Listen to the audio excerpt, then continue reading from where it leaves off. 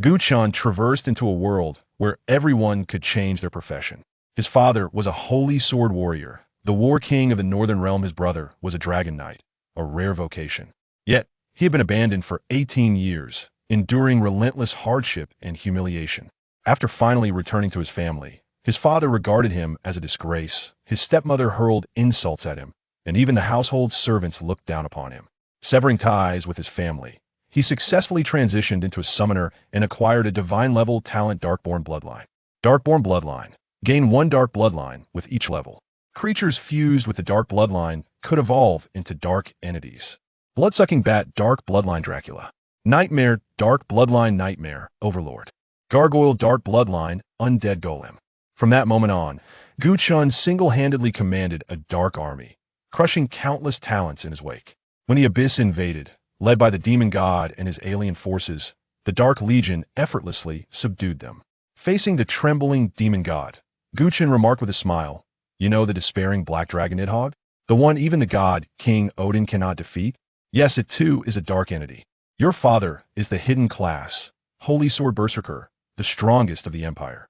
He once led the Imperial forces on the Abyss battlefield to resist the alien invasion and earned his title in a single battle. Your brother is a rare-class Dragon Knight, accepted by the prestigious academy in the capital. And you, with the lowest talent rating, you failed the transition ceremony and lack even the qualification to participate in the academy's assessment? You wretched fool, you've brought shame upon the Gu family." In the oppressive hall, Gu Chen listened to the furious voices around him. A flood of memories suddenly surged into his mind. He had traversed. This was a world invaded by the Abyss, where humans could become professionals upon reaching adulthood. As the legitimate heir of the northern royal family, with a mere word from his father, he could command all the resources of the 7 cities in the north.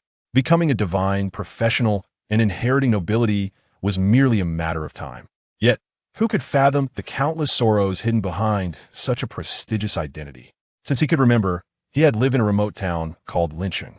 To support his education, the couple who adopted him worked themselves to exhaustion and eventually passed away. However, in their final moments, they entrusted him with all their savings and urged him to excel at Lincheng's top high school, to become a professional. In this world, those born from the lower echelons had but one path to alter their fate, to become a professional. At 15, Gu Chen excelled and gained admission to Lincheng's top high school, embarking on his journey to learn the fundamentals of professional life. However, the high school experience he yearned for was far from the idyllic dream he had envisioned. Due to his impoverished background and lack of support, he was perpetually ostracized and bullied by his peers. The harder he tried, the more miserable his existence became. Under such oppression, his mindset shifted and he gradually abandoned all hope for this world. Yet, just last month, a couple approached him. It was then that Gu Chen learned of his true lineage. The man before him was his father, Gu Qingfeng. The elegantly dressed woman beside him was his stepmother, Qing Yun. As for his biological mother, she had passed away shortly after his birth. He bore no grievances for the injustices he had suffered over the past 18 years. He simply understood that he was no longer an orphan, he had family now. He soon discovered that after his mother's death, the abyssal aliens invaded the divine Xia Empire. At that time, Gu Qingfeng had military orders and could only leave his young son with the farming couple in Lincheng. What was thought to be a brief absence of 3 to 5 years turned into an 18-year delay. Therefore, this was the first time Gu Chen had met his father since he could remember. After hearing these explanations, his heart swelled with mixed emotions.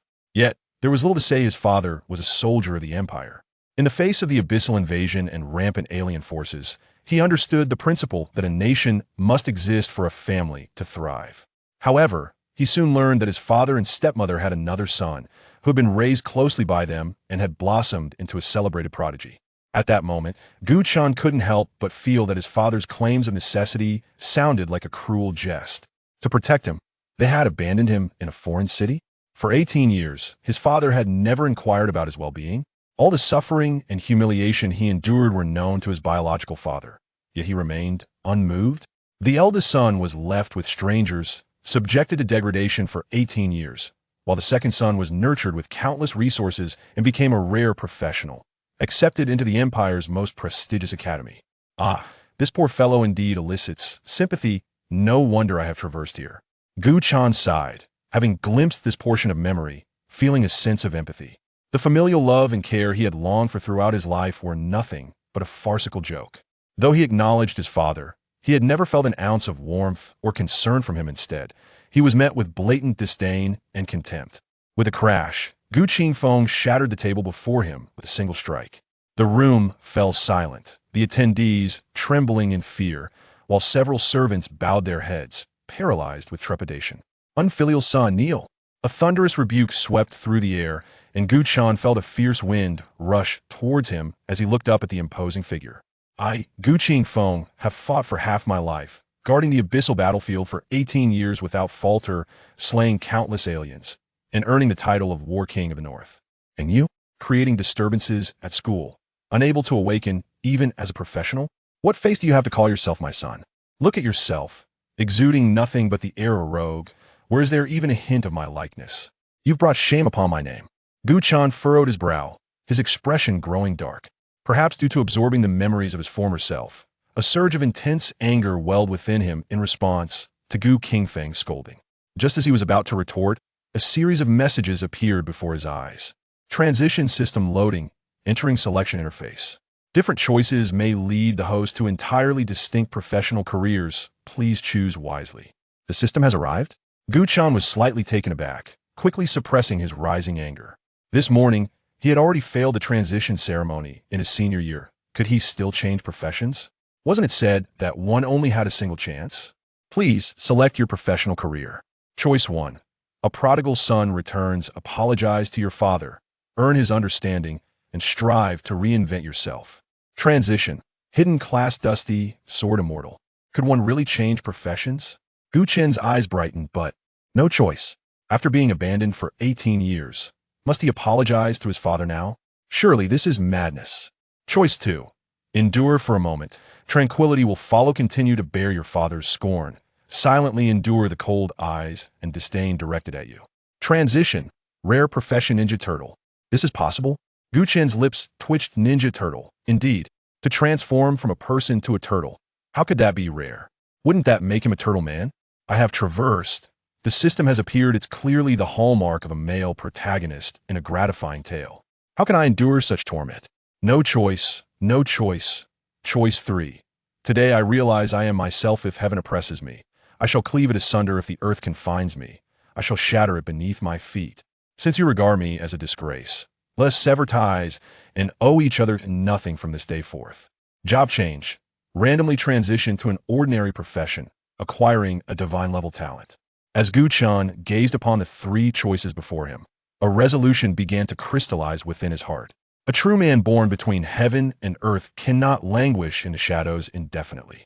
For 18 years, I have received not a modicum of kindness from the Gu family. Living in solitude, vulnerable to the whims of others, merely surviving at the bottom is no small feat. And yet, in the end, you dare to claim I have brought you shame? Very well.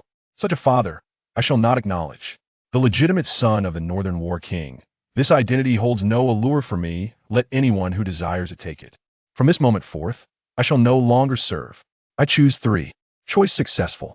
You may now randomly transition to an ordinary profession. Upon job change, you will acquire a divine level talent. A divine level talent. Anticipation surged within Gu Chen's heart. Though it may merely be an ordinary profession, with the blessing of a divine level talent, surely my future achievements shall be remarkable.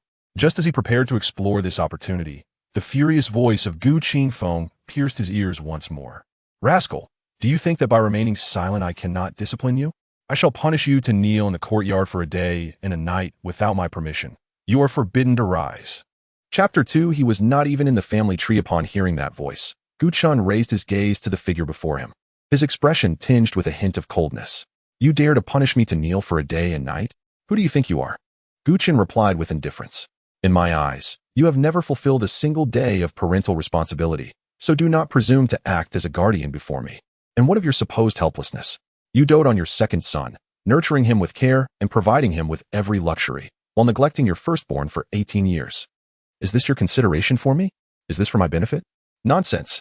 Gu Qingfeng's face flushed with anger, yet he found himself at a loss for words.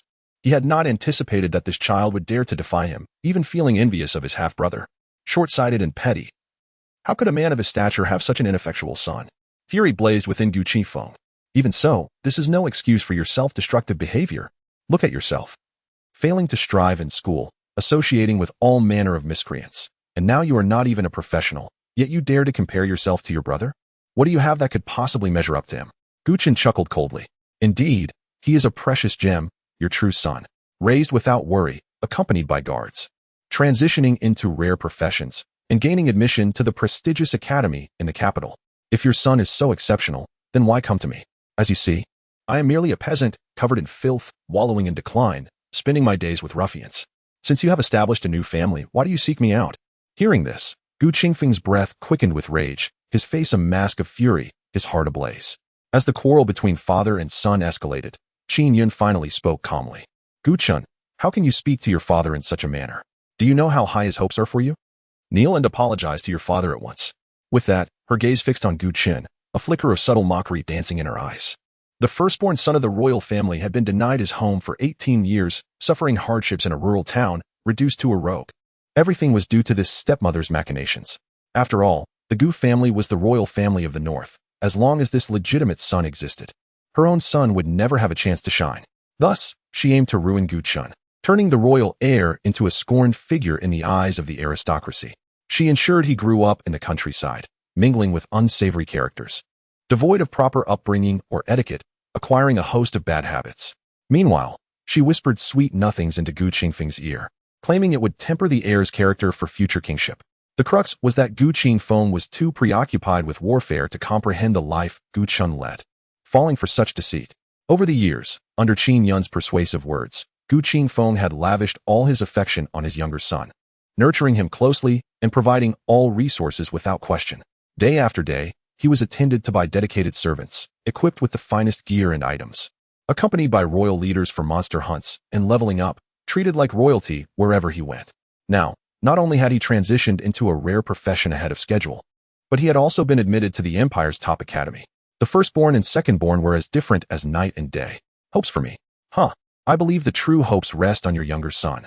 Gu Chen scoffed, his face a mask of disdain. What is this attitude? Gu Qingfeng glared, rebuking him. To defy your parents and show such disrespect, what difference is there between you and those common ruffians? With such abysmal talent and failure in transitioning, what face do you have to compare yourself to your brother? In what way can you possibly measure up? Indeed, he is the favored son of heaven. How could I compare? Gu Chen retorted mercilessly. From the very first moment you laid eyes on me, you looked down upon me. Aside from your constant blame and insults, you have never shown an ounce of concern for my well-being. In your eyes, your son should be like him, an extraordinary genius, not a worthless failure like me. I am merely a lowly commoner from the countryside, unworthy of your noble identity as the war king of the north. Henceforth, consider me no longer your son. Is that acceptable? At this proclamation, the hall fell into a profound silence. Gu Qingfeng's eyes ablaze with fury. Qin Yun's eyes glimmered with satisfaction as she sternly admonished, Gu Chen, who allowed you to speak to your father in such a manner? Kneel and apologize at once. Observing the mockery in Qin Yun's eyes, Gu Chun remained indifferent. Kneel? This is merely an attempt to suppress me, to solidify your position as matriarch. If I kneel, it implies I fear my stepmother, and from that moment on, even servants would look down upon me. Huh, you want me to kneel? What are you? Gu Chen scoffed. Even if I am unremarkable, I am still the legitimate son of the royal family of the north. You, a mere concubine, have no right to dictate to me. The moment these words left his lips, Qin Yun's expression darkened profoundly. The term concubine had always been a thorn in her side. For many years, no one dared to refer to her in such a manner. Now, publicly humiliated by Gu Chun, her dignity as a princess was shattered. Qin Yun's eyes widened, a fierce killing intent flickering within, but with Gu Qingfeng present, she could only stifle her rage. Chinner, regardless, I am your stepmother. How can you? Enough. Spare me your pretense. Gu Chen interjected coldly. From the start, you have never regarded me with any respect, and now you feign concern?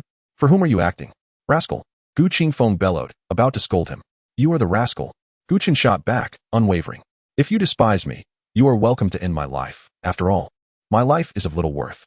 But remember, for 18 years, you have provided me with no nurturing whatsoever. Even if I am of no use, you are in no position to scold me. If you believe I bring you shame, then from this day forth, I sever all ties with the Gu family, and we shall have nothing further to do with one another. Let us part ways, never to meet again. Upon hearing this, Qin Yun's eyes widened in shock, followed by an overwhelming joy. Then, Her expression shifted as if she had made a decision deep within her heart. "Chinner, you mustn't." Chen stepped forward and suddenly knelt down. "Chinner, your aunt kneels before you. You are the legitimate son of the Gu family. The royal family of the north needs you to inherit the throne. How can you sever ties with your family?" Kneeling before one's child in such a manner was an act of profound treachery, threatening to ensnare him in dishonor. If word of this spread, his reputation would be irreparably tarnished. Chen coldly observed the scene, recalling the rumors he had heard upon first arriving at the Gu family. Throughout the entirety of Gubei City, who did not speak of how splendid the little Chen was as a stepmother? This single kneel would ensure that the royal family of the north would no longer have a place for him. This kneel would undoubtedly lead to a change in the heir to the throne. This kneel left him utterly isolated. The python swallows the dragon. This was indeed the python swallowing the dragon. The stepmother was the python, and the genius younger brother was the sparrow. Witnessing this, Gu Qingfeng's fury surged uncontrollably. "Rebellious! This is nothing short of treachery. You wretched child! I am your father. You cannot insult me. To humiliate your stepmother in public? To sever ties with the Gu family? Do you not realize your own worth? Without my protection, what are you?" "Huh? Your protection?" Gu Chen scoffed. "Rest assured, your identity as the war king of the north is illustrious. I would not dare tarnish your reputation." With a cold sneer, Gu Chen turned his back and departed. "Get lost. Let him go. From this moment on, I shall pretend that this son never existed." After Gu Chen left, Qin Yun slowly rose to her feet, a flicker of triumph gleaming in her eyes. Today, having driven Gu Chen away, her son could rightfully ascend to the position of heir within the northern royal lineage. Gu Qingfeng's fury enveloped the entire Gu family residence, rendering all the servants mute with trepidation, trembling in fear. The renowned warlord of the north, notorious for his ferocity, would send even the most formidable foes retreating in dread. After venting his wrath, Gu Qifeng finally regained his composure, though his gaze grew increasingly complex. How could his legitimate eldest son, Gu Chen, have devolved into such a state? Was it truly a transgression to show a modicum of care towards his younger brother? Just because his brother surpassed him, did he have to defy his father, humiliate his stepmother, and forsake his family? Humph. This ungrateful wretch understands not the value of parental gratitude. I should have never acknowledged him. Seething with indignation, Gu Qingfeng turned his attention to a servant in the hall. "Steward, your majesty, how may I serve you?" "From this day forth, remove Gu Chen from the family lineage." Upon hearing this, the steward's expression shifted, revealing a hint of discomfort. "What? Do you wish to plead for that ungrateful son?" The steward quivered, shaking his head vehemently. "No, your majesty, it is just that Gu Chen's name is not even recorded in the family tree." Chapter 3. The burden of gratitude. Why is Gu Chen's name absent from the family genealogy? Gu Qingfeng was momentarily taken aback, his expression shifting to one of complexity. Over the years, engrossed in warfare, he had neglected to inscribe his son's name in the family record. Nonetheless, he thought it best to postpone the matter until after that ungrateful child acknowledged his mistakes and offered an apology. Unbeknownst to Gu Qingfeng, at that very moment, Gu Chen was aboard a train departing from Gubei City. He was returning to Lincheng, for he was a senior student at Lincheng No. 1 High School. The empire's transition ceremony would conclude within the day, and from 7 o'clock the following morning, novice dungeons across various cities would simultaneously open. For those hailing from humble beginnings, transforming their fates and becoming professionals was merely the initial step. The assessments of higher learning institutions represented the true turning point of destiny. Gaining entry into the empire's most prestigious academy in Shangjing could lead to boundless achievements in the future. To excel in the higher education assessments, one must first enter the novice dungeon, where they could gain experience by vanquishing exotic beasts and subsequently level up. The novice dungeon was only accessible for 10 days. Missing even a single day would spell irretrievable loss for Gu Chen. Therefore, the most pressing matter was to return to Lincheng No. 1 High School before 7 o'clock the next morning. Gubei City, where the Gu family resided, stood at the heart of the 7 cities of the northern border. The distance from Gubei City to the border town of Lincheng spanned over 10,000 kilometers. In his past life, even traveling at full speed on a high-speed train would take 2 to 3 days to reach. Fortunately, the trains in this world were powered by high concentrations of energy crystals. Barring any unforeseen circumstances, he would arrive in Lincheng by the early hours of the morning. In the empty train carriage, Gu Chen gazed out the window, the sun set ablaze like blood, nearly staining half the sky crimson. This world was plagued by exotic beasts and ceaseless conflict, leaving the lands where humanity dwelled in utter disarray. Only the mightiest could dictate their own destinies. Transitioning to a profession was the sole path to becoming one of the formidable. "System, I wish to transition," Gu Chen silently intoned in his mind. Among the options presented by the system, he selected the third one, a random transition to an ordinary profession. At that moment, he was finally able to embark on his career as a professional. Transitioning to your profession. You have transitioned to the summoner profession. How did I end up as a summoner? Gu Chen's brow furrowed slightly. It is well known that summoners are the most resource-intensive profession, bar none. Had Gu Chen not severed ties with the Gu family, his father, Gu Qingfeng, the northern border war king, would have undoubtedly provided abundant resources to cultivate him into a top-tier summoner. Even becoming invincible among peers would not have been out of reach. After all, the greatest asset of a summoner lies in their summoned beasts. Only by acquiring top-tier summoned beasts or elite summoning skill books could one fully unleash the potential of this profession. Both required tremendous investment, rendering the path to becoming a summoner a dead end for commoners. Even the most basic summoning skill book, which allowed one to summon ordinary beasts, typically started at a market price of 20,000. Summoned beasts were classified into 6 categories: ordinary, fine, excellent, rare, epic, and legendary.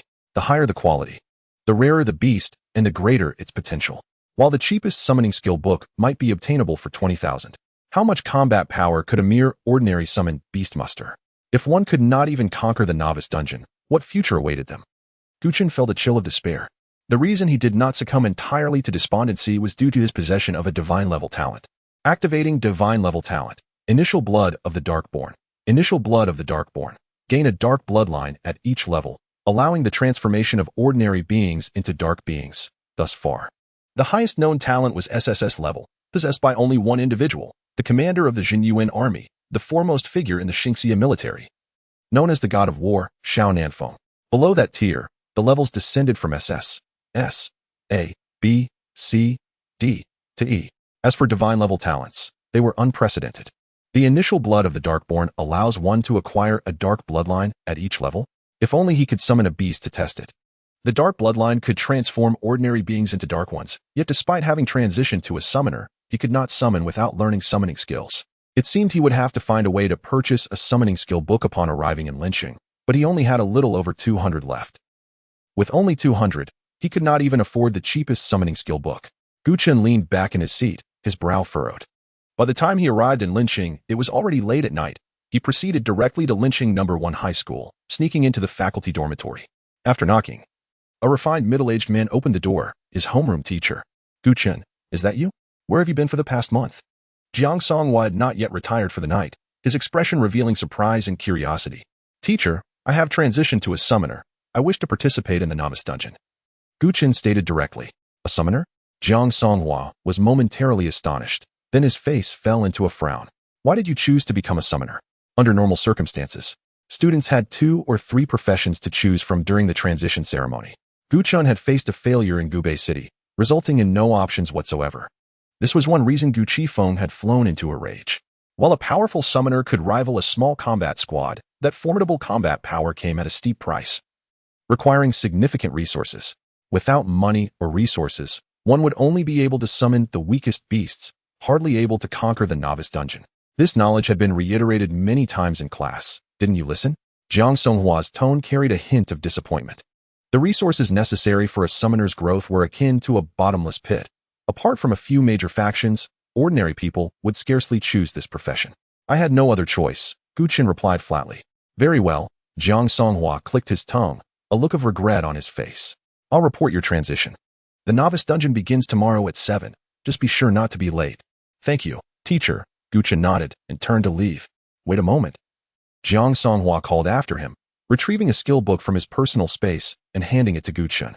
This is a fine-grade summoning book. Due to its poor quality, it has remained unsold. I thought it might suit you. Poor quality? Unsold? Gu Chen glanced at it, unconvinced. A fine-grade summoning book typically started at 50,000 in the market. How could it not sell? Gu Chen's eyes widened in disbelief as he looked gratefully at Jiang Songhua. 50,000, just given to him. The teacher must have said that to spare his pride. Gu Chen felt a surge of emotion. He had thought that after his transition to summoner, the teacher would have given up on him, but unexpectedly. Teacher, I will surely repay this kindness in the future. Repay?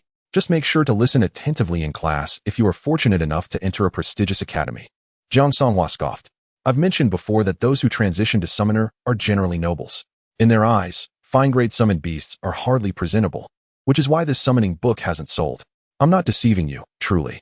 Jiang Songhua emphasized the last two words. Chapter 4. Dark Bloodline. Dracula. When Gu Chen returned to the dormitory, it was already past midnight. As tomorrow marked the opening day of the novice dungeon, many classmates had already returned home after their job transitions. Thus, apart from the dorm supervisor, the dormitory building was almost devoid of students. Only Gu Chen remained in the room, enjoying the tranquility. His gaze fell upon the summoning skill book in his hands, filled with anticipation. Skill book, Bloodthirsty Bat Summon. Level 1. Quality, Fine. Effect, Contract with the Bloodthirsty Bat. Generally speaking, the first summoned beast is of great importance, with noble summoners typically opting for rare or higher-tier summons. However, considering Gu Chen's own circumstances, this fine-quality Bloodthirsty Bat was indeed the best choice available to him.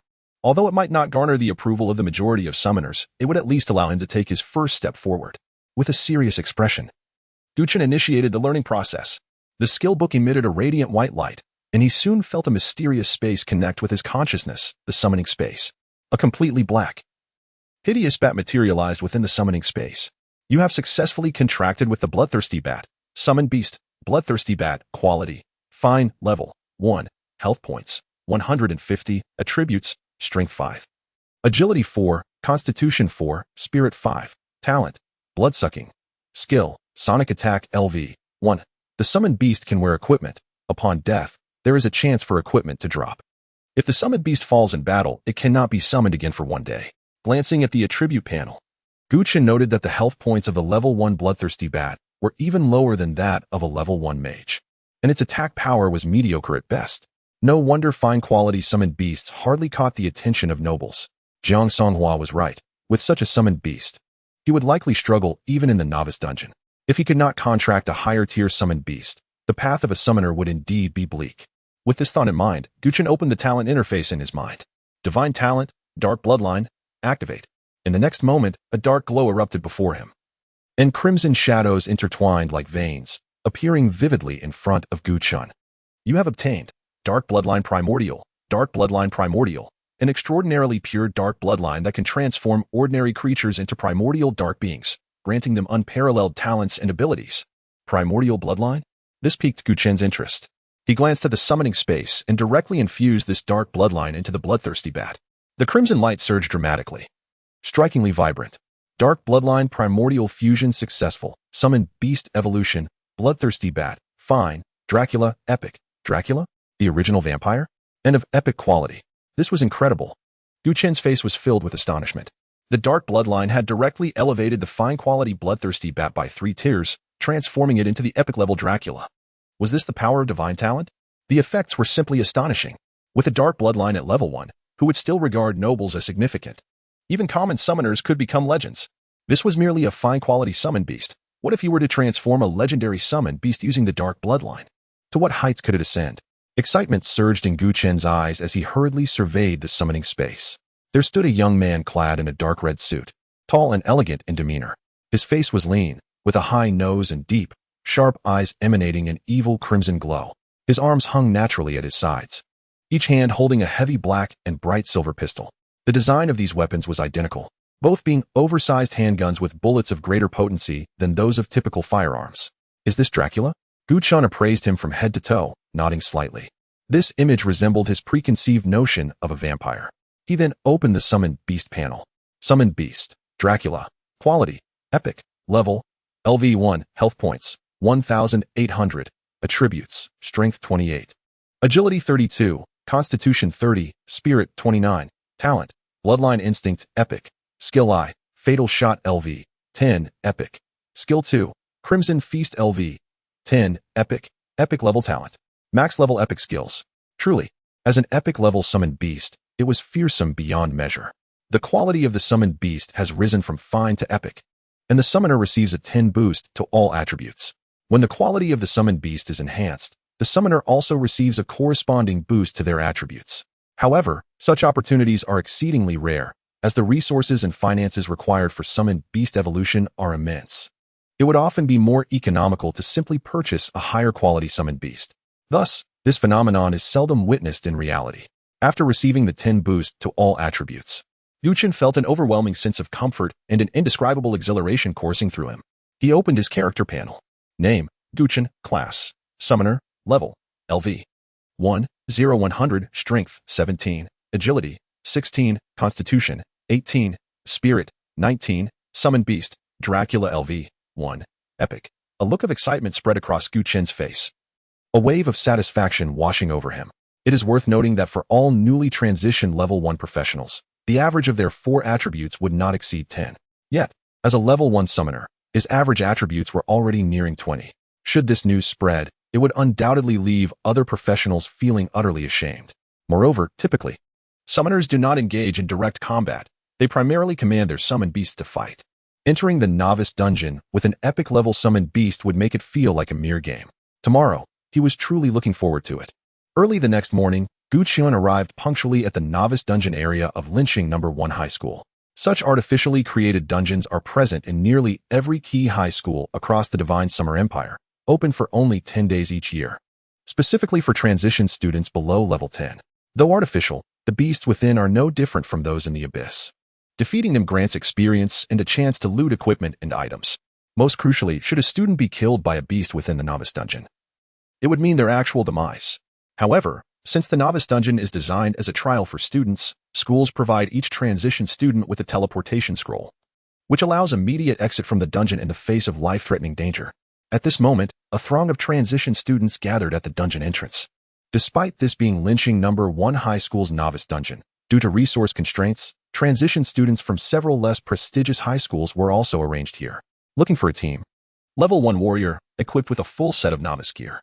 I bought 2 mini teleportation scrolls, selling them at a low price. Come and get them. Need an archer or gunslinger, priority given to those with equipment and skills. Without using any concealment items, professionals can sense each other's levels and classes through mental perception. Gu Chen glanced around. Most were conventional classes, primarily seeking teammates for cooperation, an approach strongly encouraged by the school.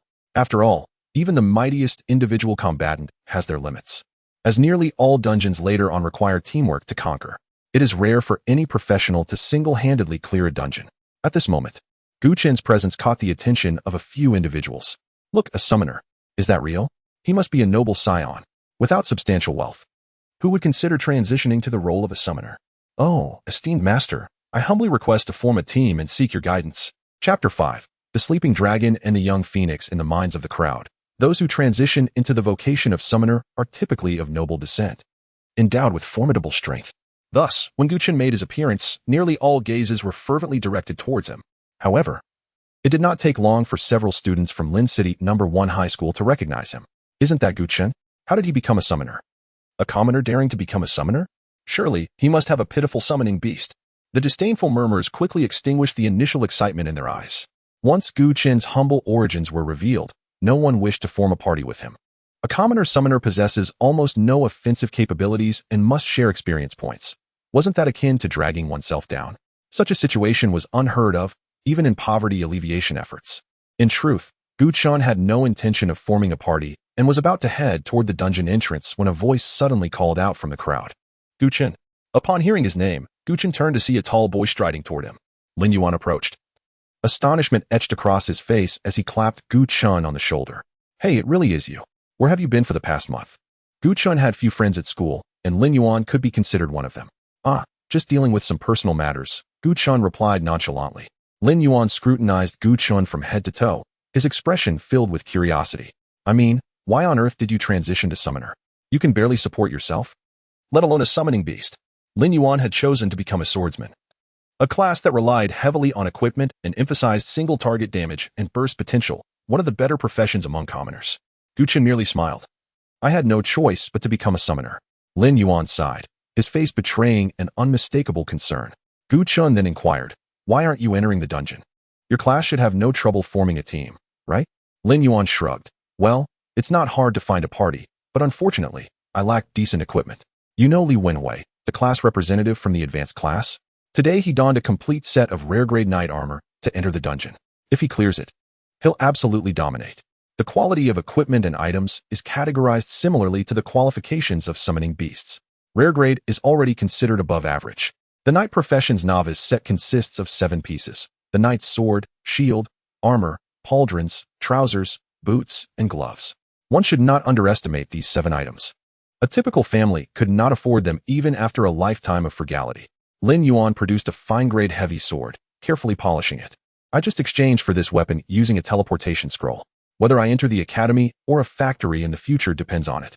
Without a teleportation scroll, entering the dungeon meant there was no retreat. It was a gamble with his life.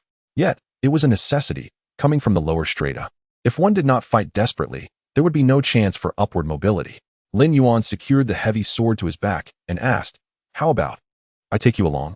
Gu Chen looked at Lin Yuan with a quizzical expression. Did Lin Yuan really need to lead him through a novice dungeon, given his combat prowess? However, upon reflection, the novice dungeon had a 5-person limit, and the more members there were, the higher the difficulty and, correspondingly, the greater the experience gained. To level up quickly, Gu Chen had initially intended to solo, but now it seemed that forming a party might yield better experience. "You have a team?" Gu Chen asked. Surprised. "Yes, Li Wenhui is the captain. I paid him 50,000 and agreed to surrender any items and equipment obtained in the dungeon for him to accept me." "Just wait a moment while I ask Li Wenhui to add you to the team." "Add me?" Gu Chen questioned. "Don't worry, I'll tell him right now. If he refuses to add you, I'll just leave the team." Lin Yuan sent a message to Li Wenhui, requesting that he include Gu Chen in the team. Shortly after, he received a reply. "Li Wenhui has rejected your request and removed you from the team." "Damn, he kicked me out. Was it just for adding one person? What the hell?" Lin Yuan's expression fell instantly. Gu Chen sighed. It was expected. One was merely a swordsman with a heavy sword, and the other a commoner summoner. Any regular team would find it hard to accommodate even one of them, let alone both. What team would accept them? The captain would have to be extraordinarily talented to consider it. "Let's recruit our own members," Gu Chen suggested. "I'll say that a summoner is looking for 4 teammates to challenge for an SSS rating." Lin Yuan's face froze. "Are you joking? An SSS rating would provide extra points for assessments at the academy. Don't underestimate those points. The academy assessments are fiercely competitive, and even a single point can separate thousands of applicants. If a team of transitioning students achieves an SSS rating, the likelihood of its members gaining admission to prestigious academies would skyrocket, potentially even leading to guaranteed placements." Coincidentally, Lin City No. 1 high school had a quota for guaranteed admission to the capital S Academy. Faced with Lin Yuan's skepticism, Gu Chen smiled faintly, believe it or not. Lin Yuan's expression flickered between doubt and belief, but ultimately, he chose to trust Gu Chen. He then shouted to those around him. "The Great Summoner is seeking 4 teammates to challenge for an SSS rating. Those who wish for guaranteed admission, hurry."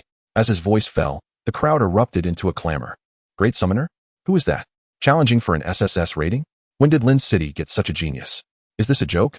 I heard it's a transitioning student from Lin City No. 1 high school, a commoner summoner? What a laugh. Uffed. This one is aiming for an SSS rating? If he can pass, I'll stand on my head and defecate."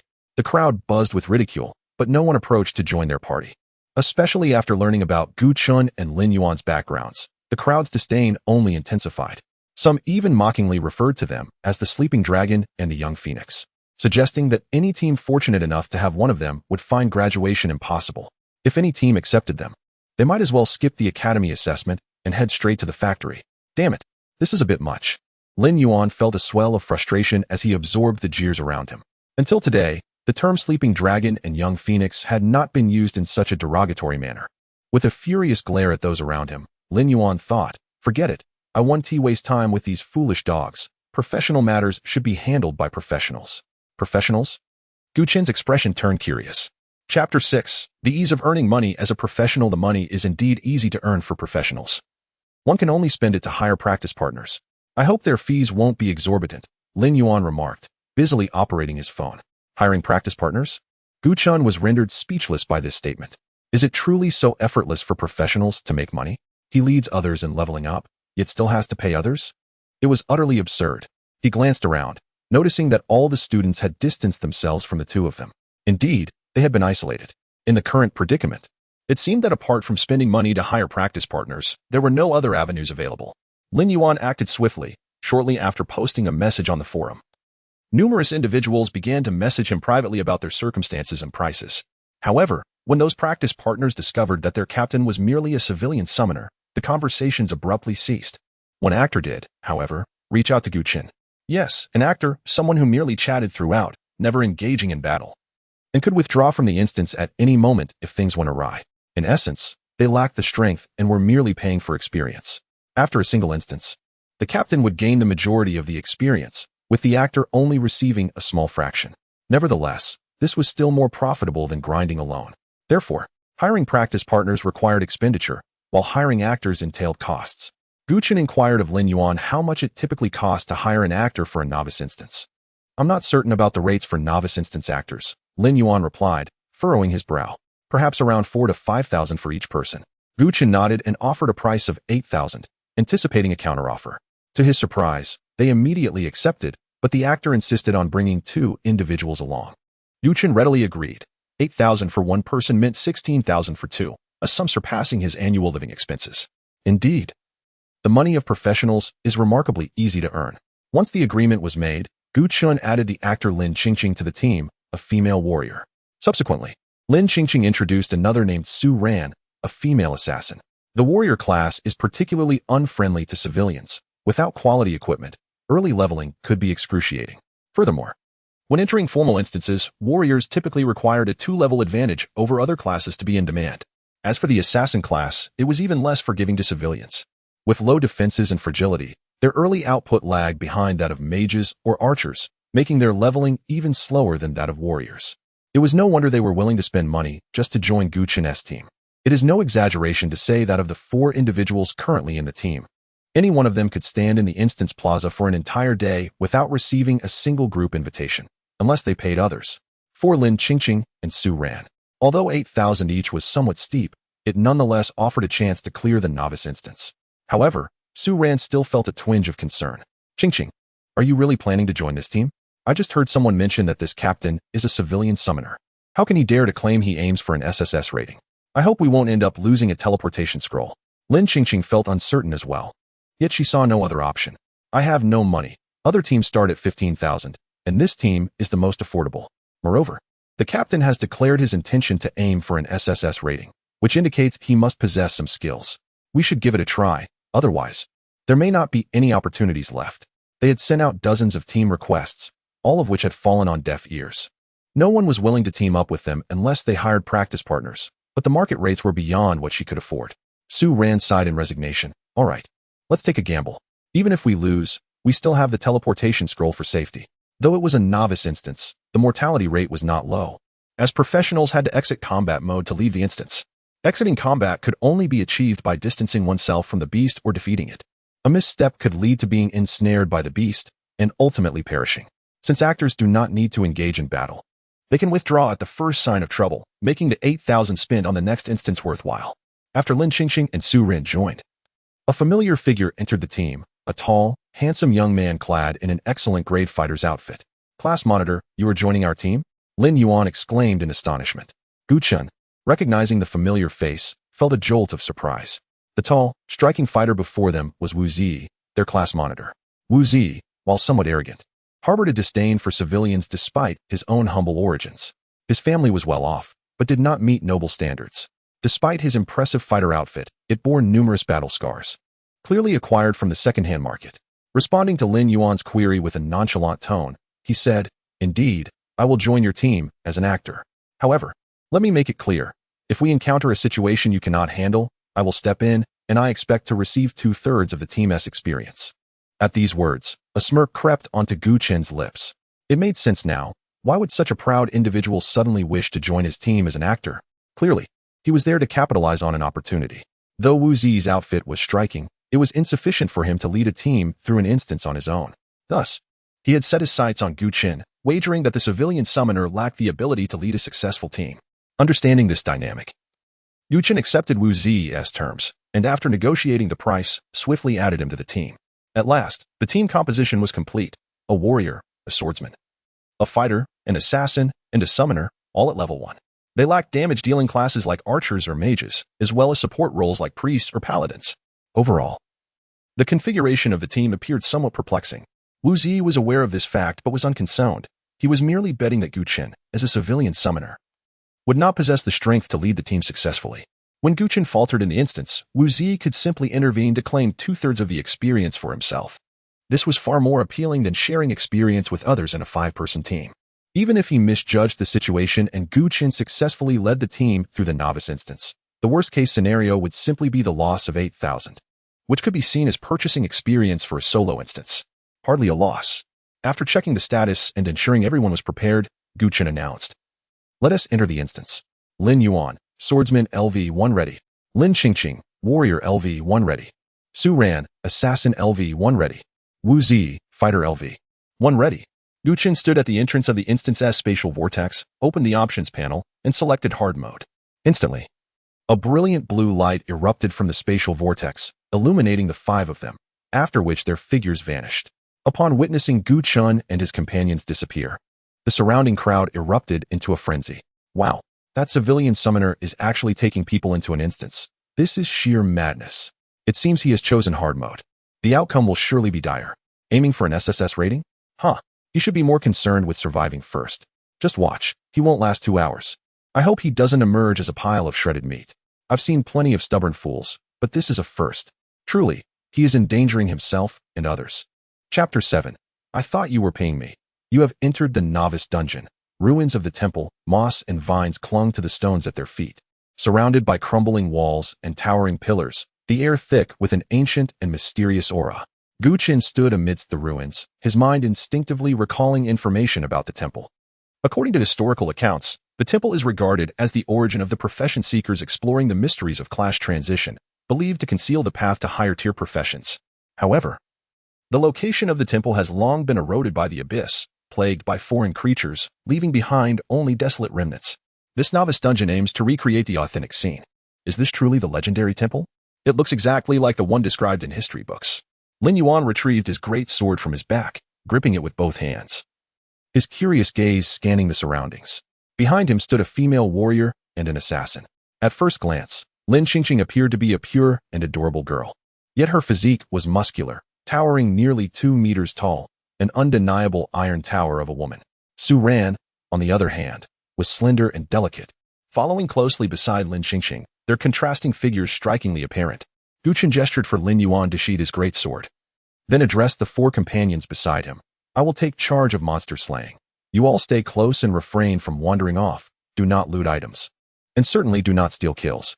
This is the self-discipline expected of actors. Should there be any issues? No problem. Su Ran inquired. But are you seriously aiming for an SSS rating as a summoner? Gu Chen smiled faintly, raising his hand as the contract glyph materialized. A tall figure, cloaked in dark red robes, emerged before them, exuding an aura of cold malevolence.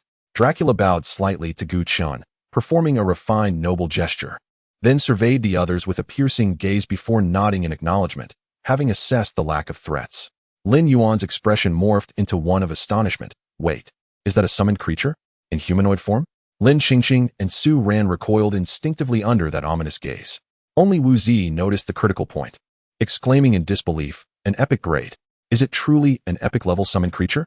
He glanced at his own average attributes, which barely exceeded 15 points with his equipment bonuses. In contrast, Dracula's average attributes approached 30 points, nearly double his own. Did this mean that this summoned creature could easily overpower him? Realizing this, Lin Yuan examined the summoned creature's data. Silently shouldering his greatsword, his expression incredibly complex. An epic-level summoned creature. In a small place like Ling City, that could be considered the pinnacle of existence. Lin Yuan marveled. Wait, you are genuinely pursuing an SSS rating? Gu Chen turned to him. What do you think? Lin Yuan chuckled awkwardly. I thought you were just PUAing me. Lin Qingqing. I thought so too. Su Ran. Same here. Gu Chen. At that moment, a heavy thudding echoed from behind the dilapidated doors. Emerging from the ruins were corpses clad in tattered armor, wielding long swords. Foreign creature, fallen guardian, level 1 health, 500 attributes, strength 9, agility 7, constitution 9, spirit 7, skill, heavy strike. These were the warriors who once protected the temple before the abyss invasion, now transformed into their current state due to contamination after death. Although these were merely the first wave of monsters with low attributes, their numbers were formidable, suddenly blocking their path with 7 or 8 appearing at once. Lin Yuan, Lin Qingqing, and the others wisely stepped back a few paces, creating distance from Gu Chen and entering observation mode. Gu Chen's face remained calm as he spoke indifferently. Kill. Dracula swiftly loaded his dual pistols, the massive black barrels aiming ahead, and without hesitation, pulled the trigger. Mortal shot. Dracula's dual pistols are loaded with large-caliber explosive bullets, dealing critical damage upon hitting vital points. Bang! The gleaming explosive bullet struck the foremost guardian. Crack! The fallen guardian's head exploded like a shattered watermelon. Thick black blood splattering everywhere. Kill fallen guardian LV. 1, experience 8. What the hell? Wu Zi, usually self-important, exclaimed with a curse.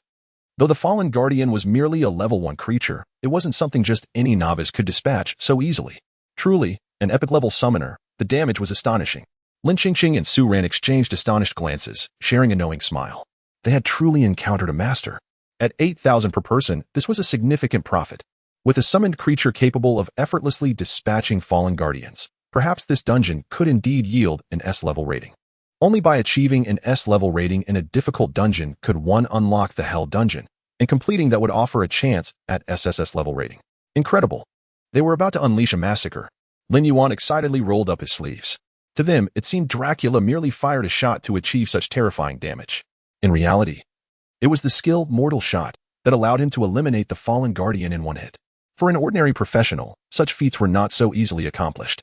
The fallen guardians were undead creatures, highly resistant to physical attacks, boasting 500 health points, and clad in armor, far from being a target for novices to dispatch. The first wave of fallen guardians numbered 13, with strategy suggesting a kite tactic, drawing 1 or 2 monsters while retreating and attacking, which would take approximately 40 minutes. However, within a mere minute, Dracula had already fired 3 shots, each a headshot, effortlessly taking down 3 fallen guardians in succession. If not for the skill cooldown, the first wave would have already been cleared. Such damage was astonishing. Was this still a summoner? How could he be so powerful? Lin Qingqing could not help but exclaim. Her worldview utterly shattered. Wu Zi scoffed, unimpressed, stating, "It's normal. Primarily, it's the epic-level summoned creature that's formidable. If I had an entire set of epic gear, I could solo the dungeon." Implicit in his words was the notion that Gu Chun achieved this solely due to his summoned creature. Lin Yuan, with a mischievous grin, chimed in. So the real question is, where is your epic gear? Wu Zi faltered, falling silent. If he possessed epic gear, would he still be standing there? His gaze fell upon Gu Chen's silhouette, a hint of confusion surfacing in his eyes. An epic-level summoned creature was worth a fortune. Not even the class leader Li Wenwei could afford one. How did this commoner, Gu Chen, manage it? Meanwhile, Dracula moved like a specter, fearlessly charging forward.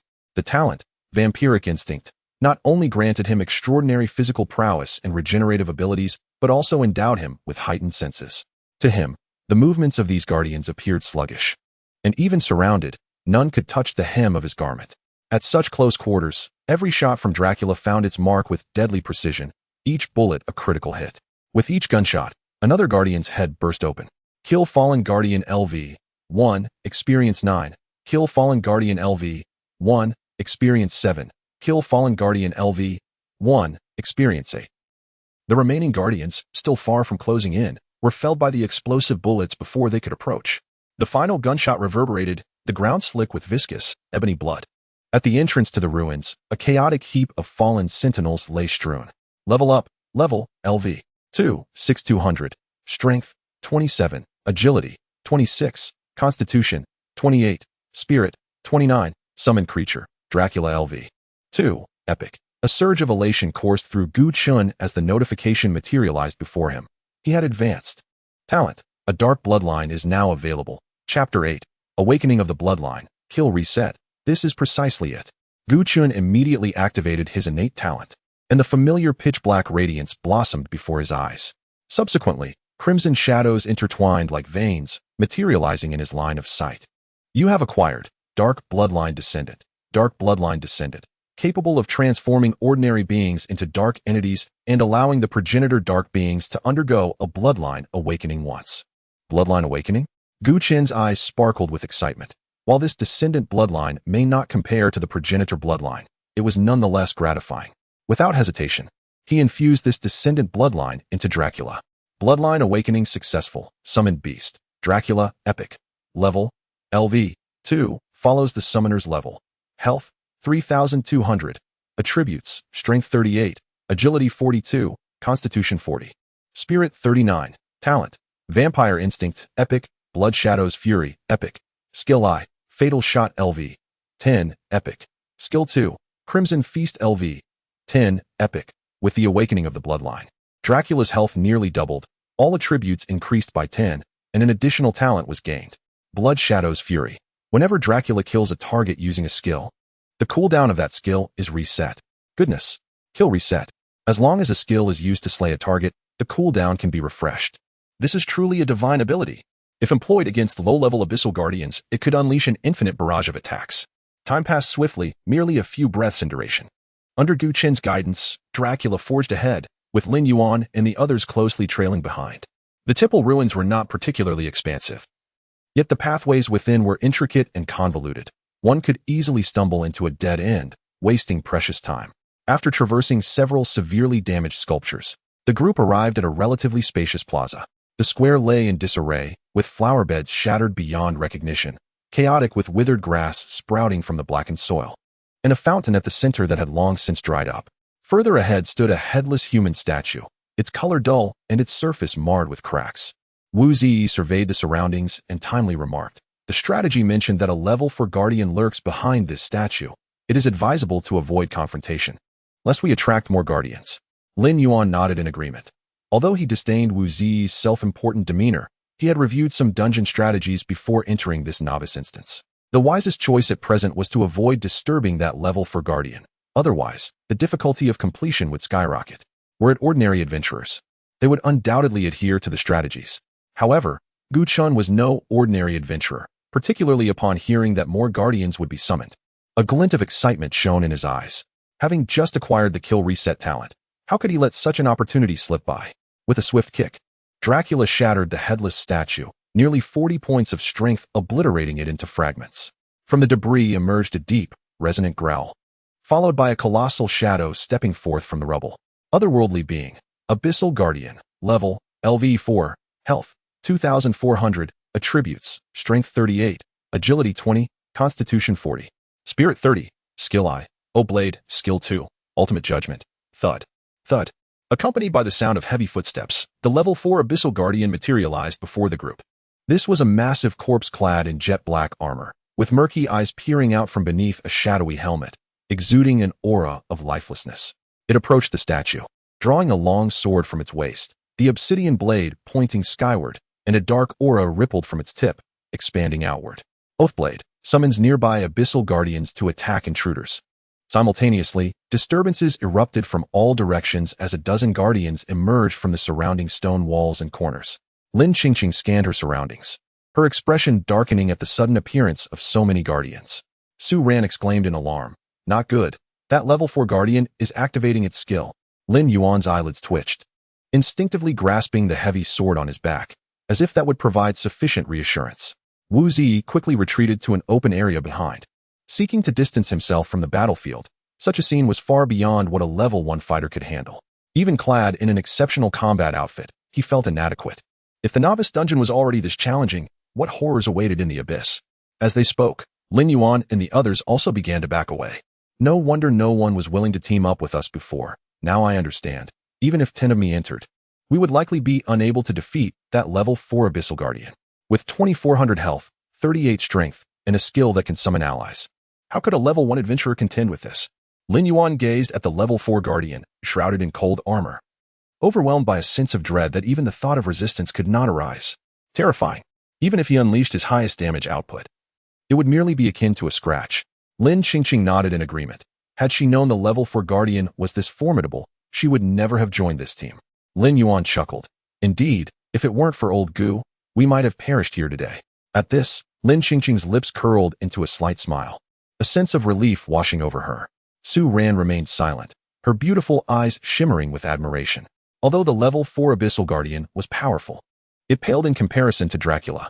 The dark crimson figure darted like a specter among the dozen guardians, unleashing fire from the black and silver heavy pistol. With each shot fired, another guardian fell to the ground. Coupled with Blood Shadow's fury, granting a kill reset, there was no need to wait for skill cooldowns. Within mere breaths, a substantial number of low-level guardians perished. Thank goodness we have a summoner. If this were a regular level 1 adventurer team, they would likely be wiped out by that level 4 Abyssal Guardian.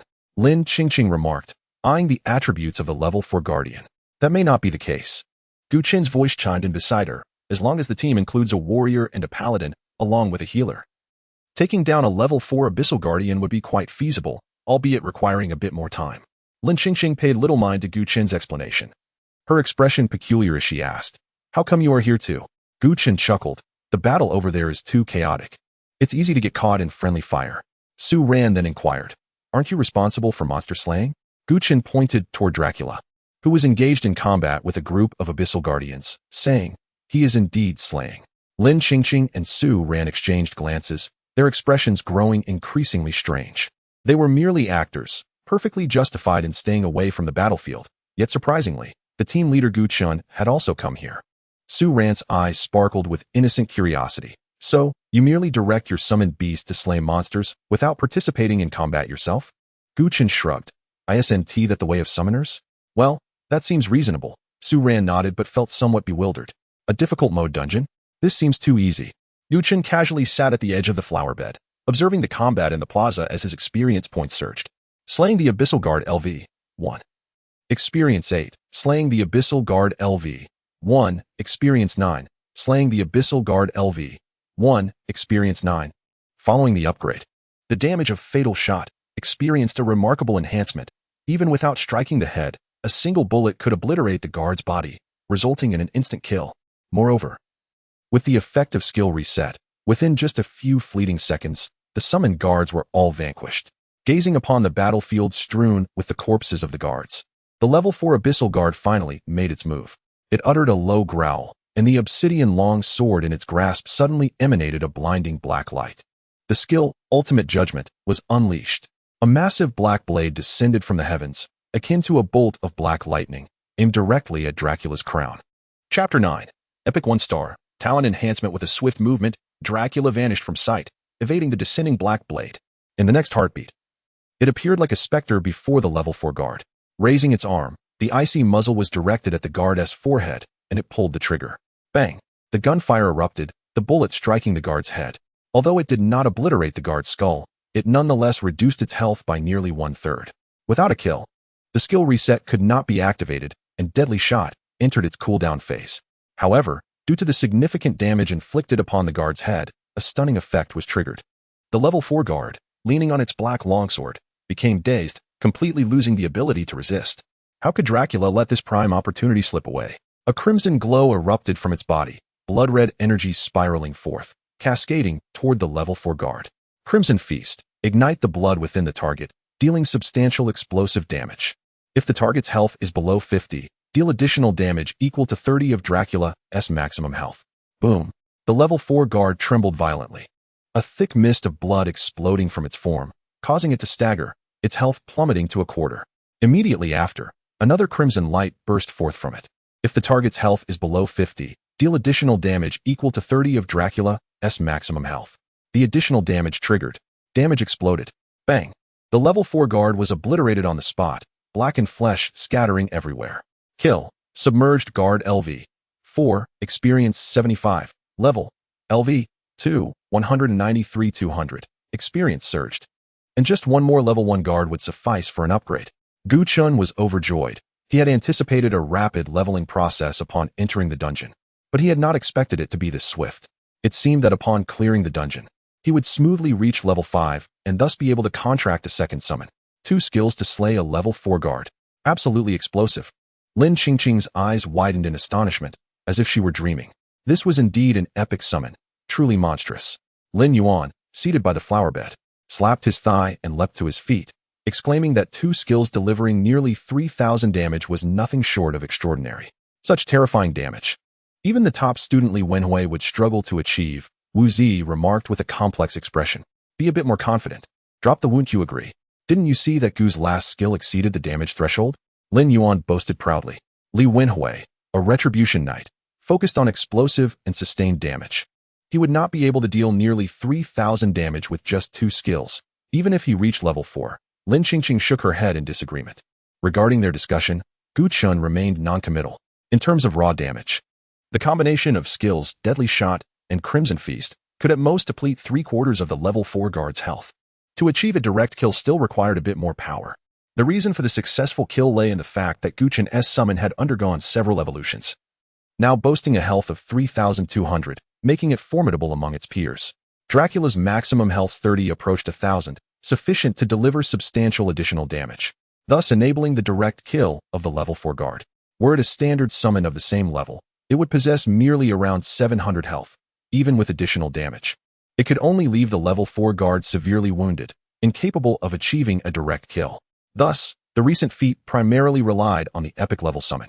After surveying the battlefield and confirming that no equipment or items had dropped, Chen led the group deeper into the ruins of the temple.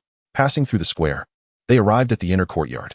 Dracula took the lead, raising its weapon to swiftly eliminate a guard wandering within the courtyard. Kill. Submerged guard LV1. Experience 8. Level up. Level LV3. 386. Strength 37. Agility 36. Constitution 38. Mentality 39. Summon. Dracula LV. 3. Epic. Talent. Currently available. 1 Dark Bloodline. Upon witnessing this notification, excitement surged within Chen. Positioned conveniently between the square and the inner courtyard. With no imminent danger, he activated his talent, the familiar crimson light flickering into view. You have acquired Dark Bloodline First Generation. Dark Bloodline First Generation can transform ordinary beings into dark entities and allows first-generation dark beings to fuse bloodlines for a star upgrade. Upgrading a summon equated to a minor evolution. Without hesitation, Chen proceeded with the fusion. Bloodline fusion successful. Summon upgrade. Dracula Epic. Dracula Epic. Level LV. 3. Follows Summoner S level. Health 4200. Attributes: Strength 58, Agility 62, Constitution 60, Mentality 59. Talent: Bloodline Instinct, Epic. Blood Shadow Fury, Epic. Skill I, Deadly Shot LV. 10, Epic. Skill 2, Crimson Feast LV. 10, Epic. Talent: Bloodline Instinct, Enhanced Bloodline Instinct. Blood can grant bloodlines greater physical prowess and recovery capabilities. Each kill grants Dracula 10 permanent health points. Epic 1 star. All attributes 20. Health surpassing the 4,000 threshold. Most importantly, the talent Bloodline Instinct received an enhancement post-upgrade. Gaining 10 permanent health points per kill was a testament to its formidable power. Excitement flared in Chen's eyes. Now at level 3, just imagine the terrifying health Dracula would possess at level 10. What about at level 30? Or 50?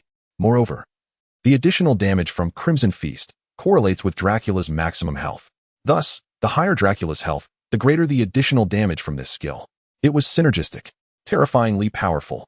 One could envision how this skill would continuously strengthen alongside Dracula's growth, with no upper limit. Once health reached a certain height, even defeating a boss in a single strike would become a possibility. Post-upgrade, Dracula's strength increased, enabling it to annihilate level 1 guards with ordinary attacks. Utilizing Deadly Shot, it could eliminate level 2 guards with ease. In encounters with level 3 guards, it would resort to the Mozambique drill. 2 shots to the chest, 1 to the head. Even deities would shake their heads in disbelief. As for level 4 guards, apart from the one felled earlier in the square, no others were encountered. In the inner courtyard, the onslaught continued unabated, with an astonishingly rapid pace in defeating monsters. Killing a level 1 guard granted 8 experience, a level 2 guard 16 experience, a level 3 guard 35 experience, and a level 4 guard 72 experience. This was merely an average. The actual experience gain would fluctuate around these values, not deviating significantly. After an hour of slaying, the group reached the end of the corridor from the inner courtyard. The journey had taken longer due to the convoluted navigation, intermittent stops, and the time required for guards to respawn. Without these factors, they likely could have concluded their endeavor in half an hour. Now, the group stood before the entrance of the main hall. The moment to confront the boss had finally arrived. Chen, with a solemn expression, pushed open the heavy double doors and stepped inside the hall. Chapter 10. Can you take me along? The main hall serves as the heart of the temple. Adorned with exquisite architectural style and decoration, yet it now lies in ruins. The statues and deities that once graced its interior have suffered extensive damage, rendering them unrecognizable and in disarray. As Chen and his companions stepped into the hall, a layer of indistinct black mist began to rise from the surroundings, followed by heavy footsteps echoing from the back of the main hall. Thud, thud. The light dimmed, and a slight tremor coursed through the ground, as an unprecedentedly powerful presence slowly approached. Lin Yuan instinctively climbed atop a half-broken statue, perching himself on a shattered shoulder, thereby voluntarily withdrawing from the battlefield. Observing this, the others also scrambled to ascend higher. Although the area of the main hall was vast, one could never be certain where guards might appear. A competent actor knows that the first rule is to steer clear of combat. Chen was not idle either. His attributes had significantly increased, allowing him to effortlessly scale to the top of a pillar. From this vantage point, he could survey the entire scene below. Behind the main hall, a towering figure nearly 3 meters tall surged forth. Alien race, Abyssal Guardian, level LV5, health 2,900. Attributes: Strength 48, Agility 29, Constitution 48. Spirit 37, Skill I. Oathblade, Skill 2. Ultimate Judgment, a level 5 guardian with nearly 3,000 health. The enormous figure brandished a black longsword, charging towards Dracula. Without hesitation, Dracula raised his gun and fired. The ordinary bullets proved formidable, striking the guardian's head in rapid succession. Bang, bang, bang. Dracula's agility had reached 60, surpassing that of a level 5 assassin. In a single breath, he emptied 2 magazines, depleting 1/5 of the guardian's health. The skills intertwined seamlessly. Deadly shot unleashed high explosive bullets that whistled from the barrel, akin to a flash of bright silver lightning, striking directly at the guardian's brow. Though not a headshot, the guardian's health plummeted to half. As before, the immense damage triggered a stunning effect. The guardian halted mid-charge, momentarily frozen in place. Without a moment's pause, Dracula activated Crimson Feast, his form enveloped in a swirling crimson energy that collided with the guardian's chest. A burst of damage erupted, followed by a second wave of additional damage. Bang! The guardian trembled violently, its health entirely depleted, exploding into a mass of blackened flesh. Kill Abyssal Guardian LV 5. Experience 113. Incredible. Lin Yuan, perched upon the shoulder of a statue, wore a face full of astonishment. This level 5 guardian had been detailed in the strategy guide, indicating that the only way to tackle it was through careful maneuvering, given its nearly 3,000 health and strength nearing 50. Once ensnared, the entire party would face annihilation. Yet, Dracula had effortlessly dispatched it with a combination of basic attacks and skills, not even allowing the guardian a chance to retaliate. At that moment, all notions of extreme positioning and tactical kiting seemed trivial in the face of absolute power. Lin Yuan marveled internally. Indeed, the epic summoner was fearsome beyond measure. Not even Li Wenwei, the top student of the elite class, nor the most gifted practitioners of Ling City could achieve such prowess. With the level 5 guardian defeated, the low-level guardians that were supposed to spawn alongside it finally emerged. From every conceivable corner, figures clad in cold armor began to appear. Bang! The first guardian stepped forth, only to be met with a bullet to the head. Bang! Bang! Bang! With dual pistols in hand, Dracula stood amidst dozens of guardians, firing continuously. None could breach the 3-meter radius around him. The moment one approached, it was met with a fatal shot. The speed of the kills was staggering. This was a veritable bloodbath. As all the guardians fell, an upgrade notification appeared before Chen. Level up, level, LV. 4, 1680. Strength, 47. Agility, 46. Constitution, 48. Mentality, 49. Summoned Beast. Dracula LV. 4. Epic. Talent. You can currently obtain a dark bloodline. Excitement flickered across Chen's face. The first wave of monsters had been completely cleared, leaving no room for hesitation as he activated his talent. You have obtained Dark Bloodline Royal Blood. Dark Bloodline Royal Blood can transform ordinary beings into dark entities and can promote the initial dark entity's wants. This could elevate the initial bloodline. What a treasure! It appeared that the royal bloodline corresponded to the legendary tier, while the initial bloodline aligned with the epic tier, and the descendant bloodline corresponded to the rare tier. Chen contemplated upgrading Dracula to a legendary summoner, but a thought struck him. Such an action might be premature.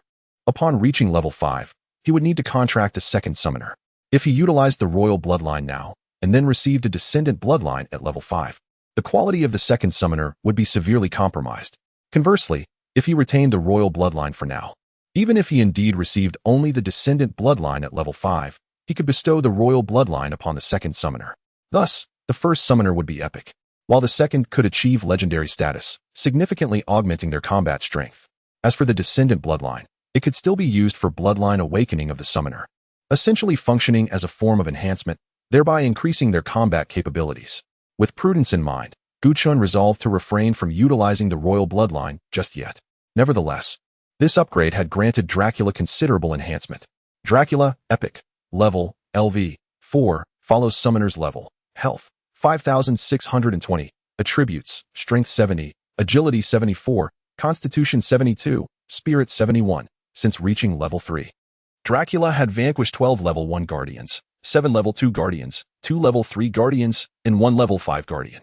Consequently, of the 5,620 health points, 220 had been acquired through kills. Though modest, it could accumulate over time. In addition to the increase in health, this upgrade also conferred 12 points to all attributes. With these heightened attributes, his basic attacks, skills, and attack speed all saw improvement. Now, a casual shot from Dracula could eliminate a level 2 Guardian, while deadly shot could instantaneously dispatch a level 3 Guardian.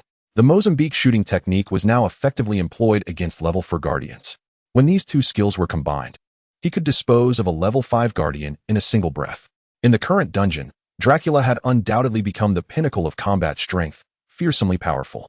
A glint of battle intent flashed in Gu Chen's eyes as he prepared to advance, only to notice that Dracula had already ceased fire. The main hall stood empty. The first wave of monsters eradicated. Simultaneously, Lin Yuan, Lin Qingqing, and the others descended from the shattered statues. Wu Zi stepped forward and declared, "The first wave has concluded. In 15 minutes, the second wave of guardians will emerge alongside the boss. Defeating the boss will allow us to clear the dungeon." Though Wu Zi could be rather pompous, one could not deny his dedication to the strategies. Lin Yuan inquired nonchalantly, "So, we just need to wait here?" Ignoring Lin Yuan, Wu Zi turned to Gu Chen and asked, "Once we clear this dungeon, we can unlock the difficulty levels. You should go straight for hell difficulty, right?" The novice dungeon offers 4 difficulty levels: normal, hard, nightmare, and hell, corresponding to grades A, S, SS, and SSS, respectively. According to the regulations, one must attain an S-level evaluation before being eligible to select the SS and SSS levels. Gu Chen nodded, expressing his reluctance to engage in unnecessary complications. He resolved to choose a hell-level dungeon next time and directly obtain an SSS evaluation. Wu Zi cautiously inquired, "Then, can you take me along next time?" Gu Chen pondered for a moment before shaking his head. "Not this time." Wu Zi felt a tinge of disappointment. "It's hard to say," Gu Chen replied indifferently. Chapter 11, I am a person who harbors grudges. Is that difficult to say? What does it mean? Did he decline? Wu Zi looked perplexed and asked, "What is so difficult to say?" Before Gu Chen could respond, Lin Yuan's voice interjected. "What else could it mean? That is a hell-level dungeon, with an insurmountable difficulty. To this day, no professional team has succeeded in clearing it. One wrong move, and everyone could perish within." "I am not afraid," Wu Zi quickly asserted. "This is not merely a matter of fear," came the reply. "Then what is it?" "It requires additional payment." Wu Zi pondered for a moment. At this juncture, mentioning extra payment was not unreasonable. After all, he and Gu Chen had little camaraderie. Although they had been classmates for 3 years, they had scarcely exchanged more than a few words. To be blunt, even before today, had they crossed paths, he would not have initiated a greeting with Gu Chen. The only person in this team who shared a bond with Gu Chen was Lin Yuan. It was certain that after clearing this dungeon, Gu Chen's achievements would undoubtedly set a new record for novice dungeons. At that point, the number of individuals wishing to team up with Gu Chen would be uncountable. Gu Chen would certainly continue to bring Lin Yuan into the hell-level dungeon, but whether he would include Wu Zi remained uncertain. Thus, from another perspective, proposing additional payment now was, in fact, a chance for an early selection. If they waited until after the dungeon to discuss payment, the opportunity might vanish. "How much?" Lin Qingqing inquired directly. "For a hell-level novice dungeon, the fee is 100,000, Gu Chen stated. From 8,000 to 100,000, Wu Zi's eyelids twitched, nearly doubting his own hearing. "Not expensive," Lin Qingqing contemplated for a moment before asserting, "Include me and Su Ran. After we clear the dungeon, I will borrow the money." 100,000? And you say that is not expensive? Su Ran gasped, her eyes wide with astonishment. 100,000 was indeed a significant sum. Yet one must consider the SSS level evaluation of the novice dungeon, combined with the rewards for clearing a hell-level dungeon for the first time. Was it still too costly? Su Ran murmured, "But we have no money." "Borrow it." Lin Qingqing replied, "There are so many lending platforms available now. Just mention borrowing, and they will compete to lend you money. Achieving an SSS level evaluation will grant additional points in the academy assessment, making admission to a prestigious institution nearly certain. One could say that for individuals like them, who could not form a team even after standing in the dungeon square all day, providing 100,000 now would lead to entrance into a higher institution in 10 days. This was akin to a fortuitous windfall. Wu Zi made his decision. "Take me along. I will transfer the funds to you after we exit the dungeon." Lin Qingqing and Su Ran, unable to afford even a professional outfit, yet without hesitation, agreed, as Wu Zi's family circumstances were far superior to theirs. Gu Chen nodded, confirming the arrangement. Yet Lin Qingqing seemed somewhat uneasy, adding, "It's settled then. You must not go back on your word after we clear the dungeon." Gu Chen shook his head and replied, "Rest assured, even if those outside offer 1 million, I will not take them along." "Why not?" Su Ran asked, her face a picture of surprise. Gu Chen replied candidly, when I was assembling a team in the square. They mocked me, ridiculed me, and even united to ostracize me. I want them to regret their actions, to realize that underestimating me was their gravest mistake. Since they look down on me, then I, too, have no desire to play with them. The SSS level evaluation of the novice dungeon is lost, as is the reward for the first clear of the hell level dungeon. I have never entertained the thought of repaying malice with kindness. I am a person who holds grudges.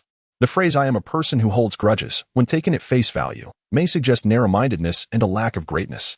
However, Chen's straightforward declaration imbued it with a sense of audacity and nonchalance. Su Ran and Lin Qingqing nodded in agreement, resonating deeply with his sentiments. As they bantered, 15 minutes swiftly passed. Within the main hall, a deep roar erupted from the altar above, followed by the sound of heavy footsteps approaching. The boss appeared, accompanied by a tide of fallen guards. Otherworldly, black-robed steward boss, level, LV, 7 health, 9,100, attributes, strength 86, agility 79, constitution 86. Spirit 81, skill I, gray mist curse, skill 2, darkest incursion, skill 3, damage transfer. On the altar stood a towering figure cloaked in black robes, its features obscured. Behind it were 2 level 5 guards, 3 level 4 guards, 4 level 3 guards, and 18 level 1 guards. The black-robed steward was tall and slender, resembling a humanoid but lacking normal proportions. Enshrouded in its dark robe, its true visage remained concealed. Buzz, the black-robed steward raised its hand, and the wide sleeves billowed in the wind. With its movements, tendrils of gray mist began to materialize in the air. Silently, the entire main hall was enveloped in a hazy gray fog, rendering the surroundings lifeless and desolate. Though Chen and the others stood aloft, they could not escape the shroud of mist. In an instant, their vision was clouded, their minds muddled, and their limbs felt as though burdened with lead. Gray mist curse. The boss had barely made its entrance before it unleashed its skill. Without hesitation, Chen bit his tongue, the sharp pain jolting him to a clearer state of awareness. This black-robed steward, although only level 7, boasted attributes nearing 90 due to its boss characteristics. With health surpassing 9,000, these attributes were superior to that of a 1-star epic-level Dracula, rendering it outrageously formidable. Focus on the boss, do not use skills. Chen promptly commanded. Given Dracula's speed, the guards would not even graze its hem. So he chose to temporarily disregard the lower-level guards and let Dracula test the boss with regular attacks. Bang, bang, bang. Being shrouded in gray mist, Dracula was least affected. Almost simultaneously with the command, the cold muzzle spat fire, unleashing a barrage of bullets toward the black-robed figure. Suddenly, a dazzling white light erupted from the black-robed steward, and a series of bullets struck its form. No harm. Its health bar remained unchanged. The previous attacks inflicted no damage whatsoever. Meanwhile, one of the level 5 guards was inexplicably attacked, and its health plummeted by 1/5. Boss skill, damage transfer. As long as there were fallen guards nearby, the black-robed steward could transfer any damage it received onto the guards. Chapter 12. Slaying the black-robed steward. It is not only Wu Zi who has delved into strategies. Chen has also meticulously examined the guides. The black-robed steward possesses a skill that transfers damage to the guards, who, despite sustaining damage, will not truly perish. Should a guard's health reach 0, they will fully revive after 1 minute. This minute is precisely the cooldown period for the damage transfer ability. This mechanic significantly escalates the difficulty of the novice dungeon. Coupled with the black-robed steward's health exceeding 9,000, novice adventurers must evade the relentless pursuit of the guards while gradually wearing down the steward. Even well-equipped novice teams might require 3 to 4 hours to vanquish the black-robed steward, which is considered a swift endeavor. It is not uncommon for players to take 2 to 3 days to clear the novice dungeon. Bang, bang, bang. Dracula shifted positions, unleashing a barrage of ordinary attacks upon the black-robed steward. Damage transfer, no harm done. The steward's health bar remained utterly unaffected. However, the health of the nearby level 5 guard plummeted rapidly, depleting in an instant. The level 5 guard collapsed, entering a state of apparent death. The crystalline white light, symbolizing damage transfer, faded from the black-robed steward as the skill entered cooldown. Roar. The black-robed steward emitted a furious growl, sweeping its bony gray-white arm toward Dracula. The surrounding guards seemed to receive a command and charged toward him with alarming speed. Bang, bang, bang. A series of ordinary attacks and skills ensued, and as the guards drew near, one by one, they were swiftly eliminated. Faced with the onslaught of guards, Dracula's gaze was as cold as steel. He maneuvered with precision, aimed, and fired. He moved with the agility of a relentless killing machine, each shot resulting in the instantaneous demise of a guard. Kill. Sunken guard LV. 3. Experience 31. Kill. Sunken guard LV. 4. Experience 75. Kill. Sunken guard LV1. Experience 8. What manner of being is Dracula? Summoned creature or adventurer? His prowess against foes rivals that of a gunslinger. He far surpasses the capabilities of a gunslinger. I ask you, can a level 4 gunslinger obliterate a level 2 sunken guard with a single shot? Not to mention, he reloads one-handed, anticipates shots, fires while moving, and switches targets effortlessly. Has his firearms mastery reached its zenith? It is utterly absurd. Perhaps Dracula should teach classes to gunslingers, cashing in on their naivety, certain profit. In the midst of this banter, Dracula's figure flickered, materializing behind a level 3 guard. Deadly shot, boom. The head of the level 3 guard exploded in an instant, eliminated. Kill. Sunken guard LV. 3. Experience 29. Without hesitation, he continued firing, unleashing a flurry of ordinary attacks. Bang. Bang. Bang. The black-robed steward's health rapidly diminished, losing a fifth of its total in mere moments. Enraged, the steward let out a roar, extending its slender fingers into the void, summoning a crescent-shaped shadow of darkness. Buzz. A low tremor resonated through the air. The skill, Dark Incursion. The crescent shadow vanished into thin air, reappearing without warning before Dracula. There was no escape, nor did he intend to evade. The black crescent pierced through him, causing a tremor in his body as he lost over 1,600 health points. Fortunately, having undergone several enhancements, Dracula's health was nearing 6,000, though the skill stung. He could endure it. Meanwhile, Dracula's offensive was poised to unleash. Deadly shot, activated. In near synchronicity, 2 gunshots rang out, 2 gleaming silver bullets whistling through the air, piercing the black mist and striking the head of a level 5 guard. Kill. Sunken guard LV. 5. Experience 121. In the absence of damage transfer, guards can be directly eliminated. Thus, dispatching a level 5 guard equated to reducing one of the black-robed steward's health packs. Skill kill, cooldown reset. Dracula, undeterred, unleashed another deadly shot. 2 more bullets soared forth, simultaneously embedding themselves into a level 4 guard's brow. Kill. Sunken guard LV. 4. Experience 75. In mere seconds, all level 4 guards fell, leaving only 1 level 5 guard remaining. The one previously selected by damage transfer, now in a state of apparent death. This state rendered him immune to attacks. So Dracula flickered and appeared beside the black-robed steward. Simultaneously, his eyes ignited with a crimson glow. Crimson feast. Crimson energy surged from Dracula's form, spiraling toward the black-robed steward. Boom. A thunderous sound erupted. The steward staggered, losing a significant portion of health, yet remaining above half health, thus preventing the additional damage from taking effect. Dracula flickered again, shifting positions while executing deadly shot. Clean and decisive. Just as the 2 silver bullets sliced through the black mist, the level 5 guard in a state of apparent death suddenly opened his eyes, radiating a dark red glow, fully revived. The black-robed steward emitted a piercing shriek, activating its skill, damage transfer. In the next moment, the crystalline white light reappeared upon it. The damage from deadly shot struck the black-robed steward yet inflicted no harm upon it. The unfortunate level 5 guard, however, suffered greatly, having just awakened to full health. He was instantly reduced to 2/3 of his life. Level 5 guard. Deadly shot entered cooldown, and Crimson Feast was also on cooldown. Dracula swiftly reloaded, unleashing a series of ordinary shots toward the black-robed steward. Bang, bang, bang. In a single breath, 2 magazines were expended. All damage was redirected. The black-robed steward sustained not a single point of damage. Furthermore, it activated Dark Incursion once more. Above, a black crescent flickered ominously. Dracula kicked away a nearby level 1 guard, completed his reloading, and continued to unleash a torrent of ordinary attacks at the black-robed steward. In the next moment, the black crescent manifested before him. Dracula was unfazed. The vampiric instinct endowed him with formidable regenerative capabilities. The health he lost from Dark Incursion had almost been restored. And even if he were to endure another skill, he could withstand it. In the blink of an eye, the black crescent pierced through him, and Dracula's barrage of attacks fell like rain upon the black-robed steward. A faint crack echoed as the crystalline white light surrounding the steward shattered instantly. The level 5 guard was slain once more, this time truly perishing.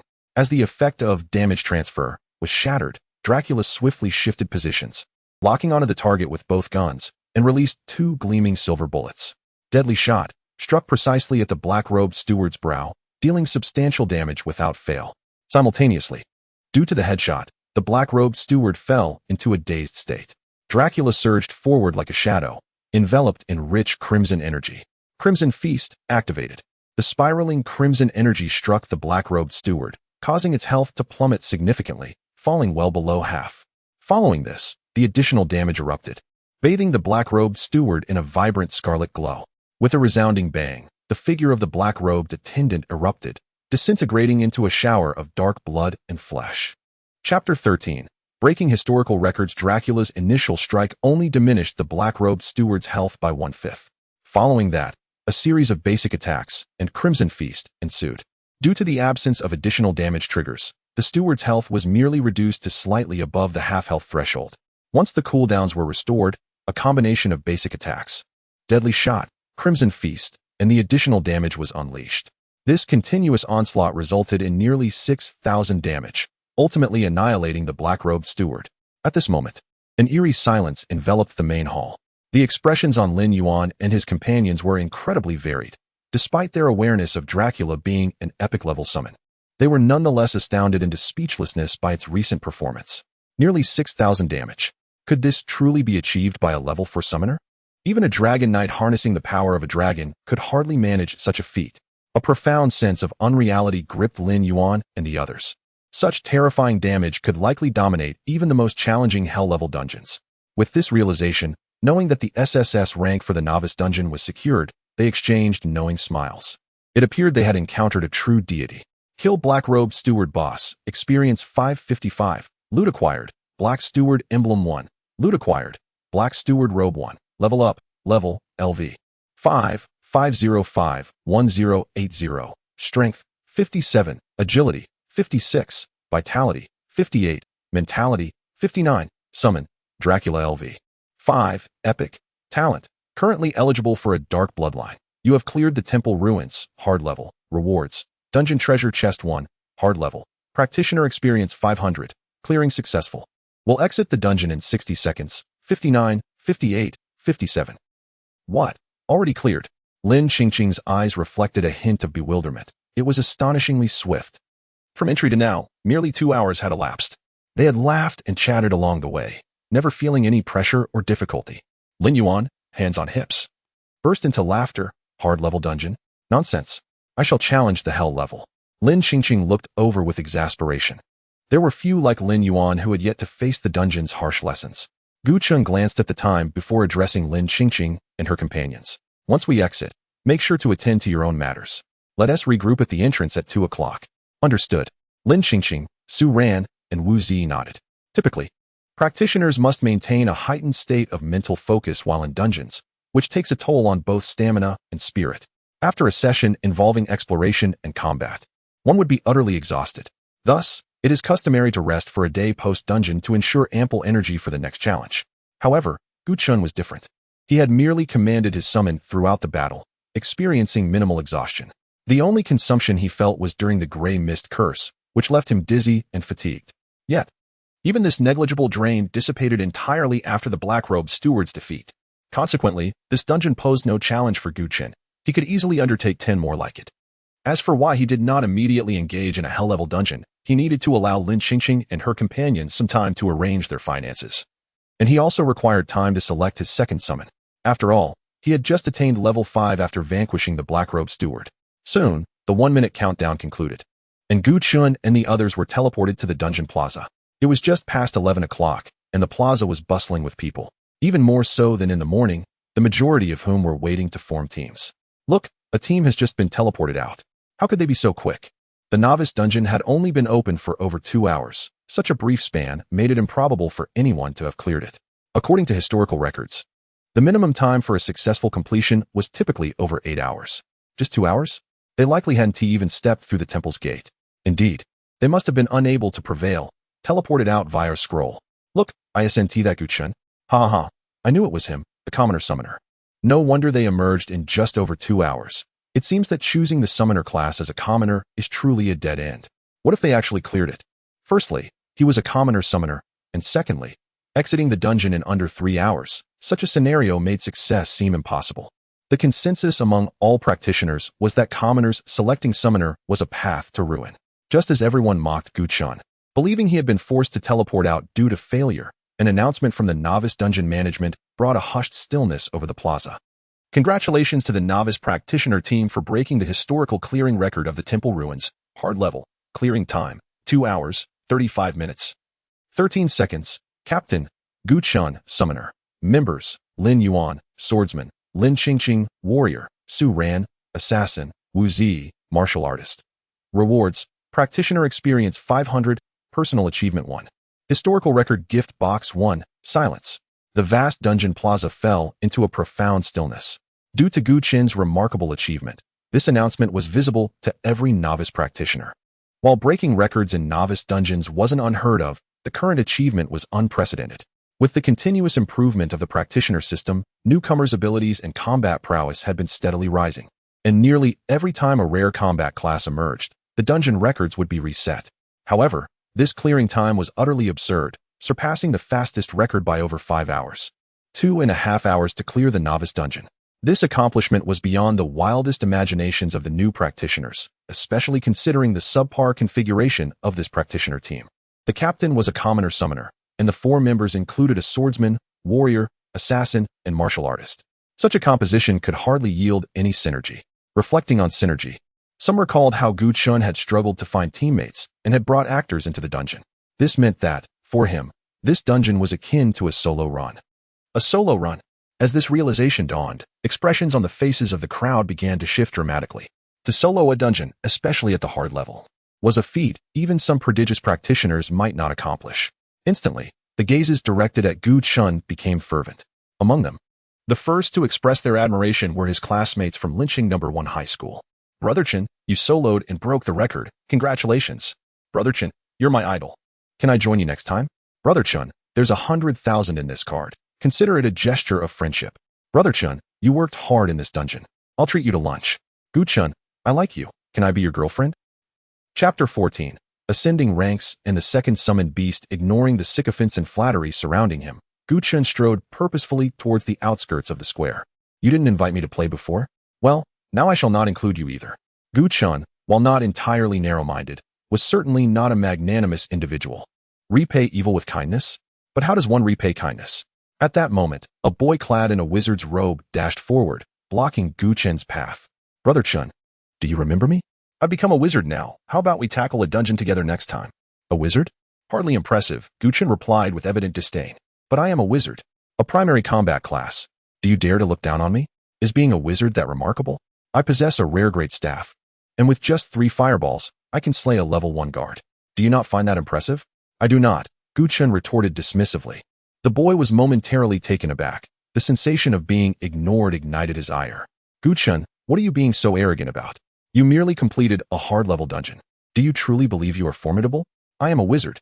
Many adventurers vie to team up with me, yet you dare to reject my invitation? You are finished. You will undoubtedly struggle against higher-level dungeons in the future, and then you will surely regret it. Is he really getting worked up? Gu Chen scoffed, not bothering to turn around as he continued on his path. Lin Yuan followed closely behind, indignant. What is wrong with that guy? It's just a refusal to team up. And he's already lost his composure? Quite normal, Gu Chen replied with a smile.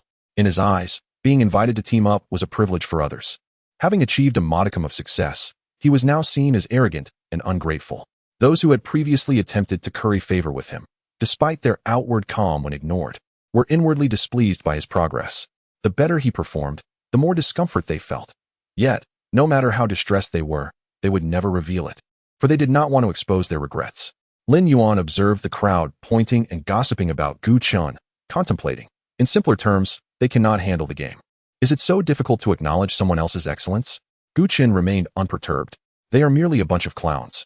If I am not as good as them, they will trample on me. If I surpass them, they will envy me.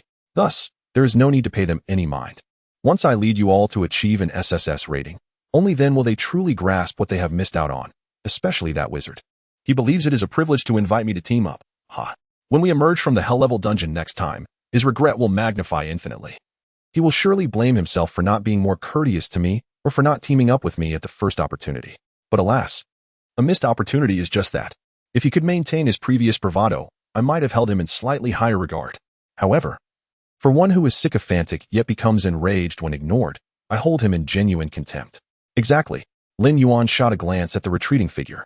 It's his prerogative not to include us, yet we are deemed ungrateful for not including him? What a farce. After leaving the dungeon square, Gu Chen returned to the school dormitory, while Lin Yuan headed straight to a nearby eatery to fetch food for the two of them. Just a few minutes after Wu Zi exited, he transferred 100,000 to Gu Chen's account before departing in a cab.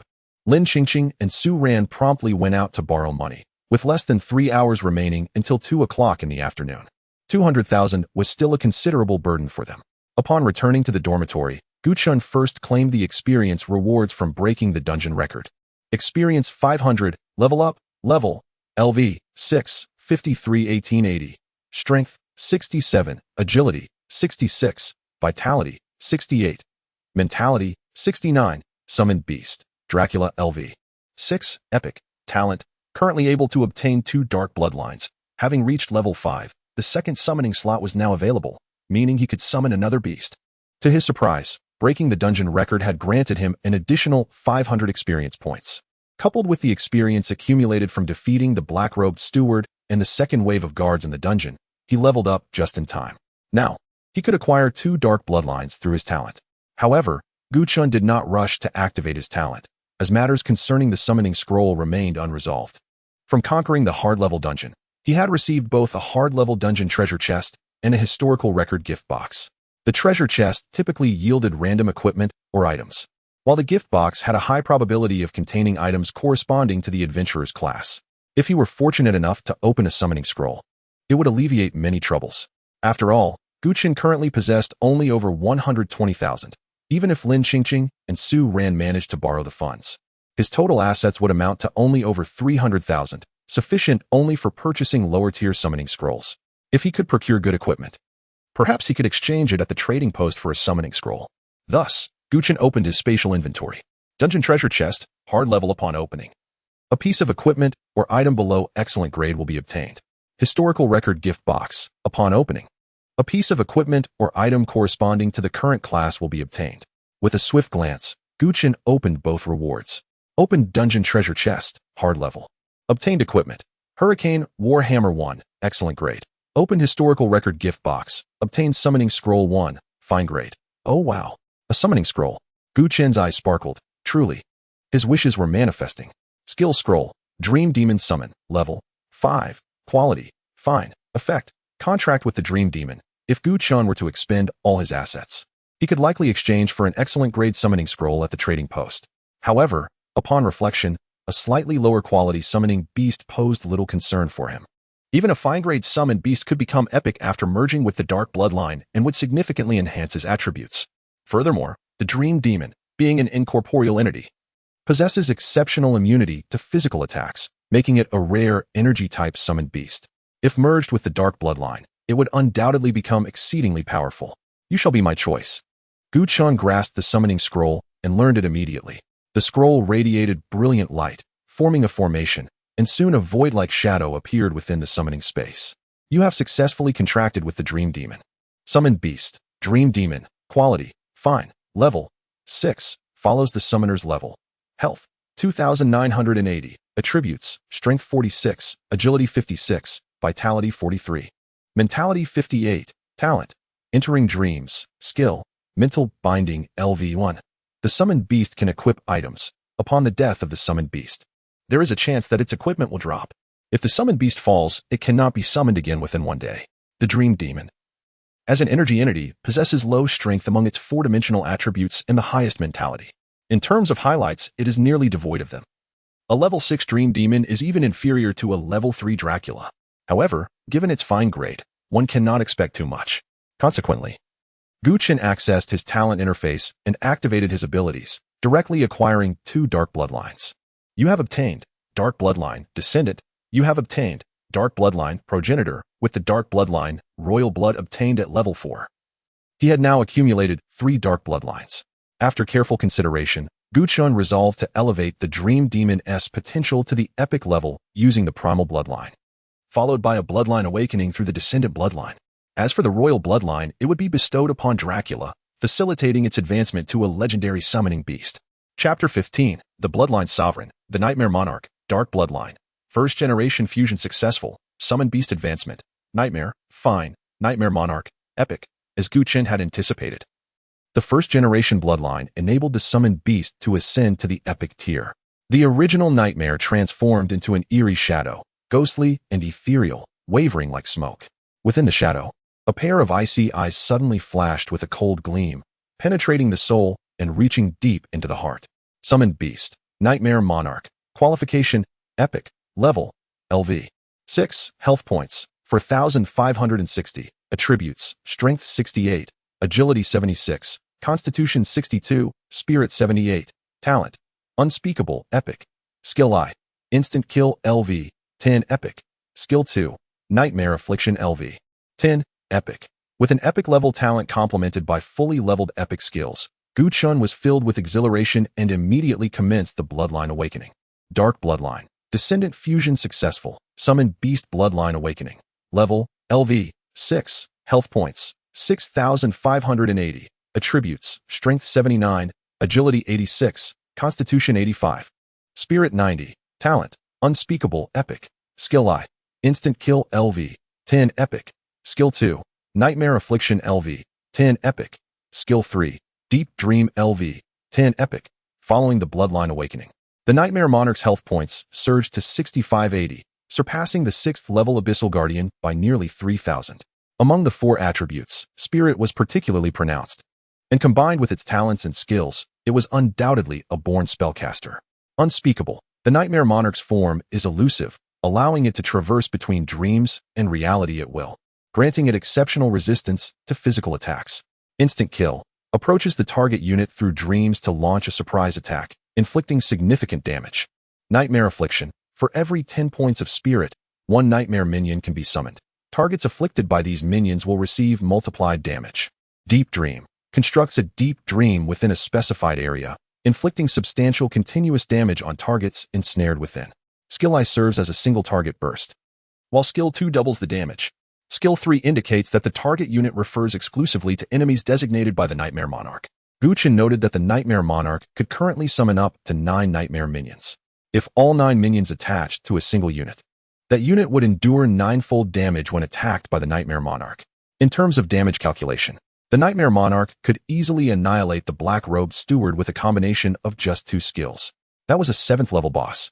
The burst damage of the Nightmare Monarch was terrifyingly potent. At that moment, another prompt appeared. Summoned Beast qualification upgraded from fine to epic, granting attribute feedback. Summoner's total attributes 10. Chen's heart leaped with joy as he felt an invigorating rush throughout his body. The feedback from the Summoned Beast's attributes was akin to leveling up, an experience too delightful to describe. However, the excitement was not yet over. Chen summoned the royal bloodline and infused it into Dracula. Within the Summoned Beast space, Dracula radiated a crimson light, enveloped in a rich hue of blood, contrasted by brilliant golden glimmers. Dark Bloodline, Royal Blood Fusion successful, Summoned Beast advancement, Dracula epic, Bloodline Sovereign legendary, Summoned Beast, Bloodline Sovereign, level, LV. 6, health points, 8,600, attributes, strength 114, agility 118, constitution 116, spirit 115, Summoned Beast qualification upgraded from epic to legendary, granting attribute feedback, summoner's total attributes 100. Talents, Bloodline Instinct epic, Blood Shadow Fury epic, Frenzied Blood legendary. Skill I, Fatal Shot LV, 10 epic. Skill 2, Crimson Feast LV, 10 epic. Skill 3, Bloodline Legacy LV, 10 legendary. New talent, Frenzied Blood legendary. New skill, Bloodline Legacy LV, 10 legendary. Frenzied Blood. When the Bloodline Sovereign's health drops below 30, it can unleash a surge of rage, doubling all attributes for 1 minute. Bloodline Legacy. The Bloodline Sovereign can consume its own health to transform deceased units into Bloodline descendants. Remarkable. As Chen gazed at the attributes of the Summoned Beast, a wave of satisfaction washed over him. Was this truly a 6th level Summoned Beast? It was almost unimaginable. All 4 attributes exceeded 100, far surpassing the 7th level Black-Robed Steward, while its health points were slightly lower than the Black-Robed Steward's by a few hundred.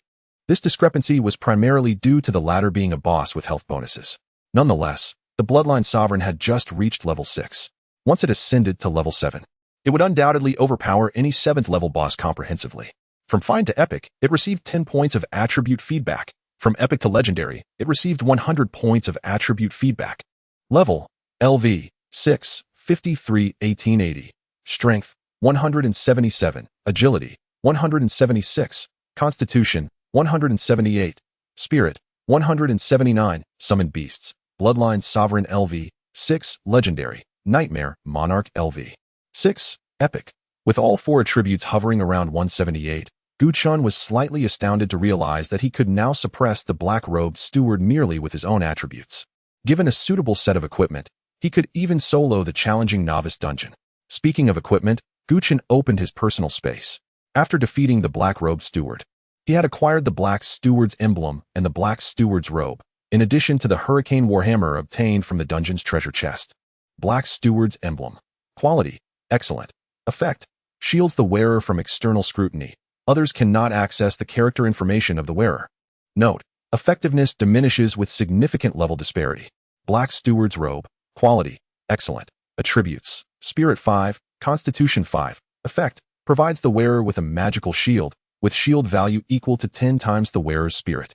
All these items were valuable. The emblem prevented others from prying, while the robe provided a shield capable of resisting 1790 damage. The critical aspect was that the shield's value would scale with his spirit, which was quite remarkable. Chen donned the Black Steward's robe and pinned the emblem to his collar. He then accessed the professional trading platform on his phone and listed the Hurricane Warhammer for sale. This weapon possessed commendable attributes, aside from its basic enhancements. It also featured a defensive skill suitable for classes such as warriors, paladins, and monks proficient in warhammers. As for the price, being an excellent grade weapon. Though it wouldn't fetch a high price, listing it for 100,000 should not be considered excessive. Not long after he completed the listing, the dormitory door swung open, and Lin Yuan entered, carrying a stack of takeout boxes. Old Gu, come on. We're having 8 dishes and a soup for lunch. Lend me a hand.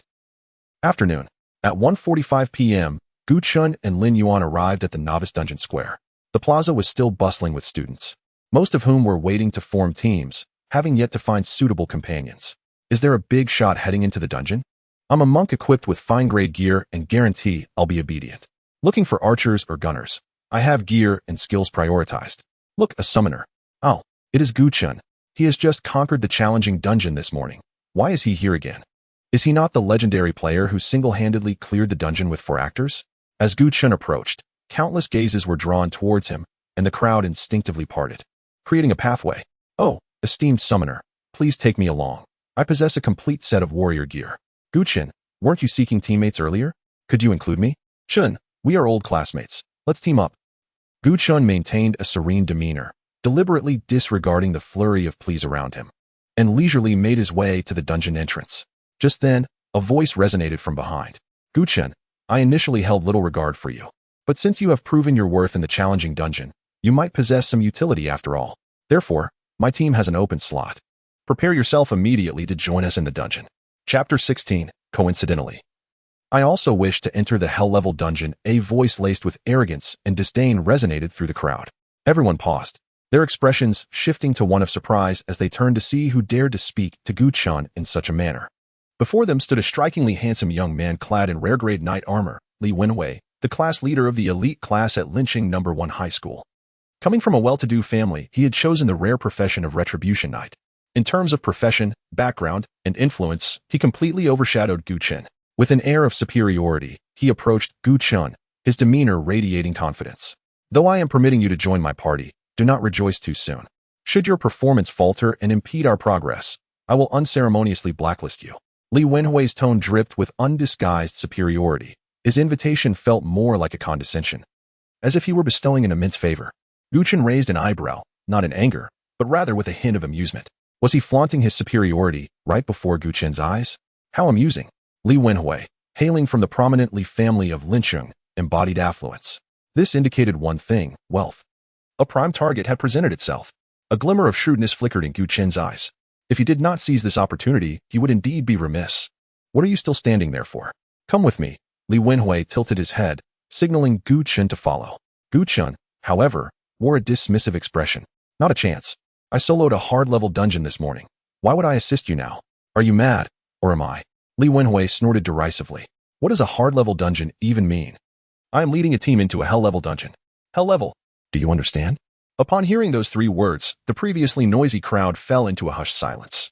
Their gazes now fixated on Li Wenhui, their expressions shifting to admiration and envy. Until now, there had been no recorded completions of hell-level dungeons in Linqing. Given Li Wenhui's profession and background, his bold proclamation suggested a high probability of success. In that moment, countless eyes turned toward Gu Chen, filled with jealousy and envy. A hell-level dungeon. Although Gu Chen had soloed a hard-level dungeon, it paled in comparison. To accompany Li Wenhui into the dungeon would undoubtedly be a stroke of fortune. Yet, Gu Chen appeared utterly indifferent. So what? The entire Linqing has but a handful of capable teams for hell-level dungeons. If you do not allow me to join your team, it will be your loss. Understand? How fortuitous, Gu Chen smirked, for I too wish to venture into a hell-level dungeon. Based on your capabilities? Li Wenhui scoffed, disbelief evident in his voice. What? You think I would believe that? Not convinced. Gu Chen replied nonchalantly. Since we are both aiming for a hell-level dungeon, why not wager? Wager? How so? The one with the higher completion rating wins. Li Wenhui laughed as if he had heard a joke. Are you certain? You might end up losing terribly. At that moment, one of Li Wenhui's lackeys whispered, Young Master Li, Gu Chen's confidence suggests he has something to rely on. It might be wise not to wager with him. Am I afraid of him? Li Wenhui's eyes widened in indignation. He is merely a commoner from a regular class, who got lucky once. Does he truly think himself a god? Gu Chen, displaying impatience, interjected, Enough with the chatter. If you're afraid to wager, just say so. Who was Li Wenhui? He was affluent, proud, and renowned as a genius with a rare profession. How could he endure such humiliation? Afraid? Ridiculous. Li Wenhui retorted coldly. I fear you won't even be able to stake your wager.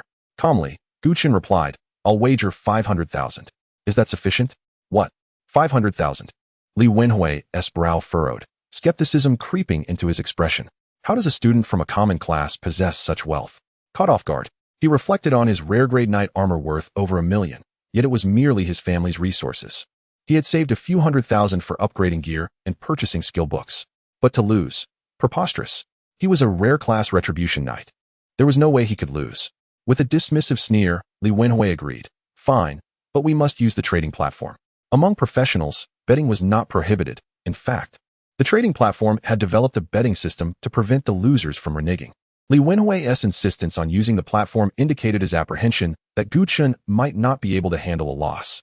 Without further ado, Gu Chen logged into the trading platform and created a betting match. He transferred 500,000 and set the rules and evaluation criteria, sending them to Li Wenhui. Agreed. Li Wenhui confirmed with a nod, satisfied, and transferred his 500,000 to the platform as well. With the stakes set, the wager was now binding. Gu Chen, you can no longer back out, Li Wenhui grinned, reveling in the prospect of profiting from a bet against a commoner. Unbelievable. They are truly betting, murmured the crowd in shock. How could a summoner dare to challenge a retribution knight? Wow, I bet Gu Chen will lose, others chimed in. Don't forget, Li Wenhui's teammates are all top students from high school. Who is Gu Chen's team? An actor? An actor? Amidst the chorus of skepticism, Gu Chen wore a broad smile, his mood mirroring Li Wenhui's excitement. Who would have thought a simple wager could yield 500,000? What a delightful surprise. Just then, three figures appeared at the dungeon square, Lin Qingqing, Su Ran, and Wu Zi. Though Lin Qingqing possessed an enchanting beauty, her commanding presence carved a path through the crowd, with Su Ran and Wu Zi trailing closely behind. Before they could approach, Lin Qingqing's gaze fell upon Li Wenhui, standing beside Gu Chen. Oh no. Lin Qingqing's expression shifted dramatically. Why is Gu Chen standing with Li Wenhui? Are they forming a party? Hearing this, Su Ran's face blanched in alarm. They had painstakingly borrowed 200,000 and transferred it to Gu Chen. Was he really going to join Li Wenhui's team? What would happen to their money? 200,000 was no small sum. Wu Zi also recognized the situation and frowned, while 10,000 was significant. He was more concerned about losing the chance to accompany Gu Chen into a hell-level dungeon. Missing out on this opportunity would be a far greater loss than 10,000. Quickly, let us hurry over, Wu Zi urged, his expression grave as the three hastened their steps. Chapter 17. Only through combat will one truly know at the entrance of the square, where the dungeon beckons, Li Wenhui radiates a sense of triumph after the duel commences. Gu Chen, I initially regarded you with disdain, knowing you were a summoner. After all, for a commoner to choose that path is akin to a dead end. Yet, you have proven your worth through sheer strength, and thus I am inclined to take you into the hellish dungeon. Consider it an opportunity for enlightenment. With a record from a hellish dungeon, even if you fail to gain admission to a prestigious academy, you could still pursue a career as a trainer, which is far preferable to working in a factory, wouldn't you agree? I am merely extending a helping hand, yet you remain oblivious to my good intentions. Li Wenhui's earnest admonition drips with condescension and arrogance. As Lin Qingqing and her companions draw near, they are amused by Li Wenhui's words, their earlier solemn expressions dissipating like mist. Wow, what a false alarm. Hilarious. Li Wenhui wants to take Gu Chen into a dungeon? The audacity. Does he truly believe that this will provide Gu Chen with insight? Who is truly ungrateful here? Laughter erupts among them. With Gu Chen's temperament, there's no doubt he won't team up with him. The trio exchanges jovial remarks, relieved, for their futures are intricately linked with Gu Chen's fate. As long as Gu Chen remains, hope abounds. Haha, old Gu, did you hear that?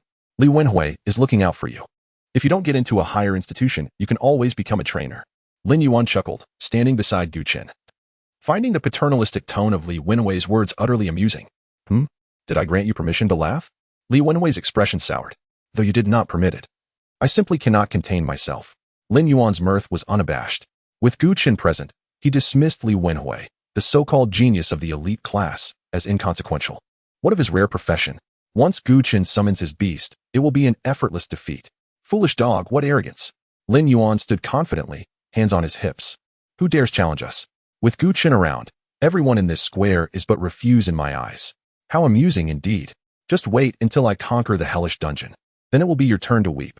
Li Wenhui left with a darkened expression, his team still needing one more member to join their ranks.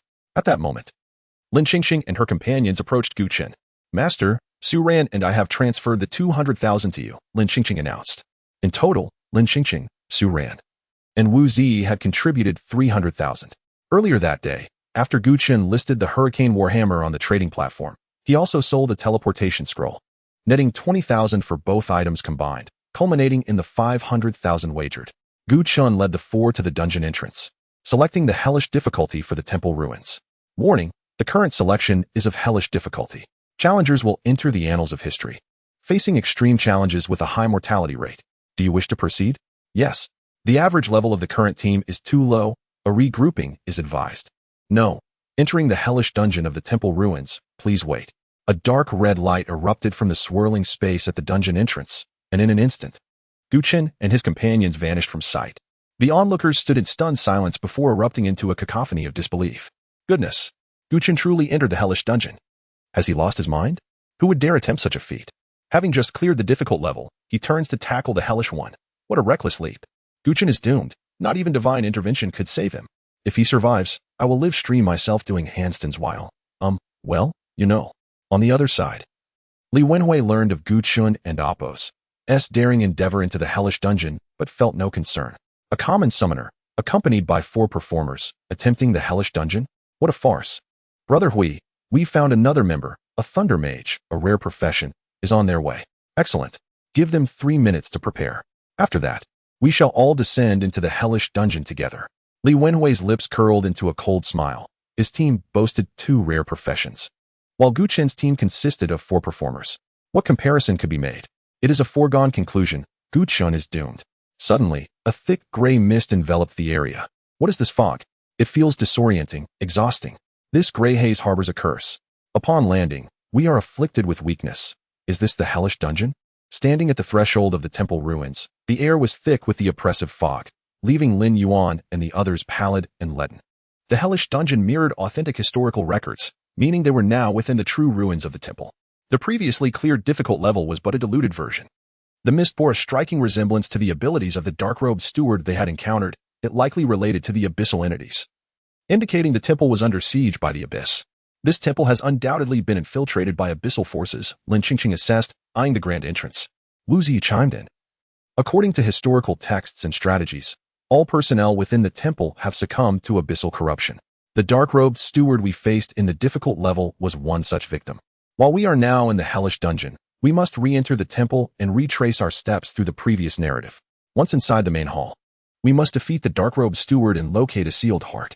Following that, we shall proceed to the sanctuary, where we will confront the red-robed priest, the final boss of the nightmare level.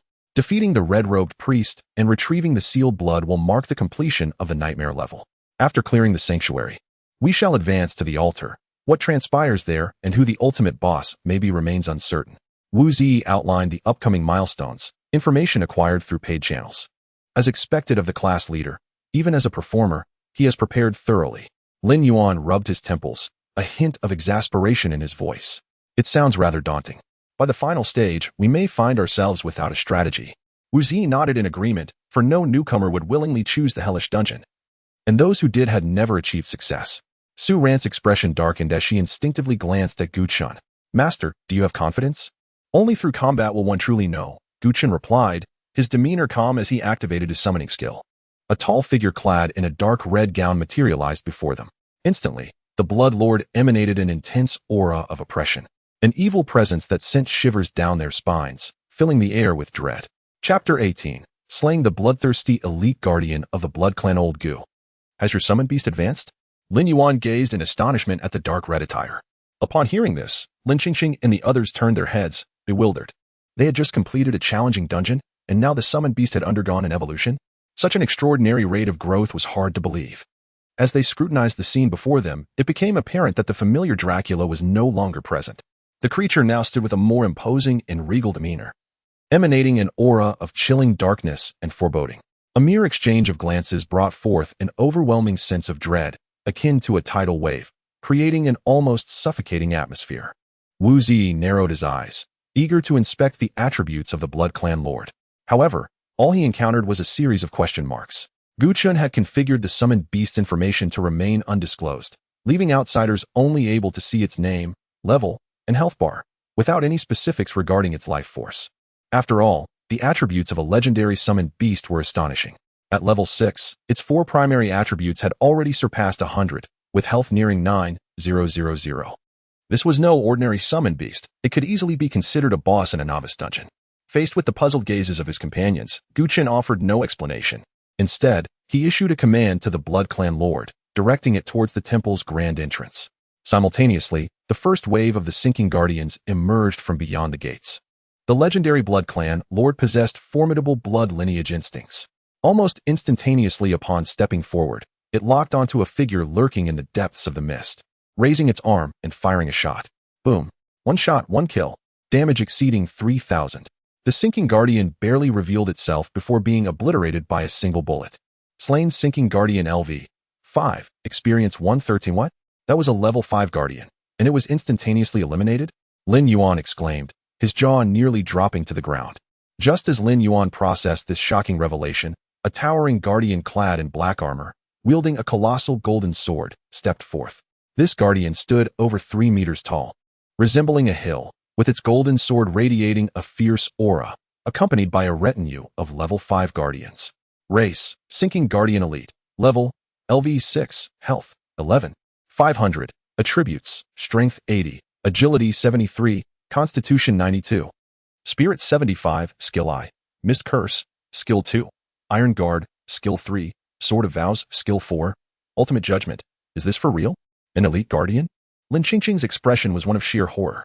Good heavens, over 10,000 health? Can this truly be a mere guardian? Su Ren covered her mouth in disbelief. Wu Zi interjected. The hell-level dungeon replicates authentic historical scenarios. So this elite guardian with over 10,000 health is merely a gatekeeper? At this revelation, the group's eyes widened in alarm. If even the elite monsters were merely gatekeepers, what could they expect from the challenges that lay ahead? In that moment, the elite guardian let out a furious roar, brandishing its golden sword and charging towards the Blood Clan Lord. The Blood Clan Lord's eyes narrowed, its killing intent surging as it raised its arm to fire once more. Boom. The gleaming silver bullet was blocked by the ebony armor, inflicting minimal damage of only 300 health points, merely 2% of the total health. Iron Guard. The armor can absorb 90 of the damage for the Sinking Guardian Elite, with total damage not exceeding 50 of its maximum health. What a remarkable skill. Alas, it faced the Blood Clan Lord. The Elite Guardian's maximum health at 50% equated to 5,750. For other challenger teams, this health threshold would be akin to a veritable fortress. Even if the Elite Guardian stood idle, they might struggle to breach this defense. Ordinary challengers would need to rely on positioning to wear down the cooldown of this skill. However, for the Blood Clan Lord, it could dismantle the heavy armor with just 2 shots. Without hesitation, a resounding boom echoed as the second bullet whistled through the air, striking the Elite Guardian. The Elite Guardian staggered, its armor cracking under the impact. With its armor shattered, the Elite Guardian unleashed a furious roar, raising its golden sword skyward. the blade glimmering with a blinding golden light. Skill, ultimate judgment, activated. Accompanied by a thunderous blast, the golden blade descended from above, striking down towards the Blood Clan Lord with devastating force. Yet, as the legendary summoned beast, its keen senses detected the impending attack. And just as the golden blade was about to cleave its head, it nimbly retreated over 10 meters, effortlessly evading the skill. Boom! The colossal golden blade struck the ground, sending debris and dust flying in all directions. Simultaneously, the Blood Clan Lord launched its counterattack. Boom! With the heavy armor breached. The ensuing shot obliterated over 3,000 health points from the Elite Guardian. Almost immediately, another bullet soared forth, precisely hitting the Elite Guardian's forehead. Boom! The substantial damage inflicted to the head triggered a stunning effect, rendering the Elite Guardian momentarily incapacitated. Seizing the opportunity, the Blood Clan Lord unleashed a relentless barrage of bullets, raining down upon the Elite Guardian. These shots were not aimed at the forehead or critical points, but with the current prowess of the Blood Clan Lord, even the basic attacks dealt terrifying damage. Bang, bang, bang. The Elite Guardian's health plummeted swiftly, and after just a few shots, its towering form collapsed, utterly depleted of health. In the span of mere breaths, the elite monster with over 10,000 health had been vanquished, with the greatest threat neutralized. The Blood Clan Lord swiftly darted into the throng of level 5 guardians. It raised its arms, wielding a black and a white heavy firearm, unleashing a frenzied barrage of gunfire. The sound of gunfire rang out like a torrential downpour, as the area was littered with the bodies of the fallen guardians. In the blink of an eye, the first wave of guardians was completely eradicated. Slain Sinking Guardian Elite LV 6. Experience 468. Loot acquired. Steel Heavy Armor 1. Loot acquired. Healing Potion 3. Slain Sinking Guardian LV 5. Experience 111. Slain Sinking Guardian LV 5. Experience 118. Slain Sinking Guardian LV 5. Experience 115. Slain Sinking Guardian LV 5. Experience 109. A blue glow emanated from the corpse of the Elite Guardian, catching Gu Chen's attention. What a stroke of fortune. The first wave of monsters yielded equipment. He picked up the Steel Heavy Armor for a closer inspection. Steel Heavy Armor. Quality. Excellent. Level requirement. 6. Attributes. Constitution 30. Strength 5. Effect. The Steel Heavy Armor reduces damage taken by the wearer by 15, a piece of level 6 equipment of excellent quality, granting an increase of 30 points in Constitution and 5 points in Strength, along with a damage reduction effect of 15. This was indeed a commendable find. Typically, heavy armor was donned by warriors or knights. Once they exited, it could likely fetch a good price on the trading platform. Chapter 19. Dreams Come True. Dream space. The wealth of practitioners is truly easy to acquire. This thought once again blossomed in Gu Chen's mind. Throughout his life, he had endured poverty. Even after being taken in by the Gu family, he was subjected to disdain. During his month in Gu Bay City, although he resided in the Gu family estate, the opulence had little to do with him. The only relief he felt was not having to worry about daily meals. However, the mere thought of the Gu family brought a flicker of coldness to his eyes. Just yesterday, Gu Qingfeng had deemed his career change a failure, publicly humiliating him in front of Qin Yun and the Gu family servants, branding him a disgrace. Yet today, he had transformed into a summoner with divine talents. His future limitless. The Northern War King, the Holy Sword Berserker, the Empire's mightiest? Such titles paled in comparison to his divine gifts. One day, he would become a being whom Gu Qingfeng could only look up to, and that day was not far off. As Gu Chen stored the heavy steel armor in his personal space, he turned his gaze to another spoils of war. Healing Potion. Quality. Excellent. Effect. Absorbing it can resist the gray mist curse for 10 minutes. The Bloodlord's attributes had surpassed 100, rendering the gray mist curse nearly ineffective against him. Gu Chen's attributes far exceeded those at the same level, and he would only experience a slight impact, especially since he did not participate in battle. Thus, the healing potion held little value for him. However, for other practitioners, it was undoubtedly a rare treasure. With just one dose, they could completely dispel the debilitating effects of the gray mist curse for 10 minutes. Carrying it was akin to possessing a cleansing spell, crucial for boss fights. Therefore, Gu Chen was certain that if this item were listed on a trading platform, it would fetch a handsome price. He stored 3 healing potions in his personal space, and at the same time, the Bloodlord had cleared all the guards at the temple entrance. Level up. Level, LV. 7, 32 26 80. Strength, 187. Agility, 186. Vitality, 188. Mentality, 189. Summon Beasts, Bloodlord LV. 7, Legendary. Nightmare Sovereign LV. 7, Epic. Talent. Currently able to acquire a dark bloodline, level 7. If this leveling speed were to spread, countless individuals would be envious. With the benefits of attribute feedback, Gu Chen's overall attributes were nearing 200 points, more than double that of his peers. This was quite impressive.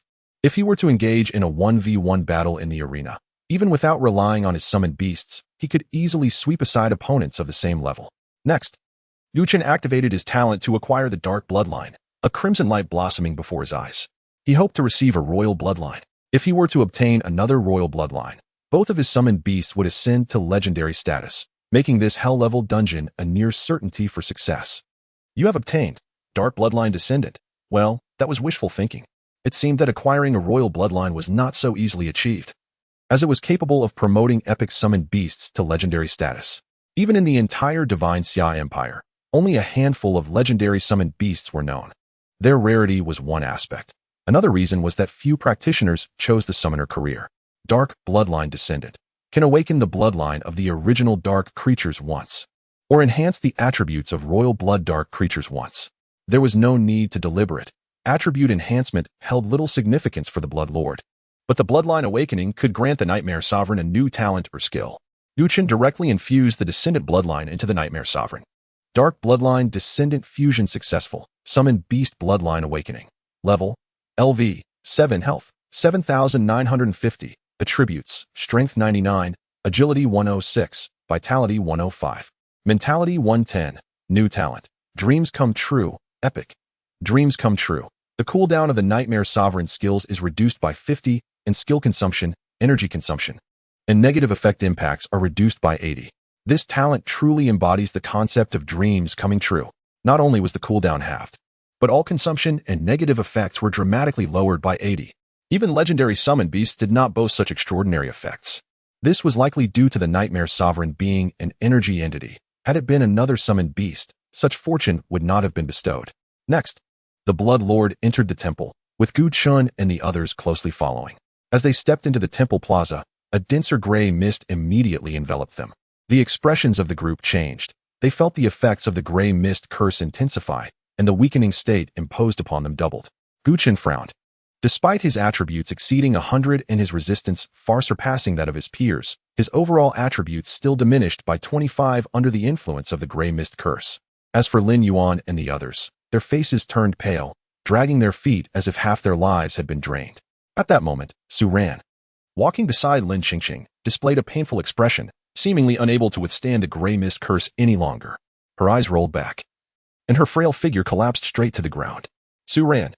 Lin Qingqing hurriedly rushed forward to support her, only to find that she had already descended into unconsciousness. Gu Chen approached to check Su Ran's condition. Her vitality was too weak. He knew assassins were frail, but he had not anticipated Su Ran's condition to be this dire. She had fainted from the sudden surge of the gray mist curse. At this moment, the true difficulty of the hell-level dungeon was laid bare before everyone. The omnipresent gray mist curse was terrifying. If challengers lacked sufficient vitality, they would not even need to be attacked by other creatures. Merely taking a few steps could lead to their demise. It was no wonder that for years, no newcomers had managed to clear the hell-level novice dungeon. Was this something new practitioners could endure? What to do? In other teams, in a situation like Su Ran's, they would have to use a teleportation scroll to send her out, given that she had lost her ability to move. If the intensity of the gray mist curse continued to rise, it was likely she would perish here. Gu Chen, great God, may I carry Su Ran? Can we allow her to continue following us? Lin Qingqing pleaded. She and Su Ran had borrowed a substantial sum of 100,000 to enter the hell-level dungeon alongside Gu Chen. 100,000. For a commoner just out of high school, that was an astronomical figure. If they withdrew midway, Su Ran's only option would be to work in a factory, likely spending years tightening screws to repay the debt. Sigh. This is quite troublesome. Gu Chen sighed. Upon seeing Gu Chen's attitude, Lin Qingqing's expression darkened. However, the next moment, Gu Chen raised his hand and summoned a ghostly figure shrouded in black mist. The Nightmare Sovereign. The Nightmare Sovereign grasped Su Ran and, in a flash, the space before them shattered like a mirror, pulling Su Ran into the rift. Dreamland. The Nightmare Sovereign could traverse the dream realm at will. By drawing Su Ran into the dreamscape, she would naturally be shielded from the gray mist's curse. Chapter 20. The use of healing potions. Dreams represent a distinctly independent realm, entirely severed from the constraints of reality, wherein the occurrences within bear no consequence upon the waking world. Thus, upon Su Ran's entry into this dreamlike space, she swiftly emerged from her state of weakness. Where am I? Su Ran surveyed her surroundings in bewilderment. Within this dream, she could perceive the scenes of the instance clearly, yet those in the real world remained oblivious to her presence. Su Ran. Lin Qingqing echoed, equally perplexed. Upon hearing Lin Qingqing's voice, Su Ran instinctively approached her. However, after only a few steps, she found herself back at her original position. A hint of panic crossed Su Ran's face. Without hesitation, she activated the assassin's ghostly sprint, rushing towards Lin Qingqing, yet the distance between them only seemed to widen. Gu Chen, through his connection with the Nightmare Sovereign, sensed the dynamics unfolding within the dream. Very well, you may enter as well, he gestured. In the dream, you shall be shielded from the effects of the gray mist curse. Once the mist dissipates, I shall release you. As his words fell, the void before them shattered, revealing dark fissures that extended ominously towards Lin Yuan, Lin Qingqing, and Wu Zi. Subsequently, a grotesque hand, coalescing from the black mist, emerged from the rift. Its arm dividing into three, swiftly drawing the trio into the dream. Everything within the dream mirrored the instance's setting. The only distinction being that the four of them could not interact with Gu Chen, as they existed in separate dimensions. Has the state of weakness truly vanished? Lin Qingqing exclaimed upon entering and spotting Su Ran, her emotions a blend of excitement and astonishment. Gu Chen claims this is a dream? How did we arrive here? Lin Yuan gazed incredulously at the shadow akin to a specter. The Nightmare Sovereign, undoubtedly a summoned beast, had surprisingly contracted its second companion so swiftly. Not only was it an energy entity, but it also belonged to the rare domain of space. Wu Zi instinctively attempted to check the attributes of the summoned beast, yet was met with a barrage of question marks. So, the dream is a skill of the Nightmare Sovereign? Are we within a skill? What kind of skill can sustain itself for such a duration? Despite the Nightmare Sovereign's ability to traverse between dreams and reality at will, maintaining the dream for an extended period was an immense drain on its energy. Previously, such a feat would have been impossible for the Nightmare Sovereign. However, following its bloodline awakening, its innate talent, dreams come true, significantly reduced its consumption by 80, greatly enhancing the skill's endurance. Having secured Lin Yuan and the others, the Vampire Lord continued to forge ahead, with Gu Chen and the Nightmare Sovereign trailing closely. As they delved deeper, the debilitating effects of the gray mist curse intensified. Upon reaching the plaza, Gu Chen felt his attributes diminish by 30. What does this imply? His originally formidable attributes, nearing 200, had plummeted to just over 140, noticeably slowing his movements. The Vampire Lord experienced a similar decline. The impact of weakness severely compromised his combat effectiveness, requiring 2 shots to dispatch a level 5 guard that he could previously defeat with a single bullet. As Gu Chen entered the plaza, numerous drowning guards emerged from all directions, respawning with each few steps taken. Furthermore, after several respawns, an elite guard would appear, varying only in level. For instance, they had encountered a level 7 elite guard at the temple's entrance, and just moments ago, the Vampire Lord had slain an elite guard of level 8. Now, directly before Gu Chen, a level 9 elite guard approached him. Alien race, drowning guard, elite, level, LV9, health, 16,000, attributes, strength 80, agility 87, constitution 122, spirit 95, skill I, gray mist curse, skill 2, iron guard, skill 3, giant axe slash, skill 4, spinning blood blade. This level 9 elite guard resembled a small giant, clad in imposing black armor, boasting a health pool of 16,000, with all attributes surpassing 100. It was, without a doubt, the most formidable alien entity Gu Chen had encountered since entering the instance. As the level 9 elite guard approached, the surrounding gray mist thickened, rendering even its features indistinct. Clutched in its hand was a blood-colored giant axe, with a dark iron chain affixed to its base, the remainder of which coiled around its remarkably muscular arm. Suddenly, a piercing sound sliced through the mist.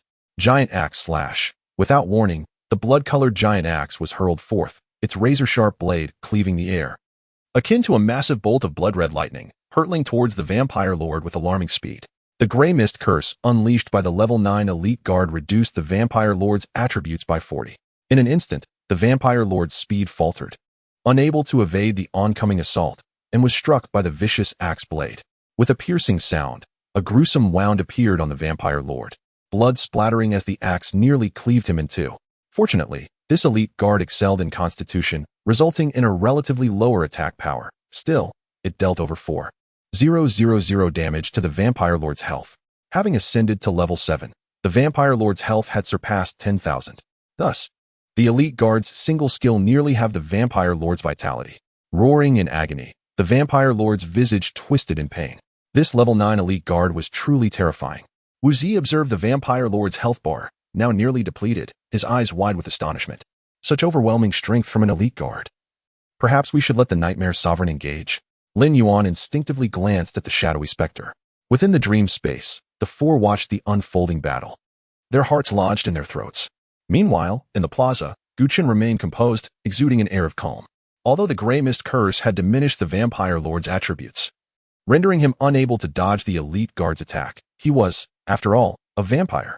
For vampires, any wound that was not fatal could be swiftly healed.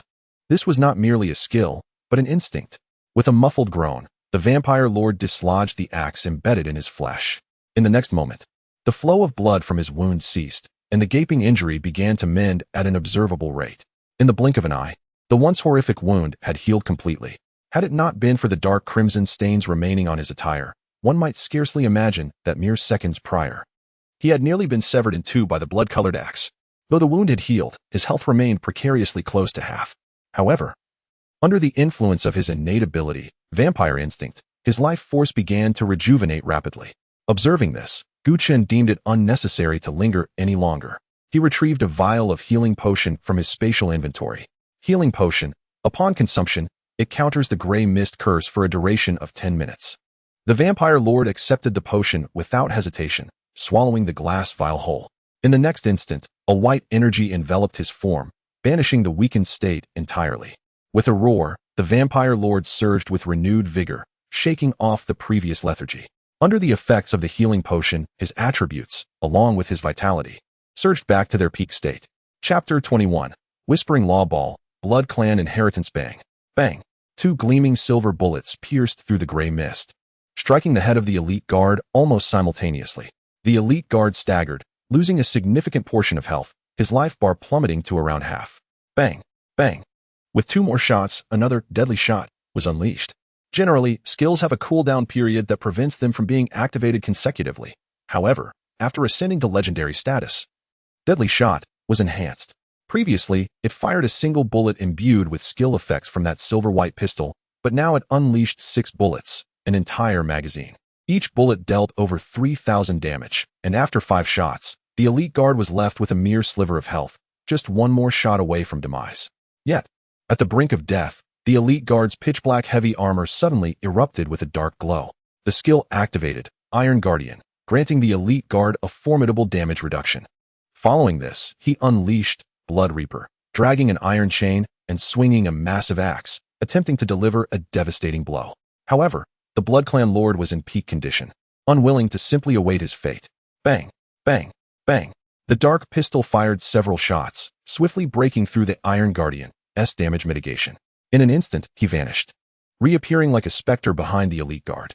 Just as the blood-red giant axe was hurled, a bright silver bullet struck precisely at the back of the elite guard's head. Bang. Kill. Fallen Guardian, Elite, LV9. Experience 795. Loot acquired.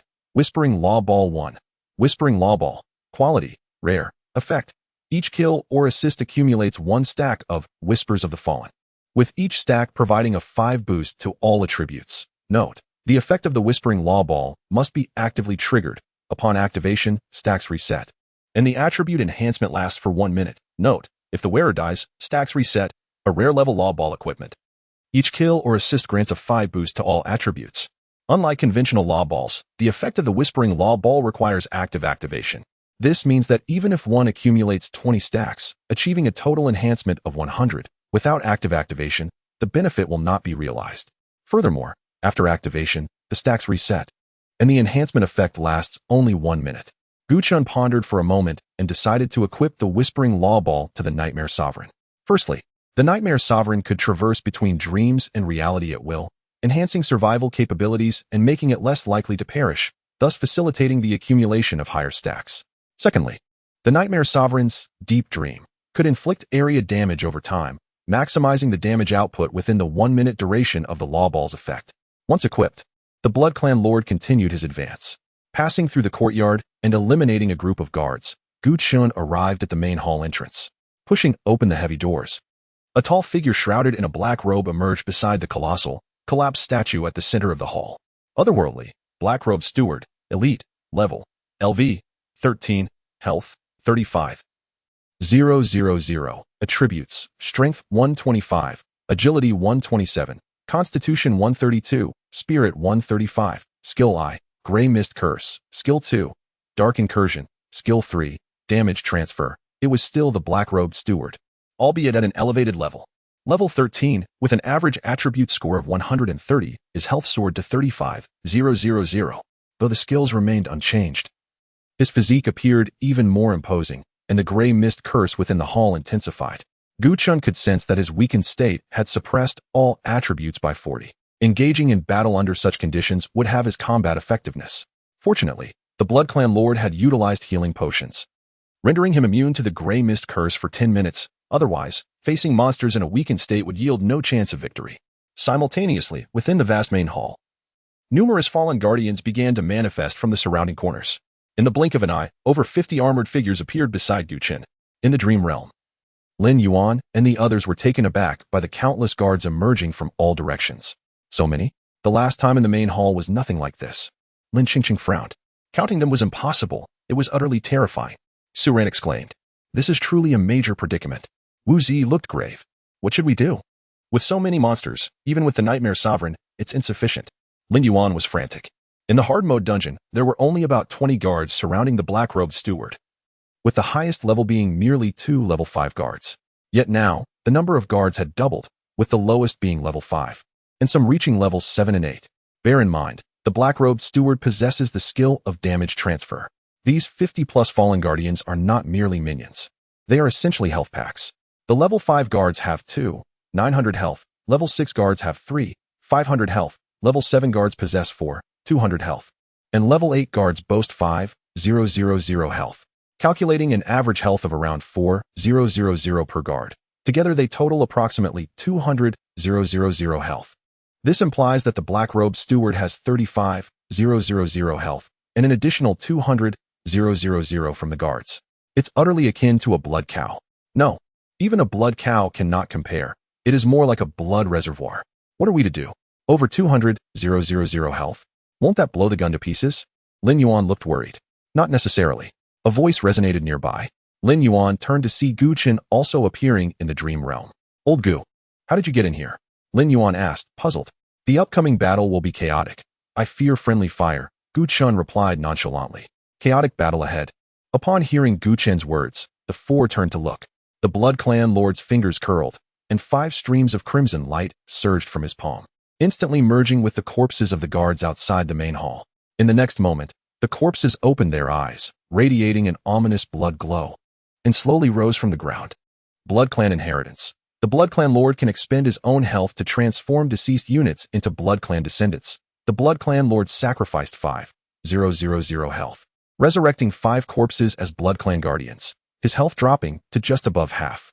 The level of the Blood Clan Guardians matched their previous state, 3 level 7 and 2 level 8.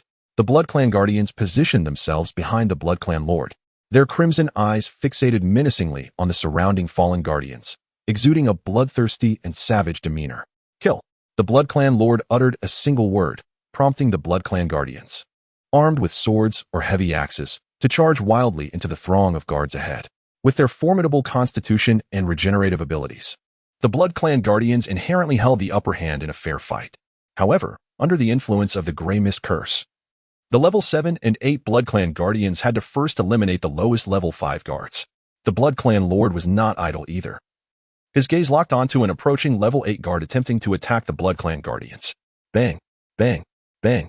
A flurry of silver bullets whistled through the air, striking the level 8 guard.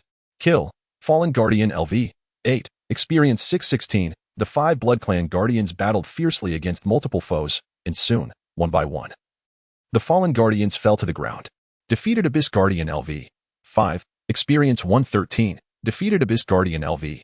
5. Experience 113. Defeated Abyss Guardian LV. 6. Experience 234. Defeated Abyss Guardian LV.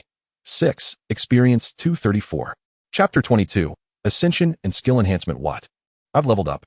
In the midst of a dream, Lin Yuan, who was observing the battle, suddenly gasped, his face lighting up with joy. Gu Chen glanced over and noticed that not only Lin Yuan, but also Lin Qingqing, Su Ran, and Wu Zi had all reached level 5. Meanwhile, he himself was nearing level 8. Lin Qingqing and Su Ran were ecstatic. They hadn't even completed half of the dungeon yet. Achieving level 5 without any effort along the way was something they could hardly have imagined before. I wonder how Li Wenhui is faring? Lin Qingqing suddenly recalled Gu Chen's wager. It surely must have gone awry. Lin Yuan spoke up. Li Wenhui cleared the hard mode dungeon this morning. He is only at level 4. With just a set of rare knight gear. Does he really think he can tackle the hell mode dungeon? It's hard to say, Wu Zi interjected. Not only does Li Wenhui possess rare gear, but he is also an A-grade talent, and his team composition far surpasses ours. He has an A-grade talent? I wasn't aware of that, Lin Yuan remarked, astonished. That's normal. Many information channels are closed off to commoners, Wu Zi replied, raising his head slightly. How do you know then? Aren't you also a commoner? Me? Humph. Not all commoners are the same. While the group engaged in idle chatter, Gu Chen used a life recovery potion to restore the Blood Lord's health completely. Then, bloodline inheritance was activated once more, transforming 5 corpses into bloodline descendants, 1 level 6 guard, 2 level 7 guards, and 2 level 8 guards. Why not convert more bloodline descendants at once? Because the Blood Lord needed to maintain over 50 health to combat the level 13 Black Robe Steward and prepare for any unforeseen circumstances. The newly converted bloodline guards retained the fundamental attributes of the fallen guards while acquiring the instincts of the bloodline, thus greatly enhancing their combat abilities. With heightened senses and speed, combined with remarkable recovery capabilities, each bloodline guard could confront 1 to 2 fallen guards, even under the suppression of the Grey Mist curse. As the battle progressed, the number of bloodline guards steadily increased, and the fallen guards began to falter, with only a handful remaining. Meanwhile, the Blood Lord's offensive intensified. After several rounds, the Black Robe Steward's health plummeted below half. In the main hall, only 6 fallen guards remained, with 25 bloodline guards facing 6 fallen guards. The tide had turned favorably. Swords and axes fell relentlessly, steadily diminishing the health of the fallen guards, until one finally collapsed. Kill Fallen Guard LV 9. Experience 521. Level up. Level. LV 8. 134850. Strength 197. Agility 196. Constitution 198. Mentality 199. Summoned Beast. Blood Lord LV 8. Legendary. Nightmare. Sovereign LV 8. Epic. Talent. You can now acquire 1 dark bloodline. What a thrill. A glimmer of joy ignited in Gu Chen's eyes. After leveling up, the Blood Lord's health was fully restored. Bloodline inheritance was activated again, causing the Blood Lord's health to drop as 5 guard corpses rose, their eyes glowing with a bloodthirsty red. 35 versus 5. The number of bloodline guards increased once more. Gu Chen activated his talent to acquire the Dark Bloodline. You have gained Dark Bloodline Initial. Dark Bloodline Initial can enhance an initial dark creature once or awaken the bloodline of a royal dark creature once, after careful consideration. Gu Chen infused this dark bloodline into the Nightmare Sovereign. Summoned Beast level up successful. Nightmare Sovereign. Epic. Nightmare Sovereign. Epic. Level. LV.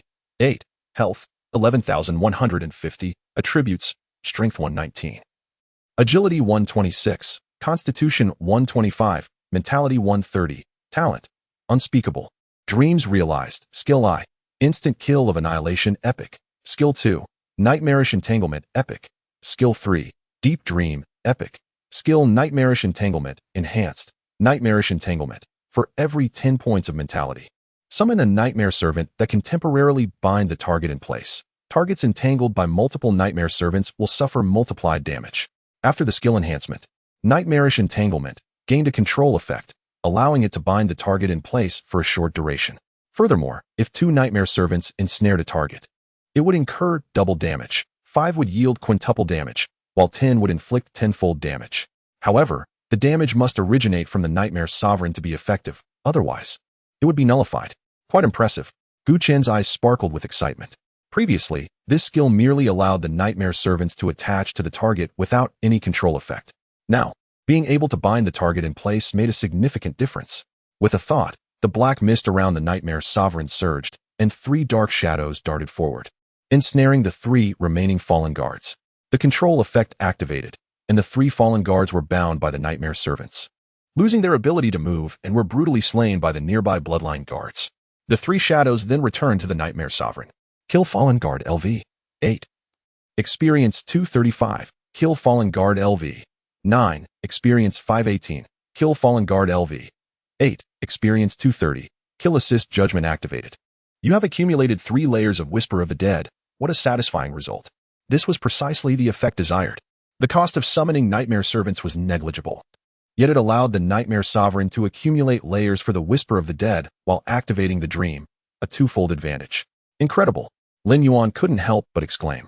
It wasn't merely the accumulation of 3 layers of Whisper of the Dead from Gu Chen's small maneuver that astonished him, but rather the sight of the numerous fallen guards strewn across the hall, which left him deeply shocked.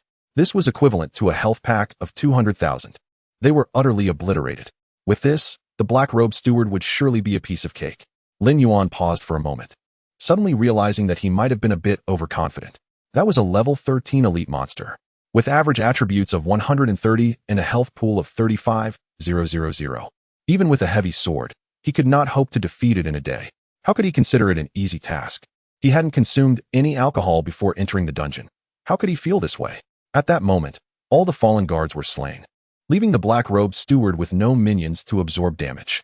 Meanwhile, the Bloodlord's healing potions had long since worn off, and it was now battling the black-robed steward in a desperate struggle while under the effects of a weakened state.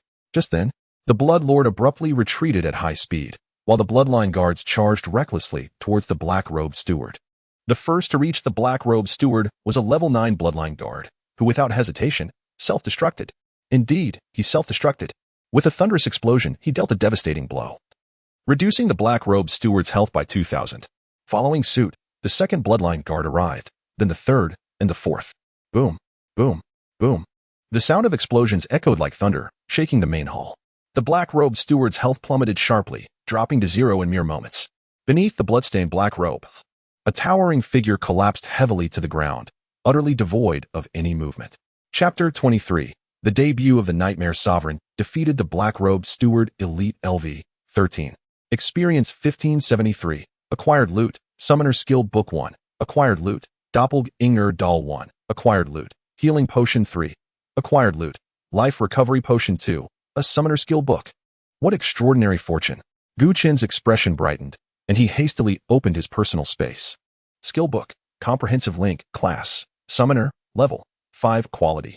Rare. Effect.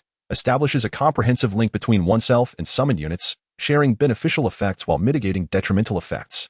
This skill is indeed commendable. By sharing the consumption with the summoned beast, only a third remains, and by sharing the benefits, it multiplies to threefold. Although no equipment dropped this time, the rare acquisition of a professional skill book is still a noteworthy achievement. Learning the skill, the Summoner's Tome radiated a layer of purple light before vanishing. You have learned a new skill. Comprehensive link. At last a skill. Gu Chen inwardly lamented. Skills for summoners are exceedingly scarce, and in a border town like Lingcheng, there are no corresponding skill books for sale. Thus, apart from the basic summoning skills, this is his first professional skill. Next, Gu Chen turned his attention to another piece of loot. Doppelganger Doll. Quality. Rare. Effect. Upon activation, it can absorb 3,000 points of damage for the user. This value is equivalent to 3 to 4 times the maximum health of an ordinary level 8 professional. But for Gu Chen, it only amounts to a little over double. It is somewhat lacking, yet it serves as a decent shield. Gu Chen promptly activated the Doppelganger Doll and equipped it, then stored the remaining loot in his personal space. At that moment, the Bloodlord seemed to notice something and handed Gu Chen a glass vial marred with stains. What could it be? Curiosity piqued. Gu Chen leaned closer and discovered what appeared to be a heart, still pulsing slowly within the vial. Quest item. Sealed heart. Gazing into the murky, gray-black liquid of the vial, Gu Chen felt a wave of physiological discomfort wash over him. Sealed heart. Type. Quest item. Description. A heart extracted from a witch. Originally intended as a sacrifice to a deity in exchange for the power to resist the abyss, but who knew? A quest item. It will be temporarily stored. Gu Chen placed the sealed heart into his personal space. After slaying the black-robed steward, the gray mist curse significantly thinned, and the weakening effect greatly diminished. Gu Chen found a clean spot in the main hall and released Lin Yuan and the others from their dream state for a brief respite. This was primarily to allow the Bloodlord to recover health and to convert more bloodline descendants. After all, in the recent battle to swiftly defeat the black-robed steward, 8 bloodline descendants had self-destructed. An hour later, the Bloodlord's condition had fully restored. Behind it stood 30 figures, all entwined in dense blood energy. representing the maximum conversion capacity of the Blood Lord at present. 1 level 13 Blood Steward and 29 Blood Guards, comprising 4 level 9, 6 level 8, 9 level 7, and 10 level 6. Converting units below level 10 into Bloodline Descendants consumes 1,000 health points, with an explosion damage of 2,000. For units below level 20, it consumes 2,000 health points, with an explosion damage of 3,000. As for those below level 30, it remains uncertain. Once prepared, Gu Chen summoned the Nightmare Sovereign, and Lin Yuan and the others re-entered the dream. With the Bloodline Descendants clearing the path ahead, Gu Chen swiftly reached the end of the main hall, standing before 2 heavy iron doors. Pushing open this door would lead into the Sanctum, the final stage of the Nightmare-level dungeon. Defeating the boss inside and finding a vial of sealed blood would signify a successful clearance. However, considering this is a Hell-level dungeon, the Sanctum is merely an appetizer. The true feast lies within the altar beyond. A level 6 Blood Guard pushed open the grand doors, and under the protection of the Bloodline, Gu Chen stepped into the Sanctum. As he entered, the concentration of the gray mist intensified once more, and the effects of weakness surged, causing Gu Chen's attributes to decline again. Such a terrifying gray mist curse explains why no novice professionals have ever cleared a Hell-level dungeon. Gu Chen's complexion paled noticeably. Fortunately, Lin Yuan and the others were already in a dream state. Otherwise, they would surely lose half their life. At the center of the Sanctum stood a gaunt figure, hunched and shrouded in dark red robes. According to the guide, this should be the boss of the Sanctum, the red-robed priest. Beneath the hood, the face of the red-robed priest was obscured by shadow, revealing only a pair of eyes gleaming with fervor and cruelty. Its skin was as pale as parchment, covered in black markings that resembled sinister incantations spreading across its flesh. As the Bloodline Descendants entered the center of the Sanctum, the crystal ball in the red-robed priest's hand suddenly erupted with a deep purple glow. Roar! Dense purple energy swirled like smoke, forming spectral skulls that howled and struggled in the void around the red-robed priest. Other red-robed priest elite. Level, LV, 15 health, 72,000. Attributes, strength 140, agility 147, constitution 162, spirit 150, skill I, gray mist curse, skill 2, wraith impact, skill 3, life sacrifice, skill 4, death echo. Now, they have truly entered hell. With an average attribute of 150, coupled with 72,000 health points, and the weakening effects of the gray mist curse, even a glance would likely send ordinary professionals trembling. Such a substantial health pool is certainly beyond the capabilities of the Bloodlord in its current state. With that thought, Gu Chen retrieved a healing potion from his personal space and applied it to himself. The healing potion took effect, instantly dispelling the weakening state. Simultaneously, Gu Chen activated his skill. Comprehensive Link establishes a comprehensive link between oneself and summoned units, sharing beneficial effects while mitigating detrimental effects. In the next moment, the previously weakened Bloodlord and the surrounding Blood Guards regained their vigor as their states rapidly improved. Gu Chen then turned to the ethereal figure beside him. Go forth. It is your time to shine.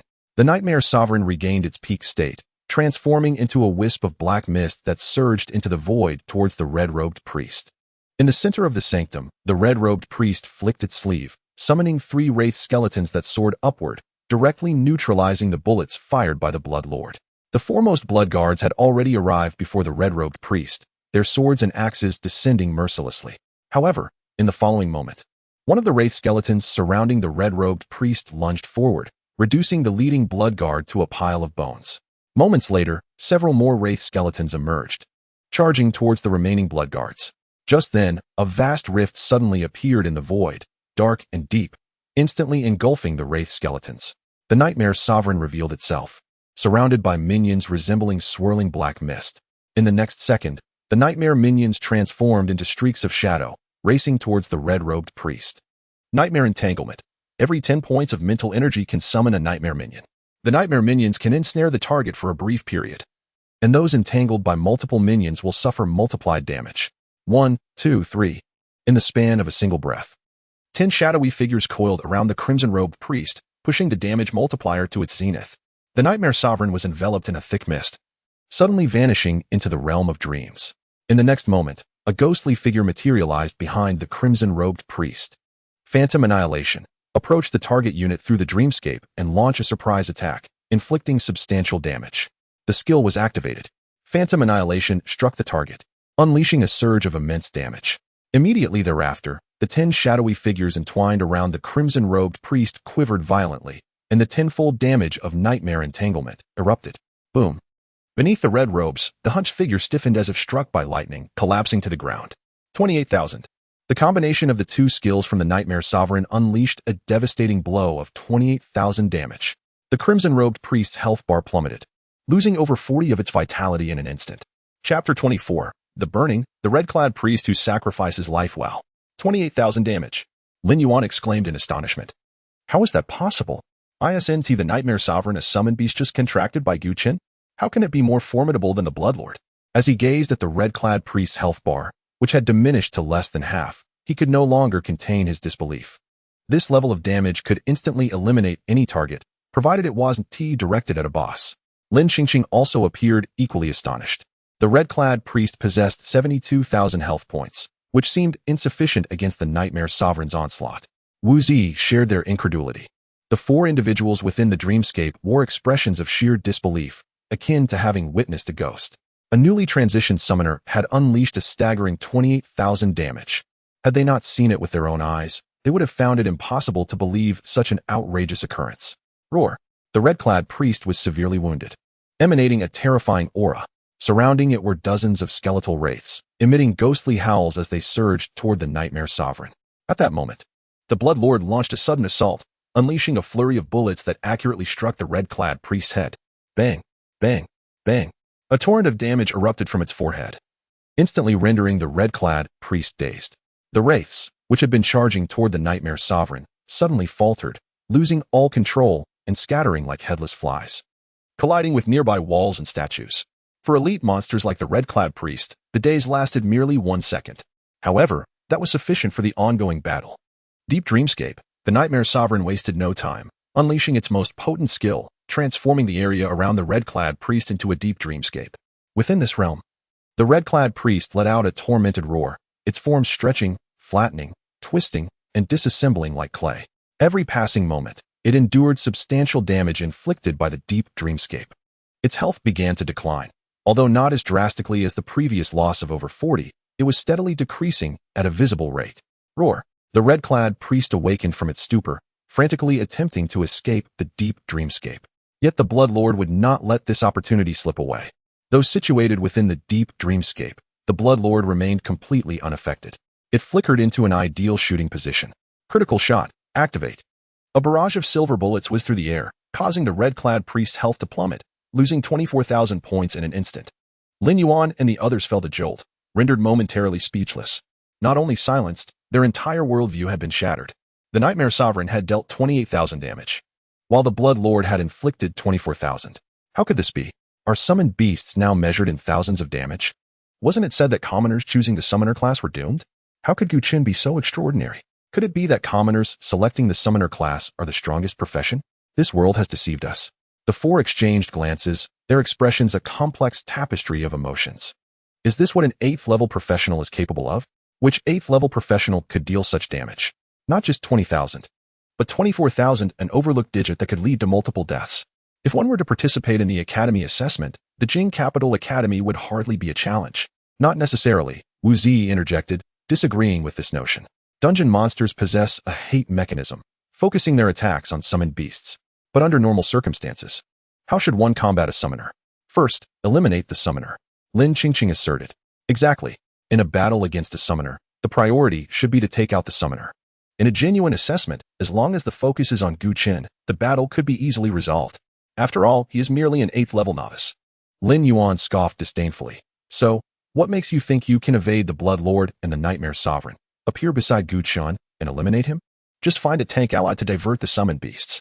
Then the question arises, what kind of tank could withstand 24,000 damage in a single second? Even with epic-level armor, could they endure it? Wu Zi turned away, falling silent.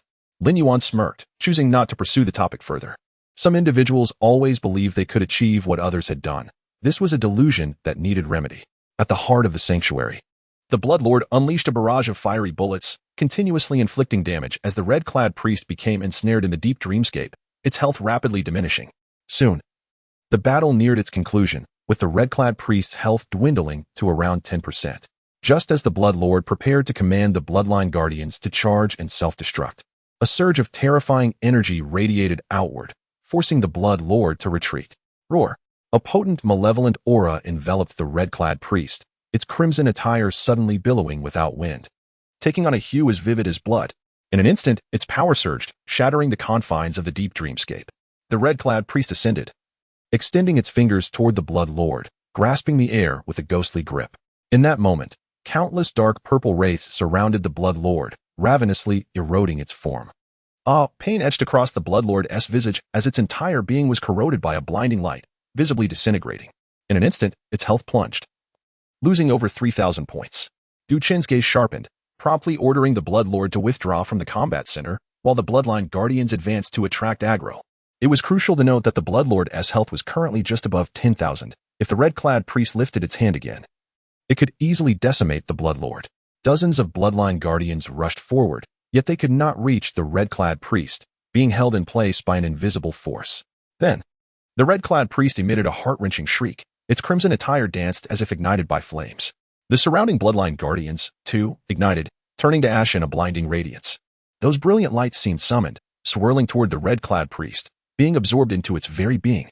As it basked in the dazzling glow, the red-clad priest appeared as a deity, reborn from the flames. Its previously frail form transformed into a towering figure, and its emaciated limbs gained newfound strength. What had once been 10% of its health surged to 60% in an instant. It had been reborn, and it was now even stronger. This was the red-clad priest's ability, life sacrifice.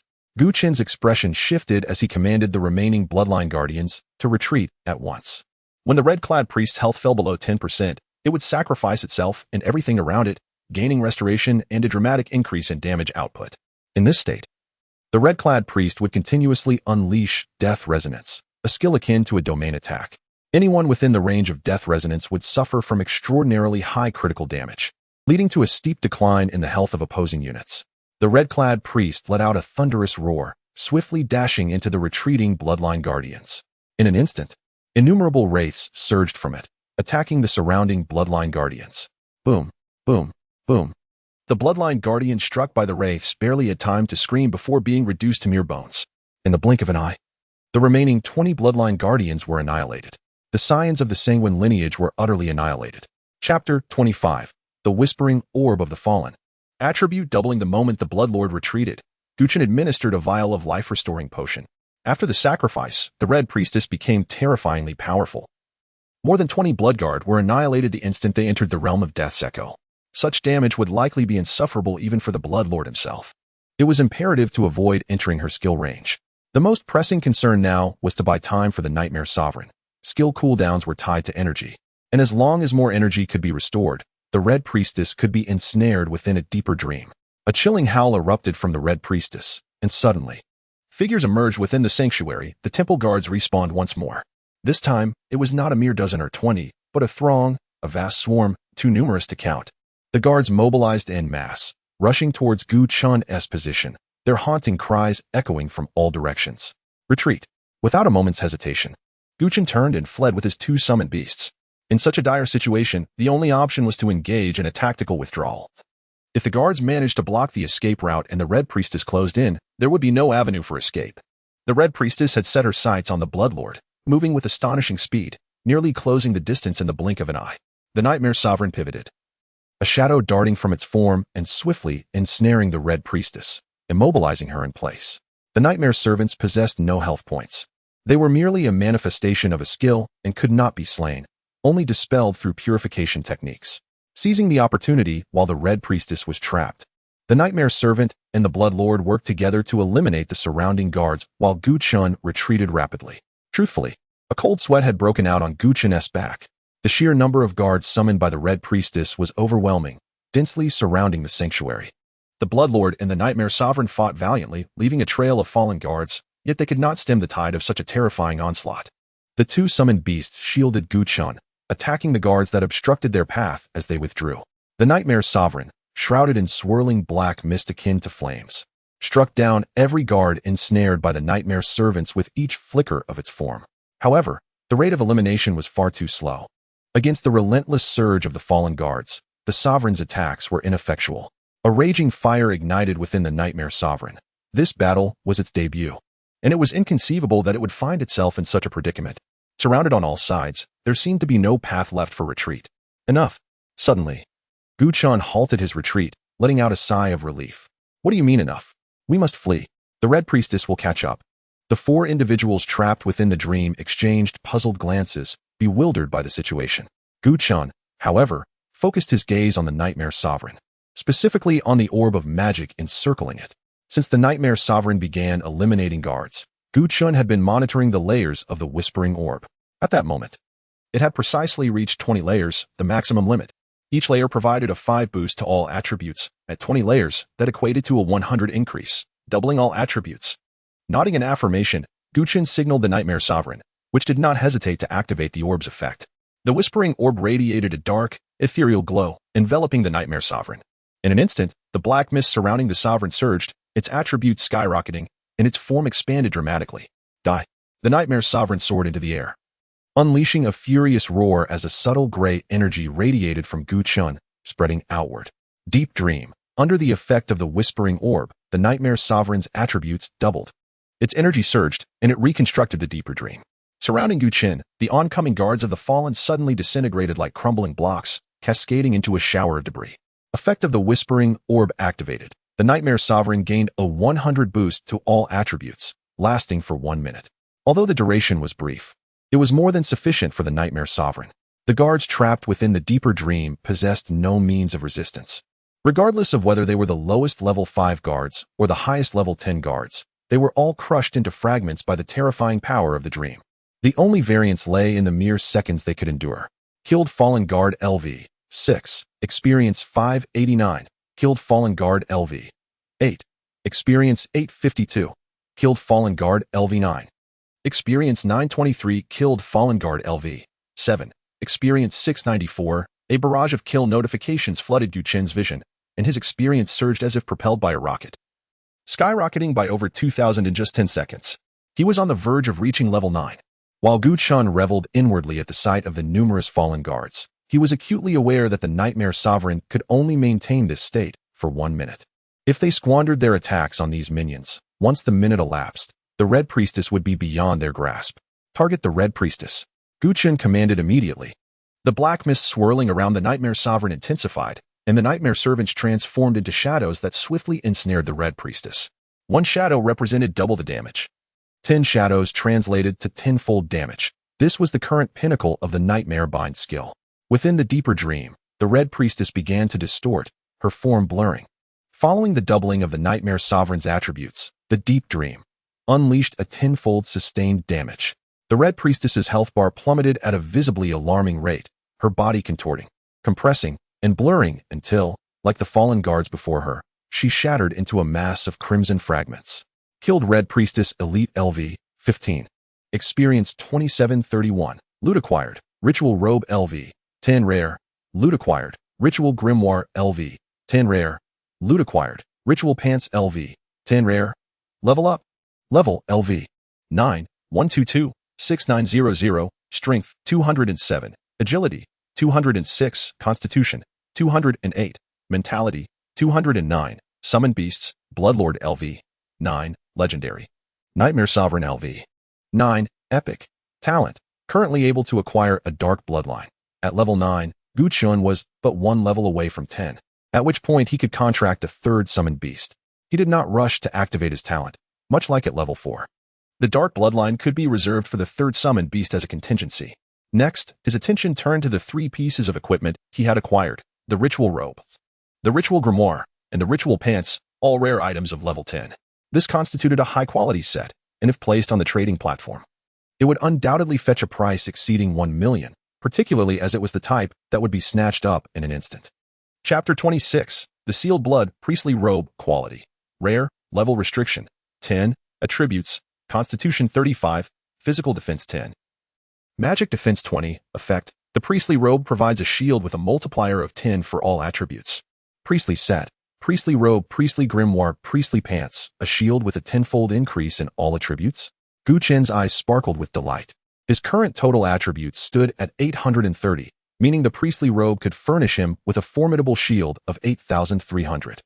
Such an equipment piece could bestow over 8,000 in shielding power, surpassing the health points of an ordinary level 8 Fallen Guardian. Even against a level 15 Elite Scarlet Priest, he could withstand 2 of their skills. Moreover, This equipment also augments his constitution by 35, boosts physical defense by 10, and magic defense by 20, making it exceedingly commendable. The most pivotal aspect is that this piece is part of a set. Although the Scarlet Priest is challenging to defeat, one cannot deny the satisfaction after the battle. He then examined the other two pieces of equipment. Priestly Grimoire, quality, rare, level restriction, 10, attributes, spirit 30, energy recovery 25. Spell damage 30, effect. When the wearer or any allied unit has all skills on cooldown, it replenishes energy for allied units once. Priestly set, priestly robe, priestly grimoire, priestly pants, a magical tome that enhances spirit, damage, and energy. It is indeed remarkable. Previously, all attacks from the Scarlet Priest were cast using this grimoire, evidently providing a substantial damage boost. Priestly pants, quality, rare, level restriction, 10, attributes, agility 15, effect, increases movement speed by 25 and grants immunity to one instance of slow effects. Priestly set, priestly robe, priestly grimoire, priestly pants. The effects of the priestly pants are rather ordinary, primarily increasing movement speed and granting immunity to a single instance of slow. However, when confronted with the binding effects of nightmarish servants, it proves inadequate. Furthermore, this immunity only applies to the wearer, not extending to allied units, thus rendering it ineffective for summoned creatures. This limitation diminishes the overall utility of the equipment. Nonetheless, it is understandable as the priestly set is strictly tailored for the mage profession rather than the summoner class. The ability of the priestly grimoire to replenish energy for allied units is already a significant advantage. Chen then turned his attention to the set bonus for the three-piece set. Priestly set, priestly robe, priestly grimoire, priestly pants, set attributes, constitution 50, spirit 50, agility 50, set effect, conduct a sacrificial ritual on a target unit. The sacrificer will gain a damage multiplier of the number of sacrifices made multiplied by 10% for a limited time. Cooldown, 24 hours. This effect is rather formidable. In simple terms, the greater the number of sacrifices, the more substantial the subsequent damage enhancement. Chen recalled the scene of the Scarlet Priest's power surge after sacrificing numerous BloodClan guardians. No wonder it could annihilate all descendants of the bloodline. Its skills received exponential damage increases. Should this be utilized by the BloodClan sovereign, it would undoubtedly unleash unimaginable devastation. After securing the 3 level 10 set pieces, a minute had elapsed. Within the sanctuary, the pale gray boundary representing the deep dream gradually shattered. Chen seized this opportunity, harnessing the dream's power to navigate past countless fallen guardians, arriving beside a towering frame. In the painting, dark red liquid flowed slowly in an erratic manner, resembling an animated display. Chen reached out, removing the painting from the wall, and then inspected the item information. Sealed blood, type, quest item, description, blood extracted from the witch, sealed within this mural by the Scarlet Priest using a special technique. Upon acquiring the quest item, Chen wasted no time and rushed towards the passage leading to the altar. The BloodClan sovereign and the nightmarish monarch followed closely, fending off a multitude of pursuing fallen guardians. The three figures ventured deeper into the corridor, advancing toward their ultimate goal. The gray mist seems to have vanished. Could it be that the Scarlet Priest is the source of the mist? Distracted by the throngs of pursuing fallen guardians, Chen had overlooked this detail. After traversing the corridor for a while, he sensed something peculiar about himself. Upon checking his status, it was confirmed. The weakened state had completely dissipated. Thankfully, the curse of the gray mist was lifted. Otherwise, this final challenge would have been quite perilous. Gazing into his inventory, he found only a single healing potion left. Everything else had been consumed during the battle with the Scarlet Priest. If the mist had persisted until reaching the altar, the ensuing conflict would have been daunting. The corridor was dimly lit, and level 10 black-robed stewards emerged along the path. The nightmarish monarch, in conjunction with the BloodClan sovereign, swiftly dispatched them all.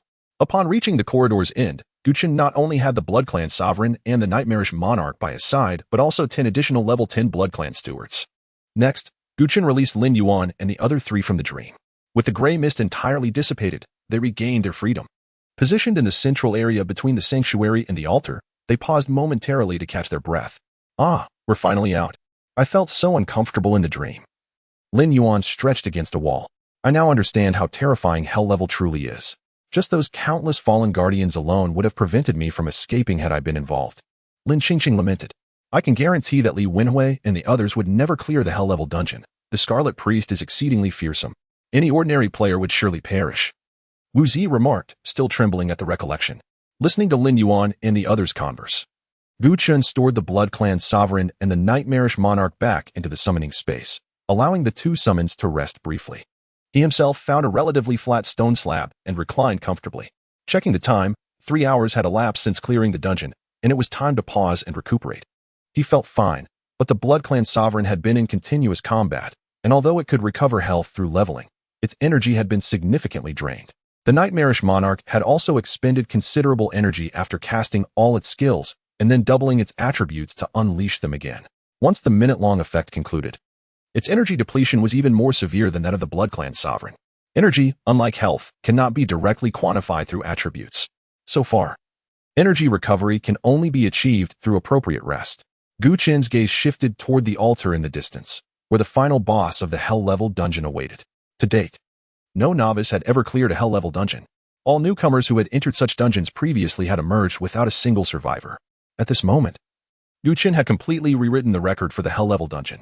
He was the only one to have glimpsed the finish line. Chapter 27. It's not a bet on who can last longer. In the instance, the entrance to the instance was bustling with spectators, surpassing even the number of guards in the sanctum, as Gu Chen and Li Wenhui successively entered the Hell-level novice dungeon. Although it was a crucial time for the academy assessments, the prospect of waiting 2 or 3 hours to see who would falter first was simply too enticing to resist. Indeed, 2 or 3 hours seemed ample time to determine a victor. Historically, the longest recorded duration for challengers in a Hell-level instance was 6 hours and 43 minutes, reaching the Red Priestess in the sanctum. However, those challengers were all level 9 or 10, as the novice instance was only accessible to those below level 10. Gu Chen, at level 5, and Li Wenhui, at level 4, daring to tackle a Hell-level dungeon, seemed utterly reckless. Thus, the consensus among the onlookers was that 2 to 3 hours would suffice to declare a winner. Curiosity stirred within the crowd. Everyone was eager to witness the outcome of this high-stakes wager valued at millions. As 3 hours passed, both Hell-level instances remained operational, indicating that the battles within were fiercely contested. Given that novice instances are artificial constructs, challengers who have not all perished allow the instance to display an active status. This led to speculation about the status of Gu Chen, who might be nearing his limit. After all, a commoner managing to keep 4 actors alive for this long was quite an achievement. Li Wenhui, as the captain of an elite class, was likely already engaged in the main hall, commanding a team of top-tier students. Gu Chen's resilience was commendable. Who else could survive this long in a Hell-level dungeon? As the spectators fervently discussed the unfolding events, the entrance to the instance remained eerily quiet.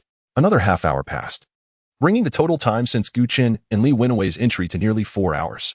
The continued operational status of both instances piqued the crowd's curiosity further. The difficulty of a Hell-level dungeon was apparent, and both Gu Chen and Li Wenhui enduring for such an extended period shattered all expectations. Suddenly, a flash of light erupted at the entrance, and a figure was teleported out.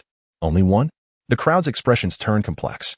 Regardless of the team, if 5 had entered and only 1 emerged, it indicated that the others had perished within, suggesting a gruesome battle had unfolded. The light dissipated, revealing a frail figure collapsing to the ground.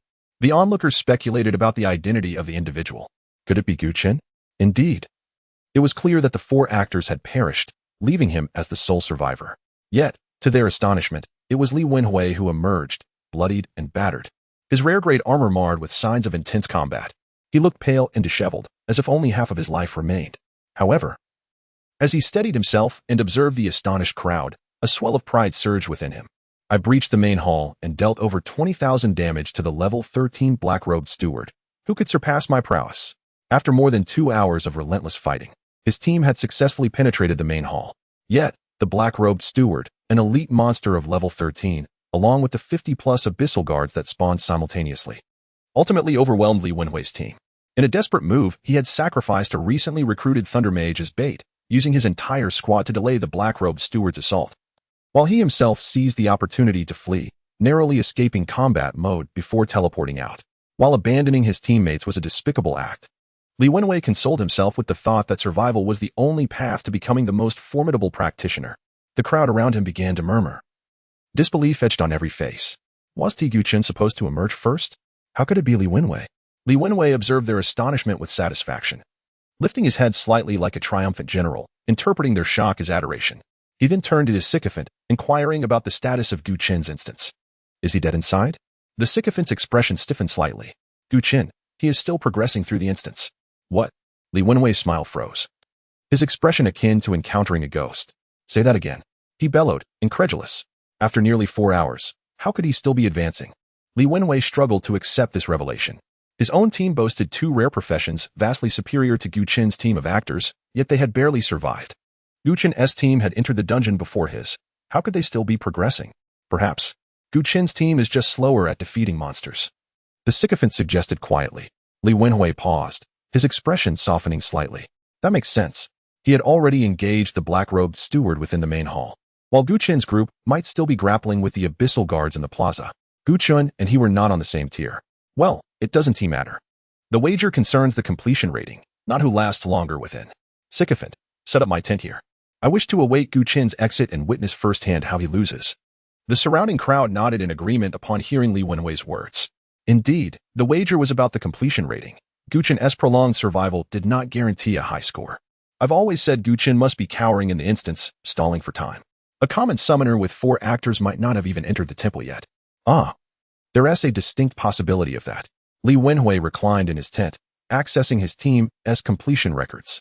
Although they had not succeeded in clearing the instance, the system would still assign a rating, albeit a low one. C grade? That seems a bit low. Li Wenhui furrowed his brow. Yet considering the hell-level dungeon, where ordinary practitioners typically perished, his survival and C-grade rating were commendable. A smile spread across his face as he envisioned winning the 500,000 wager. Gu Chen, what rating will you achieve? D grade? Or perhaps E grade? He chuckled, convinced that Gu Chen would meet his end within. Chapter 28. Deep within the altar, the fallen witch, ruins of the temple. After emerging from the corridor of the sanctum, Gu Chen reclined on a stone slab, closing his eyes to recuperate. Should the circumstances within the instance be visible to the outside world, one might easily assume he was merely stalling for time. Although Lin Yuan and the others were somewhat bored, they remained vigilant. Seizing the opportunity while Gu Chen rejuvenated his summoned beasts, the 4 of them, feeling restless, collaborated to defeat a solitary black-robed steward.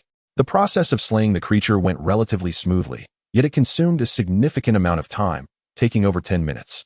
For individuals facing an ordinary level 10 monster, took this long, with Wu Zi sustaining injuries in the process. Thus, they profoundly grasped the sheer terror of Gu Chen's combat prowess. After resting for over an hour, the 2 summoned beasts had nearly regained their vitality. Gu Chen summoned the nearly perfect Bloodlord and the Nightmare Sovereign.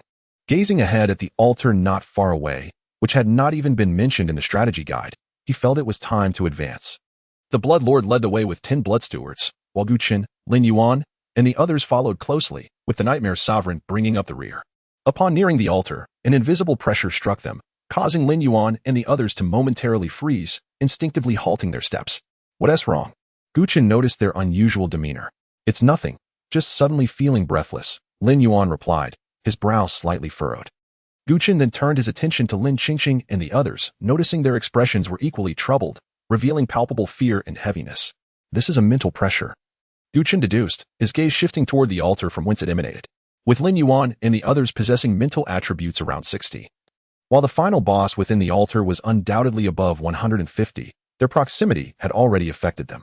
Your attributes are too low, retreat to the outskirts, Gu Chen instructed them, then continued forward with his summoned beasts. As he approached the altar's edge, a wave of terrifying pressure erupted from within, causing the sky to suddenly darken. Gu Chen instinctively looked up. No, it was not the sky that darkened, but rather, a vast expanse of purple-black light surged into the air, erupting from above the altar as if aiming to consume everything in its vicinity. Simultaneously, a rich scent of decay burst forth, spreading alongside the purple-black radiance. Where it passed, vitality withered, and all flora succumbed to death's embrace. Gu Chen did not retreat. Instead, he pressed onward. For the situation was unmistakably clear, he had activated the boss within the altar. Why have you betrayed me? A chilling voice echoed in his ears. A woman's tone laced with profound resentment and bitterness. The deathly aura of the purple-black light continued to expand, and at the same time, a semi-transparent gray shield manifested around Gu Chen. Black Steward Robe Effect grants the user a magical shield. Shield value equals the user's total attributes multiplied by 10. Current shield value, 8,300. Crack. Crack. Crack. The purple-black light struck the shield, causing numerous black fissures to erupt. Snap. The shield shattered. Over 8,000 shield points crumbled under the weight of the purple-black radiance, barely lasting for 2 breaths. Gu Chen's expression shifted as he took a step back, finding himself engulfed in a void that whisked him into a dreamscape, narrowly evading the onslaught of the purple-black light. At that moment, figures clad in black robes emerged from behind the altar, and a cacophony of wailing voices filled the air, sending chills down Gu Chen's spine. His brow furrowed. The black-robed stewards emerging from the altar were all level 15. With over 50,000 health points, they could unleash Gray Mist Curse and Damage Transfer, rendering them exceedingly formidable. If only 2 or 3 appeared, they might manage, but now there was a horde. At least a dozen black-robed stewards continued to pour forth from the altar, with their numbers ever increasing. To defeat the boss deep within the altar while fending off these black-robed stewards seemed nearly impossible. Nightmare Sovereign, restrain those black-robed stewards. Blood Lord, breach the altar. Gu Chen commanded, his gaze fixated on the shadow deep within the altar. Only by vanquishing the boss within could they hope to succeed. A mass of black mist enveloped the Nightmare Sovereign, whose mental attribute stood at 142, allowing it to summon 14 nightmare minions. In an instant, shadows shot forth like black lightning, striking the black-robed stewards who had just emerged from the altar. Meanwhile, 10 blood priests forged ahead alongside the Bloodlord. Charging to the altar's edge, a black-robed steward lunged forward, shielding the altar escorter. The Bloodlord, face contorted in rage, unleashed deadly shot. A barrage of silver bullets whistled through the air, forcing the steward to stagger back, its health rapidly depleting. One volley of bullets reduced its health by 24,000, equivalent to half the black-robed steward's total life force. Observing the steward's health bar diminish by half, Gu Chen's expression darkened. Did this imply that the maximum health of these black-robed stewards was less than 50,000? Instinctively, he scanned his surroundings, despite the black-robed stewards having appeared for some time. The gray mist had yet to manifest. A spark ignited in Gu Chen's eyes as he recalled that the Red Priest was the source of the gray mist. With the Red Priest now deceased, the Gray Mist Curse would no longer materialize. With the absence of the Gray Mist Curse, matters became considerably simpler. Gu Chen breathed a sigh of relief. Blood Lord, dismantle the altar. The Blood Lord activated Crimson Feast, swiftly eliminating the black-robed steward before him. Kill confirmed, cooldown reset. Seizing this opportunity, the surrounding blood stewards surged forth, clashing with the black-robed stewards around the altar. In an instant, the Blood Lord vanished, reappearing deep within the altar. Dual guns aimed at the purple-black radiance, firing mercilessly. Bang, bang, bang. Bullets poured forth like a torrential downpour, yet were effortlessly swatted aside by an almost imperceptible shadow. Gu Chen squinted. Within the depths of the altar, a gaunt female figure ascended into the air. Her skin was emaciated, her body resembling tattered parchment, covered in wrinkles, with skin tightly adhering to her bones, akin to a desiccated corpse. A gaping wound marred her hollow chest, jagged and grotesque, as if torn open by some malevolent force. She lifted her eyelids, and an abyss of darkness surged forth from her eyes, a miasma of decay and darkness emanating from her being. Otherworldly entity, fallen witch boss, level, 15 health, 158,000. Attributes, strength 185, agility 180, constitution 215, spirit 220, skill I, withering, skill 2, damage transfer, skill 3, wraith impact, skill 4, life sacrifice. Upon witnessing the boss's attribute panel, Gu Chen's expression instantly soured. A staggering 158,000 health points. This was utterly outrageous. Chapter 29. How to confront such a terrifying boss. The Fallen Witch, the ultimate boss of the Hell-level dungeon. Although she is only level 15, she possesses an astonishing 158,000 health points and an average attribute score of 200. Just this data alone is enough to intimidate even the most talented adventurers. The desiccated corpse is bathed in the glow of the altar as she raises her frail arm, bony fingers pointing ominously towards the Bloodlord. Suddenly, a cacophony of grotesque faces materializes from the purple-black aura, shrieking in anguish as they rush towards the Bloodlord. Spirit Impact gathers vengeful spirits to unleash a mental shock on the target, with a chance of inducing a state of confusion. Confusion State. Units afflicted by confusion lose control over their actions, attacking indiscriminately around them. The wailing of tormented souls envelopes the battlefield as the spectral apparitions penetrate the Bloodlord's form, unleashing a powerful mental shock. The Bloodlord shudders violently, succumbing to the overwhelming mental pressure exerted by the Fallen Witch. Disoriented, he begins to lash out indiscriminately, inadvertently striking several nearby blood servants with a barrage of bullets. Confusion? Gu Chen's expression shifts, though he remains composed. He swiftly retrieves a potion from his spatial inventory and consumes it. Dispelling Potion, upon use. dispels all negative status effects and grants immunity to such effects for 5 seconds. This potion, priced at 5,000 coins, was purchased from the trading platform before entering the dungeon, originally intended to counter the Grey Mist curse. However, after acquiring healing potions from defeating elite monsters, he had not found the occasion to use it until now. The confusion is instantly dispelled, and the Blood Lord regains clarity, his eyes gleaming with renewed vigor. A chilling aura of murderous intent surges from his elongated gaze. As the Blood Lord, a pinnacle of the vampire hierarchy, how could his dignity be so brazenly insulted? Reinvigorated, the Blood Lord charges forward, without hesitation, and pulls the trigger against the fallen witch on the altar, unleashing his skills. Deadly Shot, Crimson Feast. The skills connect in a frenzy of output, yet the fallen witch remains unscathed. Chen furrows his brow in concern. With the fallen witch's average attribute soaring above 200, her damage absorption capabilities are unmatched among bosses thus far. Yet, even so, it is astonishing that she endures the Blood Lord's 2 skills without suffering a single point of damage. Just then, Chen notices a nearly imperceptible crystalline white light emanating from the fallen witch. Damage transfer. His face pales as he comprehends the gravity of the situation. Retreat. He commands the Blood Lord, but it is too late. A vast expanse of purple-black light erupts from the altar, a rancid aura sweeping outward like a tempest.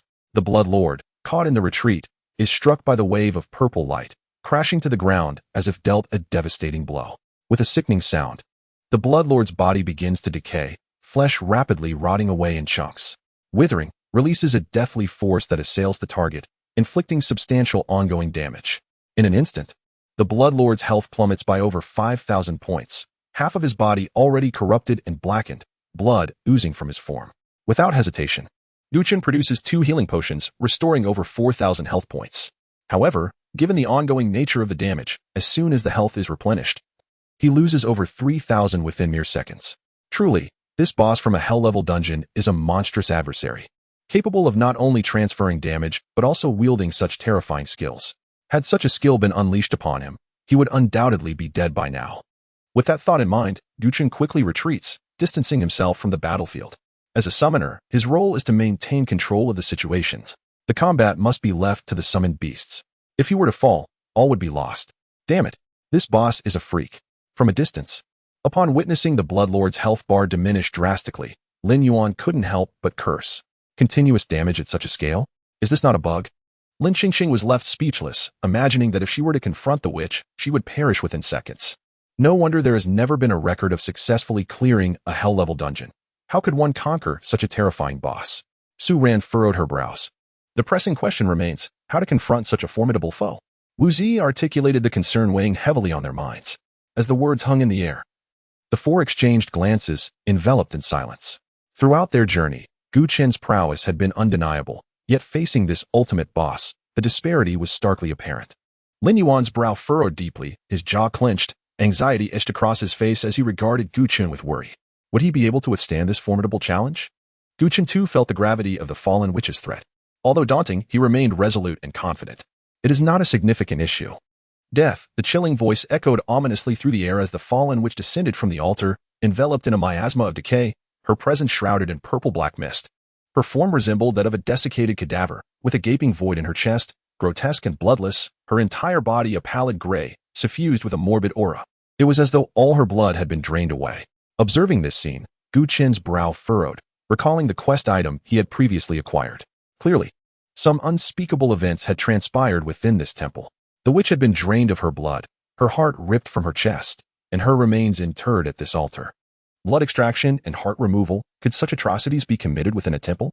Chen could not be certain, as he lacked the complete picture. Yet, it was evident that the witch had endured unimaginable suffering in her lifetime. As the fallen witch descended from the altar, her vacant gaze scanned the surroundings. Her dark eyes flitting over Chen and the Blood Lord before settling on the Nightmare Sovereign battling the dark-cloaked servants. A surge of intense resentment erupted upon her visage. You all shall perish. Her chilling voice reverberated through the air, akin to the anguished wails of 1,000 lost souls. Chapter 30. It is not Chen who is strong, but the summoned beast. A chilling aura of death emanated from the fallen witch as she slowly lifted off the ground, soaring towards the Nightmarish Sovereign. The Nightmarish Sovereign unleashed the skill, Nightmare Entanglement, valiantly resisting the advance of over a dozen black-robed attendants, preventing further assistance from reaching it. It understood that eliminating the Nightmarish Sovereign was essential to amassing greater power. Do not let her pass, Chen shouted, immediately discerning the fallen witch's intent and issuing commands to the Blood Clan attendants. They surged forth, attempting to intercept her. However, the fallen witch remained unfazed, nonchalantly waving her hand to initiate her skill. An energy thick with the stench of death cascaded downwards, striking the Blood Clan attendants, whose health points plummeted to 0 in an instant, their flesh rapidly melting away like snow, leaving behind mere skeletal remains shrouded in dark mist. The skill, Withering, had previously dealt over 4,000 damage to the Blood Clan Lord in a single breath, and now it had effortlessly annihilated 5 Blood Clan attendants. The fallen witch moved forward as if she had crushed an insignificant insect, disregarding the Blood Clan attendants entirely, continuing her flight towards the nightmarish sovereign. Yet, at that moment, 5 shadows materialized around her like phantoms. The fallen witch hesitated for only a brief moment, dismissing these Blood Clan attendants as inconsequential, as she had already proven her ability to eliminate them with ease. However, just as she attempted to cast another skill, an explosive sound erupted. Without giving her a moment to react, the 5 Blood Clan attendants detonated simultaneously around her. The crimson explosions engulfed the fallen witch in an instant. Though she could transfer damage to nearby minions, her skills were subject to cooldowns. Consequently, the self-detonation of the 5 attendants obliterated 5,000 of her health points. As the shockwaves of the explosion subsided, dark figures swiftly converged upon the fallen witch, entangling her in mere moments. In an instant, nightmare entanglement, stacked to the 10th layer. The nightmarish sovereign decisively took action, constructing a deep dream centered around the fallen witch, subjecting any enemy trapped within to continuous damage. Coupled with the entangling of 10 nightmare minions, the damage inflicted upon the fallen witch surged tenfold, her health visibly deteriorating at an alarming rate. Blood was gushing forth. Her health plummeted by over 10,000 each second. This spectacle ignited a spark of excitement in Lin Yuan's eyes. Such damage, astonishing. Who would dare claim that civilian summoners are weak after this? This was not merely powerful, it was monstrous. How could a mere transfer student unleash such terrifying damage? As they beheld the fallen witch's rapidly depleting health, the others felt a mix of shock and joy. Yet, Wu Zi's expression remained tense. They must not forget that the fallen witch possessed the skill of life sacrifice, which had yet to be employed. Life sacrifice. The terrifying transformation witnessed after the red-robed priest executed a sacrifice was still fresh in their minds. If the fallen witch were to sacrifice as well, it was an unspeakable thought. Silence fell over the group as concern etched their faces. In the depths of the dream, the fallen witch emitted a chilling scream, a potent surge of death energy erupting from her being, resisting the encroaching nightmare. As her death energy intensified, the deep dream trembled, teetering on the brink of collapse. After all, the fallen witch was a level 15 boss, while the nightmarish sovereign had only just reached level 9. Given the vast disparity in levels, managing to ensnare her in deep dream and inflict substantial continuous damage was already remarkable. The fallen witch's death energy grew ever more formidable, threatening to shatter the deep dream and liberate herself. Chen spoke urgently, whispering of the dead. The nightmarish sovereign understood, activating the effect of the spell. Upon exiting the sanctuary's corridor, the effect of whispering of the dead had accumulated to 8 layers.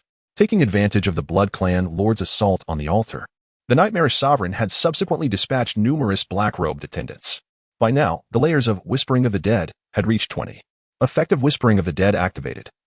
The nightmarish sovereign receives a 100 increase to all attributes, lasting for 1 minute. The nightmarish sovereign soared into the air, its attributes doubling in an instant. The black mist surrounding it swirling chaotically, akin to black flames dancing wildly. With a thunderous roar, it unleashed a tremendous force from its ghostly form, like an unstoppable torrent. In that moment, the death energy was completely suppressed, and the fallen witch found herself firmly ensnared within the deep dream, unable to stir even the slightest ripple. With the attributes doubled, the damage effect of the skills also skyrocketed, causing the fallen witch's health to plummet at an alarming rate, losing over 20,000 health points each second. In a flash, the Blood Clan Lord appeared within the deep dream, ready to contribute damage. Deadly Shot, Crimson Feast were unleashed in quick succession, followed by a barrage of regular attacks that rained down mercilessly upon the fallen witch. In an instant, her health plummeted by over 70,000. Incredible! Lin Yuan's face flushed with excitement. He could hardly believe that the Blood Clan Lord and the nightmarish sovereign, in coordination, had managed to inflict such devastating damage, over 70,000 health points in a single combo. If word of this spread, it would be utterly shocking. Within mere seconds, the fallen witch was left with only 30,000 health points. Monstrous, truly monstrous. How could Chen be so formidable? I now wonder among peers. Which profession could withstand such terrifying damage? The whispering of the dead was merely a rare grade item. How could it yield such an extraordinary boost? Wu Zi observed the battlefield, his voice steady as he remarked, the whispering of the dead is only part of the equation. The crux lies in the strength of Gu Chen's summoned beast. To illustrate, he continued, when your attributes are at 1, using the whispering of the dead grants you a mere 1-point increase. Yet, when your attributes are at 100, the whispering of the dead can bestow a 100-point increase. In essence, the stronger the user, the greater the enhancement in combat power. If the whispering of the dead were worn by Gu Chen, it certainly would not unleash such terrifying damage. Wu Zi's gaze shifted towards the Blood Clan Lord and the Nightmarish Sovereign, a flicker of envy crossing his eyes. Thus, it was not the summoner who was strong, nor Gu Chen, but rather his summoned beast that was formidable. Initially, Lin Yuan had agreed with this assessment, but upon hearing this, he became displeased. For a summoner, the power of their summoned beast is a direct reflection of the summoner's own strength, is it not? Wu Zi turned away, his expression suddenly darkening. This is bad. The witch has begun her sacrifice. Chapter 31. Do not stop me. I can counterattack. Wu Zi's words caused all present to change their expressions in unison. Immediately, a fierce and violent aura of death erupted from the fallen witch. Several nearby black-robed attendants suddenly emitted deep, guttural howls, and in an instant, their bodies seemed to ignite with invisible flames, transforming into blinding light that entered the fallen witch's form. Once the sacrificial rite commenced, it triggered a chain reaction. The bodies of dozens of black-robed attendants around them began to dissolve simultaneously, converting into streams of luminous energy. The fallen witch's body acted like a magnetic field, drawing in the sacrificial energies of the black-robed attendants, causing her form to swell rapidly, her once withered flesh visibly plumping with vitality. Simultaneously, her health no longer deteriorated but began to surge back, reaching 30,000, 40,000, 50,000. The recovery rate was astonishing. This was still within the deep dream, and without the continuous damage from skills, one could only imagine how much more she might recover. Ah, the fallen witch emitted a shrill wail, and an endless force of death radiated from within her, coalescing into countless vengeful skeletons that violently assailed the dream barrier. Boom. The deep dream began to tremble violently, descending into chaos. The nightmare's sovereign quivered, the dark mist surrounding it scattering, as if struck by an immense force. A surge of anger welled up within it, ready to counterattack, when a sudden feeling of weakness arose from its core, intensifying by the moment. Time's up. The effect of the Death Whisperer orb only lasts 1 minute. The Nightmare Sovereign's attributes plummeted sharply, its strength began to wane, and in the blink of an eye, it returned to its normal size. Then, with a sharp crack, the deep dream, imprisoning the fallen witch, shattered like a fragile bubble. The fallen witch was free. In her sacrificial state, she was enveloped by a torrent of deathly energy, voraciously absorbing the light of sacrifice from the black-robed attendants, her health recovery skyrocketing. Above the altar, dark clouds churned ominously, and a storm raged. With a wave of her hand, the chilling aura of death surged outward from her, coalescing into grotesque tendrils that spread wildly. Striking outwards, the Nightmare Sovereign flickered and appeared beside Gu Chen, pulling him into the dream to evade the onslaught of the black mist tendrils. The Blood Clan Lord, witnessing this, retreated swiftly, but was a moment too late, struck by a massive black mist tendril. Boom. His body was propelled backward like a cannonball. Flesh corroded away to reveal stark, white bones. 8,000. Just one strike from the black mist tendril caused the Blood Clan Lord to lose over 8,000 health points, instantly depleting around 60% of his health. If another blow landed, he would surely perish. Seeing this scene, despair washed over the faces of the four on the outskirts. As the final boss lay gravely wounded, the emergence of such a perverse sacrificial ability not only restored her health, but also augmented her combat prowess to terrifying levels. Each black mist tendril wielded over 8,000 damage. How could they possibly contend with that? Even the Blood Clan Lord was reduced to critical health, while the Nightmare Sovereign had lost the advantages from the Death Whisperer orb. How could the ultimate boss in sacrificial mode be so fearsome? Who could possibly prevail against her? At that moment, Wu Zi's resolve began to waver. He was relieved he had not engaged in combat and could withdraw at any moment. However, he did not immediately activate the teleportation scroll, for the situation had not yet reached its final act. Do not say such things. It has only been Gu Chen fighting the boss all along. For a summoner to hold out this long is already remarkable, Lin Qingqing remarked, though a flicker of unwillingness shone in her eyes. Hell level. This was a hell level novice dungeon, and until now, no one had ever succeeded in clearing it. Just when they had reduced the final boss to such a state, they found themselves unable to finish the fight. Lin Qingqing sighed, her expression tinged with bitterness. Su Ran, standing nearby, remained silent, Yet her demeanor clearly betrayed her disappointment. She and Lin Qingqing had borrowed 200,000 to join this team, hoping to secure the first completion reward and an SSS rating, thus ensuring their admission to a prestigious institution. Now, it seemed, all of that had turned to vapor.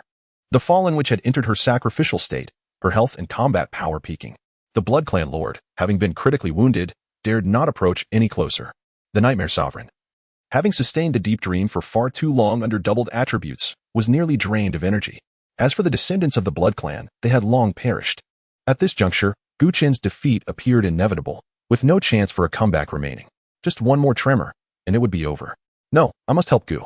Lin Yuan shouted, brandishing his sword and charging forward. Come back. Are you seeking death? Wu Zi grabbed Lin Yuan firmly. Do not stop me. I can counterattack. Lin Yuan bellowed. Counterattack what? Can you slay the black-robed attendants or the fallen witch? You'll only be throwing your life away. Previously, the four of them had combined their efforts to defeat a single black-robed attendant. Now Lin Yuan thought he could achieve a counterattack alone? Nonsense. I do not care. My brother is over there. Lin Yuan shouted. It is precisely because he is over there that we have a chance. Wu Zi's expression turned grave. Gu Chen was engaged in combat. As long as he could not escape the boss's attacks, he could not use the teleportation scroll. But they, as spectators, had never engaged in battle and could use the scrolls to leave. If you charge in, you'll enter combat and be unable to escape. I do not wish to die. Lin Yuan turned back, but then declared, but I do not have a teleportation scroll. With a smirk, Lin Yuan's mockery transformed into unwavering determination as he raised his sword and charged forward, as if he truly could counterattack. As he said, his brother was in peril. Madness. Damn it. Wu Zi was beside himself, gritting his teeth and shouting, You will die. You will die. Yet, in the next moment, he noticed Lin Qingqing gripping her sword. Her eyes ablaze with unmasked battle intent. Wu Zi furrowed his brow slightly. Are you also seeking death? Lin Qingqing grasped a black iron shield firmly. Seeking death? What if I truly can counterattack? People will die. You truly will not retreat? Tilting her head with a hint of a smile, Lin Qingqing replied, Actually, I do not have a teleportation scroll either. With that, she seized her sword and shield, charging forward without hesitation. Wu Zi's expression grew increasingly complicated. He almost thought he was hallucinating. Did these few individuals genuinely believe they could counterattack the final boss of a hell-level dungeon? What a joke. Sighing, he turned to Su Ran beside him. Are you leaving or not? I have 2 teleportation scrolls. I can lend you one. A flicker of light danced in Su Ran's hand. What a coincidence. I also have 2 teleportation scrolls. 2 scrolls appeared, one hers and one belonging to Lin Qingqing. Wu Zi was momentarily dumbfounded, instinctively glancing at Lin Qingqing's retreating figure. Wait, what's the point? You have teleportation scrolls. Why choose to rush to your death? Su Ran said no more, stowing the teleportation scroll in her inventory before drawing a short dagger. Gradually, her form began to fade as she entered a state of concealment. A gentle breeze swept by, and Su Ran chased after Lin Qingqing's silhouette. Wu Zi was utterly exasperated. Madness. These people are insane. Each one is rushing to their demise. What lunacy. Alas. Alas. Do you truly wish to court death? I yearn to live. Only by surviving can one aspire to become the most formidable of professionals. Wu Zi shouted toward the direction in which the crowd had departed, desperately venting the frustration that weighed heavily upon his heart. To live. As he uttered those final 2 words, it seemed as though he had expended every ounce of his strength, collapsing onto the ground. He retrieved the teleportation scroll and activated it, departing the dungeon without a moment's hesitation. Chapter 32. Counterattack and Hidden Cards. Old Gu, do not fear. I am here. Trust me, I can turn the tide. Lin Yuan shouted as he brandished his sword, rushing toward the ominous black tendrils infused with the power of death. Lin Yuan. Stop. Gu Chen's expression tightened, and with a swift motion, he seized Lin Yuan as one would a chick, halting his clumsy assault. Goodness. A counterattack? Are you here to hand over your head? With your meager health, a mere brush from those black tendrils would spell your doom. As Gu Chen set Lin Yuan down, Lin Qingqing and Su Ran arrived breathlessly from behind. What are you doing here? Gu Chen asked, exasperated. To help you. Lin Yuan replied instantly. Help me? Didn't you just declare you were unable to fight back? Lin Qingqing interjected. Who said that? Gu Chen retorted, bemused. You. Lin Qingqing replied matter-of-factly. And what of it? Gu Chen shot back. You can't fight back. Lin Qingqing declared confidently. Gu Chen couldn't help but laugh in frustration. Who says I can't? Su Ran, with her innocent gaze, chimed in. But didn't you withdraw both your summoned beasts? I was avoiding damage. Gu Chen replied, exasperated. The boss was in a sacrificial state. Its skills enhanced. He certainly couldn't leave his summoned beasts to absorb damage in that scenario. As Gu Chen glanced at the trio before him, He suddenly realized something was amiss. "By the way, where is Wu Zi?" he inquired. At his words, Lin Yuan, Lin Qingqing, and Su Ran exchanged glances. Wu Zi, how shall we put this? It's not entirely our fault. Team information, member, Wu Zi, fighter, has exited the team. At that moment, they received Wu Zi's exit notification, prompting Lin Yuan to recount the events that transpired. Well, if he wishes to leave, let him. It is his choice, Gu Chen shrugged, turning his attention to Lin Qingqing and Su Ran. Why did you choose to stay? After a moment's contemplation, Lin Qingqing replied, You appeared too calm, as if you were not in a dire situation. I sensed you might have a hidden card. Oh, what gave you that impression? Lin Qingqing surveyed the scene, eventually pointing at the severely weakened Blood Lord. It's him. Previously, whenever the Blood Lord was injured, you would immediately heal him. Yet now, despite his critical state, you have not tended to him. Though the rationale eluded her, it felt peculiar, inconsistent with Gu Chen's usual conduct. Gu Chen regarded her with a glimmer of approval. Congratulations, you are correct. Lin Qingqing's keen observation had unearthed Gu Chen's strategy. He intentionally allowed the Blood Lord to remain at low health. After all, as a legendary summoned beast, if it performed comparably to the epic-level Nightmare Ruler, it would be rather unimpressive. Upon its evolution, the Blood Lord had acquired a legendary ability, Blood Frenzy. Blood Frenzy. When the Blood Lord's health drops below 30, it can unleash a surge of fury, doubling all attributes for 1 minute. How does one comprehend a twofold enhancement? For those less adept in mathematics, it simply means all attributes are multiplied by 3, 1, 2. This was Gu Chen's ultimate trump card. The overwhelming strength of the Fallen, which stemmed from 3 factors: high attributes, substantial health, and a sacrificial state. The Blood Lord's average attributes had now neared 180, and with a tripling of its attributes, its combat prowess would surge to terrifying heights. Even in the sacrificial state, the Fallen which would be easily overwhelmed. Suddenly, a sharp, grating sound pierced the air as the Nightmare Ruler was struck by a death-infused black tendril. Although it was an energy entity with exceptional resistance to physical attacks, this tendril, composed of death energy, dealt elemental damage. Upon contact, the black mist tendril split into dozens of identical tendrils, ensnaring the Nightmare Ruler. The death energy corroded it, causing it to lose 2/3 of its health in an instant. At that moment, receiving Gu Chen's command, the Blood Lord charged toward the altar where the Fallen which awaited without hesitation. With a surge of deathly energy akin to a tidal wave, the Blood Lord transformed into a dark red flash, unflinching as it dove into the maelstrom. Upon contact with the death energy, the Blood Lord's health plummeted below 30. In response, its ability activated, and vibrant blood light erupted from its form. A terrifying power emanating from deep within its veins, filling every corner of its being. The blood light quickly coalesced, and in the next instant, a fearsome figure engulfed in blazing blood flames materialized beside the Nightmare Ruler. The black mist tendrils lunged forward, but as soon as they touched the Blood Lord, they were incinerated by the blood flames, vanishing without a trace. This was not due to the flames countering the death energy, but rather a display of sheer brute strength. The Nightmare Ruler seized a moment of respite, vanishing into the realm of dreams. Meanwhile, the Blood Lord surged toward the altar where the Fallen witch stood, her expression betraying a flicker of fear. Even in her sacrificial state, the current Blood Lord exuded a palpable aura of deathly threat. Withering, vengeful spirit impact, perhaps bolstered by the sacrificial enhancement, the Fallen Witch unleashed her skills in rapid succession, each imbued with potent death energy. Mercilessly striking at the Blood Lord, the Blood Lord charged forward, undeterred, absorbing the damage head-on. A blood exchange. Ever as fierce and domineering, this was its combat style. One skill after another rained upon the Blood Lord, indeed inflicting damage. However, in the blood frenzy state, its defense, constitution, and health regeneration soared dramatically. While it could not emerge unscathed, every wound healed with visible rapidity. Its bloodline fluctuated, oscillating around 30. Simultaneously, the Blood Lord raised its arms, with one black and one silver barrel locking onto the Fallen Witch ahead. Bang, bang, bang. A barrage of bullets cloaked in blood flames erupted forth, raining down like a tempest, producing a thunderous roar akin to a raging dragon as they detonated upon the Fallen Witch. Ah, she screamed, her health plummeting as she lost 30 to 40,000 life points within a second. Around the altar, the black tendrils of death energy began to show signs of collapse. In that moment, Lin Yuan and the others were profoundly shaken. The ferocious and overwhelming assault of the Blood Lord, though directed at the Fallen Witch, resonated deeply within their hearts, plunging the 3 into silence. What is happening? The lower the Blood Lord's health, the more ferocious it becomes? First, it saved the Nightmare Ruler, and now it was crushing the sacrificial state of the Fallen Witch. This battle was beyond comprehension. They exchanged glances, bewildered. It was truly inscrutable. Yet, this did not prevent smiles of schadenfreude from gracing their faces, for someone was bound to regret their choices. Amidst a tempest of firepower, the altar became inundated, with the sanguinary blaze of the bullets relentlessly searing the fallen witch's form.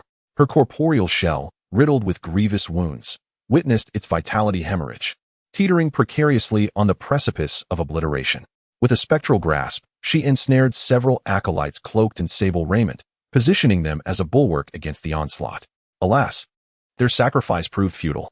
The sanguinary projectiles, imbued with formidable potency, detonated each acolyte with brutal efficiency, their ebon ichor splattering across the altar, failing to impede the relentless assault.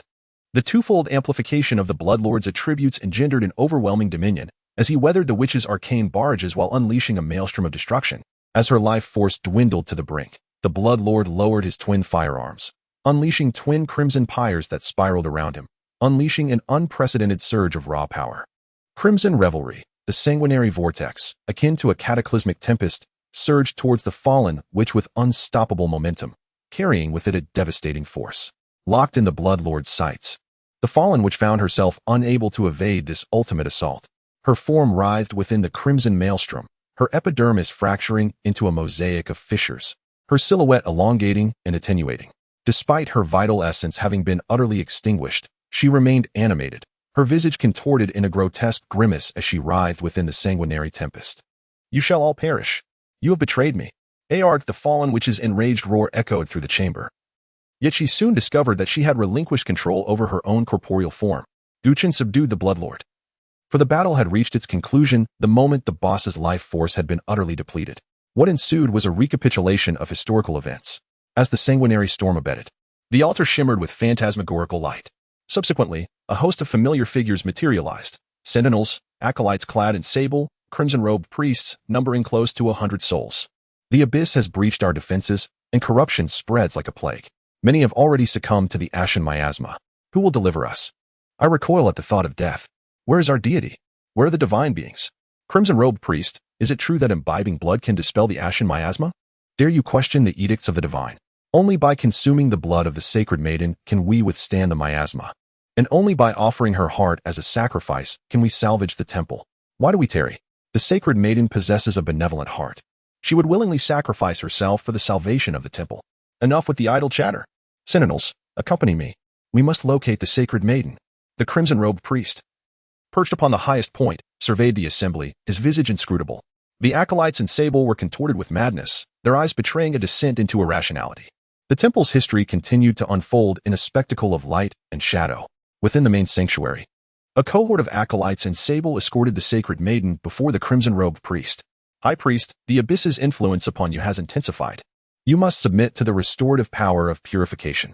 Nay, sacred maiden, you misunderstand. The crimson-robed priest revealed a skeletal profile that startled the maiden. This is not corruption, but the potency of the divine. The abyssal entities are not invaders. They are emissaries guiding us to the footsteps of the divine. How can this be? High priest, you have been tainted by the abyss. Come with me, and we shall. The crimson-robed priest seized the maiden by her tresses, his countenance hardening, his eyes gleaming with malevolent intent.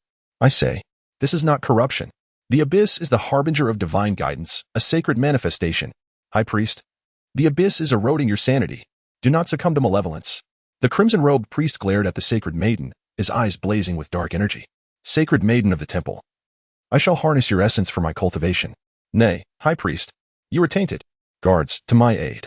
The sacred maiden implored the acolytes in sable for assistance. But their gazes were vacant, filled only with numbness and frenzy. The scene transitioned to an altar where a nude female corpse lay. Her skin was ashen, utterly devoid of color, her chest ripped open, revealing a brutal wound devoid of blood. The crimson-robed priest stood beside the corpse, his eyes reflecting malice and madness. Behind him, nearly 100 priests and sentinels knelt, their heads bowed, their eyes filled with devotion. The crimson-robed priest raised his head towards the towering idol, murmuring incantations in a semblance of prayer. The assembly behind him slowly lifted their heads, their frenzy reaching a crescendo, oblivious to the absurdity of their actions, their visages alight with ecstasy. As the ritual concluded, the crimson-robed priest raised a phial filled with blood. The kneeling clergy regarded it as a sacred elixir, their expressions contorted with fervent longing. Suddenly, a deafening roar echoed, and the temple convulsed violently. The abyss had erupted, and the invaders were storming the temple. Surging tendrils of darkness emerged from all directions, coalescing into tendrils of death, relentlessly demolishing the temple's architecture. Outside the temple gates, a storm of black and crimson raged across the heavens, resembling an apocalyptic cataclysm as the abyssal legions surged forward. The scene faded into obscurity, heralding the approach of a cataclysmic tempest. You have successfully completed the novice instance. Temple ruins, hell difficulty. The instance will conclude in 5 minutes. You may also exit the instance directly. That's it. Is that all there is? Lin Yuan wore an expression of utter disgust. So, this is a story about a group of perverts murdering a woman? Lin Qingqing frowned. Although we cleared the instance, why do I feel so stifled? Su Ren expressed profound dissatisfaction with the denouement. Gu Chen, too, was left speechless by the conclusion. It was then that he recalled the 2 quest items he had obtained earlier. He retrieved the 2 files from his inventory, one containing a heart, the other containing blood. Prompt. Quest item triggered. The sealed heart. Option 1. Return the heart to the fallen witch. The sacred maiden will briefly resurrect, sacrificing herself to end the abyssal invasion. The sealed blood. Option 2. Pour the blood onto the altar. The temple's corruption will be cleansed, and the clergy will gain the power to resist the abyss. If no choice is made, history will repeat itself, the abyss will invade the temple, and all will be reduced to ruin. Please make your selection. Is that all there is? Gu Chen wore an expression of utter disgust. If the heart were returned, the sacred maiden would briefly resurrect, but devoid of power. She could only end the abyssal invasion by sacrificing herself. If the blood were poured onto the altar, the sacred maiden's blood would cleanse the temple's corruption, granting the temple's inhabitants the power to resist the abyss. Regardless of the choice, the abyssal invasion would be thwarted, and the temple's inhabitants would survive. So, from beginning to end, this instance only resulted in the death of a single woman, and an innocent one at that. Damn it, this ending. It's not quite right. Chapter 34. After your demise, who cares if the floodwaters rise? Lin Yuan unexpectedly inquired from the side. Should one repel the abyss, or allow history to repeat itself? Since the instance has concluded, it might be wiser to withdraw altogether, allowing those deranged zealots to confront their own destruction. Lin Qingqing and Su Ren furrowed their brows slightly, directing their gaze towards Gu Chen. After all, the choice lay with Gu Chen. Sensing their scrutiny, Gu Chen turned and asked, "What do you think?" "I choose not to," Lin Qingqing replied resolutely. "Let the temple be destroyed by the abyssal creatures," Su Ren chimed in, nodding in agreement. After all, those clergy members were merely a bunch of lunatics and perverts. Gu Chen pondered for a moment, having come this far. Opting out seemed rather inappropriate. Thus, a decision was necessary. He ascended the altar, approaching the barely breathing fallen witch, observing her cracked form and ghastly wounds, his expression momentarily stiffening. After a brief pause, Gu Chen spoke in a somber yet indifferent tone. "I offer you your heart. It will grant you a fleeting revival. But you must sacrifice yourself to resist the abyss. By pouring your blood into the altar, you will perish completely. Yet bestow upon the temple the strength to resist the abyss." Is resisting the abyss truly that significant? They drain your blood, extract your heart, merely seeking to cling to life. In this entire temple, who genuinely cares about repelling the abyss's incursion? The fallen witch trembled slightly, a hint of clarity returning to her darkened eyes. "What do you wish to convey?" Gu Chen crouched down, a peculiar smile gracing his face. He returned the sealed heart to the witch, followed by the sealed blood. This action left Lin Yuan and the others somewhat bewildered. After completing these gestures, Gu Chen exhaled deeply. "What I wish to express is rather simple. After your death, who cares if the floodwaters rise? Your heart can grant you a temporary revival, and the blood can restore your power. Take them. In your final moments, you may choose to live for yourself. Before the abyssal creatures invade, seek vengeance upon those who wronged you. Let them pay the price and perish in despair and agony, just as you did. Moreover, you can deceive those abyssal entities outside, allowing them to arrive only to find the temple in ruins. You avenged yourself and toyed with the invaders before your end. What could be better? Such a strategy?" Lin Yuan and the others finally grasped the intent, instinctively nodding in agreement. They were very satisfied with this outcome. The struggle in the instance had been arduous, and the conclusion should not be so suffocating. Everyone yearns for a gratifying narrative. Who desires the torment of a tragic tale? Gu Chen unsealed the 2 vials, and then stood up, leisurely descending from the altar. Although none of this was real, he still wished to afford the fallen witch a chance for personal retribution. The true conclusion of the instance mattered little to him, nor did it to anyone else. Each individual desires to witness an ending of their choosing. And this moment, indeed, was the one Gu Chen longed to see. With the heart and blood in her possession, the fallen witch's form radiated a luminous glow, transforming into countless specks of light that soared into the ethereal image above the altar. Within the vision, a multitude of clergy members recoiled in terror at the abyss's encroachment. Suddenly, the corpse of the witch levitated, a vibrant heart pulsating at her chest. And with the resurgence of blood, an unprecedented power erupted from within her. The saint's eyes slowly opened, filled with wrath and hatred, as she gazed down upon the assembly. Her voice thick with uncontrollable murderous intent. Time is short. I hope to eradicate you all before the abyssal creatures conquer this temple. High priest, do you not consider yourself a devotee of the divine? I shall now escort you to meet your god. As the instance officially concluded, a cascade of information appeared before Chen's eyes. Killed fallen witch boss LV. 15. Experience 5317. Level up. Level. LV. 10. 1234 14500. Strength. 217. Agility. 216. Vitality. 218. Mentality. 219. Summoned beasts. Bloodlord LV. 10. Legendary. Nightmare Master LV. 10. Epic. Talent. Current acquisition of a dark bloodline. Congratulations. You have cleared the temple ruins. Hell level. Rewards. Practitioner experience 3000. Instance treasure chest 1. Hell level. Instance concluded. Exiting current scene in 5, 4, 3, 2, 1. Instance square. Since Wu Zi's emergence, an increasing number of individuals had gathered. Everyone was aware that the instance's wager was nearing its conclusion. Anticipation flickered on each face, awaiting the final moment of vindication. Calculating the time. Chen was likely on the brink of demise, wasn't he? I have long maintained that a civilian summoner challenging a hell-level instance would undoubtedly meet a gruesome end. Now, not only has he lost his life, but he has also incurred a debt of 500,000. I wonder, with Wu Zi having been out for so long, why is Chen still alive? Surrounded by murmurs, Li Wenhui had already put away the tent. After a brief period of rest, he had nearly recovered. At this moment, he stood at the entrance of the instance, a smile tugging at the corners of his mouth, which he could scarcely suppress. Listening to the crowd's disparagement of Chen, Li Wenhui remained silent. In such moments, maintaining a proud demeanor sufficed. If he too belittled Chen, he would only be criticized for lacking grace. However, upon witnessing Wu Zi standing outside the instance in a daze, he couldn't help but approach. Upon seeing the smile on Li Wenhui's face, Wu Zi raised an eyebrow. What do you want? While I may be a coward, you have no right to mock me. Li Wenhui waved his hand dismissively. No. I have no time to amuse myself at your expense. I merely wish to ascertain how far Chen has progressed. Wu Zi's expression soured. What does it matter to you? Li Wenhui sighed, speaking gravely. Let us simplify the question then. You have been out for quite some time. Why is Chen still alive? This question caused Wu Zi's expression to stiffen momentarily. After emerging, he had been consumed by guilt and self-justification, entirely oblivious to the passage of time. Now, with Li Wenhui's inquiry, a sudden realization struck him. Could it be that Chen had turned the tide? Impossible. Absolutely impossible. That was a hell-level instance. Having reached that point, Chen must have exhausted all his trump cards. How could he possibly turn the situation around? Just then, a massive screen above the instance entrance flickered to life. Breaking news. The temple ruins, hell level. Instance has achieved its first clear. Clear time. 5 hours, 27 minutes. And 36 seconds. Team information. Captain. Chen Summoner. Members. Lin Yuan Swordsman. Lin Qingqing Warrior. Su Ran Assassin. Rewards. Practitioner experience 3000. Personal achievement 1. First clear reward box 1. This clear evaluation. SSS. Chapter 35. The psychological shadow of Wu Zi. In an instant, the dungeon square was enveloped in a profound silence, as if time itself had come to a standstill. This surreal tableau persisted for several seconds before being shattered by a voice. What the hell?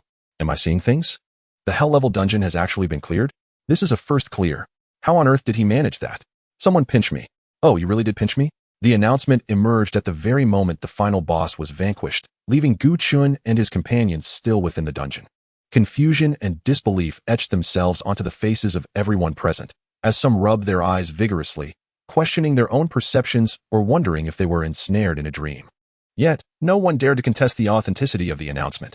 It was intrinsically linked to the dungeon system and could not be erroneous. This meant that Chen, an ordinary summoner, had successfully cleared the hell-level novice dungeon with not 4, but 3 companions. All a hallucination. It can't scare me. A portly man clad in sports attire bellowed in agitation. How could he possibly achieve that in a hell-level dungeon? Wasn't it said that ordinary summoners are doomed to fail? Have they been deceiving me? Now, who was it that said if Chen succeeded, He would live stream himself doing a handstand while defecating? Come on, let's see it. The handstand can wait, but can someone calculate Wu Zi's current psychological shadow area for me? No need to calculate. He's undoubtedly regretting it to the core. Laughter erupted, echoing the sentiments of the crowd, as they relished the spectacle of Wu Zi's misfortune. Gu Chen's success was indeed admirable, yet Wu Zi's failure provided even greater amusement, especially in moments like this. Where one could witness the rise and fall of a seemingly invincible figure, it became a topic of endless conversation. From the moment Wu Zi fled the dungeon, the rewards of the Hell-level dungeon slipped through his fingers. SSS level evaluation. The first clear rewards of the Hell-level dungeon. Either of these opportunities would be monumental for an ordinary transitioning player. Yet, the unremarkable Wu Zi had missed out on both. A notion so unimaginable that one could hardly fathom the magnitude of his psychological shadow area at that moment. There was no doubt. Wu Zi was genuinely filled with regret. His gaze was vacant, his expression marred by remorse and self-recrimination. In the brief span of approximately 15 minutes from his departure to the announcement, he experienced a descent from paradise to hell. The series of rewards and achievements listed in the announcement were a glaring reminder of what he had lost. 15 minutes. Just 15 minutes. The accolades and rewards that should have been his had evaporated like smoke. What a calamity. Smack. Wu Zi, overcome with frustration, struck himself across the face, departing amidst the mocking gazes of onlookers. The sharp sound of his slap jolted Li Wenhui from his stupor. Gu Chen's clearing of the Hell-level dungeon seemed utterly preposterous to him, yet the clear information was undeniably inscribed in the announcement. 5 hours, 27 minutes, 36 seconds. SSS level evaluation. Such a feat, not merely remarkable in Lin City but astonishing even across the entire Northern Territory, was a testament to the prowess of an ordinary summoner. Can an ordinary summoner truly be this formidable? An SSS level rating. This is a resounding and overwhelming victory. I have realized. We have been misled all along. The ordinary transitioning summoner is indeed the strongest. The atmosphere in the dungeon square shifted dramatically. Gu Chen's reputation soared, elevated to heights previously unimagined, while Li Wenhui, once revered, found himself relegated to the status of an inconsequential bystander. A bitter expression marred his face. Although Wu Zi had become the subject of ridicule, he had merely suffered a loss of face, while Li Wenhui had incurred a substantial financial setback. 500,000. Though he hailed from the Li family of Lin City, he was not its heir. For him, 500,000 was no trifling sum. It represented crucial funds for upgrading and enhancing equipment. A rare knight set could easily exceed 1 million. Now, having lost 500,000, he dreaded the consequences his father would impose should he discover this debacle. If only he had abstained from wagering against Gu Chen. A pervasive sense of regret festered within him, yet it was too late. The bet through the trading platform was his own proposal, and once the funds entered the platform, the gamble became irrevocable. Not even the head of the Li family could retract it. Gu Chen needed only to perform a few taps on his phone to transfer the funds into his own account. Gu Chen, you are going to be the death of me. As Li Wenhui wallowed in regret, Gu Chen and his companions finally exited the dungeon. The moment they emerged, they were immediately surrounded by a throng of journalists wielding cameras and microphones. Given that it was the transition season, novice dungeons were among the most sought-after locales for reporters eager to capture the latest news of emerging talent shattering dungeon records, an exhilarating story for the youth. Gu Chen, I am a journalist from the Professionals Evening News. Can you share your feelings about clearing the Hell-level dungeon? Gu Chen, this is Lin City TV. Why did you choose to become a summoner? Gu Chen, having won your wager against Li Wenhui, how do you intend to handle the 500,000 bet? Are you new to journalism? Is that really a question worth asking? A dozen journalists, alongside thousands of transitioning players, formed an impenetrable barrier around Gu Chen, allowing him to truly grasp the meaning of being in the spotlight.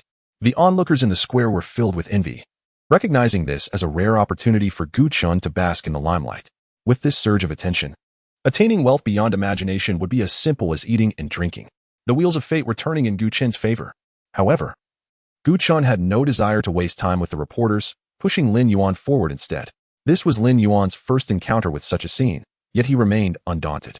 Clearing his throat, he seized the nearest microphone and, regardless of the audience's interest, began to share his thoughts on the unprecedented achievement.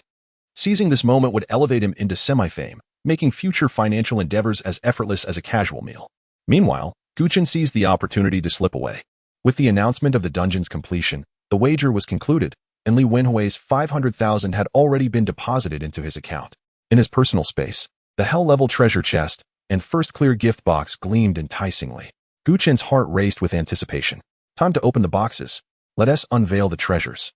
Chapter 36. The fallen spell ball and the gargoyle having reached level 10, Chen unlocked the position for his third summoned beast. However, he was not in haste. First, he decided to open the treasure chest and the gift box. The hell-level treasure chest in the novice dungeon was guaranteed to yield a 5-star rare equipment. Similarly, the hell-level first completion gift box would certainly provide a rare grade item, with a high probability of being a class-specific item. Filled with excitement, Chen proceeded to open the treasure chest. You have opened the dungeon treasure chest, hell level. Acquired weapon, fallen spell ball. Quality, rare. Level restriction, 10. Class restriction, magic class. Attributes, spirit 150, casting speed 50. Skill damage 50. Effect, each time a skill hits a target, a death tentacle will spawn beside the target. Lasting for 2 seconds, death tentacle. Deals 3,000 points of true damage to the target and applies a slowing effect. This spell ball was impressive, not only providing skill damage but also augmenting his spirit by 150. Chen's surprise was palpable. He felt immensely satisfied. With a spirit attribute of 219, the spell ball nearly doubled his spirit attribute. Moreover, he had witnessed the terrifying power of the fallen witch's death tentacles firsthand. For a summoner, the skills of summoned beasts equated to the summoner's own abilities. The Bloodlord's deadly shot could unleash 6 projectiles, each imbued with skill effects, which upon hitting the target would generate 6 tentacles. The Nightmarish Overlord's Nightmare Entanglement could now summon 14 nightmare minions to ensnare the target, thus producing an additional 14 tentacles. In essence, Chen only needed his 2 summoned beasts to cast 1 skill each to generate 20 death tentacles. Each tentacle inflicting 3,000 damage would total 60,000 damage. Considering an attack speed of once per second, this damage value would indeed double. A staggering 120,000. It was nothing short of terrifying. It was important to note that even the final boss of the hell-level dungeon, the Fallen Witch, had a maximum health of merely 158,000. The mere addition of a skill from a spell ball could inflict 120,000 damage on a target. The Fallen Witch would be left severely weakened. Chen felt an overwhelming sense of power coursing through him. It was primarily due to how well the spell ball aligned with his current circumstances. Although the rare 5-star spell ball could be deemed moderately impressive, and its accompanying skill was quite standard in the hands of other magic class practitioners, it would only provide a slight elevation in combat strength, as most practitioners typically mastered no more than 3 or 4 skills. However, in Chen's grasp, the damage potential exploded. It was indeed astonishing. Chen felt a chill of exhilaration. Placing the fallen spell ball in his equipment slot, he eagerly opened the first completion gift box. You have opened the first completion gift box, hell level. Acquired item, attribute fruit. Quality, rare. Level restriction, 10 effect. All attributes 100. The level 10 attribute fruit, granting an increase of 100 to all attributes, was quite pleasing. The enhancements from attribute increases were multifaceted, affecting health, energy consumption, skill cooldowns, and more. Furthermore, the higher the summoner's attributes, the greater the damage dealt by their summoned beasts, creating a synergistic effect.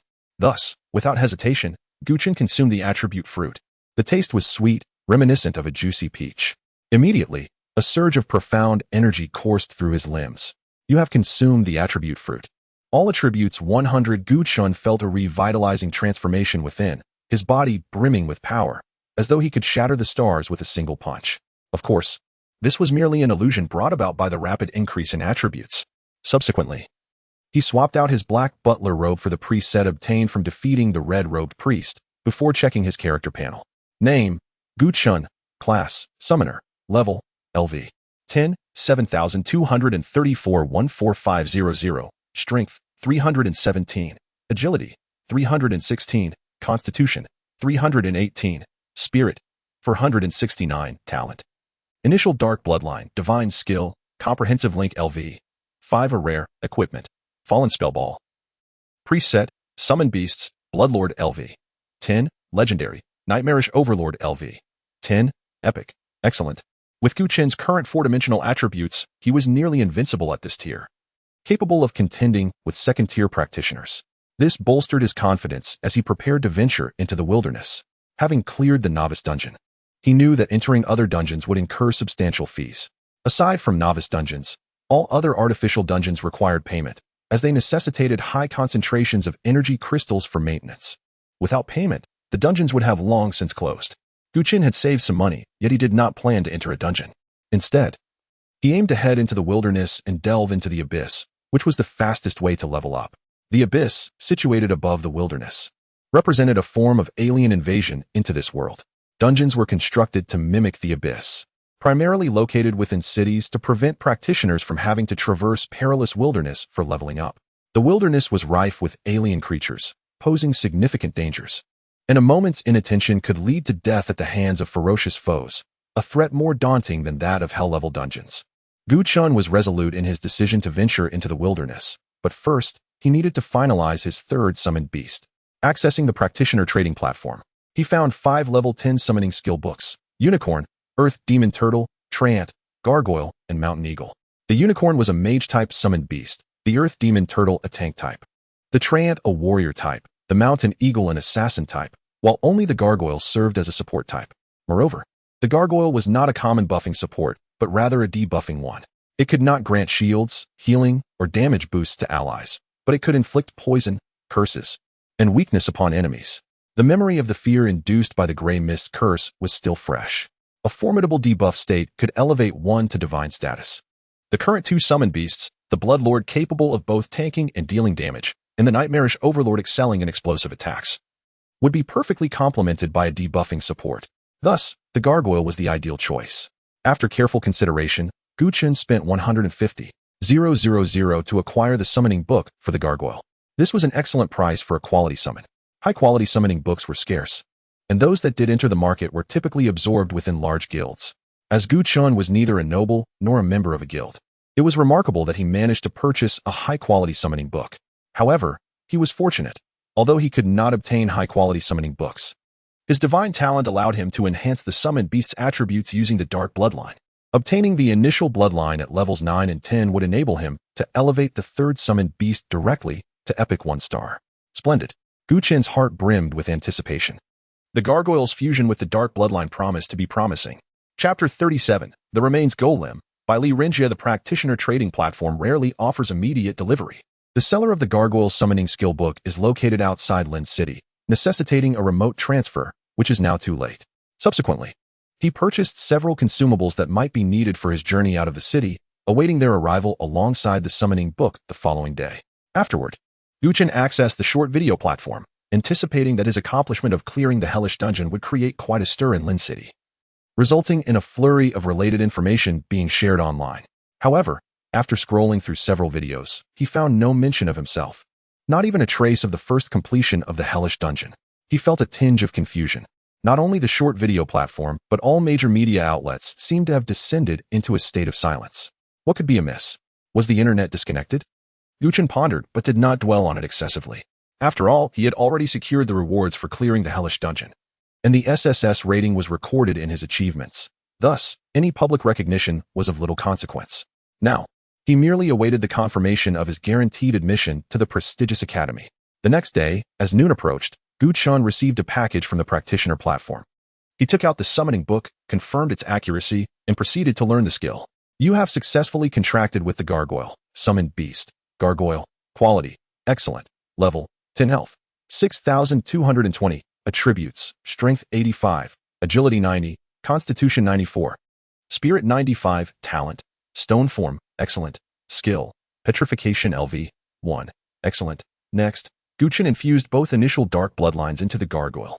Dark Bloodline, initial fusion successful, Summon Beast Advancement, Gargoyle, excellent, Remains Golem, epic, Summon Beast Star Advancement successful, Remains Golem, epic, Remains Golem, epic, level, LV, 10, health, 13,500, attributes, strength 145, agility 140, constitution 157, spirit 158, talent, unyielding, epic, skill I, utter exhaustion LV, 10, epic, skill 2, black death plague LV, 10, epic, skill 3, end of magic forbidden domain LV, 10, epic. The Gargoyle advanced to an epic level Remains Golem, possessing an initial epic talent and 2 epic skills.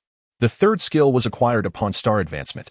Unyielding, when the Remains Golem is in a stationary state, its defense and recovery increase, and it becomes immune to all negative effects.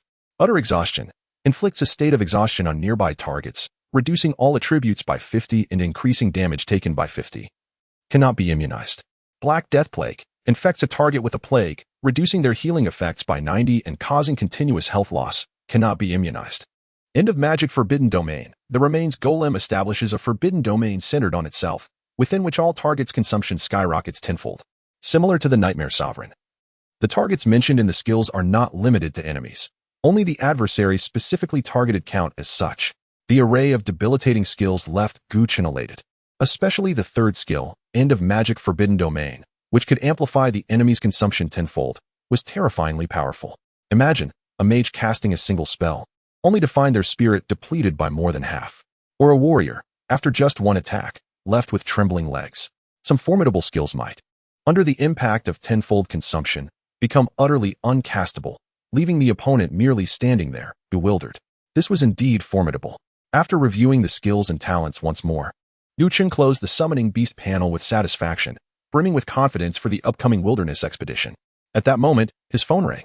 Upon checking, he saw it was a call from his homeroom teacher, Jiang Songhua. Chen's eyes brightened, since it was Jiang Songhua. It must pertain to matters regarding his guaranteed admission to the Capital Academy. After all, he had achieved an SSS rating in the Hellish Dungeon. And Lin City High School had only one guaranteed admission slot, which should undoubtedly fall to him. However, as soon as the call connected, Jiang Songhua's irate voice echoed from the receiver. Chen, your guaranteed admission has been blocked, all thanks to those incompetent fools at the municipal hall. Tell me, what are your thoughts on this? The vehement tone left Chen momentarily stunned, eliciting a chuckle from him. It was his guaranteed admission that had been revoked. Why did it sound as though Jiang Songhua were the victim? Oh right, if Chen were to be guaranteed admission to the prestigious academy, Jiang Songhua, as the homeroom teacher, would see a significant elevation in status, position, and reputation. In this light, the teacher indeed was the one suffering a loss. Chen promptly inquired, Mr. Jiang, could you please explain why the municipal hall has blocked my admission? Jiang Songhua erupted in a tirade. They believe that summoners lack significant growth potential and are not worthy of focused cultivation. Those imbeciles. They know nothing about the difficulty of the hellish dungeon. Lacking potential and unworthy of focused cultivation?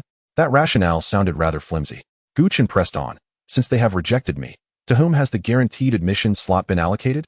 It can't simply be left unfilled, right? That would be absurd, given that such slots are a fixed resource allocated from above, and wasting one would be unreasonable. The guaranteed admission slot is temporarily in the hands of the Li family. Temporarily with the Li family? Are they planning to guarantee admission for Li Wenhui? What does temporarily mean? Li Wenhui is merely a collateral branch. This slot should be contended for the heir of the Li family. The heir of the Li family? Who might that be? Li Renjia. Jiang Songhua took a deep breath before continuing. He was sent to Gubei City from a young age, receiving the finest resources of the northern region, and has transitioned into the rare profession of mentalist. He is certainly a genius. However, Gubei City, being the heart of the north, is home to many talents. With Li Renjia's abilities, he cannot secure a spot on the guaranteed admission list. Hence the Li family seeks to obtain a slot in Lin City. A hint of disdain flickered in Chen's eyes, so he was merely a beggar. Having been bullied in Gubei City and now come to Lin City, a small place, to seek a handout? The key issue was that the handout was being sought from him.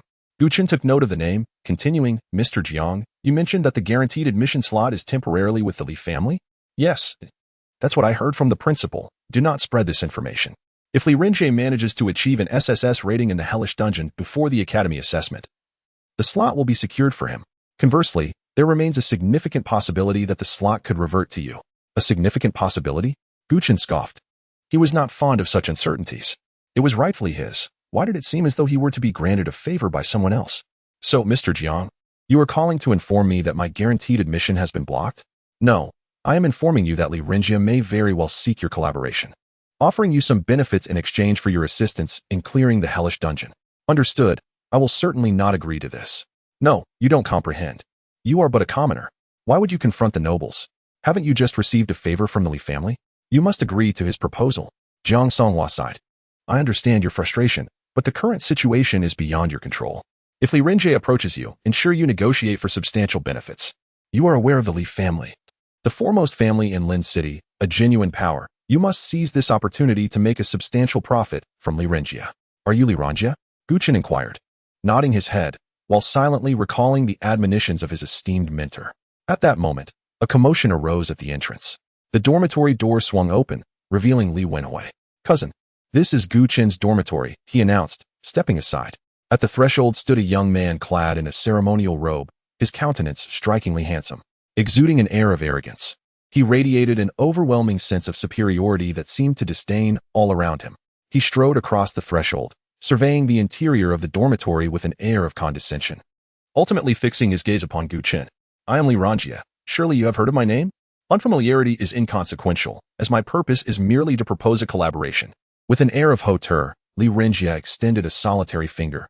Escort me through the infernal dungeon, securing an SSS rating, and I shall bestow upon you an epic artifact. Gu Chen regarded him with amusement, recognizing the shrewdness of the proposition.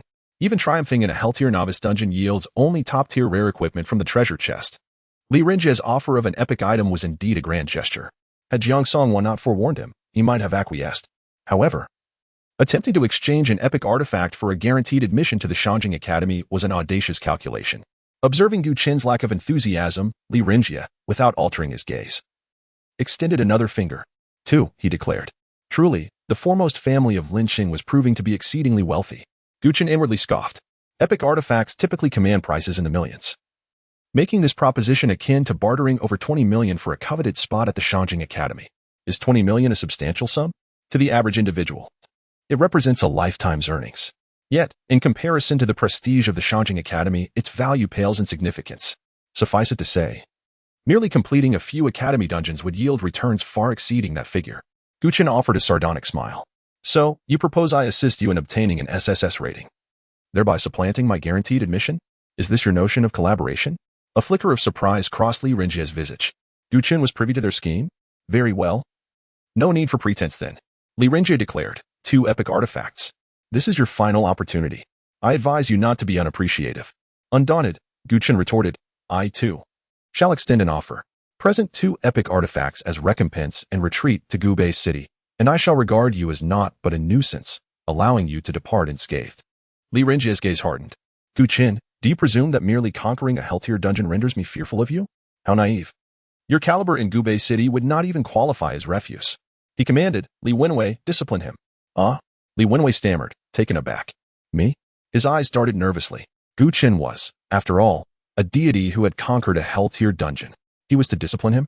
Yet, confronted with the severity in Li Ranjia's eyes, he reluctantly hardened himself, raising his fist to strike Gu Chen's face. However, such a pawn posed no threat to Gu Chen.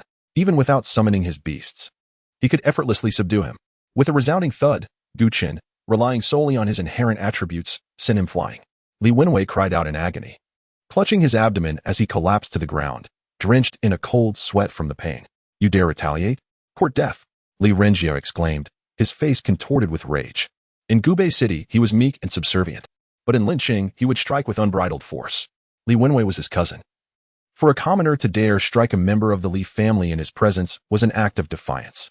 Gu Chen, I advise you to exhibit some sense and immediately kneel in apology, then assist me in obtaining an SSS rating. Should I be pleased, I may spare your life. Otherwise, you shall incur the wrath of the Linqing Li family. Gu Chen scoffed. The Linqing Li family? They're of no consequence. Rage flickered in Li Ranjia's eyes. Insolent! You seek death. As the words left his lips, a resounding slap echoed through the air. Gu Chen retaliated, his foot stamping down, the sole of his size 43 shoe grinding against Li Ranjia's pristine face. Li Ranjia's mind reeled, consumed by a surge of fury and humiliation. Yet, despite his struggles, he could not escape Gu Chen's grasp. Insolent wretch, you dare trample upon my dignity? The Linqing Li family shall not let this transgression go unpunished. A murderous intent surged within Li Ranjia. A rustic from Linqing dared to humiliate him in such a manner. He would ensure Gu Chen's demise, and a most agonizing one at that. Gu Chen increased the pressure, grinding Li Ranjia's face against the concrete floor, transforming his complexion into a bloody mess. What of the Linqing Li family? If they seek to exploit me as a pushover, they must prepare for the consequences. Stop! Li Wenwei interjected. Do you wish to incite an irreconcilable feud with the Linqing Li family? Gu Chen raised his eyes, his gaze icy and filled with murderous intent. A single glance sent shivers down Li Wenhui's spine, a cold dread ascending from his core to the crown of his head. Did Gu Chen intend to kill? How could he dare? Impossible, utterly impossible. Li Ranjia merely sought your guaranteed admission. Could you truly contemplate taking his life? Unfathomable. Produce 2 epic artifacts, and I may grant you a swift demise, Gu Chen uttered coldly. Indeed, he intended to kill today. To kill Li Ranjia. The Li family, leveraging their influence to seize his guaranteed admission, was a blatant act of injustice. Could this be tolerated? simply because Gu Chen lacked power. Was he to be oppressed by the aristocracy? Was he to be regarded as an ant to be crushed at will? Today, the Li family sought his admission. Had he yielded, what would they demand tomorrow? His life? In the eyes of the Li family, Gu Chen was a mere insect to be crushed. Their demand for his admission was an act of condescension. Refusal would be deemed ungrateful, and resistance would warrant death. Therefore, rather than being slowly suffocated by the Li family, he would resolve the matter by eliminating Li Renjie, delivering a resounding slap to the Li family's face. As for the guaranteed admission, with his capabilities, even without it, admission to the Shanjing Academy was assured.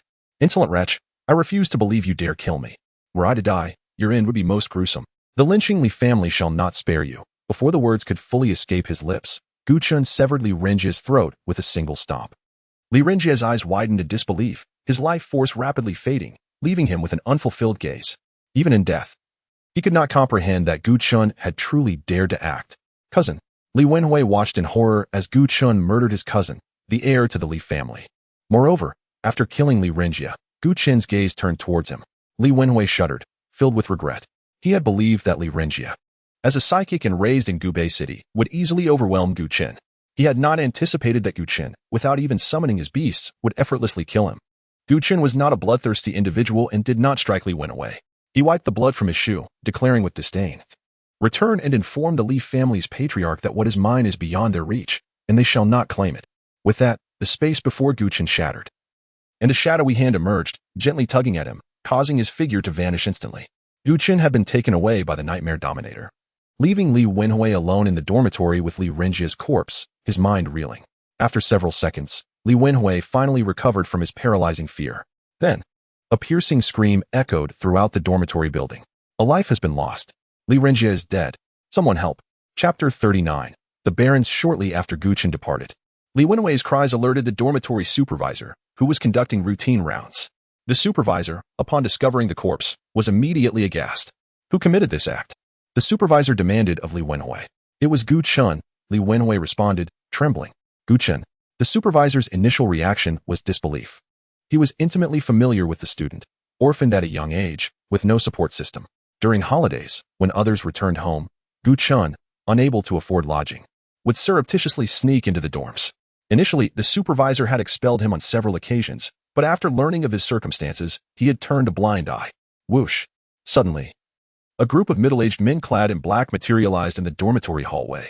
The lead man, his countenance grave, rushed to Li Renjie's body. After confirming his demise, an intense aura of malice emanated from him. Who did this? Who dares to murder the heir of the Li family? I will tear him limb from limb. Witnessing this, the supervisor displayed apprehension. He recognized the man as Wang Chongshan, the Li family steward, a level 29, tier 2 peak assassin. Wang Chongshan was rumored to have been a formidable figure in his prime, but after sustaining severe injuries in the abyss, his combat prowess diminished, leading him to accept the position of steward in the Li family. Nevertheless, even in a small locale like Linqing, a tier 2 peak assassin was not to be underestimated. Within Linqing High School, only the headmasters could possibly subdue him. Unfortunately, both headmasters were absent that day. The supervisor retreated, recognizing that the deceased was the Li family heir, a matter beyond his jurisdiction. Upon Wang Chongshan's arrival, Li Wenhui felt as though he had been rescued. He hastily approached him and recounted the events that had transpired. Gu Chen, a mere plebeian dares to assassinate the Li family heir. I will ensure your demise. With that, Wang Chongshan retrieved a lantern from his spatial inventory. Illuminated by the lantern's light, a faint energy trail became visible, indicating Gu Chen's direction of departure. Pursue him. A newly transferred student cannot have gone far. Seize him and bring him back. He shall atone for his transgression with his life. At his command, Wang Chongshan, accompanied by several men in black, darted away, following the guiding light.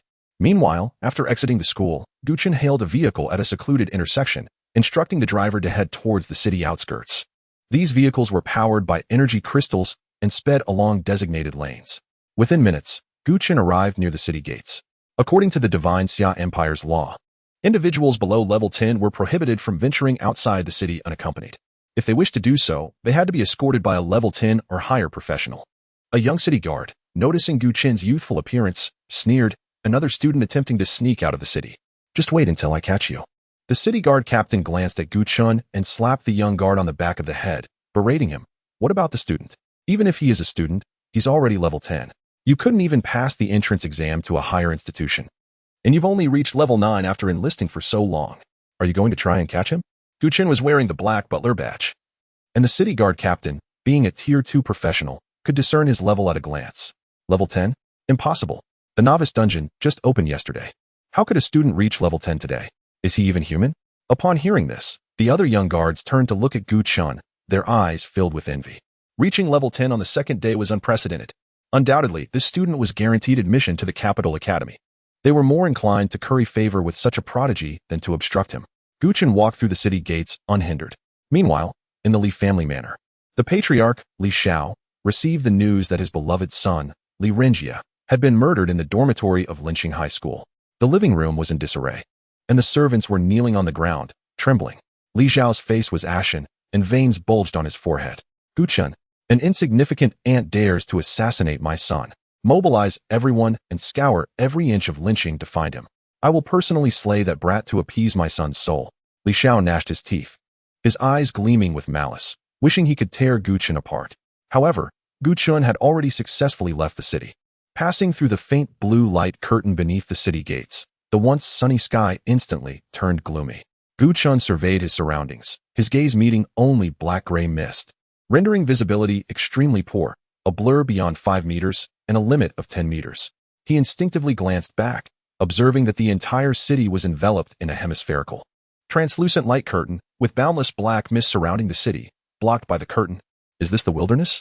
It feels more hostile than described in textbooks. Chen reached out and grasped a handful of the thin black mist, watching as it dissipated through his fingers.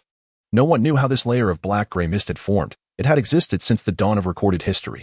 Of course, so had the abyssal races. They had always been present. In the wilderness, one had to confront the true abyssal races, an endeavor fraught with peril.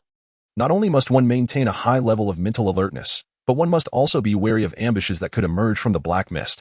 Therefore, it was imperative to be vigilant. Chen produced a map, summoned the Blood Clan overlord to lead the way, and proceeded towards the abyss, quickly vanishing into the mist. Soon, a low growl echoed from afar. He followed the sound, his gaze piercing through the mist, faintly discerning the figures of professionals engaged in combat with the abyssal races. 1 kilometer from the city gates, the abyssal races began to emerge in the wilderness. Chen noticed an abyssal figure lurking 5 meters ahead. And a series of information appeared before his eyes. Putrid Poison Warlock, level 10, HP, 11, 350, attributes, Strength 93, Agility 98, Spirit 65. Constitution 75 skills, Bite. This was a level 10 abyssal race with a severely decaying body, tattered clothes stained with blood, and surrounded by mosquitoes and a nauseating stench. Based on its attributes, the Putrid Poison Warlock primarily focused on physical attack and defense, with a decent constitution and over 10,000 HP. Its agility was the highest, even surpassing that of assassins of the same level. This meant that once one was entangled with it, it would be a relentless struggle to the death. Faced with such a monster, ordinary professionals would not engage in combat unless they were absolutely certain of victory. However, this concern was irrelevant to Chen.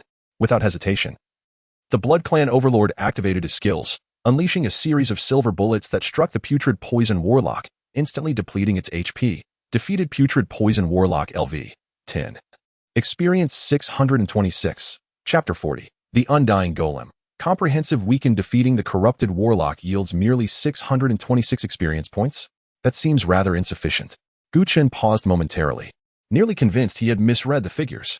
Upon closer inspection, he realized it was a common creature, thus it was of little concern. After vanquishing an abundance of elite foes within the Hell-level dungeon, transitioning to slaying ordinary monsters felt rather disconcerting. With each ascent in level, the experience required for progression increased significantly. Ascending from level 10 to level 11 demanded 14,500 experience points, considering the overflow from defeating the Fallen Lich. In addition to the rewards for completing the dungeon and first-time completion bonuses, he still required 7,266 experience points to level up. This meant he would need to eliminate 12 more corrupted warlocks to advance. For the moment, this seemed manageable, but what lay ahead? Would leveling up necessitate slaying hundreds or thousands of alien creatures in the wilderness? Having traversed the Hell-level dungeon, common alien creatures no longer captured his interest. The wilderness was rife with these ordinary beings, and the cost-benefit ratio of defeating them was exceedingly low. It appeared imperative to hasten his journey to the Jinyuan army's stronghold. The Jinyuan army, stationed high above the wilderness, engaged in perpetual combat against alien forces, guarding the abyss. It was the most elite military faction of the Divine Xia Empire. At the Jinyuan Army's base, one could accept and issue wilderness missions. For exceptionally powerful practitioners, there existed a possibility of being granted special status within the Jinyuan Army. Along with military subsidies, Gu Chen's purpose was not merely for missions or subsidies. Rather, entering the Jinyuan Army stronghold would allow him to acquire essential information regarding several nearby abysses, enabling him to select a more suitable one for himself. After a brief glance at the map, he continued deeper into the wilderness. Before long, a faint sound of slicing air emerged from the black mist behind him. Gu Chen, oblivious, was promptly alerted by the Bloodlord, who noticed first. Someone was pursuing him at a startling speed. Could it be members of the Li family? So soon? Gu Chen's brow furrowed. As this thought crossed his mind, a shadow materialized at the edge of the black mist not far away. Following this shadow, 3 more figures emerged, their powerful auras pressing down upon him like an overwhelming tide. 5 second-tier practitioners had arrived. Gu Chen's expression shifted, a hint of gravity now evident in his gaze. Gu Chen, you dare to slay the scion of the Li family? Surrender peacefully, or I shall ensure you have no place to rest in death. The voice of Wang Chongshan echoed from the black mist, initially 10 meters away, yet in the blink of an eye, he was upon Gu Chen. Swish, swish, swish. The speed of the peak second-tier practitioner left Gu Chen with little room to react. He saw the shadow flicker, and Wang Chongshan stood before him.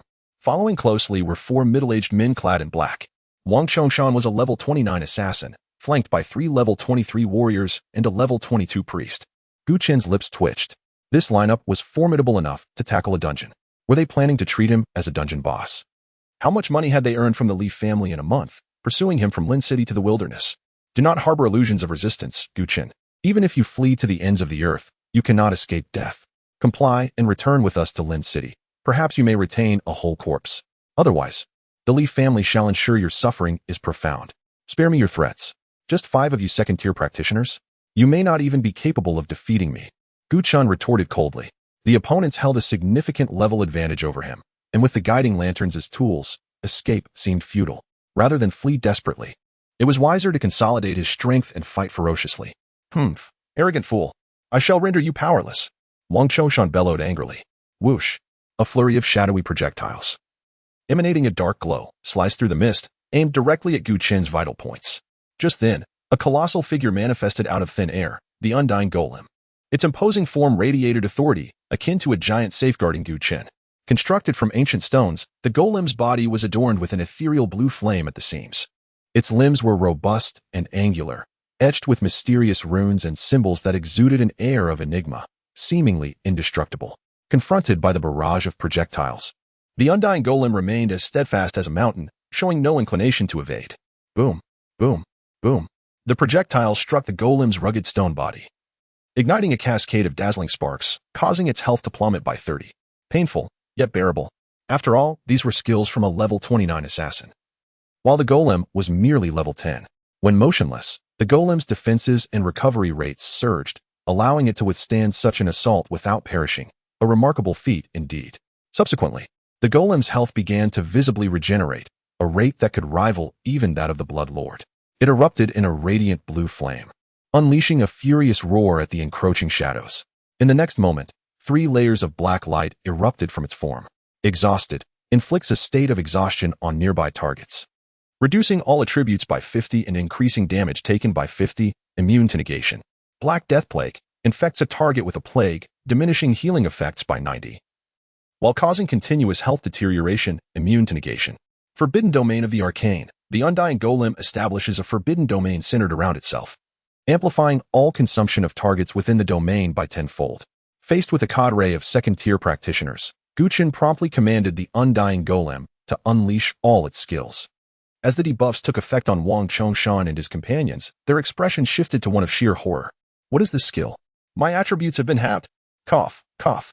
Why do I feel unwell? My health is plummeting so rapidly. Stay calm. Observe my grand purification. Damn.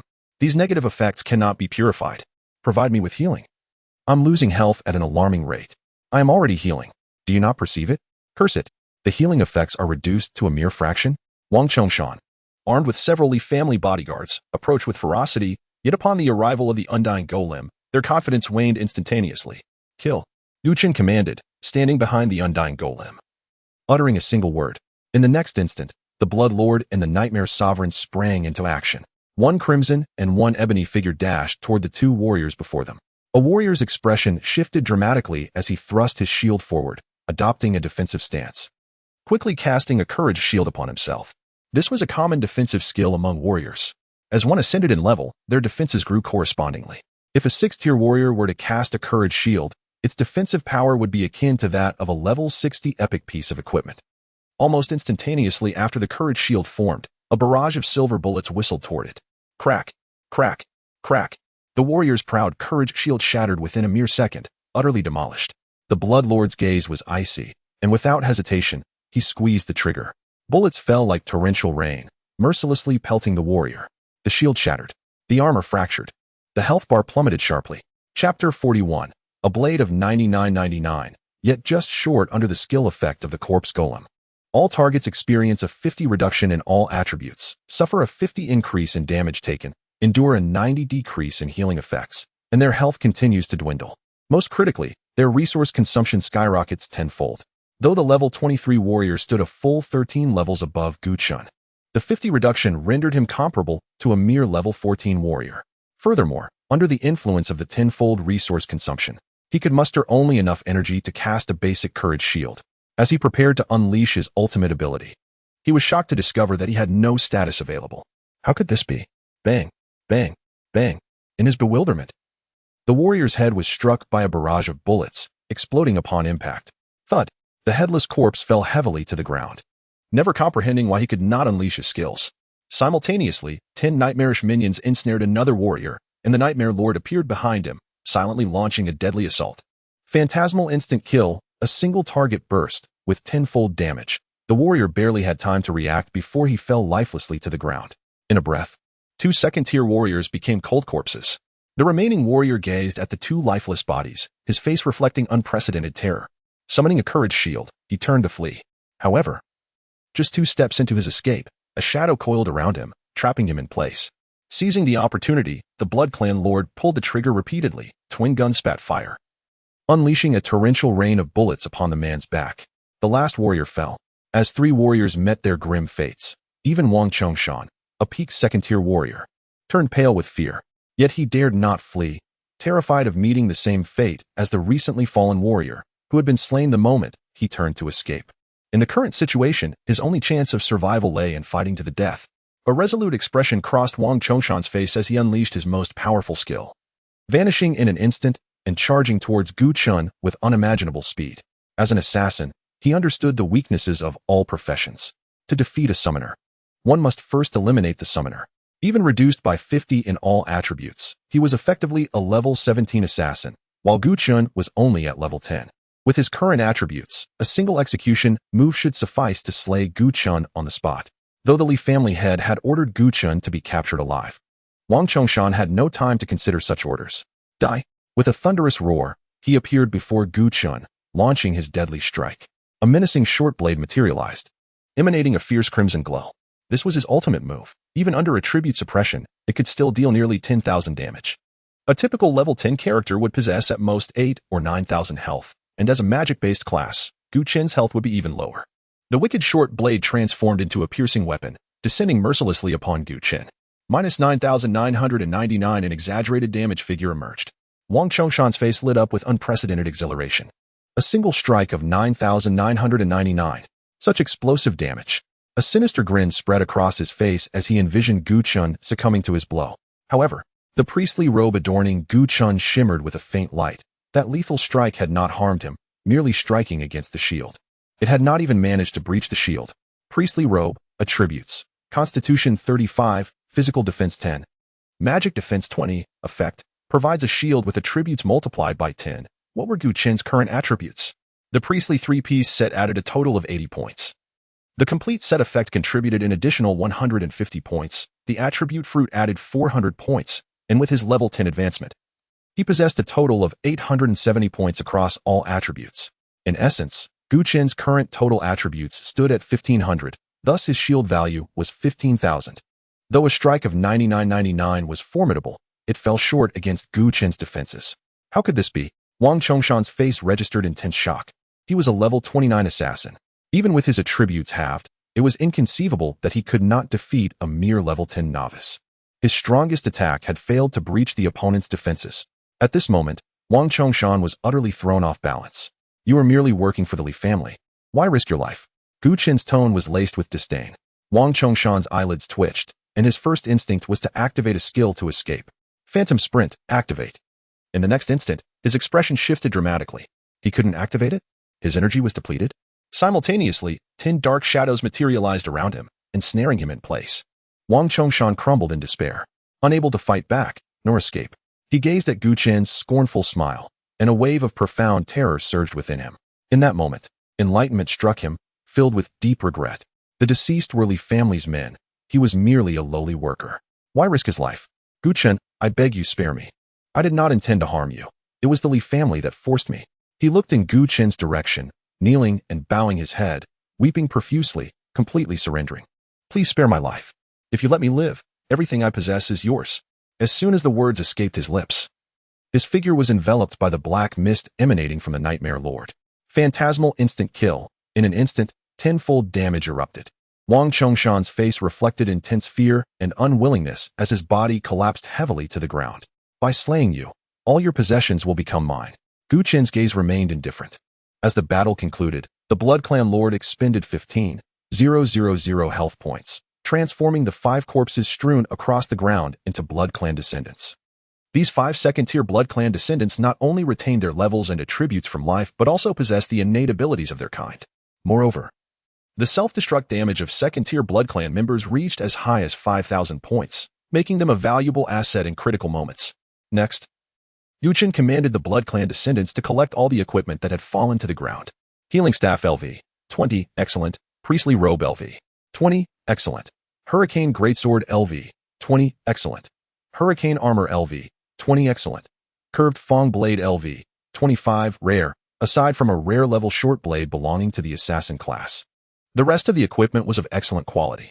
This was understandable. After all, they were merely workers, toiling for meager returns. Rare-grade equipment started at millions. It was unlikely they could afford such luxuries. In addition, there were some items and materials. Most of it held little value to Gu Chen, but he could at least sell them for some coin on the trading platform. Thus, he collected all of these into his spatial inventory. Finally, he held in his hand a scroll radiating a blue aura. First-tier skill scroll. Quality, excellent. Effect, randomly acquire a first-tier skill for the character class, with a chance of obtaining an already mastered skill. Chapter 42, Your Majesty, the Young Master. The first-tier skill scroll is listed for a staggering 100,000 on the trading platform. Gu Chen had not previously contemplated such skill scrolls, for their inherent randomness often resulted in low-quality or duplicate skills. Moreover, it is typically the rare and hidden professions that lack access to high-tier skill books, thus necessitating the use of skill scrolls. As a mere ordinary profession, the summoner found the cost-effectiveness of employing skill scrolls to be rather lacking. However, given the availability of a complementary scroll, he thought it unwise to let it go to waste. Channeling his mental energy, he activated the scroll, and a brilliant light erupted before his eyes. Almost immediately, he felt a strange energy swirling within him, a warm current that flowed rapidly into his being. You have acquired a new skill. Swap displacement, excellent. Swap displacement. The summoner can interchange positions with summoned units, and can also facilitate swaps between 2 summoned entities. This displacement skill was not limited to just summoned beasts. It also included the bloodline descendants, significantly enhancing the skill's versatility. Should an assassin manage to close in on him again, he could instantly swap places with a bloodline descendant. Imagine the bewilderment of an assassin who, after exerting tremendous effort to reach Gu Chen, suddenly finds himself facing a bloodline descendant instead. And then boom, a self-detonation. The assassin would surely be left dazed, his mind swirling in confusion. A smile crept across Gu Chen's face as he began to anticipate the next foe who would attempt to assassinate him. Ignoring the remnants of battle strewn about, he summoned the Nightmare Ruler and the Undead Golem into his summoned beast space, then consulted his map before continuing deeper into the wilderness. The clues left by Wang Chongshan abruptly ceased here. Shortly thereafter, a squad of guards from the Li family arrived at the scene. They discovered footprints leading forward, indicating that the target had fled deeper into the wilderness. Deeper into the wilderness? Could it be that Gu Chen intended to enter the abyss? What shall we do? Should we continue the pursuit? Continue the pursuit? The depths of the wilderness have already been invaded by the abyss. Countless alien creatures lurk within, posing unimaginable dangers. To venture there is tantamount to courting death. Who among you wishes to go? Upon hearing this, the crowd shook their heads in unison.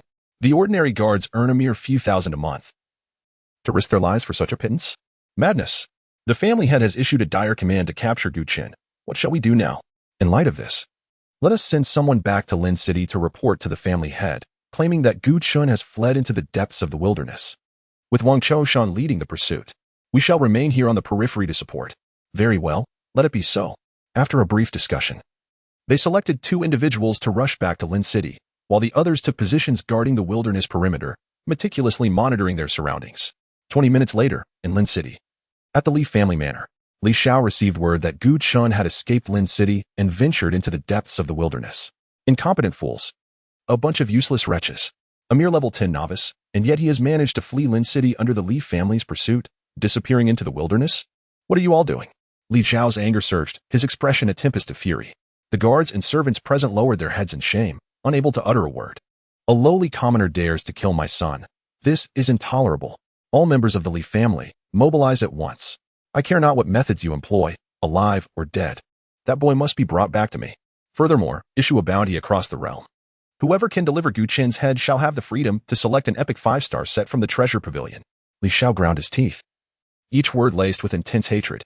In that moment, everyone realized that Gu Chen was undoubtedly doomed. With the entirety of the Lin City Li family in motion, and a bounty declared across the realm, even a mosquito entering the wilderness would likely be apprehended. After all, an epic 5-star set is worth millions. Such a grand offer would surely stir excitement not just in Lin City, but throughout the entire northern realm. Indeed, after this exorbitant bounty was announced, it ignited a fervor across the 7 cities of the northern realm within mere minutes. The vast majority of adventurers, even if they dedicated their entire lives to dungeon delving or entering the abyss, could never amass a complete epic 5-star set. Yet now, the capture of a level 10 novice could yield treasures worth millions. Such an opportunity is simply too rare to come by. In a whirlwind, numerous adventurers flocked to the Lin City wilderness, eager to uncover Gu Chen's whereabouts. Simultaneously, 1,000 miles away in Gubei City, ever since Gu Chen severed ties with the Gu family and left in a fit of rage, the Gu estate has fallen into an unprecedented silence. The primary reason for this is Gu Qingfeng. Following the debacle of that day, he has grown distant from Qin Yun, the concubine, unwilling to engage in conversation with her. He has secluded himself within his study, dismissing all servants, neglecting military affairs, and refusing all contact with the outside world. Now, it has been a full 2 days and nights. In his current state, he has lost the extraordinary demeanor he once possessed. His entire being suffused with a sense of dejection and despair. As he reflects upon Gu Chen's scathing rebukes on that fateful day, he feels a pang of disorientation. The esteemed war king of the northern realm, revered by the empire's subjects, a hero in the eyes of the world, has reached a point of estrangement with his own son. This realization engenders an unprecedented feeling of frustration within him. Gu Chen is the legitimate son of the Gu family. His sternness was merely an attempt to cultivate resilience in his son. Was that truly a fault? Your Majesty? The voice of the steward, Gu He, broke through the silence outside the door. Did I not state that all trivial matters should be dismissed and not to disturb me? Gu Qifeng furrowed his brow, a surge of intense anger rising within him. He had no desire to engage with any matters at present. No, Your Majesty, I have urgent news to report. The young master, what has happened to him? Before Gu He could finish, Gu Qingfeng abruptly exited his chamber, his eyes glistening with a tremor of hope. Could it be that Gu Chen has returned? Has he realized his mistakes and chosen to come back? Gu Qingfeng's expression shifted from dark to bright. After all, he is his son. If Gu Chen could acknowledge his errors, he would hardly care about the harsh words exchanged previously. Though Gu Chen's disposition was rebellious, lacking ambition, and unable to even become a proper adventurer, if his son was willing to return, what harm would it be for this father to support him for life? Seeing Gu Qifeng so eager, Gui felt a tremor in his heart and hastily continued, Your Majesty, we have just received news from Lin City that the young master has killed the heir of the Li family and subsequently escaped from Lin City into the wilderness. His whereabouts now unknown. Chapter 43. A reckoning for the Li family. Will they dare to accept? Your Majesty, the Li family has issued a bounty across the realm. Whoever brings back the head of the eldest son will be rewarded with an epic 5-star set. It is evident that the eldest son is being hunted by the Li family, and in a desperate bid for survival, he has fled into the wilderness. You must act swiftly. I fear that if we delay. Gu He's voice trembled with palpable fear, and he could not continue. The wilderness is fraught with peril, Even seasoned professionals face near-certain death within it. Gu Chun has failed his career transition and cannot even be considered a professional. How can he possibly survive in such a dire situation while being pursued by the Li family? As his words hung in the air, a terrifying aura suddenly erupted from Gu Qingfeng, sending Gu He tumbling backward. Gu Qingfeng's expression turned icy, and his eyes were filled with unabashed murderous intent. A bounty across the realm? Hunting my son? How audacious! Has the Li family of Lin City lost their senses to commit such treachery? Issuing a bounty in the Northern Territory against the son of the War King is tantamount to trampling on the dignity of the royal family. Gu Qingfeng's murderous intent surged. That is his son being hunted by the Li family, forced into the wilderness? Even a first-tier professional might struggle to survive there, let alone Gu Qin, who is merely an ordinary person. This is utterly outrageous. Fury boiling within him, Gu Qingfeng wished to raze the Li family to the ground. Just then, a graceful figure entered the hall. Upon seeing her, Gu Qingfeng's face flickered with displeasure, yet he spoke. Is it true that the Li family is pursuing Gu Qin? Are you aware of this? I have just received the news myself. Qin Yun replied calmly, seemingly unfazed by his demeanor. Gu Qin has killed the heir of the Li family. It seems the Li family will demand an explanation. At her words, Gu Qingfeng's gaze instantly turned cold. Within the Northern Territory, the Gu family reigns supreme. A mere Li family, before the royal family, is but an ant that could be crushed at any moment. With a single utterance from him, the Li family could be obliterated. The illustrious War King of the North needs to answer to the Li family? Preposterous. Even if he were to give an explanation, would the Li family dare to accept it? Gu Qifeng turned his gaze to Qin Yun, the coldness in his eyes intensifying. Has someone from the Li family come to demand an explanation from you? No. Qin Yun shook her head. After all, Gu Qin is the legitimate eldest son of the Gu family. If word of his actions spreads, it would tarnish the royal family's reputation. This matter must be resolved swiftly. Your Majesty, she continued, the deceased is, after all, the heir of the Li family. If we do not provide an explanation, the royal family's actions may alienate them. Gu Qingfeng's expression turned frigid. Ah, I see. The royal family's dignity, is it? My son is being hunted by the Li family, his life in peril. And you dare to speak of royal dignity?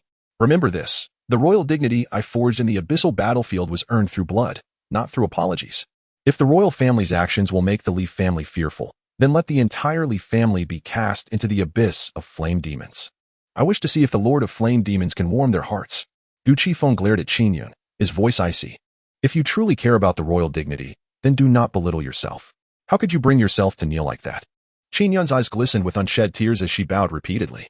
Your Majesty, I merely wished for our family to be united. I did not want to see Qin'er sever ties with the Gu family. Observing the chill in Gu Qingfeng's eyes, Qin Yun finally realized that her earlier kneeling had been excessive. Your Majesty, I was foolish. Even if Qin'er has killed the heir of the Li family, why must we answer to such an insignificant family? Since we have yet to ascertain Qin'er's whereabouts, it indicates he is currently safe. We must set out for Lin City at once and demand an apology from the Li family, ensuring they return Qin'er to us. Gu Qifeng's expression softened slightly, and he nodded. Very well, it seems you still understand the gravity of the matter. He then turned to Gu He and said sternly, gather the royal guards. We shall proceed to the Li family in Lin City. If anything happens to my son, I will ensure the Li family pays dearly.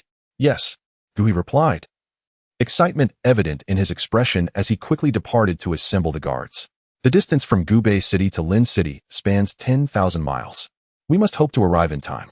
Otherwise, it is not only the Li family that will face a storm of bloodshed. The following day, as dawn broke, Lin City, this border town, was abuzz with unprecedented activity. A multitude of professionals from afar descended upon the city, seeking information regarding Gu Qin, and subsequently formed teams to venture out into the wilderness in search of him. Such a crowd. I have never seen so many people on the streets of Lin City before. They must all be here for the Li family's bounty. I dare say Gu Qin is as good as dead. A bounty? What is that about? Aren't these people brought in by the Lin City Tourism Board? Are you a local? The situation with the Li family has become a spectacle. How could you not know? Ah, I just emerged from a dungeon this morning. Hold on. Let me check my feed for updates. On the streets leading to the city gates, small eateries were filled with ordinary onlookers, as well as numerous professionals below the second tier. The wilderness is too perilous for such individuals. They could only sit within the city, watching the throngs of people streaming out, eagerly discussing the various details of the unfolding events. Goodness, the heir of the Li family was killed by a commoner? Whose subordinate is that? I heard it was a student from Lin City High School, a career transition student with no background, named Gu Qin. As for why he killed Li Renjia, that remains unclear. I recall Gu Chun cleared the Hell-level novice dungeon and received an SSS rating. He was almost certainly guaranteed a spot in the prestigious academy. Why would he provoke the Li family when he had such a bright future? What? An SSS rating? Are you out of your mind? No one has cleared the Hell-level novice dungeon in Lin City yet. Keep up with the news. I even liked the video of Gu Chun receiving the SSS rating. Let me find it. What? The video has been taken down? That's impossible. Let me check. Wait, really can't find it? How could that be? I suspect you're all in cahoots to deceive me. Listening to the conversations around them, Lin Yuan, Lin Qingqing, and Su Ran wore expressions of deep concern. I told you so. Our achievement of the SSS rating has been suppressed. Aside from the career transition students present that day, nearly everyone in Lin City is unaware that the Hell-level dungeon has been cleared. If the locals are oblivious, the outside world is even less likely to know. The only entities capable of such suppression are either the municipal government or the Li family. It's even possible they are working together, Lin Qingqing speculated. I heard Li Renjie failed to secure a guaranteed spot in Gubei City, which suggests the Li family has targeted Gu Chun's guaranteed spot from the outset, leading them to suppress news of our dungeon clearance. With so many professionals entering the wilderness to hunt Gu Chun, if he is captured, it will surely be his end. Let us go. We must find him before the Li family does, or we will be in deep trouble, Lin Yuan decisively proclaimed. After a brief discussion, the three of them set off toward the city gates. As more professionals entered the wilderness, the danger lessened significantly compared to before. At that moment, a commotion erupted at the distant city gates, followed by a massive ship-shaped shadow appearing on the horizon, accompanied by a thunderous roar that echoed into the sky. Soon, a colossal warship hovered above Lin City, with numerous armored warriors standing aboard, the Gu family flag billowing in the wind. Simultaneously, a resounding voice reverberated across Lin City. The War King has arrived. All non-combatants, stand aside. Chapter 44. The brother of the Northern War King's son? The arrival of the War King? Which War King? You hail from the abyss. Which other War King could it be but the Northern War King, Gu Qingfeng? What? You mean that pillar of the empire? He is a legendary figure. Why has he come? Unclear, but judging by the direction, it appears he is heading towards the Li family. The floating warship bears the Gu royal flag.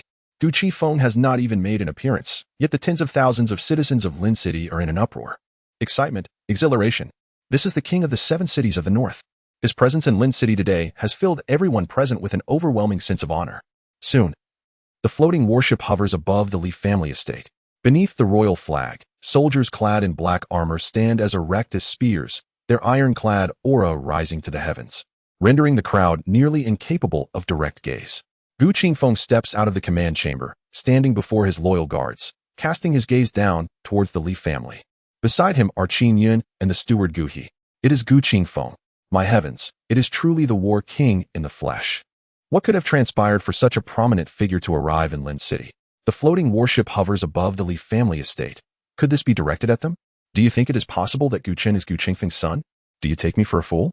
Gu Qingfeng has but one son, Gu Xi, who not only awakened a rare profession ahead of time, but was also admitted to the prestigious academy in the capital.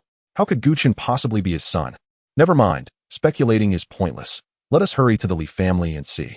At this moment, Lin City could be described as deserted, with everyone hastening towards the Li family's direction. Outside the Li family estate, a sea of people throngs, jostling for space. The streets, trees, railings, roofs, every possible vantage point is filled with onlookers. The floating warship blots out the sun, drawing nearly half of Lin City's populace to its presence.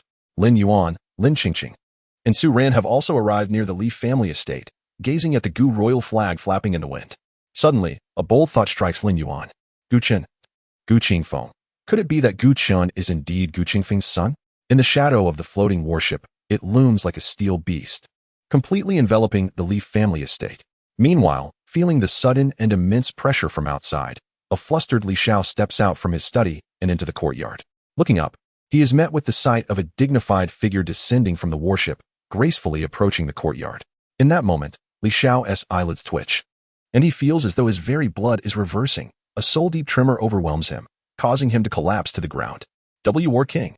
Li Xiao, in his ignorance, not realizing the War King's arrival, pleads for forgiveness. Gu Qingfeng stands with his hands clasped behind his back, coldly demanding, Li Xiao, hand over my son. If I do not see my son today, I will annihilate your entire Li family. As his words resonate powerfully, hundreds of black-armored soldiers swiftly descend from the floating warship, surrounding the Li family estate entirely. Gu Qingfeng's declaration is explicit. Gu Chen is indeed his son. The onlookers, who had previously speculated about Gu Chen's identity, erupt in astonished gasps. How explosive! They guessed correctly. Gu Chen? He is actually of royal lineage from the north. Lin Qingxing turns to Lin Yuan. Her expression one of disbelief. Don't look at me. I was deceived as well. I thought he was so poor he could hardly afford to eat. Who could have imagined his father is the Northern War King? Lin Yuan's expression is complex. He cannot believe that his closest friend has tricked him. They had agreed to live as commoners, and yet he turns out to be the son of the Northern War King? This sensation is exhilarating. His friend hails from the most powerful family in this land. From this moment forth, he will embrace a new identity. Lin Yuan, brother of the Northern War King's son. Is this not a direct descent? Such immense fortune is finally bestowed upon him. Simultaneously, a tempestuous aura envelopes the entire Li family estate. As if everything within is on the verge of being reduced to ashes. Terrified, Li Xiao trembles, prostrating himself on the ground, pleading incessantly. Your Majesty. There must be a misunderstanding. I swear on my life, the young master is not in my Li family. Li Xiao cannot fathom why Gu Qingfeng would orchestrate such a grand display to seek someone. Gu Qingfeng's son, Gu Xi, is in the capital's academy. So how could he come to the Li family to demand a person, though the Li family is the foremost family in Lin City? Even if he tried to fawn over Gu Xi, it is unlikely that the other party would grant him an audience. The young master possesses an extraordinary background. Even if Li Xiao had 10 times the courage, he would not dare show any disrespect towards such a figure, let alone oppose him. Li Xiao, you have the audacity. I warn you, if my son suffers even a scratch, your family will face annihilation. Qin Yun descends from the warship, standing behind Gu Qingfeng, her voice sharp and fierce, indicating genuine fury. With Gu Chen's fate uncertain, she cannot afford to play any tricks at this critical moment. Gu Qingfeng stands beside her, his expression dark. A man on the brink of an explosive storm. The distance between Gubei City and Lin City spans thousands of kilometers. After receiving news last night, he rushed here, arriving at dawn. This means his son has been wandering the wilderness all night. That wilderness is fraught with peril, with threats lurking at every turn. If he stumbles into the abyss, Gu Qingfeng's expression hardens, his fury rising uncontrollably. His own son is being bullied in this small Lin city. Pursued and forced into the wilderness, with no word of his whereabouts. The crowd murmurs, lamenting that the Li family has encountered a formidable adversary. Gu Chun has killed your son. Pursuing him is one thing, but to issue a region-wide bounty, making it known throughout the north? Now, Gu Qifeng has come, and the Li family is surely doomed. Li Xiao trembles violently. Qin Yun's words pale his face. As Gu Qingfeng's wife, her words carry weight, reflecting his intentions. Li Xiao has no doubt that should Gu Qifeng give the order, those War King guards outside would indeed slay his entire family without mercy. At this moment, he is a bundle of nerves, his heart torn asunder, every muscle trembling in fear. He is terrified, but Gu Xi is truly not within the Li family estate. Gu Qingfeng and his wife have come to find their son. The entire north knows they have but one son, Gu Xi. He is not here at the Li family. He is truly not. This could very well cost him his life. Your Majesty, I beg your pardon. I swear to the heavens. The young master is not in the Li family. I have never even seen Gu Xi. Fool. Gu Qingfeng erupts in uncontrollable rage. Gu Xi? Who said I am here to find Gu Xi? After all this time, Li Xiao still has not realized for whom he has come. Chapter 45, Gu Chen's movements. Lin Yuan passed as Li Xiao remained oblivious to the situation.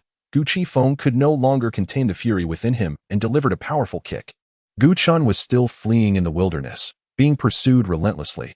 He did not have the luxury of wasting time here. The pursuit by the Li family must be halted immediately. Otherwise, if Gu Chen were to perish in the wild, even annihilating the Li family would not suffice to quell his wrath. Li Xiao was sent flying by the kick, his body crashing into the main building of the estate, reducing it to rubble. Amidst the broken bricks and stones, he felt excruciating pain, utterly drained of strength. This was the prowess of the Northern Borders War King, who had defended the Abyss battlefield for 18 years, single-handedly repelling myriad factions and earning his title through combat. Faced with such a formidable opponent, even a fifth-tier berserker like Li Xiao was utterly powerless to resist. Listen well, Li Xiao. Gu Chen is my son.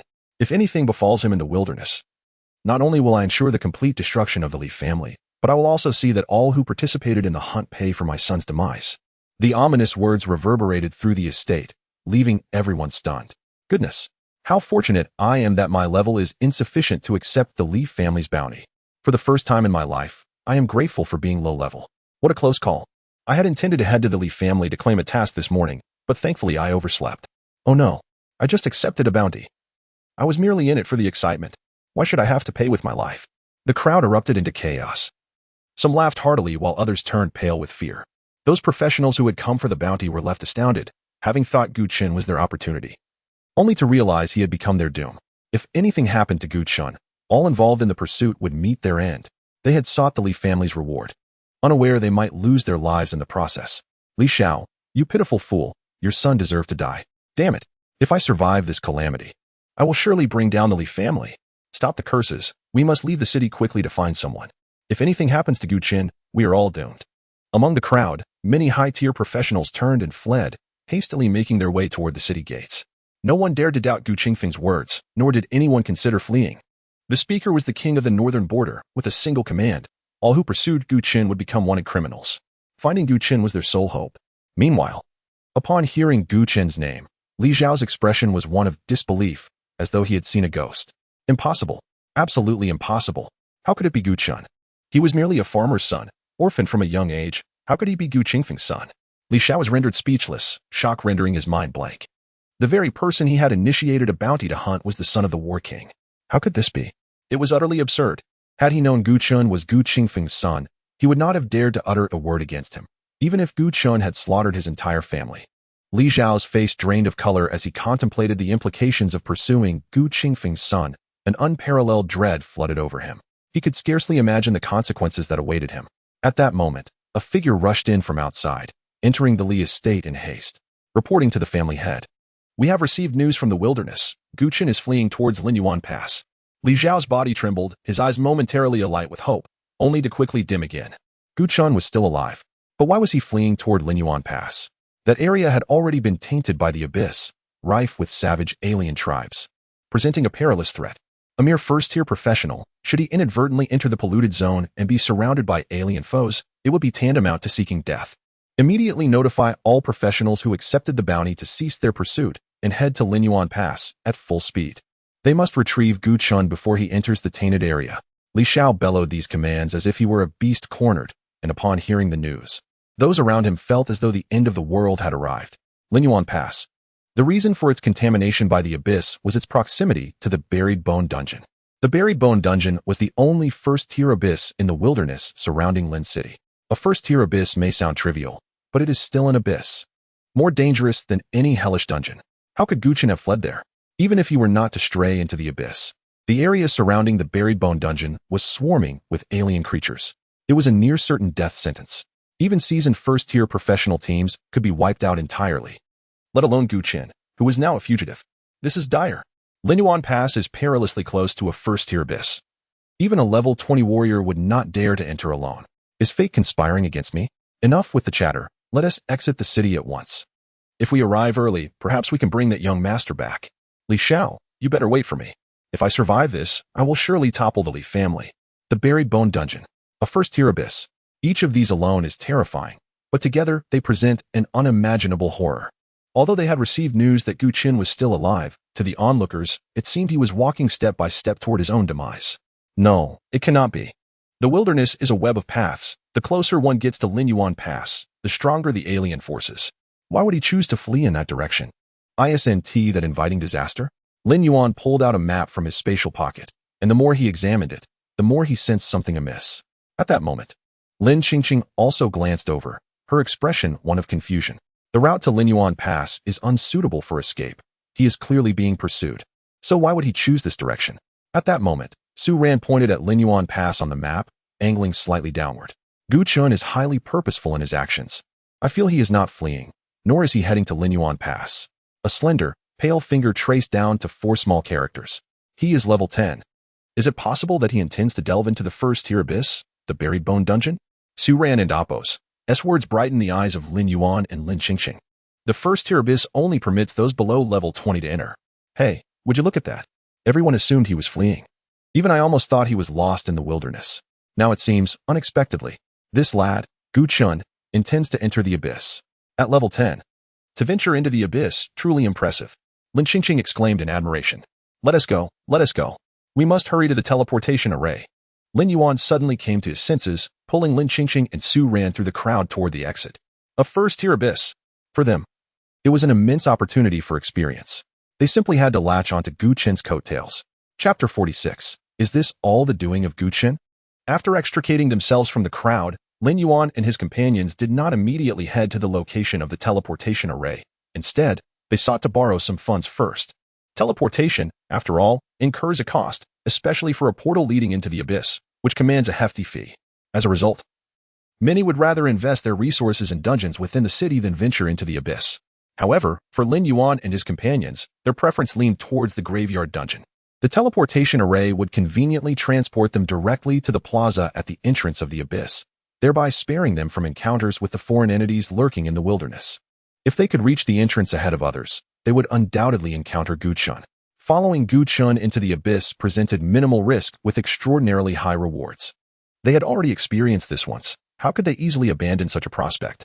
In stark contrast to Lin Yuan and his companions, Gu Qingfeng's expression was dark as storm clouds.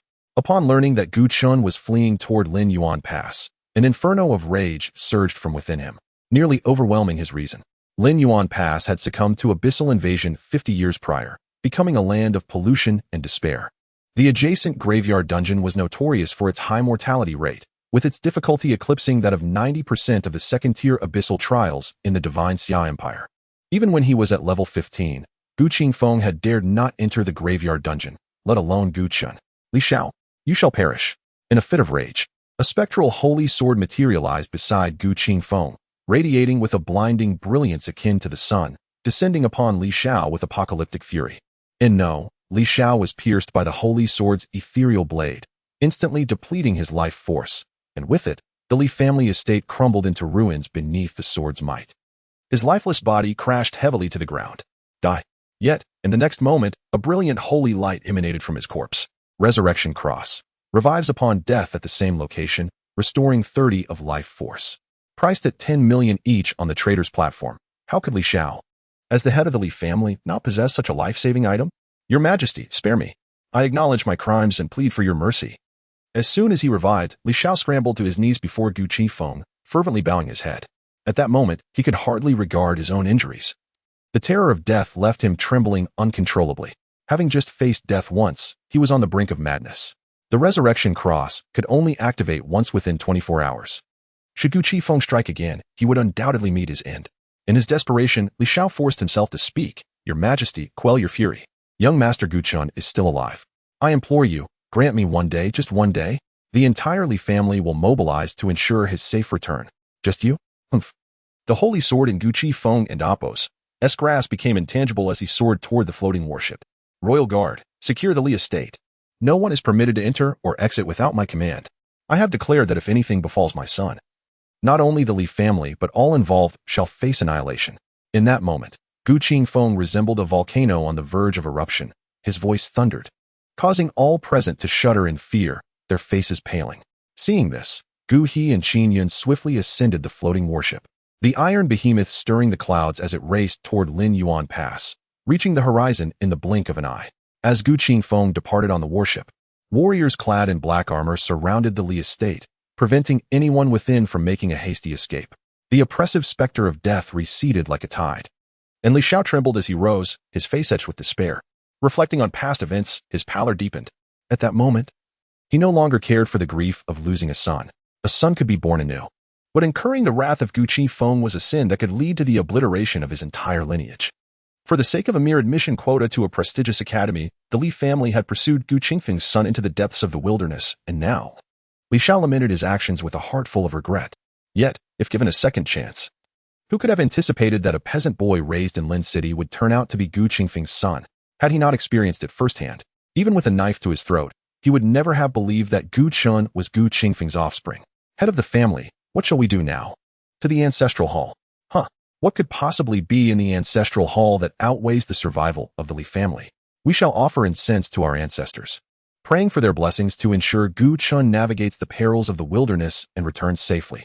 Li Xiao, disregarding his injuries, hobbled toward the direction of the ancestral hall. The royal guards stood watch outside, making escape impossible. Now all he could do was hope that the spirits of his ancestors would protect the Li family. Gu He, have you ascertained the cause of the conflict between Chen and the Li family? Gu Qingfeng stood upon the floating warship, his mind in disarray. In his memory, Gu Chen had always been lackluster, his character flawed, resembling nothing more than a stubborn weed. Yet why had he suddenly become so aggressive? Even resorting to killing Derision and fleeing into the wilderness? Was this an extreme measure to force him into submission? Or was there more to the story? Your Majesty, we have uncovered the truth.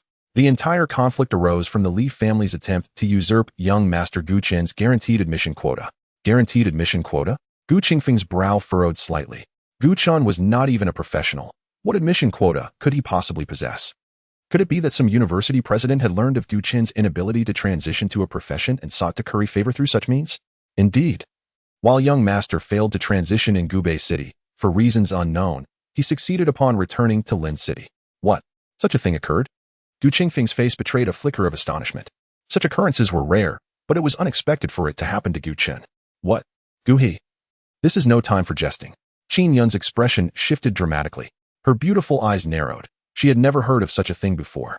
Your Majesty, Your Highness. After transitioning to a summoner, young master entered the novice dungeon, the temple ruins, alongside 4 teammates, reaching level 10 within a day, and clearing a hell-level dungeon that had remained unconquered for decades. Gui recounted the information gathered, explaining that completing a hell-level dungeon would yield an SSS rating. According to Lin City's policies, students achieving an SSS rating would secure guaranteed admission to prestigious academies. The Li heir, Derision, having failed to secure such a quota, had leveraged the Li family's influence to suppress news of young master's accomplishment, attempting to seize his admission quota. The cause of death was straightforward. Derision and Li Wenhui, a side branch of the Li family, had confronted young master in the dormitory of Lin City No. 1 high school, coercing him to assist them in clearing the hell-level dungeon. When young master refused, he killed Derision and subsequently fled into the wilderness. Despite being a level 13 mentalist, a rare profession, Derision had been easily slain by the level 10 young master for reasons unknown. Upon hearing the steward Gui's account, the agitation in Gu Qifeng's heart was replaced by profound shock. Transitioning successfully, reaching level 10 within a day, conquering a hell-level dungeon, receiving an SSS rating, and even defeating an opponent 3 levels higher. This was an achievement that would overshadow most genius professionals, even in Gubei City. Gu Qifeng opened his mouth, momentarily at a loss for words. All of this, was it truly the work of Gu Chen? His son, Gu Chen? Chapter 47, Merely Surviving. He has exhausted all his strength listening to Gu He's words. Gu Qifeng gazed down at the vast expanse of smoke and clouds beneath the battleship, his heart overwhelmed with shock that lingered in silence. His son, a prodigious genius? A shadow of sorrow crossed his face, his eyes filled with regret. Had he shown more leniency towards his son in the past, Gu Chen would not have ended up a fugitive in the wilderness. Could it be that he had been wrong all along? Noticing Gu Qifeng's expression, Gui sighed gently. The world knew that Gu Xi, the son of the Northern War King, was a genius, having not only advanced to a rare profession early but also been accepted into the prestigious academy in the capital. Yet, who comprehended the extent of resources Gu Qifeng had invested in Gu Xi? Only those with dragon blood or those blessed by the dragon god could transition to become dragon knights. Gu Xi lacked any dragon lineage, and the resources expended on him throughout his upbringing were nearly equivalent to a year's military budget for the northern region. It is no exaggeration to say that if such resources were piled upon a pig, it could be transformed into a 1,000,000 hit point ultimate boss. And what of Gu Chen? The Gu family's investment in him amounted only to the living expenses during a single month spent in the Gu household. In comparison, who truly deserved the title of a prodigious genius? With a sigh, Gu He continued, Your Majesty, did you not believe that the eldest young master was merely wallowing in self-pity, hopelessly mired in his own failures? Gu Qifeng furrowed his brow slightly. Was there another layer to this matter? I have discovered that the eldest young master grew up in a peasant household, enduring a life of hardship and hunger, often bullied by the offspring of the powerful. Nevertheless, his academic performance remained commendable. It was only after entering high school that both peasant parents passed away, leaving him utterly destitute, struggling to meet even the most basic needs. Thus, he was forced to scavenge between merchants, laboring for mere hundreds a month, even skipping school to work.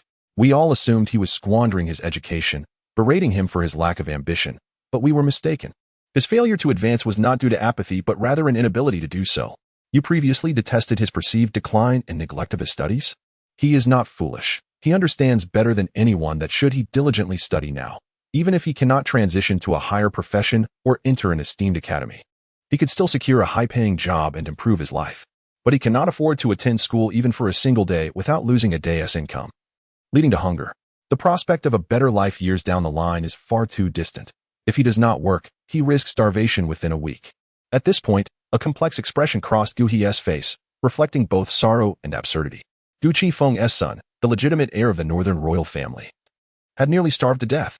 It was unfathomable the suffering he had endured over the past 18 years. Silence enveloped the room. Gu Qifeng's expression stiffened, sinking into a silence that was inexpressible. Previously, he could not comprehend how Gu Chen, with such a timid disposition, could have killed Li Renjie, but now he understood. What fate awaited a peasant child targeted by the most prominent family in lynching, suppression, and control, with no hope of rising again. The news of the hellish dungeon's completion had been thoroughly sealed, and the snatching of guaranteed placements served as the perfect example. Faced with such oppression, no matter how high his talent, he could not escape the Li family's grasp. Consequently, only two paths lay before him: to submit as a servant, willingly becoming a dog for the Li family, or to sever ties and fight back against them. It was evident that Gu Chen had chosen the latter. He was not attempting to coerce anyone through such extreme measures. He merely sought to survive, grasping the scant gifts fate had bestowed upon him. For him, merely existing had required every ounce of his strength. Gu Qifeng inhaled deeply, his heart trembling violently, as if pierced by 1,000 needles. He could scarcely believe that for the past 18 years, Gu Chen had lived in a state of subservience and degradation. He had thought that hardship would serve as a forging fire for Gu Chen, but he was mistaken. Suffering was suffering, unworthy of pursuit, and would not render Gu Chen more exceptional. No wonder Gu Chen chose to sever ties with the Gu family. In that moment, Gu Qifeng recognized his wrongdoing. His heart was a tumult of sorrow and rage, a fierce fire igniting within him. How dare the Li family of lynching bully my son? I shall ensure their utter annihilation. Gu Qifeng turned to gaze at the ethereal sea of clouds beneath the battleship, directing his gaze towards lynching, his eyes glinting with a chilling, murderous intent. Gu He informed the royal guards to eradicate the Li family completely, leaving not a single one alive. Understood. Gu He promptly obeyed, relaying the command to the guards. At that very moment, the hundreds of royal guards stationed outside the Li family estate revealed their sharp swords, surging towards the Li family manor. Soon, all members of the Li family within the manor met a gruesome fate. This was merely a fraction of the Li family, as the majority had already fled into the depths of the wilderness. However, it mattered not, for those individuals were already marked for extermination, with no escape route available. This was the northern region. Those whom Gu Qifeng wished to eliminate would find it impossible to flee, even with wings. Deep within the wilderness, as Lin Yuan and the others had surmised, Gu Chen, although heading towards the direction of Lin Yuan Pass, actually sought the burial dungeon located south of it. Brother Chen, look. If we continue straight in this direction, we will reach Lin Yuan Pass. 50 years ago, it was invaded by the Abyss, and now it has become the territory of foreign races. Last year, 5 teams ventured in for missions, all composed of 4th-tier experts, yet only 3 emerged alive. Amidst the swirling black mist, a youth of noble bearing and exceptional demeanor walked alongside Gu Chen. The boy, named Su Xiao, had met Gu Chen at the Jinyuan army base. Unlike other adventurers in the wilderness, Su Xiao was not there to hunt foreign races. He had come to the Jinyuan army base in search of a rare material. This material was exclusive to the 2nd-tier Abyss burial dungeon and served as a core component for crafting level 10 epic equipment. Upon learning of Su Xiao's desire to forge epic-grade equipment, Gu Chen realized he had encountered another affluent individual. After exchanging a few words, Su Xiao expressed his willingness to pay 800,000 for the material should Gu Chen acquire it. Su Xiao glanced at the compass in his hand before turning to point towards a region shrouded in black mist. Brother Chen, that area is the direction of the burial dungeon. It will take at least 3 hours on foot to arrive. However, if you ride in my hover car, we can make it in half an hour. Hover car? Looking at the luxurious deep blue vehicle that resembled a wild beast, Gu Chen felt his lips twitch. How did such a large car materialize? It was neither equipment nor an item, and personal space could not accommodate it. Wait, what is your profession again? A space mage? Su Xiao chuckled. I failed my transition. I'm just an ordinary person. Get in. We will reach the burial dungeon shortly. As Gu Chen's gaze shifted, he noticed a subtle gleam on Su Xiao's finger. It was a dark silver ring, a space ring. Chapter 48. This is more painful than death. The burial dungeon lies deep within the wilderness, ranking among the most challenging abysses of the 1st tier.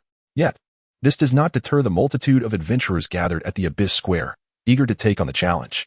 In both dungeons and abysses, the risks and rewards are directly proportional. The higher the difficulty, the greater the mortality rate, and consequently, the more substantial the rewards upon completion. Additionally, when adequately prepared, The Abyss offers a significantly better value compared to dungeons. After all, dungeons come with exorbitant fees. For instance, the cost to enter a first-tier hell-level dungeon in Lin City is 3 million per person per attempt. This price is undeniably steep, attributed to the substantial expenses involved in the operation and maintenance of the dungeon, as well as the profits sought by the ruling powers. Similarly, novice dungeons follow this trend. Albeit the laws of the Divine Summer Empire grant newly transitioned adventurers a 10-day grace period for free access, a gesture of goodwill towards the student population. At present, a considerable number of adventurers congregate at the Abyss Square, much like the Dungeon Square, where most are seeking teammates. Lin Yuan, Lin Qingqing, and Su Ran stand at the entrance of the Abyss. With no means of communication in the wilderness, they remain unaware of Gu Chen's whereabouts. However, they are astute enough to position themselves at the entrance, ensuring that anyone entering the Abyss would pass right before their eyes. As Lin Yuan observes the crowd, he suddenly recalls a crucial detail. They are currently a party of 3. Even if they wait for Gu, they will only have 4 members. Perhaps they should recruit one more? The more members in the party, the greater the experience gain. Lacking a member means a loss of experience. Indeed, before the master arrives, we should recruit someone, as finding actors for the first-tier Abyss isn't easy, Lin Qingqing suggested. Not easy? I recall there being plenty of actors for novice dungeons. Why is it challenging to find actors for the first-tier Abyss? Lin Yuan inquired. Novice dungeons are simpler, and newly transitioned adventurers, lacking combat prowess, aim to level up before their academy assessments, resulting in a higher number of actors. However, first-tier Abysses differ. Experienced adventurers prefer to team up for greater rewards rather than carry actors, as second-tier professionals often compete for experience, leaving few willing to take on the role of an actor. I see. While you keep watch at the Abyss entrance, I will inquire among the crowd, Lin Yuan replied, his understanding dawning as he approached a level 12 swordsman nearby. Hey there, we're short one teammate. Interested? Lin Yuan proposed. Upon hearing this, the swordsman turned, glancing at Lin Yuan's level with a fleeting look of disdain. Level 6, barely a first-tier adventurer, daring to challenge the Abyss? Is he courting death? The swordsman dismissed Lin Yuan with indifference. You must be an actor. Your level is too low. Have your team leader come speak with me. Lin Yuan's brow furrowed at the swordsman's condescending tone. Oh really? You're trying to act superior, are you? A level 12 swordsman thinking he is above me? If not for the disparity in strength, Lin Yuan would have drawn his sword. Hello, I am the team leader. Is there something you need? A familiar voice suddenly interjected from behind. Lin Yuan turned swiftly, his eyes sparkling with joy. Simultaneously, the swordsman's gaze fell upon Gu Chen, his expression shifting to one of unabashed contempt. Level 10? A summoner? Are you trying to make a joke? The swordsman scoffed. Gu Chen remained unfazed. Is there a problem? I advise you not to enter the Abyss. You'll die quickly. The swordsman waved dismissively, impatience etched across his face. This place isn't suitable for high schoolers. You're wasting my time. With that, he stepped away, clearly eager to avoid further interaction. Old Gu, I finally waited for you, Lin Yuan exclaimed, brimming with excitement. Gu Chen was equally surprised. Where there were teleportation arrays, communication could be restored. He had intended to message Lin Yuan to join him in the Abyss. Yet, upon arriving at the Abyss Square, he spotted Lin Yuan, sparing him considerable effort. Old Gu, you've really struck it big this time. If it weren't for the War King's arrival in Lin City, I wouldn't have known you. Don't mention him. I have severed ties with the Gu family. Gu Chen had traversed the wilderness for nearly a day and night, encountering numerous adventurers along the way, from whom he learned of the events transpiring in Lin City. He even directed a few pursuers seeking his life. After all, the wilderness was shrouded in dense fog, making visibility poor. And he was accompanied by the Bloodlord and several bloodline descendants, a sight that hardly suggested a fugitive's plight. Of course, this was merely a singular situation. After departing from the Jinyuan army base, he had been noticed by those with ulterior motives.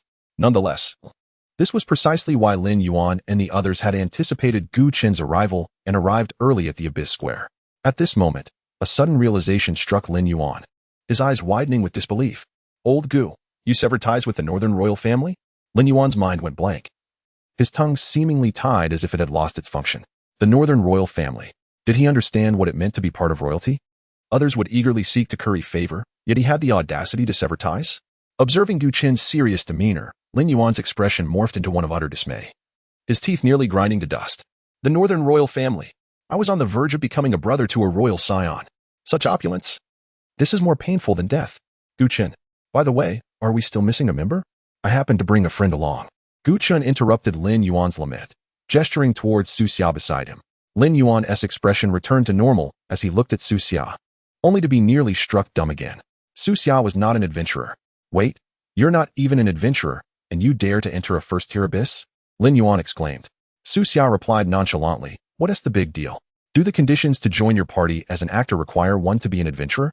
Lin Yuan was momentarily taken aback, unable to counter. Indeed, actors in a party contribute nothing. What difference does it make if they are adventurers? Moreover, Su Xia, not being an adventurer, would not siphon off experience. Yet his presence could provide the experience boost of a 5-member party. With this realization, Lin Yuan's smile nearly stretched from ear to ear. Please, you must join our party. Chapter 49. All in is a form of wisdom. Su Xia joined the team. Prior to this, no professional team had ever taken a failed class change ordinary person into the abyss. This was utterly incomprehensible to others. However, for Chen, there was no distinction between bringing an ordinary individual and a professional. After all, he was the one doing the real work, while the others merely needed to cheer from the sidelines. Furthermore, Su Xia was not entirely without merit.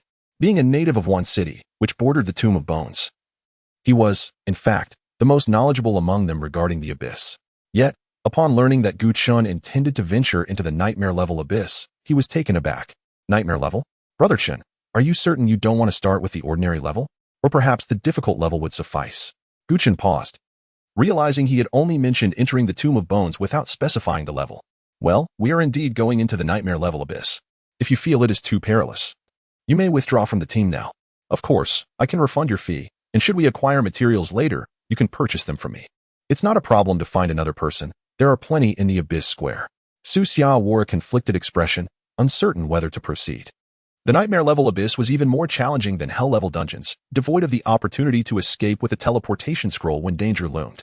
More often than not, by the time one realized peril was imminent, it was too late. Many professionals had perished before they could even use their teleportation scrolls.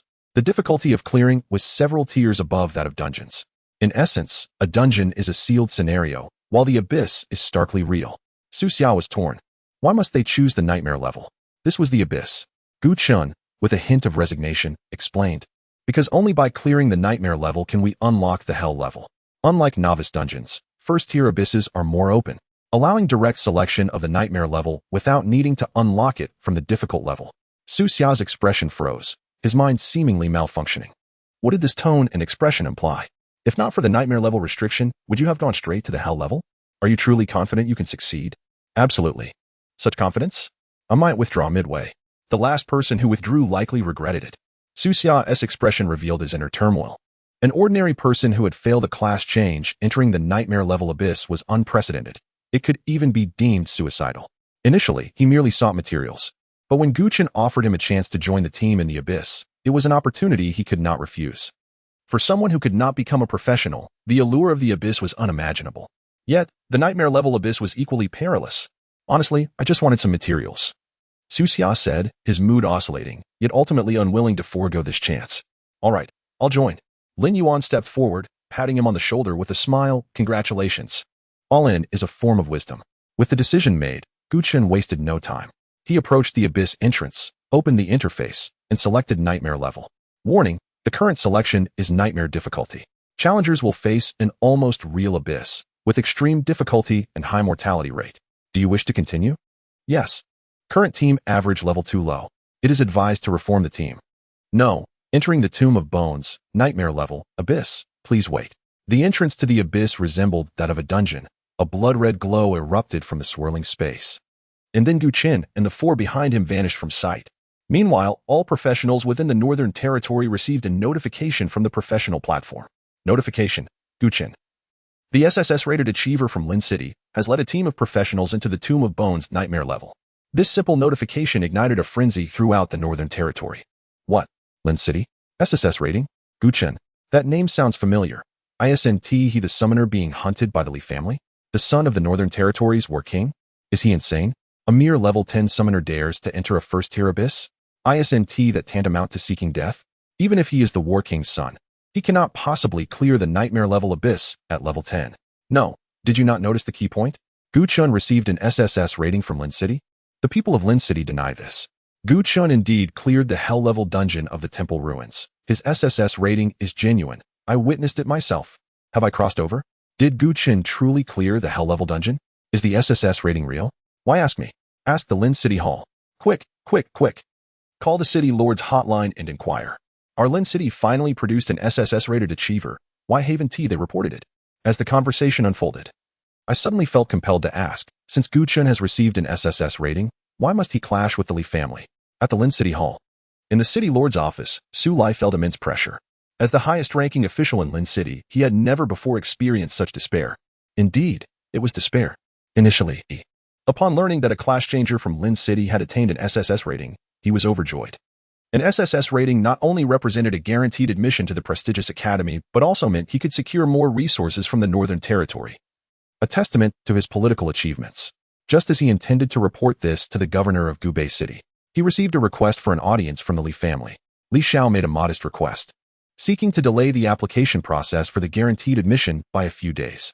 As for everything else, the Li family would handle it. Su Lai was curious about the Li family's intentions, yet even as city lord, he did not wish to offend them lightly, as they were Lin City's foremost aristocracy. From his perspective, as long as he could secure an additional guaranteed admission for Lin City, who received the SSS rating, was of little consequence. Delaying the application process by a few days was quite common, and certainly not an illegal maneuver. Thus, Su Lai readily agreed. The following day, Li Rinjie was murdered. Though shocked, Su Lai managed to maintain his composure. However, today, upon the arrival of Gu Qingfeng, he could no longer remain calm. Subsequently, Gu Chun's identity was revealed.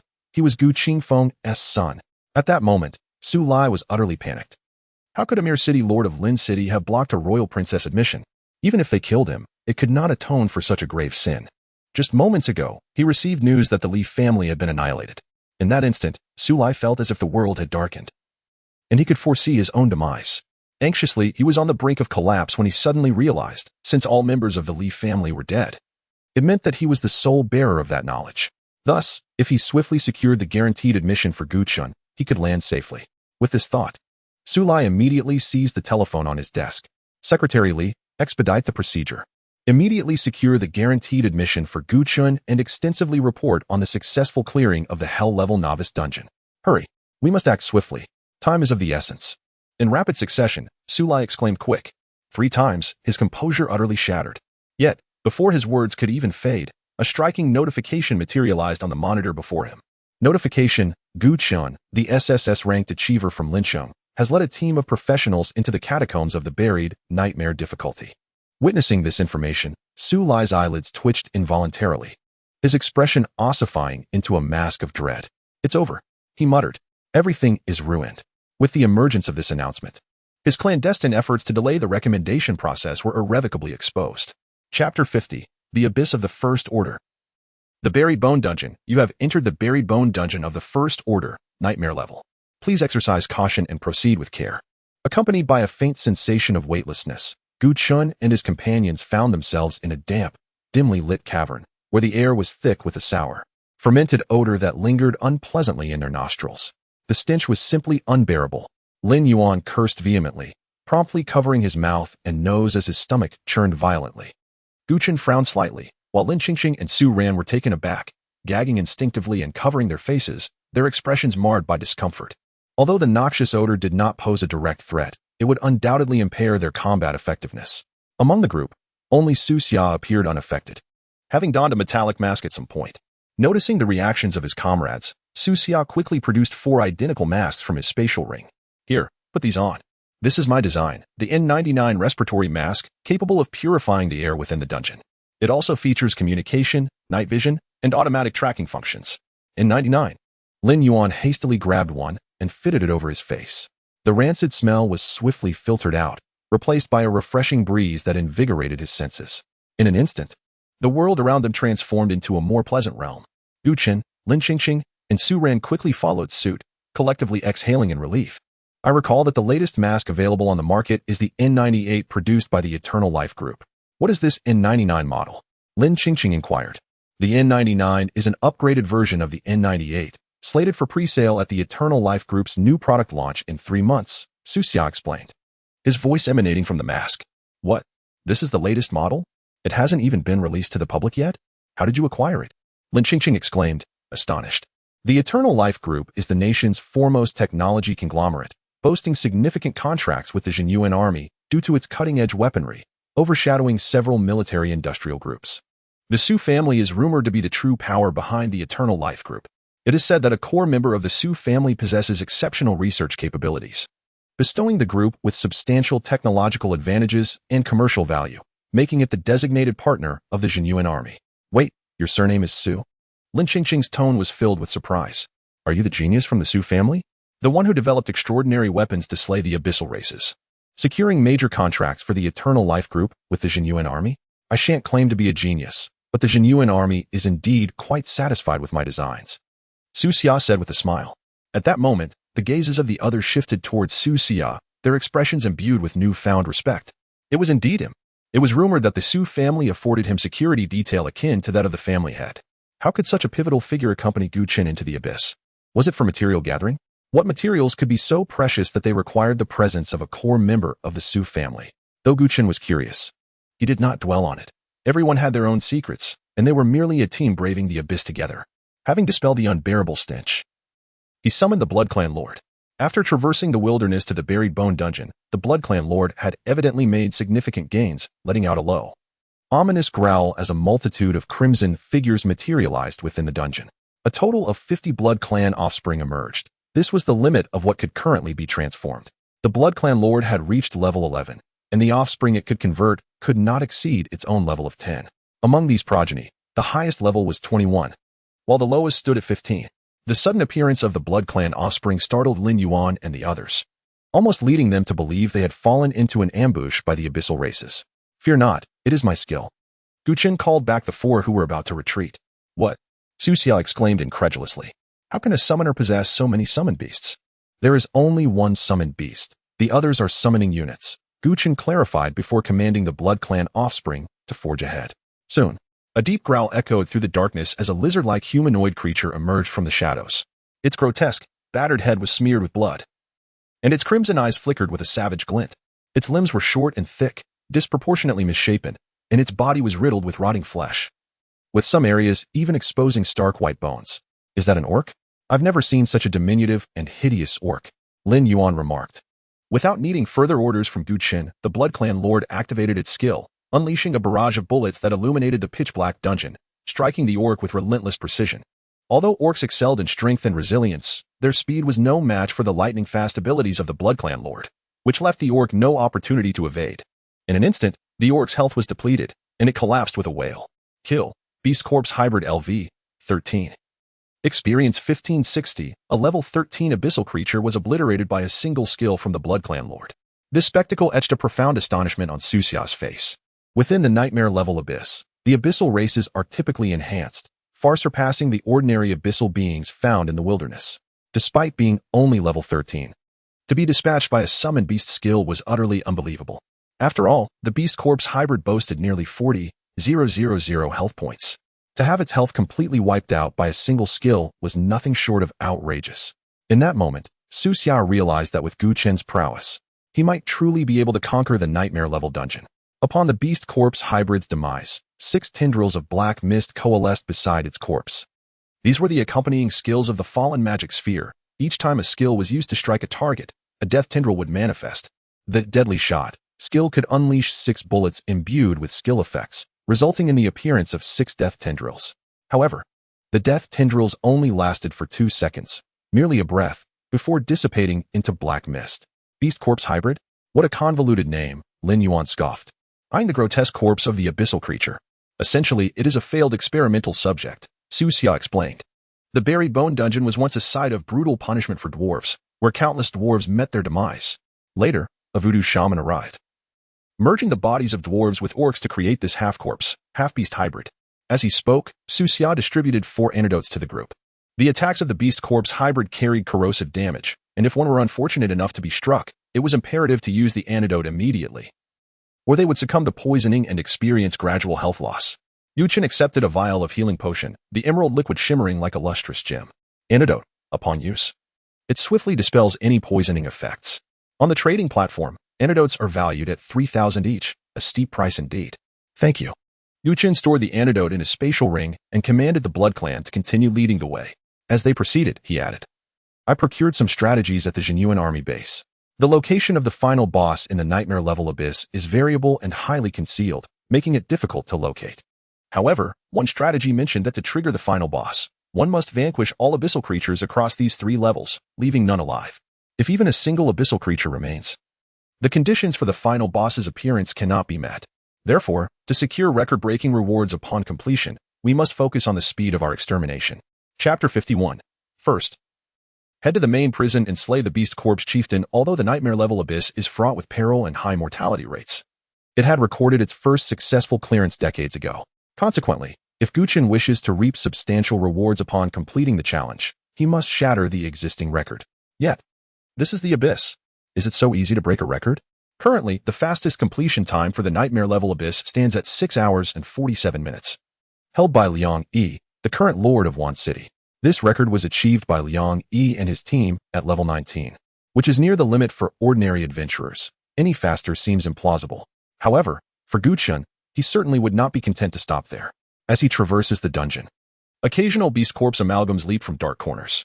For Chen and his companions, there is no inherent danger, especially since a throng of bloodline descendants is scouting ahead.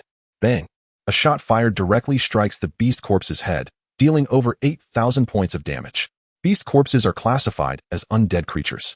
Having been formed from the fusion of orc and dwarf corpses, they possess formidable resistance to both physical and magical damage. While a bullet from the bloodline sovereign can inflict around 12,000 damage on a 13-level exotic creature in the wilderness, the same bullet only inflicts just over 8,000 on a beast corpse, illustrating its commendable defensive capabilities. Fortunately, the bloodline sovereign's damage output is sufficiently high, coupled with a kill reset mechanism, allowing it to swiftly eliminate most non-elite exotics without issue. Chen summoned the Nightmare Sovereign to assist the Bloodline Sovereign in dispatching foes. While the Bloodline descendants scoured every corner of the dungeon, leaving no beast corpse amalgam lurking in the shadows. Although the Nightmare Sovereign's basic attack may not match the Bloodline Sovereign's, with the support of Nightmare minions, it can unleash tenfold damage, capable of dispatching a 13-level beast corpse amalgam in an instant. Bang! The Bloodline Sovereign squeezed the trigger, unleashing a barrage of bullets that turned the beast corpse amalgam into a sieve. Simultaneously, the Nightmare Sovereign flickered, achieving another kill. Kill Beast Corpse Amalgam LV. 13. Experience 1560. Kill Beast Corpse Amalgam LV. 13. Experience 1573. The rate of experience gain was markedly accelerated. In contrast to the mere 500 or 600 experience points from exotics in the wilderness, the experience gain from slaying exotics in the abyss is thrice as much. Furthermore, the presence of bloodline descendants significantly enhances the speed of both hunting and killing. As the bloodline descendants advanced deeper into the dungeon, Chen and his companions soon arrived at a desolate area littered with bones. Each step they took caused the dry bones beneath them to creak ominously. This is the first layer of the main prison? So soon? Does that mean they are nearing the Beast Corpse Chieftain? Su Xia surveyed the surroundings and quickly recognized their location. The Buried Bone Dungeon comprises 3 layers, with the first layer housing the main prison, the first challenging location, where a high-level elite beast corpse resides, the deceased chieftain of the dwarfs, a formidable foe that is exceedingly difficult to confront. Su Xia immediately remarked. To confront the beast corpse chieftain, we must first eliminate all the surrounding beast corpse amalgams. Otherwise, entering the main prison directly could lead to being besieged by them. Wait. Even with 50 bloodline descendants clearing the path, we shouldn't have reached the main prison this quickly. What gives? Are we lost? Su Xia's eyes reflected his confusion as he glanced at his companions, noticing Chen's calm demeanor, which showed no sign of concern about their premature arrival in the main prison. Typically, in the abyss, adventurers prioritize eliminating ordinary exotics first, leaving elite ones for later, thereby reducing the difficulty of the encounter. Previous adventurers entering the Buried Bone Dungeon would first clear the beast corpse amalgams outside, waiting until all ordinary creatures were vanquished before confronting the beast corpse chieftain in the main prison. This method not only diminishes the difficulty of the kill, but also allows for experience gain during the process.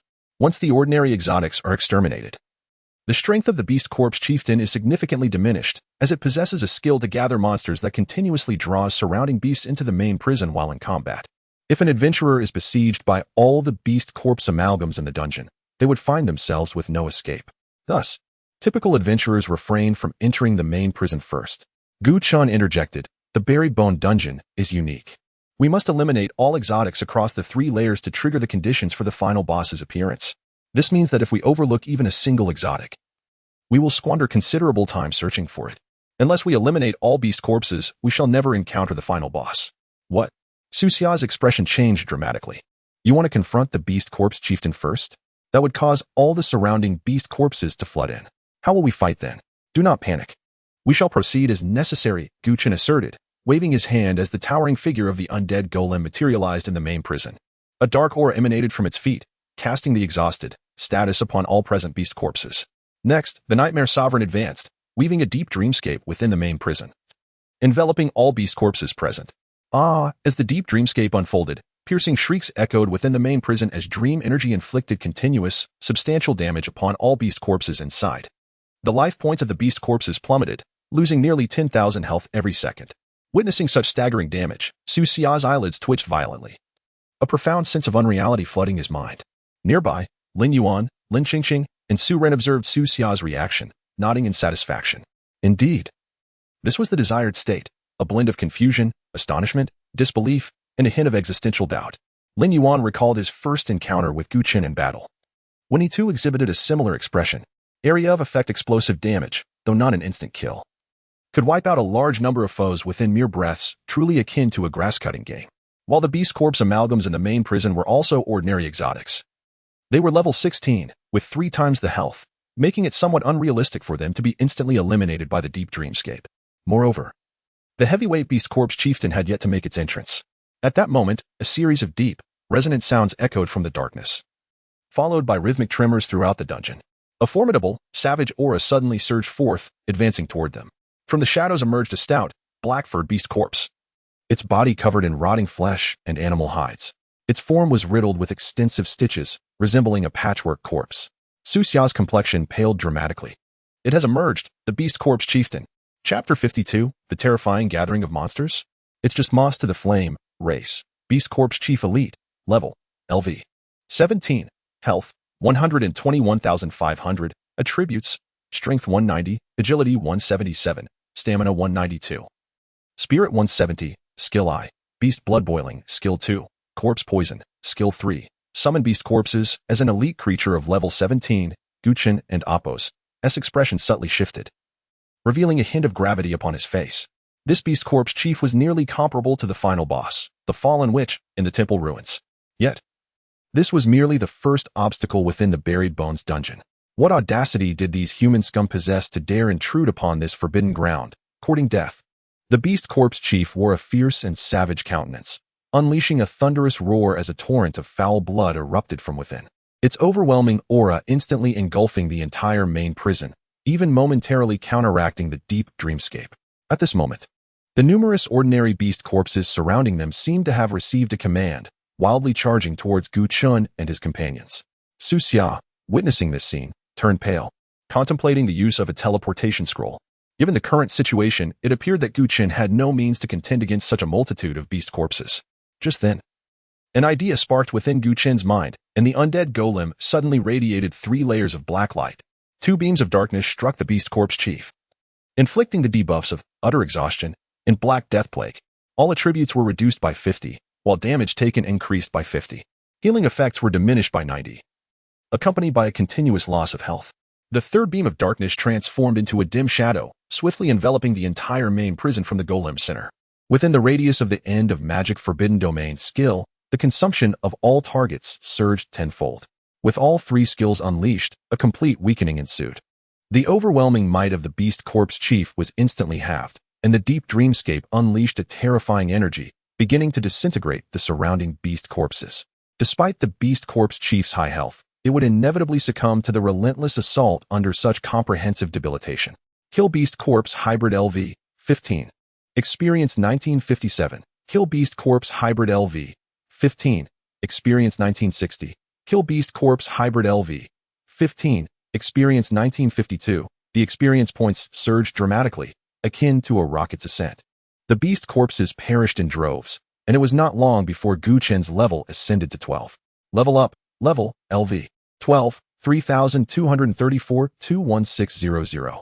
Strength, 337. Agility, 336. Stamina, 338. Spirit, 509. Summons, Bloodlord LV, 12. Legendary, Nightmare Sovereign LV, 12. Epic, Undead Golem LV, 12. Epic. Talent. Current dark bloodline available. No one shared the experience. Thus, his leveling speed soared. With 5 individuals entering the abyss, the difficulty intensified, and correspondingly, the experience increased, with nearly 90% allocated to Chen. This was the reason he had insisted on bringing actors into the abyss. Such a killing speed was unimaginable to other adventurers. Merely facing a wave of beast corpses had elevated him by an entire level. A piercing scream abruptly interrupted Chen's thoughts. Increasing numbers of beast corpse hybrids were being disintegrated by the dream energy. The beast corpse chief erupted in furious wrath.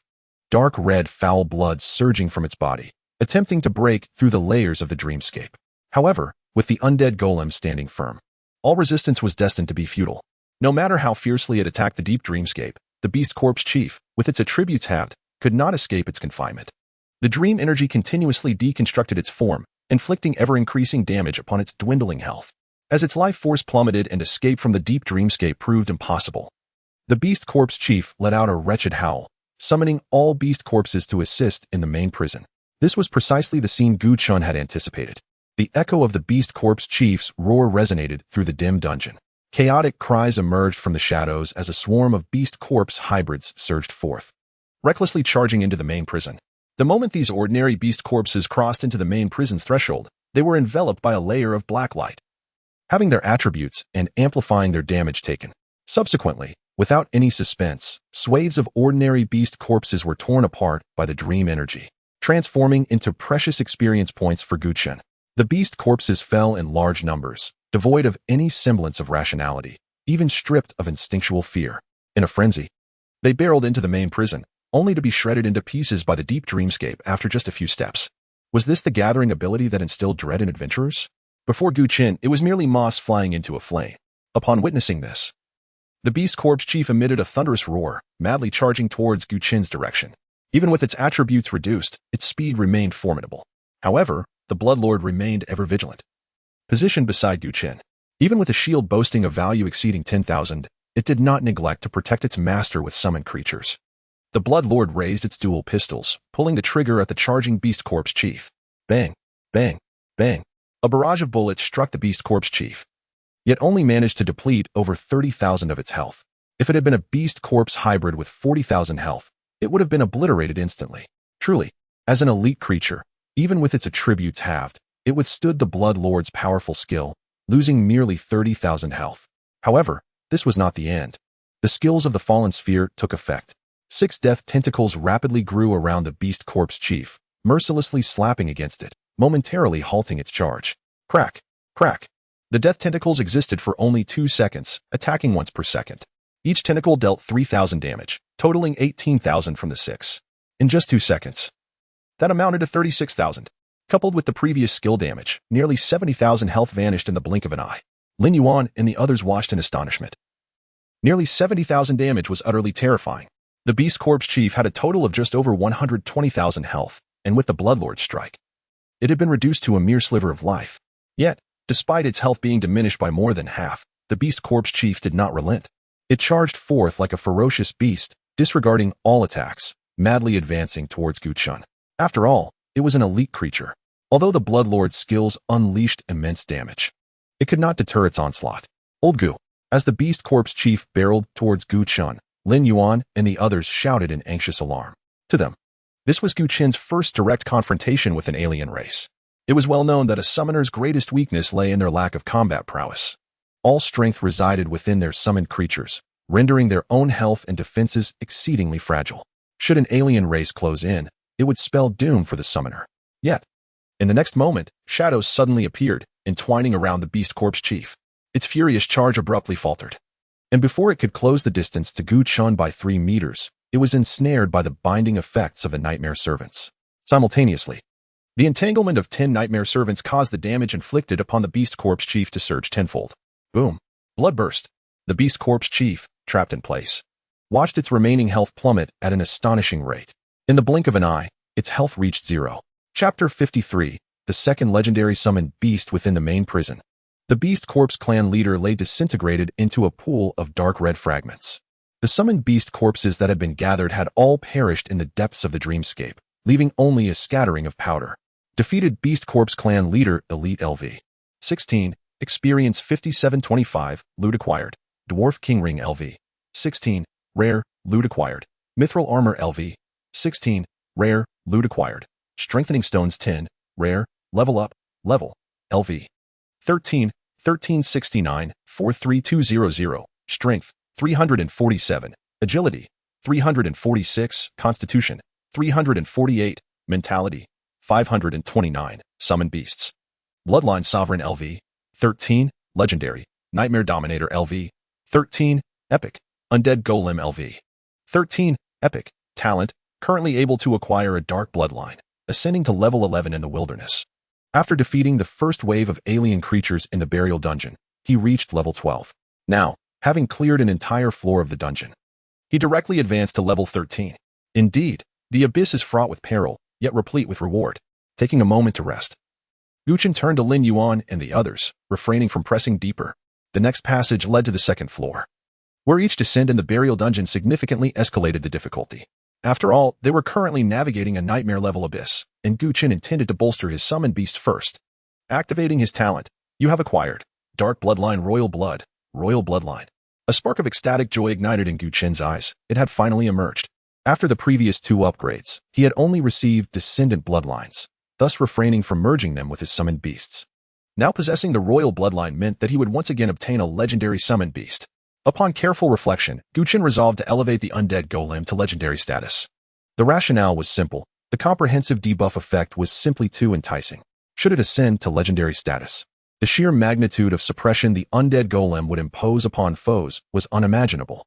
As for the two descendant bloodlines, he would bestow them upon the Nightmare Dominator, allowing it to undergo 2 bloodline awakenings. Bloodline awakening successful. Bloodline awakening successful. Nightmare Dominator, epic.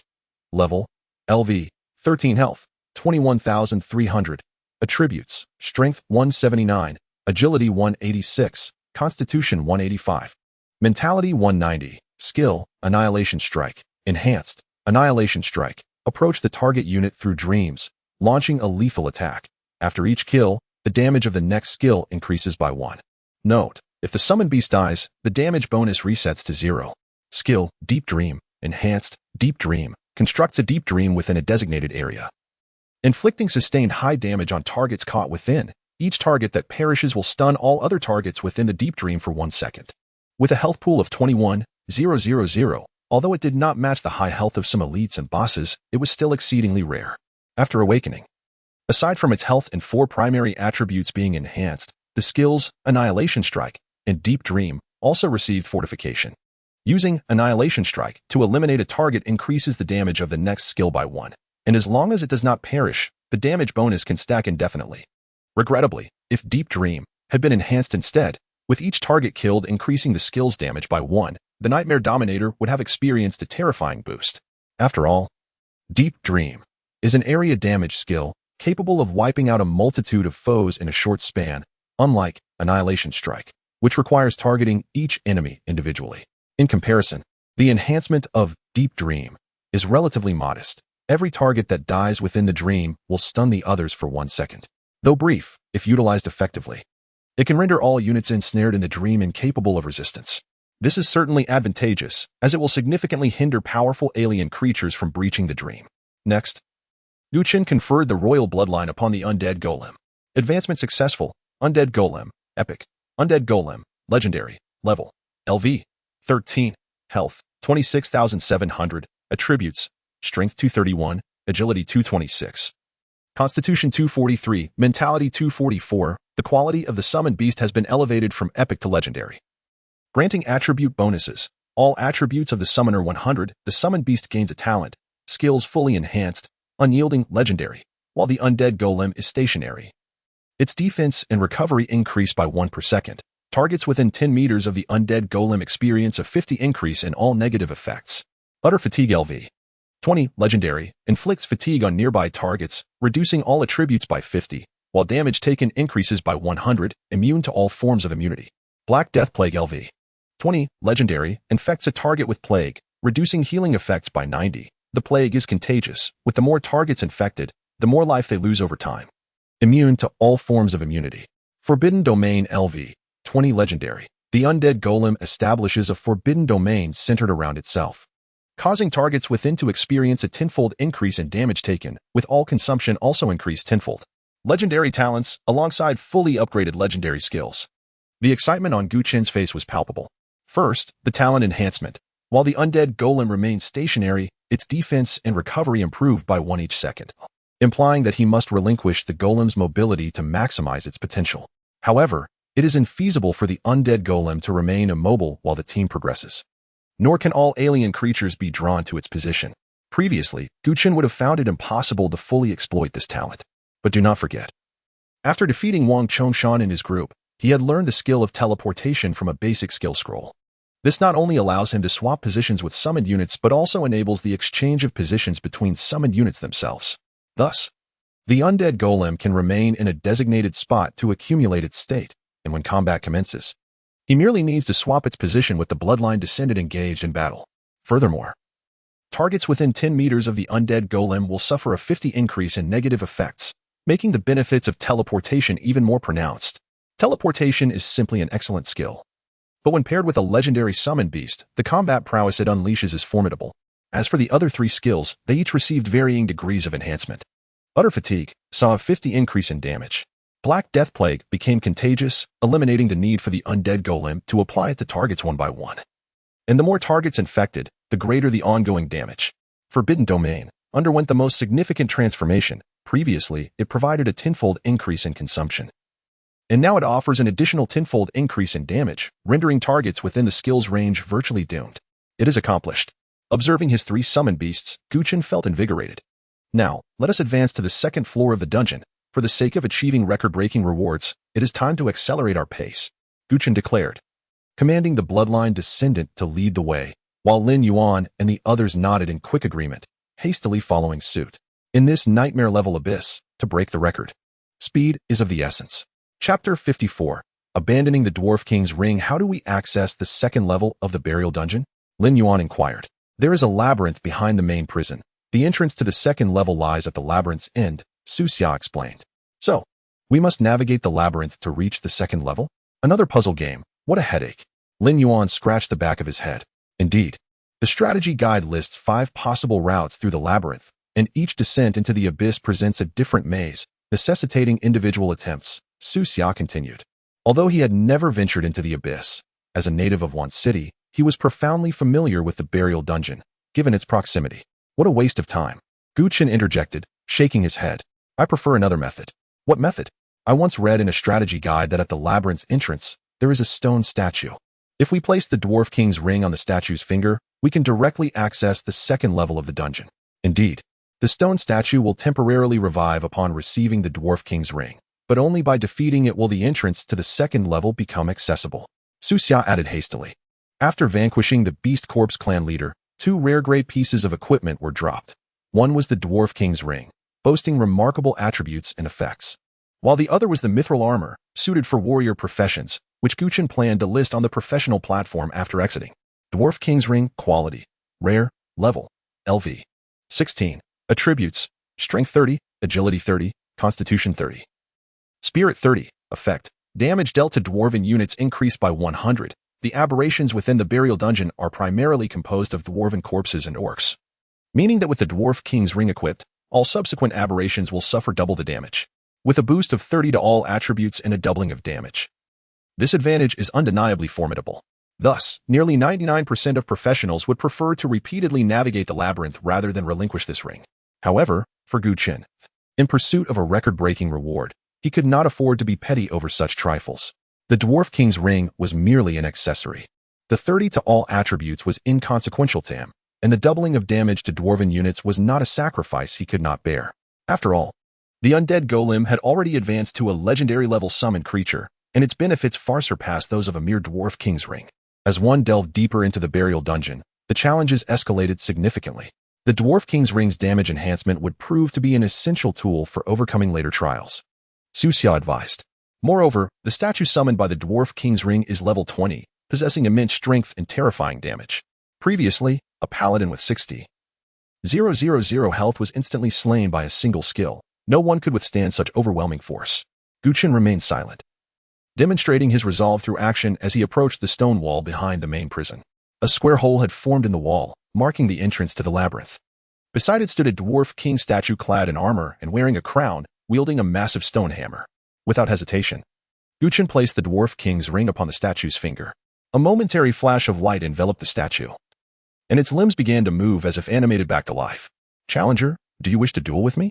The dwarf king statue bellowed, its large, coppery eyes fixated on Chen. Witnessing this, Su Xia's expression shifted to one of apprehension.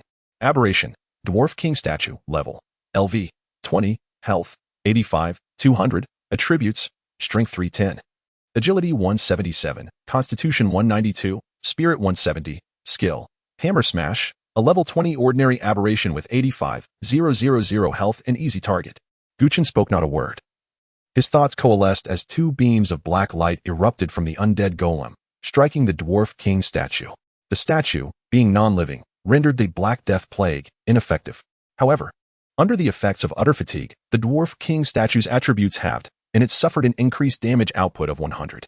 The dwarf king statue sensed its negative status, and fury ignited across its rugged visage as the massive stone hammer in its grasp radiated a golden glow. Hammer Smash. The colossal golden hammer descended upon Chen with great force.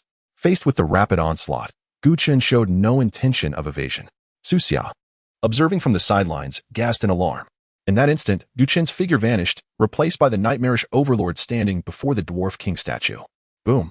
The golden hammer struck down, but the black mist enveloping the nightmarish overlord swirled violently. Being an energy entity, it sustained negligible damage from physical attacks.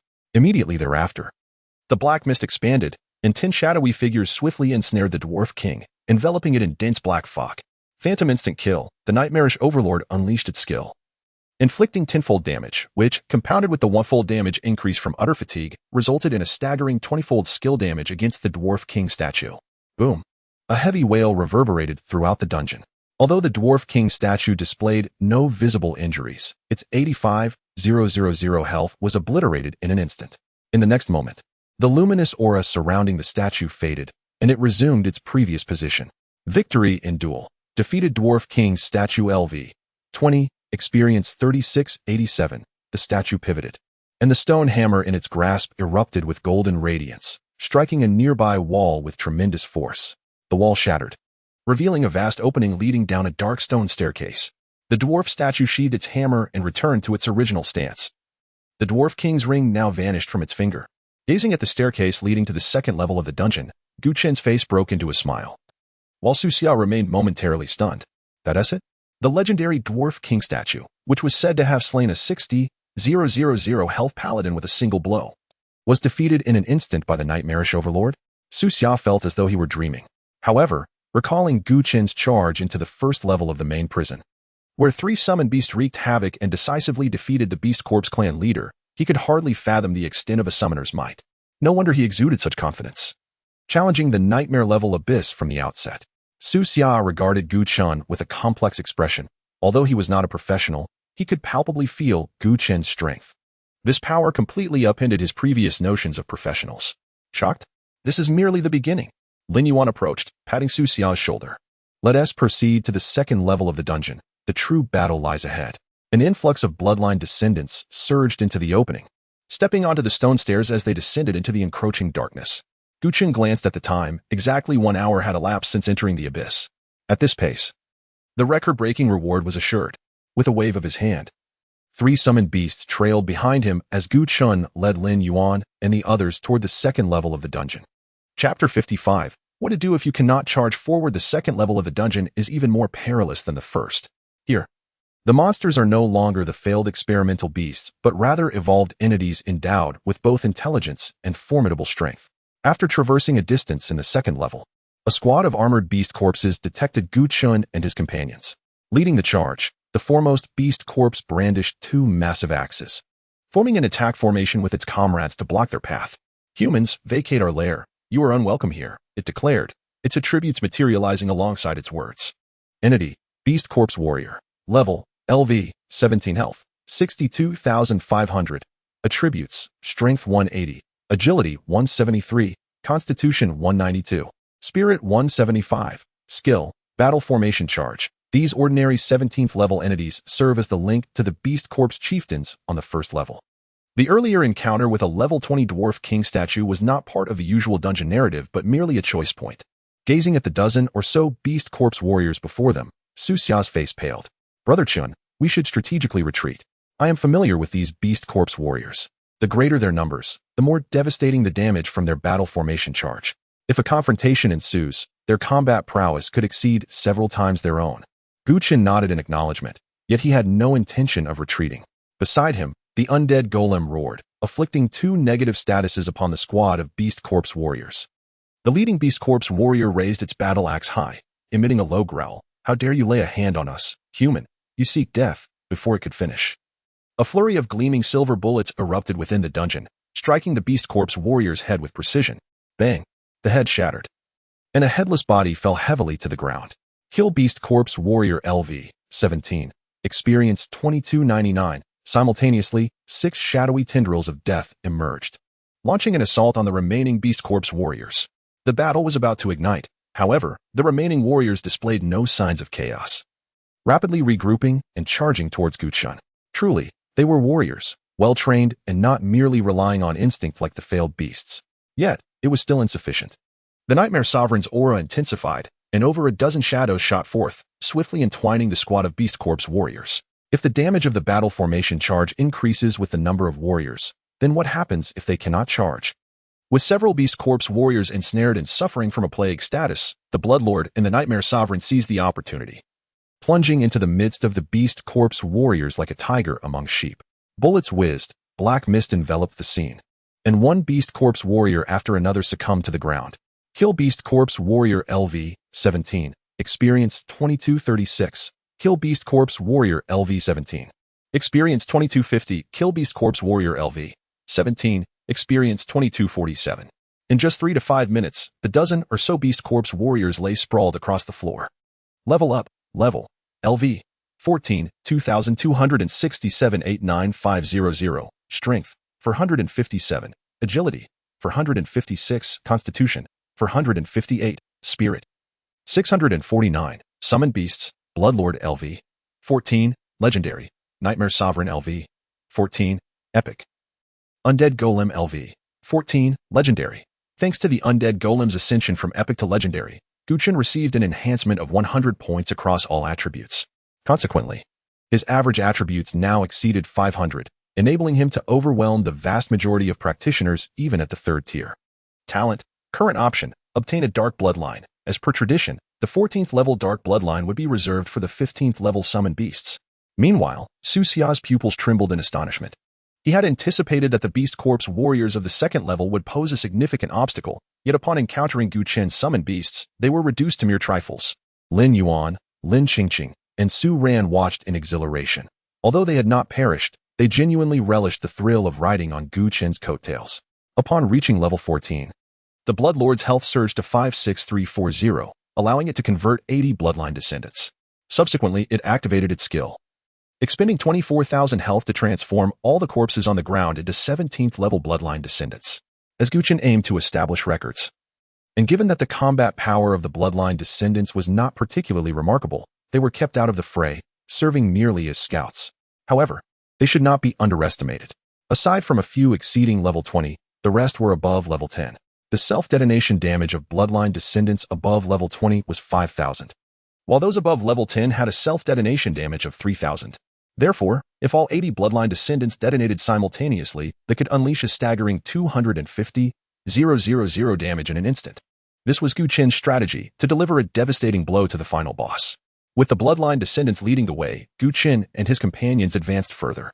The terrain of the 2nd level was even more intricate than the 1st, with a labyrinth of passages.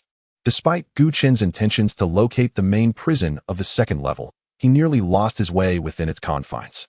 Fortunately, Su Xia was present. It was not that he was particularly familiar with the route. He too was somewhat directionally challenged in the 2nd level. However, he possessed a remarkable piece of technology, akin to a scanning device, which he had developed. By scanning the map and then the surrounding environment, he could generate a holographic map. The holographic map displayed their current location and generated the optimal path, effectively preventing them from getting lost in the complex terrain. Preparing to set forth. The journey spanned 10 kilometers, estimated to take approximately 45 minutes. The cutting-edge technology initiated navigation. This time was calculated based on the average speed of a 14th level practitioner. So there might be slight discrepancies, though not substantial. Regardless, 10 kilometers was still quite a distance, necessitating an accelerated pace. Shall I have a summoned unit carry you? Gu Chen inquired, glancing at Su Xia. With navigation in place, it was time to embark. Su Xia, being an unclassed ordinary person, would find it challenging to keep pace with the others. No need. I can keep up. As he spoke, Su Xia retrieved a mechanical apparatus from his spatial ring, deftly donning it. The suit, predominantly dark gray with silver lines, boasted a robust and fluid design that conformed to the human form. Armor covered the shoulders, chest, and legs, equipped with a power mechanism, while the waist and hips featured a supportive structure, and the back was adorned with cooling fins and antennas. This scene left Lin Yuan wide-eyed. Well, old Su, are you wearing a mech? No, this is a battle suit, designated Mark 1. Click, click, click. Su Xia began warming up, moving his joints and limbs as a series of mechanical sounds emanated from the suit. With a single stride, he leapt nearly 8 or 9 meters forward, resembling a swift cheetah. To reduce weight, I intentionally omitted the weapon system, enhancing my walking speed considerably. Let us go. We should reach the main prison of the second level in about 45 minutes. Chapter 56. The Beast Corp's Queen 80 bloodline descendants formed a phalanx at the forefront, paving the way as Gu Chen and his companions followed closely behind, entering into a mode of rapid advancement. Along their path, numerous Beast Corp's warriors arrayed themselves in a menacing formation, charging towards the group. Gu Chen, unwilling to squander precious time, employed a straightforward tactic against these Beast Corp's warriors.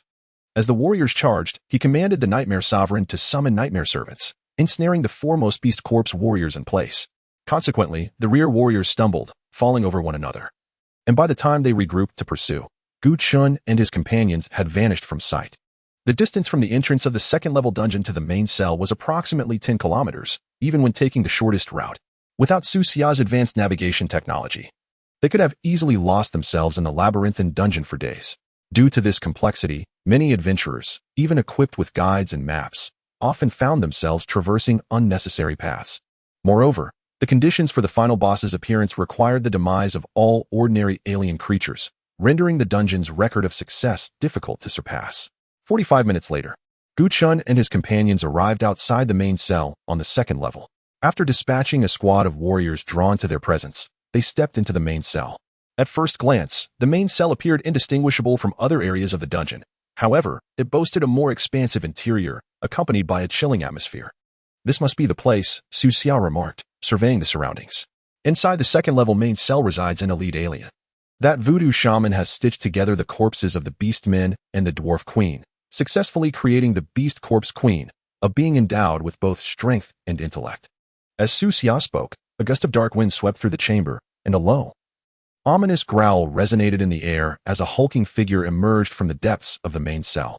The Beast Corp's Queen appeared, her form grotesquely draped in matted beast fur and vibrant scales, her size exaggerated to the point of resembling a monstrous amalgamation of various beastmen and dwarfs.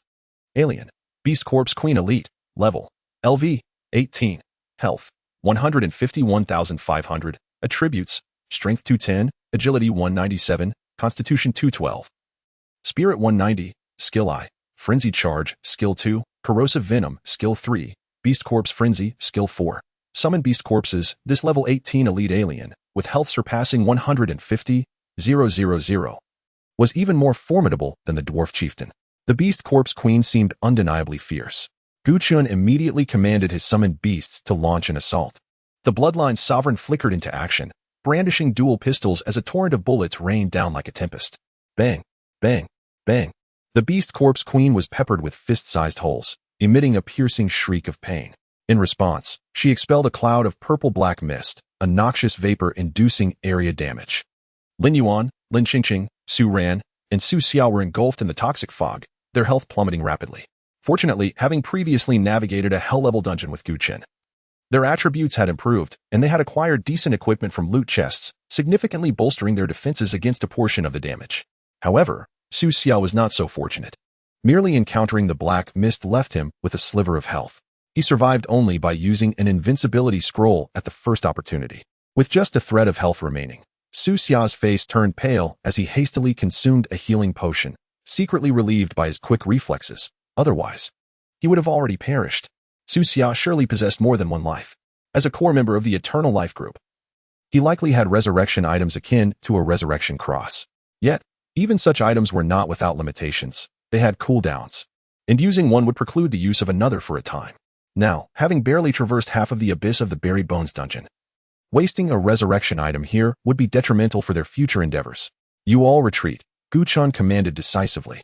Almost as soon as he spoke, the Mark I armor emitted the sound of mechanical movement. In the next moment, Su Xia took flight, leaving no room for hesitation. It dawned on him that the abyss was not a realm for an ordinary person like himself. Previously, having witnessed Gu Chen effortlessly slaying foes, even the level 20 dwarf statue with a single blow, he had unconsciously lowered his guard. This allowed Gu Chen to dispatch the first wave of beast corpse warriors with ease, fostering a sense of disdain towards these aliens. Yet now, he realized he was merely an ordinary individual, and that any alien within this abyss could easily claim his life. What right did he have to be dismissive? Perhaps Su Xia's conspicuous state drew attention, for the beast corpse queen emanated a surge of dark energy, her body shooting towards him like a cannonball. Frenzied charge, Su Xia was struck with terror at the sight. This was indeed a skill of the beast corpse queen.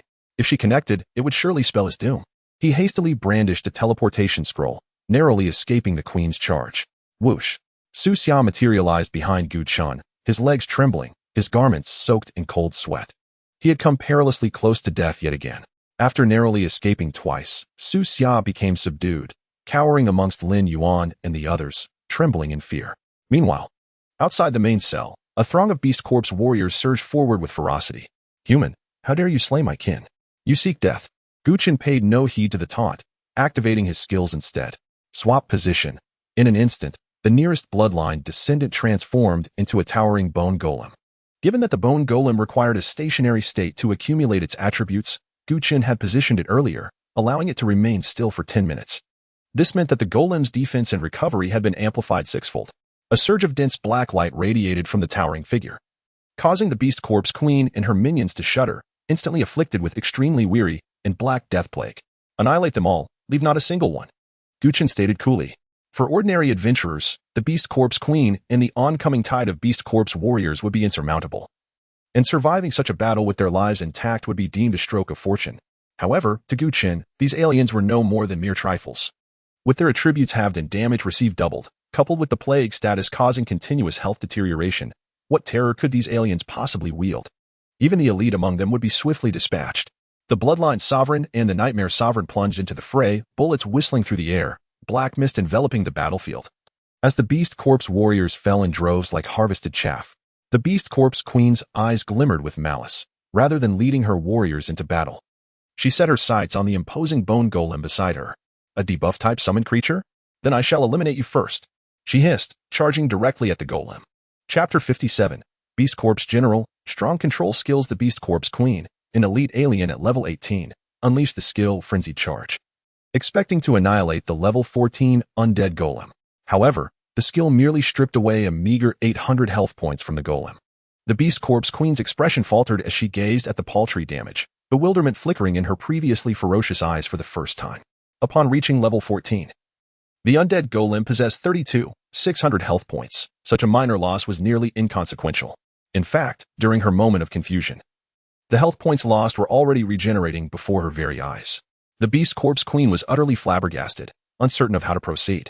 Before her loomed the towering figure of the undead golem, a sight she had never before encountered. A sense of despair engulfed her.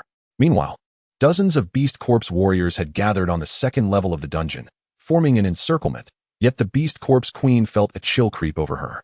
The Blood Clan Lord and the Nightmare Sovereign had plunged into the fray, and even the previously dormant Blood Clan descendants had joined the battle. The scene was starkly clear, a one-sided massacre. The Blood Clan Lord unleashed a relentless barrage while the Nightmare Sovereign picked off enemies from the periphery. With one being legendary and the other epic, the summoned beasts were far beyond the capabilities of these ordinary aliens.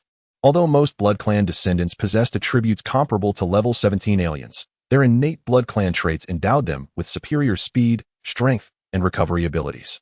Thus, the main prison resembled a grand slaughterhouse. Witnessing this scene ignited fury within the Beast Corpse Queen. With a thunderous roar, she erupted in a circle of purplish-red light. Blood rays shot forth, striking the surrounding beast corpses, which howled in response, their eyes gleaming with bloodlust, their forms swelling in size. This was the Beast Corpse Queen's skill.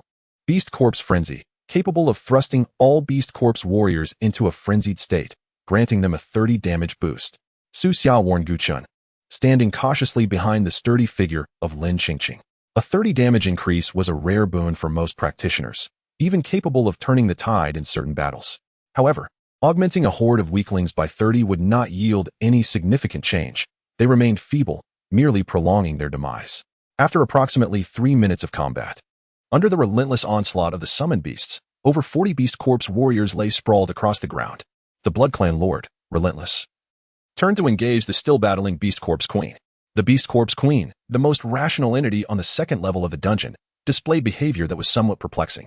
If one were to say she lacked reason, she had been acutely aware from the outset that the undead golem must be eliminated first. Conversely, if deemed rational, she had been merely scratching the surface of the golem while neglecting the main battlefield. A modicum of reason, but scant. This was Gu Chen's assessment of the Beast Corpse Queen. Accompanied by a piercing wail, the Beast Corpse Queen, drenched in dark, tainted blood, succumbed beneath the twin firearms of the Blood Clan Lord. Kill Beast Corpse Queen Elite LV, 18, Experience 7268, Loot acquired. Mirror Ring LV, 15, Rare, Loot acquired. Fate Amulet LV, 15, Rare, Loot acquired. Enhancement Stone X10, Loot acquired. Health Restoration Potion X5, Level Up, Level, LV, 15, 2212 162400, Strength, 467, Agility, 466, Vitality, 468, Mentality, 669, Summon Beasts. Blood Clan Lord LV, 15, Legendary, Nightmare Sovereign LV, 15, Epic, Undead Golem LV, 15, Legendary, Talent, currently eligible for 1 Dark Bloodline, another level gained. Entering the first abyss at level 11, enjoying the experience of 5 individuals all to himself. The speed of leveling up was simply exhilarating. Gu Chen glanced at the experience bar. The experience required for the next level had surged to over 160,000, indicating that the pace of leveling would soon decelerate. The Beast Corpse Queen had dropped 2 pieces of equipment, a ring and an amulet. Mirror Ring, Quality, Epic, Level, LV. 15, Class Restriction, Summoning, Attributes, Agility 50, Mentality 100, Effect. When used by a summoned beast, it generates 2 mirrors that possess all of the original's talents and skills, retaining 80 of all attributes, with damage taken increased by 50. What a remarkable piece of equipment exclusive to summoners. And to top it off, it was of epic quality. Such items were rare. The mirrors' increased damage taken by 50 meant they would not last long, however. This was merely a disadvantage for ordinary summoned beasts. For the Blood Clan Lord, whose recovery capabilities were extraordinary, this limitation was negligible. After all, as a legendary summoned beast, even with the mirrors possessing only 80 of the original attributes, they would compensate for this downside magnificently. Thus, Gu Chen equipped the mirror ring onto the Blood Clan Lord. Next, he turned to the second piece of equipment. Fate Amulet, Quality, Rare, Level, LV, 15, Class Restriction, None Attributes, Vitality 60, Effect, binds to a friendly unit. When health drops below 30, damage taken is absorbed by the bound unit. This was a life-saving artifact. Without a moment's hesitation, Gu Chen adorned the Fate Amulet and bound it to the Blood Clan Lord. The Blood Clan Lord's health growth was already substantial after the first awakening of his bloodline. His talent had been enhanced, allowing him to gain 10 health points for each unit slain. Combined, his health surged alarmingly, exceeding the undead golem by over 30,000 points. After a brief respite, the Blood Clan descendants forged ahead, and the group discovered the entrance to the 3rd level of the dungeon within a secret chamber behind the main prison. In contrast to the complexities of the 1st and 2nd levels, the 3rd level appeared simpler. Descending the stone steps led to a spacious passage extending into the darkness. Having traversed half the distance, deep within the shadows, a low, rumbling roar echoed forth. Shortly after, 15 burly figures emerged with heavy strides. At the forefront stood 3 beast corpses wielding colossal hammers, their bodies marred by stitched wounds of beast and human skin, their eyes glinting with a savage hunger. Alien, Beast Corpse General, Level, LV, 19 Health, 75, 200. Attributes, Strength 198, Agility 183, Vitality 192. Mentality 185, Skill I, Bone Crushing Strike, Skill 2. Hammer Stomp. The level 19 Beast Corpse Generals represented a more advanced experimental body than the Beast Corpse Warriors. According to the strategy guide, their 2 skills were single target burst damage and single target control.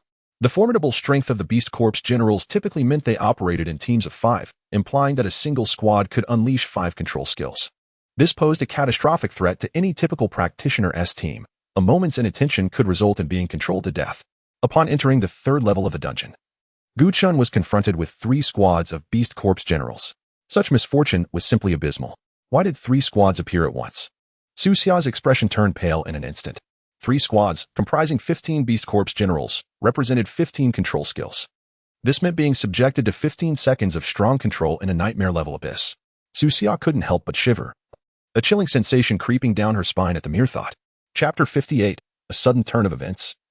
For Elite Beast, Chen was acutely aware of the formidable control skills possessed by the Beast Corpses, which is why he refrained from allowing the Blood Lord and the Nightmare Ruler to charge in recklessly. The Bloodline offspring besieged the Beast Corpses. At a single command, 80 Bloodline offspring surged forward without hesitation, launching an assault on the 3 squads of Beast Corpses. The advance of the Bloodline offspring was essentially a ploy to bait out the enemy skills. You possess powerful control, do you not? A hard control for 15 seconds? Come, 80 Bloodline offspring, exercise your control as you wish. The battlefield descended into chaos, a scene of intense struggle. The level 19 Beast Corpses were certainly no weaklings. Yet eliminating the Bloodline offspring proved equally challenging. Ultimately, it was the combined efforts of the Bloodlord and the Nightmare Ruler that quelled the tumult. Kill Beast Corps LV. 19. Experience 3080. Kill Beast Corps LV. 19. Experience 3060. Kill Beast Corps LV. 19. Experience 3090. As the Beast Corpses lay nearly vanquished, a thunderous roar echoed, heralding the emergence of 2 grotesque figures from the shadows, their bodies marred by ghastly scars. They were dwarves, one wielding a black heavy hammer, the other a massive black axe. If one overlooked the centipede-like sutures adorning their skin, these were the most human-like dwarves Chen had encountered since entering the burial dungeon. However, in the next instant, Chen's eyelids twitched. The 2 dwarves emerging from the darkness bore the heads of green-skinned orcs.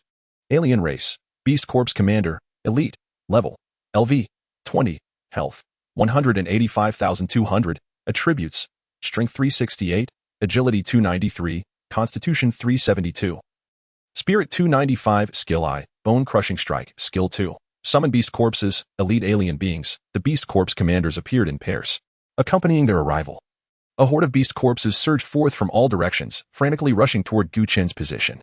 Simultaneously, the ground trembled slightly, and a series of dull thuds resonated from the darkness. Behind the Beast Corpses' commanders, 2 massive, muscular aberrations slowly emerged. Their skin was a dark green, riddled with veins, resembling twisted roots crawling across the surface. Their murky eyes glinted with malice, and their enormous mouths were filled with jagged teeth, oozing yellowish slime that exuded a foul odor. Alien race, Beast Corps Aberration, Elite, Level, LV, 20, Health, 236,600, Attributes, Strength 378, Agility 223, Constitution 392. Spirit 205, Skill I, Limb Grasp, Skill 2, Plague Mist, Skill 3, Frenzy, yet another pair of elite beings. Chen's brow furrowed slightly. With the 2 orc-headed commanders, the battlefield now hosted 4 elite alien entities. Fortunately, the Beast Corps commanders possessed relatively lower health. Aside from their mob-gathering skill, they wielded only a single target attack. Compared to the 2 aberrations that followed, the commanders appeared rather weak. Faced with 4 elite alien beings, Chen wasted no time and immediately activated his swap position skill, trading places with the skeletal golem that was layering buffs at the entrance of the 3rd floor. As black light spread across the battlefield, numerous alien entities, including the Beast Corps commanders and aberrations, were afflicted with debuffs. Bloodline offspring, eliminate the Beast Corpses. Bloodlord, activate your mirror images, and engage the elite aliens alongside the Nightmare Ruler. Chen swiftly issued commands.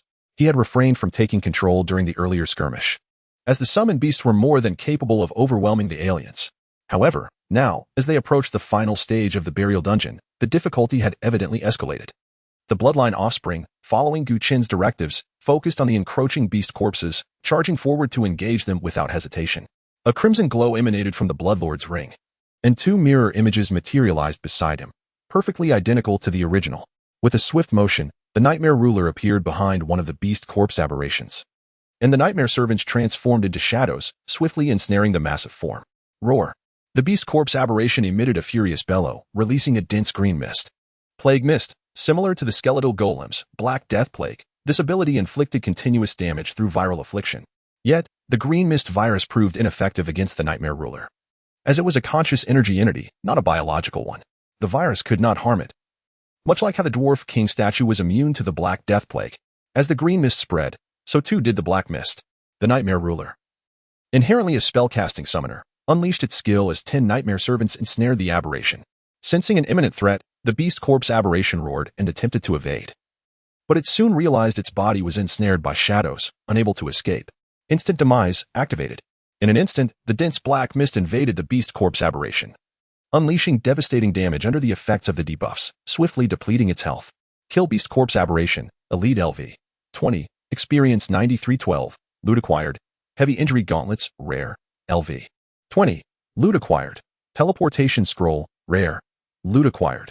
Life recovery potion X3, simultaneously, witnessing the demise of its counterpart, the other beast corpse aberration let out a furious howl. Its form suddenly swelling. Frenzy. It dropped to all fours, thick fur erupting from its body, claws sprouting from its hands and feet, resembling a beast stripped of reason, entering a frenzied state. Just then, a deafening gunfire erupted. The Bloodlord appeared like a specter before the frenzied beast corpse aberration. Bullets raining down like a torrent of steel, erupting into gaping wounds on the colossal body. The other 2 beast corpse commanders were not faring better, being repelled repeatedly by the Blood Lord's mirror images. Although the mirror images possessed only 80 of the original's attributes, that still constituted a legendary beast. As the tide of battle shifted heavily in favor of the beast corpses, a wave of ghostly green energy suddenly surged from the shadows. This energy flowed into the 3 elite beings, instantly restoring their lost vitality. Simultaneously, a dense toxic mist swept forth from the darkness, rapidly expanding outward, causing the 2 mirror images to rapidly lose health. Then, another surge of purple energy shot from the shadows, landing squarely on the corpse of the beast corpse aberration. Roar, the beast corpse aberration abruptly opened its murky eyes, its flesh and blood ravaged by the sudden toxic mist. Its massive form now draped in decaying flesh and white bones, resembling a zombie. In the next moment, that zombie-like giant body stood upright. Alive? Chen's eyelids twitched as he gazed at the zombie-like beast corpse. Alien race. Beast corpse mutant. Elite. Level. LV. 20. Health. Attributes. Skills. Another elite alien being? The beast corpse mutant, with only its name and level visible, left everything else shrouded in mystery. What on earth was this creature? Chapter 59. All attributes are question marks. Terrifying indeed. Resurrected from death, the beast corpse aberration has transformed into a terrifying entity. A level 20 elite of a foreign race, its health, 4-dimensional attributes, and skills remain shrouded in mystery. The obscured attributes could stem from one of 3 possibilities. They are either concealed, the opponent's level is too high, or they possess no numerical values. The beast corpse aberration clearly falls into the latter category. Essentially, it is but a reanimated corpse, devoid of life and attributes. Viewed from another perspective, this absence of attributes might be considered a form of invincibility. Lin Yuan felt a shiver run down his spine as he gazed at the zombie-like figure. How could they possibly defeat it? Even with Chen's summoned creature boasting explosive damage, it would likely prove insufficient. Lin Qingqing and Su Ran's faces turned slightly pale. Each fallen elite of the foreign race would be transformed into a beast corpse aberration by the voodoo shaman, existing for a mere minute, indestructible in that time, yet destined for death once the minute elapsed. Su Xia exclaimed urgently from the side. Upon resurrection, the zombie-like beast corpse aberration unleashed a frenzied roar, launching an all-out assault on the nightmare ruler. Suddenly, a limb sprouted from its side, lunging violently toward the nightmare ruler.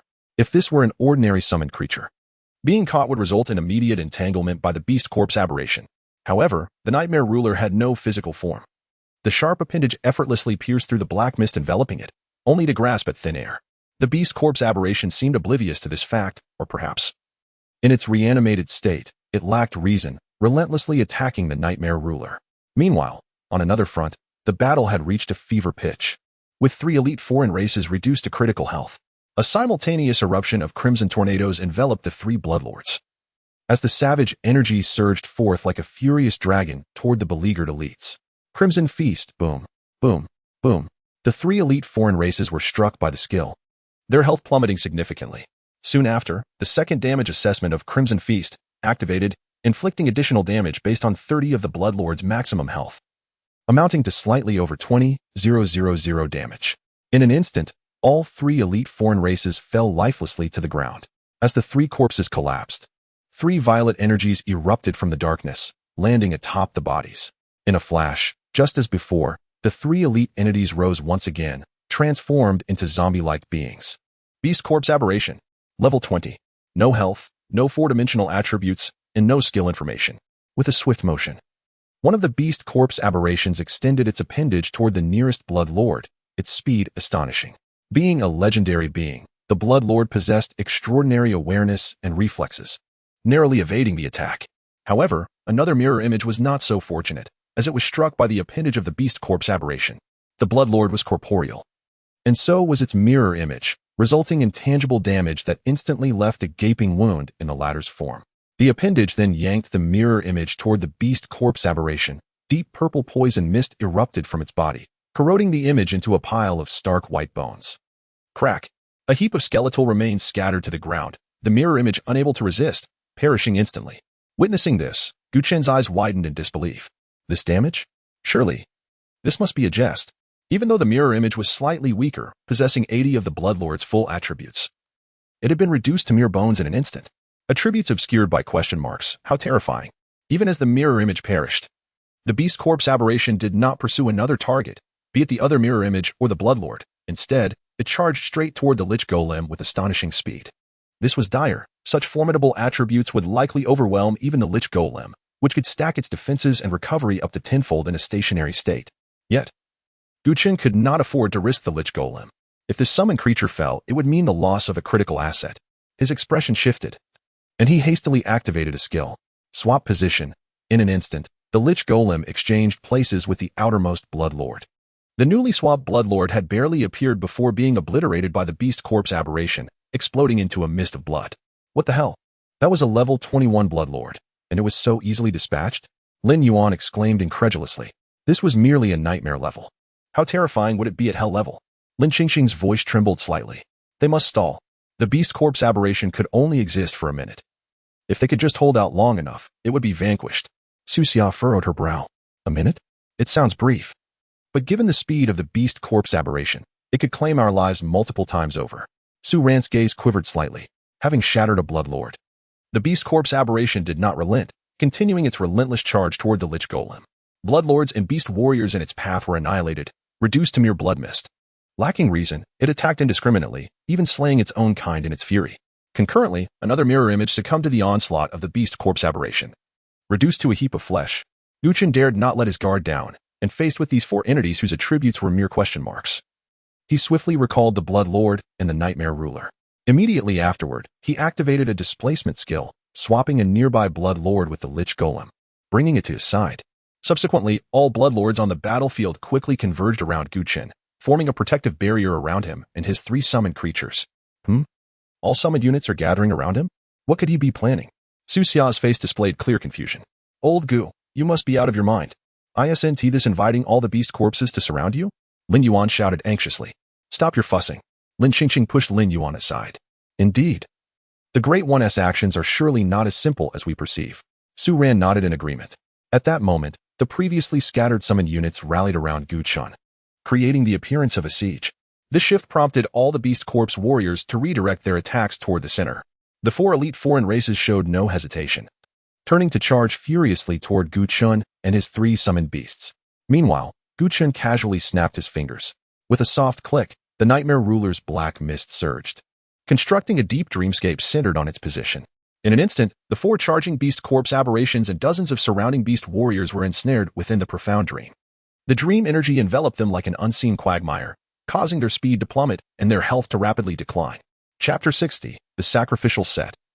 Quintuple damage multiplier. The lingering damage inflicted by the profound dreamscape caused the vitality of all beast corpses to wane steadily.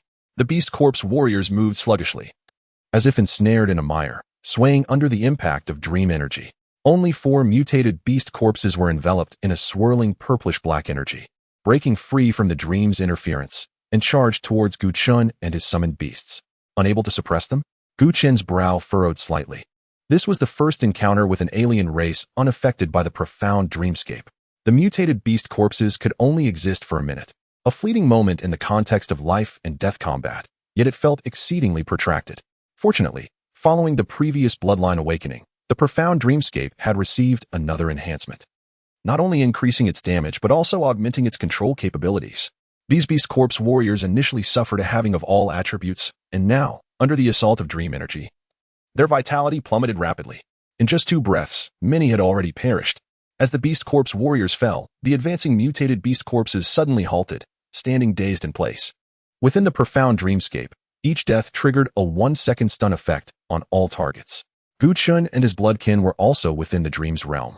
Yet they were not the targets of the nightmarish sovereign and thus remained unaffected by the stunning effect. Consequently, the 4 mutated beast corpses, under the influence of the stunning effect, moved as if the scene were frozen, alternating between motion and stillness, their actions slow as if they were turtles. In this manner, the mutated beast corpses were temporarily subdued. From all directions, beast corpse warriors and generals continued to charge into the profound dreamscape like moths drawn to a flame, numbering at least 80 to 90. Each death caused a 1-second stun for all, and following this trend, it was entirely feasible to control the 4 mutated beast corpses until their demise. Simultaneously, a vast expanse of black mist suddenly enveloped the profound dreamscape, and numerous death tentacles emerged from thin air, striking fiercely at all beast corpse warriors. This was the effect of the fallen orb. Each time a skill struck a target, a death tentacle would materialize beside it. The death tentacles existed for only 2 seconds, dealing 6,000 damage each, but the sheer number of beast corpses was overwhelming. Inflicting 6,000 damage on 1 beast corpse resulted in 480,000 damage across 80. Within 2 seconds, this amounted to an explosive total. With the threat of the mutated beast corpses eliminated, Chen no longer restrained the Bloodkin Lord and the remaining mirror image. Go, eliminate them all. Whether beast corpse warriors or generals, they had become mere targets under the debilitating effects. This was a rare opportunity. The two led the Bloodkin descendants into a slaughter against the beast corpse warriors. Under the negative effects and profound dreamscape, the scene transformed into a one-sided massacre. Kill beast corpse warrior LV, 17, experience 2199. Kill beast corpse warrior LV, 17, experience 2250. Kill beast corpse general LV, 19, experience 3080. Kill beast corpse warrior LV, 17, experience 2120. Except for the undead golem, the Bloodkin Lord and the nightmarish sovereign had entered a harvesting frenzy, mercilessly slaying all alien beings present. The priestly set on Chen radiated a vivid crimson light. Priestly set effect activated. Set effect, conduct a sacrificial ritual on target units. The sacrificer will gain a damage multiplier of 10 for each sacrifice made for a duration. Without hesitation, Chen bestowed the set effect upon the Bloodkin Lord. The sacrificed beings were, naturally, the Bloodkin descendants present. Among 80, he sacrificed 50 in one breath. 50 brilliant beams of light surged into the Bloodkin Lord, whose form suddenly expanded, erupting with a scarlet blood flame that blazed around him. Damage increased 5-fold. The Bloodkin Lord propelled himself forward, transforming into a crimson afterimage that burst from the profound dreamscape, launching a tempestuous assault against the encroaching beast corpses. Scarlet blood flames erupted from his dual pistols, and blood-red bullets incessantly shot forth, each striking true at the heads of the beast corpses. Bang, bang, bang. Fierce beast corpses that drew near were immediately decapitated, collapsing into headless corpses on the ground. Basic attacks. No skills were employed, merely basic strikes. In the sacrificial state, damage surged 5-fold, resulting in explosive output. No beast corpse stood a chance against a single shot. If one did, it would be 2. The swarming beast corpses fell like clay figures, one after another. Hiss. The onlooking Lin Yuan and others could not help but gasp in astonishment, contributing significantly to global warming. Though they were accustomed to Chen's summoned beasts unleashing overwhelming damage, they never anticipated such a preposterous display. A single shot for a level 17 beast corpse warrior was already outrageous. Yet, a level 19 beast corpse general also succumbed to a single shot? What was happening? Were the abyssal aliens collectively offering themselves as sacrifices? It was a chaotic massacre, truly exhilarating. Lin Yuan trembled with excitement, while Chen was busy wreaking havoc. He was merely responsible for the enthusiastic cheering. Among the 4, Su Xiao was the most beside himself. After all, he possessed the deepest understanding of the burial dungeon, and witnessing the Bloodkin Lord's terrifying lethality rendered him utterly astounded. His worldview had collapsed. A level 15 summoned beast could obliterate nightmare-level abyssal beast corpse warriors and generals with mere basic attacks. If he were to speak of this, he would surely be deemed insane and confined to a mental institution. Yet, this was the truth. As beast corpses fell one after another, Chen presided over the scene, his experience climbing steadily. Soon, a minute had elapsed. Within the profound dreamscape, the 4 mutated beast corpses collapsed one after the other, entirely devoid of life signs. Experience and loot had already been gathered upon defeating the Beast Corp's aberrations. The 4 elite aliens directly contributed 36,000 experience and 6 pieces of equipment, an exhilarating reward. The tide of battle had turned, and no more Beast Corpses charged forth. When the last Beast Corpse present was slain, a piercing, ear-splitting wail suddenly echoed through the darkness. Lin Yuan, Su Xia, and the others immediately covered their ears, while Gu Chen's face lit up with excitement.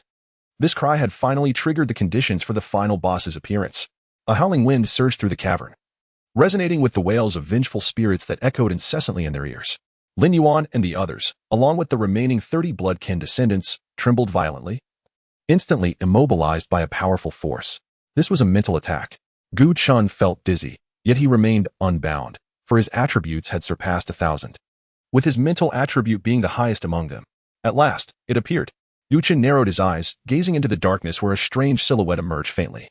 The first tier abyss, the burial dungeon, nightmare level, final boss, Voodoo Shaman. Chapter 61. Do not misunderstand. I merely wish to end your life. The Voodoo Shaman has made his appearance. Over 4 hours have elapsed since entering the abyss, and a look of satisfaction graces Gu Chen's face. The record-breaking reward is surely within reach. Next, he simply needs to defeat the Voodoo Shaman to conquer the nightmare level abyss. The chilling winds within the dungeon seem to have lessened, and the haunting wails of vengeful spirits have begun to fade. With a steady stride, a figure cloaked in dark beast pelts emerges from the shadows. Adorned with decorations carved from dry bones, and a gas mask obscures its true visage. In its grasp is a grotesquely designed staff, crowned with a gem that flickers with eerie light. Alien, Voodoo Shaman Boss, Level, LV, 20, Health, 283,100, Attributes, Strength 330, Agility 310, Constitution 290, Spirit 360, Skill I, Purifying Barrier, Skill 2, Deathstorm, Skill 3, Corrosive Venom. The Voodoo Shaman approaches, its dark eye sockets reflecting the corpses of beasts strewn across the ground. As the mask turns towards Gu Chen and his companions, a low, raspy laughter echoes from within. Hee, you managed to eliminate all the test subjects. Do you too seek power that transcends death? The sinister laughter exudes a chilling malevolence. The Voodoo Shaman resembles a fervent pioneer of science, obsessed with unfathomable biological experiments, such as fusing dwarf corpses with beastkin or transforming orc carcasses into aberrations. Ultimately, his aim is to convert corpses into monsters, which he perceives as a form of power beyond death. Gu Chen, however, remains unfazed. Do not misunderstand. I merely wish to end your life. A level 20 boss. This creature represents the most formidable alien he has faced thus far. Any other party of level 15 adventurers would likely meet their doom. The mortality rate in the burial ground dungeon ranks among the highest in the first tier abyss, and that is no jest. Yet, when compared to the 5-fold damage inflicted by the Bloodlord, it is an entirely different matter. Kill me? Humph, human, do you grasp the weight of your words?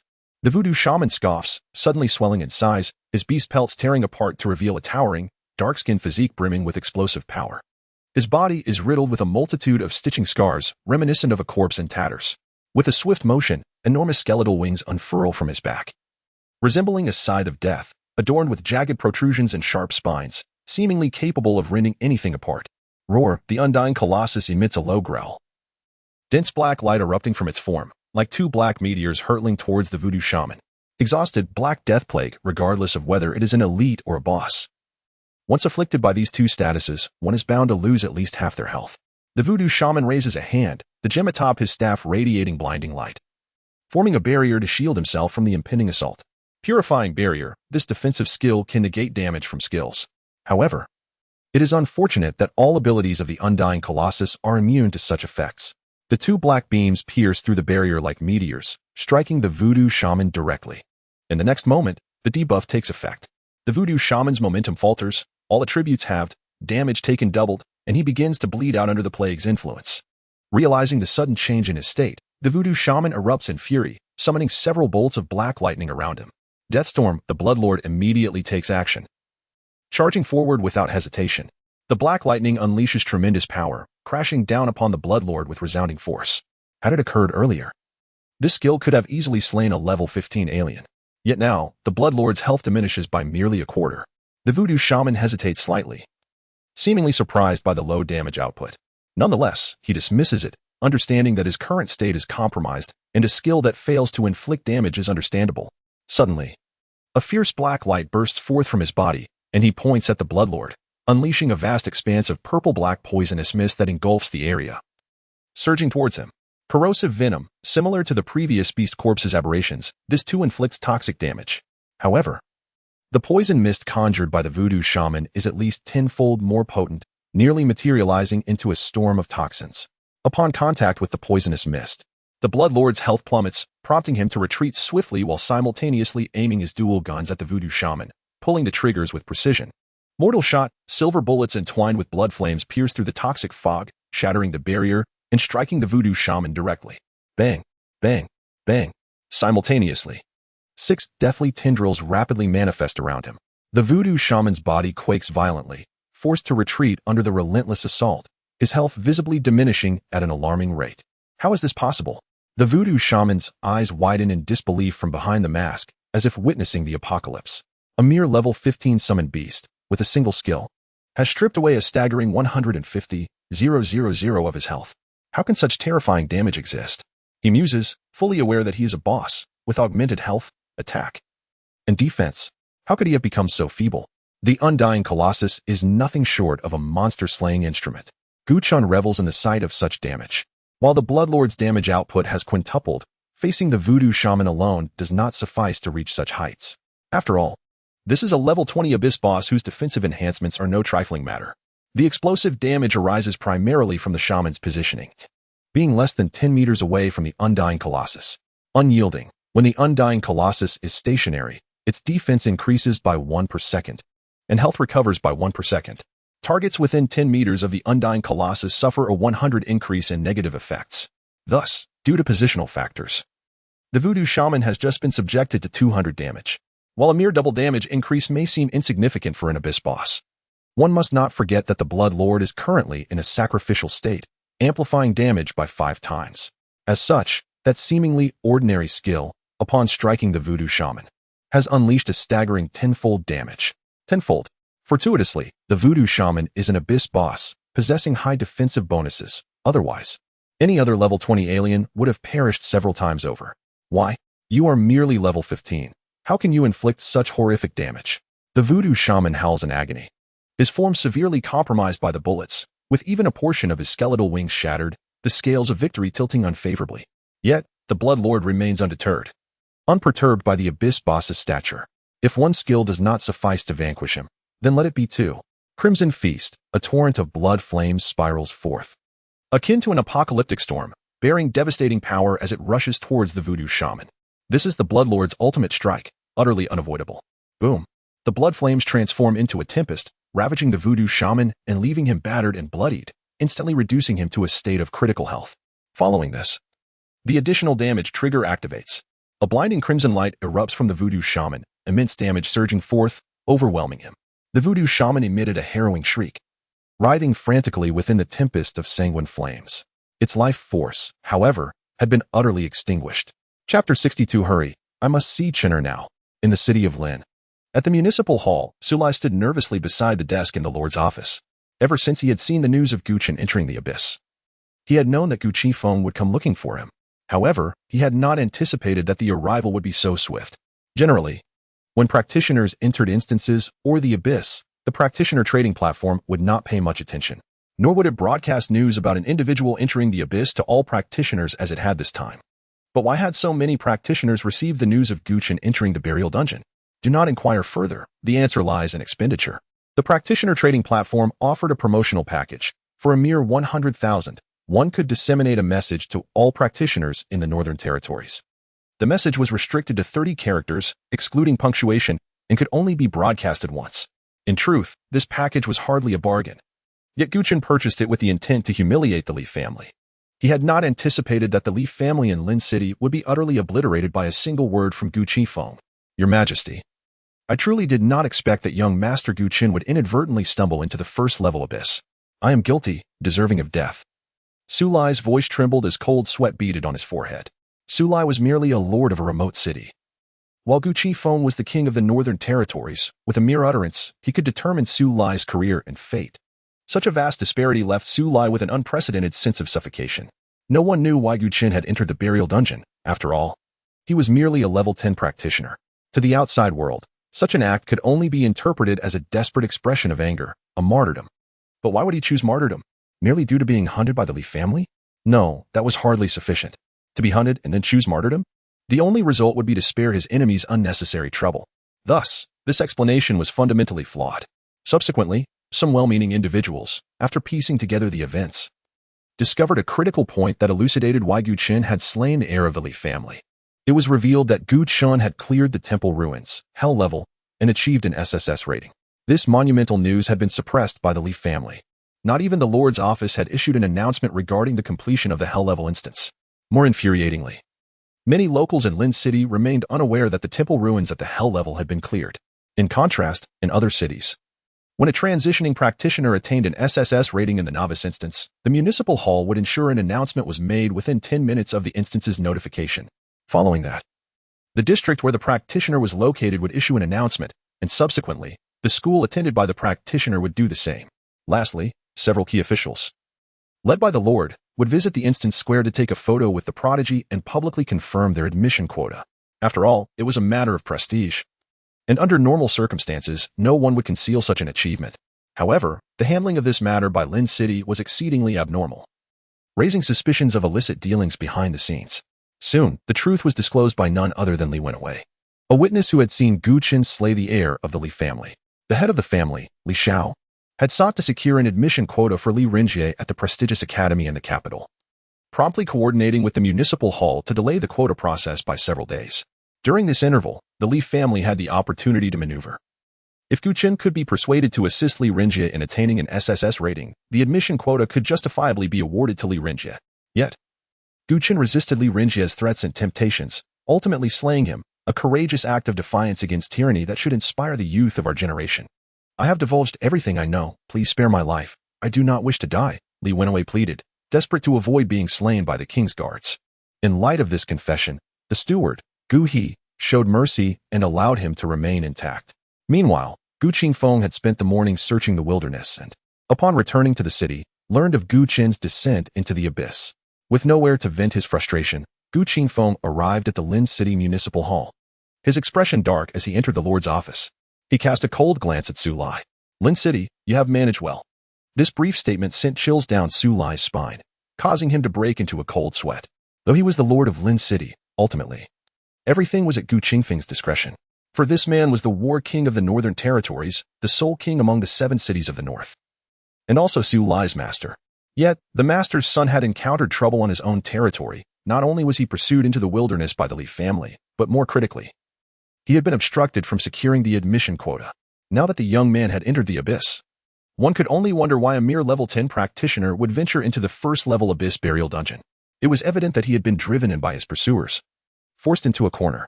With this realization, Su Lai's heart raced, and he fell to his knees. Your Majesty, I swear to eradicate all practitioners pursuing the young master. I beseech you to spare my life.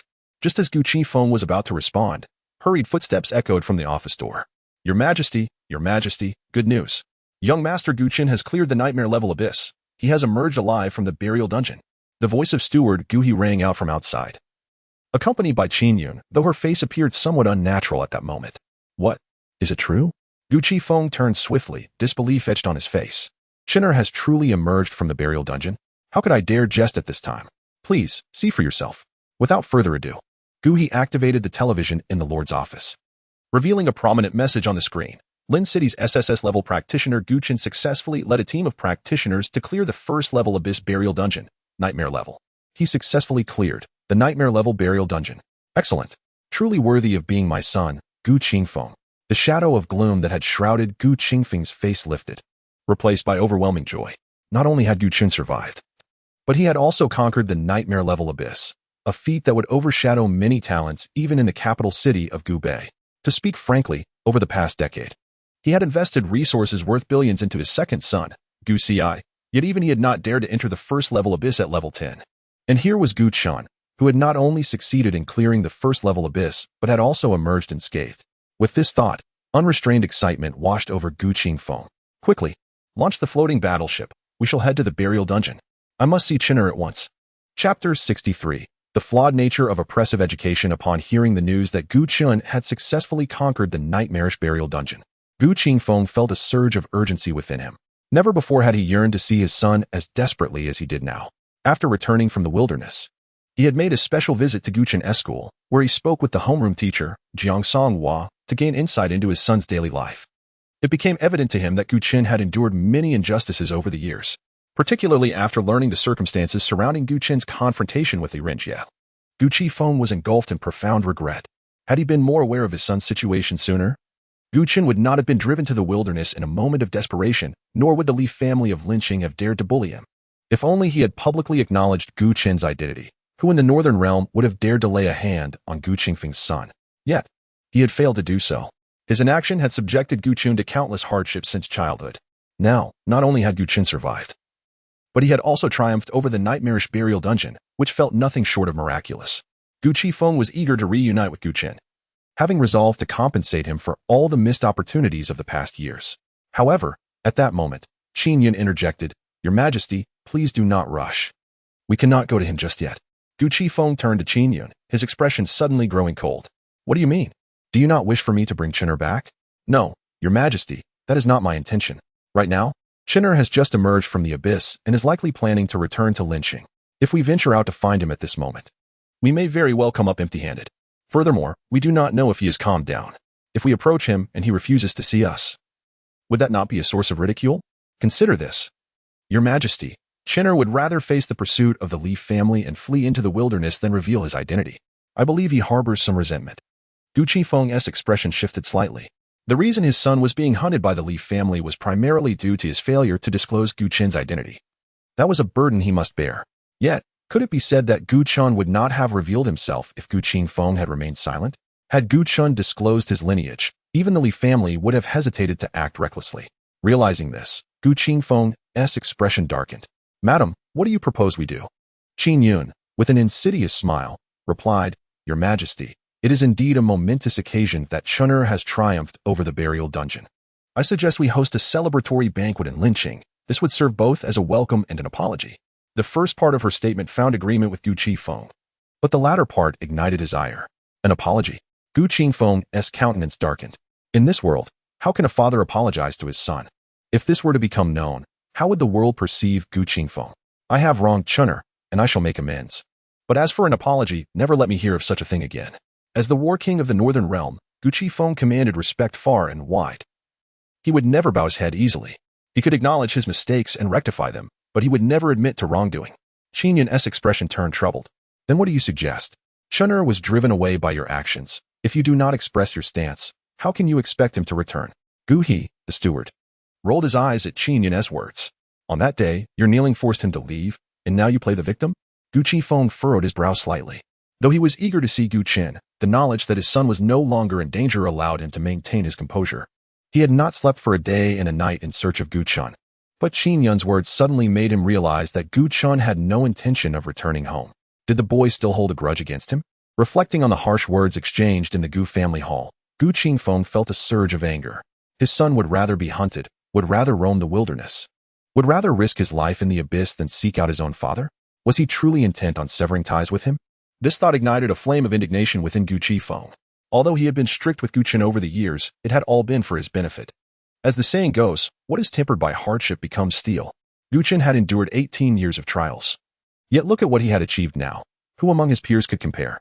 In the entire Xingxia Empire, who else could claim to have conquered the nightmarish abyss without the aid of guilds or noble families, relying solely on his own strength? Throughout history, there had only been Gu Chen. This, in fact, validated the correctness of his educational philosophy. His method of oppressive education was not flawed. Had it not been for the adversities that led to Gu Chen's transformation, he would likely be just another face in the crowd today. As Gu Qifeng contemplated this, anger surged within him once more. It was his educational approach that had brought Gu Chen to his current heights. Yet Gu Chen not only failed to show gratitude, but seemed to resent him instead. Humph, this boy has mingled with the wrong crowd and developed a rebellious spirit. If I do not firmly discipline him while he is still young, who knows what trouble he may cause in the future? Qin Yun remarked with a hint of sarcasm. I believe your expectations of Chen'er are excessively stringent. You impose strictness upon him, yet you have never done so with Sir, who is also your son. While Qin Yun's words superficially defended Gu Chen, they only served to strengthen Gu Qifeng's resolve. His second son, Gu Xi, had always been by his side. excelling in both character and academics. Gu Qifeng was confident that had the same expectations been placed upon Gu Xi, he would not have reacted in such a way as to sever ties with his father. Xi is my own, raised under my guidance. He has always shown filial piety and has never caused a stir. What need is there for me to impose strictness? At this point, Gu Qifeng snorted coldly. As for Chener, I have indeed neglected to guide his character over the years. Although he has achieved some success, if I do not correct his course, he will surely become a calamity in the future. After discussing matters with Qin Yun, Gu Qifeng made a firm decision in his heart. Gu Chun was the legitimate heir of the northern royal family. His disposition must be tempered harshly, or how could he ever manage the northern realm? Meanwhile, Gui listened to their conversation, growing increasingly uneasy.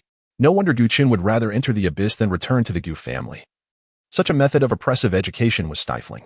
Return home? To face further criticism and oppression? Any sane person would likely reject such a life. After a moment of contemplation, Gu Qifeng called out, Sulai. Sulai trembled slightly, quickly bowing. Your Majesty, I am here. What is the status of Gu Qin's direct admission quota? Please forgive me. Your Majesty, I will immediately issue an announcement throughout the city and expedite the allocation of the direct admission quota to young Master Gu Qin. No need. Gu Chun is my son. He does not require your lynching-s quota. Inform Gu Chun that if he wishes to secure a direct admission quota to the capital's academy, he should come to Gu Bei City to see me. Yes, I will convey your message to young Master Gu Chun without delay. With that, Gu Qifeng fell silent, sweeping his sleeve and departing. Chapter 64. With Gu Chen's talent, Wanqing is bound to succeed in the abyss, at the Buried Bones dungeon. The moment the voodoo shaman's health was completely depleted, a series of notifications emerged before Gu Chen's eyes. Defeated voodoo shaman boss LV, 20. Experience 15317. Acquired loot, Buried Bones robe LV, 20. Rare, acquired loot, Eternal Source crystal, rare, level up, level, LV, 16. 3789 211500. Strength, 477. Agility, 476. Vitality, 478. Mentality, 689. Summon beasts, Blood Clan Lord LV, 16. Legendary, Nightmare Sovereign LV, 16. Epic, Undead Golem LV, 16. Legendary. Talent, currently available, 1 Dark Bloodline. Congratulations. You have successfully cleared the Buried Bones dungeon, Nightmare level. Rewards, Practitioner experience 50,000. Abyss Treasure Chest 1, Rare. Exiting the Abyss, 5, 4, 3, 2, 1. Meanwhile, the Abyss Square was teeming with practitioners seeking to form parties. Yang Lin found a relatively spacious spot on the outskirts of the square, seated himself on the ground, and began polishing his sword. He had just emerged from a normal level Abyss with his team. Although the rewards were modest, he had managed to secure some experience. At this rate, with one more successful clearance of a normal level Abyss, he would reach level 13. This thought led him to recall the two peculiar individuals from that morning, a level 6 swordsman and a level 10 summoner. Daring to team up and delve into the Abyss? It was tantamount to courting death.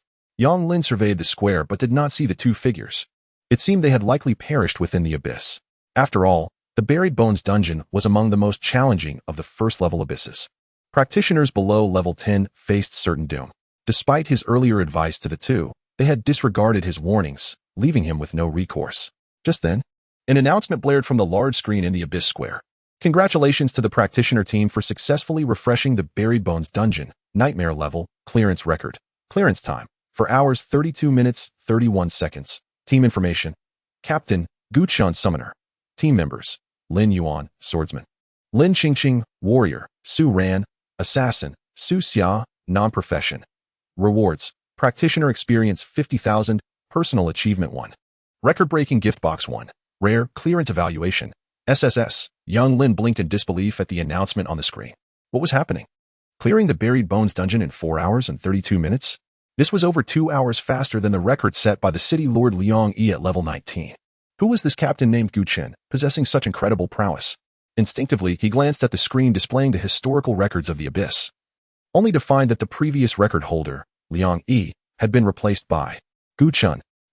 That name seemed familiar. The captain was a summoner, and one of the team members was a swordsman. Impossible. Yang Lin felt a jolt, inadvertently gasping aloud.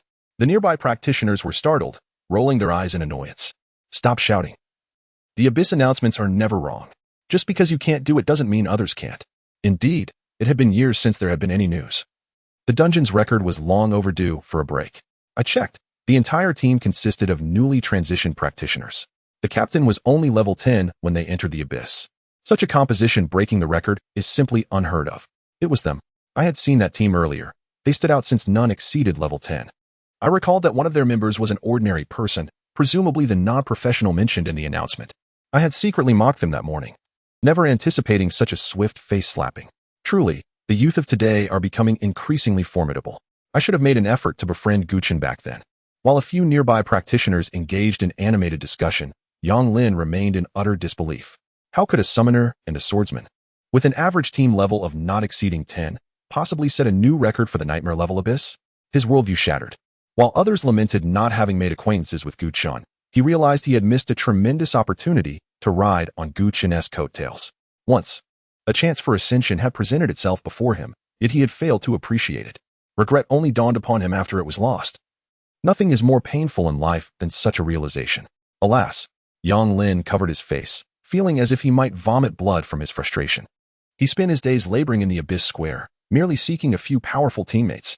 Yet when a genius extended a team invitation, he had outright declined, even advising against entering the abyss, claiming it was a swift path to death. What folly! It was as though fate had served him a meal, and he had smashed his own bowl. 2 words, deserved it. On the other side, in the Wanqing City Hall, following the breaking of the nightmare level record at the Buried Bones dungeon, Wanqing, being the closest to the abyss, received the news promptly and convened an emergency meeting. City Lord Liang Yi perused several pages of documents, his face betraying unrestrained excitement. Chen, who had achieved an SSS rating in the temple ruins and now shattered the record I set in the Buried Bones dungeon. Such a talent is being suppressed by Su Lai and the Leaf family in Ling City. The Leaf family has been eradicated, yet the quota for direct admission has not been secured for Chen. What are Su Lai's intentions? Regardless of his plans, Chen is a remarkable asset. Wanqing is destined for greatness. Liang Yi slammed the table, exuding an air of determination. The quota for admission is conveniently vacant. Let it be Chen. I shall consider the admission quota, the rewards for clearing the Hell level dungeon, and the Nightmare level Abyss clearance rewards. Secretarially, no need to seek approval. Directly allocate from the City Lord's office. Prepare all 3 rewards in my office within 3 minutes. Additionally, arrange for a teleportation array. I wish to arrive at the Abyss Square of the Buried Bones dungeon within 5 minutes. Secretary Li found himself momentarily stunned. City Lord, is this not a bit inappropriate? News has already spread in Ling City that Chen is the son of the Northern Realm's War King. And so what? Chen would rather roam the wilderness than claim the name Gu Qifeng, indicating his lack of allegiance to the Gu family. Just follow my orders. But if Gu Qifeng holds us accountable, how shall we respond? Accountable? Gu Qifeng is the Northern Realm's War King. How does that concern us in the Eastern Continent? Furthermore, there are royal families stationed in the Eastern Continent. I fear nothing. Why should you? Enough chatter. Prepare quickly. If this matter is delayed, I shall assign you to guard the abyss. Chapter 65. Regardless of how much Su Lai offers, he certainly cannot match what I will provide. Among practitioners, the competition revolves around levels, equipment, items, and quotas. In contrast, the rivalry among major cities concerns rankings, resources, and talent. Although Lin City and Wan City are neighboring, one belongs to the northern region and the other to the eastern continent, separated by wilderness, resulting in minimal conflict of interest. However, this time is different. The Buried Bone Dungeon is among the most challenging first-tier abysses, conveniently located near Wan City, often referred to as the abyss at the doorstep of its residents. Due to the overwhelming difficulty of this abyss, numerous practitioners from Wan City have been unable to clear it, with many even losing their lives within. Over time, the majority of Wan City practitioners have developed an instinctive aversion to this abyss, leading to a significant exodus of talent. This outflow of practitioners and severe shortage of talent has caused Wan City's ranking in the Eastern Continent to plummet year after year, resulting in a substantial loss of resources. This year marks the 3rd year of Liang Yi's tenure as the Lord of Wan City, and as in previous years, no promising talents have emerged. This predicament greatly troubles him. He senses that if Wan City continues on this trajectory, not only will the city face ruin, but his own career will also be jeopardized. His dismay deepened upon hearing that Lin City had birthed a practitioner who attained an SSS rating. Why do good talents always elude Wan City? Yet, he soon discovered that matters were not as dire as he had presumed. Who would have thought that Lin City not only disregarded this SSS-rated practitioner, but also conspired with the Leaf family to suppress him? What should a farmer's son, orphaned at a young age, do when faced with the combined might of the city lord and a prominent family? He has no choice but to acquiesce. After clarifying the situation, Liang Yi perceived an opportunity. After all, this was an SSS-rated practitioner. If Lin City did not want him, then Wan City would gladly welcome him. However, when Gu Qifeng appeared in Lin City and revealed Gu Chen's background, Liang Yi could not help but sigh. Even if Gu Qingfeng's son is not from Lin City, he is still a resident of Gu Bei City. How could he possibly belong to him? Just as he was about to give up, news broke that Gu Chen had been forced into the wilderness by the Li family, rekindling a glimmer of hope within him. How could the son of Gu Qifeng be driven into the wilderness by a minor family like the Lis? It was implausible. The only explanation was that Gu Chen did not acknowledge his heritage, hence he never invoked Gu Qingfeng's name. This revelation made things much simpler. Since Gu Chen was being suppressed in Lin City and did not recognize the Gu family, then the people of Wan City would embrace him. Shortly thereafter, news emerged that Gu Chen had conquered the nightmare-level buried bone dungeon. This prompted Liang Yi, who had been indecisive, to make a firm resolution. He would seize this talent. After all, Gu Chen had attained an SSS rating and shattered the completion record for the first-tier buried bone dungeon. A genius of this caliber might not appear for decades. It would be a grave loss to let him wander in the wilderness. The talents and combat prowess Gu Chen displayed warranted the Lord's utmost respect. Lord, the 3 rewards are ready, came the voice of his secretary, Li Feng, accompanied by a knock on the door. Additionally, I've discovered that Gu Chen has just reached level 16. Typically, a summoner acquires a new summoning slot upon reaching level 15. He has just emerged from the abyss and likely hasn't had the chance to contract a new summon. Therefore, I have applied for a level 15 summoning skill book from the Wan City Treasury, one of the few rare summoning tomes we possess. Only rare level, Liang Yi replied, somewhat disappointed. Unfortunately, our small city seldom produces summoners. To acquire an epic level summoning book, we would have to purchase it from central cities, which is not only expensive but also time-consuming. Liang Yi rose from his seat and nodded. Very well, we shall proceed with this for now. We can always offer him compensation later. Li Feng wiped the sweat from his brow. What if Gu Chen is unwilling to come to Wan City? Liang Yi shot him a glance. We are here to seize him. Understand? If he refuses, that is his concern, not mine. Besides, since Gu Chen was able to kill Li Renjie, it indicates he is not one to suffer in silence. Would someone like him remain in Lin City? What if Su Lai apologizes and offers him greater resources as compensation? This possibility cannot be dismissed. If Su Lai provides enough, perhaps Gu Chen might relent. But with Wan City's involvement, he will undoubtedly reject any reconciliation with Lin City. Because, regardless of how much Su Lai offers, it cannot compare to what I will provide. Liang Yi rose from his desk and strode purposefully toward the teleportation hall. Li Feng, bearing 2 treasure chests and 2 gift boxes, hurried to keep pace. Although the chests and boxes could easily fit into a personal space, he chose not to do so. After all, it is said that one should not be stingy with gifts. At that moment, the Abyss Square was teeming with people. The historic record for the nightmare-level Abyss had been shattered, creating a rare spectacle that the practitioners present were eager to witness. As the disorienting sensation subsided, Gu Chen and his companions were teleported to the Abyss Square, inciting a commotion among the surrounding crowd. Look, Gu Chen has emerged. Is that Gu Chen? I heard he's a transfer student. I wonder if he has a girlfriend? Save it. Even if he doesn't, he wouldn't look your way. Does he care about your age or level? To break the historic record at such a young age, how enviable. I'm green with envy. Gu Chen is from Lin City. Has anyone from the city hall come to greet him? What for? Gu Chen's guaranteed spot hasn't even been confirmed. How could the city hall officials show their faces? Look, ISNT that someone from the city hall. They arrived sooner than expected. After all, a genius who broke the nightmare-level Abyss record would surely prompt the city hall to act swiftly.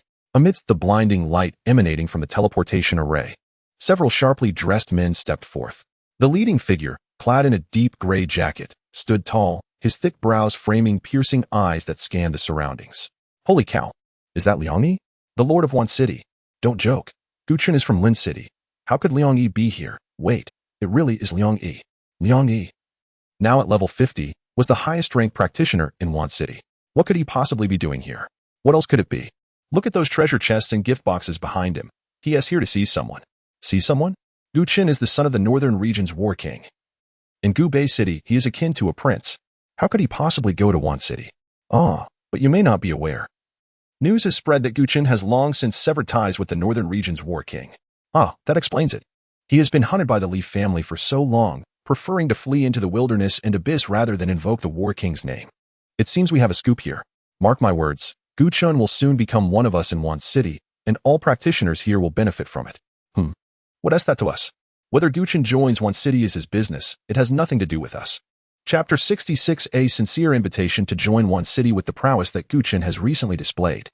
It is indisputable that whichever city he chooses to join will reap significant benefits. Why does the Divine Xia Empire invest in cultivating professionals? It is because achieving abyssal accomplishments serves to thwart the encroaching forces of the abyss upon this world. Although such accomplishments are not as easily attained as personal achievements. Once secured, the difficulty of the corresponding abyss diminishes, and the rewards for completion increase accordingly. The reason for the persistently high difficulty of the Buried Bones dungeon is that few professionals have managed to achieve abyssal accomplishments. To attain such accomplishments, one must venture into the hell-level abyss. While Guchen may currently not meet the requirements, his potential is beyond question. To the public, he is unequivocally a genius. And for someone of his caliber, abyssal accomplishments are merely a matter of time. At this moment, it finally dawned on some that the first to arrive at the abyssal square was the Lord of one city. For one city, a talent like Guchen is desperately needed to help them achieve abyssal accomplishments. Although the Buried Bones dungeon is merely a Tier 1 abyss, its high difficulty has compelled many novice professionals to abandon it. If they cannot conquer the abyss at their doorstep, they inevitably seek larger cities. Consequently, a significant number of one city's professionals have gradually drifted away.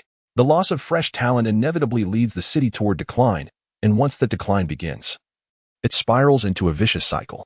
At this juncture, some professionals from Ling City suddenly recognized a dire issue. No, this cannot be allowed. If Guchen is taken by Liang Yi, he will become a citizen of one city, and even if he later achieves abyssal accomplishments, we will gain not an ounce of benefit. How can this happen?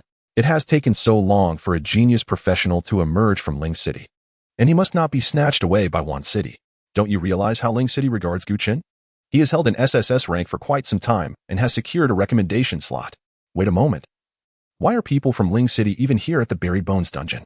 This is one city's abyss. If Guchen can catalyze the rise of one city, then I too shall rent my balcony for 1,000 a month. Each harbored their own thoughts.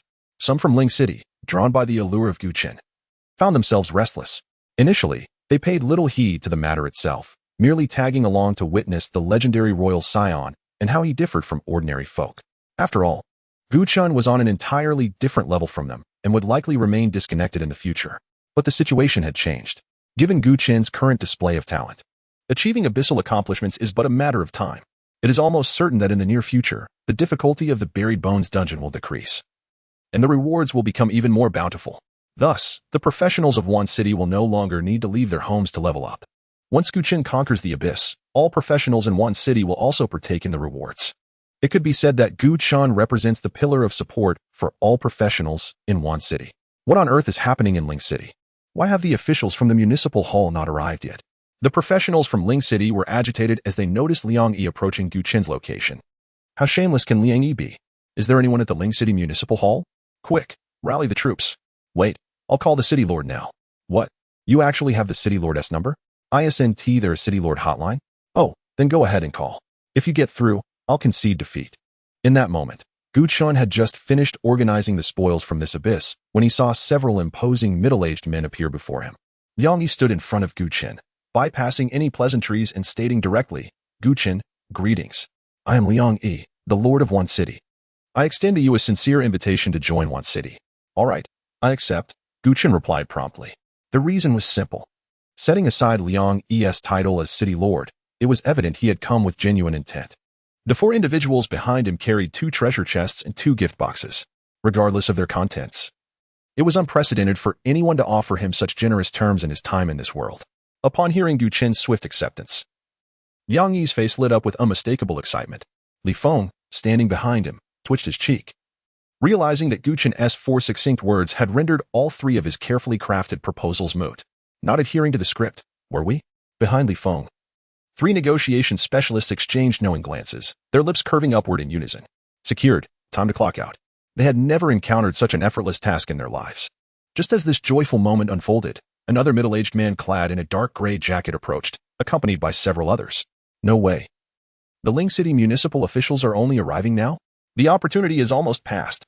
Leading the group was City Lord Su Lai, whom I recognized from the news not long ago. A total of 5 individuals, yet all arrived empty-handed? Their attitude is truly dismissive of Guchen. Setting aside the fact that he is a royal scion, he is also a genius who conquered a nightmarish abyss. My goodness. Thank the heavens I am from one city. I am certain that Ling City will surely falter under the leadership of this Su Lai. Young Master Guchen. Su Lai spotted Guchen and rushed forward. Young Master, On behalf of Ling City, I extend my congratulations on your successful completion of the Tier 1 Abyss, the Buried Bones Dungeon. Now that the Li family has been eradicated, please return with me to Ling City, where the entire populace awaits to celebrate your achievement. As for the recommendation slot, indeed, the Municipal Hall of Ling City has aired. But rest assured, I have prepared a compensation package that matches the rewards for conquering a hell-level abyss. Sulai spoke rapidly, relaying the prepared remarks from his secretary. Yet he omitted any mention of the status of the recommendation slot. Upon hearing this, Liang Yi couldn't help but chuckle. City Lord Su, Gu Chun has achieved an SSS rating, conquered the hell-level temple ruins, and refreshed the Buried Bones dungeon at the nightmarish level. Is this your compensation? Are you trying to shoo him away? Sulai scoffed but ignored Liang Yi, continuing to address Gu Chun. Young master, you hail from the northern region. It would be prudent to return to Ling City first. What did you just say? Gu Chun interrupted Sulai abruptly. Sulai hesitated. Thinking for a moment before responding, I said we should return to Ling City. No, the previous statement. You are from the northern region. Who told you I am from the northern region? You are the scion of the northern royal family. City Lord Su must have mistaken me for someone else. My name does not appear in the royal family's genealogy. Please leave. Sulai's expression froze, rendered speechless by Gu Chun's words. After a brief pause, he finally spoke. Young master, the king has made arrangements. Once you return to Gubei City, your recommendation slot will be secured. Chapter 67. Not even a modicum of justice. Sulai arrived bearing a message from Gu Qingfeng, initially believing his task to be merely a simple errand. To his dismay, Gu Chen showed no inclination to return to the Northern Territory. In a moment of desperation, he relayed Gu Qingfeng's intentions. Before Gu Chen could respond, Liang Yi interjected. What do you mean? Are you attempting to leverage the title of the Northern Territory's War King to intimidate Gu Chen? Sulai's expression soured. That was not his intention. What about the guaranteed admission quota? The king stated that as long as you return to Gu Biqing, the quota will be promptly secured. Isn't that a threat? Gu Chen observed the unfolding scene in silence, acutely aware that Liang Yi was exacerbating the tension. Sulai, recognizing this as well, chose to disregard Liang Yi and addressed Gu Chen. Sir, if you accompany Liang Yi to the eastern continent, how shall you face the people of the Northern Territory in the future? Gu Chen smiled faintly. While I am not opposed to going to the eastern continent, I require 2 conditions to be met. Sulai's eyes brightened with hope. Please, do share. I shall endeavor to fulfill them. Liang Yi's expression shifted abruptly upon hearing this. What happened to our agreement? Why the sudden change? First, you must disclose how you conspired with the Li family to usurp my admission quota. Publicly reveal the entire process and offer an apology. Sulai's face immediately reflected his turmoil. Should this be made public, his career would come to a standstill. Sir, I can agree to the public disclosure, but I assure you I have no collusion with the Li family. Very well. Let me ask you this. Was the SSS grade evaluation awarded to me? Yes. Then why did the municipal hall fail to issue the admission quota in a timely manner? Sulai fell silent. No response? Then it seems there's no further discussion to be had. I presume I need not articulate my second condition. Sulai furrowed his brow, momentarily at a loss for words. Was it excessive to demand the revelation of his collusion with the Li family in an attempt to seize Gu Chen's quota? For Gu Chen, the victim, it was hardly excessive. Yet Sulai, being the city lord, would never engage in such self-destructive behavior. No response, is it? Very well. I have extended the opportunity. If you decline, there is little I can do. Gu Chen surveyed the gathering of professionals, shrugging his shoulders. Everyone has witnessed this. I merely seek a semblance of justice, and yet even this trivial request is denied. If I am not afforded justice, pray tell, will my quota and resources be granted to me? Certainly not. Thus, it was not that he wished to leave Lin City, but rather that Lin City was compelling him to depart. Sulai's face twitched, rendered speechless. The negotiations had collapsed. In truth, this matter required no negotiation. As long as Sulai remained alive, he would never disclose his collusion with the Li family. After all, he was the lord of Lin City and a 5th-tier professional. With Gu Qingfeng already overlooking his actions, he had no reason to undermine his own foundation. Even if Gu Chen was Gu Qingfeng's son, it would not compel him to jeopardize his future by revealing his own misdeeds. After all, he had come solely to deliver a message to Gu Chen. Should Gu Chen choose to return, his task would be fulfilled. Should he refuse, as Gu Qingfeng's subordinate, could he truly resort to abducting Gu Chen to Gu Biqing? That was out of the question. Now that the Li family in Lin City had been annihilated, there was no evidence to support Sulai's obstruction of Gu Chen's admission quota. In fact, his interference had unwittingly provided Gu Qingfeng with leverage over Gu Chen. However, no one anticipated that Liang Yi's arrival would present an optimal alternative. The Northern Territory denies him an admission quota? No matter. The Eastern Continent has already extended an offer. complete with ample resources as compensation. Faced with such a decision, Gu Chen was acutely aware of the choice he must make. And thus he readily agreed to Liang Yi's proposal. Su Lai nodded, adopting an expression of regret as he spoke. I have delivered the king's message. Since you are unwilling to return to Gubiqing, I must conclude our discussion here. The refusal to grant you the admission quota is not due to Lin City's reluctance. The king has made other arrangements. Should you wish to secure the admission quota, I suggest you make your way to Gubiqing promptly, lest the king grow weary of waiting. With that, Su Lai bowed and turned to leave. Liang Yi regarded Su Lai's departing figure with an odd expression and questioned Gu Chen. He obstructed your admission quota. And you simply let him go? This is not in line with your usual approach. Gu Chen smiled faintly. Su Lai fears the Northern Territory's war king, not me. Even if I compelled him to kneel and repent, he would harbor no remorse. Thus, one must strike at his vulnerable points. Let him revel for a while longer. Once he faces the scorn and derision of the citizens of Lin City, you will regret allowing me to leave today. As for Su Lai, Gu Chen had no intention of letting him off easily. Since the other party had taken action against him, they must inevitably pay a price for it. After all, he was quite the grudge bearer. Upon returning to Lin City via the teleportation array, Su Lai promptly entered his office, instructing his secretary, all right, the message has been delivered. Since the young master is unwilling to return, report the situation to the king accordingly. Furthermore, under the auspices of the municipal hall, declare a 20% reduction in fees for all instances associated with Lin City for a duration of 1 month. Ultimately, our esteemed young master is merely a prodigious professional. How much loss could his departure truly inflict upon Lin City? By reducing dungeon fees for all professionals in the city and publicizing this matter, attention will divert from Gu Chen's situation. As for the future, in 2 years, I shall no longer serve in the Northern Territory. Even if he is a royal scion, what can he do to me? Understood. The secretary noted several key points in his notebook before turning to make arrangements. Ultimately, Su Lai's only fear was Gu Qingfeng, the war king of the Northern Territory. As for Gu Chen, despite maintaining a facade of politeness and respect, Su Lai regarded him with disdain. A prodigy? What significance does that hold? Those who hold the position of city lord within the Divine Summer Empire are far from ordinary. They are predominantly remarkable talents. A mere fledgling prodigy, in Su Lai's eyes, bore no weight whatsoever. He believed that if Gu Chen wished to challenge him, he ought to at least attain the rank of a 5th-tier professional first. Unfortunately for Su Lai, Gu Chen had chosen the path of a summoner. No matter how strong he was in the early stages, he could not alter the reality of his future limitations. The professional system has evolved over a century. Yet no 5th-tier summoners have ever emerged. It is said that nobles are invincible among their peers upon transitioning to the summoner class? Indeed. But this is only true within the ranks of 2nd to 4th-tier professionals and under the condition of substantial resource investment, with a new summoning slot opening every 5 levels. No summoner can bear the cultivation costs required for the 5th tier. This, in essence, is the reason for Su Lai's disdain towards Gu Chen. However, Gu Chen is no ordinary summoner. In a matter of days, Su Lai will undoubtedly regret his underestimation. Chapter 68, 100,000 Experience after reaching an agreement with Liang Yi. Gu Chen accepted all the resources brought by him, a guaranteed admission agreement from the prestigious academy in the capital, a rare-grade summoning skill book of level 15, a rare-grade dungeon chest, and a rare-grade abyss chest. Liang Yi made it clear that if Gu Chen could successfully clear the hell-level abyss, he would be allowed to select any legendary-grade equipment from the treasure vault in Wan City. However, there was a small stipulation. He must first clear the hell-level burial dungeon.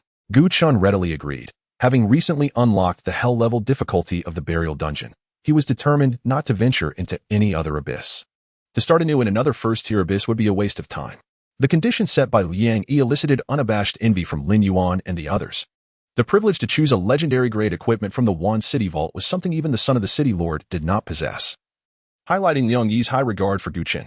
Once everything was settled, Liang Yi led Gu Chen and the others through the teleportation array to Wan City.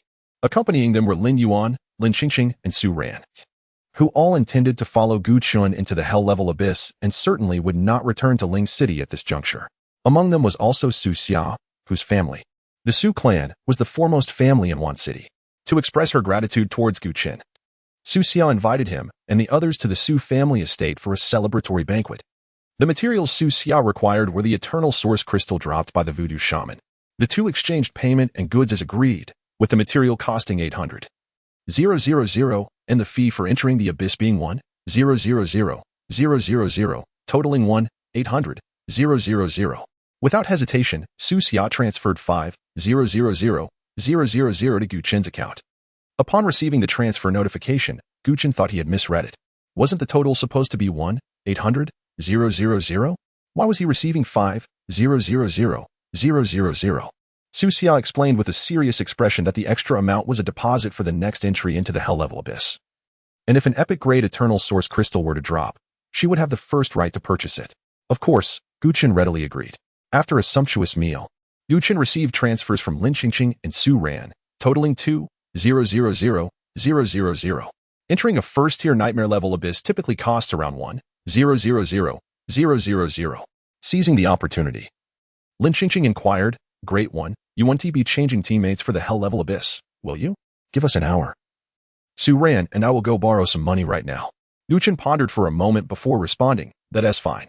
A session in the hell level abyss costs 3-000-000, which shouldn't be too steep, right? Not too steep, but also not cheap. Lin Qingqing nodded eagerly and, after bidding farewell to the group, took Su Ran to borrow money. Having gone from nothing before meeting Gu Chun to now being heavily in debt, Lin Qingqing and Su Ran never imagined they would one day owe several million. Yet, they were more than willing. With someone as formidable as Gu Chun, merely paying the market price to join the next abyss session was a once-in-a-lifetime opportunity. Many female players had likely paid high-tier players substantial sums just to level up quickly. Such occurrences were not uncommon. Compared to those women, Lin Qingqing and her companion were quite fortunate. At least at this stage, they held the initiative. As long as they wished to continue following Gu Chun, he would keep bringing them along. All right, I'll give you 2 hours. That should be ample time to borrow the money. Let us meet at the entrance of the teleportation hall in Wan City at 4 p.m. Understood. After the two departed, Gu Chen handed his identification to Lin Yuan. The Wan City government required him to complete some procedures that usually necessitated his personal presence. However, with Liang Yi facilitating the process, Lin Yuan successfully obtained a task to run errands. Subsequently, Su Xiao arranged a quiet room for Gu Chen in the estate, allowing him to begin tallying his gains. He had received 2 sets of rewards from the abyss, one for clearing it, which included 50,000 experience points and a rare-grade abyss chest, and another for breaking the record, which also granted 50,000 experience points, a personal achievement, and a rare-grade record-breaking gift box. The total experience amounted to 100,000. Though exceedingly high, it was justifiable, as Gu Chun had been the sole player fighting through the nightmare level abyss. In contrast, Lin Yuan and the others received only 15,000 experience points each, significantly less than Gu Chen. Nonetheless, their combined 30,000 experience allowed them to reach level 11, effectively surpassing the majority of the current batch of transferees. After all, today marked only the 3rd day following the transfer ceremony, and most individuals had yet to reach level 10. Comparatively, if Li Wenwei were still alive, he would likely only have just attained level 11 by now. Consider this. Lin Yuan and his companions, mere commoners, could match the level of Li Wenwei, who hailed from the foremost family in Ling City. This attests to the rapid escalation of their levels. It is not difficult to envision that even if they fell behind Gu Chen after reaching the 2nd tier, they would still have a bright future ahead. Next, Gu Chun claimed the 100,000 experience points. Experience 50,000. Experience 50,000. Level up. Level, LV. 17, 4,123-321500. Strength, 487. Aggression, 486. Vitality, 488. Mentality, 709. Summon Beasts. Blood Sovereign LV. 17. Legendary, Nightmare Dominator LV. 17. Epic, Undead Golem LV. 17. Legendary. Talent, currently able to acquire a dark bloodline. Another level up, Gu Chun mused, astonished. Merely one abyss had propelled his level to rise by 6. Entering the 1st-tier burial dungeon at level 11 with 4 actors, one of whom did not gain experience, was equivalent to soloing a 5-person abyss while breaking a historical record. In less than 5 hours, he had ascended from level 11 to level 17.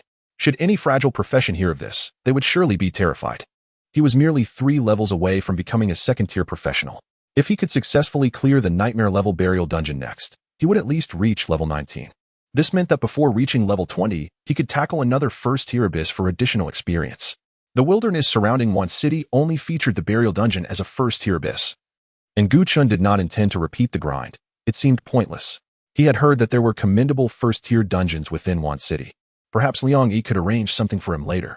With that in mind, Gu Chun laid out all his items on the table before him, a rare-grade dungeon chest, 2 rare grade abyss chests, a rare grade record-breaking gift box, and a summoning skill book. Which one should he open first? Chapter 69.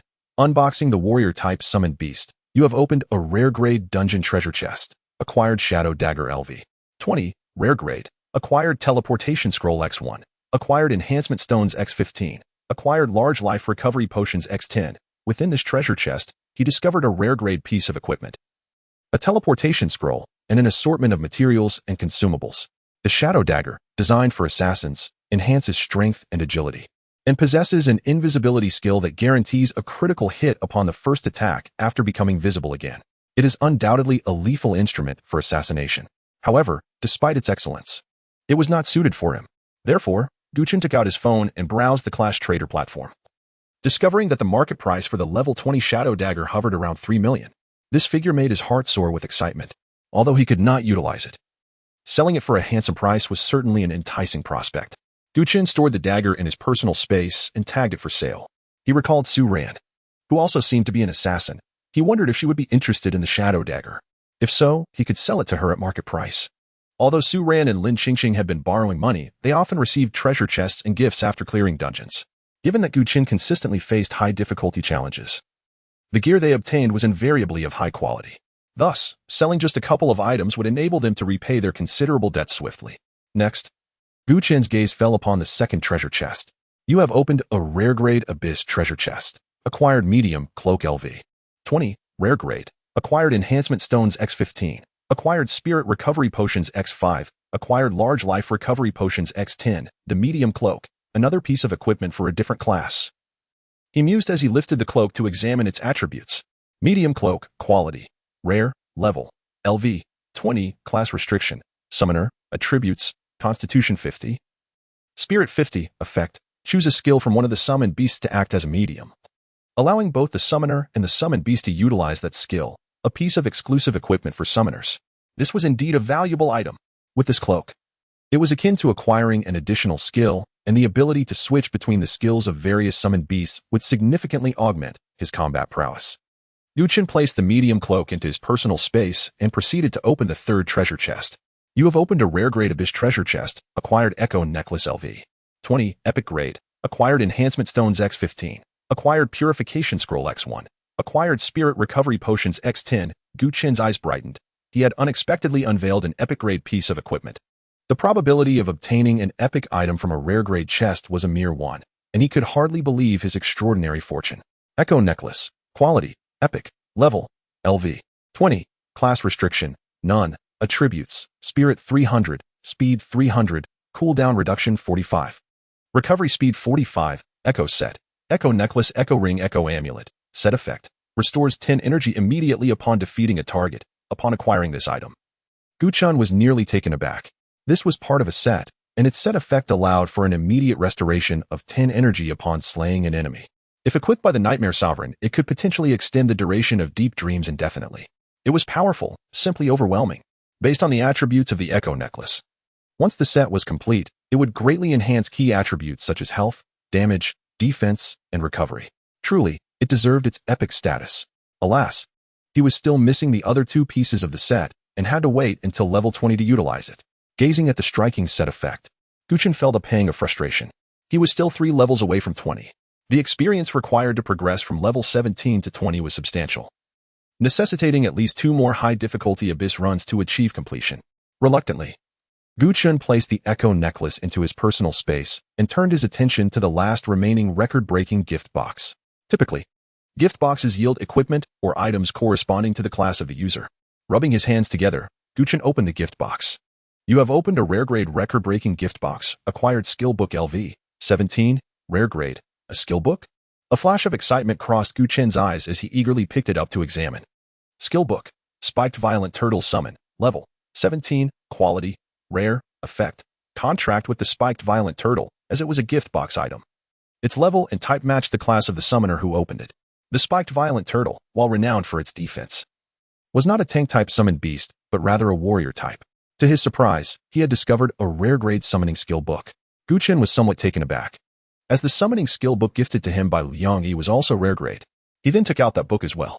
Skill book, Nethercat Summon, level, 15, quality, rare, effect, Contract with the nether cat. The nether cat excelled in speed and burst damage, classified as an assassin-type summoned beast.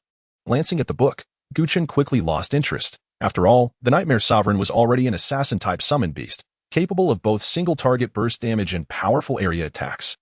Contracting a nether cat as a fourth summoned beast would significantly impact his combat capabilities. Thus, he placed the nether cat summoning book into his personal space, intending to list it on the Clash Trader platform to see if he could sell it, while a rare-grade weapon would fetch around 3 million. A rare-grade summoning book might be lucky to sell for 1 million. After all, such summoned beasts were merely entry-level for summoners, which would greatly depress their market value and make them difficult to sell. Otherwise, Jiang Songhua would not have so readily given him the bloodthirsty bat summoning book.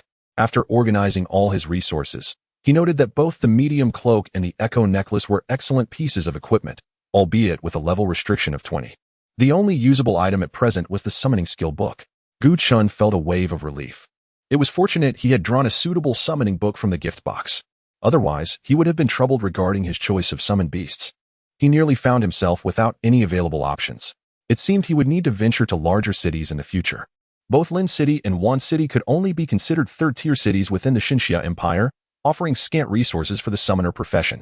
Liang Yi had previously explained that the Wan City treasury only contained 3 skill books at level 15. And this nether cat summoning book was the one with the highest growth potential among the 3 rare-grade options. Liang Yi had also offered to help him search in other cities if he was dissatisfied with this book, displaying an admirable attitude. His willingness to go to such lengths far surpassed that of Su Lai from Lin City. Currently, among Chen's summoned beasts, the Bloodlord served as a ranged damage dealer and burst attacker. The Nightmare Sovereign provided instantaneous burst and sustained damage, and the Undead Golem offered debuffs and weakening effects. He was precisely missing a warrior-type summoned beast. Coincidentally, the spiked violent turtle fit that role perfectly. Chapter 70, The Killing Machine. The Dark Hunter Dragon Tortoise from levels 14 to 17, Chen's extraordinary talent had yet to manifest, and now presented itself as the perfect moment. He grasped the summoning skill book and initiated the learning process. You have successfully contracted with the Spiked Violent Tortoise, Summoned Beast, Spiked Violent Tortoise, Rarity, Rare, Level, 17 Health, 11, 220, Attributes, Strength 235, Agility 200, Constitution 230, Spirit 195, Talent, Spiked Heavy Armor LV, 20, Rare Skill, Violent Spike Charge LV, 20, Rare. A muffled roar resonated from the summoning space as a massive tortoise, adorned with spiked heavy armor, materialized before him. Chen did not linger on the attributes of the summoned beast, as he intended to bestow it with a dark bloodline for further evolution. Activating his talent, he acquired 4 dark bloodlines in succession. You have obtained Dark Bloodline. Progenitor, you have obtained Dark Bloodline. Descendant, you have obtained Dark Bloodline. Progenitor, you have obtained Dark Bloodline. Progenitor, perhaps it was merely a figment of his imagination. But Chen sensed that as his level increased, the frequency of acquiring the descendant bloodline diminished. Prior to level 10, it appeared almost every 2 levels, however. This time it took a 4-level ascent to obtain just one. Regrettably, the royal bloodline did not manifest. Subsequently, Chen endowed the spiked violent tortoise with the progenitor bloodline, followed by the awakening of the bloodline using the descendant variant, and then enhanced it further with another progenitor bloodline. Dark bloodline, progenitor fusion successful, summoned beast evolution, spiked violent tortoise, rare, dark hunter dragon tortoise, epic, summoned beast bloodline awakening successful, summoned beast star enhancement successful. Dark hunter dragon tortoise, epic, dark hunter dragon tortoise, epic, level, LV. 17, health, 76, 220, attributes, strength 380, agility 350, constitution 360, spirit 320, talent, wound of ceasefire, epic, retaliatory spiked armor, epic, skill I. Shattering charge LV. 20 epic, skill 2, taunt of the roaring rage LV. 20 epic, skill 3, dragon blood boil LV. 20 epic, boom, with a resounding thud. The formerly dark brown tortoise underwent a remarkable transformation, its size swelling to resemble a towering hill. Its shell was rugged and formidable, edged with serrated teeth as sharp as blades. The surface adorned with irregular spikes, akin to a heavy spiked armor gleaming with a metallic luster under the light. Its eyes shone like 2 brilliant sapphires, and its jaws bore sharp fangs, while its body was covered in hard, scaly armor that glimmered like daggers. Its claws resembled hooks forged from steel, razor-sharp and powerful, with limbs as sturdy as colossal columns, protruding bone spikes accentuating its joints, resembling a creature born for slaughter. In contrast to the previous spiked violent tortoise, the Dark Hunter Dragon Tortoise emanated a more formidable aura, radiating a bloodthirsty and frenzied intent to kill. Wound of Ceasefire. The Dark Hunter Dragon Tortoise gains a 10 damage increase with every instance of damage received. The effect lasting until it exits combat. Retaliatory Spiked Armor. When receiving melee damage, 50 of the damage is returned as true damage to the attacker. For every 20 points of Constitution, the retaliation ratio increases by 1. Shattering Charge launches forward, dealing substantial damage to targets in its path while slowing them down. Targets at the end of the path are knocked back. Taunt of the Roaring Rage taunts targets within a certain area, forcing them to attack itself for each attack received. It gains a 1 increase in attack speed. Dragon Blood Boil. When health falls below 30, defense increases by 300, and health recovery speed increases by 300, with 76. 000 health, retaliatory damage, damage enhancement, taunting capabilities, and control. It embodied the essence of a versatile warrior. A natural killing machine. Truly invincible. This configuration was precisely what Gu Chun had long sought. Only with the Dark Hunter Dragon Tortoise to anchor the front line could the Bloodlord and the Nightmare Overlord unleash their full potential. As the afternoon slipped away, news of Gu Chen's joining Wan City ignited fervor, becoming a hot topic not just in Lin City and Wan City, but also drawing attention from surrounding locales. At 4 p.m., another sensational announcement erupted from Wan City. Breaking news. Gu Chen has led a team of professionals into the Buried Bones dungeon, Hell Level, in an instant. Various media platforms clamored to report, generating unprecedented enthusiasm and propelling Gu Chen's movements into the spotlight. Gu Chen was bewildered. Having just conquered the nightmarish abyss in the morning, he plunged into the Hell Level dungeon in the afternoon, as if he believed himself to be invincible. Did he truly think the abyss was his playground? It seemed he had lost his footing. If I were Gu Chen, I would have at least allowed a day's reprieve for recuperation. Otherwise, one would lack the stamina to succeed. Disappointment. Utter disappointment. Initially, I thought Mayor Liang Yi had bestowed hope upon us in Wan City, but it now appears to be all for naught. I had hoped Gu Chen would achieve the abyss accomplishment in the Buried Bones dungeon, yet this? He seems to be merely offering himself as a sacrifice. I must say, you all are being rather excessive. Gu Chen is a genius invited by Mayor Liang Yi. And yet you lot, unable to even conquer the ordinary abyss, dare to critique him? Word of Gu Chen's entry into the Hell Level abyss spread rapidly across short video platforms, especially in Wan City and Lin City, reaching a boiling point. For the majority of professionals in Lin City, they were not keen on seeing Gu Chen continue to conquer the Hell Level abyss, as from their perspective, Gu Chen had betrayed Lin City. Meanwhile, on the side of Wan City, there were those who felt envious, those who sought amusement, and others who hoped Gu Chen would rise to fame through his battle in the Hell Level abyss. Essentially, every hot topic between the two cities began to revolve around Gu Chen. However, these discussions did not endure for long. Shortly after 8 p.m., an announcement was released at the abyssal square of the Buried Bones dungeon regarding Gu Chen's success in clearing the Hell Level.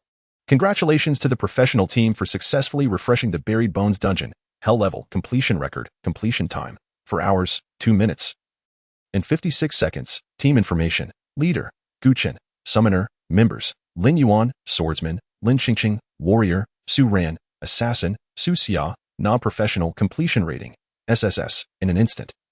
A plethora of topics surged across media platforms, expressing profound shock and bewilderment at Gu Chen's achievement in clearing the Hell Level abyss. Soon after, professionals began fervently discussing the implications of Gu Chen's record-breaking feat. Did this mean that henceforth, the record for this abyss would remain unchallenged?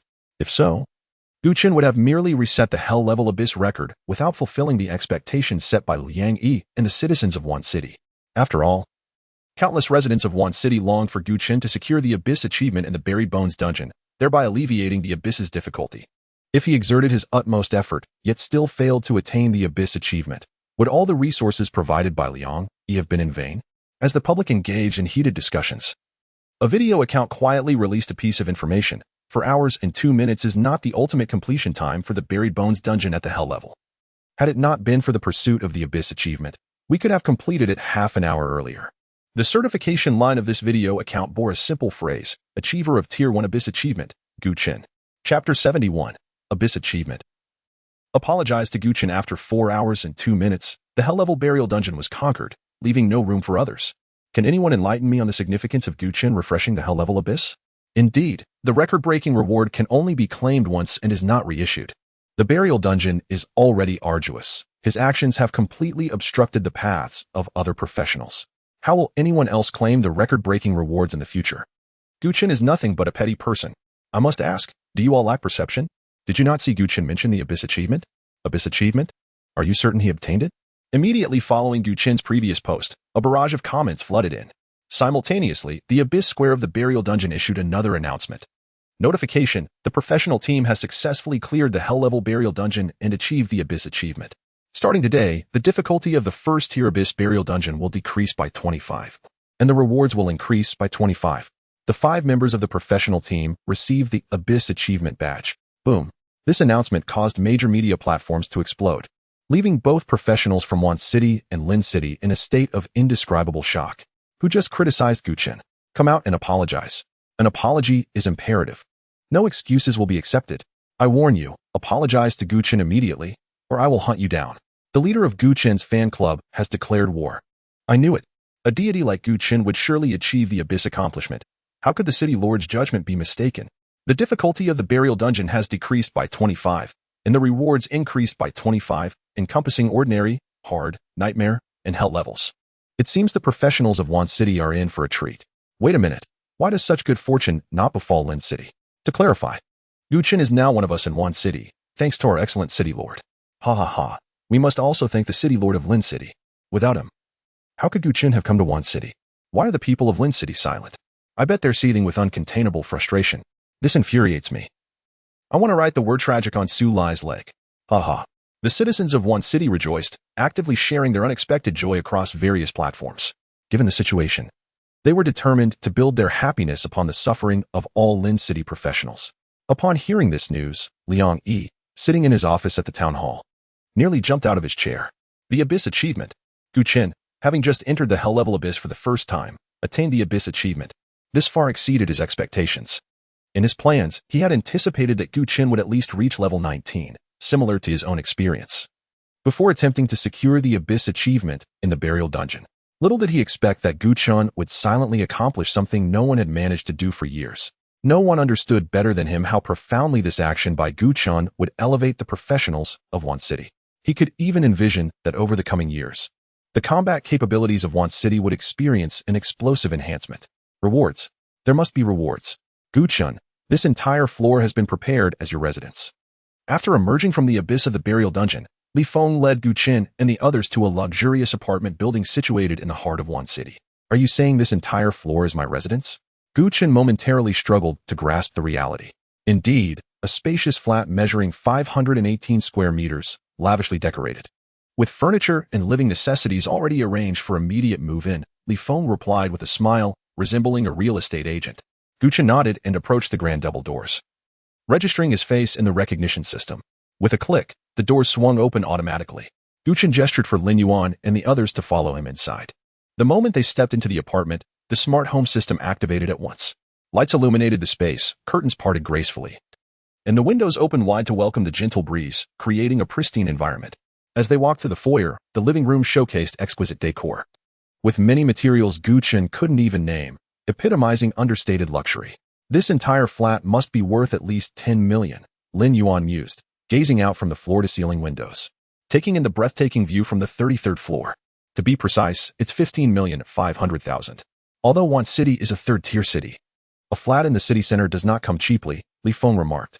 Gu Chen nodded, feeling an overwhelming sense of unreality.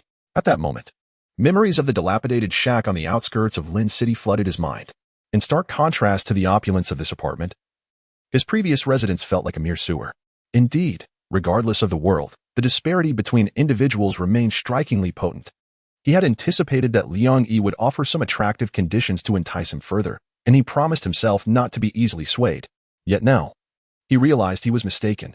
Poverty had limited his imagination. He never expected the other party to bestow upon him a flat valued at over 15 million.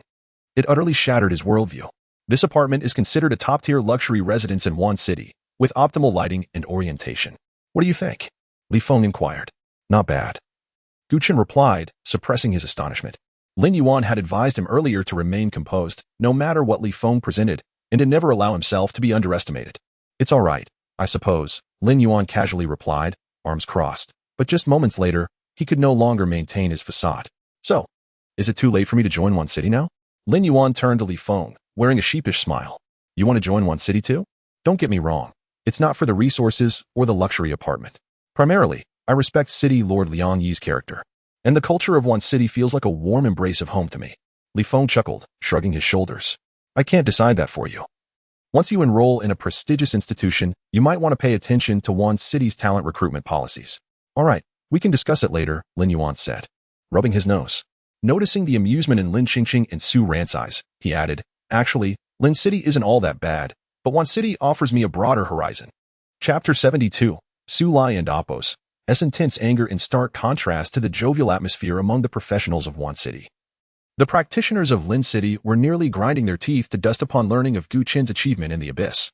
In the ruins of the temple's dungeon square, Gu Qin's name shone glaringly on the records for the hell-level dungeon, an unmistakable beacon of his success.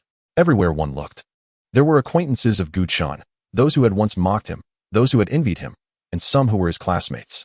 Notably absent from this gathering was Wu Zi, who had not dared to show his face in the novice dungeon square since he had betrayed his team during a run, too ashamed to return. Currently, discussions among novice practitioners revolved almost entirely around Gu Qin. Have you heard? Gu Qin not only joined one city, but also achieved the abyss accomplishment in the buried bone dungeon. Isn't that enviable? After clearing the novice dungeon, the practitioners of one city will likely opt for the ordinary level buried bone dungeon, given that its difficulty has been reduced by 25. And let us not forget, the rewards for clearing the dungeon have also increased by 25. Alas, one city has a splendid city lord. Liang Yi has snatched Gu Qin away, benefiting all the lower-tier practitioners there. What has the Lord of Lin City done for us? I heard Su Lai has lowered the dungeon fees for Lin City.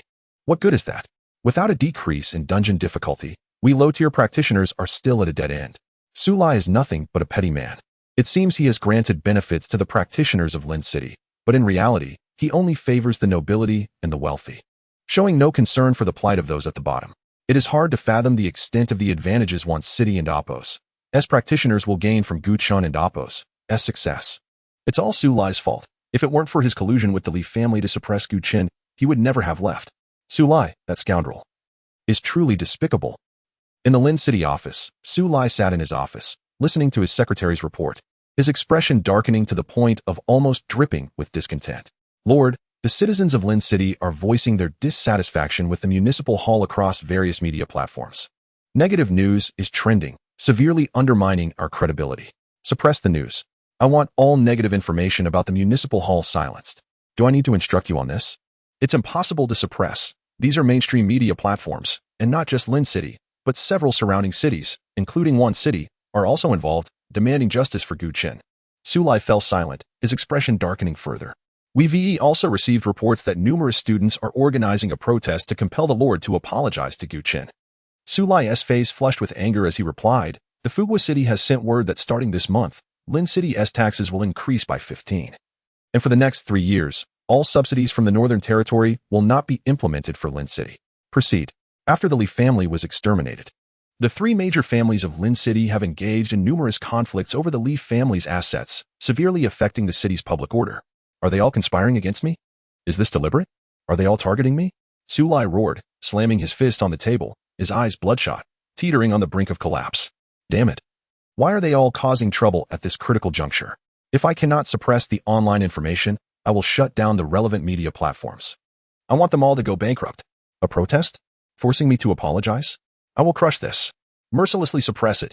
All participants will have their student status revoked and be sent to factories for labor reform. In Fugua City, raising Lin City's taxes by 15 and canceling subsidies? This is blatant retaliation. Well, the major families are not being honest, are they?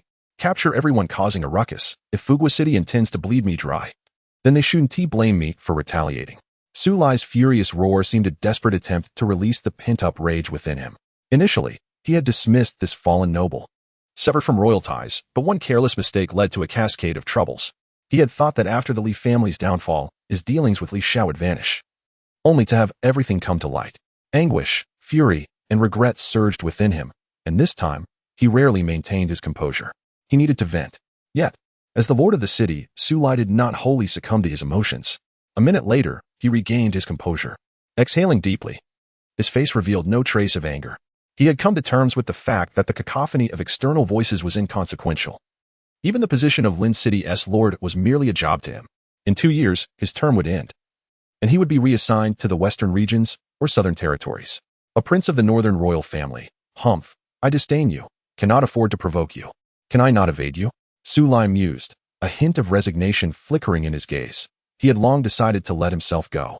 In Fugwa City, within the War King's residence, news of Gu Qin's departure from the Northern Territory to join the Eastern Continent had reached the palace. Gu Qifeng was incensed. Had it not been for Qin Yun's restraint, he would have mobilized troops to invade one city. Your Majesty, Zio has called from the capital.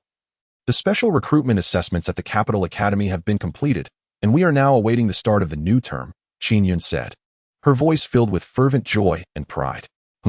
Zio is returning this afternoon? Is that truly so? Indeed, this child still cares for his parents. He has expressed a desire to spend time with us before the new term begins.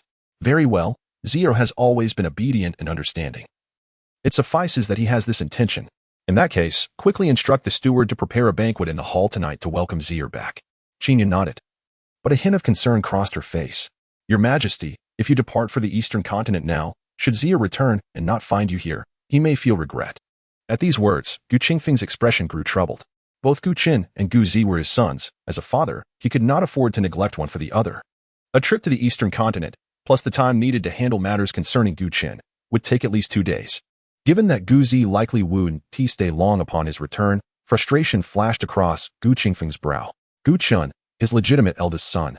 Why must he always stir up trouble outside? Why can't he be as worry-free as his younger brother Gu Zi? It seems my previous thoughts were not unfounded. Gu Qin's wild nature, having grown up outside, must be restrained. Otherwise, he will struggle to achieve greatness in the future. With a heavy sigh, Gu Qingfeng resigned himself. So be it. Leaving the Northern Territory was that rebellious child's choice. Even if he joins the Eastern Continent, he won't cause any significant turmoil for the time being. I shall remain in Fugwa City for the next few days, accompanying you and our son. Once Zi and Apos departs the Northern Territory, I will settle accounts with that wayward child. Qin Yun nodded in agreement, her furrowed brows gradually relaxing. Chapter 73, The Vault of Wanqing, Indomitable Black Armor. The day following the completion of the hellish burying bone dungeon, Liang Yi fulfilled his promise. Li Feng escorted Gu Qin to the exterior of the Vault of Wanqing. Within this vault lay the greatest wealth of the entire city, housing countless pieces of equipment, items, and rare materials. Only those who had made remarkable contributions to the city, aside from the city lord, were permitted to enter and select treasures. Having achieved the abyssal accomplishment within the burying bone dungeon, Gu Qin had also made a significant contribution to Wanqing. He received a golden card from Li Feng, granting him the privilege to select any one legendary piece of equipment from the vault. Go on in, Gu Chun. You may freely choose any equipment of legendary quality or lower, but this golden card can only be exchanged for one item, Li Feng remarked, his tone brimming with unabashed envy.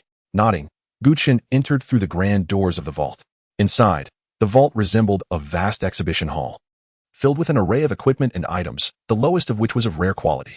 The surfaces of the equipment and items radiated dazzling brilliance, creating a mesmerizing spectacle. Overwhelmed by the abundance of treasures, Gu Qin felt akin to Lu Laolao stepping into the Grandview Garden, momentarily dazzled and enchanted. After wandering around, he noticed that perhaps due to the rarity of summoners in small cities, there weren't many items suited for his class. However, he remained undeterred. While the options for his own equipment were limited, there were numerous items available for his summoned beasts. After a lengthy search in the legendary equipment section, he ultimately selected a piece of armor, Indomitable Black Armor. Indomitable Black Armor.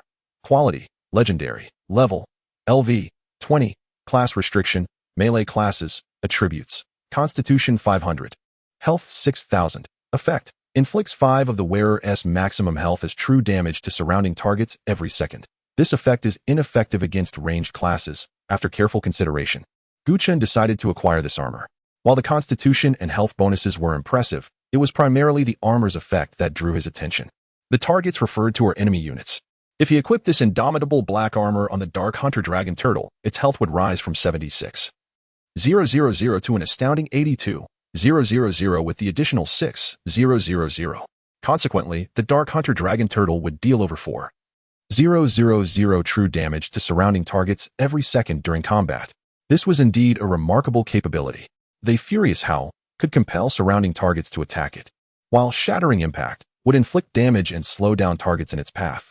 Coupled with the effects of the Indomitable Black Armor, one could only imagine the havoc the Dark Hunter Dragon Turtle would wreak once unleashed into the abyss.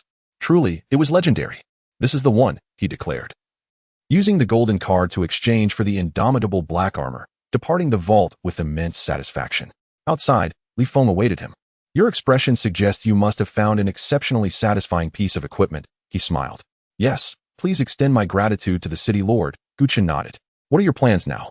You still have one opportunity to enter a first-tier dungeon or the abyss, Li Feng inquired. Now level 19. Chen had only gained 2 levels from conquering the hellish burying bone dungeon.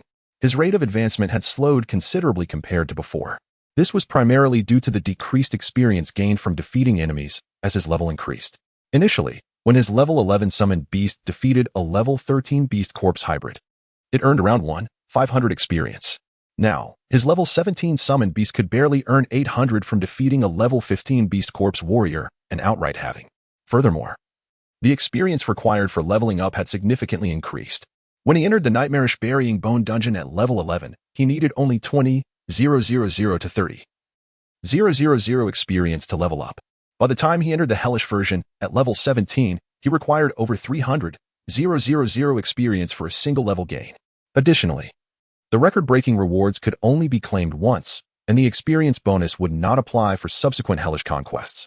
As levels increased, the pace of leveling naturally slowed, which was unavoidable.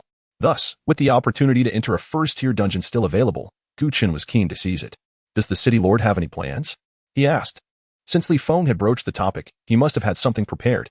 Recently, a new first-tier dungeon was established in Wanqing. If you're interested, the municipal hall can directly allocate a spot for you, he replied. Receiving a direct allocation would exempt him from the dungeon usage fee, saving a substantial sum of over 1 million. First-tier dungeon? What is the experience reward like? Chen felt a flicker of interest. Although it is an artificial dungeon, if tackled at hellish difficulty, the experience rewards are on par with the abyss. However, the challenge is considerably greater than that of ordinary dungeons, Li Feng explained. This, however, was not a major concern for Chen. As long as the rewards were sufficiently high, he was unbothered by the difficulty. After all, it was merely a first-tier dungeon. How challenging could it truly be? Then it's settled. If you agree, I can send you some dungeon information, Li Feng offered. Wait, Chen interjected, eager to clarify. Since we are entering a dungeon, could I ask the municipal hall for a small favor? What do you need? I've heard that the difficulty level of artificial dungeons can be adjusted. I wish to tackle the hellish difficulty directly. After all, I am already level 19. If I unlock the level step by step from the difficult tier, I may reach second tier before I can even attempt the hellish level. Once I become a second tier practitioner, I will no longer be able to enter first tier dungeons or the abyss. That may not be possible for others. But since you were able to achieve the abyssal accomplishment, it would not be unreasonable to grant you direct access to the hellish dungeon, Li Feng acknowledged. Thank you, Secretary Li, for your assistance. After discussing the matter, Li Feng sent Chen some dungeon information and proceeded to arrange the dungeon quota and open the hellish difficulty. Upon returning to his spacious apartment, Chen summoned Lin Yuan and the others. Lin Yuan, Lin Qingqing, and Su Ran were not residents of Wanqing, so for convenience, they stayed in Chen's apartment, which was ample in space. The team for this dungeon run remained unchanged from before, with Su Xia included. Previously, in the hellish burying bone dungeon, Chen had obtained an epic eternal source crystal, which Su Xia bought for 5 million. He claimed that with this material, he could create the new generation Mark 21 battle armor. The reason he wished to accompany Chen into the dungeon was to test the combat capabilities of this new armor. Chen readily agreed, as Su Xia would help balance the numbers without sharing the experience, and he was also curious about the new Mark 21 battle armor. After all, this was a world of universal job changes. Was Iron Man about to make an appearance? Chapter 74, First Tier Dungeon. Spider Cave is the difficulty of the first tier dungeon, Spider Cave. Quite formidable. Lin Yuan sat on the living room floor, setting aside the PS5 controller as he gazed at the dungeon information displayed on the television screen. It is indeed quite challenging. There are numerous alien creatures within, Lin Qingqing remarked. Numerous? Su Ran tilted her head in inquiry. Well, Lin Qingqing pondered for a moment before opting for a more fitting term, extremely numerous. In fact, exceedingly so. After all, it is the Spider Cave. Does that imply the experience gained will be substantial as well? Lin Yuan questioned. Not exactly, even if we were granted access to hell-level dungeons. The ultimate experience yield would merely align with that of a first-tier abyss, so while it may be more, it won't be excessively so. In that case, since it is still a first-tier dungeon, why not continue farming in the Buried Bones dungeon? Lin Yuan inquired. ISN and Oppos. This something our high school teacher addressed? Didn't you pay attention in class? Lin Qingqing shot him a glance, yet patiently explained, the abyss possesses a self-protection mechanism. Repeatedly farming the same abyss will suppress a practitioner's attributes, and the experience gained will diminish. Lin Yuan nodded. I concur with that perspective. Thus, if the Wan City government can approve our quota, that would be most advantageous. At the very least, it would spare us several million in dungeon usage fees. Su Ran remarked. Speaking of funds, Gu Chen cleared his throat. The price for a first-tier dungeon and first-tier abyss is the same, 3 million per person. Is that acceptable? Lin Qingqing grimaced at the thought. It's acceptable, but grant us a moment to sell some equipment. We are currently burdened with significant debt, and several online lending platforms are unwilling to extend loans to us. Suddenly, Gu Chen recalled something and turned to Su Ran. By the way, I have obtained a level 20 dagger, classified as rare. If you desire it, I can sell it to you at market price. Indeed. I am in need of a level 20 weapon, but I must first sell a few items to gather some funds, Su Ran replied, scratching her head in embarrassment. All right. Let us proceed thus. You shall rest today and prepare as well. Tomorrow at 7 a.m., we shall enter the first-tier dungeon, Spider Cave. Gu Chen decisively concluded the dungeon arrangements. He had received word from Li Feng that the dungeon quota had been approved and the hell level had been unlocked, alleviating a considerable burden. Once the plans were confirmed, Lin Yuan resumed playing on the PS5, while Lin Qingqing and Su Ran ventured out to sell equipment. Although they could utilize the practitioner trading platform, the process was rather sluggish, and with the dungeon scheduled for the following day, time was of the essence. Thus, they headed directly to the equipment recycling shop in the center of Wan City. Su Xia volunteered to oversee various preparations before the dungeon, including strategies, consumables, food, and more. Gu Chen, not idle, organized his equipment as well. Within the hell-level Buried Bones dungeon, he had acquired 3 epic items, 2 of which were the Echo Ring and the Echo Amulet. The third was the Eternal Source Crystal, which he sold to Su Xia. Even Gu Chen had not anticipated that a single excursion into a hell-level dungeon would yield the complete Echo set. The set's attribute bonuses were remarkable, providing a total of 600 spirit, 500 speed, and 300 constitution and strength. The most formidable aspect was the set effect he had longed for, restoring 10 of his energy upon slaying a target. Upon reaching the next level, the Nightmare Sovereign would be able to don the Echo set. Despite being an epic second-tier set without a star rating, it was still exhilarating. Early the next day, Li Feng dispatched an MPV to transport Gu Chen and his companions to the dungeon plaza of the Spider Cave. It was not yet 7 a.m., and the plaza was not overly crowded with practitioners. However, upon Gu Chen's arrival, many recognized him. Gu Chen, what a coincidence. You too are entering the Spider Cave? Master Gu, you are my idol. Gu Chen, the people of Wan City welcome you. In response to the surrounding greetings, Gu Chen courteously nodded, acknowledging their salutations.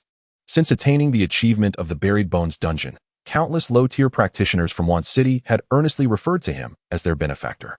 After all, his actions had granted the majority among them a significant advantage from the outset. As for the few who could not quite keep up, they bore no resentment. Rather, they felt gratitude towards Gu Chen. Now, they could rent their modest balconies to those eager visitors from afar at prices exceeding 1,000. Gu Chen did not linger, guiding Lin Yuan and the others through the plaza to the entrance, where he initiated the operation. Identity verification successful. The current dungeon has been unlocked to hell-level difficulty. Please choose wisely. Gu Chen prepared Lin Yuan and the others, decisively selecting the hell-level option. The average level of the current team is too low. It is advised to regroup. No, entering first-tier dungeon, Spider Cave, hell level. Please hold on. The spatial vortex representing the dungeon entrance abruptly transformed into a blood-red hue, followed by an overwhelming aura of terror that engulfed Gu Chen and the 4 behind him. Sensing the oppressive aura of the hell-level dungeon, the practitioners in the plaza quickly turned their attention, their expressions filled with shock and astonishment. Is that Master Gu? He is actually entering a hell-level dungeon. What? How did he manage that? How can he directly access a hell-level dungeon? What is the big deal? Gu Chen is a favored individual besides City Lord Liang Yi. Unlocking a dungeon difficulty is hardly remarkable. Sigh, envy washed over many, despite being of the same age. Gu Chen had already penetrated the hell-level dungeon while they struggled to surpass even the normal level. Not envious. I'm tired of envy. Being a practitioner is too challenging. Perhaps working in a factory tightening screws suits me better. By the way, the fastest record for clearing the hell-level Spider Cave is 7 hours and 32 minutes. Do you think Master Gu will break the record this time? Did you just come from the abyss? Is that even a question? Not returning to the factory. From now on, I'll reside at the Abyss Plaza and start a live stream. Everyone, come guess how long it will take Master Gu to clear the dungeon. Oh my, you've truly grasped the essence of live streaming. As the excitement in the dungeon plaza escalated, Gu Chen found himself standing in a dim, icy cavern. Simultaneously, a series of dungeon notifications appeared before his eyes. You have entered the hell-level dungeon, Spider Cave. Deep within the cave resides a ghost-faced king spider, tainted by abyssal power. You must prevent the ghost-faced king spider from unleashing a plague, otherwise, the abyssal power will thoroughly erode this place. The outskirts of the cave are inhabited by the insect masters. If you can persuade their chief, all insect masters will become your allies. Chapter 75. Old Gu. Do you have a plan? As their eyes adjusted to the darkness, Chen and his companions began to survey their surroundings. Everywhere they looked, remnants were shrouded in cobwebs, resembling layers of gossamer draped across the rocky walls and ceilings of the cave. Tiny, grayish-white spiders, no larger than grains of rice, scuttled about. The ground was littered with debris, including insect shells and desiccated bones, all mingled with the pervasive strands of silk, exuding an air of decay. Lin Yuan stepped aside, glancing at the dense webbing on the cave walls, and instinctively reached out to tug at a nearby thread. In an instant, a cloud of dust cascaded down, leaving him covered in grime. The sensation, the dust, felt astonishingly real. Lin Yuan exclaimed in awe. First time in a dungeon? Look at you, so pathetic. Lin Qingqing shot him a sidelong glance. It's my first time in a paid dungeon, and this place looks no different from the abyss. Although the dungeon is artificially crafted, everything here closely resembles the real abyss. Otherwise, why charge so much?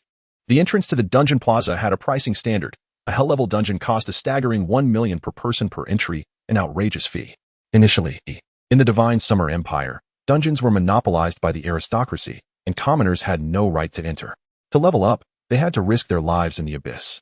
It wasn't until the current sovereign ascended to power and initiated a series of reforms, purging many stubborn nobles, that the ownership of dungeons was nationalized.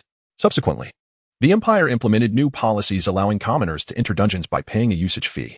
To provide more opportunities for adventurers to level up, the empire invested heavily in infrastructure, spending nearly a decade constructing teleportation arrays in every abyss plaza. Thus, the number of adventurers in the Divine Summer Empire surged. Even the military's foremost figure, known as the war god of Azura, Xiao Nanfeng, rose to prominence only after these reforms were enacted. Therefore, the opportunities for ordinary adventurers to excel were entirely thanks to the series of reforms promoted by the sovereign of Divine Summer. At this moment, Su Xia stood beside Gu Chen, inquiring, Brother Chen, according to the strategy guide, the outskirts of the spider cave are inhabited by the bug tamers. If we can gain their assistance, we can expedite our progress through the dungeon. However, to secure their help, we must first persuade their clan leader. Which is no small feat. Lin Yuan feigned seriousness, chiming in, Old Gu, you must have a plan, right? At these words, everyone turned their gaze expectantly toward Gu Chen. After a moment of contemplation, he nodded affirmatively. Yes. Lin Yuan's face lit up with joy. He had been waiting for Gu Chen's response, and it seemed this venture was destined for success. Lin Qingqing's beautiful eyes sparkled as she stepped forward, asking, Great One, what shall we do next? We have just entered the dungeon and are positioned at the outskirts of the spider cave. Should we first approach the bug tamers and persuade them? I have perused some strategies regarding the spider cave, and the leader of the bug tamers is exceedingly proud. The entire clan believes themselves to be exceptionally gifted and are reluctant to assist us, mere commoners. To convince their leader, we would need to present 2 pieces of epic equipment and agree to share half of the experience gained from slaying foreign beasts. There's no need for such complexities. Gu Chen interrupted Lin Qingqing with a wave of his hand. My plan is quite straightforward. First, we eliminate the bug tamers, then we eradicate the spider intruders, and finally, we slay the ghost-faced king spider. Lin Qingqing's expression froze in disbelief, nearly thinking she had misheard him. Instinctively, she glanced at Lin Yuan, Su Xia, and Su Ran, only to find their faces reflecting a similarly perplexed complexity. Lin Yuan clicked his tongue and urged, Old Gu, we are to slay the foreign beasts, not the bug tamers. Do not conflate the two. Gu Chen shook his head and replied solemnly, In this dungeon, the ghost-faced king spider is about to unleash a plague of insects. The bug tamers reside on the outskirts of the spider cave and are at a critical juncture of life and death. Yet, they show no signs of resistance against the foreign invasion and instead deliberately obstruct us adventurers. If that is the case, what use are they to us? Upon hearing Gu Chen's words, Lin Yuan nodded in agreement. It made sense. Although the main quest for adventurers is to prevent the ghost-faced king spider from unleashing the insect plague, it could also be viewed as a means to save the bug tamers. However, the bug tamers, including their leader, held an inflated sense of superiority and looked down on the adventurers entering the spider cave, demanding equipment and splitting the experience gained. Even in a hell-level dungeon, epic equipment is not guaranteed to drop. The leader of the bug tamers was asking for 2 pieces of epic equipment while also wanting to share the experience, monopolizing the benefits. Lin Yuan had spent the previous day playing PS5 in the living room, engrossed in a game of Tiger Vanguard, hardly glancing at the strategies. By the time Lin Qingqing and the others returned from selling equipment to gather enough money, Lin Yuan had barely made any progress in the game.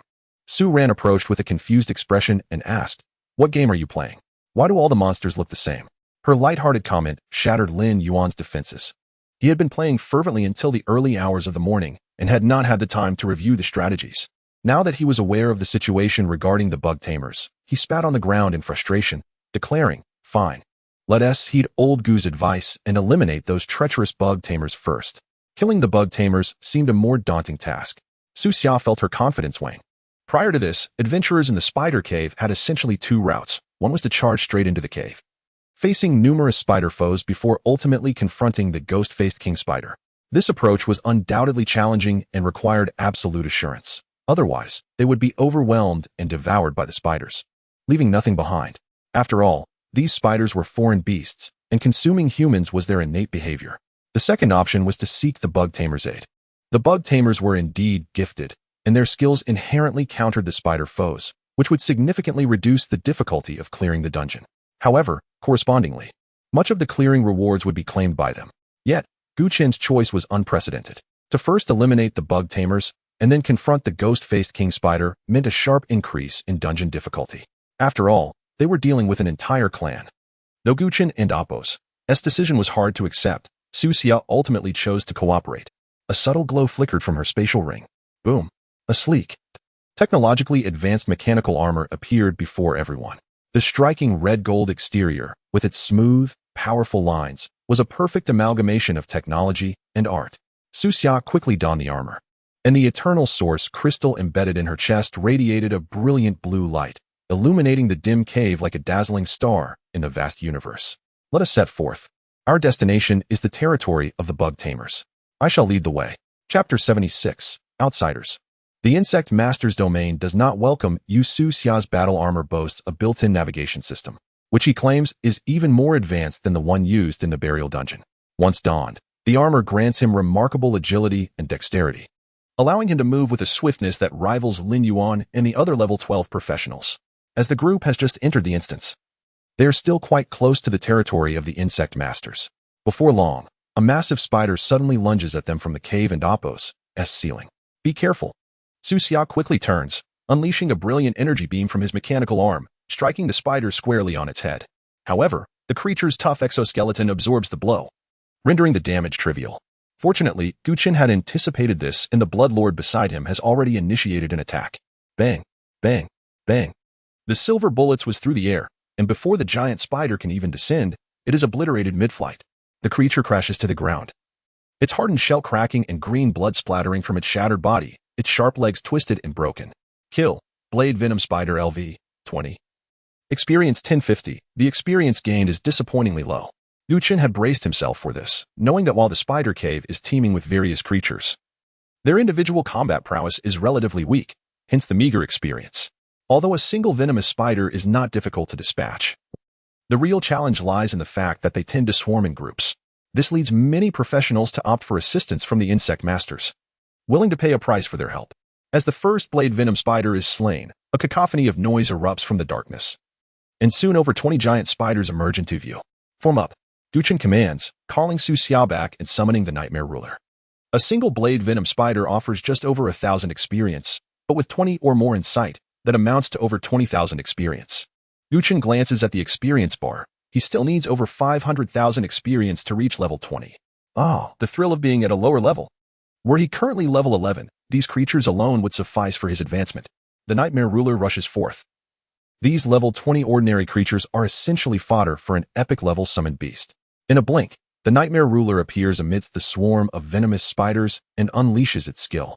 Deep Dream. Despite facing a horde of level 20 blade venom spiders, they are merely ordinary creatures, and the Nightmare Ruler's skill inflicts devastating damage upon them. Ethereal Dream energy envelopes the area, dealing continuous damage and swiftly depleting their health. Over 10,000 damage per second. Trapped within the Deep Dream, the swarm of blade venom spiders cannot withstand such overwhelming damage and are swiftly torn to shreds by the dream energy. The Nightmare Ruler retracts its skill after merely 2 seconds, expending a negligible amount of energy. Kill. Blade Venom Spider LV. 20. Experience 1050. Kill. Blade Venom Spider LV. 20. Experience 1030, kill, blade venom spider LV, 20, experience 1080. All of them are dispatched, netting over 24,000 experience. Chen wears a satisfied expression. What a thrill. No wonder so many enjoy mowing down enemies in games. Previously, whether battling the fallen guards or the beast corpses, sustaining the deep dream required considerable energy expenditure. However, with these spiders, staying within the deep dream for just a couple of seconds results in their obliteration, making for a far less taxing endeavor. The exhilaration is truly unprecedented. In the blink of an eye, the blade venom spiders lie dead, and Su Xia, clad in his battle armor, stands awestruck. Incredible! His energy beam barely reduces a blade venom spider's health by over 600. Yet Chen's summoned creature deals damage exceeding 10,000 in an instant. The disparity is astounding. Let us proceed, Chen states calmly. Before long, they arrive at the territory of the insect masters. Though termed a territory, it is more akin to a stronghold, with patrolling guards reminiscent of ancient military camps. Upon seeing Chen and his companions approach, a group of insect masters clad in white trench coats swiftly steps forward. Leading them is a gaunt, bald man who coldly raises a hand to halt their advance. Outsiders, the insect master's domain does not welcome you. If you seek assistance, you must first demonstrate sufficient sincerity, otherwise, I shall not permit you entry. The bald man glances at the group with barely concealed arrogance and disdain. Chen, unfazed by the man's offensive tone, inspects his attribute panel. Outsider, Insect Master Guard, level, LV, 18, health, 10, 500, attributes, strength 240, agility 245, constitution 240, spirit 250, skill, insect devouring storm, a health pool just over 10,000, pathetically weak. Chen remains composed and states, I wish to see your clan leader. Bring him out. The Insect Master Guard's expression darkens at Chen's blatant disrespect. Audacious. The clan leader's esteemed status, before he can finish. A barrage of bullets erupts like thunder, instantly riddling the bald man and his fellow Insect Master Guards with holes, their bodies collapsing lifelessly to the ground. The Bloodlord lets out a low growl, activating a skill as his health diminishes slightly. Bloodline inheritance, and the next moment, the fallen bodies are enveloped in crimson light. Rising one by one, their eyes gleaming with a terrifying bloodlust. The party now boasts 5 bloodline descendants. Lin Yuan and the others shudder, finally comprehending the situation. Even though they knew Chen intended to eliminate the insect masters first, this was an unprecedented display of ruthlessness. This was murder. How could he act so decisively? The bald insect master hadn't even finished speaking when his guards were already dead. Kill. Insect Master Guard LV, 18. Experience 788, kill. Insect Master Guard LV, 18. Experience 809, kill. Insect Master Guard LV, 18. Experience 796. Chen, with an expression of indifference, glances at the nearly stagnant experience bar and strides into the Insect Master's domain. Murder? No, to him, it is merely a source of experience. Chen's strategy is straightforward, a relentless advance. The Insect Master's territory is intricate, filled with numerous pathways. In other instances, locating the enemies might require a painstaking search. However, in this case, there is no such concern. After dispatching several squads of guards, an alarm sounds throughout the territory, indicating an enemy attack. Moments later, over 50 insect masters, dressed in white trench coats, emerge with fierce intent. Outsiders, how dare you kill within the insect master's domain? You are courting death. Upon hearing their furious shouts, Chen lifts his gaze and turns to the Bloodlord. Eliminate them all. Leave not a single one alive. Chapter 77. Killing you is the greatest help to me. The Blood Clan sovereign, eyes ablaze with murderous intent, unleashed, deadly shot, without uttering a word. Under the enhancement of the skill, a single bullet could inflict damage exceeding 10,000. The twin guns roared, unleashing an unstoppable torrent of fire. The Blood Clan descendants surged forth, launching fierce assaults on the insect tamer's guards. The Nightmare Ruler transformed into a wisp of black mist, swiftly appearing deep within the territory of the insect tamers, simultaneously activating the deep dream realm. Those rushing guards were akin to moths drawn to a flame. As they entered the dream realm, they were mercilessly torn to shreds. Chen and his companions watched as the slaughter unfolded, overwhelming and one-sided, their experience points soaring rapidly. With over 50 guards vanquished, that amounted to more than 40,000 experience points. The ease with which the experience was gained was exhilarating. Standing still, they amassed rewards effortlessly. Perhaps due to the swift demise of the ordinary guards, a stronger batch of insect tamer warriors soon emerged, and their numbers were greater than before. Nevertheless, even this could not withstand the devastating onslaught of the 2 summoned beasts. The nightmare ruler wreaked havoc deep within the territory. While the Blood Clan sovereign and his descendants executed their deadly work from the periphery, some of the more astute insect tamers, recognizing the peril, abandoned the nightmare ruler and charged towards Gu Chen, only to be shot down by the Blood Clan sovereign, their corpses transformed into Blood Clan descendants. The ranks of the Blood Clan descendants continued to swell, turning the territory into a gruesome slaughterhouse, saturated with the sin of blood. To Gu Chen, the once mighty insect tamer clan appeared merely as a series of experience points. Kill insect tamer warrior LV, 18. Experience 1026. Kill insect tamer warrior LV, 18. Experience 998. Kill insect tamer warrior LV, 18. Experience 1010. As the experience steadily increased, Lin Yuan suddenly spoke up. Old Gu. It seems an insect tamer elder is approaching. An insect tamer elder? Gu Chen lifted his gaze, and it appeared that the insect tamer's guards and warriors had perished in droves.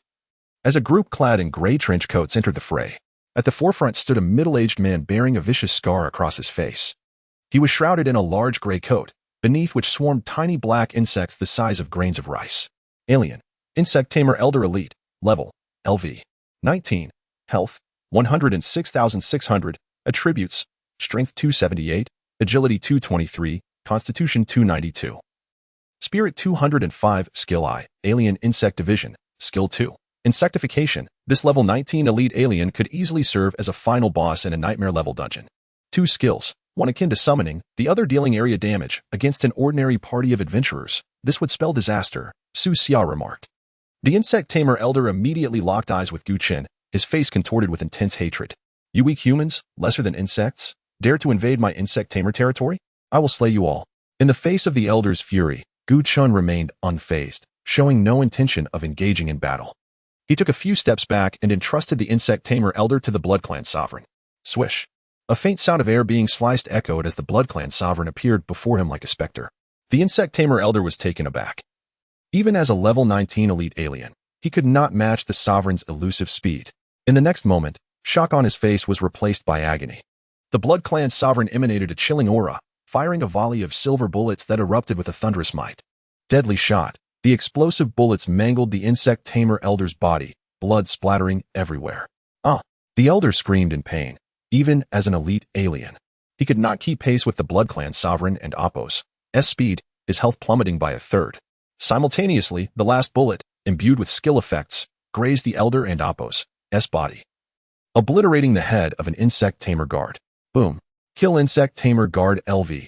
18. Experience 826. The kill reset was triggered, refreshing the skills. The Blood Clan sovereign's figure flickered, leaving behind a residual image as he appeared behind the insect tamer elder. Deadly shot. Another barrage of bullets rained down. The insect tamer elder had no time to cast his skills, his body riddled with gaping wounds, a sight to behold. Without the guards, the elder might have been able to exchange blows with the Blood Clan sovereign for a few rounds. Yet now, he was reduced to a state of critical health. Staring in horror and rage at the sovereign, shouting, "Impossible! Why is your skill not on cooldown?" In his fury, a thick cloud of black mist erupted from him. Alien Insect Division. No, it was not mist, but a swarm of dense black insects. A closer inspection would reveal that each insect multiplied rapidly, doubling in number before one's eyes. In an instant, a vast swarm of insects ascended into the air, resembling a dark cloud, heading straight for Gu Chen. Kill the summoner. This elder appears to have some wits, he thought. However, what the insect tamer elder did not anticipate was that halfway through their flight, 5 Blood Clan descendants propelled themselves upwards like cannonballs. Then, they detonated. Boom. The explosion resonated simultaneously, unleashing a fearsome blood flame that formed a small mushroom cloud. The area damage swiftly consumed the countless insects. Kill Alien Insect LV. 19. Experience 3. Kill Alien Insect LV. 19. Experience 3. Kill Alien Insect LV. 19. Experience 3. What? The insect tamer elder, witnessing this scene, coughed up blood, his eyes wide with shock. The combined damage from 5 level 18 Blood Clan descendant self-detonations totaled 15,000, ample to eliminate a horde of insects. The explosive flames quickly dissipated, reducing all the insects to ashes. The elder wore a complex expression. He had intended to unleash a tide of insects to devour the summoner, only to find his swarm obliterated by the explosion. At that moment, the Blood Clan sovereign's gaze shifted back to the elder. The insect tamer elder's expression tightened, feeling as if he were being targeted by death itself. Without hesitation, he activated his skill. Insectification, accompanied by a pained roar, his body rapidly hardened and deepened, as if a rough shell was growing around him. Simultaneously, his limbs twisted, bones creaking unnaturally as they reshaped, his arms and legs becoming robust and powerful, with sharp spikes protruding from his joints. In the blink of an eye, the insect tamer elder morphed into a humanoid insect. He let out a piercing screech, his sharp limbs glinting with a cold metallic sheen, piercing towards the Blood Clan sovereign. The transformation into a humanoid insect undoubtedly represented the elder's most formidable skill. However, the Blood Clan sovereign stared coldly at him, unwavering, as the sharp limb lunged. He effortlessly parried it, rendering it unable to advance further. In that moment, the insect tamer elder's insect-like visage displayed unmistakable horror.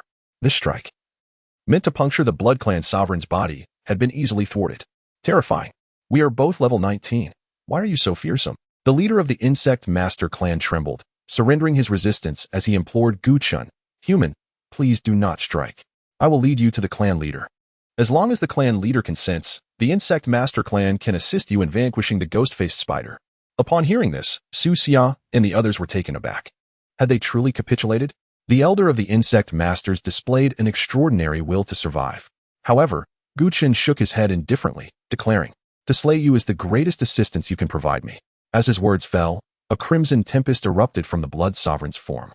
The elder of the Insect Masters was engulfed by the blood-colored storm, his insectoid body shattering, and in the blink of an eye, his vitality was utterly depleted. Chapter 78. The devastating blow of the Black Death, defeated Elder Insect Master Elite LV. 19. Experience 8212. Acquired loot. Insect Master Robe LV. 19. Rare. Acquired loot. Insect Master Boots LV. 19. Rare. Much like the previous encounter in the Bone Burial Dungeon, the elite foreign races are also categorized by strength. Undoubtedly, this Elder Insect Master falls into the weaker category. However, being an elite, the experience gained from its defeat is still considerable. The two rare equipment pieces dropped are a robe and boots, but they are class-restricted, wearable only by Insect Masters. As a rare profession, these items are likely to fetch a handsome price on the profession trading platform. Within the territory of the Insect Masters, witnessing their elder and oppos, demise in battle, the morale of the Insect Masters plummets, especially the few gray-cloaked Insect Masters who had accompanied the elder, sensing the impending doom, flee in haste. After all, if even the elder has been slain, what chance do they have? Consequently, the Insect Masters scatter in disarray, retreating deeper into their territory. The Blood Lord leads over 30 bloodline descendants in pursuit. The Nightmare Sovereign also withdraws the deep dreamscape, expending nearly half of its mental energy to summon over 30 nightmare minions. The nightmare minions transform into dark shadows and ensnare some fleeing Insect Masters, who are then methodically executed by the Nightmare Sovereign. Chen, accompanied by a host of summoned beasts, chases into the depths of the territory, slaying every Insect Master in their path. Defeated Insect Master Warrior LV. 18. Experience 1026. Defeated Insect Master Warrior LV. 18. Experience 998. Though the experience gained is gradual, it steadily accumulates. Reaching the innermost sanctum, they arrive beneath a sculpture of an alien insect, towering over 3 meters, roughly the size of a heavy truck. As Chen and his companions approach, a woman clad in a black trench coat emerges from the sculpture, her appearance both alluring and dangerous. Beneath her open coat, she wears a fishnet-like undergarment, accentuating her sensuality without the slightest pretense of modesty. "Humans, did you not come seeking my assistance? How dare you assault my noble Insect Master clan?" Her cold and haughty voice reverberates through the cavernous space. Foreign race, Insect Master Matriarch Elite, level, LV. 20, health, 155,200.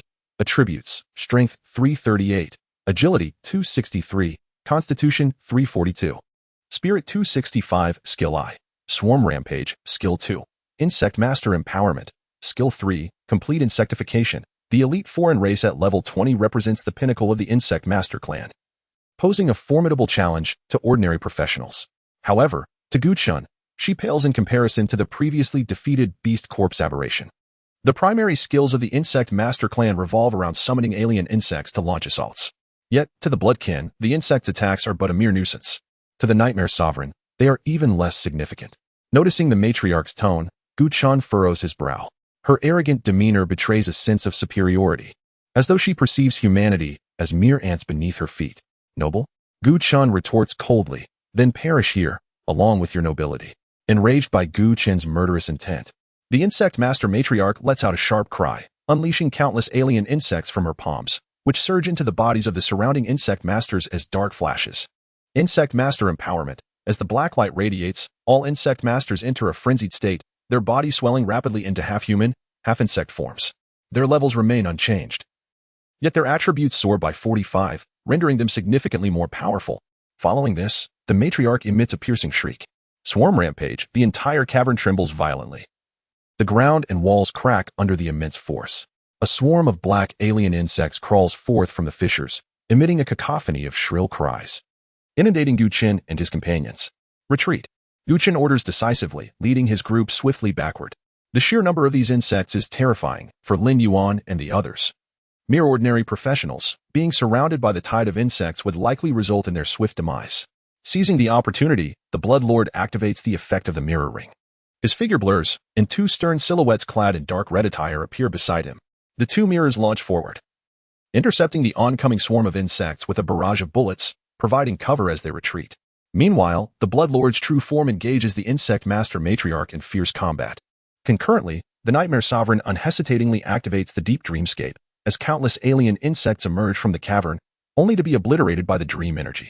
Defeated Alien Insect LV 20.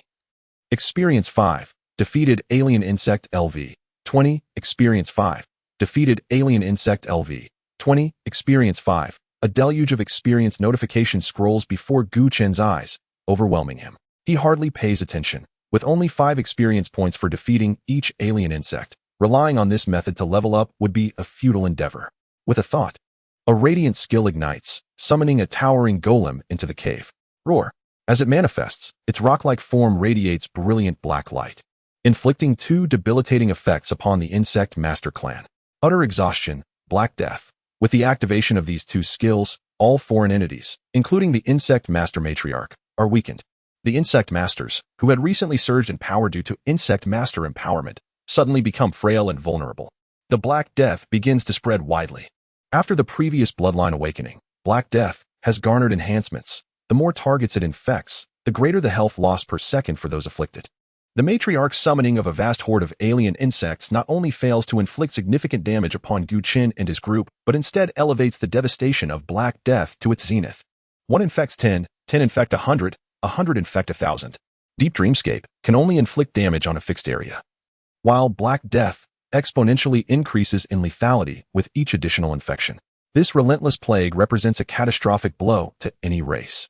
Within a few breaths, a multitude of alien insects perish, their bodies accumulating into a thick layer of carcasses, which are subsequently trampled into dust amidst the clash between the Bloodkin and the Insect Masters.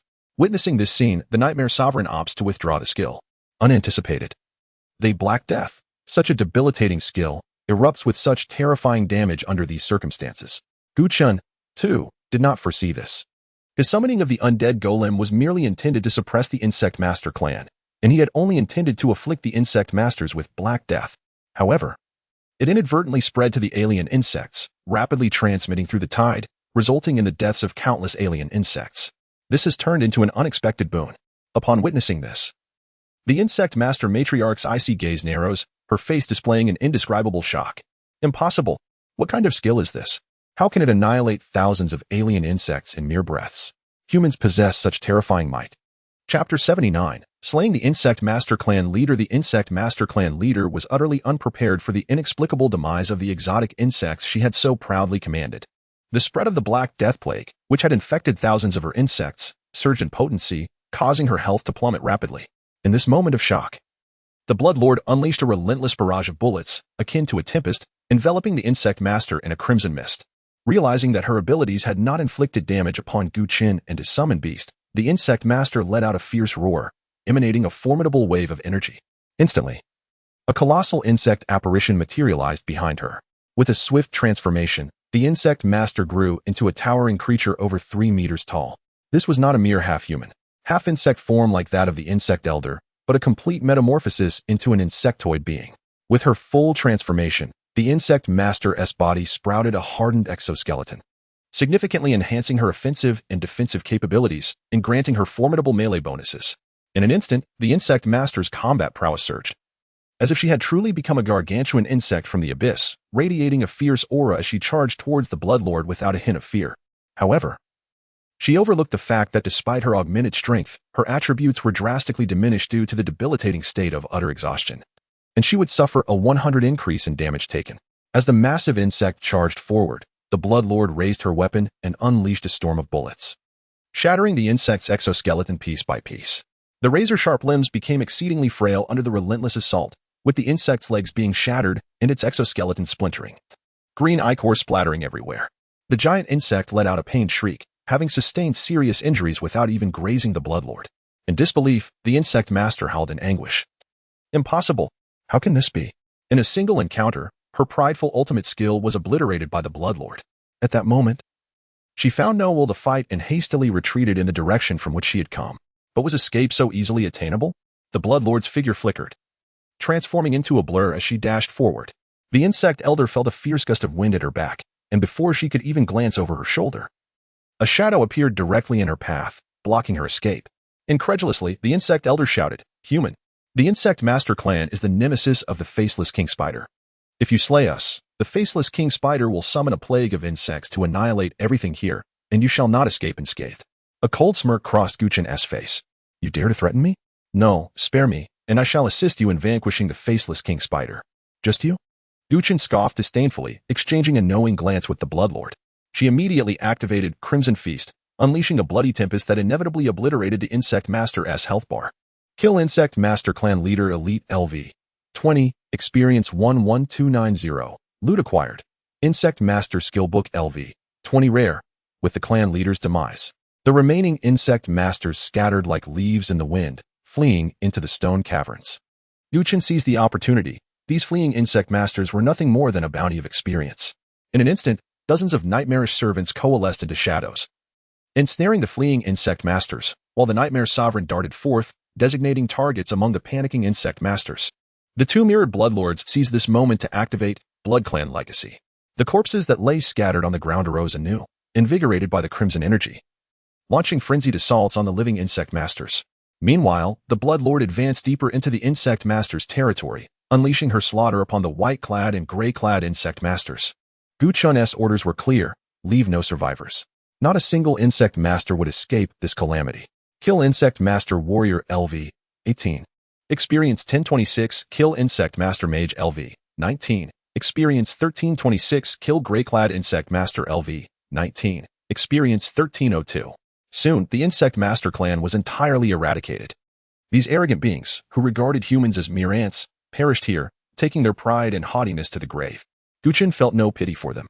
According to the dungeon's narrative, should the adventurers fail to slay the Faceless King Spider, a catastrophic insect plague would ensue, leading to their ultimate demise. A fitting consequence for their hubris. Death is an inevitability, yet it is preferable to die with purpose, transforming into experience for Guchen. Level up, level, LV. 20. 3126 651500. Strength, 517. Agility, 516. Vitality, 518. Mentality, 769. Summon Beasts. Bloodlord LV. 20. Legendary. Nightmare Sovereign LV. 20. Epic. Undead Golem LV. 20. Legendary. Dark Hunter Dragon Turtle LV. 20. Epic. Talent. Currently available. 1 Dark Bloodline. Finally, I have reached the second tier, Guchen mused. The time to level up had noticeably elongated upon entering this dungeon. Not only had he slain numerous blade venom spiders, but he had also annihilated the Insect Master clan, finally achieving a level increase. Once he exited this dungeon, he must delve into the second tier abyss. However, before that, Guchen intended to elevate his summoned beasts further.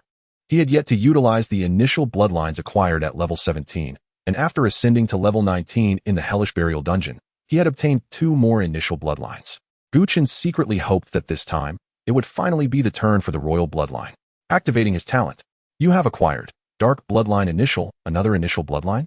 Guchen's face fell in frustration. Was the royal bloodline truly that rare?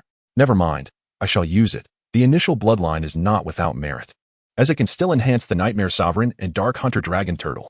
With this thought, Guchen bestowed all 4 initial bloodlines upon the Nightmare Sovereign. Summon Beast Ascension successful. Nightmare Sovereign, Epic. Nightmare Sovereign, Epic. Health, 11,290. Attributes, Strength 390, Agility 396, Vitality 395. Mentality 480, New Talent Acquired, Shadow Kill Arc Light.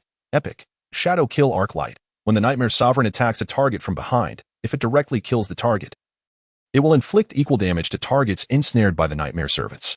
Talent Enhancement Acquired, Sweet Dreams Come True. The Nightmare Sovereign's skill cooldowns are reduced by 80. And skill consumption, energy expenditure, and negative effects are also reduced by 80. Skill Enhancement Acquired, Nightmare Entanglement. For every 5 points of mentality, a Nightmare Servant may be summoned. Targets entangled by the Nightmare Servants will suffer multiplied damage, up to a maximum of 20 times. Chapter 80, Shadow Kill Arc. Instant Harvest, Epic 5 stars. A new epic level talent has been added. Shadow Kill Arc? By utilizing this skill to eliminate targets from behind, one can inflict equivalent damage to those ensnared by the Nightmarish Servants.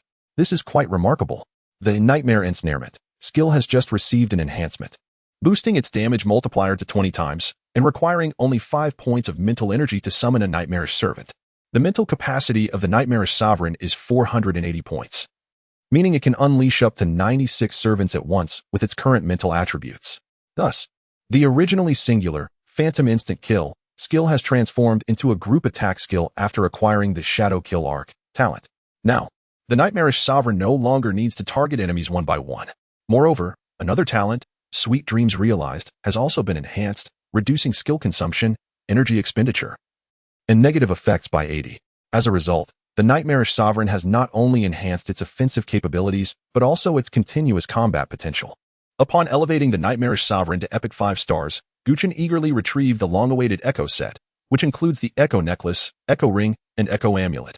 Equipping these items significantly boosted its attributes, adding a total of 600 points to mental energy, 500 points to speed, and 300 points to both constitution and strength. The equipment effects are equally impressive, featuring a cooldown reduction of 45, recovery speed enhancement of 45, an attack increase of 35, and a defense boost of 30. The cumulative effects are already strikingly apparent. However, Chen's greatest anticipation lies in the set effect obtained by gathering all 3 pieces. Set effect restores 10 energy upon each kill. A simple yet powerful description that requires no further explanation. This set effect, combined with the Sweet Dreams Realized talent, propels the Nightmarish Sovereign into an infinite firepower mode. Chen surveyed the data on his panel, nodding in satisfaction. Although the Nightmarish Sovereign remains an epic level summon, it is now comparable to legendary level summons. Moreover, the distinction between epic 5 stars and legendary summons is merely the absence of an unremarkable primal bloodline. Even if he cannot acquire the royal bloodline at level 21, Chen can still advance the Nightmarish Sovereign to legendary status using the primal bloodline. Consequently, among the 4 summons he has contracted, at least 3 will be legendary.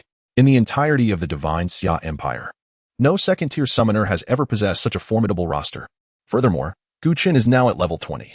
Once he exits the Spider Cave dungeon, he will be able to contract a 5th summon, resulting in another significant enhancement of his combat power. Indeed, the combination of a summoner and divine talents is truly terrifying. After sweeping through the territory of the Bug Tamers, Chen's team rapidly expanded, with the level 20 Bloodline Lord converting 200 Bloodline descendants, marching robustly deeper into the Spider Cave. Among these 200 Bloodline descendants, more than half are second-tier bloodlines. Their combat prowess undeniably superior to that of ordinary foes at the same level. Most importantly, a second-tier bloodline self-detonation can inflict 5,000 points of area damage, meaning 10 detonations yield 50,000 damage, and 100, a staggering 500,000. If all 200 bloodline descendants were to self-detonate, Chen feared they might obliterate the dungeon entirely. Ahead lies the lair of the Razor Venom Spider, home to an elite Razor Venom Spider. Defeating it will allow passage to the next lair. Su Xia's voice echoed within the cavern. The Spider Cave contains multiple lairs, each housing an elite foe capable of summoning numerous ordinary spiders. All right, let's proceed, Chen affirmed, commanding the bloodline descendants to charge forward. Along the way, swarms of Razor Venom Spiders emerged, but they were no match for the bloodline descendants. Each descendant needed only to attack in turn to eliminate the ordinary spider foes. Soon, a large number of bloodline descendants breached the lair of the Razor Venom Spider. Almost immediately upon entry, a cacophony of disjointed, chaotic sounds filled the cavern. Subsequently, numerous strands of silk cascaded from the cavern's ceiling like curtains, and one after another, the Razor Venom Spiders descended from the threads, coming into view. So massive, I can't take it. Lin Qingqing exclaimed in shock. The razor venom spiders emerging from the lair were indeed larger than cars. Their 6 crimson eyes glaring ominously in the darkness, and there were at least 50 or 60 of them. All level 20 razor venom spiders turned their bloody gazes upon the intruders, emitting shrill, piercing shrieks. In an instant, the spiders surged forward, their bloodthirsty eyes fixated on Chen and his companions, viewing them as mere prey. If ordinary adventurers encountered such a scene, their fate would be sealed with death. However, for Chen, this was merely an opportunity. Nightmarish Sovereign, arise. Chen commanded, and the nightmarish sovereign dissipated into black mist around him. In an instant, numerous shadows darted throughout the lair, swiftly ensnaring the advancing razor venom spiders. Over 50 razor venom spiders found themselves immobilized, struggling in vain to move an inch. 8 legs. They can't take a single step. The spiders screeched in furious outrage. Yet at that moment, behind one razor venom spider ensnared by 5 shadows, wisps of black mist silently emerged. Before it could react, the dense black mist enveloped its menacing form entirely. Nightmare ensnarement, phantom instant kill, shadow kill arc, 5-fold damage erupted. And the razor venom spider emitted a sharp, mournful cry before its health was completely depleted. Immediately after, all razor venom spiders ensnared by the nightmarish servants let out piercing cries as the 5-fold damage from the shadow kill arc talent detonated upon them. The colossal forms of the razor venom spiders collapsed to the ground in unison, appearing unscathed on the surface, yet their health was entirely drained. Kill razor venom spider LV. 20. Experience 1023. Kill razor venom spider LV. 20. Experience 1065. Kill razor venom spider LV. 20. Experience 1042. In an instant, the experience notifications in Chen and Appo's view began rapidly scrolling, and he amassed over 50,000 experience points in a blink. All dead. Is this the skill of the nightmarish sovereign? Su Xiao's voice brimmed with astonishment. Impossible. I must be dreaming. How can such an outrageous skill exist? Lin Yuan was utterly dumbfounded. After all, it is the skill of a great deity. A little outrageousness is to be expected, Lin Qingqing remarked lightly. All the spiders are dead. How wonderful. Su Ran quietly sighed in relief. As everyone stood in disbelief, the ground suddenly heaved, forming a massive mound of earth. Moments later, a giant spider, resembling the razor venom spider but adorned with red and green patterns, emerged from the depths. This spider had a more sinister head and was twice the size of the razor venom spider, uprooting debris as it charged towards Chen and his companions. Emitting a sharp, ear-piercing roar to assert its dominance. Alien, razor venom spider elite, level, LV, 20, health, 165,200, attributes, strength 328, agility 253, constitution 332. Mental 245, skill I, venomous spider shell, skill 2, corrosive web, skill 3, regeneration. The elite bladed venom spider before him possessed a health pool of only 165,000. However, those who underestimated it had already perished by its blades. Its third skill, regeneration, granted it formidable restorative capabilities, impervious to healing reduction effects. This rendered the elite bladed venom spider a formidable opponent, nigh unkillable. Even with its 8 bladed legs shattered or its body cleaved into segments, it could swiftly regenerate and resume combat. Furthermore, it boasted a carapace of formidable hardness and sharpness, along with highly corrosive venomous webs, making it a creature seemingly without flaws in battle, born for conflict. A combat-bred elite alien? How opportune. Shadow Hunter Dragon Turtle, go. Chen's eyes flashed with battle fervor. Summoning the newly contracted warrior-type creature, the Shadow Hunter Dragon Turtle, instead of the undead Lich. A soul-stirring roar echoed through the cavern as the Shadow Hunter Dragon Turtle, adorned in spiked armor like a heavily armed warrior, emerged from the summoning circle. Its eyes burned with a fierce desire for battle and slaughter. An aura of dread swept outwards, causing the elite bladed venom spider to sense an unprecedented threat. As if sensing the Shadow Hunter Dragon Turtle's potent aura, the elite bladed venom spider abruptly lunged, emitting a piercing shriek. This cavern was its lair, and it would brook no creature that could endanger it within its territory. The Shadow Hunter Dragon Turtle's battle lust intensified. Facing the intense animosity, it braced its thick legs on the ground and activated its skill.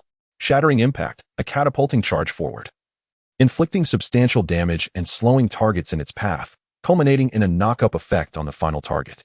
The ground beneath its feet shattered as the Shadow Hunter Dragon Turtle launched forward with unstoppable force, like a heavy artillery shell.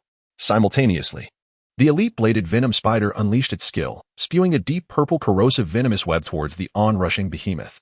At the same time, crimson patterns flared across its carapace, hardening it further, and its sharp, bladed legs stabbed towards the rapidly approaching figure like lances. The highly corrosive venomous web enveloped the shadow hunter dragon turtle, but it failed to impede its ferocious advance, instead being torn to shreds by the spiked armor. Then, the massive form collided with the elite bladed venom spider. With a resounding crash, the elite bladed venom spider's carapace fractured, its sharp, bladed legs shattered into pieces, and its entire body was sent flying into the air. Knocked into a state of airborne helplessness, a single skill dealt over 80,000 damage. Explosive. Utterly explosive. Yet, such devastating damage failed to draw even a drop of blood from the elite bladed venom spider. Venom spider carapace. The elite bladed venom spider staggered to its feet. Its shattered carapace regenerating at an astonishing rate. Its carapace wasn't merely for defense, it also served as a shield. Only by completely obliterating its outer shell could true damage be inflicted. No wonder a level 20 elite alien only had 165,000 health. It was all about the high shield. The 80,000 damage hadn't even breached half of the shield's value. That meant the shield was worth at least 160,000. No wonder so many had fallen prey to the elite bladed venom spider, with 165,000 health and a shield of nearly equal value. Most were likely ground down to death. In truth, the elite bladed venom spider lacked any formidable offensive skills. Its sole strength lay in its high shield. And once that shield was breached, it possessed potent regenerative abilities. In essence, it relied on its resilience to wear down opponents. However, for the elite bladed venom spider, encountering the shadow hunter dragon turtle today meant biting off more than it could chew. With a thunderous roar, the shadow hunter dragon turtle emanated a dazzling orange aura. Taunting roar taunts targets within a certain area, forcing them to attack the user, granting a 1 attack speed bonus for each attack received. Enraged by the taunt, the elite bladed venom spider charged at the shadow hunter dragon turtle, slashing with its newly regenerated bladed legs. The sharp blade struck the spiked armor, igniting a shower of sparks. No armor penetration, no health loss. The damage was negligible. Moreover, the attack triggered the shadow hunter dragon turtle's innate talent, causing its aura to surge. Legacy of Stalwart. The shadow hunter dragon turtle gains a 10 damage bonus for each attack received, lasting until it exits combat. In the next moment, the shadow hunter dragon turtle swung its arm, its sharp, keen claws slicing through the air, cleaving through the tough carapace with ease. The elite bladed venom spider didn't evade, instead retaliating, engaging the shadow hunter dragon turtle in a direct confrontation. While the elite bladed venom spider was sizable, it was still dwarfed by the shadow hunter dragon turtle, and its aura was significantly weaker. After just a few exchanges, the elite bladed venom spider was thoroughly suppressed. Outmatched in every way, its fury intensified, and it began to counterattack more fiercely, relying on its superior regenerative abilities. But this only invigorated the shadow hunter dragon turtle further. It had another talent, retaliatory spiked armor. Retaliatory spiked armor. When receiving melee damage, 50 of the damage is reflected back to the attacker as true damage, with every 20 points of physique increasing the reflection rate by 1. After donning the unyielding black armor, the shadow hunter dragon turtle's physique had increased to 730 points, boosting the damage reflection rate from 50 to a staggering 86. 5. The elite bladed venom spider continued to retaliate, but its injuries worsened with each strike. Before long, its carapace was completely ruined. Even with the elite bladed venom spider's formidable regeneration, it couldn't keep up with the damage. With a final strike from the shadow hunter dragon turtle, the carapace shattered completely. The elite bladed venom spider's shield was finally breached. The shadow hunter dragon turtle roared, its combat prowess and will reaching their zenith, its claws radiating a frigid light. With a slicing sound, the claws tore forward, bisecting the elite bladed venom spider's bulging abdomen, scattering a mess of colorful viscera across the ground. The elite bladed venom spider cried out in agony, abandoning its counterattacks and retreating for the first time. Chapter 82. Self-detonation. Bloodline poison spider. As the elite blade poison spider retreated, the battle evidently approached its conclusion. The dark hunting dragon turtle existed solely for combat. Once engaged, it became increasingly formidable and invincible. The dark hunting dragon turtle? What manner of summoned beast is this? So fearsome indeed. Lin Yuan's astonishment was palpable, as he could not suppress his gasps of shock. Typically, as one ascends in levels, the training of summoned beasts becomes progressively arduous. Yet, I am bewildered. This is the 4th summoned beast, and it remains so terrifying. Su Xia's eyes widened in disbelief, nearly questioning her very existence. If the great Gu Chen could maintain such dominance, I shudder to think of the terror he would unleash upon forming an army. Lin Qingqing, amidst her astonishment, could not help but marvel. For ordinary summoners, due to limited resources, the quality of summoned beasts tends to decline as their numbers increase. However, the current situation indicated that Gu Chen's summoned beasts were progressively stronger. This defied the collective understanding. While the dark hunting dragon turtle pursued the elite blade poison spider, the bloodline lord, accompanied by numerous bloodline descendants, was engaged in slaying the ordinary poison spiders summoned at the nest periphery. Despite the abundance of ordinary poison spiders, the 200 descendants transformed by the bloodline lord were equally formidable, bolstered by the nightmare sovereign wielding shadow kill arc. The summoned beast brigade effortlessly harvested these ordinary foes. Increasingly, blade poison spiders fell within the nest, and with no retreat left, the elite blade poison spider emitted a furious shriek, charging madly at the dark hunting dragon turtle.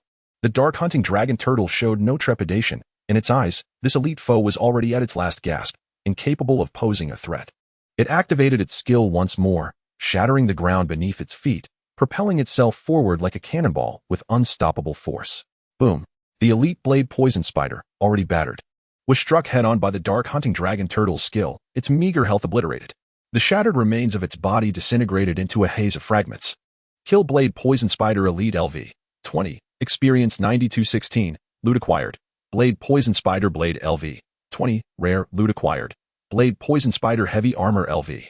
20. Rare. Loot acquired. Enhancement stones 20. Loot acquired. Venomous spider silk 5. The experience gained from vanquishing an elite foe remains substantial. And the 2 rare grade pieces of equipment, one for the assassin class and the other for the warrior class, could fetch several million on the professional trading platform, yielding a significant profit. An elite foe provided nearly 10,000 experience, while slaying the ordinary foes outside accumulated over 80,000 experience. The rewards were commendable. Gu Chen brimmed with anticipation for the next spider nest. At that moment, a sudden buzzing resonated from the surrounding darkness. Subsequently, a swarm of blade poison spiders surged forth, their numbers exceeding those before. Here they come again. How could they be back so soon? Su Xiao was taken aback. According to the strategy, upon the death of the elite blade poison spider, this spider nest would unleash a minor insect tide. Yet, it was unexpected for them to arrive so rapidly. Perfect timing.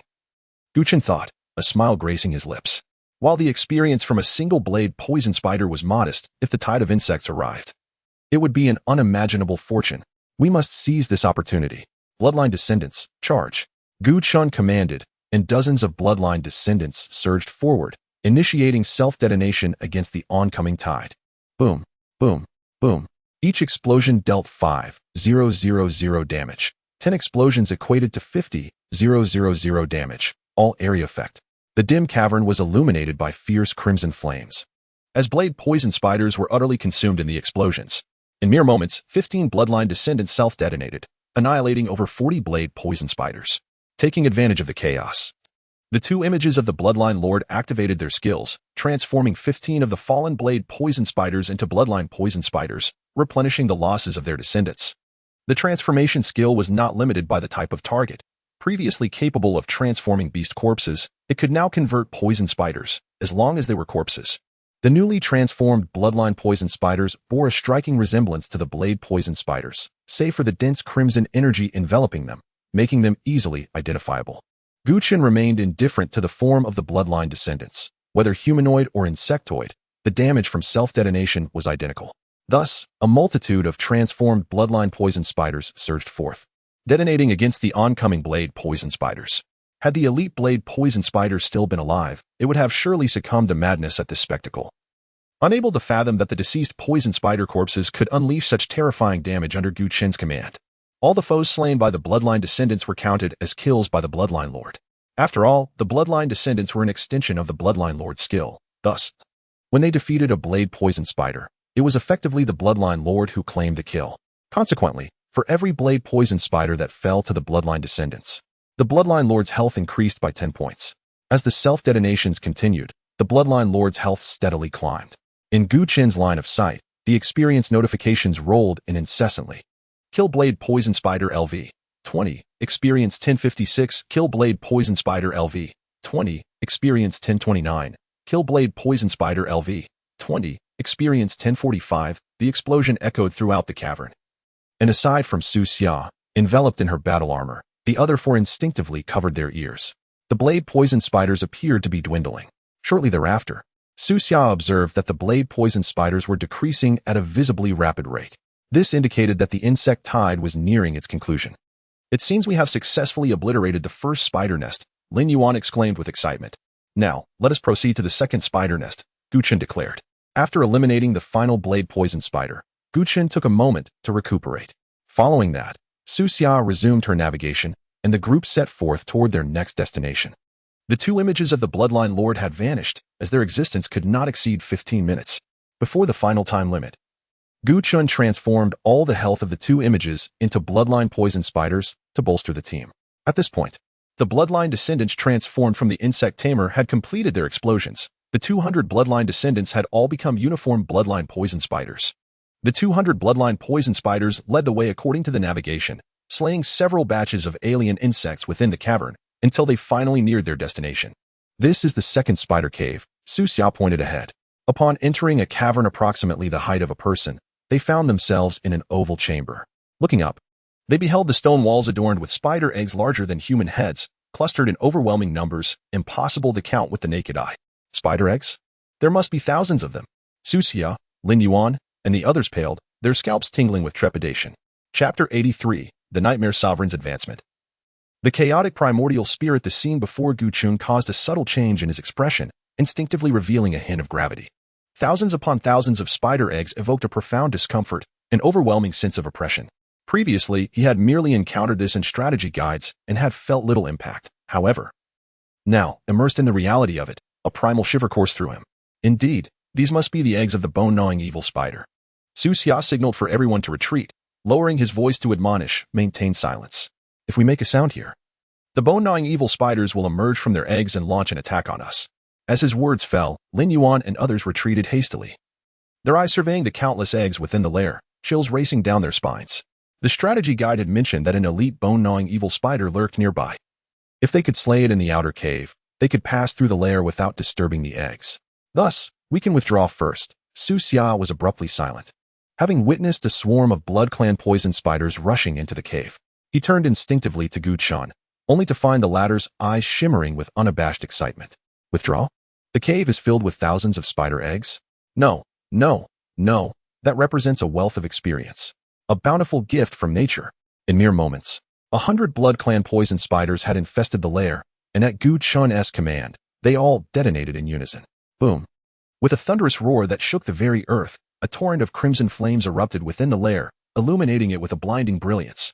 The damage from a second-tier self-detonation is 5,000. 10 would yield 50,000, and 100 would amount to 500,000. In this almost sealed space of the lair, the explosive damage reached its zenith. The blood flames transformed into a sea of fire, raging within the lair, instantly engulfing the countless spider eggs and reducing them to ashes amidst the terrifying inferno. Is such a tactic even possible? Lin Yuan gaped in astonishment, nearly dropping his jaw in disbelief. Although he had long known of the Blood Clan's ability to self-destruct, he had never conceived of employing such a strategy in this context. Nor did he imagine Gu Chen could orchestrate the self-destruction of 100 Blood Clan descendants in one go. It was utterly terrifying. The damage was nothing short of explosive, surpassing even that of an elemental mage's forbidden spell. No, a second-tier elemental mage could not possibly cast such a devastating forbidden spell. Su Xia's eyes widened in sheer amazement. Utterly captivated. It was not merely terrifying, it was absurd. Lin Qingqing interjected, "Let us not forget, only 100 Blood Clan poison spiders entered the lair just now. This means Gu Chen can unleash such a level of explosion once more." Su Ran blinked, her cherry lips slightly parted, momentarily at a loss for words. Gu Chen felt an exhilarating rush, a refreshing clarity enveloping him. As the saying goes, when impoverished, one cultivates oneself. When prosperous, one unleashes devastation. He had yearned to utilize such a tactic while in the burial dungeon, but at that time, the number of Blood Clan descendants was limited, and the self-detonation damage was not significant. Now, not only had the numbers increased, but so had the damage. Kill bone-gnawing evil spider LV, 19. Experience 789. Kill bone-gnawing evil spider LV, 19. Experience 813. Kill bone-gnawing evil spider LV, 19. Experience 829. Though the experience gained was modest, it surged in waves, steadily climbing. Soon, the explosive force began to wane. As the blood flames extinguished, the lair was left unrecognizable, the ground littered with the corpses of bone-gnawing evil spiders, piled high like a mountain. Yet, a small portion of the bone-gnawing evil spiders had survived the explosion, emerging from hidden corners in droves. Had these creatures lost their senses? Lin Yuan exclaimed in bewilderment. To survive such a cataclysm and then recklessly charge forth was akin to a suicidal assault. These lesser beings likely possessed no thought. Only the instinct to attack, attempting to wear us down with their sheer numbers, Su Xia remarked nearby. Well then, the more they come, the more experience we shall gain. Gu Chen mused with satisfaction. For the spider race, numbers were their advantage, but against Gu Chen, that advantage evaporated. The greater the influx of spider creatures, the faster Gu Chen's ascent in levels became. After vanquishing 400 or 500 bone-gnawing evil spiders, Gu Chen's level rose to 21. Level up, level, LV. 21, 2129 801500, strength, 527, agility, 526, constitution, 528, mentality, 789. Summon beasts, Blood Clan Lord LV. 21, legend, Nightmare Sovereign LV. 21, epic, Undead Golem LV. 21, legend, Dark Hunting Dragon Turtle LV. 21, epic, talent, currently eligible for 1 dark bloodline. At last, he had leveled up. Gu Chen exhaled a sigh of relief. In truth, his current leveling speed was already significantly faster than that of ordinary practitioners, yet due to the smooth progression in the early stages, this pace now felt agonizingly sluggish to him. Without further ado, he activated his talent. You have acquired Dark Bloodline Primordial Bloodline. Yet another Primordial Bloodline. Gu Chen felt a wave of frustration wash over him, nearly to the point of bloodshed. One might wonder, has the royal bloodline been discontinued? Why was it so elusive to obtain a royal bloodline? Nevertheless, it was fortunate that although this was once again a primordial bloodline, the Nightmare Sovereign had reached epic 5 stars, making it right for advancement to the legendary tier. Thus, Gu Chen bestowed this primordial bloodline upon the Nightmare Sovereign. Summon Beast advancement successful. Nightmare Sovereign, epic, chaotic primordial spirit, legend. Level, LV, 21 health, 36,350, attributes, strength 350, agility 596, constitution 325. Mentality 680, summon beast quality upgraded from epic to legend, receiving attribute feedback, all attributes of the summoner 100, talents, unnameable, legend, dreams come true, legend. Shadow kill arc light, legend, unnameable, the body of the chaotic primordial spirit is connected to the void, capable of devouring a certain degree of magical and physical attacks, freely traversing the void in reality. Dreams come true, the skill cooldown, skill consumption, energy expenditure, and negative effects of the chaotic primordial spirit are reduced by 90. Shadow kill arc light, when the chaotic primordial spirit's skill directly slays a target, all targets entangled in the chaotic shadows will suffer equivalent damage. Skill I, dimensional assassination LV, 30 legend, skill 2, chaotic bind LV, 30 legend, skill 3, ultimate ruins LV, 30 legend, dimensional assassination, opens a dimensional space, ignoring terrain and distance, inflicting fatal damage on a designated target. If the target is slain directly, the skill's damage permanently increases by 2. Chaotic bind.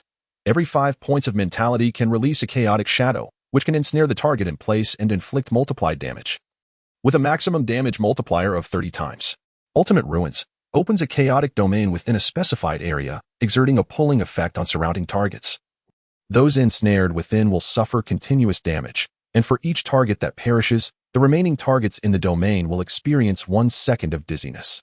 Chapter 84. The Elite Bone-Biting Spider, a legendary summoned beast, the chaotic primordial spirit. This ascension represents a monumental enhancement for the Nightmare Sovereign. Firstly, the 4-dimensional attributes have surged dramatically, with the average attributes of level 21 skyrocketing to approximately 487. What does this signify? Even a level 30 professional typically has an average attribute of around 460. Thus, the average attributes at level 21 surpass those of a level 30 professional, indicating that it can utterly dominate level 30 professionals purely based on attributes. Subsequently, both talents and skills have advanced to the legendary tier, with all talents reaching their maximum level for the current stage. First, there is Indescribable, which connects the chaotic primordial spirit's body to the void, allowing it to absorb a certain degree of physical and magical attacks. This means that previously, the Nightmare Sovereign had a high immunity only to physical attacks. But now the chaotic primordial spirit enjoys a degree of immunity to both physical and magical damage. Dreams Come True has also been enhanced, reducing several of its consumption rates to 90. Although the improvement from this ascension is somewhat modest, its effects are profoundly powerful. Shadow Kill Arc has likewise been upgraded, The previous condition required the skill to be executed from behind a target to inflict equal damage on other entangled targets. After the ascension, this condition has been lifted. One can now directly kill a target with the skill to share the damage among others. Next are the skills. Dimensional Assassination is the evolved version of Phantom Instant Kill. Previously, the Nightmare Sovereign had to move close to the target to initiate the skill. Now, it can open a dimensional space and target enemies from miles away, delivering lethal damage that does not guarantee an instant kill but holds a significant probability of achieving it. Nevertheless, this suffices. Anything lacking can be entrusted to the Nightmare minions, or rather, the Chaotic Shadows. Nightmare Entanglement has evolved into Chaotic Entanglement, allowing the release of a Chaotic Shadow for every 5 points of spirit. The Chaotic Shadow is similar to the previous Nightmare minions, but the damage multiplier has been elevated to a staggering 30 times. 30 times. This is truly terrifying. One can only say that the spellcaster is indeed formidable. The final skill, Ultimate Return to the Void, unleashes a chaotic domain. Unlike the Deep Dream, the chaotic domain can draw nearby targets into it, continuously inflicting significant chaotic damage, and each time a target perishes, it stuns the remaining targets for 1 second. After reviewing the detailed information of the chaotic primordial spirit, Chen nodded with satisfaction. However, there is a slight regret. The maximum health of the chaotic primordial spirit is only around 36,000, slightly stronger than the level 13 Black Robe Steward Elite. There is little to be done, as it is fundamentally an assassin-type summon beast, and its health is a critical flaw. Nevertheless, it suffices.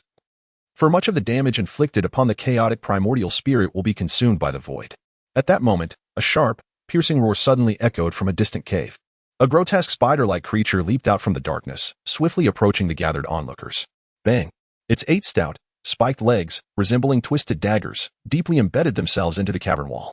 The monstrous spider revealed itself, its head grotesquely terrifying, with 8 eyes emanating an eerie green glow, and its venomous fangs as sharp as daggers, stained with a purplish-black toxin. Its body was adorned with bizarre patterns extending from its head to its blade-like legs, as if inscribed with some sinister rune. Alien species, bone-biting spider elite, level, LV. 20, health, 196, 700, attributes, strength 368, agility 293, constitution 352, spirit 274, skill I, shell penetration, skill 2, evil gaze, skill 3. Berserk state, goodness. This bone-biting spider elite is capable of entering a berserk state. With nearly 200,000 health, it is neither insignificant nor overly remarkable for a level 20 elite creature. It is rather average. Its 4-dimensional attributes are also somewhat below par, rendering it wholly unqualified to contend against the chaotic primordial spirit. Roar. The Dark Hunter turtle emitted a battle cry and leapt forward with impressive force. Shattering impact. Whoosh. The bone-biting spider's blade-like legs lashed out, unleashing a volley of chilling spikes. Shell penetration. In the face of the bone-biting spider's skillful attack, the Dark Hunter turtle remained unyielding, directly colliding with the spikes. Bang, bang, bang. The once formidable spikes, capable of piercing gold and shattering stone, shattered upon striking the Dark Hunter turtle, dissipating into nothingness without inflicting any harm. At this moment, the Dark Hunter turtle had already reached the front of the bone-biting spider elite. Bang. With a tremendous crash, the bone-biting spider was sent flying, its carapace shattering in multiple places, gushing forth a torrent of green blood. Over 80,000 damage. The bone-biting spider's health plummeted drastically. Seizing the opportunity, the Dark Hunter turtle wasted no time, swinging its razor-sharp claws to sever the spider's blade-like legs at the base. Screech, the bone-biting spider elite howled in agony. Yet before it could retaliate, the Dark Hunter turtle's claws swept in again, effortlessly creating a vast gaping hole in its swollen abdomen. 20,000 damage. In an instant, the 196,000 health dropped by over 100,000. The bone-biting spider elite, now bloodied, fully grasped the terrifying prowess of the Dark Hunter turtle. In the next moment, the bizarre patterns upon its body glowed with a haunting purple light, and it instantly entered a berserk state. With a furious roar, the bone-biting spider elite unleashed a formidable aura, a layer of dark energy radiating from its form. This dark energy coalesced into energy blades, mending the injuries upon its body.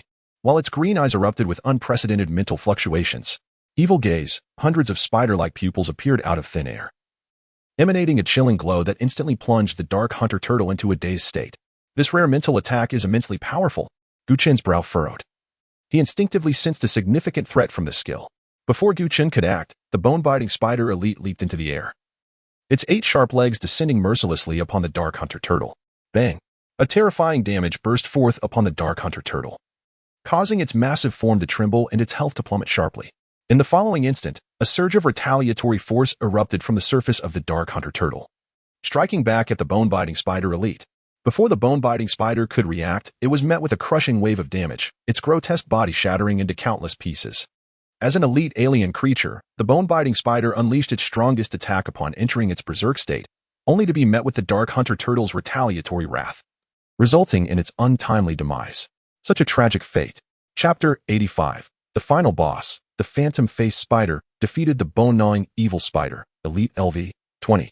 Experience 13880. Acquired loot. Venomous blade LV 20 rare. Once the bone-gnawing evil spider fell, the dark-hunting dragon turtle finally recovered from the mental assault of the evil glare. With a mighty roar, it instinctively prepared to retaliate. However, in the next moment, confusion flickered in its fierce eyes. What transpired? The bone-gnawing evil spider was dead? How did it perish? Unbelievable. This was an elite creature, vanquished by its own reflection damage? Lin Yuan could hardly believe his eyes. It was rather abrupt. Su Xia was at a loss for words. The master is truly remarkable. I wish to glimpse the attributes of his summoned beasts, but alas, he bears the black butler emblem. Lin Qingqing exclaimed, her beautiful eyes suddenly alight with an idea. Su Ran. Why not sneak and relieve the master of his black butler emblem? Su Ran was taken aback. Me? Steal? Yes, are you not an assassin? After the elite creature's demise, the remaining bone-gnawing evil spiders were no match, swiftly dispatched by the summoned beasts. Despite the numerous kills, the experience gained was modest due to the low experience yield of these spiders. Conversely, the Blood Lord reaped the greatest benefit from this battle, having slain nearly 10,000 spider eggs within the cave, resulting in an increase of over 100,000 health points. The Blood Lord's maximum health surged to over 199,000, nearing a monumental 200,000 threshold. This development brought great joy to Gu Chen. The fate talisman he possessed was bound to the Blood Lord, meaning any damage incurred below 30 health would be redirected to the Blood Lord. Consequently, his survival was significantly assured. Typically, a level 21 practitioner has a maximum health of just over 10,000. However, Gu Chen, having consumed attribute fruits previously and benefiting from the attributes of his summoned beasts, boasted health nearly double that of his peers. With the Blood Lord's nearly 200,000 health, he was virtually invulnerable in battle. Subsequently, the transformed Blood Clan evil spiders and Blood Clan poison spiders conducted a thorough sweep around the nest, mercilessly eliminating every creature without a chance to flee. Approximately 5 minutes later, the last bone-gnawing evil spider was slain by the Blood Lord, silencing the cacophony within the cave. Such efficiency was astonishing. After a brief respite, Gu Chen and his companions traversed through the bone-gnawing evil spider's nest, delving deeper into the cave. Confronting the subsequent spider foes, the efficiency of their summoned beasts remained unchanged, with all kills executed during their advance, maintaining an uninterrupted pace. Defeated the phantom-faced demon spider LV 20, experience 1150. Defeated the phantom-faced demon spider LV 20, experience 1160. Defeated the phantom-faced demon spider LV 20, experience 1180. Having passed through the second nest, the group reached the latter half of the spider cave. The phantom-faced demon spiders encountered along the way were descendants of the ultimate boss, the phantom-faced Spider King, with Gu Chen releasing all his summoned beasts. The killing speed significantly increased. Deep within the cave, the army of summoned beasts swept through like the Grim Reaper's scythe, ruthlessly harvesting the lives of every phantom-faced demon spider. Their advance was relentless, encountering no obstacles. Soon, the Blood Army eradicated all phantom-faced demon spiders in the cave, reaching the final nest. Now, they were to face the ultimate boss, the phantom-faced Spider King. Gu Chen glanced at his meager experience points. Despite their formidable progress, the accumulated experience barely accounted for 1/10 of the requirement to level up. Given the current circumstances, even defeating the ultimate boss would not suffice for a level increase, as the phantom-faced Spider King was merely a level 20 boss and could not yield hundreds of thousands of experience points. Inside the cave, the terrain was rugged, with most areas cloaked in ghostly white spider webs. The entire cave emanated an eerie darkness and oppressive atmosphere. In the dim corners of the cave, a creature resembling a demon from the depths of hell lay silently on a vast web. Its enormous form flickered in the shadows, its obsidian body speckled with patterns that eerily formed a face that seemed to weep and laugh simultaneously. This ghastly visage, positioned centrally on its abdomen, appeared as a sealed curse radiating a chilling aura. The phantom-faced Spider King. Upon discovering Gu Chen and his companions, its grotesque body surged forth, its sharp mandibles aimed at them, emitting a piercing roar. Creature, phantom-faced Spider King boss. Level, LV, 20. Health, 214,650. Attributes, Strength, 300. Agility, 350. Constitution, 240.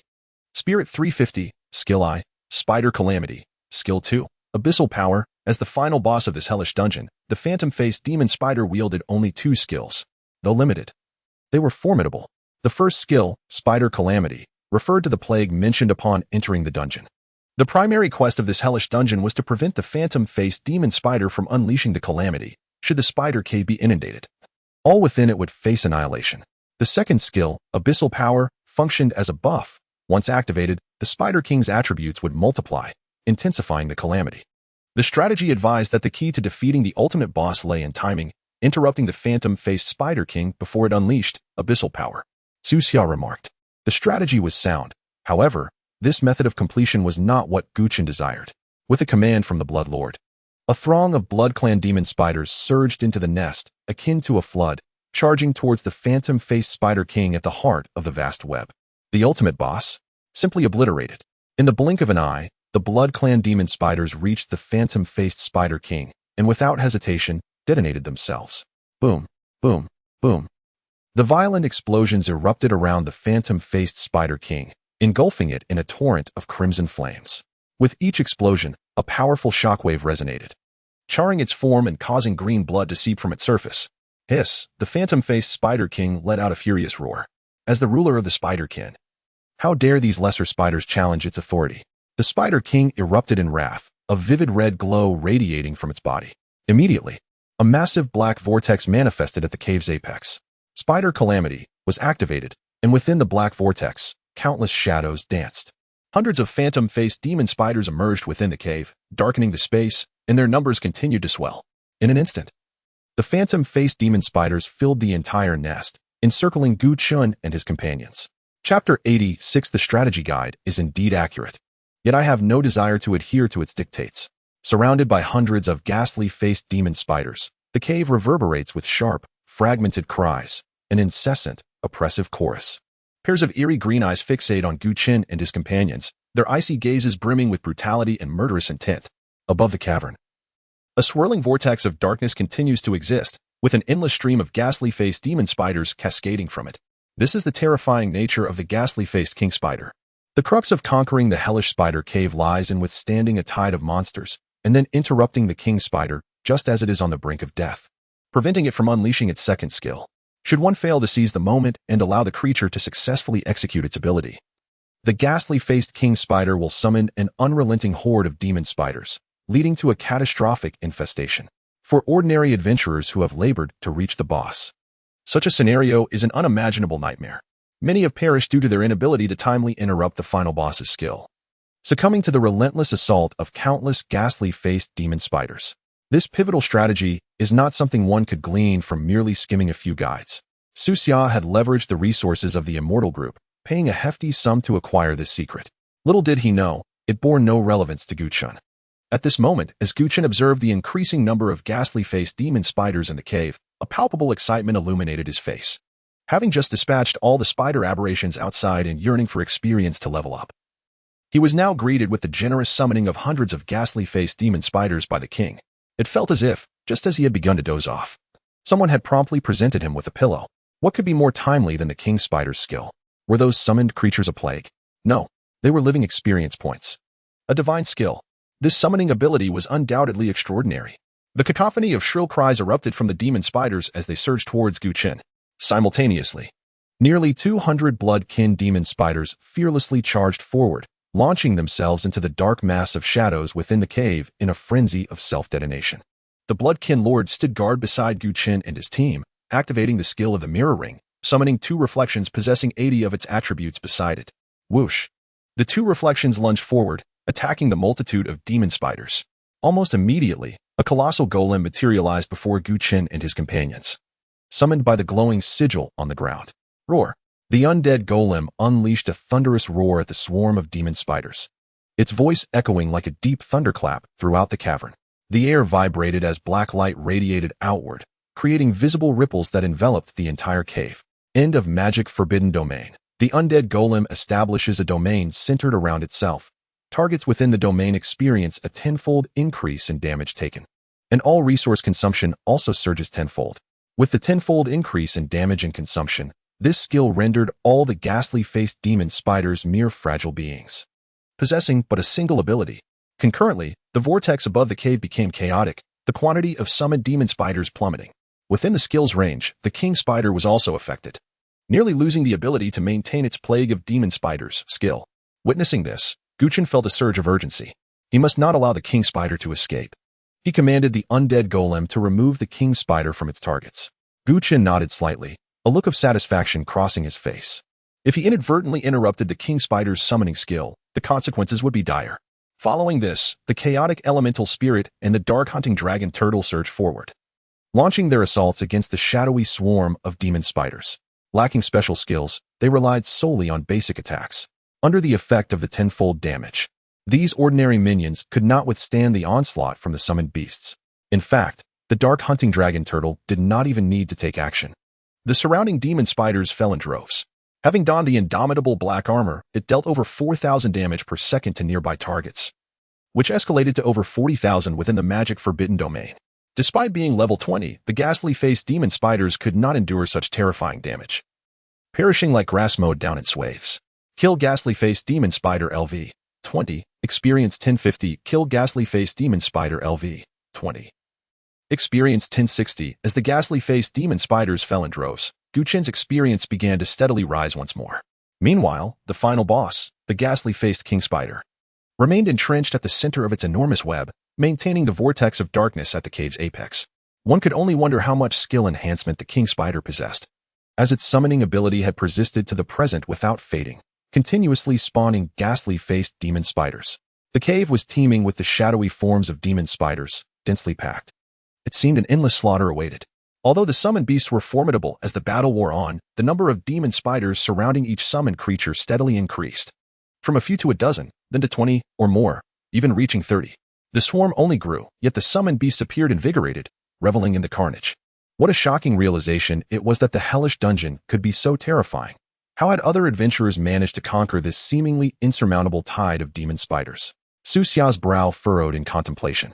In that moment, he began to grasp the despair faced by those adventurers who had failed to conquer the dungeon, overwhelmed by the relentless onslaught of ghastly-faced demon spiders. In such a predicament, the use of teleportation scrolls was futile. There was no escape from the overwhelming numbers of demon spiders. If one could not endure, death was the only outcome. Lin Yuan and the others remained silent. Although they were not directly threatened, the sheer volume of demon spiders instilled a primal fear within them. Before long, after a bloody battle, the corpses of demon spiders began to accumulate like mountains, and their numbers gradually dwindled. It seemed the summoning skill was nearing its conclusion. Meanwhile, the ghastly-faced king spider, nestled in the center of its vast web, suddenly erupted with an unprecedented aura. Its abdomen, adorned with a haunting visage, erupted with deep violet energy. Upon witnessing this, Su Xia's face turned urgent. According to the crucial strategy he had procured, this scene was unmistakably a precursor to the king spider unleashing its second skill. Chen, quickly instruct the dark hunting dragon turtle to use shattering impact. If we can achieve a knockback state, we can interrupt the king spider's skill. Chen glanced at Su Xia, a hint of amusement dancing in his eyes. Interrupt the king spider's skill? What a jest. Chen, hurry. The strategy explicitly states so, Su Xia urged, his gaze filled with urgency. Indeed, the guide speaks the truth, Chen acknowledged with a nod, a faint smile gracing his lips. However, the issue is that I have no intention of following the guide to victory. Chapter 87. Thus, you shall die with dignity as the two conversed. The body of the phantom-faced king spider suddenly swelled, and a terrifying ghostly visage materialized behind it. The grotesque form rose upright from the center of the web, unleashing a piercing roar at Chen and his companions, its unprecedentedly powerful aura erupting forth. From the dark vortex above, a chilling wave of malevolence surged forth. Following this, a multitude of phantom-faced demonic spiders emerged from the vortex, scattering throughout the cavern. Empowered by the forces of the abyss, these demonic spiders had nearly doubled in size.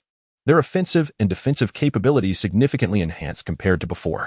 In the blink of an eye, the abyss-enhanced phantom-faced demonic spiders charged forward, launching a ferocious assault against the summoned beasts.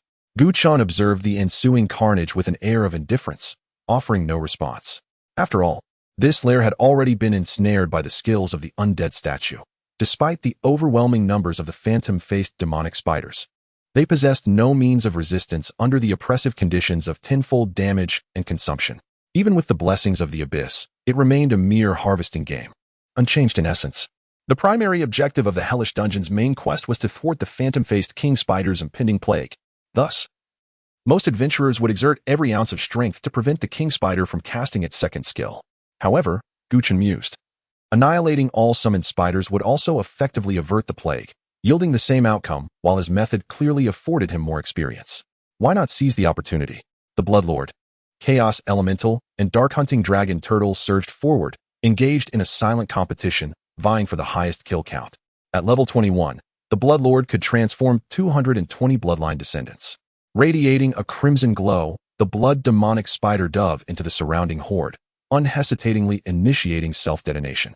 Following each explosion, it continued to transform, with two mirror images nearby providing a total of 320,000 health points for transformation. Transforming a second-tier descendant required merely 3,000 health points. And with the Bloodlord's remarkable regenerative abilities, it could easily keep pace with the self-detonation. With each detonation, 5 to 6 abyss-enhanced phantom-faced demonic spiders were obliterated. The Dark-hunting Dragon Turtle, undeterred, utilized its spiked armor for superior defense, coupled with the relentless damage inflicted by its unyielding black armor on surrounding units, allowing it to rampage through the spider horde without the need for deliberate attacks. Wherever it roamed, clusters of phantom-faced demonic spiders fell. Meanwhile, the Chaos Elemental teleported directly beneath the dark vortex, promptly activating its skill. Ultimate Desolation. Instantly, a dark golden aura radiated from the Chaos Elemental, expanding outward and forming a chaotic domain twice the size of the black vortex. Countless phantom-faced demonic spiders, freshly emerged from the vortex, plummeted into the chaotic realm, unable even to scream before being torn apart by the overwhelming chaotic force. Remarkably, this spellcaster possessed unparalleled area of effect capabilities. Nearly 70% of the phantom-faced demonic spiders that appeared were swiftly reduced to mere fragments within the chaotic domain. Furthermore, the chaotic force coalesced into translucent dark golden tendrils, relentlessly dragging the surrounding phantom-faced demonic spiders into the domain. Witnessing this spectacle, the Bloodlord and Dark-hunting Dragon Turtle felt a twinge of envy. "This is exhilarating. It makes my blood boil," Lin Yuan exclaimed, clenching his fists. "The sheer power of this attack is outrageous," Su Xia remarked in awe. "I simply wish to understand how ordinary adventurers, aside from Chen, would respond in such a scenario," Lin Qingqing inquired suddenly. "One must never flee from a plague of this magnitude. Even if you desire to escape, you cannot. The only course of action is to unleash your skills and attack at the earliest opportunity," Lin Yuan asserted. And then, Su Ran pressed for clarification. "For ordinary adventurers like us, even a preemptive strike is futile against such a ferocious plague," she lamented. "While that may be true, at least if you follow my advice, you shall meet your demise with a modicum of dignity." Su Ran rolled her eyes, dismissing Lin Yuan's comments. Kill Phantom-faced Demonic Spider LV, 20. Experience 1050. Kill Phantom-faced Demonic Spider LV, 20. Experience 1060.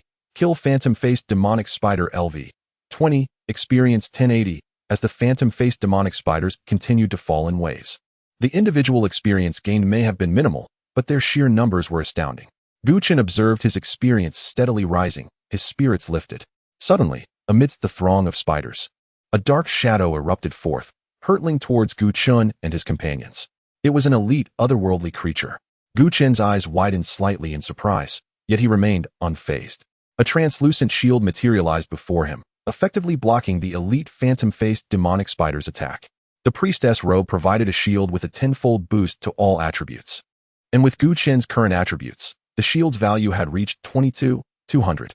The level 20 elite creature dealt minimal damage, merely reducing the shield's value by 18,000 without breaching it. Although the shield was nearing its limit, Chen remained composed. Even if the shield were to shatter, he could evade the attack using dimensional exchange. Even if he could not evade, his constitution had reached 528 points, ensuring he could withstand this wave of damage. To take it a step further, should his health drop below 30, The Fate Amulet would transfer the subsequent damage to the Blood Lord, who still boasted over 200,000 health points. Even at its most potent, the elite phantom-faced demonic spider posed no threat to the Blood Lord. At that moment, the Blood Lord turned, its icy gaze igniting with unprecedented malice. Any entity daring to assault its summoner would incur the fiercest wrath of the summoned beasts. The Blood Lord, closest to the phantom-faced demonic spider, wasted no words. A crimson glow erupted from its form. Blood feast. A crimson storm surged forth, engulfing the elite creature. Simultaneously, a chaotic shadow ensnared the elite phantom-faced demonic spider. Despite being the farthest away, the chaos elemental swiftly activated dimensional assassination, ignoring terrain and distance to strike. The dark-hunting dragon turtle then charged in with a powerful, shattering charge. In that very instant, the skills of the three summoned beasts converged upon the elite phantom-faced demonic spider. With a thunderous crash, the elite creature was obliterated, reduced to a scattered mess. Kill phantom-faced demonic spider elite LV. 20, experience 11, 369. Loot acquired, phantom mask LV. 20, rare, chapter 88. What happens if the Ghostface Spider King is not killed? The Ghostface Spider King can summon elite extraterrestrial beings. This revelation greatly surprised Chen. However, it proved to be of little consequence. Even elite extraterrestrial beings posed no threat under the influence of the forbidden domain of the end of magic. Even with the augmentation of abyssal power, the insect plague could not reach a significant scale. Soon, the black vortex representing the spider disaster began to display signs of chaos, and the number of summoned ghost-faced demonic spiders began to dwindle. It is nearing its end. The abyssal power can no longer sustain the summoning abilities of the ghost-faced Spider King. Su Xia's eyes sparkled with delight. Remarkably, a summoning skill had persisted for nearly 20 minutes, Lin Qingxing remarked with genuine admiration. So, if we kill the ghost-faced Spider King on that web, we can clear the level, right? Su Ran's tone was noticeably lighter. No, it is not over yet. Chen interrupted their hopes with a single statement. Have you considered what would happen if we do not kill the ghost-faced Spider King? Not kill it. The ghost-faced Spider King is the ultimate boss. Why would we refrain from killing it? Lin Yuan asked, perplexed. Is it possible that by restoring the ghost-faced Spider King, it could unleash its skills once more? Chen's expression revealed a hint of eagerness. Hiss! Lin Yuan and the others were momentarily stunned, utterly shocked by this suggestion. They exchanged glances, their expressions shifting as they contemplated Chen's idea. Restoring the ghost-faced Spider King to unleash its summoning skills again, only to kill it afterward? This would mean completely exterminating the ghost-faced spider lineage. Wait, are you a devil? Such a cruel tactic? Can a human even conceive of this? Seems plausible. Su Xia's face displayed a conflicted expression, questioning if this would disrupt the balance of nature. It may disturb nature, but it does not harm humanity, Chen retorted. In the next moment, he produced a basic restoration scroll from his spatial compartment. Upon witnessing this, Su Xia's expression transformed into one of realization. Clearly, Chen had not acted on a whim. He had anticipated this plan all along. However, upon further reflection, this extreme method could indeed serve as an excellent strategy for farming monsters. After all, Chen was now level 21, and once this level was cleared, he would no longer be able to enter first-tier instances. Thus, he must seize this final opportunity to maximize his experience gain. Impressive. Truly my brother. To have such a strategy. Lin Yuan gave a thumbs up, utterly impressed. Chen advanced with the basic restoration scroll in hand. The method of using the scroll was largely the same, channeling mental energy to activate it and then harnessing its effects. He designated the ghost-faced Spider King as the target for the restoration scroll, then activated it. A brilliant golden light erupted from the surface of the scroll, enveloping the ghost-faced Spider King like a radiant curtain. In the next moment, disbelief flickered in the eyes of the ghost-faced Spider King. It could feel the golden light flowing into its body, rapidly restoring the energy it had previously expended. This was an experience it had never encountered before. Meanwhile, excitement radiated from Chen's face. The scroll truly worked. In a typical game, healing scrolls could not be utilized on bosses. However, Chen found himself in a gamified world. The ghost-faced Spider King was not merely cold data. It was a living extraterrestrial being, a life form. Therefore, the restoration scroll could indeed affect it. Yet, if news of using restoration scrolls on a boss were to spread, it would shatter the worldviews of countless adventurers. Moments later, the golden light from the restoration scroll began to wane, signaling the completion of the healing process. Under the scroll's influence, the ghost-faced Spider King's previously depleted energy was fully restored, along with the minor damage inflicted upon it by the blood-clad demonic spiders. At that moment, the ghost-faced Spider King ascended to the edge of the web, surveying Chen and his companions with a cold gaze. Ultimately, the ghost-faced Spider King was merely an insect among the extraterrestrial beings. Its primitive understanding could not comprehend why these humans would choose to aid it. Kill. Chen did not offer an explanation. His assistance to the ghost-faced Spider King was not born of benevolence. With a command, the blood-clad demonic spiders, who had been waiting in the wings, surged forward, launching a merciless assault on the ghost-faced Spider King. Under the relentless onslaught, the ghost-faced Spider King's health began to plummet. Amidst the fierce attack, the ghost-faced Spider King trembled violently and let out an enraged roar. With a powerful leap, it broke free from the blood-clad demonic spider's encirclement, returning to the center of the vast web. In an instant, a vivid crimson glow erupted from its body. It has begun. This was the prelude to unleashing its summoning skill. A glimmer of joy ignited in Chen's eyes as he immediately ordered the blood-clad demonic spiders to retreat. The next moment, a massive black vortex materialized at the cave's apex. Shadows swirled within the vortex, and one by one, ghost-faced demonic spiders leaped forth.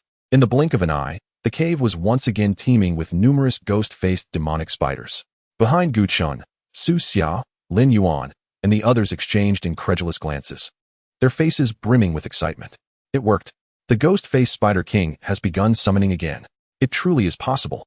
If this method can be employed, does that not imply that as long as we prepare enough restoration scrolls, we can continue to engage in battle within this instance indefinitely?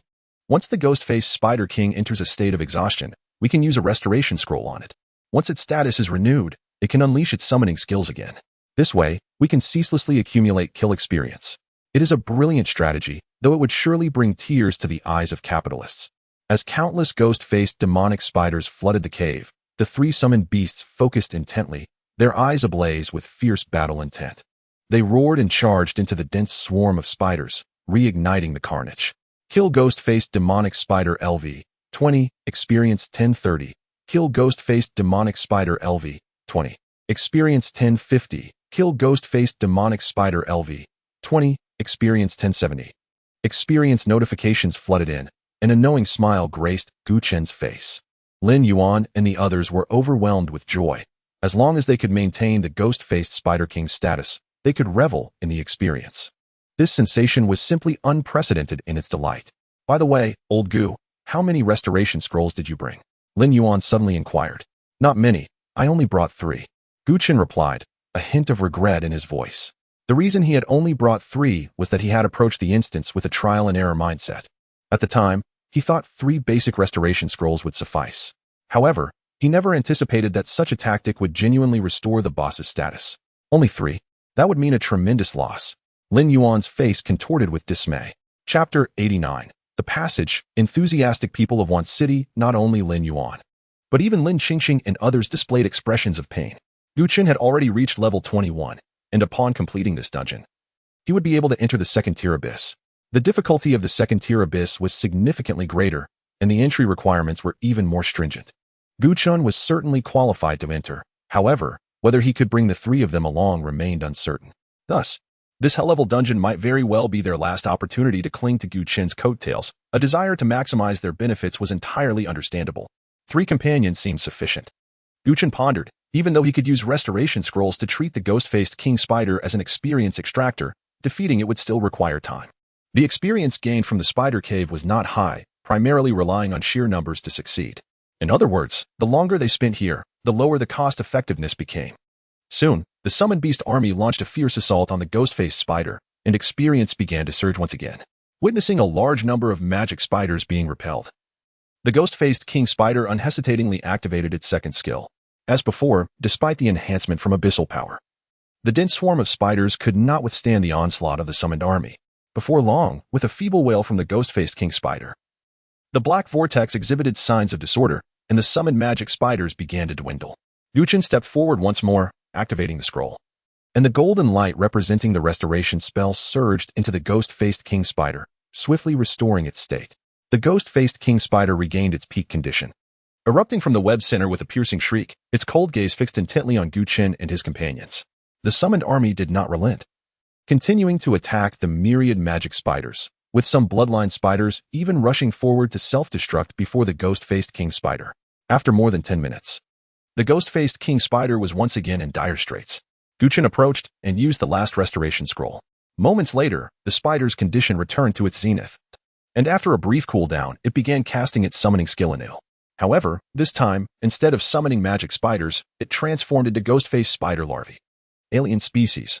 Ghost-faced spider larvae. Level. LV. 15. Health. 8,360. Attributes. Strength 120. Agility 173. Constitution 142. Spirit 175. Skill. Evil gaze. What has happened? It has turned into larvae. Won't this yield even less experience? Lin Yuan's eyes revealed surprise. It seemed that even with ample restoration scrolls, it was impossible to continuously extract experience from the ghost-faced king spider. Gu Chen recognized this issue, confronted by the level 15 larvae. The bloodline lord could not even be bothered to use skills, unleashing a barrage of basic attacks. Bang, bang, bang. Kill ghost-faced spider LV. 15. Experience 548. Kill ghost-faced spider LV. 15. Experience 533. Kill ghost-faced spider LV. 15. Experience 569. The experience was utterly dismal. Gu Chen immediately lost patience, commanding the summoned army to charge forward once more, ruthlessly commencing the slaughter. By the time the third wave of magic spiders was annihilated, they had only garnered over 600,000 experience, still needing more than 200,000 to level up. Gu Chen shook his head. It was time to conclude. With a command from the bloodline lord, all the bloodline magic spiders rushed toward the ghost-faced king spider at the cave and amp. Oppos. S apex, unhesitatingly initiating self-destruction. Amidst the thunderous explosions, the ghost-faced king spider and amp. Oppos. S health was ultimately depleted. Kill ghost-faced king spider boss LV. 20. Experience 13890. Loot acquired. King spider's strong bow LV. 20. Epic. Loot acquired. King spider's gauntlets LV. 20. Rare. Loot acquired. Teleportation scroll 1. Loot acquired. Enhancement stones 20. Loot acquired. Abyssal emblem 1. Congratulations. You have cleared the spider cave, hell level. Rewards. Practitioner experience 100,000. Dungeon treasure chest 1. Rare. Dungeon concluded. Exiting current scene in 5, 4, 3, 2, 1. In the spider cave dungeon square, an announcement suddenly flashed on the screen, causing the countless practitioners present to pause. Congratulations to the practitioner team for successfully refreshing the clearing record of the spider cave, hell level. Clearing time. 3 hours, 22 minutes, 15 seconds. Team information. Captain. Gu Chen Summoner. Members. Lin Yuan, Swordsman. Lin Qingqing, Warrior. Su Ran, Assassin. Su Xia, Non-Class. Rewards. Practitioner experience 100,000. Personal achievement 1. Record-breaking gift box 1. Rare, clearing evaluation. SSS, clearing a hell-level dungeon in under 3.5 hours left the practitioners waiting in the square astounded. This was a first-tier hell-level dungeon. Under normal circumstances, it would take at least 7 hours to clear. However, Gu Chen had reduced this time by more than half, which was simply unbelievable. Yet, despite their astonishment, no one questioned this clearing time. After all, the one who had conquered this hell-level dungeon was Gu Chen. Prior to Gu Chen's arrival at the dungeon square, once City Hall had already prepared his clearing announcement. When news of Gu Chen entering the Spider Cave dungeon spread, the staff at the square had already set up congratulations banners for him. Even various media platforms were speculating how much earlier Gu Chen would break the historical record of the hell-level dungeon. All signs indicated that no one in Wan City doubted Gu Chen's ability to clear the hell-level dungeon. After all, Gu Chen had achieved abyssal accomplishments in the hell-level burial dungeon. A mere hell-level dungeon was hardly a challenge for him. In the Lord's office, upon receiving news of Gu Chen's clearance, Liang Yi could no longer contain his excitement, and along with Li Feng, promptly made their way to the teleportation hall. Upon reaching the dungeon square, the person in charge was already waiting nearby. Gu Chen has emerged? Li Feng inquired of the responsible party. Lord Mayor, Secretary Li. You arrived just in time. Gu Chen has just come out of the dungeon, the person in charge replied, a broad smile on their face. Liang Yi nodded and glanced in the direction indicated by the person in charge, only to see that the entrance to the dungeon square was already surrounded by an enthusiastic crowd. The staff had unfurled the banners, and practitioners throughout the crowd were brandishing phones and flowers, while reporters from various media outlets had set up their cameras. The scale of the event was grand, making it seem as though a high-level abyss had just been cleared. Gu Chen, you are my idol. Gu Chen, I love you. I want to have your children. Honey, upon emerging from the dungeon, Gu Chen and his companions were left dumbfounded by the scene. They had merely cleared a dungeon. So why was there a press conference in the square? Old Gu, look over there. That guy is calling you honey, Lin Yuan said with a mischievous grin. Gu Chen was momentarily at a loss for words, feeling both amused and overwhelmed. The enthusiasm was palpable. He was merely a summoner. How had it turned into a star-like spectacle? It seemed the people of one city genuinely welcomed him. Chapter 90. Are you familiar with the Dragon Clan? In the end, it was Liang Yi and Li Feng who ascended to rescue Gu Chen. Lin Yuan and the others were pushed forward to engage with the enthusiastic citizens of Wanqing, while Gu Chen followed Liang Yi and Li Feng to the mayor's office in the Wanqing City Hall. Ha ha ha, this spectacle surpasses even the fervor of my youth. Gu Chen, you must feel the warmth of our Wanqing people, right? Liang Yi laughed heartily, his spirits exceptionally high. Indeed, this caught me off guard, Gu Chen admitted, feeling a tinge of embarrassment. Thankfully, Liang Yi and the others arrived just in time. Otherwise, he would truly have been unable to leave. Gu Chen, would you like something to drink? Li Feng offered a teacup to Liang Yi. Coke, please add some ice, thank you, Gu Chen replied with a smile. Li Feng hesitated slightly, as it appeared there was no Coke in the mayor's office refrigerator. Please wait a moment. As Li Feng exited, Liang Yi, with a look of joy, said, Gu Chen, congratulations. The novice dungeon has only just opened for 7 days, and most of the newly transitioned individuals have just reached the first tier, yet you have already attained the second tier. Your rate of progression is truly exceptional. It is a rarity not only in Dongzhou but throughout the entire Xinxia Empire. Gu Chen expressed his gratitude but sensed that the mayor's eagerness to meet him was not solely for congratulations. Well, I prefer dealing with intelligent individuals. It's straightforward and efficient. Liang Yi stated, his expression becoming serious. Let me be frank, Gu Chen, have you considered joining the Jinyuan army? Upon hearing this, Gu Chen displayed a peculiar expression. I have already secured a guaranteed admission to the Shangjing Academy. You want me to enlist? Perhaps my expression was not entirely accurate. Whether it is the Shangjing Academy or the Jinyuan army, it is not as simple as it seems. It involves various factions. Gu Chen's eyes revealed confusion, prompting Liang Yi to continue. For those above the second tier, not all abysses can be freely accessed. Many high-yield abysses are controlled by major factions. To put it simply, if you do not join a faction, you will have virtually no opportunity to enter the abysses they control. Therefore, abysses above the second tier are more like resources. And to acquire these resources, you must choose to align with a faction.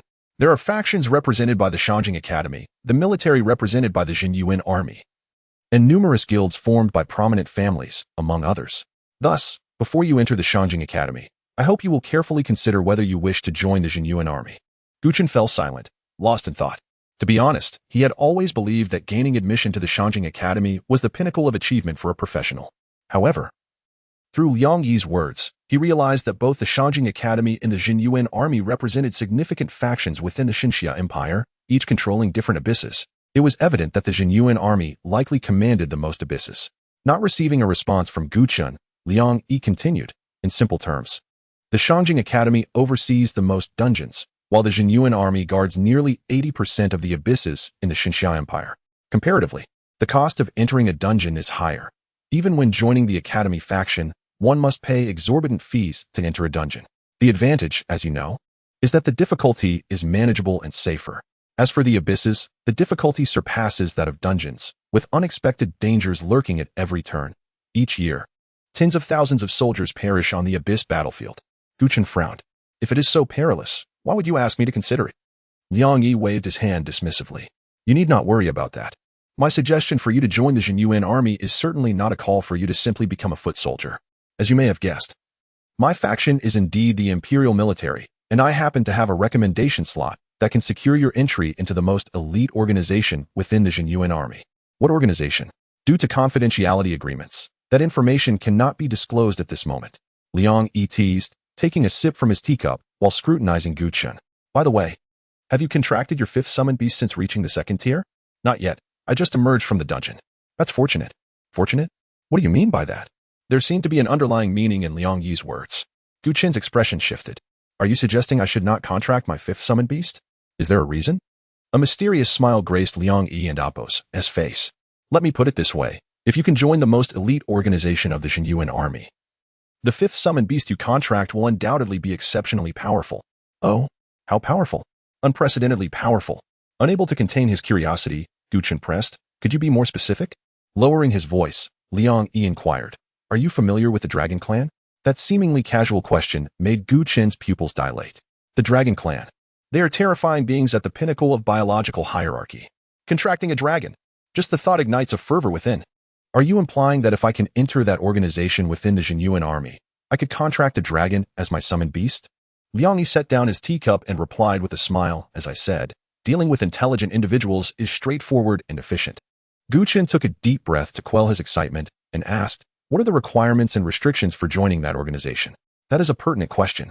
While I belong to the military faction, my role is merely to provide a recommendation and offer you an opportunity. You must qualify through the Jinyuan army's assessment to join.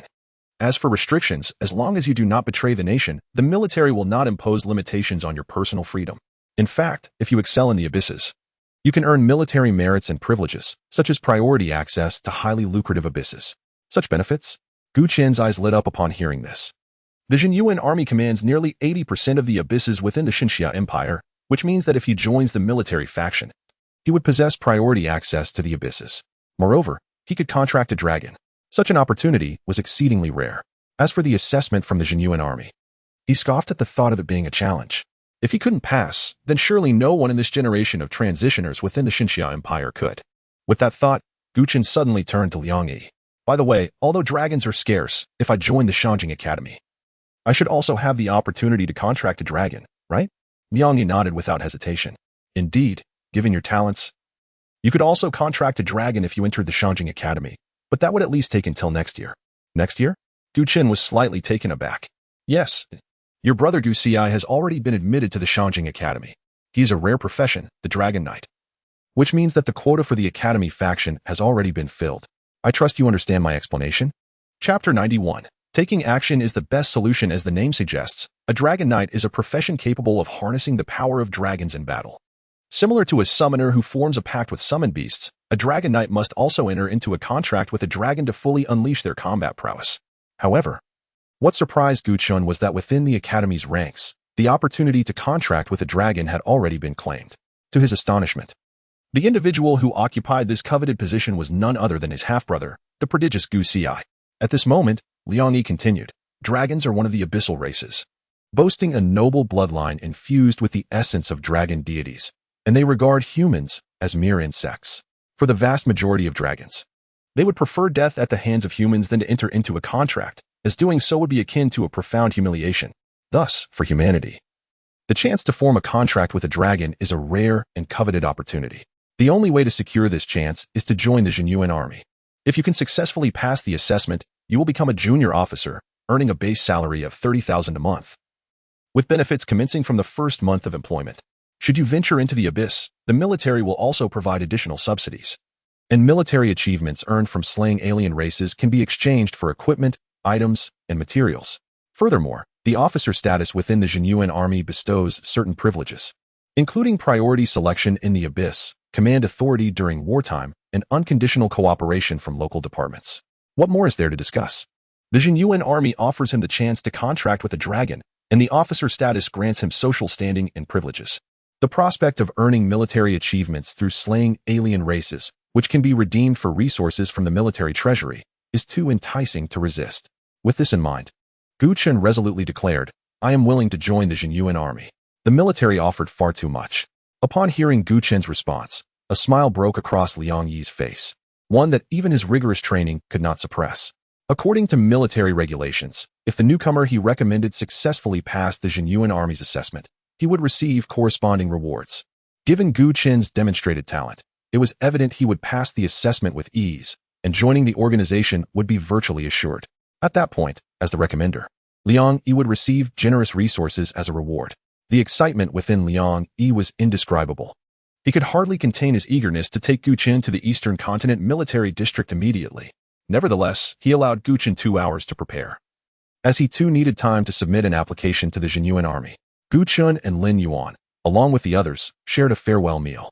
Over the course of 7 days, they had traversed a hell-level abyss, a nightmare-level abyss, and 2 hell-level dungeons with Gu Chen, reaping substantial rewards in both resources and experience. Even without Gu Chen, they could easily tackle first-tier abysses on their own. Among them, Su Xia was the one who felt the most reluctant about Gu Chen's departure. According to him, each time he accompanied Gu Chen through challenges, his physical prowess improved significantly. While this did not grant him the combat strength to slay alien races, a robust physique allowed him to wield more powerful armor. Gu Chen sensed that Su Xia harbored some unspoken burdens. Otherwise, as a core member of the Everlasting Group, He would not have to frequently venture into the abyss or dungeons. Gu Chen refrained from asking, knowing that, given Su Xia's personality, he might not be willing to share even if prompted. After bidding farewell, Liang Yi led Gu Chen into the teleportation hall of the municipal office. A brilliant silver light erupted from the intricate patterns of the magic array, dazzling and fierce, quickly engulfing the two of them. When the scene shifted, Gu Chen instinctively looked around and realized they had arrived at a base situated within a valley, surrounded by a swirling gray mist, while the interior remained unaffected. Curiosity sparked in Gu Chen's eyes as he followed Liang Yi to a hall to register information. After answering a few questions, he was brought to the entrance of a closed elevator. From here onward, you must chart your own course. Liang Yi's gaze held a complex emotion.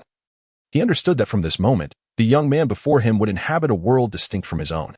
Just as Liang Yi was about to leave, he turned back to offer one last piece of advice.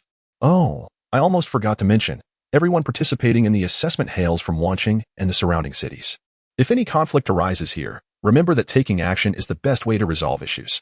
Gu Chen nodded and stepped into the elevator, which descended without revealing how many floors it traversed. When the doors opened, a young soldier clad in military attire led him through a labyrinthine path within the base until they finally arrived at the assessment venue. The hall was approximately the size of 2 basketball courts, where 4 or 5 dozen candidates stood scattered about. Gu Chen glanced around and noted that the majority were rare-class professions, each equipped with items that shielded their levels and attributes from detection. Consequently, he too concealed his own level and attributes, allowing only his profession to be perceived. Upon entering the venue, he was greeted by the low murmur of conversation. There are indeed many talented individuals here for the Jinyuan army assessment. I wonder who will successfully pass?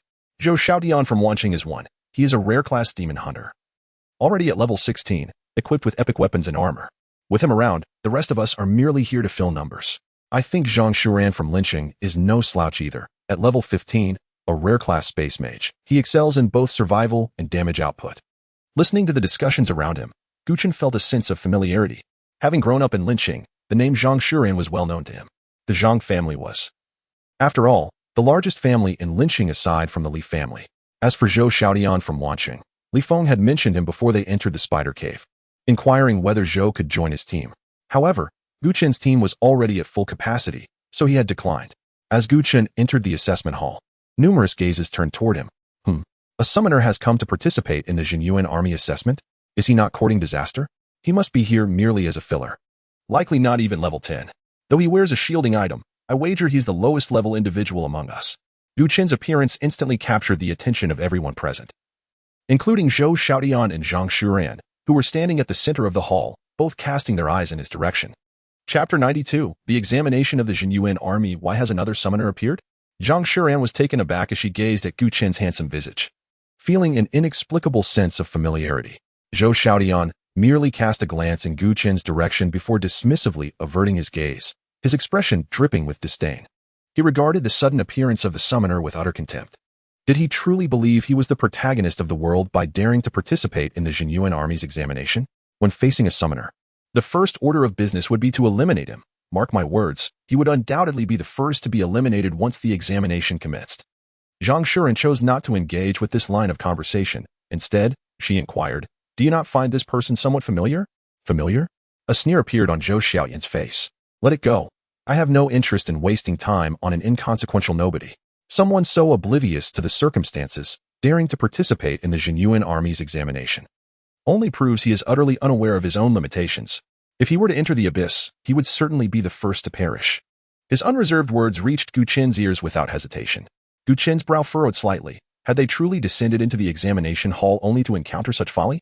What concern was it of his that he chose to join the Jinyuan army's examination? To claim he was oblivious to the dangers, asserting he would be the first to die in the abyss? Gu Chen's gaze met Zhou Xiaoyan's, who shot him a scornful glance, his demeanor exuding an air of superiority that threatened to overflow. Gu Chen was not one to practice magnanimity. His expression turned frosty as he activated the skill of the Chaos Primordial Spirit through his medium cloak. Dimensional assassination in an instant. A terrifying spatial fluctuation erupted above Zhou Xiaoyan's head. A flicker of panic crossed his face, but before he could react, he collapsed heavily to the ground. Zhang Shuran, witnessing this, rushed to assist Zhou Xiaoyan, but when she looked at him, her beautiful eyes widened in shock. He was dead. Zhou Xiaoyan had been slain. Zhang Shuran's complexion drained of color as she stared at the lifeless body before her, a chill running down her spine. Murder? How dare he? This was the examination hall of the Jinyuan army. Others soon took note of Zhou Xiaoyan's demise, casting wary glances at Gu Chen. The hall fell into an eerie silence. The usual chatter extinguished. Suddenly, a brilliant golden light erupted from Zhou Xiaoyan's form. He had resurrected. His face was pallid, his life force reduced to a mere 30, rendering him in a weakened state. Resurrection cross. Zhou Xiaoyan's eyes were filled with terror. Had he not possessed a resurrection cross, he would have been truly dead. He glared at Gu Chen. Anger and frustration etched across his features. I merely misspoke. It was an unintentional error. How could you go so far as to strike me down? Misspoke? An unintentional error? Shouldn't one reflect on the words they utter? At his age? Did he think his words held no weight? Gu Chen responded nonchalantly. Oh, you merely misspoke? Then I suggest you remember this lesson. Next time. You may not have a resurrection item at your disposal. One must acknowledge their faults. If you can't bear it, shall I strike you down again? Gu Chen had a particular trait. He was receptive to suggestions. Jiang Songhua had advised him to deal with Li Renjie harshly, and he complied. Liang Yi had asserted that taking action was the best way to resolve issues, and he acted upon it. His intention had merely been to teach Zhou Xiaoyan a lesson. But the latter's weakness led to his swift demise. What could Gu Chen do? Could he be blamed for that? Zhang Shuran turned away, her expression grim. Is this not excessive? Gu Chen raised an eyebrow. Are you prepared to defend him? How many resurrection crosses do you possess? Zhang Shuran's face fell, suppressing her dissatisfaction. Not a word escaped her lips. She disapproved of Gu Chen's actions, yet what could she do? She had barely witnessed the manner of Zhou Xiaoyan's death. Had Gu Chen turned against her, she too would have met a swift end. Combat between candidates is prohibited. The examination will commence in 10 minutes. Please prepare accordingly. A mechanical voice echoed throughout the hall. Gu Chen paid no further heed to the two, finding a spot to sit on the ground. Others instinctively distanced themselves from him, murmuring amongst themselves. This man is truly formidable. I couldn't even perceive his movements. He eliminated Zhou Xiaoyan with a single skill. What level is this individual? This is simply terrifying. He possesses genuine skill, yet his arrogance is off the charts. He kills for mere words, disregarding everyone else. Be quiet. Or you might be next. Fear not. Before he exhausts his energy, he may not manage to eliminate us all. How dare you? Nearby. Zhou Xiaoyan's complexion was ashen, his body trembling uncontrollably as he regarded Gu Chen with palpable trepidation. He was clad in an epic-grade armor. To have been defeated in a single strike. The thought of this transformed his apprehension into deep-seated fear. He was terrified, even of contemplating revenge. Gu Chen's icy gaze felt like the stare of death itself. Previously, he had held himself in high regard, dismissing all his peers. With his rare profession as a demon hunter, epic-grade weapons, and armor, he had felt invincible. Yet, before Gu Chen, everything he relied upon was as fragile as dust. Utterly vulnerable. Though he had escaped death, he now existed in a weakened state, one that could not be alleviated, only slowly restored with time. It could be said that from this moment onward, he was already disqualified from the examination. The examination is about to commence. After a period of waiting, a colossal vertical eye composed of golden nebulae suddenly appeared in the hall ceiling. A voice devoid of emotion resonated, seemingly from afar yet echoing in their ears. Filled with power and authority, compelling all to submit to its presence. The eye of the secret realm. The crowd gazed upwards, their expressions shifting as they involuntarily stiffened. The examination would take place within the secret realm. Gu Chen withdrew his gaze, feeling an unprecedented mental impact emanating from the golden vertical eye. Its grandeur was awe-inspiring. The golden nebulae within swirling slowly, as if harboring a terrifying force that could ensnare the heart. At the center of the eye, a pupil formed of myriad starlights appeared deep and boundless, its mere glance overwhelming to behold.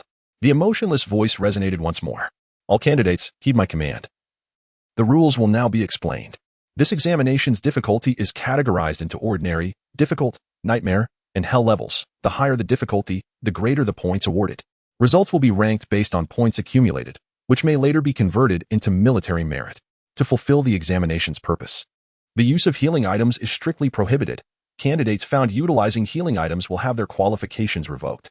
With the rules articulated, the candidates stood still, their expressions grave. No healing items permitted.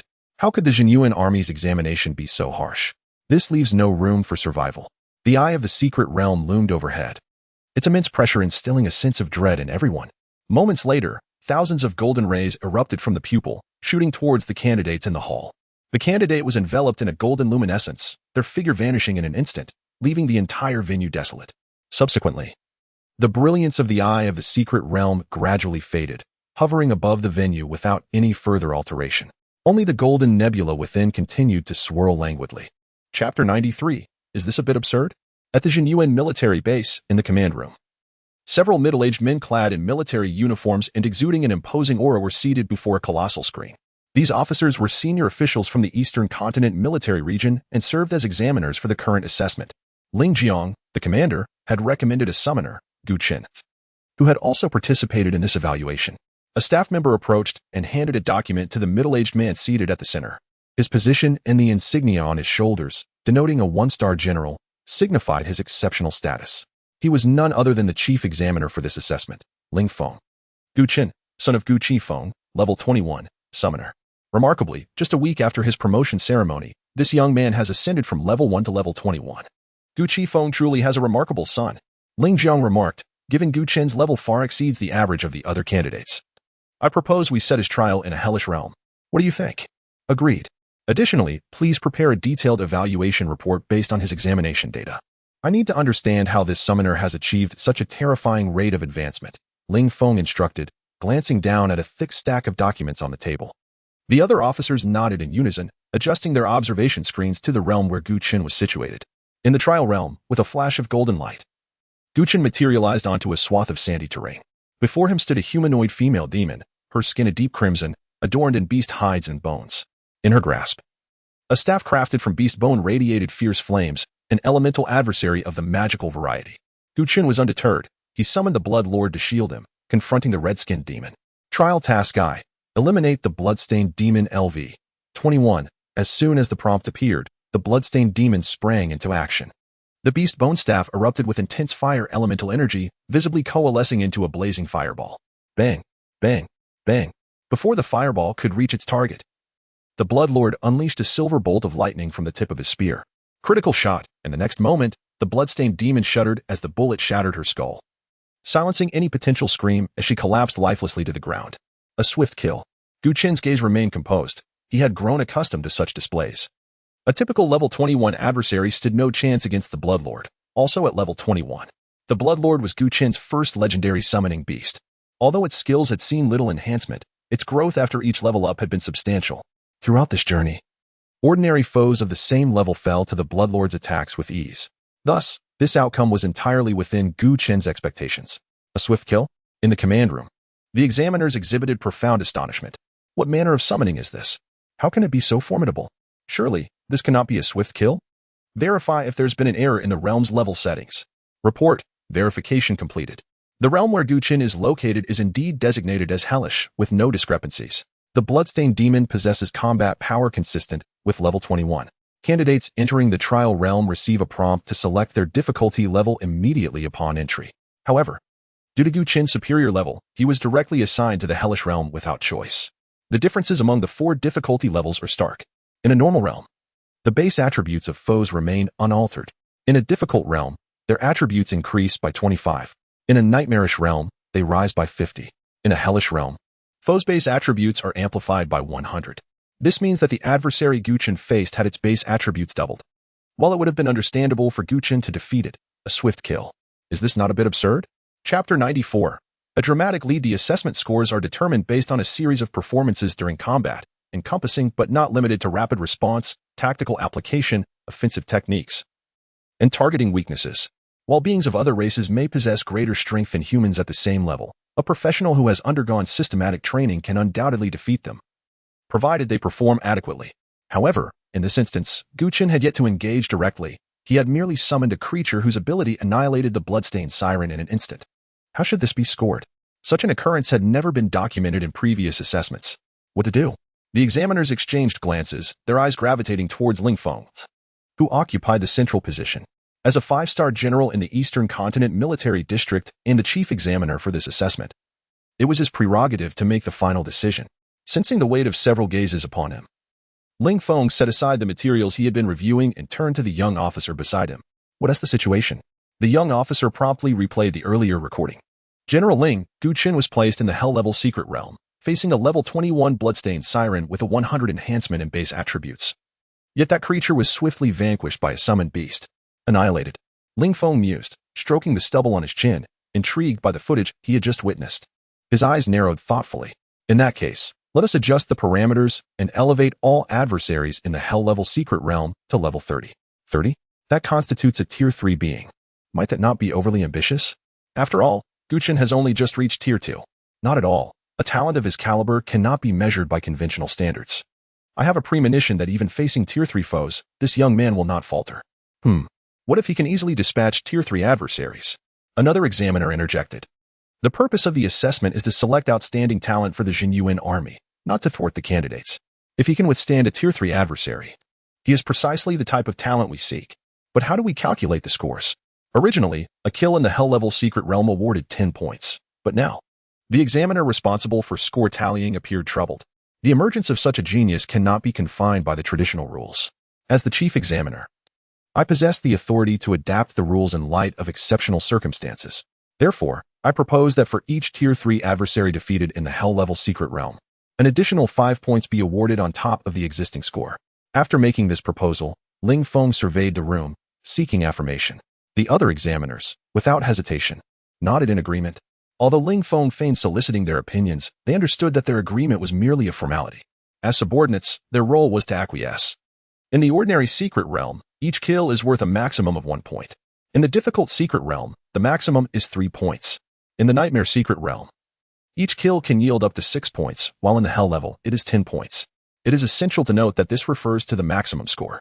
Thus, if there are any flaws during combat, even if an adversary is defeated, it is highly probable that the full score will not be awarded. Ling Feng nodded decisively, his tone resolute. Since there are no objections, I hereby declare that Chen and Appo's previous assessment score is null and void. We will now adjust the difficulty of the Hell-level secret realm and conduct a re-evaluation. Understood. Within the assessment secret realm, Chen stood still after annihilating the bloodstained siren, awaiting the next prompt without taking further action. Suddenly, the corpse of the fallen adversary vanished from the ground. In the next instant, another bloodstained siren materialized in the very spot vacated by its predecessor. Compared to its predecessor, this new siren radiated an aura significantly more potent. Assessment task I. Eliminate the level 30 bloodstained siren. A notification appeared, and Chen's eyes widened in surprise. Why was it labeled Assessment Task I and not Assessment Task 2?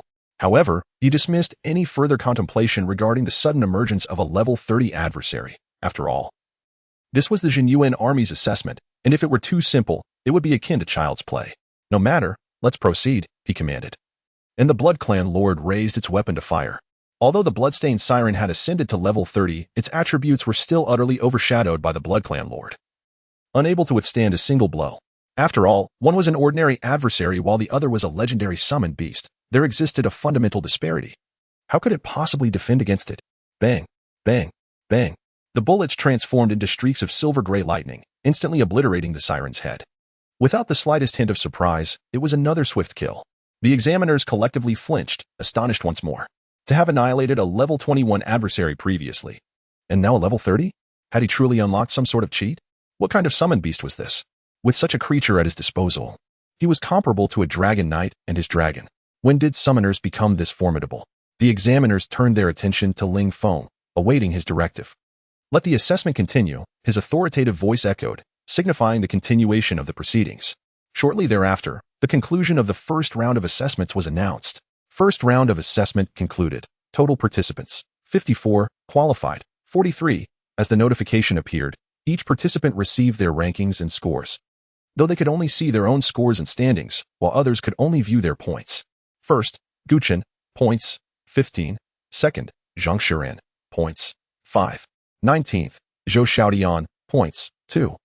Chen's first-place position, with a score of 15, was strikingly conspicuous, akin to a thunderclap that sent the hearts of all other candidates racing. In second place was Zhang Shiran, indicating that the spatial mage's combat prowess should not be underestimated. As for the names following in third and fourth place, Chen had never encountered them before and held no recollection. Upon scrutinizing each candidate's score, it became evident that Chen's lead was indeed monumental. His score of 15 dwarfed Zhang Shiran's 5, which was merely a fraction of his total, while the scores of subsequent candidates fell short of even that fraction. Score assessments were not only influenced by combat skills but also significantly impacted by the duration of battles. Even if an adversary was defeated, failure to meet the time standards would result in a low score. Damn it, is that first place a monster? Even in the Hell-level secret realm, the maximum score for each kill is only 10 points. How did he achieve 15 points? Is there a bug in the realm settings? This score must be erroneous. If I hadn't hesitated and had been more vigilant, I could have easily garnered at least 6 points. Within the secret realm, Zhou Xiaotian glanced at his 19th position, feeling a surge of frustration and indignation. He had aimed for first place in this assessment, only to find himself bested by Gu Chen, who had taken a life from him in the arena, with this being only the first round. He was already on the verge of being cast out of the top 20, and the subsequent rounds promised to be even more disheartening. He had become merely a runner-up in this endeavor. At this moment, the overwhelming majority of candidates, upon witnessing Gu Chen's score, instinctively thought the data must be erroneous. After all, in the annals of Zhenyuan army assessments, no one had ever achieved a score of 15 points in the first round. Gu Chen's gaze remained tranquil, embodying an air of nonchalance as he felt no surprise at his first-place ranking. Having already reached the second tier, he found little to compare himself with these first-tier novices.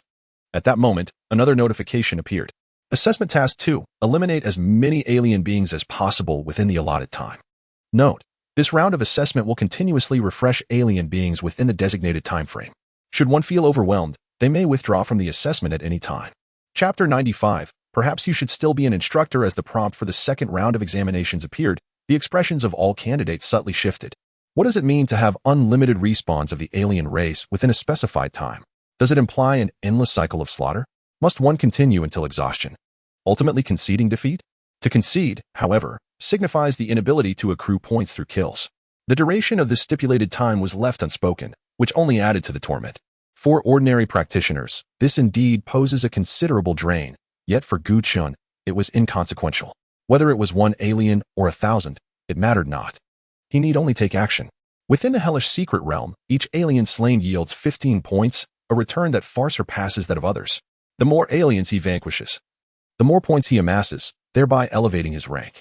In this assessment, the vast majority opted for the difficult secret realm, with only a few daring souls selecting the nightmare level realm. As for the hell level, no one had the audacity to choose it. Although higher difficulty meant greater rewards, no one could guarantee success in the hellish secret realm. After all, the results of the selection process are ranked by points. The higher the points, the better the rank. With only one chance available, a disqualification midway would extinguish any hope. Conversely, selecting the slightly lesser nightmare level realm greatly increases the likelihood of successfully completing the selection and obtaining the maximum points. Unlimited respawns of the alien race. A grave expression surfaced on Zhang Shuren's delicate face. As a mage, she was more adept at swiftly resolving battles with high damage rather than engaging in a war of attrition, which was far from appealing. Nevertheless, she did not succumb to despair. In addition to her formidable abilities, she possessed an epic-grade staff. This staff bore a skill that granted a recovery effect upon a kill, significantly alleviating her burden. As the aliens had yet to respawn, her gaze instinctively drifted towards the top position on the leaderboard. Each candidate could only view their own name. Thus, in Zhang Shuren's perspective, Gu Chen's name had been replaced by 2 asterisks. Although she was unaware of his identity, those 15 points were conspicuously striking. How could this be? How could someone attain such a high score in the first round, even in the hell level? The maximum score for the first round was merely 10 points. Could it be that this individual shattered some assessment record? With this thought, Gu Chen's figure involuntarily surfaced in her mind. Could it be him? No, it certainly could not be. The instant she recalled Gu Chen's unceremonious threat towards her in the venue, she immediately dismissed the notion, regardless of who it was. She simply did not want the person in first place to be Gu Chen, despite an inexplicable familiarity she felt towards his appearance. After a brief preparation period, the second round of examinations commenced. Opposite Gu Chen, the corpse of the blood-soaked female demon vanished, and a spatial vortex materialized. Almost immediately, shadows flickered within the vortex, and a humanoid creature, its body clad in large patches of desiccated bones, emerged. The creature opened its eyes, and within its eerie green pupils surged a potent bloodthirsty murderous intent, charging straight at Gu Chen. Blood-soaked bone demon, level, LV, 30, health, 108,500, attributes, strength 580, agility 300, constitution 320, spirit 330, skill, bone blade slash. In such moments, no command was needed. The Bloodlord instinctively pulled the trigger, unleashing a barrage of bullets aimed at the demon's head. Whether it was the previously encountered blood-soaked female demon or the current blood-soaked bone demon, both were ordinary aliens of level 30, yet their combat strength far exceeded that of their peers. They were stronger than typical aliens, but weaker than elite ones. It appeared that the aliens within this secret realm had been adjusted, meaning these entities were not true aliens in the conventional sense. The aliens within the assessment realm resembled visible data. Defeating them would yield no experience, and their corpses could not be transformed into bloodline descendants. Even the Bloodlord did not receive a health bonus after slaying them. Aside from points, there was no other reward. To Chen. This felt entirely like a data-driven test. A flurry of silvery bullets whistled through the air, striking the blood-soaked bone demon's head with unerring precision. The primary attribute of the blood-soaked bone demon was strength, nearing 600, yet its speed, constitution, and spirit barely exceeded 300, with health just over 100, 000. With such stats, how could it withstand the Bloodlord's skills? Deadly Shot, Crimson Feast, the two skills seamlessly intertwined, with a resounding bang. The blood-soaked bone demon's body shattered into a pile of bones. The fragments fell to the ground, gradually fading away, then disappearing at a visibly accelerated rate. Within a few breaths, from the spot where the remains had vanished, another blood-soaked bone demon materialized. The Bloodlord did not hesitate to launch an attack. Just as the new blood-soaked bone demon emerged, before it could take a step, the Bloodlord's assault had already landed upon it. Although Deadly Shot was still on cooldown, the impact on the Bloodlord's combat effectiveness was negligible, as the damage from basic attacks was equally substantial. Soon, the relentless barrage of basic attacks, coupled with the pursuit damage from Crimson Feast, felled the second blood-soaked bone demon as well. Subsequently, the Bloodlord stood guard protectively beside Chen. Its attack sharp and decisive, never lingering. Whenever a blood-soaked bone demon appeared, it would be vanquished within mere breaths. Observing this scene, Chen felt as though he were watching a game on autopilot. It was utterly tedious, prompting him to find a patch of open ground to sit down. Perhaps to alleviate the pressure of the assessment, after one alien perished, the next would likely appear after about 10 seconds. This was a user-friendly design, allowing candidates a brief respite. However, to Chen, it was a sheer waste of time. If only the aliens could appear more swiftly, or better yet, if several could be summoned at once. He longed to engage Chen. Inside the command room, several officers watched Chen's performance through the screens, their faces reflecting an exceedingly peculiar expression. What manner of summoning beast is this? Why is it so formidable? The records indicated it was a Bloodlord. Yet they had never encountered such a summoning beast and were unaware of its qualifications, treating our designed aliens as live targets. It should at least be of epic 3-star caliber.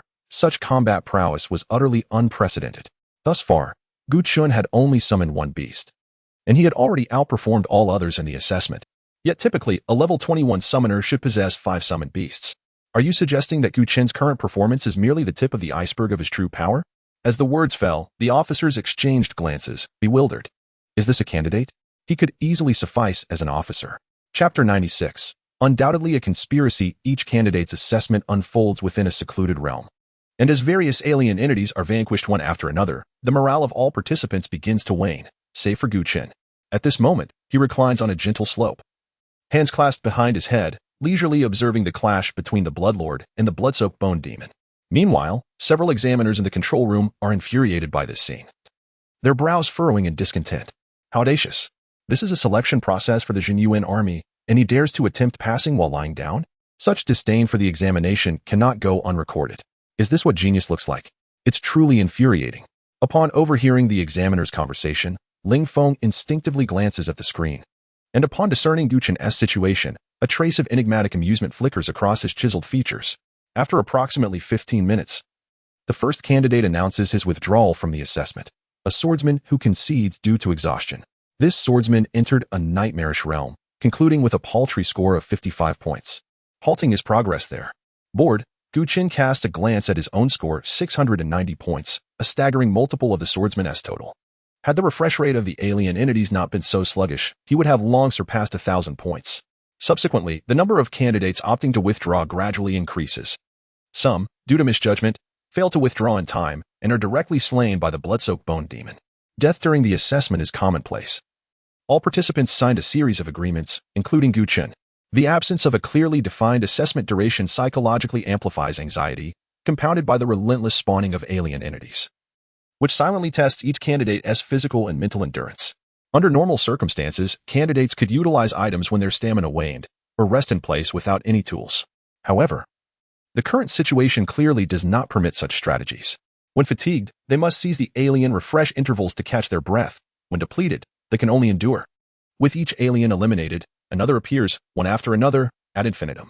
The battle seems endless. An hour later, the number of candidates has dwindled to half of the original count. The remaining participants exhibit visible fatigue, their eyes bloodshot, as despair and depression threaten to drive them to madness.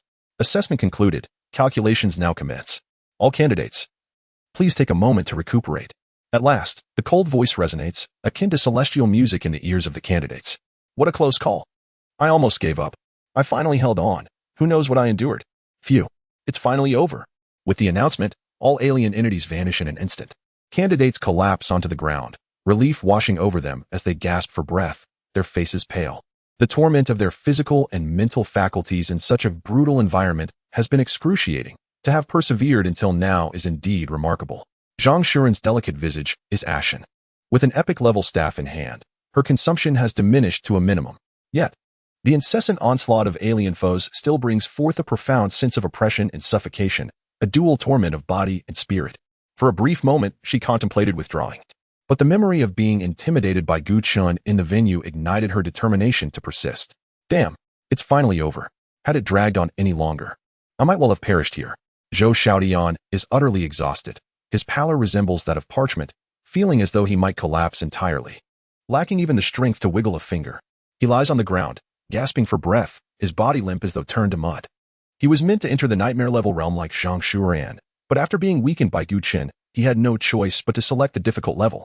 Moreover, as a rare profession, demon hunter, he possesses a talent that restores stamina upon a kill, allowing him to endure until now. Otherwise, had he been any other profession, he would have surely been eliminated. Yet, even so, Zhou Xiaodian is utterly spent. His combat strength barely remains. Should he enter the third round in this state? Elimination is inevitable. Is it over? Hearing the announcement, Gu Chen rises from the ground, his demeanor relaxed and unperturbed. For the second round of assessment, he merely cruised through. Though the Blood Lord was relentless in slaying foes, the recovery from the Bloodkin rendered his stamina expenditure negligible. This round's participant count, 43. 26 have been disqualified due to injury, death, or voluntary withdrawal. Warning, the difficulty of the next round will continue to escalate. To mitigate high casualty rates, candidates may opt to withdraw. Upon seeing the notification, the candidates' expressions grow grave. This round has already seen fatalities, and the next round's difficulty will surely increase. Continuing the assessment raises the likelihood of death significantly, yet surrendering is a bitter pill to swallow. In that moment, all candidates display a struggle in their countenances. I withdraw. After a brief pause, one candidate finally resolves to step back. As his voice fades, his figure materializes in the external training ground. To reach this point has been his utmost limit. Even in withdrawal, he can still gain admission to a prestigious academy, rendering further peril unnecessary. I withdraw. This is my limit. I have done my best. Following this candidate, 6 others sequentially choose to withdraw. The remaining participants, however, resolutely decide to continue with the assessment. As the students make their choices, the participant count for the second round of the examination is finalized. Qualified participants, 10, successfully advancing to the next round. The examiners observe the proceedings with impassivity, neither commending those who remain nor deriding those who withdraw. For each individual possesses the right to choose their own path in life. Subsequently, the results of the second round are announced. 1. Gu Chen, score, 1815-2. Zhang Shuren, score, 358. 10. Zhou Xiaodian, score, 63. Gu Chen stands at the pinnacle, far ahead of the pack. How is this possible? The score of the first-place candidate reaches an astonishing 1815? Zhang Shuren's gaze fixates on the rankings, her brows knitted in disbelief, her eyes wide with shock. If the first-place finisher of this round is the same as the previous, it implies that this individual amassed a total of 1,800 points in the second round. Impossible. That is utterly outrageous. How could this be? In an instant, the candidates advancing to the third round exhibit profound resentment. The data, upon cursory examination, reveals that even in a hellish-level realm, slaying an alien yields a mere 10 points. Thus, a score of 1,800 translates to the slaughter of 180 alien entities. The assessment period spans precisely 1 hour, and with a 10-second interval between each kill, the total interval for 180 entities amounts to 30 minutes. This means the leading candidate truly engaged in combat for only 30 minutes. 30 minutes to slay 180 alien entities? 6 per minute? 1 every 10 seconds? This is preposterous. A conspiracy. Undoubtedly a conspiracy. Chapter 97. The spirited Zhou Xiaodian not merely a conspiracy. It is utterly absurd. All of us are merely ungraduated transferees, at most level 15. To slay a fellow creature of the same level within 10 seconds? If one possesses extraordinary talent, such feats might be achievable once or twice. But to do so consecutively over 100 times? This is nonsensical. If you are so formidable, why not ascend to the heavens? Why participate in the Genuine Army's assessment? By the heavens, what is the situation with the first-place score? There must be something amiss. It goes without saying that individual must have cheated. The Jinyuan army's assessment dares to engage in such underhanded tactics. Humph. Just wait. I shall report this to the Imperial Military Council. A retake. I demand a retake. The candidates erupted in a chorus of vehement denunciations, clamoring about the unfairness of the assessment. Zhou Xiaotian, the most fervent among them, raised his voice in the secret realm, repeatedly calling for a retake. At this moment, he was steadfast in his belief that the first-place score was undeniably tainted. Or perhaps it belonged to a scion of the Jinyuan army's upper echelon. How else could one explain such an exaggerated score? In truth, Zhou Xiaotian was not alone. The other candidates also expressed profound dissatisfaction with the first-place score. After all, that score surpassed their comprehension. To eliminate 180 creatures of the same level in merely 10 seconds? Even with restorative potions, it is inconceivable. What? Are you endowed with boundless energy? As the candidates' spirits dwindled, threatening to disrupt the assessment process entirely, a cold voice resonated once more within the secret realm. To ensure the fairness and integrity of this assessment, and to guarantee its proper conduct, we hereby declare, candidate Gu Chen, summoner profession, level 21, has entered the hell-level secret realm, due to Gu Chen's level significantly exceeding the standard. The chief examiner has decided to temporarily elevate the difficulty of the hell-level secret realm. Within the hell-level secret realm, all creatures enter a berserk state, leveling up to 30, with each kill yielding 15 points. This decision has been reported to the Jinyuan Army's Assessment Review Council and has been approved. Should there be any dissenters, they may appeal to the Jinyuan Army's Assessment Review Council after the assessment.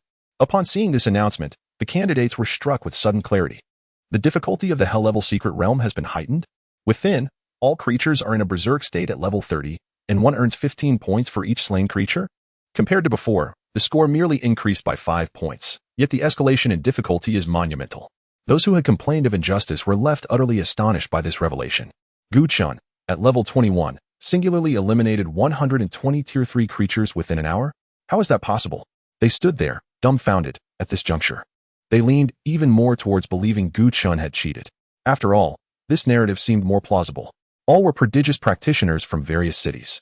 Under the dual pressures of physical and mental strain, each additional kill of a creature would exponentially increase the difficulty. How could anyone possibly slay 120 Tier 3 creatures? Despite their myriad doubts, those with discernment understood that the assessment announcement had already been issued, signifying the truth of the matter. Moreover, this was the Jinyuan Army's assessment. Who would dare to cheat within such an arena? That would undoubtedly lead to ruin. A conspiracy is simply unfathomable, unless one wishes to be exiled to the abyss. After the announcement, a few individuals expressed their discontent. Gu Chen's higher level is his own matter. Raising the difficulty for him is acceptable. But what does increasing the points signify? Is this not widening the gap? Several candidates voiced their grievances regarding this issue. However, they remained silent.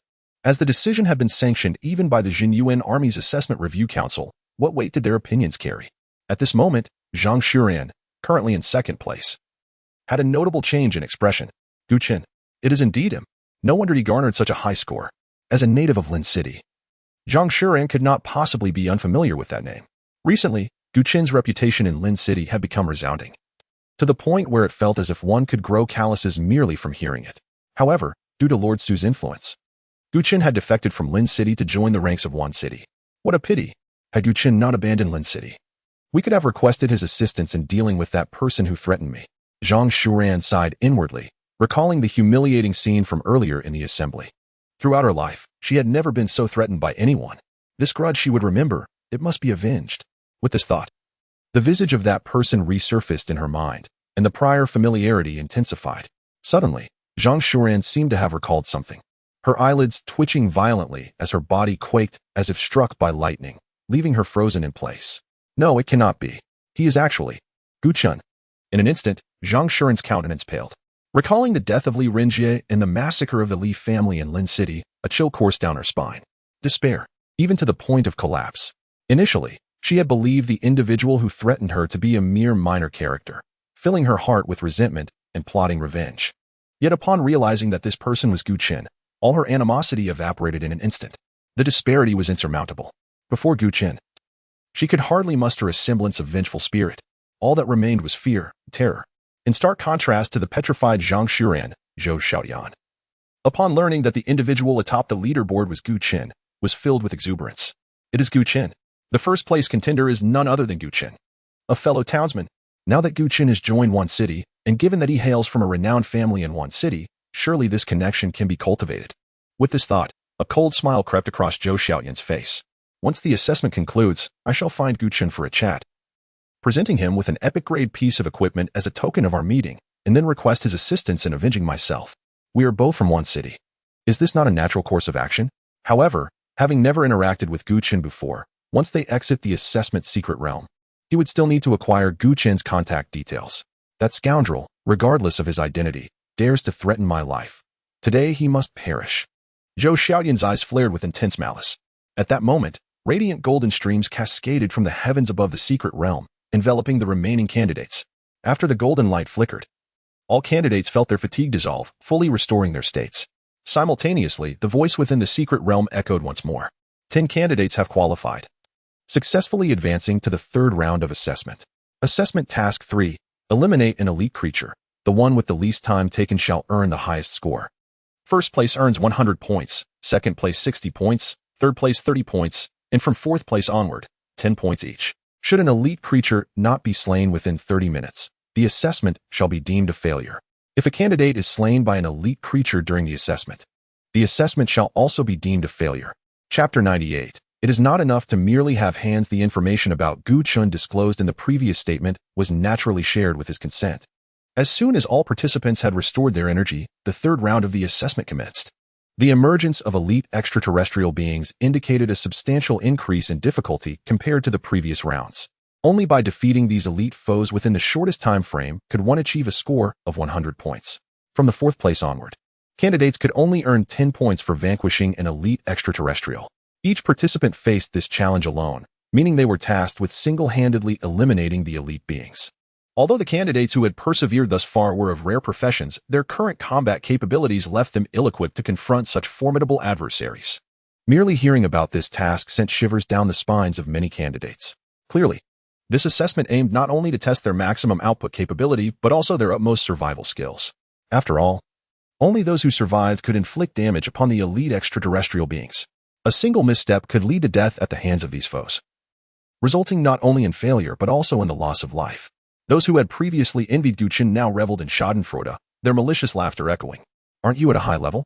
Does the hell-level secret realm provide score bonuses? Very well. How will you cope if a level 30 elite extraterrestrial appears? That creature boasts a health pool exceeding 800,000. I am eager to see if Gu Chen can still prevail this time. It was indeed a dire situation. If he could not slay the elite extraterrestrial within 30 minutes, he would be deemed unsuccessful in the assessment. Haha.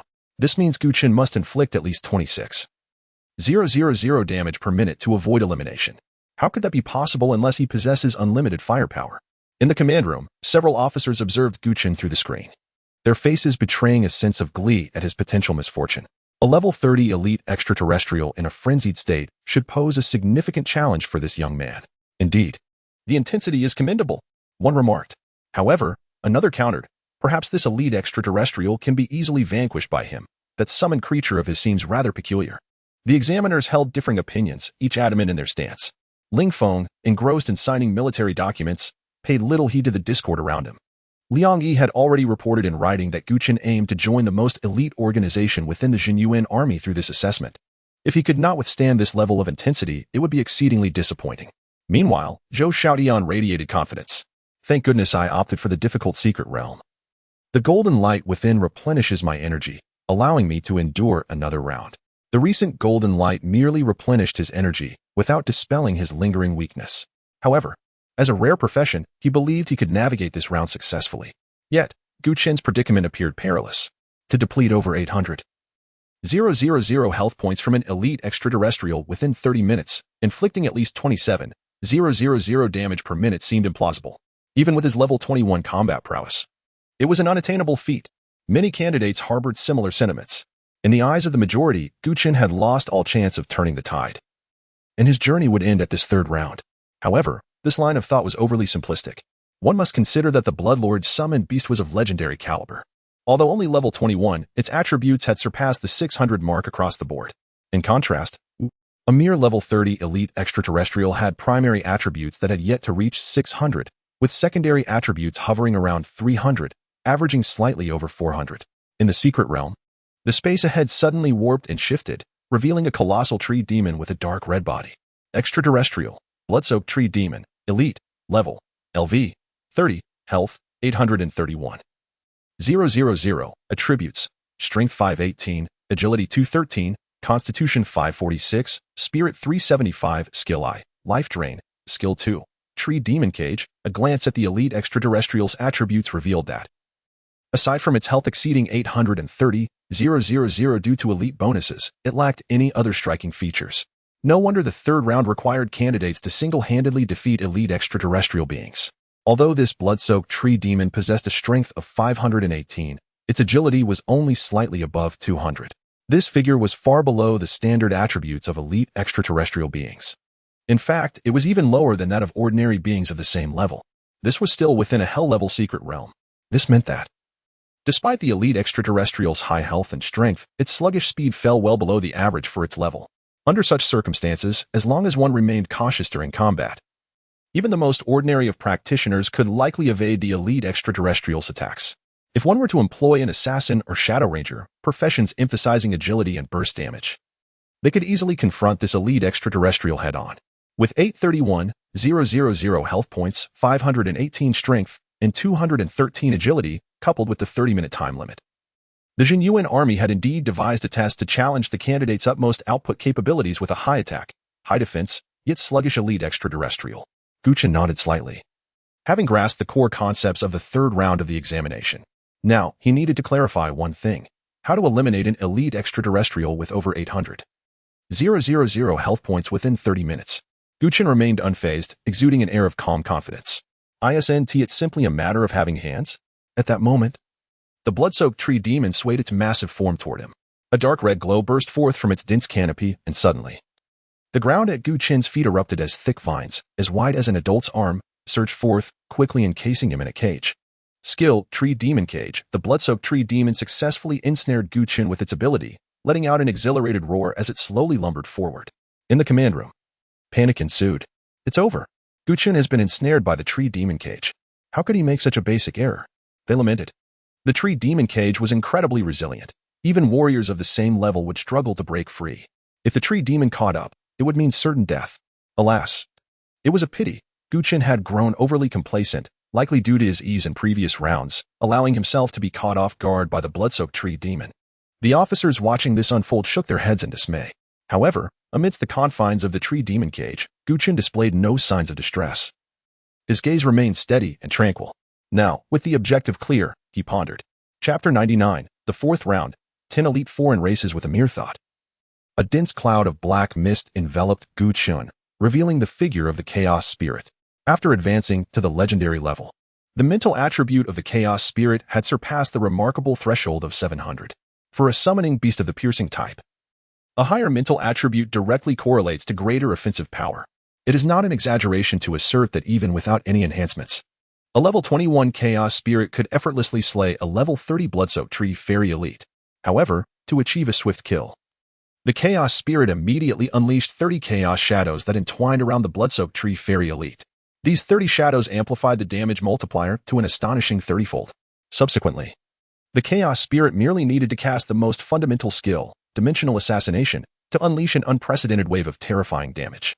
The blood-soaked tree fairy, still caught up in the thrill of capturing its prey, remained blissfully unaware that the scythe of death had already descended upon it.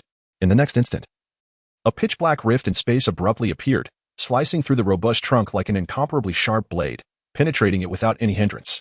Simultaneously, a dense shadow enveloped the body of the blood-soaked tree fairy, resulting in an overwhelming burst of damage that instantly drained its health bar completely. The massive tree-like form suddenly faltered, as if all life had been extracted in an instant, crashing to the ground in a resounding thud, never to stir again. Dead. Within the command room, several officers rubbed their eyes, almost convinced they had misread the scene. Even Ling Feng, seated in the examiner's position, displayed a rare expression of astonishment. A one-hit kill? How could an elite foreign race with over 800,000 health points be dispatched so easily? What kind of skill was this? How could it unleash such monstrous damage? To inflict over 800,000 damage with a single skill, unless witnessed firsthand, one would scarcely dare to believe it. The officers exchanged glances, their expressions stiff, and it took them a moment to compose themselves from the shock. They had initially assumed Chen was trapped by the tree fairy and in peril. Yet who could have anticipated that he would annihilate the blood-soaked tree fairy with a single skill? It was a level 30 elite foreign race. For other practitioners of the same level, breaking through its defenses would be no easy feat. How could such a resilient elite foreign race be slain so effortlessly? Was this not ludicrous? The officers wore expressions of incredulity, their faces contorted in disbelief, yet they could not deny the reality of the blood-soaked tree fairy's demise. Furrowing their brows, they fell silent, instinctively shifting their attention to the assessment screens of the other candidates. Zhou Xiaotian, relying on the speed advantage of his demon hunter, deftly dodged and maneuvered amidst the attacks of the blood-soaked tree fairy. He skillfully evaded the whipping vines with agile footwork, seizing the opportunity to flank and strike at its weak points. With the enhancement of his epic-grade weapon, each of his strikes dealt no less than 1,000 damage. Zhang Shuran, a spatial mage, fully exploited her class characteristics against the sluggish blood-soaked tree fairy elite. Every candidate exerted their utmost in combat against the elite foreign races. Except for Chen. He remained effortlessly poised, as if the assessment were merely a child's game in his eyes. Within the command room, the officers wore expressions of frustration. If an elite foreign race with 800,000 health could be dispatched in a heartbeat, why not increase the difficulty for this young man? Were they to allow him to continue coasting through? Ling, Chen's performance is exceedingly unusual. What do you think? Do not concern yourself. The purpose of the assessment is to identify talent, not to thwart it, Ling Feng interjected, cutting off the officer preparing to speak. Chen had already demonstrated exceptional prowess. There was no need to raise the stakes further due to his outstanding performance. Seeing Ling Feng's stance, the other officers fell silent. Soon, the 30 minutes concluded. Among the 10 candidates, some had perished, some had voluntarily withdrawn, and 3 others were eliminated in this round. Current round candidates: 10, qualified candidates: 7, 1. Chen, points, 1915, 2. Zhang Shuran, points, 418, 8. Zhou Xiaotian, points, 63. Zhou Xiaotian was eliminated, not due to death or voluntary withdrawal, but for failing to slay an elite foreign race within the allotted time. For him, in a weakened state, defeating a robust elite foreign race in half an hour was indeed a monumental challenge. At that moment, everyone noticed the leaderboard information. Chen still held the top position with an astonishing score of 1915, far ahead of the others. At this moment, everyone was left in disbelief. Damn, he's simply a monster. He can't be killed even by a level 30 elite foreign race? Wow, how incredible. Why isn't he soaring to the heavens? I'm in awe. We are all practitioners, yet why is he so exceptional? Forget it. This kind of anomaly is beyond my comparison. The final assessment is upon us.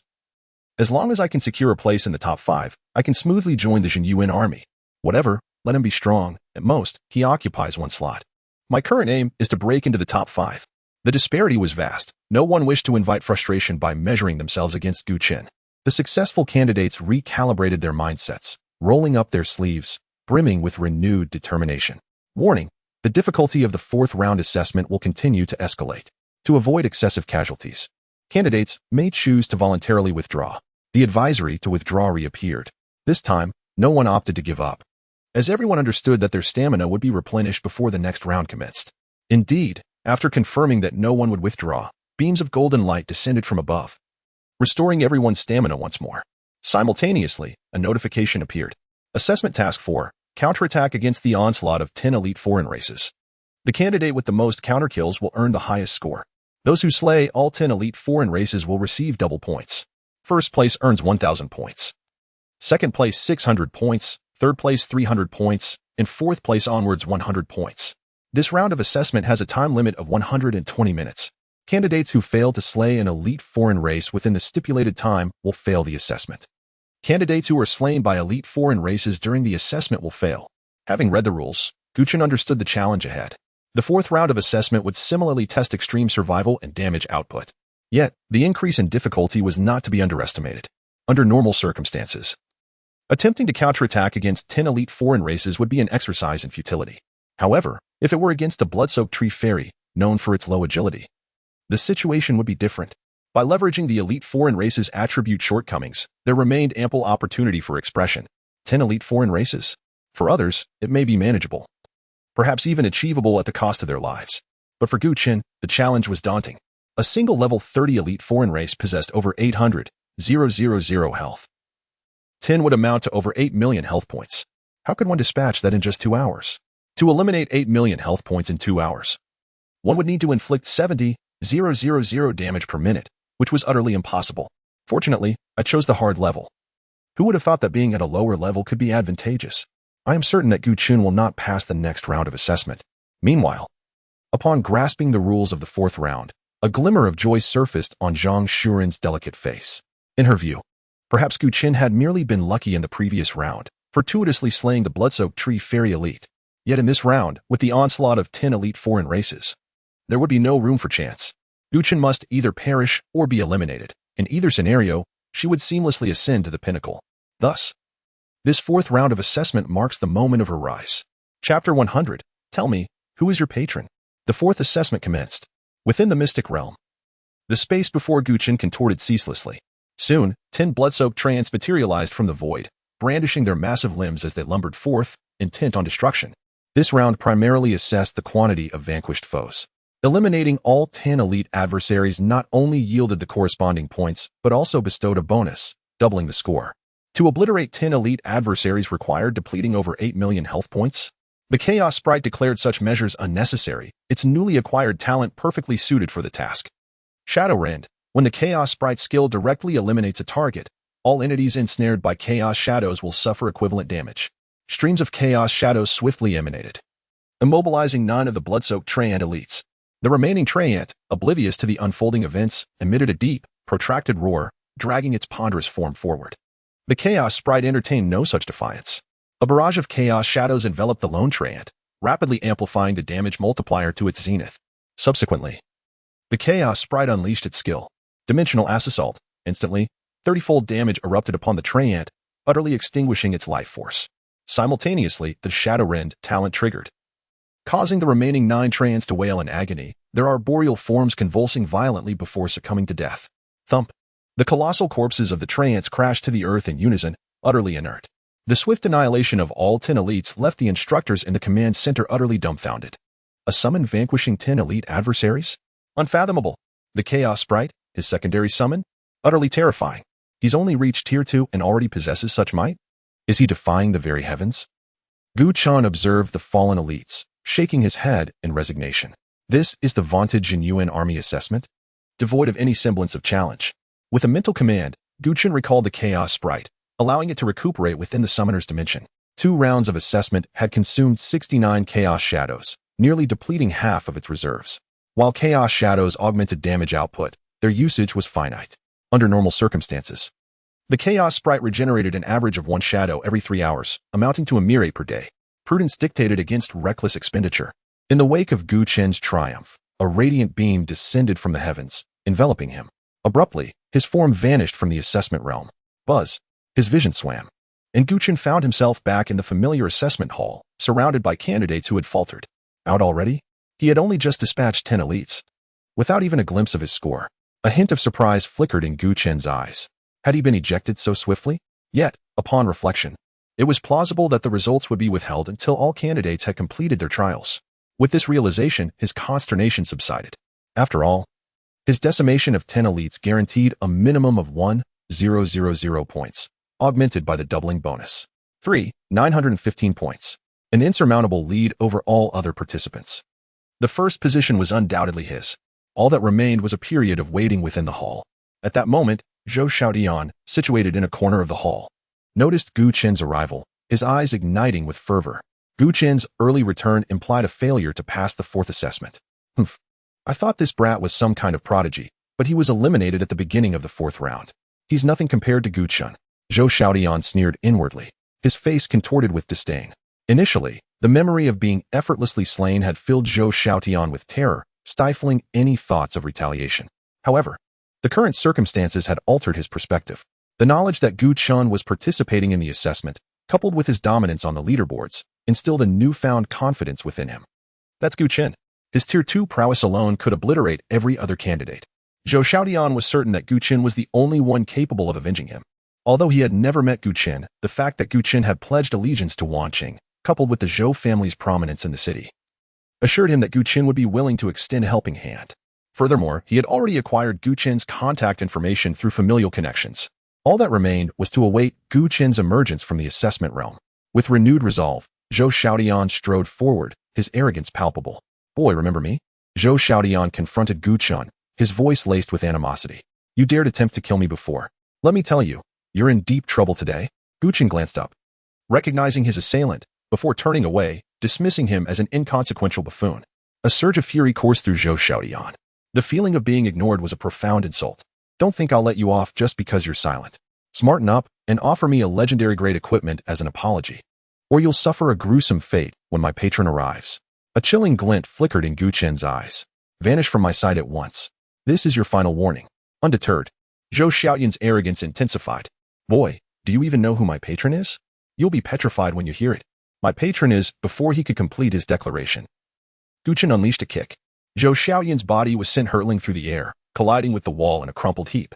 The Dominator of Nightmare's ascension from epic to legendary grade had bestowed upon Gu Chen 100 attribute points, elevating his average attribute to 655, surpassing even the initial attributes of a Tier 4 professional. Assaulting a level 15 Zhou Xiaodian in a weakened state was child's play. Gu Chen approached, planting a foot upon Zhou Xiaodian's face. Tell me, who is your patron? The sensation of a heavy soul pressing against his face filled Zhou Xiaodian with unprecedented humiliation. He glared at Gu Chen, his eyes brimming with undisguised venom. In response, Gu Chen increased the pressure, grinding his heel into Zhou Xiaodian's face. Dare to glare at me? Show me that look again. A wave of agony washed over Zhou Xiaodian, his head threatening to explode. He frantically attempted to prop up Gu Chen's foot, his courage abandoning him as he pleaded for mercy. Big brother, I was wrong. I truly was. Please, spare me. Chapter 101. The City of Dragons descend. At the moment when Zhou Xiaodian was pleading for mercy, a tall figure entered the venue, capturing everyone's attention. The onlookers, a group of professionals, suddenly changed their expressions, revealing unmistakable tension and excitement in their eyes. General Ling had arrived. It was indeed General Ling. Quickly, stand at attention. The candidates were certainly familiar with Ling Feng, as he was the chief examiner for this assessment and a 5-star general of the Eastern Continent Military District. Ling Feng walked into the hall with steady strides, making no pause as he headed directly towards Gu Chen's location. Seeing this, the crowd cast sympathetic glances at Gu Chen, their eyes brimming with pity. Just moments ago, the venue had already warned against conflicts among candidates. Gu Chen not only disregarded the rules but also directly confronted Ling Feng, who had caught him red-handed. It seemed that his fate was truly dire. Meanwhile, Zhou Xiaodian, whom Gu Chen had trampled upon, also spotted Ling Feng's presence. His face shifted slightly, as if he had seen a savior, and he shouted without regard for his image. General Ling, I report to you. This candidate openly violated the rules of the venue and attacked me in front of everyone. Please uphold justice for me. Shut up. Gu Chen lightly stomped his foot, instantly breaking a row of Zhou Xiaodian's teeth, causing him to wail in pain, nearly fainting from the agony. Gu Chen's action sent shockwaves through the surrounding onlookers. Was he insane? Not only had he been caught by General Ling, but he also dared to strike someone right in front of him? Did he truly believe that a 5-star general of the Jinyuan army was to be trifled with? The candidates around wore expressions of schadenfreude, as if they could already envision the grim fate that awaited Gu Chen. However, Ling Feng strode purposefully until he stood before Gu Chen, the hard lines of his face softening with an unusual gentleness. Allow me to introduce myself. I am Ling Feng, the chief examiner for this assessment. Ignoring the bloodied Zhou Xiaodian, Ling Feng stepped forward, a faint smile gracing his serious countenance. Gu Chen, congratulations on successfully passing the Jinyuan army assessment. What? Gu Chen. Zhou Xiaodian's voice rang out clearly, his tone measured, yet to those around him, it was akin to thunder striking their ears. Eyes turned to Gu Chen, filled with disbelief. You're Gu Chen? Zhou Xiaodian seemed to forget his pain, his eyes wide with shock and horror. Gu Chen remained silent, standing tall and looking down upon him. An overwhelming sense of pressure enveloped the space, suffocating him with an unprecedented feeling of dread. Zhou Xiaodian felt the world around him dim, Gu Chen's icy gaze akin to the stare of death itself, as if he were to be slain at any moment. In a moment of panic, Zhou Xiaodian flipped over and knelt before Gu Chen without hesitation. His forehead pressed tightly against the ground, his clothes soaked with sweat. He resembled someone just pulled from water. He dared not plead for mercy, nor utter a single word, terrified that a mere thought from Gu Chen could result in his immediate demise. Regarding your matters, Liang Yi has already reported to me. Come with me. I have news that will undoubtedly pique your interest. News that will pique my interest? Gu Chen pondered. Could it be related to the Dragon Clan? He nodded, completely disregarding the kneeling Zhou Xiaodian as he followed Ling Feng out of the venue. After a considerable time had passed, Zhou Xiaodian slowly raised his head to a nearby professional. You, come help me up. I can't stand. The professional hurried over to assist him. Young Master Zhou, are you all right? All right? If it were all right, would you be so bold as to try it yourself? Damn it, I nearly soiled myself from fright. Do you think this is nothing? Zhou Xiaotian struggled to stand, wiping the blood from his face. He could hardly believe that Gu Chun was the one. I must be cursed today. If it weren't for General Ling's timely arrival, I shudder to think of the consequences I would have faced. Muttering to himself, Zhou Xiaotian quickened his pace, fleeing the scene as if his life depended on it. On the other side, Gu Chun followed Ling Feng into an exceptionally spacious office. On a massive screen, Gu Chen's assessment results were displayed as a line graph, illustrating his overwhelming superiority over all other candidates in this assessment. Ling Feng, without unnecessary delay, pointed to the data corresponding to the graph. In this assessment, your total score is 3,915 points. No issues there? Gu Chen nodded. He had already calculated this score. Over 3,000 points equated to over 3,000 military merits, a small fortune indeed. Ling Feng stroked the stubble on his chin, a knowing smile playing on his lips. Indeed, if Gu Qifeng knew of your results, he would surely regret it deeply. Gu Qifeng had once been one of the war generals of the Divine Summer Empire, though he was from the northern region and had little interaction with the eastern continent. Though Ling Feng's status was not as high as Gu Qifeng's, who could claim to be a 5-star general without a measure of pride. If he were to quail at the mention of Gu Qifeng, how could he establish himself in the Eastern Military District? The smile faded from Ling Feng's face as he adopted a serious demeanor. The assessment you just participated in was a selection test set by the Jinyuan Army for transitioning candidates. Once you pass, you will officially become a member of the Jinyuan Army. However, Liang Yi informed me that your aspirations extend beyond merely joining the Jinyuan Army. Indeed, Gu Chen affirmed.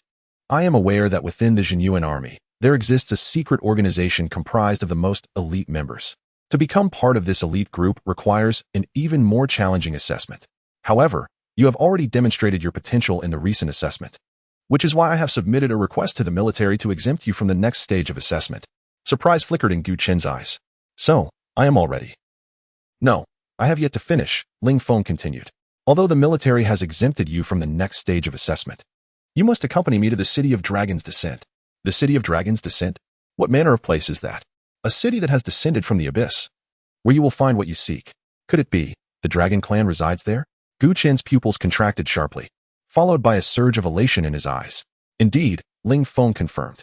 Should you successfully form a pact with the dragon clan during our visit to the city of Dragon's Descent, you will have secured your qualification to join the elite organization within the Jinyuan Army. Otherwise, you will have to start as a regular member of the Jinyuan Army. Gu Chen nodded, a gleam of determination flashing in his eyes. Thus, the assessment has not been waived, but rather transformed into a different format. If I am not mistaken, the difficulty of forming a pact with the Dragon Clan exceeds that of the original assessment, does it not?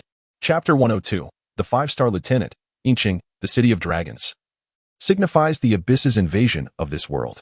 Periodically, rifts to the abyss randomly open across the globe, allowing various alien races to descend into this realm. 5 years ago, a city erupted from one such rift, landing within the territory of the Divine Summer Empire. This city is known as Inqing. It is named so because it lies within the territory of the dragon race in the abyssal realm.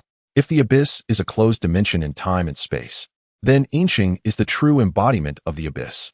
Within Inqing reside countless beings of varying ranks, whose arrival has been nothing short of a calamity for the Divine Summer Empire. Consequently, following Inqing's emergence, high-ranking powerhouses from various factions took action. Over the past 5 years, these factions have paid a steep price and have finally succeeded in slaying the high-tier beings within Inqing. Presently, only a multitude of low-tier beings remain, posing no significant threat. In fact, for the younger generation of adventurers, Inqing, though fraught with danger, also offers opportunities that can elevate one's status dramatically. A warrior who slays a dragon may extract its blood to refine his physique. After absorbing a substantial essence of dragon blood, he may undergo a second job change to become a rare dragon blood warrior.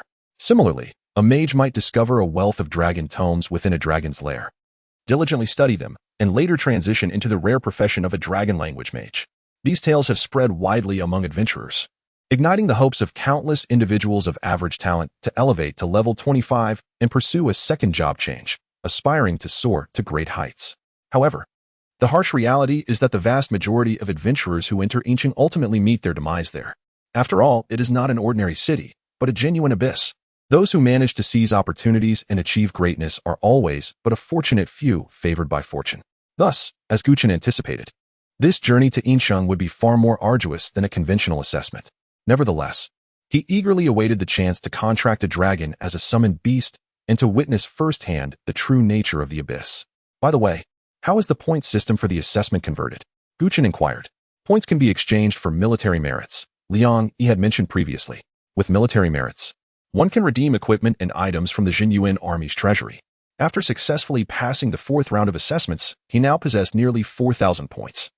Yet he remained uncertain about their utilization. In terms of his assessment results, Gu Chen was already considered a member of the Jinyuan army. Ling Feng stated directly, points and military merits are exchanged on a 1-to-1 basis. Your current military merit is still below 4,000, restricting you to redeeming items of rare grade or lower. Do you wish to proceed with the exchange? Gu Chen waved his hand dismissively, opting against it. Having cleared several hell-level dungeons in the abyss, he had amassed a plethora of rare-grade equipment, but epic-grade items were scarce. It would be wiser to accumulate more military merits before redeeming epic-grade equipment. Next, Ling Feng produced a dark green box, which he opened to reveal a dark green medal. This is the officer's medal of the Jinyuan army, which not only certifies identity but also possesses effects of concealment and rank. When presented to local authorities, it grants the bearer certain privileges. Privileges? An officer's medal? Gu Chen was momentarily taken aback, then a hint of confusion crossed his features. I've just passed the selection assessment. How am I already an officer? Ling Feng explained. According to the assessment regulations, any candidate who secures first place and accumulates over 2,000 points is directly granted the rank of 5-star lieutenant. The officer hierarchy of the Jinyuan army consists of 3 tiers, ascending from lieutenants to officers and then to generals. Although the 5-star lieutenant is at the bottom of the officer hierarchy, progressing further will lead to the rank of officer. Moreover, Gu Chen has bypassed the rank of soldier upon joining the Jinyuan army, which is an exceptionally rare occurrence. The other candidates, even if they pass the selection assessment, would gradually ascend from private, making Gu Chen's rapid rise remarkable. Gu Chen nodded, accepting the officer's medal. Gu Chen, prepare yourself today. I will come to Wan City to find you tomorrow. Gu Chen nodded in agreement, realizing the necessity of preparation. After emerging from the dungeon, he had hurriedly followed Liang Yi to this space, without even opening the treasure chest from the dungeon. In the Wan City Hall, within the mayor's office, Liang Yi spoke with urgency. I demand that Gu Chen be summoned immediately, by any means necessary. Gu Chen has registered for the academy assessment, meaning he is now associated with the academy. Who gave you the audacity to send him to the Jinyuan army? Su Lai, the mayor of Lin City, stood before Liang Yi, his expression stern and unyielding. Liang Yi remained unfazed, smiling as he replied, Mayor Su, your information is remarkably swift, rest assured. Gu Chen will likely return shortly. Su Lai snorted, his face contorted with intense anger. Ever since Gu Chen achieved success in the abyss and benefited the adventurers of Wan City single-handedly, his reputation in Lin City has plummeted. The citizens of Lin City relentlessly criticized and condemned Su Lai across various media platforms, even enumerating his 10 cardinal sins. Negative news about him spread like wildfire, uncontrollable. If this situation continues unchecked, it could incite public outrage in Lin City, jeopardizing his political career. This thought drove Su Lai into a frenzy.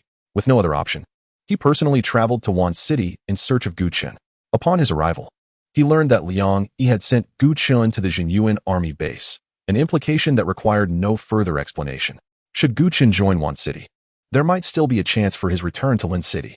However, if Gu Chen became part of the Jinyuan army, it would spell his utter ruin.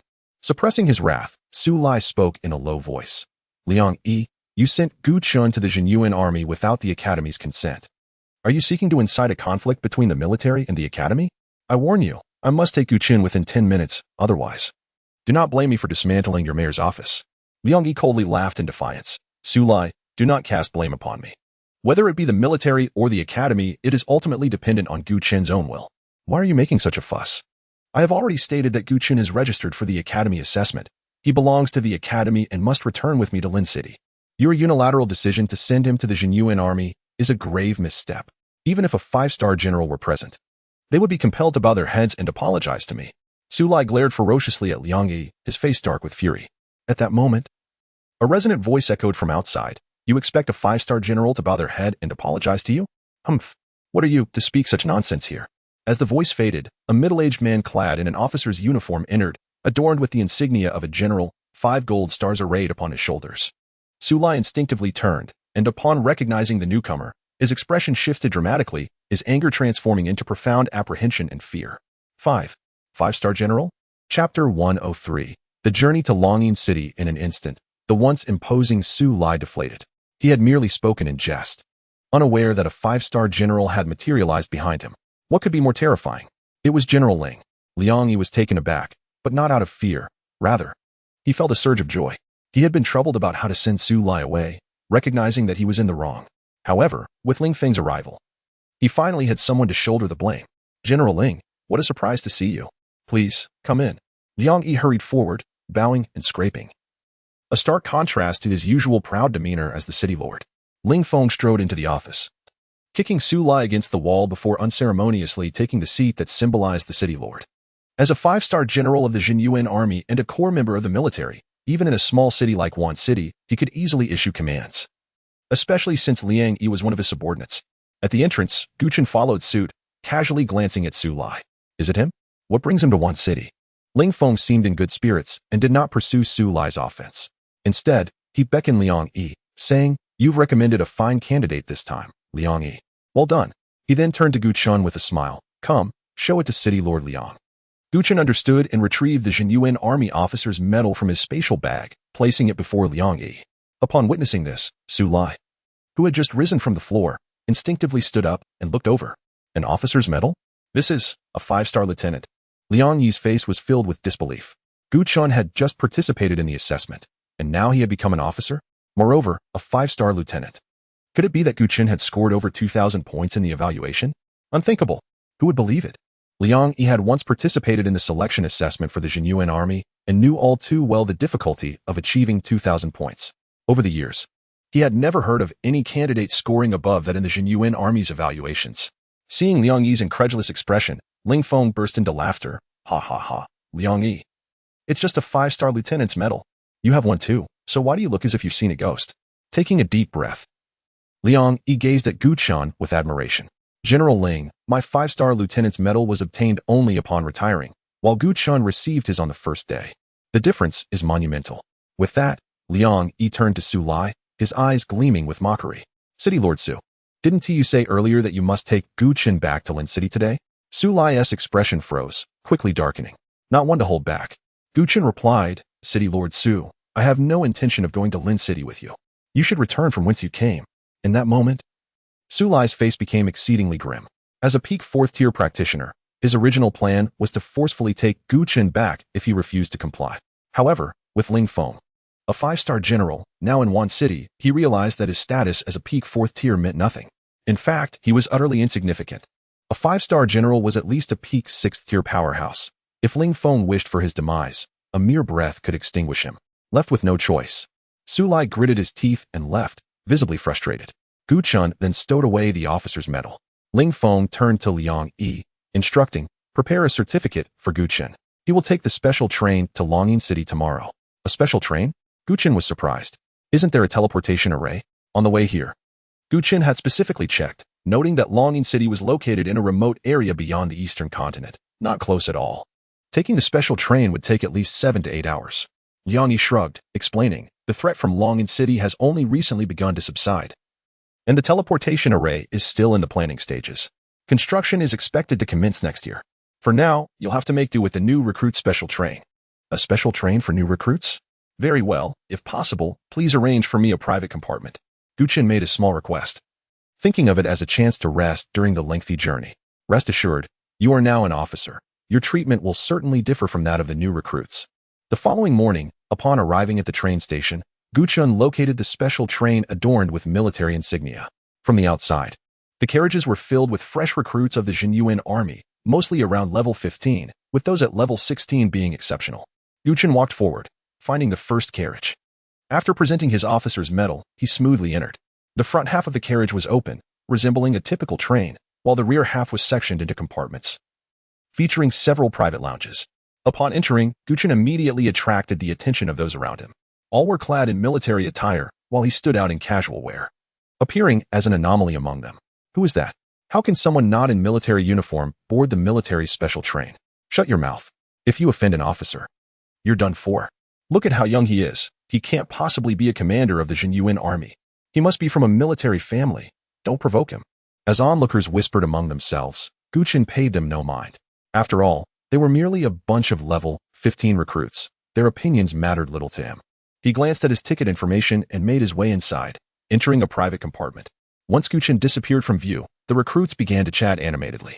Although he was in a compartment, his mental attributes exceeding 700 allowed him to easily overhear their conversations. To his surprise, they were discussing him. Hey, I'm from Jincheng. Where are you from? Funny coincidence, I'm from one city, not far from yours. From one city? You must know Gu Chen then? Come on, that's just a joke. I'm just an ordinary rare class profession. How could I possibly know a genius like Gu Chen? True, for someone like us with a rare profession. Clearing nightmare level abyss is already pushing it. Gu Chen not only cleared hell level, but also received an SSS rating. In my opinion, no one in this batch of transfer students from the Eastern continent can surpass Gu Chen. At this point, a level 16 mage interjected, not necessarily. I know someone who is far stronger than Gu Chen. Did you hear? Yesterday at the assessment site in one city, a candidate was rampaging through the trials and caught General Ling's attention. Chapter 104. Although Gu Chen is formidable, he pales in comparison to the true master. What? A candidate has caught General Ling's attention? That is the 5-star general of the Eastern Continent military region. ISNT that cause for immediate elevation? Absolutely. The mage recruit nodded, having heard that the candidate had slain 10 elite foes in the final round, surely amassing over 2,000 points. Upon hearing this, the others nearby instantly displayed expressions of astonishment. For an ordinary recruit, taking down one elite foe is already a daunting task. What manner of genius could possibly slay 10? To suggest the slaying of 10 elite foes is rather far-fetched. The ranger recruit rolled his eyes, asserting that all those participating in the assessment were transferred students. And it was improbable for anyone to achieve such a feat if you don't believe it. My brother completed the assessment in Wanqing, but unfortunately, he is tight-lipped. I have asked him several times who that candidate was, yet he remained silent. Oh, that explains why several of my friends who participated in the Wanqing assessment claim to have encountered a military king. So it is indeed true? Right. You've heard it too. Consecutively defeating 10 elite foes without the use of recovery items in battle surpasses even the difficulty of the hell level abyss. Thus, while Gu Chen is indeed strong, he still falls short when compared to this master. The mage recruit's tone was imbued with profound admiration. Not necessarily. The ranger recruit countered directly. Gu Chen is a prodigy who cannot be judged by common standards. In my opinion, Gu Chen might very well be capable of effortlessly dispatching 10 elite foes. The mage recruit vehemently shook his head, declaring it impossible. The assessment is far more challenging than the abyss. Gu Chen may have passed the hell level abyss, but that does not guarantee he would succeed in the assessment. The two engaged in a lively debate, quickly drawing the attention of several nearby recruits, who chimed in with their views. I acknowledge that the master is indeed powerful.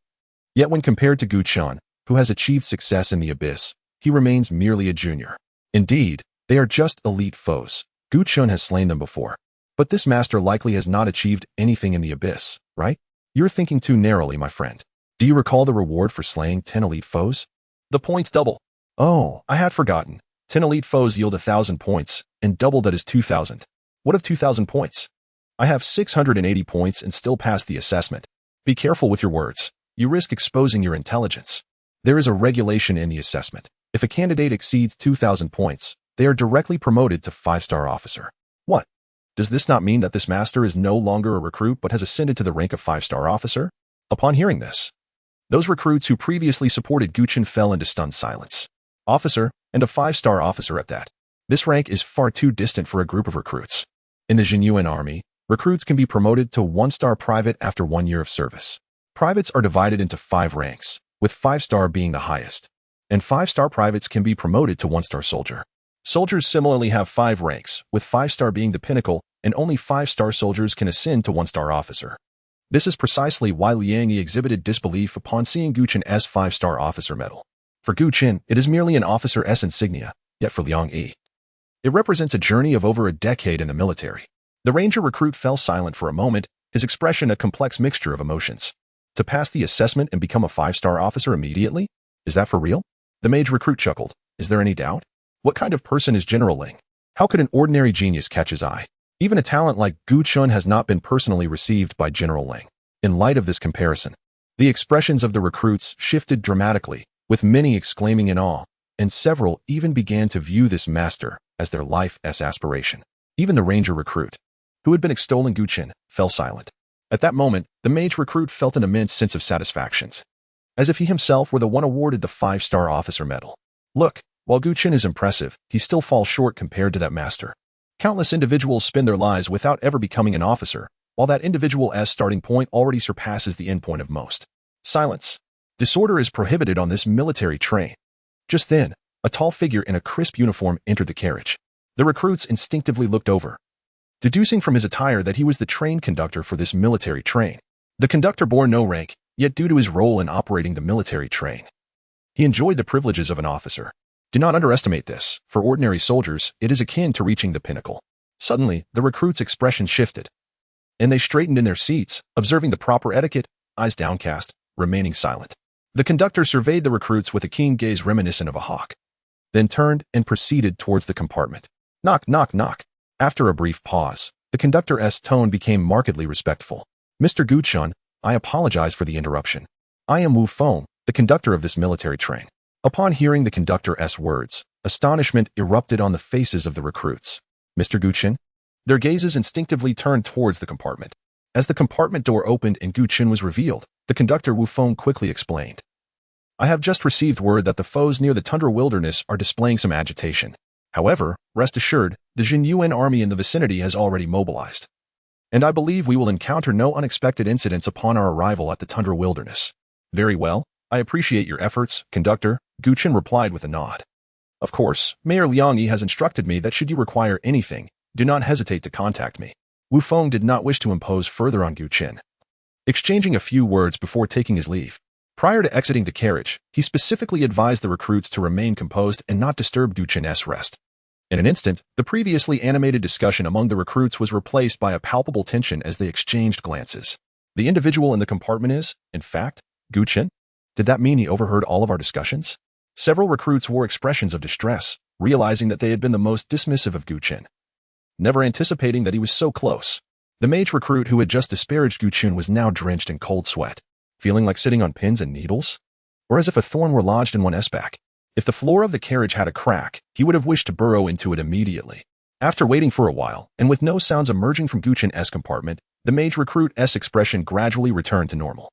Perhaps out of curiosity, he leaned towards the ranger recruit and whispered, My friend, we are on a military train. How could Chen be aboard? I don't know.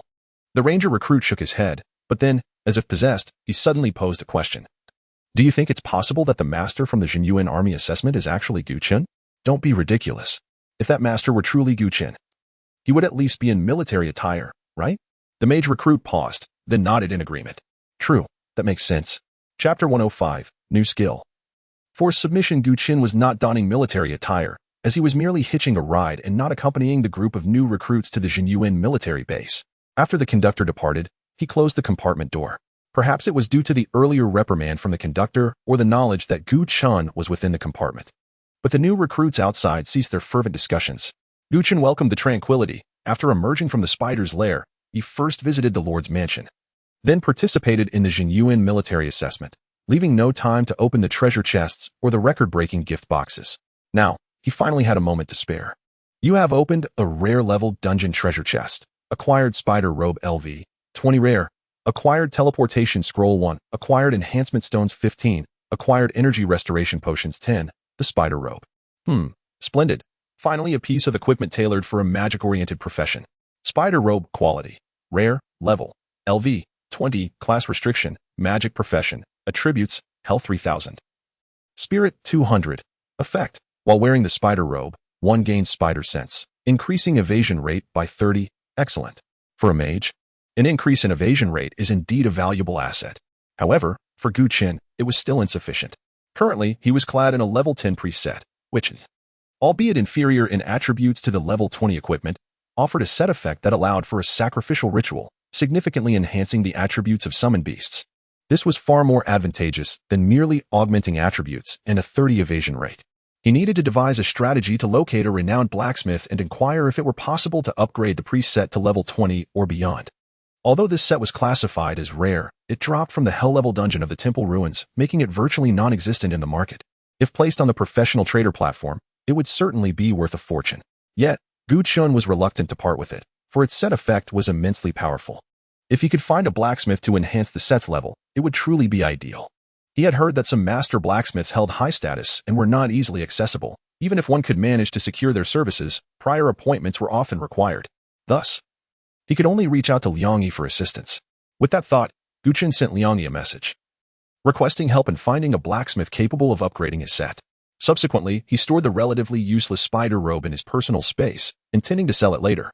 You have opened a rare level record-breaking gift box. Acquired skill book LV. 20 rare. A skill book? Another skill book? Gu Chen's eyes lit up. The gift box had indeed proven to be a treasure, having yielded several skill books already. Skill book. Force submission. Level. 20. Quality. Rare. Effect. Establish a master-servant contract with alien creatures, allowing them to be summoned as beasts. Note: the lower the life value of the alien creature, the lesser its resistance, and the higher the success rate of the contract. Timely. This skill has arrived at just the right moment. Gu Chen was elated, unable to suppress a smile. Initially, he had harbored doubts about contracting a dragon, considering their inherent pride and disdain for humans. Expecting a dragon to submit to a human was akin to an insurmountable challenge. However, now armed with the skill force submission, the situation had transformed dramatically. Should dragons refuse to bow to humans? Then they would be met with severe force. As the skill indicated, the lower the life value of the alien creature, the lesser its resistance, thus increasing the likelihood of a successful contract.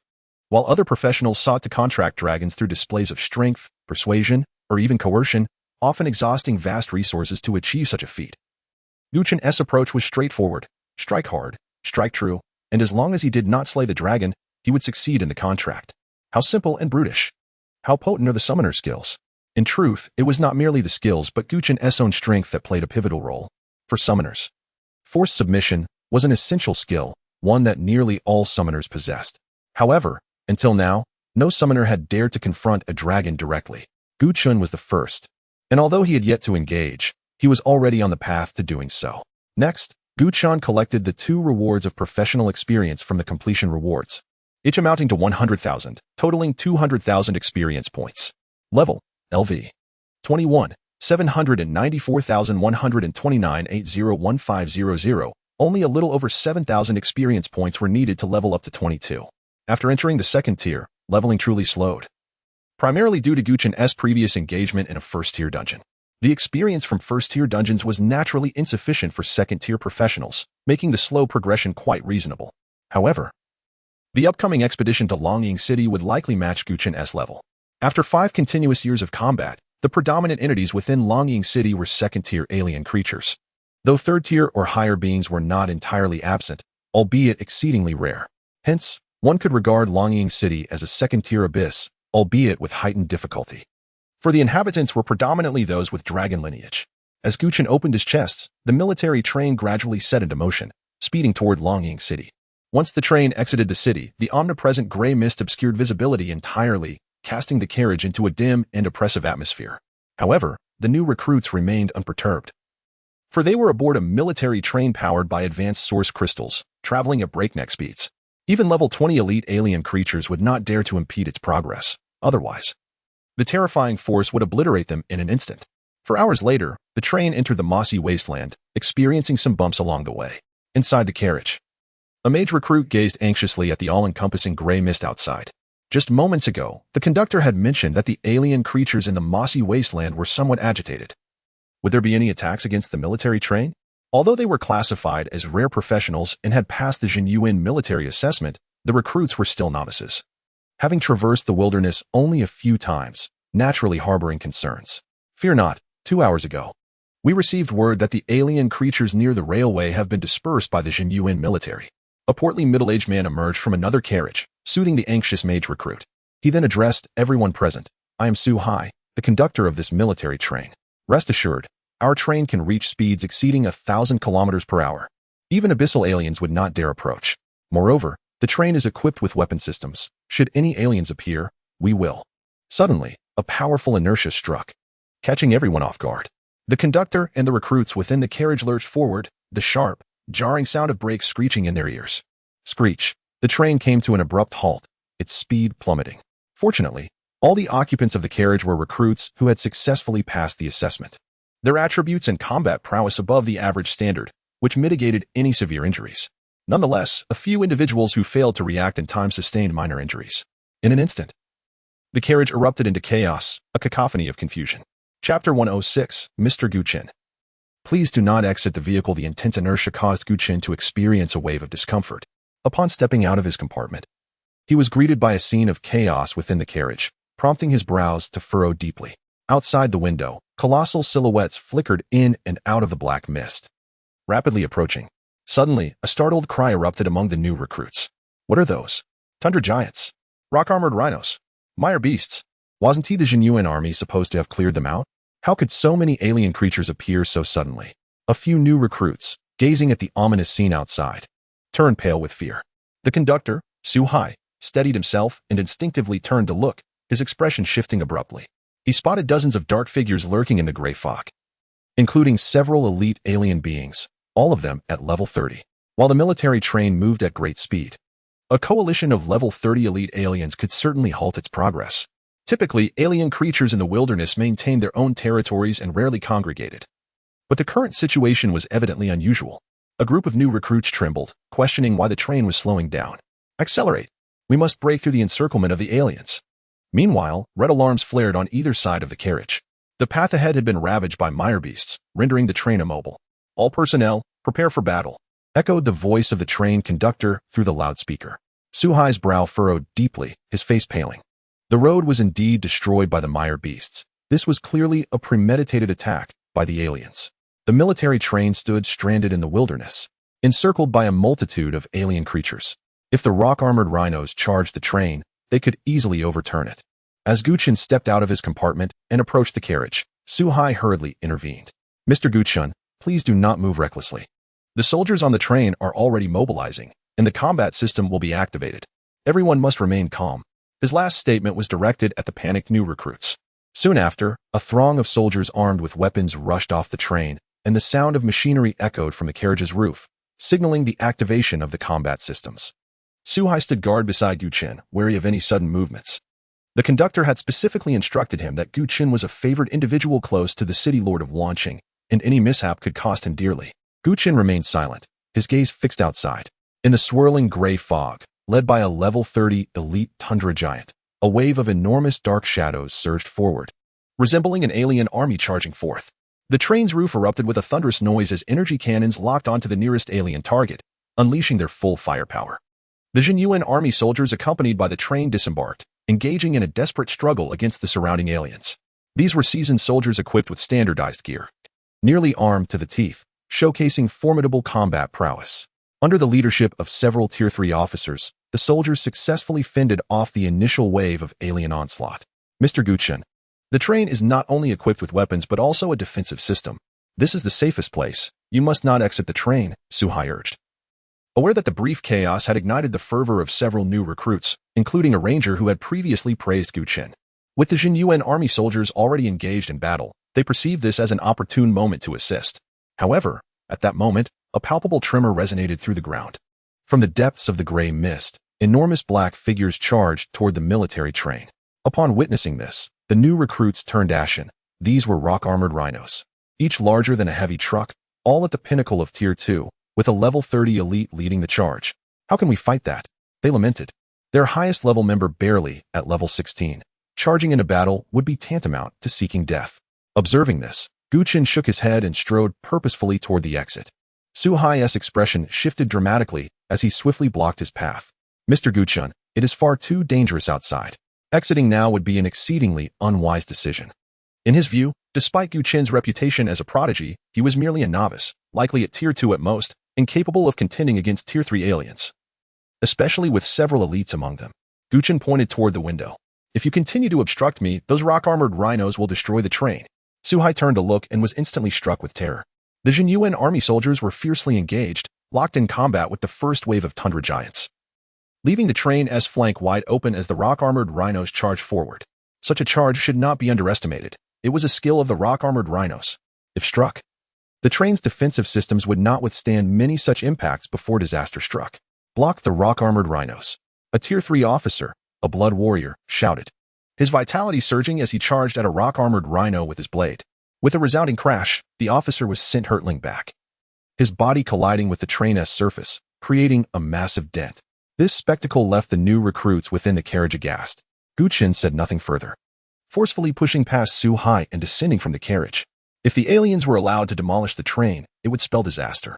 Beside the train door, The officer who had just been thrown down managed to rise unsteadily. Upon seeing Gu Chen emerge, he bellowed, "Halt!" Gu Chen turned to face him. Observing the officer's tattered combat uniform adorned with the insignia of a third-star lieutenant, stained with blood. A third-star lieutenant. Gu Chen disregarded him entirely, focusing instead on the charging rock-armored rhinos. Leading the charge was a level 30 elite, followed by a throng of ordinary aliens at the pinnacle of Tier 2. Should they breach the train, it would spell doom for all trapped in the wilderness. "Return!"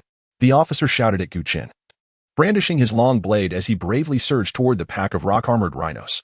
Though commendable, such an act was akin to a mantis trying to stop a chariot. Even at full strength, a Tier 3 blood warrior could not withstand the onslaught of a charging rock-armored rhino. As a soldier, he was doing his utmost.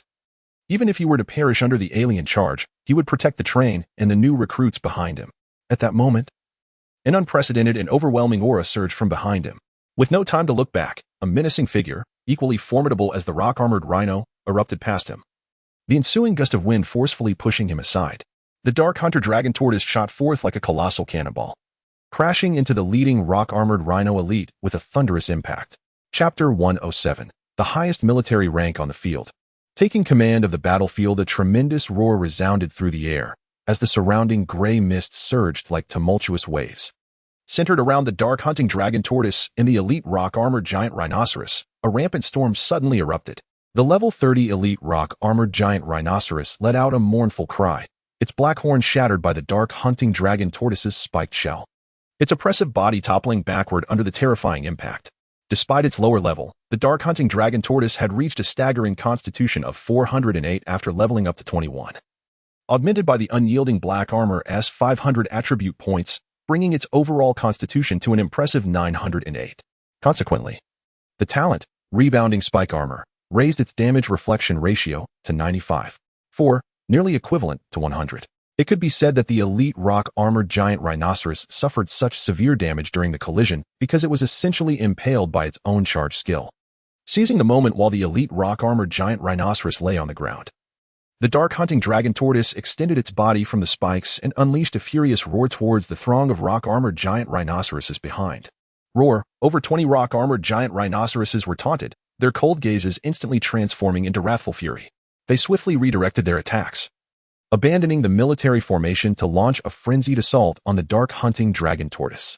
Unperturbed, the Dark Hunting Dragon Tortoise's eyes blazed with battle intent. With its talents and skills activated, each attack it received enhanced its damage output by 10 and attack speed by 1, combined with its nearly 100 damage reflection. Its offensive capability utterly overwhelmed the group of alien creatures. Inside the carriage, the new recruits gazed out the window at the battle, their faces reflecting profound shock. Whose summoned creature is this? How can it be so terrifying? Is there any need to guess? The answer is evident. There is no summoner class in the Jinyuan army. The only summoner present is Gu Chen. Suhai stood inside the carriage, listening to the discussions of the new recruits, his face betraying an uncontrollable astonishment. How is this possible? This is Gu Chen. Though he had known Gu Chen was a genius, he never expected that a student who had just transitioned for less than 10 days could possess such formidable combat power. Those were over 20 level 3 alien creatures. Even the officers of the Jinyuan army were no match for him. With merely one summoned creature, he could fend off all the aliens. This is utterly absurd. The ranger recruit who had earlier extolled Gu Chen was brimming with excitement, proudly proclaiming to those around him, "Look, Gu Chen, with just one summoned creature, has held off over 20 level 3 aliens. His combat power must be the strongest of this generation." No arguments accepted. The mage recruit, though begrudgingly acknowledging this, could only nod silently. At that moment, the officer beside the carriage regained his composure, casting a complex gaze towards Gu Chen. "Is that your summoned creature? I must say, it is remarkably powerful. However, it is not yet your time to risk your life. A talent like you should not take such chances.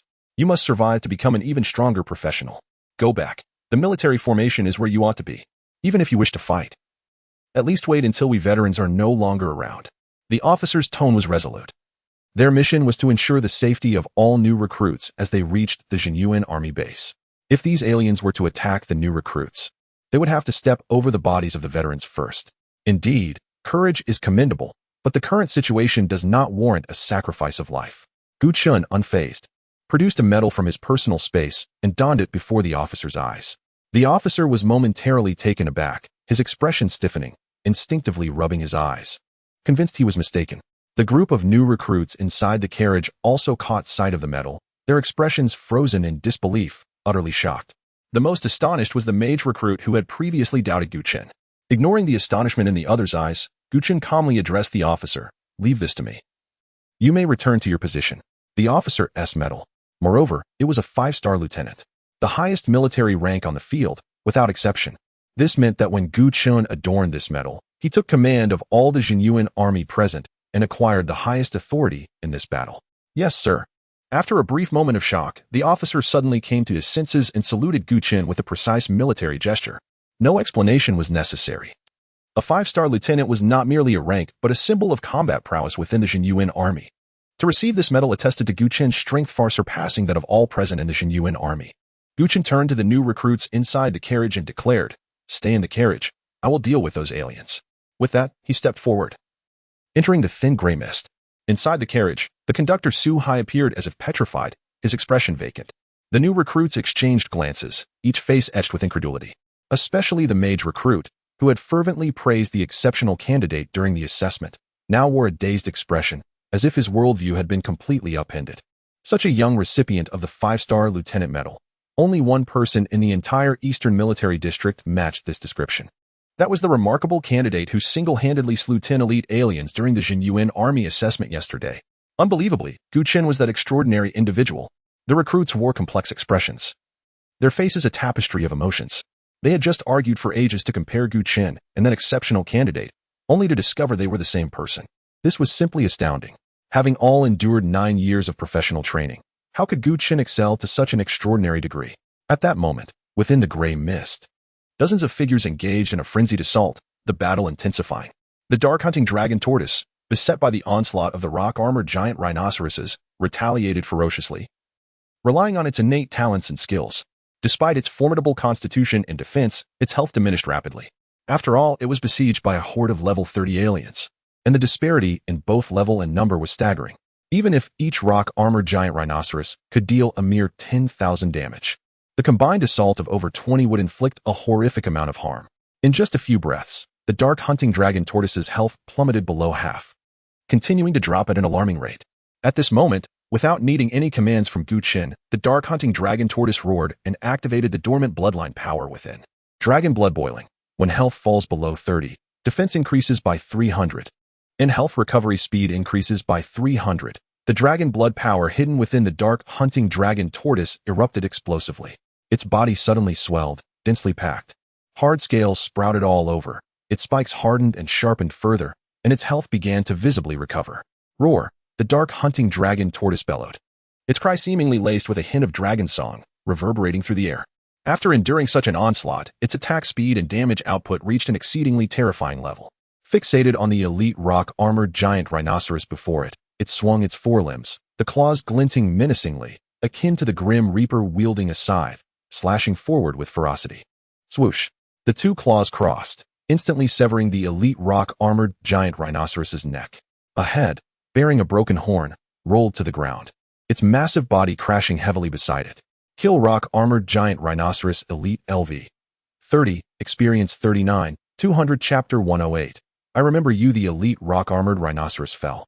Yet the surrounding 20-odd alien creatures exhibited no sign of fear. Instead, they launched a more ferocious assault. The dark-hunting dragon tortoise, undaunted, unleashed the latent dragon blood within, allowing it to single-handedly confront these third-tier foes without faltering. With a remarkable increase in damage and attack speed, the massive form of the rock-armored rhinoceros was reduced to mere pulp under the dragon tortoise's razor-sharp claws, collapsing one after another. Meanwhile, the Jinyuan army appeared to be on the brink of collapse. Gu Chen peered through the swirling black mist and discerned that a dozen tundra giants had completely surrounded a squad of Jinyuan soldiers. Initially, both sides engaged in a fierce battle, with officers coordinating effectively to not only slay an elite tundra giant, but also to bring down 3 more. However, this was the tundra wilderness, the domain of the tundra giants. As more and more of these giants entered the fray, the Jinyuan army found themselves gradually at a disadvantage. If this continued, once all the soldiers were slain, the next target would be the military formation. Without hesitation, Gu Chen summoned the chaos primordial spirit. In an instant, a shadowy figure, akin to a wisp of black mist, darted through the gray fog and appeared amidst the throng of tundra giants. Surrounded by the aliens, The Chaos Primordial Spirit showed no hesitation and immediately unleashed its area attack skill, Return to the Void. A dark golden radiance centered around the Chaos Primordial Spirit formed a swirling chaotic domain, ensnaring both the surrounding tundra giants and Jinyuan soldiers within. Tendrils of dark golden light extended from within the domain, dragging aliens outside the skill's range toward the vortex's center. Simultaneously, a powerful chaotic force erupted within the domain, inflicting substantial continuous damage upon all targets in sight. Although the Jinyuan soldiers were also within the skill's range, they were not considered targets by the Chaos Primordial Spirit and thus suffered no harm. The tundra giants, ensnared by the dark golden chaotic energy, were drawn toward the vortex's center, significantly alleviating the pressure on the Jinyuan soldiers, who gazed in disbelief at the shadowy figure in the air. Summoned Beast, Chaos Primordial Spirit, level, LV, 21, though the officer's insignia possessed a shielding function. Chen still revealed the name and level of the summoned beast to prevent accidental harm. Is this a summoned beast? Where did this summoner come from? Could it be one of the new recruits? How formidable! A single summoned beast can restrain over 10 tundra giants. What are you all dawdling for? Hurry up and kill them. The officer, recalling Chen, immediately commanded the Jinyuan soldiers to counterattack. At that moment, the gray mist surged violently, and a colossal figure suddenly charged into the battlefield. Another elite tundra giant. Compared to the surrounding aliens, this elite creature emanated a more immense and potent aura, instilling a sense of dread. Damn, these aliens seem endless. The officer's brow furrowed tightly, his long blade already dull from relentless combat. If the tundra giants continued to flood the battlefield, all soldiers would inevitably be worn down. Chen soon discerned the underlying issue. After the dark-hunting dragon tortoise had slain all the rock-armored rhinoceroses, a multitude of mire beasts began to emerge from the ground. While not particularly powerful, they were troublesome to defeat. The state of these aliens seemed off. They were clearly being driven by an unseen force, indicating the presence of a hidden mastermind nearby. Chen approached the earlier officer. Commander, do you have a plan? The officer inquired urgently. You all continue dealing with the tundra giants. I will unearth that mastermind. But with only our soldiers, we cannot withstand so many aliens. Fear not. I will leave 2 summoned beasts here. Huh? The officer's expression shifted to one of astonishment. Leaving summoned beasts here meant Chen would be placing himself in peril. In his view, the dark-hunting dragon tortoise and chaos primordial spirit were capable of fighting above their level and could contend with many foes. They must be Chen's most powerful summoned beasts. To venture into the wilderness without summoned beasts was tantamount to courting disaster. Do not worry. Just ensure the military formation holds. Chen's tone exuded unwavering confidence. Seeing this, the officer did not press further and leaped forward, striking at a tundra giant. With orders from above, he knew he must simply follow commands. Chen took a step forward, casting his gaze toward the direction from which the aliens had come. Bloodlord, locate that mastermind. In the next moment, a tall figure cloaked in black robes appeared by his side. The Bloodlord emitted a piercing howl into the depths of the gray mist. The sound waves were dense and sharp, creating ripples that spread throughout the fog. Moments later, those crimson eyes fixated on a particular direction within the mist, as if having locked onto a presence. Found it. Lead the way.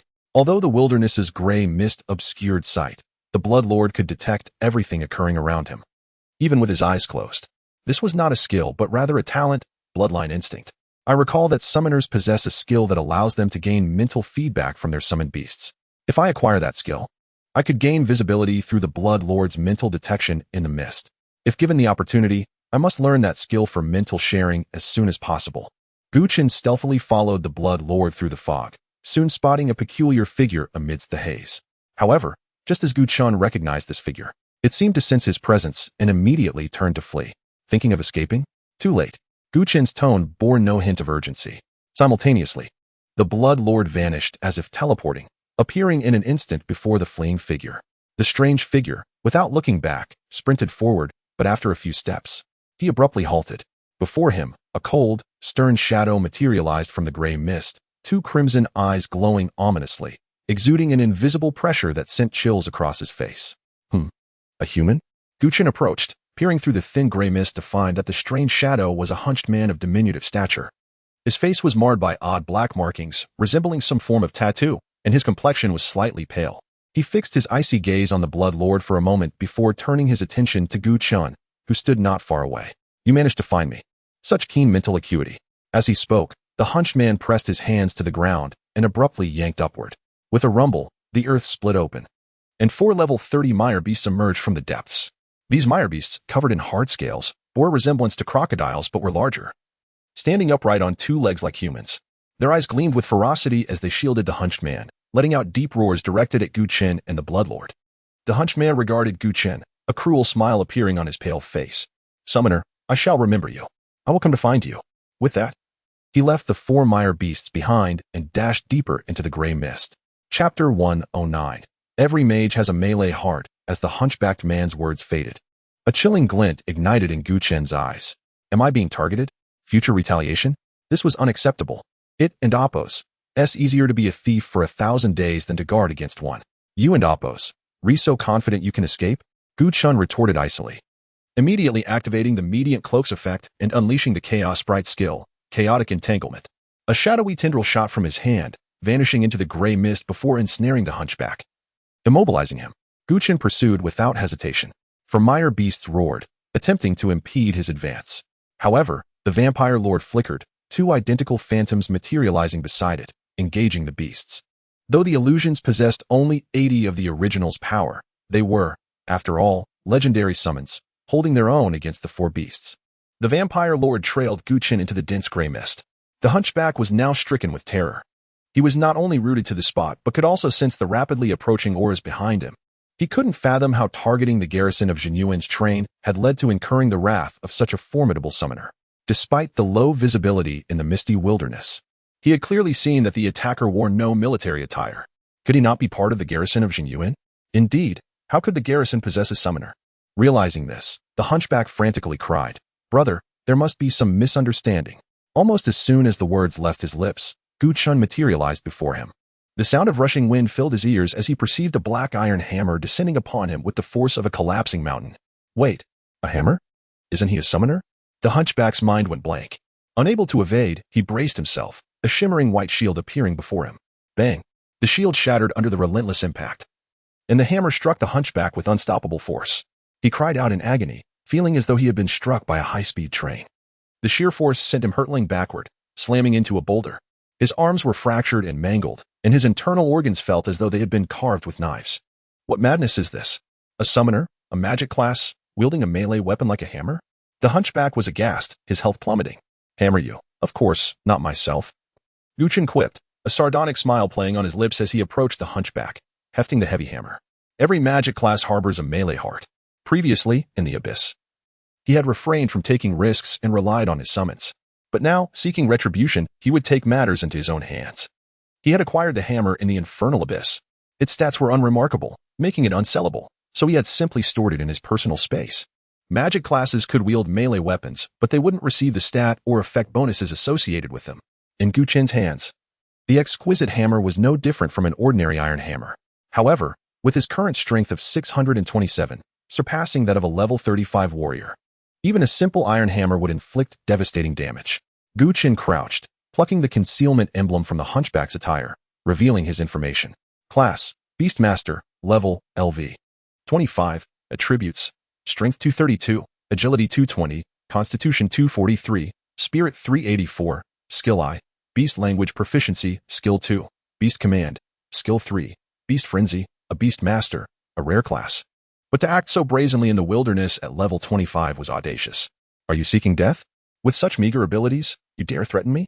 Chen's voice dripped with undisguised menace. Tell me, should I hammer you to death, or hammer you to death? Hearing this, the hunchback's face contorted in terror, convinced that the man before him was a lunatic.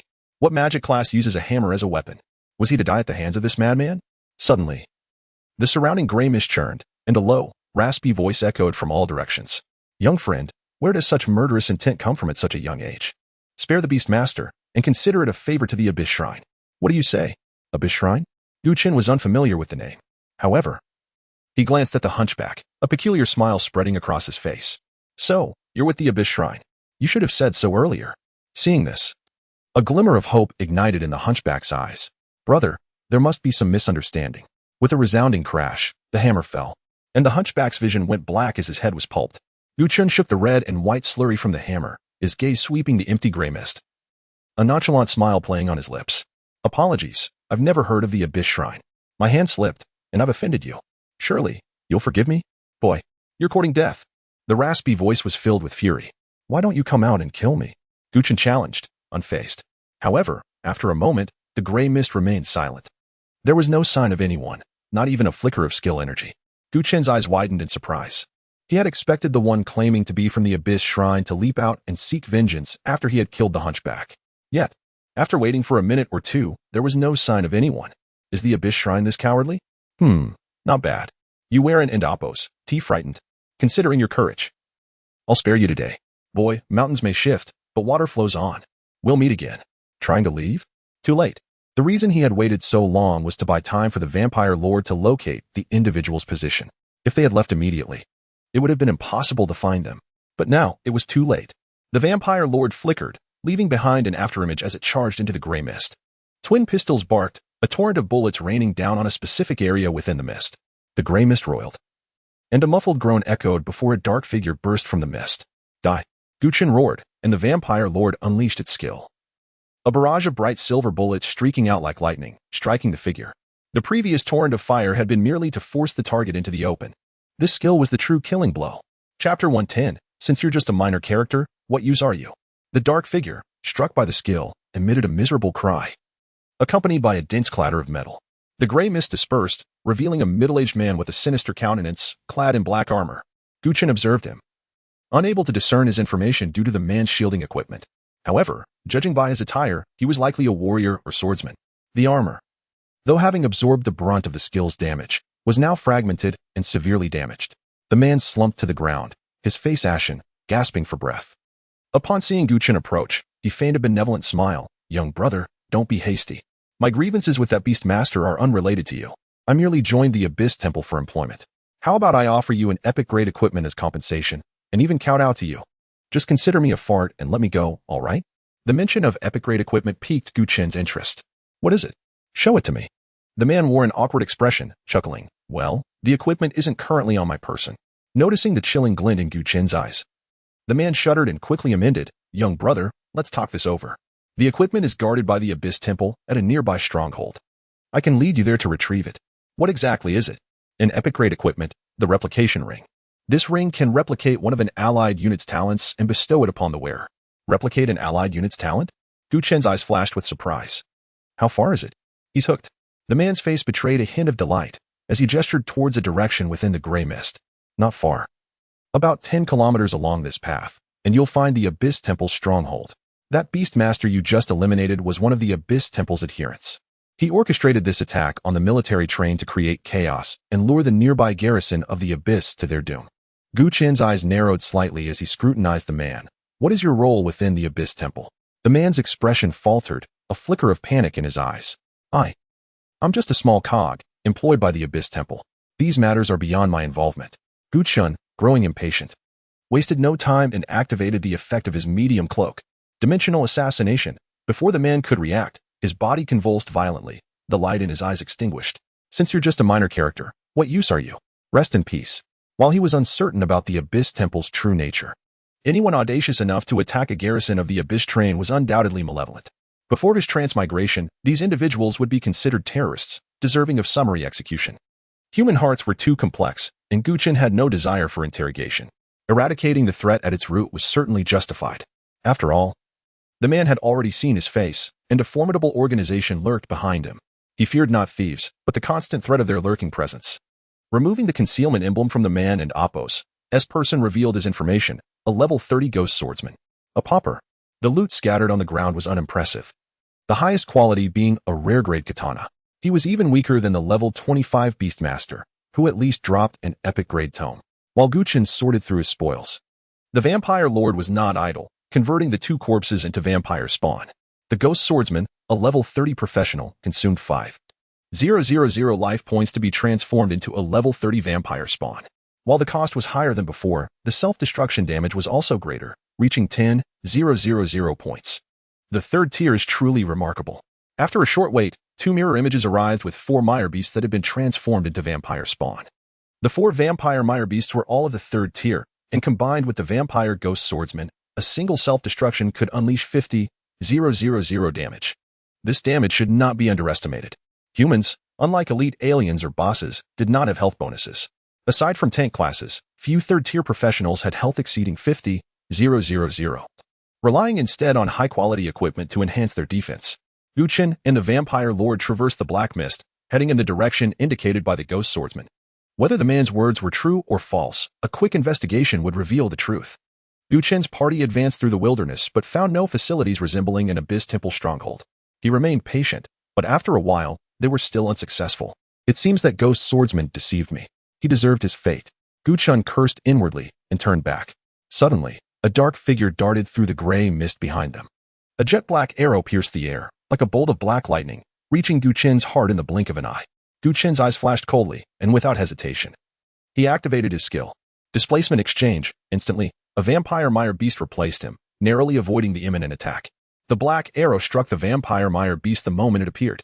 The black arrow, like a shadow, seamlessly penetrated the vampire mire beast's body. Roar, a mournful cry echoed across the wilderness as the skill's damage erupted, turning the vampire mire beast's grotesque body into a pool of blood. Annihilation. Damn it, he dodged it. In a hidden spot within the gray mist, a shadow ranger cloaked in black robes seethed with resentment. Just as he was about to retreat, a sudden, chilling laugh resounded behind him. I finally found you. You're quite adept at hiding. Who? The shadow ranger trembled, his face etched with horror. He hastily drew a spare arrow, and without turning around, thrust it behind him. The air crackled sharply, but the arrow struck nothing. He instinctively turned his head, only to see a series of silver lights, like lightning, striking his body. The Shadow Ranger's equipment was a black leather armor, of excellent quality, but it could not withstand the skill's damage. In a single breath, 30 of his health was depleted. The Shadow Ranger's face contorted in terror, and he fled in panic, devoid of any will to resist. His armor was of epic grade, yet it had lost 30 of its health. The true damage of his skill was unimaginable. Just then, Chen raised his hand and unleashed a chaos shadow, instantly ensnaring the ranger. He then walked through the thinning gray mist and approached the Shadow Ranger. Without a word, he swung his heavy hammer, mercilessly shattering the ranger's leg bones. Crack! The crisp sound of bone breaking echoed. The Shadow Ranger, about to beg for mercy, was cut short by a shrill scream as the excruciating pain twisted his features. Chapter 111, The Replication Ring, Werewolf Talent. A piercing scream echoed, abruptly ceasing in the next moment. The Blood Clan Lord had grasped the Shadow Ranger by the throat, effortlessly lifting him from the ground. The Shadow Ranger's complexion turned a ghastly shade, his hands desperately clawing at the Lord's iron-like fingers in a futile attempt to free himself. Yet, all efforts were in vain. Chen stepped forward, a glimmer of coldness flashing in his eyes. Where's the replication ring? The Shadow Ranger pointed without hesitation to his previous location, the underground cavern. In the blink of an eye, the Blood Clan Lord tightened his grip, resulting in the Shadow Ranger's instantaneous demise, removing the concealment emblem.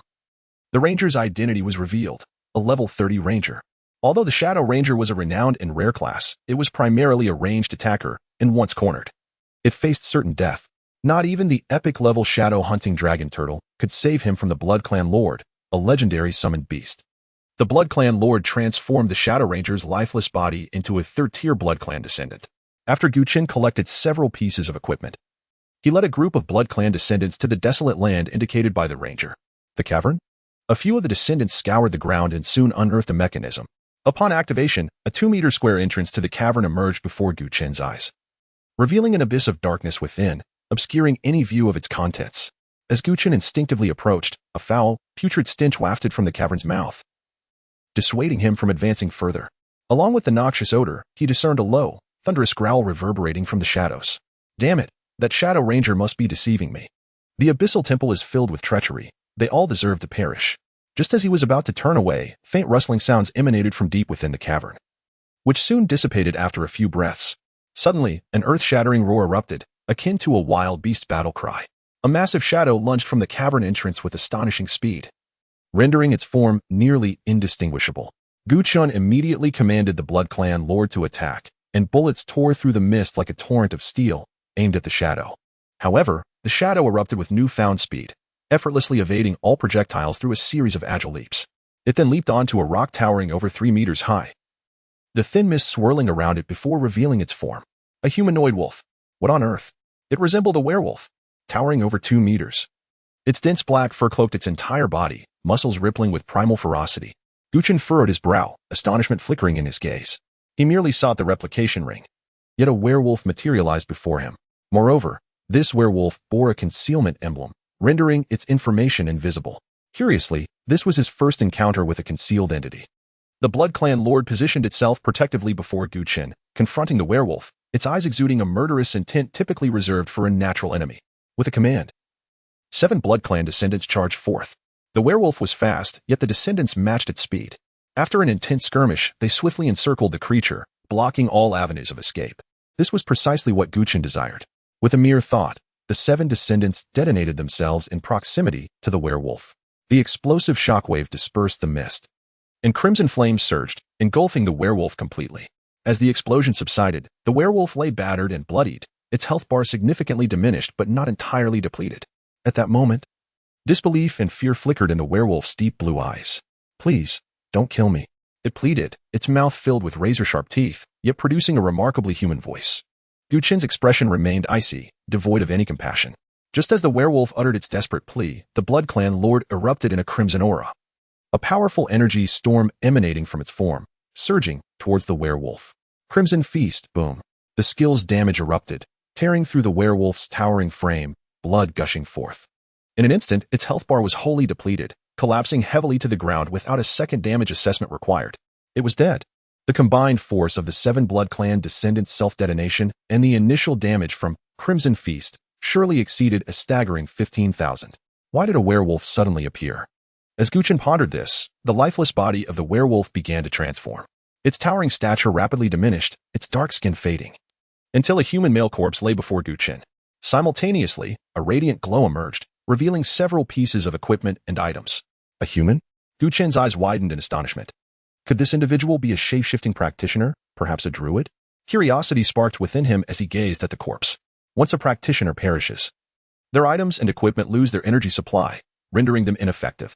The corpse's information surfaced, revealing it was neither a druid nor a shapeshifter, but a level 25 monk, unremarkable.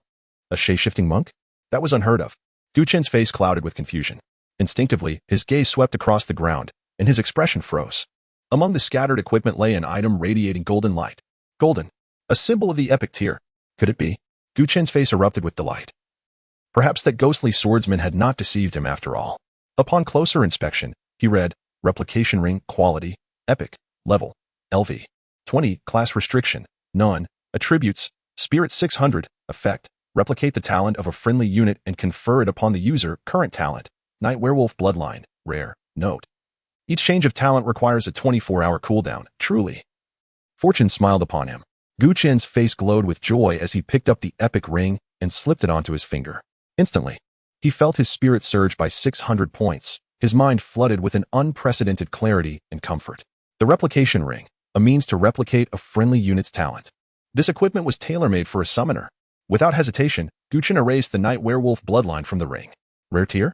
What a useless talent. He possessed 3 legendary summon beasts and 1 epic summon beast. Replicating any of their talents would exponentially enhance his combat prowess. Yet, a question lingered. Could an epic-level replication ring replicate a legendary talent? Chapter 112, The Abyssal Temple, Resurgence of Ashes. The answer is affirmative. The effect of the replica ring is to replicate one of our unit's talents, without any restrictions on the quality of the talent, similar to the medium cloak. I wonder if I could find a master craftsman to forge the medium cloak and the replica ring into a set. That would be perfect. After sending a message to Liang Yi during the military train journey, he received a prompt reply, stating that upon his next return to Wan City, an expert craftsman could be arranged. No need for appointments or queues, and this master craftsman would prioritize forging equipment for him, such as privilege. Previously, he had harbored disdain for the privileged class, simply because he had never enjoyed such benefits. But now he finds it quite delightful. After eliminating the Night Wolf talent from the ring, it entered a cooldown period, requiring a full 24 hours before a new talent could be replicated. Chen, accompanied by the Blood Lord and 2 phantoms, began their return.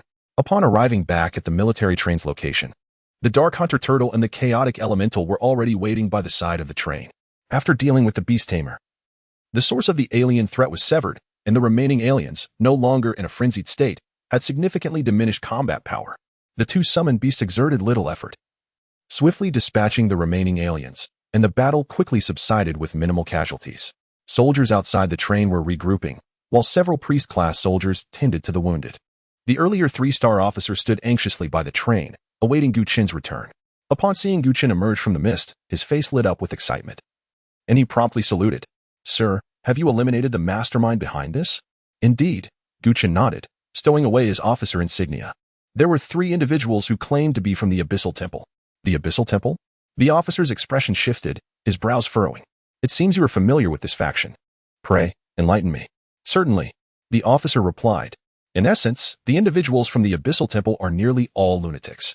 They venerate the abyss, perceiving its emergence as a divine miracle, even going so far as to worship the abyssal beings as deities. Most infuriatingly, the Abyssal Temple has covertly recruited numerous practitioners as followers, brainwashing them and inciting them to indiscriminately slay practitioners. Incidents like today's attack on the military train are not unprecedented. The Abyssal Temple harbors a deep-seated hatred for us, as the genuine army guards the abyss. Oh, and why is that? Chen inquired. Those who join the Abyssal Temple have been thoroughly brainwashed, believing that the emergence of the abyss is a miracle, while the actions of the genuine army impede the arrival of their deities. They slay practitioners in the abyss, attack military trains, and even assault genuine army outposts in the wilderness, all in anticipation of their divine being's arrival. They are utterly convinced that by causing more deaths in the abyss, they can hasten the process of its arrival in this world. Such audacity? The Abyssal Temple? Is this not unequivocally a terrorist organization? Chen expressed his astonishment. Does the Divine Xia Empire not intervene? The military does nothing? The officer shook his head. How could they possibly remain indifferent? The Abyssal Temple was classified as heretical by the Empire over a decade ago, leading to a secret military operation that dealt a devastating blow to 34 of their strongholds within the Empire. Since then, the Abyssal Temple has gone silent within the Empire, and the rate of abyssal incursions has been effectively curtailed. However, in the past 2 years, there have been signs of this force's resurgence. Chen nodded, recalling all summoned beasts. Since the Abyssal Temple has been designated as heretical by the Divine Xia Empire, it is doomed to fail under scrutiny. Such trifling disturbances need not warrant excessive concern. He then strode toward the train, and as he stepped into the carriage, all the new recruits turned their gazes toward him. A profound silence enveloped the room. The sound of a pin dropping could be heard. Each pair of eyes reflected an unmistakable mix of trepidation and admiration, as if Chen were not their peer, but rather an exalted figure beyond reach. After Chen entered the compartment, the new recruits exchanged glances, and only when the train resumed its journey did they begin to whisper amongst themselves. Chen's combat prowess is terrifying. Had it not been for him, we might well have perished under the alien assault. It's no wonder he is regarded as a god in assessments. It seems that slaying 10 elite aliens was merely a fraction of his capabilities. Should we approach him to familiarize ourselves? After all, he is a 5-star officer. Don't be foolish. The genuine army reveres strength above all. If you lack combat prowess, even the endorsement of a superior will avail you little. The new recruits conversed animatedly, reminiscing about Chen's effortless thwarting of the alien attack, each revealing admiration. I've made up my mind. My life's goal is to become like Chen. If you don't wish to be reprimanded, I suggest you address him as Sir. The train conductor, Su Hai, watched Chen enter the compartment, his expression a tapestry of complexity. Recalling the earlier alien attack on the military train, he was still gripped by a sense of dread. Such an intense crisis had been effortlessly resolved by Chen. No wonder he could attain the rank of 5-star officer at such a young age. His future is boundless. Upon returning to his compartment, Chen organized the equipment dropped by the 3 practitioners he had slain. Aside from the replica ring, the most notable item was an epic spellbook dropped by the Beast Tamer, which boasted remarkable attributes, an increase of 560 points in spirit, a 30 damage boost, and the ability to elevate the user's skills by 1 level upon equipping. Alas, it was exclusive to the Beast Tamer class, and being a summoner, Chen could not utilize it. It would have to be stored for future sale. The remaining items offered little of note, and he decided not to waste further time. The military train sped swiftly across the wilderness, with only half the distance to Longin City remaining. Meanwhile, thousands of miles away in Gubei City, at the War King's estate, a noble youth clad in white martial attire wielded a long spear in the courtyard, where fierce winds whipped through the grass, the spear tip slicing through the air with a stunning grace. Indeed, it is surprising that Seir has returned from the capital's academic institution and has already become a second-tier practitioner. Such talent is rare among his peers. Gucci Feng, dressed in lavish attire, stood at the entrance of the courtyard, his eyes radiating pride. Qinyun stood beside him, nodding with a smile, her beautiful eyes filled with pride and affection. This is her son, 1,000 times more outstanding than that Chen. After a few breaths, Gu Xi sheathed his spear and approached the couple with a beaming expression. Father, mother, have you given any thought to my journey to Longin City? Gu Xi inquired, hope gleaming in his eyes. Chapter 113. The departure of 5,000 iron floating towers. With this King Gu Xi intends to venture to the dragon summoning city. On the very day he returned to the northern region, he shared this aspiration with Gu Qifeng and Chen Yun. Having ascended to level 20 during the special assessment at the capital's academy, he, as a dragon knight, had reached the level capable of commanding dragonkind. His immediate priority was to tame a dragon before the academy commenced, ensuring that upon his entry, he would undoubtedly outshine 99 of his peers. Noticing Gu Xi's eager demeanor, Chen Yun affectionately remarked, "This matter, I cannot decide. You must seek your father's permission."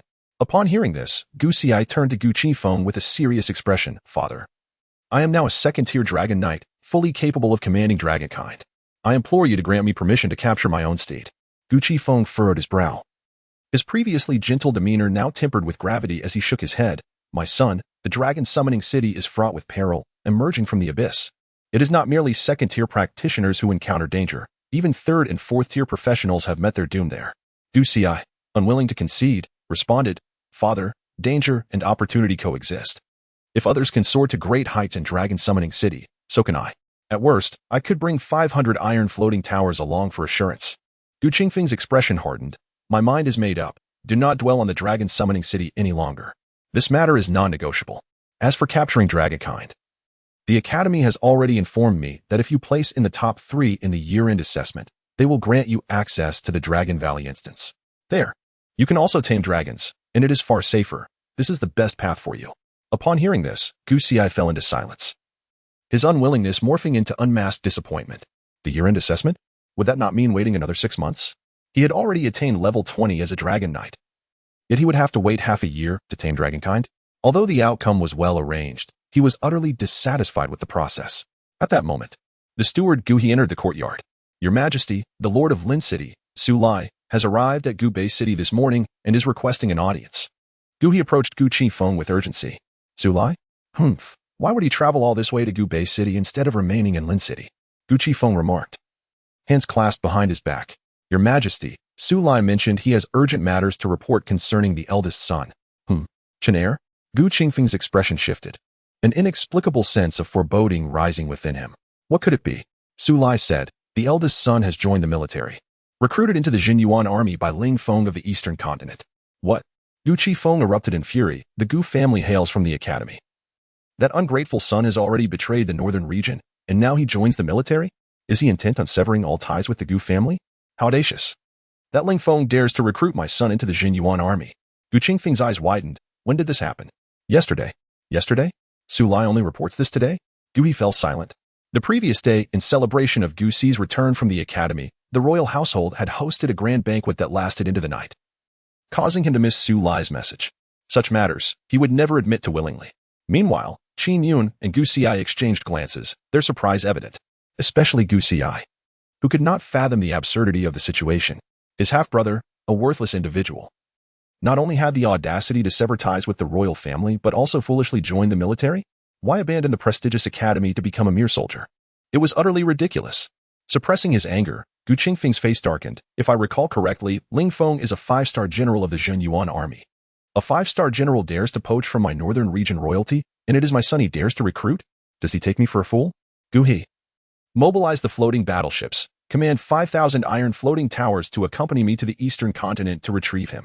Your Majesty, please wait. Gu He quickly interjected. Gu Qifeng glared, coldly commanding. No need for persuasion. My mind is made up. You may relay the orders. No, Your Majesty, I meant to say, if you head to the eastern continent to retrieve him now, you will be going to the wrong place. Clarify.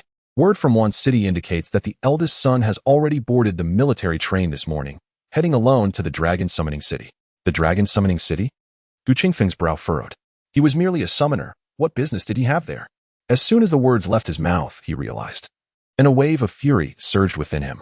Preposterous. He is merely a summoner, daring to seek a contract with dragonkind? Absurd. If he wishes to contract dragonkind, he could have come to Gu Bei City to find me. Joining the Jinyuan army, is this not a slap in my face?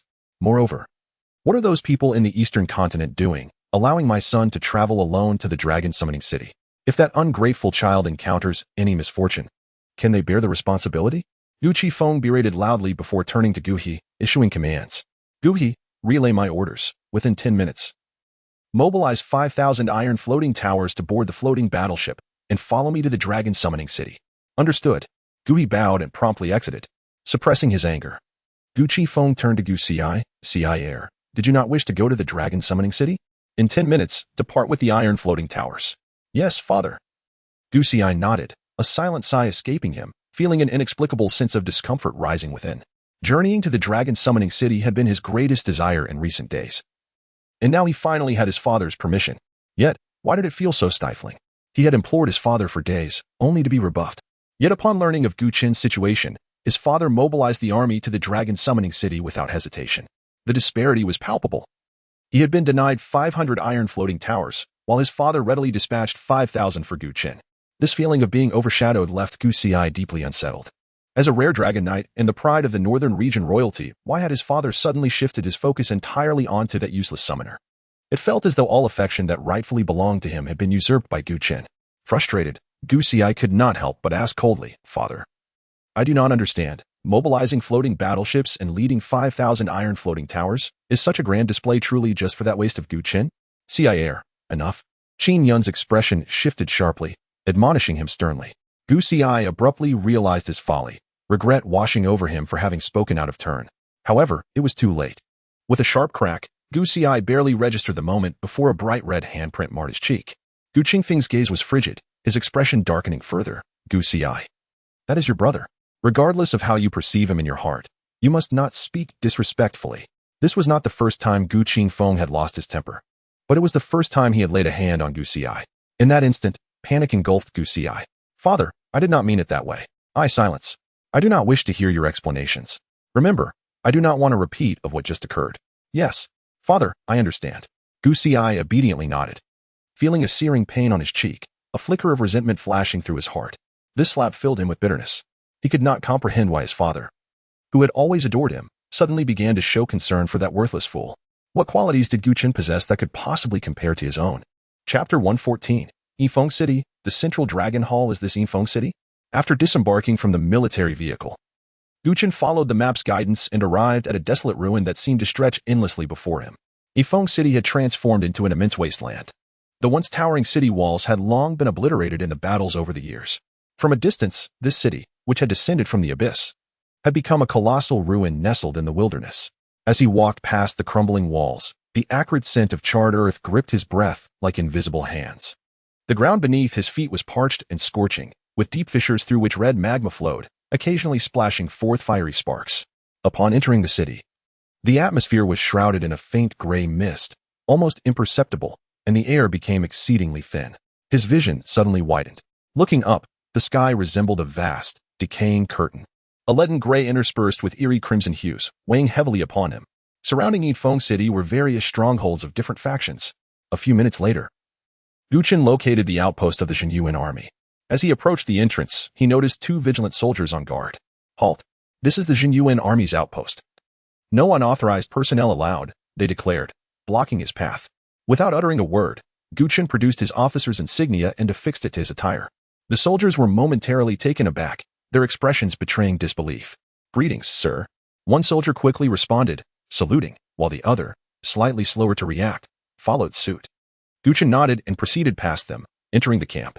The 2 soldiers, watching him depart, couldn't help but marvel at the youth of this 5-star officer. Could he be a descendant of some great general? One mused. I doubt it. It would be foolish for a general to send their heir to such a perilous place. The other replied. Inside the camp, Gu Chen observed a gathering of professionals. Although it was the Zhenyuan army's outpost, most individuals, like him, were dressed in civilian attire, with only a few donning military uniforms. Upon his entrance, his gleaming officer's insignia caught the attention of those around him, prompting them to salute and instinctively part to create a pathway. Gu Chen, welcome to Yifeng City. I am Hoyu, the commander of this outpost, announced a middle-aged man in military attire, his insignia indicating he was of equal rank. After exchanging pleasantries, Hoyu handed Gu Chen a thumb-sized metallic token, explaining, this is your identity badge. Ensure you carry it at all times. It will record your conduct within Yifeng City and can be used to call for help from the outpost if necessary. Within Yifeng City, the majority are second-tier alien beings, with a significant number of 3rd and 4th-tier entities present as well. However, these mid-tier beings generally inhabit designated areas, and as long as you do not trespass into their territories, you should remain unharmed. At the very heart of Yifeng City lies the Dragon Hall, where Ling will be waiting for you, he added, scrutinizing Gu Chen. given that Hou Yu was a 5th-tier professional, far exceeding Gu Chen's rank. The insignia's concealment effect failed to mask Gu Chen's true level. Only a 2nd-tier professional? Hou Yu's eyes widened in surprise, almost doubting his own perception. A solitary 2nd-tier professional venturing to the innermost dragon hall was fraught with peril. One could say it was a matter of life and death. Had it not been for Gu Chen's officer's insignia containing his basic information, Hou Yu would have suspected a mistake had been made. He cast a sidelong glance at Gu Chen, musing inwardly, could this lad be involved with the daughter of the Ling family? Otherwise, why would a 5-star general from the Eastern Continent military district complicate matters for a 2nd-tier professional? After a brief explanation of Yifeng City's circumstances, Gu Chen received a map of the area and turned to exit the outpost. Inside Yifeng City, the prevalence of 2nd-tier alien beings was notable, with the number of 3rd and 4th-tier beings increasing as one approached the central dragon hall. As Hou Yu mentioned, as long as one refrained from entering the territories of these mid-tier beings, significant dangers could largely be avoided. Stepping onto the scorched earth outside the outpost, Gu Chen summoned the Blood Clan Duke to follow him towards the dragon hall. Before long, a dragon creature loomed ahead, towering over a human. Its small frame suggesting it was a juvenile dragon. Its head was sharp and menacing, eyes glinting with cruelty and ferocity. The scales adorning its body shimmered in a striking blue hue, while its small, fleshy wings fluttered behind it, and its long, agile tail whipped about like a deft whip.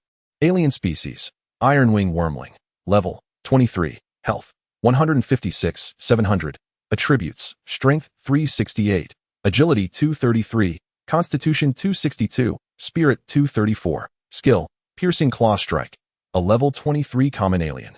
With health exceeding 156,000 and primary attributes nearing 370, posed a challenge equivalent to a nightmare-level abyss.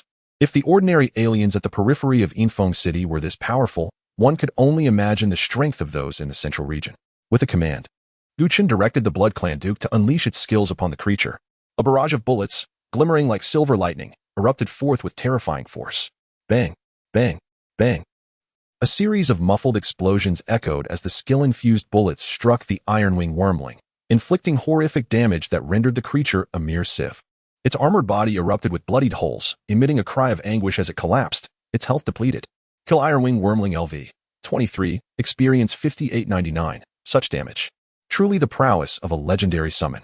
A level 23 alien was annihilated in an instant by the level 21 Blood Clan Duke. Moreover, due to the Duke's talent for resetting cooldowns upon a kill, it was ready to unleash its skills again without delay. In the distance, a group of professionals was also assailing the Ironwing Wormling. Among them, a level 28 archer stood in the back row, and upon witnessing the scene, he rubbed his eyes in disbelief. No way. That level 21 summon just obliterated the Ironwing Wormling. What? A level 21 annihilated a level 23?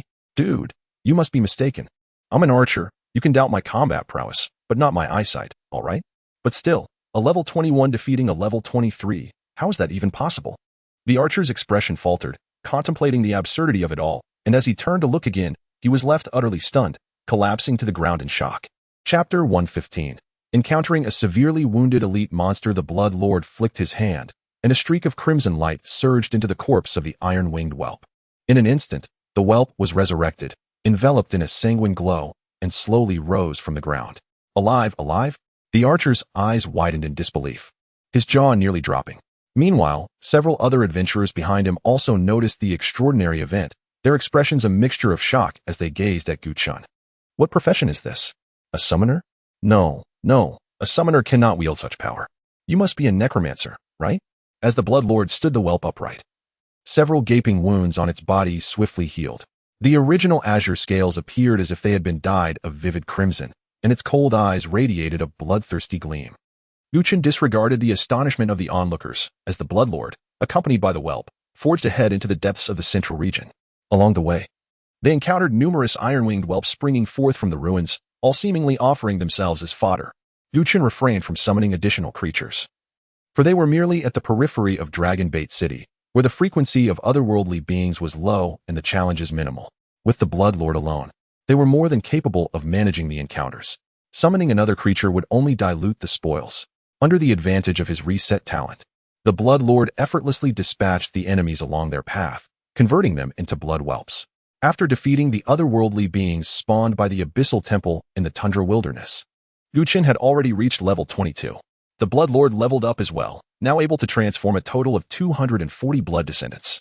Each second-tier blood descendant could unleash 5,000 damage upon self-detonation, which meant that with 240 whelps, the potential damage could reach a staggering 1.2 million. 3 Blood Lords could unleash 3.6 million damage. The mere thought of such a figure sent a thrill through Chen. At that moment, he even felt an illusion that even the Dragon King would fall before the might of his blood descendants. Of course, this was merely a delusion. Even if the Dragon King appeared, a single breath of dragon fire could decimate the blood whelps. If the whelps were to swarm an elite dragon, it was likely that most would not even come close, with very few capable of inflicting any real harm. As they pressed forward, they soon encountered over 10 blood whelps leading the way. Chen and the Blood Lord followed behind with an air of nonchalance, starkly contrasting the other adventurers engaged in fierce combat. Before long, a larger otherworldly creature appeared in Chen's line of sight. Otherworldly being, Iron-Winged Whelp Elite, level 25, health 16723, 306700, attributes, strength 468, agility 433, constitution 362, spirit 334, skill I, dragon scale shield, skill 2, iron wing / skill 3, dragon breath, an elite otherworldly being. Chen's eyes sparkled with interest as he glanced at the creature's health. Health 16723, 306700, severely wounded? In fact, critically so. Such an occurrence was nothing short of miraculous. Akin to a pie falling from the sky.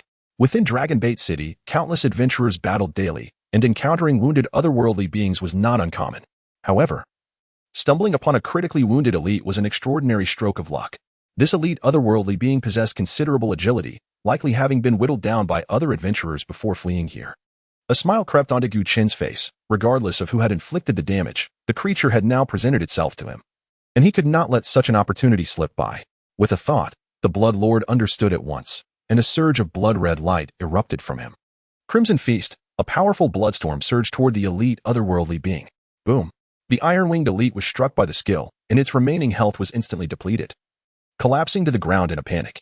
Given its critically wounded state, the kill was without question. You have slain a level 25 Iron-Winged Whelp Elite. Experience 54800. You have obtained loot. Dragon Spirit Hunting Bow 1 Epic. You have obtained loot. Dragon Scale Boots 1 Rare. You have obtained loot. Whelp Claws 4 Rare. You have obtained loot. Whelp Heart 1 Rare. What a bountiful harvest. Not only did Chen gain nearly 55,000 experience from defeating the level 25 elite otherworldly being, but he also acquired an epic weapon, a rare pair of boots, and a collection of rare materials. It seemed his luck was indeed extraordinary. As he reveled in his fortune, preparing to inspect the bow's attributes, a chilling ice arrow shot towards him like a bolt of lightning. Chen's expression shifted, and just as he intended to evade, the Blood Lord raised his hand and fired a silver bullet that collided with the ice arrow. Bang! The arrow shattered, scattering icy fragments everywhere. 13 blood whelps gathered protectively around Chen, emitting low growls, their bloodthirsty gazes fixated on the source of the threat. Looking ahead, Chen saw 2 figures emerging from the ruins, one in front of the other. There was no need for mental perception, their gear revealed their professions at a glance. The figure in front was a warrior, while the one behind was a mage. Kid, we fought this elite for half an hour, finally reducing it to a critical state, only for you to swoop in and steal the kill. The warrior, wielding a great sword, glared angrily at Chen. The warrior's expression stiffened as he noticed the throng of blood whelps surrounding Chen, and his demeanor faltered. Shouldn't you provide us with an explanation? The mage, a young man dressed in robes, maintained a safe distance, stating coldly, according to the unwritten rules among adventurers, you have taken our elite otherworldly being. This matter cannot be overlooked. Therefore, we demand all the loot, and you must also pay us 1 million as compensation. If you comply, we shall consider this matter resolved. Chen glanced at the two, regarding them as fools. Overlooked? What then, would you consider acceptable? It is only because my combat strength is sufficient that I was able to slay that elite being. Had it been an ordinary level 22 summoner, they would have been dispatched in a heartbeat. Is it permissible only to be slaughtered by otherworldly beings? That is your idea of fairness? Enough of this nonsense. I did indeed seize your critically wounded elite. What of it? Chen and Appo's expression darkened. If these two continued to act unreasonably, he would not hesitate to respond in kind. Trying to bully me? Do you think I, as a warrior, am to be trifled with? The warrior shouted, brandishing his great sword as if ready to spring into action. The mage stepped forward, his demeanor icy as he warned, Little brother, your summoned creature is level 22, which means you must also be level 22. Do not say I did not warn you. We are both level 28. The matter was originally your fault, so all the loot belongs to us. Additionally, you must pay 1 million as compensation, and we will consider this incident settled. What do you say? The mage's staff glowed ominously with a cold blue light, issuing an unambiguous threat. Chapter 116, The Invincible Scroll. The woman in the cavern. Gu Chen's gaze turned cold, realizing that the other party had spoken to this extent, clearly having made up their mind about him. In the realm of adventurers, human life is the least valuable commodity. Furthermore, being in the wilderness, acts of murder and pillage are commonplace. Noticing the chilling intent in Gu Chen's eyes, the warrior suddenly radiated a golden light, casting a shield of courage upon himself. Before brandishing his great sword with a fierce expression, I was inclined to let you live, but since you are so ungrateful, very well. You have no need to survive any longer. Die. The warrior roared as he charged towards Gu Chen with his great sword raised. In this scenario, there was no need for Gu Chen to command. The group of bloodline young dragons surrounding him let out ferocious roars and charged forward without hesitation. The mage in the rear promptly cast Frost Shock, dealing over 8,000 damage to the leading bloodline young dragons and applying a freezing effect to them. The effect was present, but not significant. Bolstered by their bloodline instincts, these young dragons possessed attributes superior to those of their kind at the same level. And even with the freezing effect applied, their mobility remained largely unaffected. 13 bloodline young dragons surged forward, launching a fierce offensive that forced the warrior to retreat rapidly, soon surrounding both of the adventurers. Then, 10 of them charged forward, initiating a suicidal attack. They closed in and exploded. Boom. The two adventurers, still desperately defending themselves, were suddenly engulfed by the violent explosion without any warning. Blinding crimson flames erupted into the air, sending dust swirling. Gu Chen and the bloodline lord stood back, watching with cold indifference. Once the dust settled, a massive crater marked where the two adventurers had been. The mage lay dead, his shattered corpse still bearing traces of ice crystal armor, while equipment lay scattered across the ground. It was evident that he had attempted to resist with a skill at the onset of the explosion. But the shield of ice crystal armor proved utterly insufficient against the damage from the self-destructive assaults of 10 bloodline young dragons. The warrior, though battered and bruised, had not perished. A golden halo formed a shield around him, slowly revolving. This was not a skill effect, but rather the result of an item, the Invincible Scroll. Upon use, it granted extreme defense for 3 minutes, rendering the target impervious to both physical and magical damage. At this moment, the warrior turned to Gu Chen, his face reflecting intense horror. Without a moment's hesitation, he fled, running for his life. The Invincible Scroll lasted only 3 minutes, and around Gu Chen stood a bloodline lord, 2 mirages, and 3 bloodline young dragons. What chance did he have?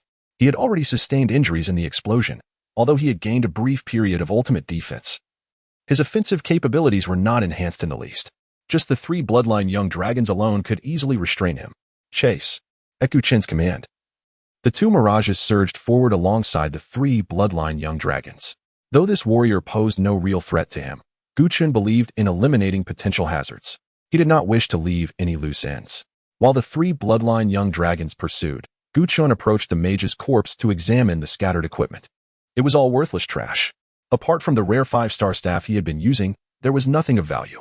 With such a feeble level, they dared to engage in murder and pillage? Gu Chen collected the rare staff, which might fetch several million, but disregarded the rest. Subsequently, he and the bloodline lord pursued the fleeing warrior, thanks to the connection between the bloodline lord and his descendants.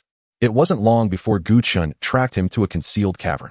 The cavern was quite spacious, approximately 100 square meters, likely serving as a temporary hideout for the 2 adventurers. Upon reaching the innermost part, he found the warrior cornered by the bloodline young dragons. The 3 minutes had long passed, and the Invincible Scroll had expired. Now, he was like a fish on a chopping block, ready for slaughter. Spare my life, the warrior pleaded as he looked at Gu Chen, dropping to his knees with a thud. Crack. Before he could finish, a bloodline young dragon crushed his skull in one bite. Gu Chen had come for bloodshed. Letting him live would have been a waste of effort.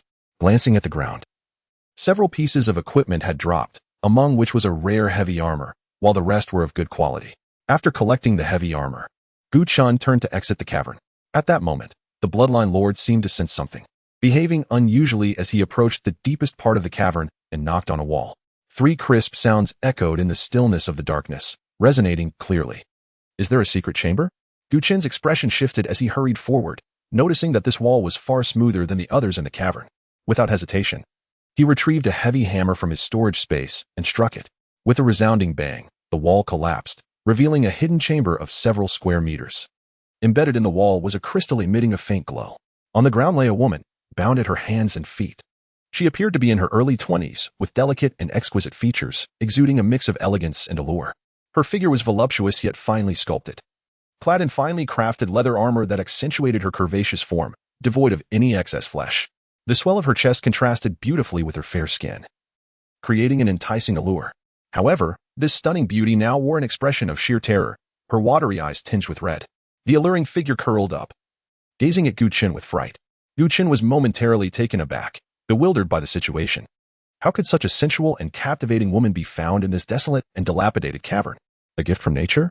After a brief silence, before Chen could speak, the woman inquired, "Who are you? Why have you brought me here?" Chen hesitated, caught off guard by her question.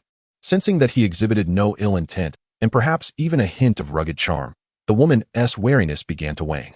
"My name is Luo Qingxue, hailing from the Luo family of the northern region. 2 days ago, I arrived in Longing City and was captured by two. I do not wish to hear any nonsense." Get to the point, Chen interrupted impatiently.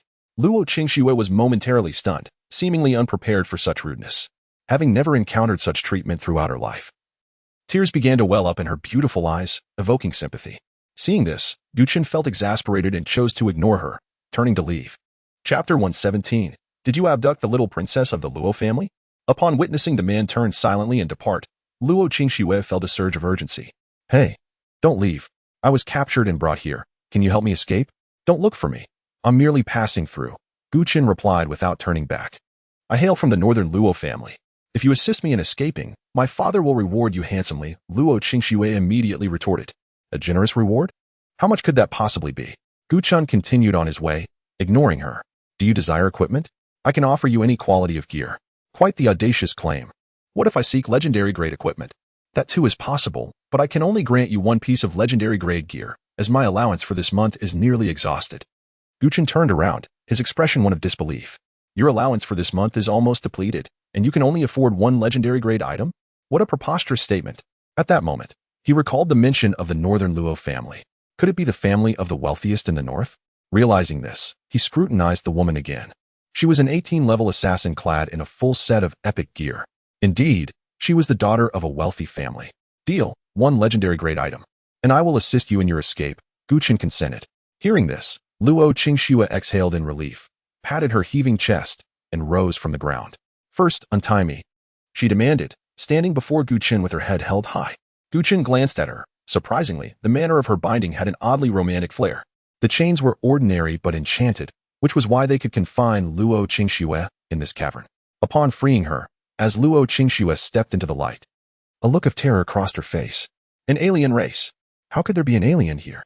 She trembled, pointing at the 3 juvenile blood dragons outside. "Be quiet," Chen admonished sharply.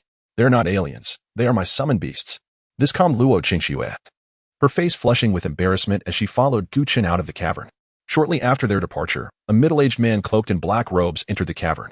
Observing the devastation within, a cold voice erupted from beneath the hood. "Humph, I merely stepped out for a moment, and that little girl was rescued? This cavern was well hidden. How was it discovered? The northern Luo family indeed possesses some skill." He continued with a sinister smile, however. "The grievances between the Luo family and myself shall not conclude so easily." Chen did not turn back with Luo Qingxue, but pressed onward toward the city center. As dusk fell, they arrived at a supply point on the outskirts of Yinlong City, which was nothing more than a dilapidated tavern. The tavern's exterior was riddled with decay, the windows were shattered, the exposed concrete bore the scars of battle, and the roof tiles lay scattered. It was evident that fierce combat had transpired here on more than one occasion. Chen stored the Bloodlord within his spatial realm, arranged for the 3 blood dragons to remain on standby nearby, and then led Luo Qingxue into the tavern. Inside, the patrons were few, and the tavern's owner, a balding middle-aged man, was a level 35 priest.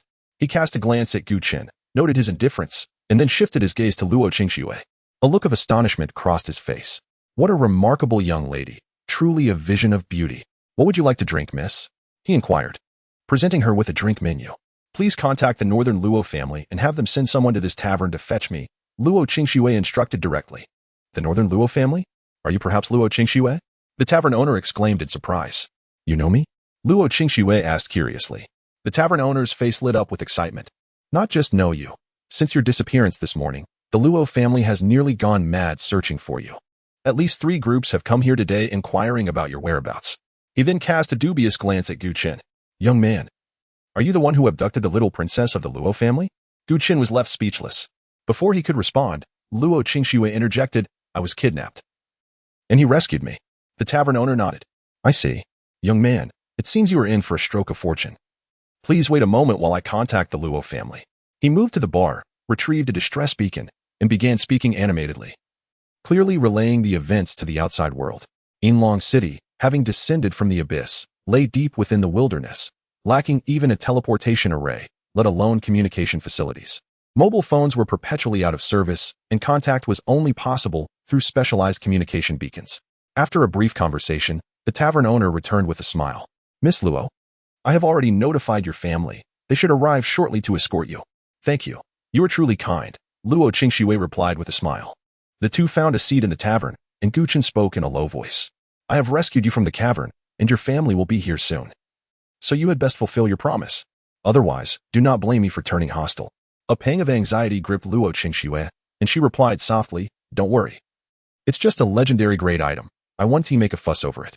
When my family arrives, I will have them give you a treasure vault gold card, which you can use to exchange for a legendary grade item at any major city's treasure vault.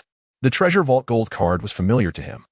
He had previously used one to redeem the unyielding black armor from the Wan City treasure vault. Very well, let it be as you say, Gu Chen nodded. Not long after, darkness enveloped the land. Nightfall in Yinlong City brought thick clouds and a sudden drop in temperature, causing even the magma in the crevices to cool rapidly. The ground was shrouded in darkness, with only the flickering light of the dilapidated tavern providing a semblance of warmth in the desolate ruins. Soon, the sound of rushing air pierced the night as a small flying vessel descended, and 3 professionals disembarked. They arrived. The tavern owner was the first to hear the commotion, peering out the window. Gu Chen turned to see 3 middle-aged men entering the tavern, led by a 3rd-tier swordsman, followed by 2 warriors. Upon seeing them, Luo Qingxue's face lit up with excitement as she hurried toward them. Uncle Chen, why did you take so long to come for me? Upon confirming Luo Qingxue's safety, Qin Lianshan's expression softened. Miss, you must not act so recklessly in the future. Do you have any idea how worried your family was? Hearing the gravity in Qin Lianshan's tone, Luo Qingxue felt a twinge of embarrassment. She quickly pointed to Gu Chen behind her. Uncle Qin, this is the young man who rescued me. I promised to reward him with a legendary grade item. Please give him a treasure vault gold card. Chapter 118. If you wish to shift the blame onto me, I shall eliminate your young lady. Upon hearing these words, Qin Lianshan's expression changed subtly as he turned to glance at Gu Chen, who stood nearby. A legendary grade piece of equipment is valued at several million. This is no trifling sum. If this individual indeed rescued the young lady, a substantial reward would be inevitable. However, the Luo family had dispatched over 1,000 professionals to search the Dragon City all day, yet they found not even a shadow. And now, just as the sun dipped below the horizon, the young lady was located by this youth. Is this mere coincidence? Having served as a guard for the Luo family for over a decade, Qin Lianshan instinctively regarded others with suspicion. Young brother, may I inquire your name? How did you come to discover my young lady? Gu Chen furrowed his brow. He had rescued their kin, yet now faced interrogation. He would not indulge this, responding directly. Why the multitude of questions? Just hand me the gold card. Although Qin Lianshan was a 3rd-tier swordsman, a level above him, in a true confrontation, he would pose no real threat. He had faced 3rd-tier foes before. They were hardly formidable. Sensing Gu Chen's displeasure, Qin Lianshan began, Young brother, please do not misunderstand. The Luo family does not take the matter of the gold card lightly. However, it is imperative to ascertain who exactly captured our young lady. A cold glint flashed in Gu Chen's eyes. What did this imply? Were they suspecting him of abducting Luo Qingxue? The tavern owner, sensing the tension, quickly interjected, Qin guard. This is a misunderstanding. If this brother truly had taken the young lady, why would he willingly return? Qin Lianshan shot a disdainful glance at the tavern owner. What relevance do you have in this matter? The tavern owner's face darkened. How could a mere guard from the Luo family treat him with such disregard? Luo Qingxue's face flushed with urgency as she hastily explained, Uncle Qin, you must be mistaken. Indeed, it was this young man who saved me. My lady, you are inexperienced. The Dragon City is fraught with dangers. One must not take things at face value. This matter does not concern you. Merely observe from the sidelines. Uncle Qin, it truly was this young man who rescued me. You must not repay kindness with malice. Luo Qingxue's expression bore a hint of anger, Yet Qin Lianshan remained obstinate. He signaled 2 warriors behind him to protect Luo Qingshui, and then turned his menacing gaze towards Gu Chen. Young brother, my young lady holds a noble status. Her safety is paramount. If you refuse to cooperate, the Luo family's stronghold lies just outside the city, and I must insist you accompany me. Gu Chen's countenance darkened. He had no desire to squander time on Luo family affairs. Raising his gaze, he fixed it upon Qin Lianshan, a fierce coldness emanating from his eyes. I have already rescued her. Will you provide the gold card or not? Qin Lianshan sneered dismissively. Do not be hasty, young brother. As long as you cooperate with the investigation, the Luo family would not be stingy with a gold card. Gu Chen's patience evaporated. I saved her. If you attempt to shift the blame onto me, I shall eliminate your young lady. As his words echoed, a profound silence enveloped the tavern. Luo Qingshui? The tavern owner's eyelids twitched in disbelief as he regarded Gu Chen. Was he truly threatening to eliminate her if he did not receive the ransom? You cannot be serious. You were just receiving praise moments ago. A look of disdain crossed Qin Lianshan's face as he coldly retorted, I have long perceived your duplicity. Your facade is crumbling. Gu Chen remained unfazed. I shall give you 30 seconds. Upon witnessing the murderous intent in Gu Chen's eyes, Qin Lianshan unsheathed his sword without hesitation. How dare this youth speak so brazenly before him, a guard of the Luo family? To abduct a member of the Luo family would seal this youth's fate today. With his sword gripped tightly, Qin Lianshan prepared to strike. Just then, an ominous roar erupted from outside the tavern. A deafening crash followed as the tavern's roof was violently lifted by a tremendous force. Instinctively, everyone looked up to see a towering, menacing figure emerging from the shadows. Otherworldly creature, Ironwing Blue Dragon, level 32. Health points, 209,800. Attributes, Strength 535, Agility 313, Constitution 538. Spirit 310, Skill I, Dragon Scale Shield, Skill 2, Iron Wing Slash, Skill 3, Dragon Breath. The Ironwing Blue Dragon represented the adult form of the Ironwing whelp. Its appearance resembled an enlarged version of the whelp, with deep blue scales that had replaced the previous green, showcasing a significant enhancement in all attributes, particularly in constitution and health. Upon witnessing this sight, the tavern owner's expression shifted dramatically. Oh no, an adult blue dragon has arrived. This is not its territory. The Ironwing Blue Dragon extended its fearsome head, its cold gaze filled with brutality and malice. Wretched humans, how dare you, like insects, provoke the abyssal race? Its low, menacing voice reeked of murderous intent, causing Luo Qingshui to tremble in fear, engulfed by sheer terror. What is happening? This is a supply point. How could an adult Ironwing Blue Dragon appear here? How? How is this possible?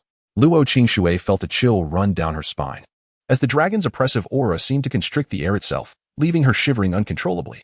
Uncle Qin, save me, she cried, hastily retreating behind Qin Lianshan. Fear not. It is but a level 32 blue dragon, Qin Lianshan replied nonchalantly, his voice brimming with confidence. At level 35, wielding a legendary sword of the same level. He was more than capable of defeating a level 32 Ironwing Blue Dragon. A mere third-tier creature dares to disturb my young lady? I shall claim your head. Qin Lianshan scoffed, unleashing his skill and striking the Ironwing Blue Dragon with his greatsword. A blinding light erupted from the sword's edge, forming a 3-meter-long blade of light that surged with terrifying might towards the dragon. With a resounding impact, the skill struck the Ironwing Blue Dragon, causing brilliant sparks to erupt from its deep scales, shattering large portions of its armor. Subsequently, he swung his sword again, and although the dragon attempted to retreat, it could not evade the strike, leaving a grievous wound across its massive head. Witnessing this, Luo Qingshui's face lit up with admiration. How impressive! To injure an Ironwing Blue Dragon with a single skill, though fearsome, it is no match for Uncle Qin. Beside her, the tavern owner wore a grave expression. Though a priest, reaching level 35 was earned through countless battles. While Qin Lianshan may be arrogant, he indeed possessed the strength to back it up. It appeared that it would not be long before the Ironwing Blue Dragon was vanquished. He then cast a glance at Gu Chen, who stood nearby. Despite the shielding effect obscuring his level, it was evident that this youth was merely at the peak of the second tier at most. With such meager combat prowess, he dared to threaten the life of a member of the Luo family? It was clear he had no regard for Qin Lianshan. With this thought, the tavern owner instinctively took a step back, distancing himself from Gu Chen. Once the Ironwing Blue Dragon was dealt with, this youth would undoubtedly meet a grim fate. Chapter 119. Such a fondness for play, is it amusing? Qin Lianshan exuded an awe-inspiring presence, under the influence of his skills. His great sword swept through his adversaries with ease, gaining the upper hand. In stark contrast, the iron-winged blue dragon found itself at a disadvantage, retreating under the relentless onslaught, emitting a series of anguished roars. At this moment, Luo Qingxue turned to Gu Chun and said, "Young man, once my uncle Qin slays this blue dragon, you should apologize to him. It's just his nature. I hope you won't take offense. Rest assured, since I promised you a treasure vault gold card, I will certainly deliver." Gu Chun retorted without hesitation, "Spare me your platitudes. If I don't receive the gold card today, none of you will leave here alive." Upon hearing this, Luo Qingxue panicked. "How can you say that? My uncle Qin is a level 35 swordsman, and even this iron-winged blue dragon cannot match him. How dare you show him such disrespect? Level 35? Is that truly formidable? Let's see if he even survives this encounter." Gu Chun replied dismissively. "What? Are you delusional? Can't you see how effortlessly my uncle Qin has the blue dragon at his mercy?" Luo Qingxue, exasperated, found it impossible to reason with him. Her gaze shifted back to the battle, where Qin Lianshan wielded his great sword like a divine weapon, pushing the blue dragon back relentlessly. The situation appeared overwhelmingly favorable, and to claim that her uncle would not survive was sheer folly. Just as Luo Qingxue wore a proud expression, several towering shadows suddenly emerged from the surrounding darkness, encircling Qin Lianshan in an instant.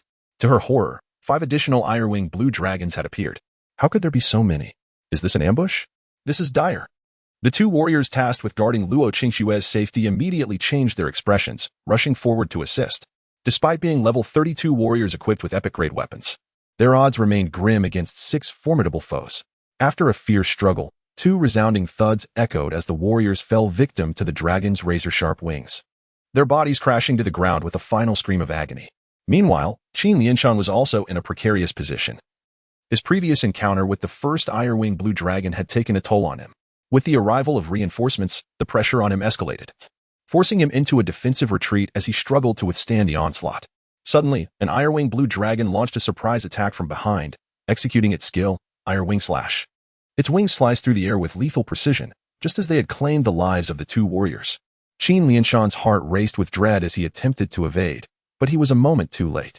A horrified scream escaped his lips as his entire right arm was severed at the shoulder. In an instant, blood gushed from the wound, saturating the air with a pungent metallic scent. In excruciating pain, Qin Lianshan's face contorted as he frantically searched the ground for his severed arm. He possessed a healing scroll. If he could retrieve his arm and use it, he would regain the ability to fight without lasting repercussions. At that moment, a severed arm wielding a great sword fell from above, landing beside Gu Chen. Blood continued to spurt from the severed end, splattering against his shoes. Qin Lianshan, desperately avoiding the attacks of the iron-winged blue dragons, made his way toward it. Knowing that reclaiming his arm and using the healing scroll might turn the tide in his favor, the iron-winged blue dragons slowed their assault, primarily surrounding and toying with him like hunters with their prey, leaving the primary confrontation to the initially wounded blue dragon. "Young brother, please return my arm." Qin Lianshan's eyes glimmered with hope as he located the severed limb. "Hand over my gold card, and I will kick your arm over to you," Gu Chen replied, stepping closer to the severed arm. "What? Are you out of your mind?" Qin Lianshan's fury erupted, nearly causing him to spit blood. At this critical moment, "You dare mention the gold card? Can't you see there are 6 iron-winged blue dragons here? Have you lost your senses? You owe me your life. The gold card is a promise made by the young lady of the Luo family. Will you deny me?" Gu Chen spoke with a grave tone. "Boy, think carefully. I am the highest level here. If I die, you will perish too." Qin Lianshan evaded attacks, his anger boiling within. "Are you truly unwilling to part with the gold card? The Luo family's gold card is not yours to decide upon. It belongs to the young lady, not a mere guard like you." At that moment, Luo Qingxue interjected, "Uncle Qin, it's just a gold card. Please give it to him." The tavern owner, equally anxious, urged, "Qin Lianshan, the gold card belongs to the Luo family, not you. Is it worth risking your life over?" Qin Lianshan, now severely wounded and on the brink of collapse, quickly retrieved a healing scroll and activated it. Seizing the moment, he looked at Gu Chun and said, "Fine, I agree to give you the gold card, but first, hand me my arm." At this moment, retrieving the arm was crucial for him to reattach it. Gu Chun smiled. Amused by the absurdity of the situation, at such a critical juncture, "You still wish to play games? Do you think I am afraid to let you die?" Without further ado, he kicked the severed arm away. Thud! The arm soared through the air, not toward Qin Lianshan, but toward a nearby iron-winged blue dragon. As the sound of the projectile sliced through the air, the dragon turned its head, and in an instant, it opened its maw, devouring the severed arm with ease, crunching it like a morsel of cashew chicken. Qin Lianshan's eyes bulged in disbelief, his face contorted in horror at the sight. The tavern owner and Luo Qingxue wore expressions of utter disbelief, and the atmosphere fell into a heavy silence. Even the iron-winged blue dragon, which had been tormenting Qin Lianshan, halted its attack. The otherworldly creatures possessed intelligence, and the dragons, in particular, were known for their cunning. Thus, not only did the onlookers fail to comprehend Gu Chen's actions, but even the iron-winged blue dragons believed he would eventually relent to Qin Lianshan. After all, this level 35 swordsman was the strongest presence in the vicinity. As long as he survived, there was hope for all. However, what had Gu Chen done? He had fed Qin Lianshan and Appo's severed arm to an iron-winged blue dragon. This single act extinguished any hope of survival for everyone present. Madman! Bastard! What on earth are you doing? Idiot! I will end you. Qin Lianshan's rage reached a boiling point, wishing nothing more than to charge at Gu Chen in a fit of fury. He had believed he was in control of the situation, only to discover that Gu Chen was a lunatic, throwing everything into chaos. Gu Chen regarded Qin Lianshan's contorted visage with a cold smirk. So fond of playing? Is it amusing? Chapter 120, It is not that I wish to die, but that you do not wish to live, little brother. What do you mean by this? The tavern owner asked, his face etched with anxiety. What do I mean? I am, of course, sending him to his demise, Gu Chen replied, devoid of any compassion in his gaze. After all, I saved the man. If he perishes, I can simply seek out others from the Luo family to acquire that golden card. In Gu Chen's eyes, Qin Lianshan's life was as insignificant as a mere trinket. Had the other party handed him the golden card from the outset, he might have considered intervening to save him. But since Qin Lianshan was so intent on courting death, he might as well accompany him on that journey. As he had stated, Luo Qingxue was the one he had rescued. Even if Qin Lianshan were to die, he could still approach others from the Luo family for assistance. Thus, Gu Chen remained unperturbed. Under the effects of the healing scroll, Qin Lianshan's injuries had significantly improved, and his condition had stabilized. However, he now bore a look of despair, his eyes filled with venomous resentment directed at Gu Chen, as if he wished to consume him whole. Had he been able to reattach his arm, there might have been a glimmer of hope. He still possessed his ultimate skill, which was crucial for turning the tide. Yet now, all hope was extinguished. At that moment, an overwhelming sense of regret washed over him. He loathed his own arrogance. Having served as a guard for the Luo family for over a decade, he had long considered himself a part of it, which is why he had been so adamant about the golden card. However, looking back now, although the card was valuable, it ultimately belonged to the Luo family and had no bearing on him. For the sake of something that did not truly belong to him, he had sacrificed his arm and rendered himself useless. The cost was far too great. Had he known, he would have readily relinquished the golden card. A look of remorse crossed Qin Lianshan's face, yet it was all too late. A flicker of desperation crossed his eyes as he called out to the tavern owner, Priest, you are also a third-tier practitioner. If you can escort my lady away today, the Luo family will reward you handsomely. The tavern owner's face paled at his words, and he dared not respond. Under normal circumstances, the chance to save the Luo family's heiress would have been an opportunity he would seize without hesitation. However, in the current situation, he simply could not handle it as a level 35 priest. If these enemies were undead beings, he might have been able to muster some combat power, but now he faced dragons. Should he engage, it would be tantamount to delivering himself to slaughter. Seeing the tavern owner's reluctance to respond, despair washed over Qin Lianshan's face. Aside from himself, there was no one capable of confronting these third-tier adversaries, and he had already lost his arm. Without an arm, he could not wield a sword. Such a swordsman was no different from a mere cripple. All that remained was to await his fate. A resolute expression settled on Qin Lianshan's face as he shielded Luo Qingxue behind him. His gaze fixed fiercely on the iron-winged blue dragon before him. He was a guardian of the Luo family, even in death. It would be in service of protecting Luo Qingxue. Over 40 years ago, his father had safeguarded the head of the Luo family in a similar manner, thus earning a revered status among the guards. Now, he would do the same for Luo Qingxue, and even if it cost him his life, his son would one day become the most esteemed guard within the Luo family. If the enemies wish to strike, they must first step over my corpse. Qin Lianshan glared fiercely at the group of iron-winged blue dragons, resembling a cornered beast unleashing its final roar. The lead iron-winged blue dragon stepped forward, its heavy gait unyielding, and without even glancing at Qin Lianshan, it swung its powerful tail like a steel whip, sending him flying. How amusing. The lead dragon turned its gaze to Gu Chen, a rare expression of mockery etched on its fearsome face. Human, given your intriguing demeanor, I shall grant you a chance at survival. If you kill all these humans beside you, I shall spare your life.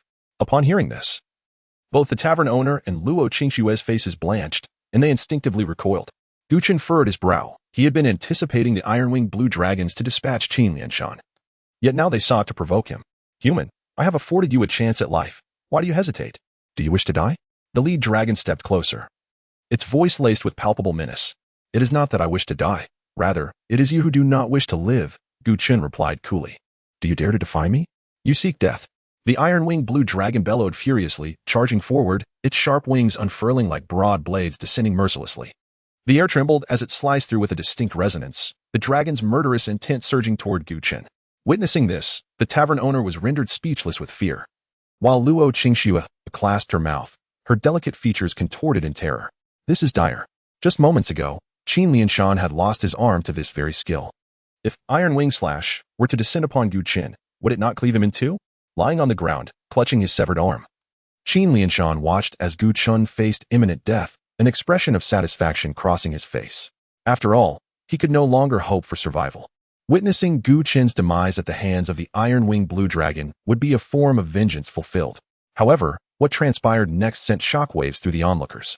Chen raised his hand, pointing at the iron-winged blue dragon, and uttered a single word: die. With the activation of dimensional assassination, a dark, profound rift in space materialized, enveloping the iron-winged blue dragon in overwhelming destructive force. The dragon's murderous intent abruptly morphed into sheer terror as it attempted to resist, but its massive body convulsed, and its vitality faded in an instant, resulting in its immediate demise. Iron-winged blue dragon LV, 32 killed, experience 8720. In that moment, the air fell eerily silent. A silence so profound it was unsettling. Not only did Luo Qingxue and the others stand in stunned disbelief, but the group of iron-winged blue dragons was equally frozen in shock. How could this be possible? That was a level 32 iron-winged blue dragon, a third-tier adversary. It had been effortlessly slain by Chen. What manner of skill was this? A word that kills? How utterly terrifying. This human is far too dangerous. Retreat.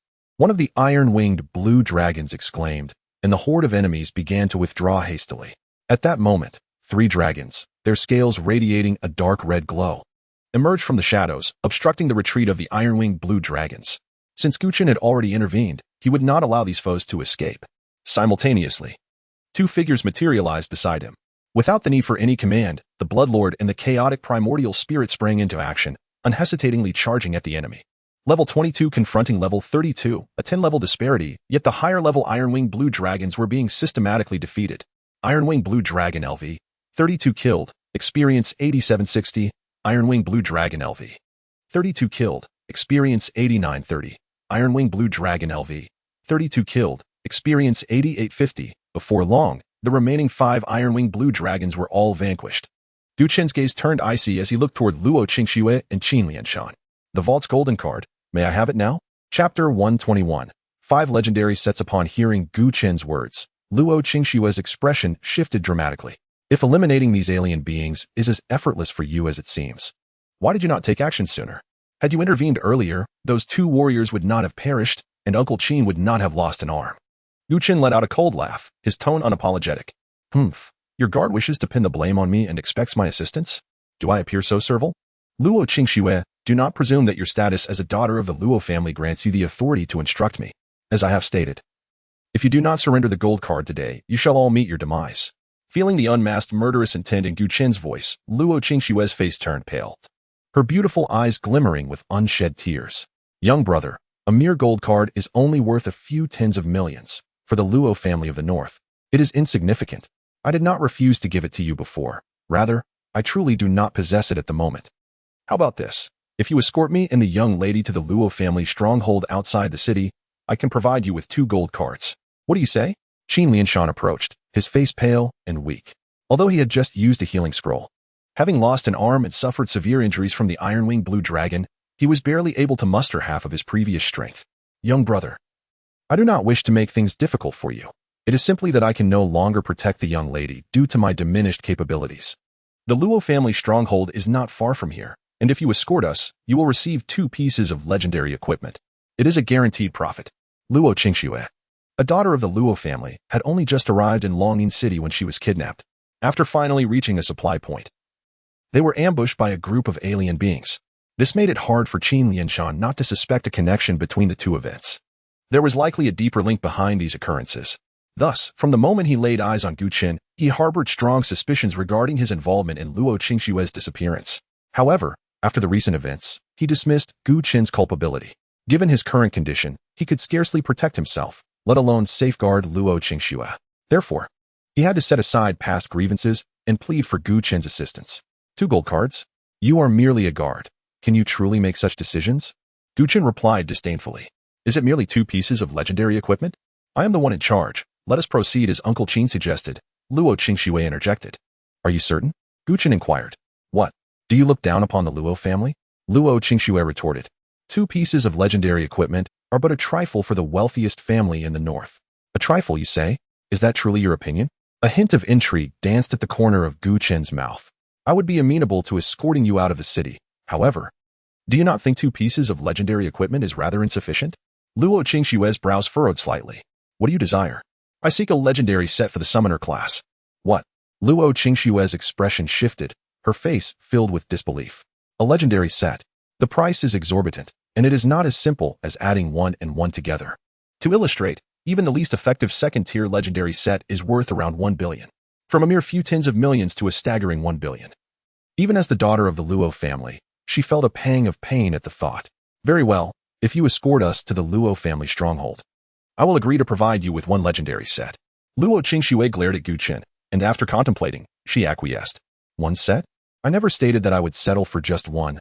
Gu Chen shook his head, a tone of discontent in his voice. What do you mean? Luo Qingxue's tone shifted.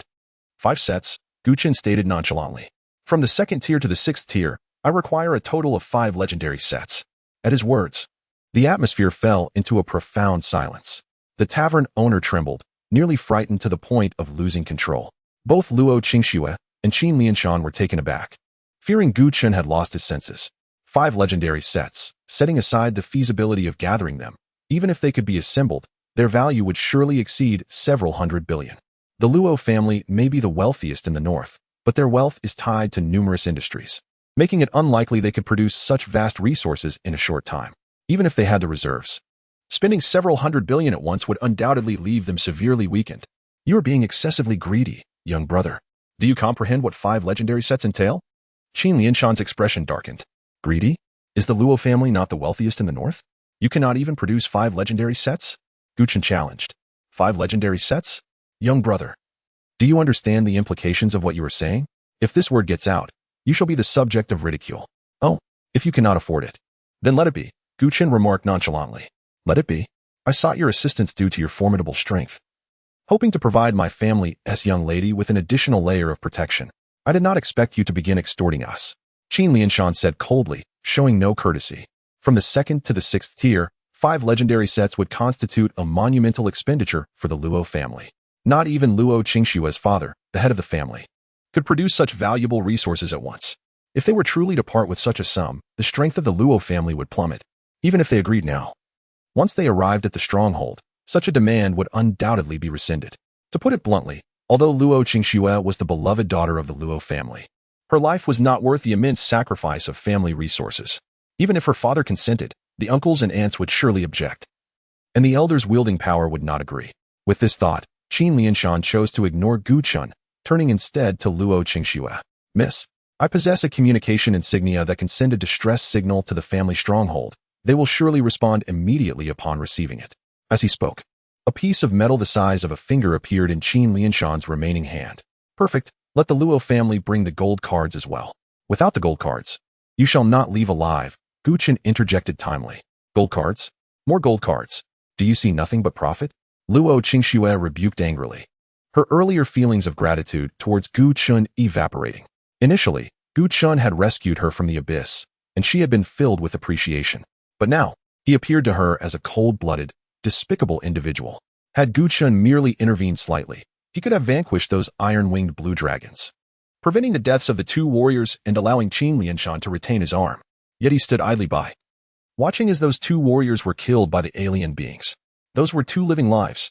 How could he possibly allow such an atrocity? What has become of his conscience? Chapter 122. Hidden profession. Necromancer. It was merely a transaction. What should I discuss if not profit? Emotions? I beg your pardon, but I harbor no feelings for you. Gu Chen regarded Luo Qingxue with utter disdain, lacing his words with sarcasm. What kind of place is Yinlong City? It is a perilous realm, a place where 3rd-tier professionals face near certain death. And yet, How has an 18-level ranger like Luo Qingxue managed to survive this long? The very notion is chilling upon reflection.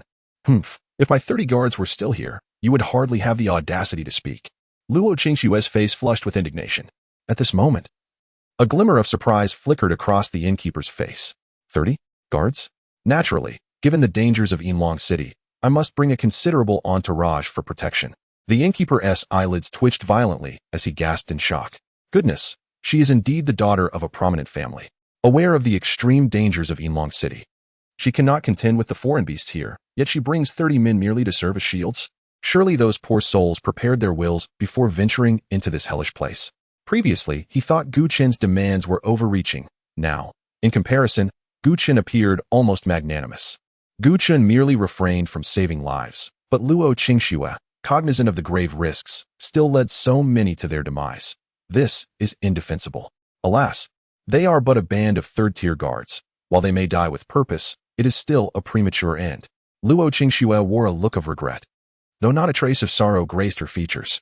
The innkeeper and Appo's cheeks twitched, and he turned away, a chill running down his spine. What a travesty to die with purpose. He recognized that Luo Qingxue lamented not the loss of her guards, but rather their inability to protect her any longer. Her earlier reproach of Gu Chen's greed stemmed from his actions that undermined her interests. Her condemnation of his inaction was rooted in the threat posed to her safety by their deaths. To her, lives were mere tools. Instinctively, the innkeeper took a half-step back. A devil indeed, to regard human life as mere chaff. Those guards were but employees of the Luo family, and yet you so callously demanded their lives? Do you think a labor contract is akin to a bond of servitude? Must they surrender their lives to you as well? Noticing Gu Chen's silence, Luo Qingxue finally seized her communication insignia to send a message. Soon, the message was dispatched, and the insignia's glow dimmed, signifying its deactivation. This indicated that those stationed at the Luo family's outpost beyond the city had received the news. Qin Lianshan observed this and secretly exhaled in relief, then cast a mocking glance at Gu Chen. Little brother, are you regretting your choices now? You could have obtained 2 legendary-grade pieces of equipment, but alas, you have missed your chance. Greed is indeed the root of all sin, and one must possess a modicum of self-awareness. Luo Qingxue approached, her demeanor imperious. This is our first interaction, and I shall not solicit your assistance again. When my family arrives, I will provide you with the gold card, and we shall owe each other nothing. Gu Chen smiled, agreeing to her terms. To secure the gold card while establishing a boundary was indeed a double blessing. Seeing Gu Chen's nonchalant demeanor, Luo Qingxue's expression shifted slightly. Something feels amiss. Why did he acquiesce so readily? This is not how the narrative unfolds. She, a daughter of the Luo family, was pursued by countless suitors, a claim not exaggerated from the northern borders to the southern valleys. Many esteemed individuals had shown her utmost concern, fearing she might suffer the slightest grievance. Yet, throughout, Gu Chen's gaze remained calm, as if she were merely an ordinary passerby.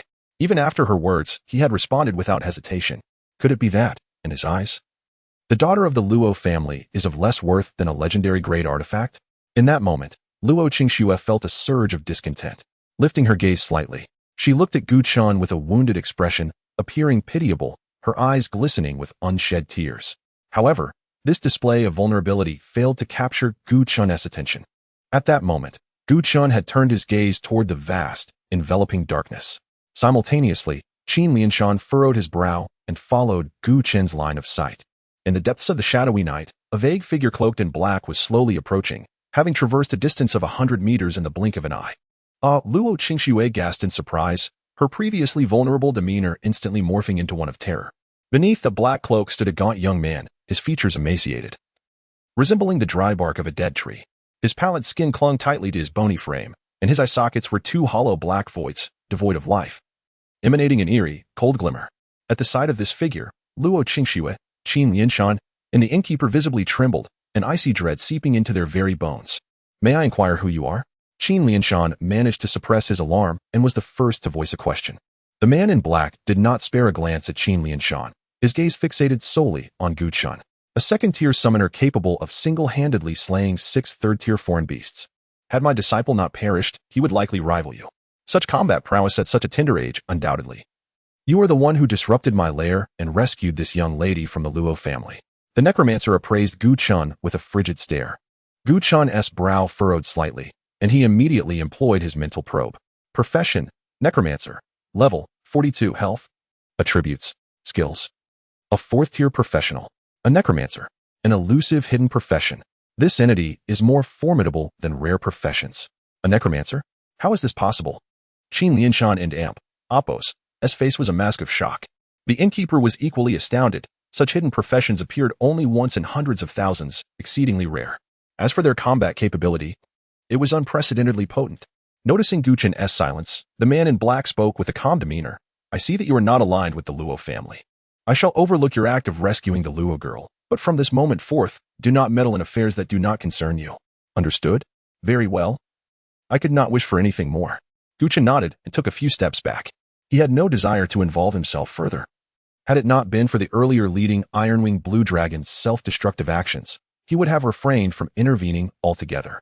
Moreover, Luo Qingxue had just stated she would not seek his aid again. With the black-cloaked man's words, he was more than pleased to extricate himself from the situation, lest he be coerced into saving someone yet again. Seeing Gu Chen's keen understanding to withdraw, the man in black nodded in satisfaction. Before making his appearance, he had already assessed the situation. His primary target was Luo Qingxue, and the reason he refrained from attacking Gu Chen was due to his understanding that Gu Chen was not an ally of the Luo family. Thus, he chose not to pursue the matter of the lair. Otherwise, Gu Chen would have been the first on his list to eliminate. Chapter 123. I am not here to debate right or wrong. I only desire to end your life. The gaze of the man in the black robe fell upon Luo Qingxue and Chen Lianshan, a chilling smile flickering across his ashen face. Chen Lianshan felt a pang of dread in his heart. He was merely a third-tier swordsman. Even in his prime, he would be no match for a fourth-tier necromancer, especially now that he was missing an arm. He bit his tongue, the sudden pain bringing some semblance of clarity. Looking at the man in black, Chen Lianshan asked respectfully, "Might I inquire as to your identity? If the Luo family has offended you in any way, please feel free to express it. I can represent the Luo family to offer our sincerest apologies." The black-robed man revealed a sinister grin. There is no need to use the Luo family as leverage. I am here solely for vengeance. Vengeance? May I ask how the Luo family has wronged you? You have not wronged me, but you have wronged my student. The man in black chuckled ominously, his icy eyes locking onto Luo Qingxue, as though she were prey. Luo Qingxue shuddered, astonished. Me? Surely, there must be some mistake. I have never even met you. How could I have offended your student? The black-robed man snorted, a glint of bitterness flashing in his eyes. Luo Qingxue, do you not recall the betrothal arranged by your parents between you and the Xiao family of Yun City? Luo Qingxue's expression froze. I indeed had a betrothal with Xiao Bufan, but that engagement has been annulled. Are you his master? Upon hearing Luo Qingxue's words, Chen Lianshan's expression shifted slightly. But he still spoke up. It is true that the matter of breaking the engagement was a mistake on our young lady's part. Yet marriage is a matter of mutual consent. One cannot be forced. At most, we can offer an apology. If this were merely a matter of youthful affection, I would not sully my hands with a junior. But who could have anticipated that the Luo family's daughter, blessed with celestial beauty, would possess a heart as venomous as a snake's? Remembering my student's infatuation with you, you shamelessly demanded vast sums of wealth and resources from him, even threatening him with death to compel him to part with a substantial portion of his family's assets. Luo Qingxue's complexion changed, and she immediately retorted, that is untrue. Everything you gave me was willingly offered. How can you accuse me of coercion? Willingly offered? The black-robed man's eyes blazed with fury. Then tell me, where did all those resources end up? Luo Qingxue hesitated, unwilling to answer. Not willing to speak, are we? Very well, let me enlighten you. You, in your quest to elope with the prince of the Northern Kingdom, transferred all the wealth and resources you extorted from my student to that royal scion, all to expedite his rise in power. My foolish student drained half of his family and Amp, Appos, S fortunes, only to become a mere pawn for another. Hearing this, Gu Chen displayed a hint of surprise. Northern Kingdom, royal scion? Something feels amiss. The black-robed man, oblivious to Gu Chen's expression, continued to glare at Luo Qingxue with hatred. You clearly do not love Xiao Bufan, yet you maintained a flirtation with him solely to extract resources for your lover. For an entire year, you would not even allow him to touch your hand. Yet you spent your nights in revelry with that royal prince in the estate he gifted you. Half a month ago, my student inadvertently discovered your affair, and you brazenly called off the engagement, bringing disgrace to the Xiao family of Yun City. My foolish student, in his desire for revenge, was ultimately slain by you, aided by the power of the royal family. Not only that, but the entire Xiao family was uprooted. How pitiful and contemptible it is that that Navi boy, in his obsession, was led to ruin by a woman. The black-robed man's voice grew increasingly agitated, his murderous intent palpable. Chen Lianshan's eyes flickered with astonishment. As a man, He felt a twinge of sympathy for the ill-fated Xiao Bufan. However, as Luo Qingshue's protector, his first instinct was to defend her. Yet, despite his efforts to think of a counterargument, his mind drew a blank. At that moment, Luo Qingxue raised her delicate face. I admit I was at fault. But putting facts aside, is Xiao Bufan blameless? Even if I have wronged him, he should not harbor thoughts of murder. I hail from the esteemed Luo family of the Northern Kingdom, the daughter of the wealthiest family. Should he not endure a little hardship? The tavern owner, overhearing this exchange, trembled slightly. The force behind her words, honed over 2 decades, struck him like a blow. It is her. The black-robed man shouted fiercely, his aura of malevolence intensifying, as he struggled to contain the power emanating from Luo Qingshue's words. What a sharp-tongued girl. No wonder my student fell victim to your machinations. But I am not here to argue right or wrong with you. I simply wish to end your life in retribution for my student. With that, the black-robed man gestured, and the ground erupted in mounds of earth. Crack, crack. The sound of shifting soil echoed as nearly 100 ominous skeletons clawed their way to the surface, encircling the onlookers. Seeing this, Luo Qingshue's expression shifted. The dead are merely your student and his family. To you, they are inconsequential. Why would you target me? The black-robed man coldly replied, to me, you are equally inconsequential. I will slay you as one would butcher a pig or a dog. As his words fell, a horde of towering skeletons brandishing weapons charged at Luo Qingxue and Qin Lianshan without hesitation. Who dares to lay a hand on a member of the Luo family? Just then, a loud voice erupted from the shadows. From a distance, a towering figure radiated a fierce bloodlust, moving through the darkness with astonishing speed. In an instant, the imposing silhouette approached, wielding 2 massive battle axes, and swung them at the black-robed man. The black-robed man, upon seeing this, donned a suit of skeletal armor. While a throng of skeletons abandoned their assault on Luo Qingshuo to charge towards the giant figure wielding the axes, the 2 axes, gleaming with bloodlight, descended with overwhelming force, shattering the bones of the 3 foremost skeletons, sending them flying backward. Gu Chen's face registered surprise. Even from 10 meters away, he could feel the ferocious aura radiating from the towering figure. Without the need for perception, it was evident that the combination of that presence and the 2 axes marked him as a rare berserker. Second master, are you not in the Northern Kingdom? Qin Lianshan exclaimed joyfully. The towering man grunted in acknowledgement and surged forward, wielding his axes like a human-shaped behemoth, effortlessly dispatching the swarm of skeletons. Luo Qingshue's eyes sparkled with joy, tears glimmering at the corners. Uncle, you arrived just in time. I was so bullied just now. You must help me take revenge. Chapter 124, Rampaging Berserker. Summoning of the Bone Dragon. The berserker who materialized was none other than Lo Kuangren, the paternal cousin of the Lo family's patriarch and Lo Qingsue's uncle. Originally named Lo Chao, he adopted his current moniker upon becoming a berserker. Lo Qingsue's words ignited fury in Lo Kuangren's countenance. A 4th-tier necromancer, stooping so low as to attack a junior of the Lo family. Your age has clearly been squandered. Lo Qingsue caused the ruin of my student's family, and with my student now deceased, it is my duty to avenge him, the black-robed man retorted. His gaunt face contorted with vexation at the level 46 berserker. He lamented the time lost in idle chatter, realizing he should have eliminated Lo Qingsue preemptively. His intention had been for her to die with remorse for Xiao Bufan, but Lo Kuangren and Appo's timely arrival thwarted his plans, with Lo Kuangren outranking him. The necromancer knew that if the berserker was determined to flee with Lo Qingsue, his task would become significantly more challenging. I've heard tell of a necromancer emerging from Yun City, which must be you, Lo Kuangren scoffed. Very well, allow me to witness firsthand the vaunted power of a necromancer. With a disdainful snort, Lo Kuangren launched his assault without hesitation. He moved like a human juggernaut, brandishing his massive axes with sweeping arcs, embodying an indomitable force. If you seek death, I shall grant it, the black-robed man sneered, unfazed. His fear lay not in Lo Kuangren's aggression but in the possibility of him retreating. With a wave of his hand, a swarm of skeletons surged forward, encircling Lo Kuangren. The battle erupted instantly.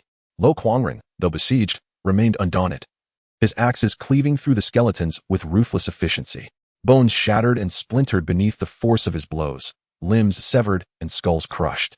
However, upon closer inspection, the damage appeared superficial.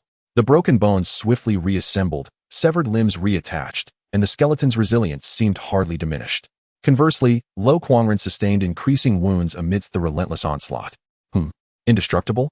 Lo Kuangren exclaimed, his eyes widening. He had initially dismissed the skeletons as mere fodder, easily dispatched, but now found himself ensnared, the battle growing increasingly arduous.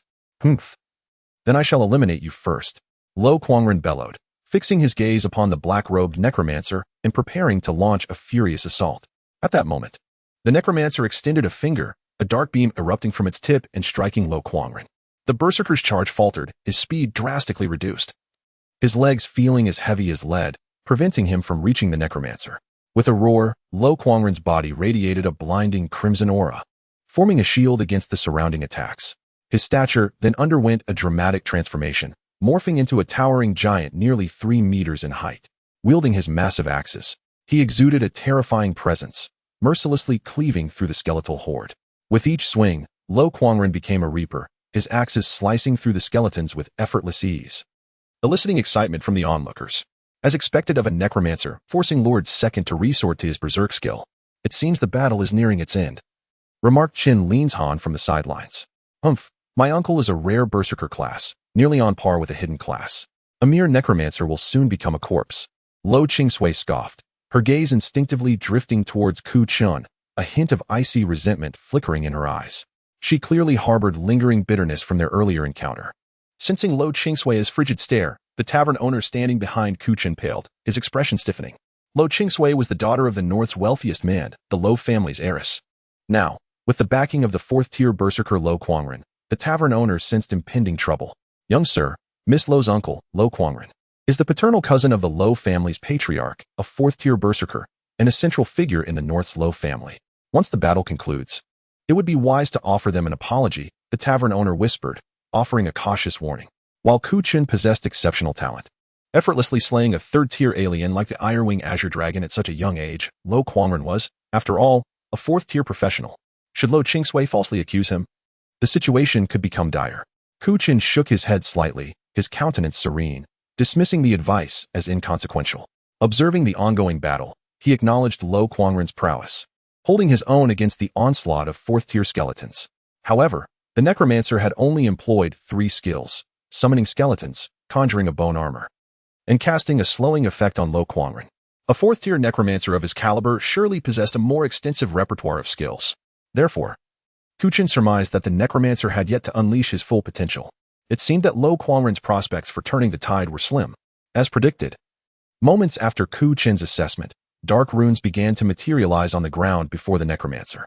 Subsequently, an unprecedented aura of dread emanated from the runes, sending shivers down the spines of those present. Enough, the necromancer declared. Lo Kuangren of the Lo family, your reputation precedes you, but you are unworthy of even polishing my student's shoes. As his words echoed, the ground within the black runes erupted, sending debris flying, and a colossal dragon claw emerged from the earth. The sharp, hook-like talons dug into the ground, carving deep, harrowing fissures, roar accompanied by a soul-stirring roar. An enormous dragon skull materialized before the onlookers. Emerald flames flickered within its hollow eye sockets, and noxious fumes billowed from its gaping jaws, as if it had crawled straight from the depths of hell, carrying with it an endless torrent of resentment. In an instant, a chilling bone dragon materialized before their eyes. Ku Chun's eyes widened in astonishment as he observed it. Alien, bone dragon, level, LV 42, HP, attribute, skills. The level disparity was too great to discern its detailed attributes. However, the intense aura of death emanating from the bone dragon felt like the gaze of the Grim Reaper, sending shivers down their spines. The bone dragon shifted its form, its skeletal frame riddled with scars. Its tattered wings were adorned with fragile membranes and sharp bone spurs. Each vertebra was as thick as a stone pillar, and its ribs stood out like the bars of a cage imprisoning malevolent spirits. Wisps of black mist swirled around the skeletal frame.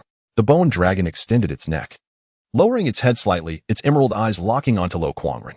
A wave of dread washed over Lo Kuangren, his face ashen, and sweat trickled down his brow, as if the scythe of death hung precariously above his head. Chapter 125. The Iron Cavalry of the North. The king comes to our rescue, a skeletal dragon? An epic 5-star creature? How is this possible? Luo Kuangren's astonishment was palpable as he repeated his question in disbelief. A level 42 necromancer posed little threat to him, but facing a level 42 epic 5-star skeletal dragon rendered him utterly defenseless. This creature was on the brink of transcending into the legendary tier. With a thunderous roar, the skeletal dragon unleashed a torrent of chilling black breath towards Luo Kuangren, causing the temperature in the air to plummet as if an ancient glacier had descended upon them. Luo Kuangren's eyelids twitched violently as he turned to flee, but the necromancer's slowing curse had already ensnared him, reducing his speed to a mere fraction of its usual capacity. The black breath engulfed him, enveloping him in a terrifying cold that consumed him entirely. When the dark mist dissipated, Luo Quangren lay on the ground. His health reduced by over 30. His skin had turned a ghastly gray, covered in black ice crystals, exuding a foul stench of decay. "Uncle!" Luo Qingxue exclaimed. Her face drained of color. How could this happen? Qin Lianqing trembled, shocked by the scene before him. A mere breath from a level 42 skeletal dragon had stripped a level 46 Luo Quangren of such a significant portion of his health. The overwhelming power of an epic summon was beyond dispute. The necromancer's eyes glinted with cold determination as he prepared to command the skeletal dragon to finish off Luo Quangren. Just then, a powerful tremor shook the ground, accompanied by a thunderous noise from the darkness. Guchen turned his gaze in the direction of the sound, his eyes widening with astonishment. A legion clad in silver armor emerged into view, a large banner fluttering in the wind emblazoned with the character for Gu. The atmosphere thickened with a palpable sense of impending death. The Gu banner. It is the Iron Cavalry of the North. Uncle, hold on. The king is here to rescue us. Luo Qingxue exchanged glances with Qin Lianshan, their faces alight with uncontainable excitement.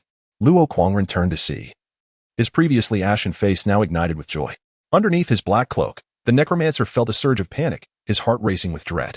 The Iron Cavalry of the North had earned its fearsome reputation, known as the alien meat grinder on the Abyss battlefield, unmatched in ferocity. Who would dare to stand against them?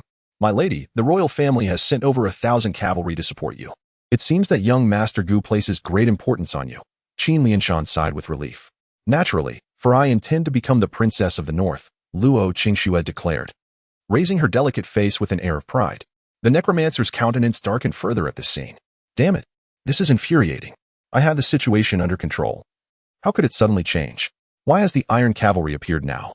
His eyes flared with frustration and unwillingness as he commanded the skeletons on the ground to launch a frenzied assault on Luo Quangren.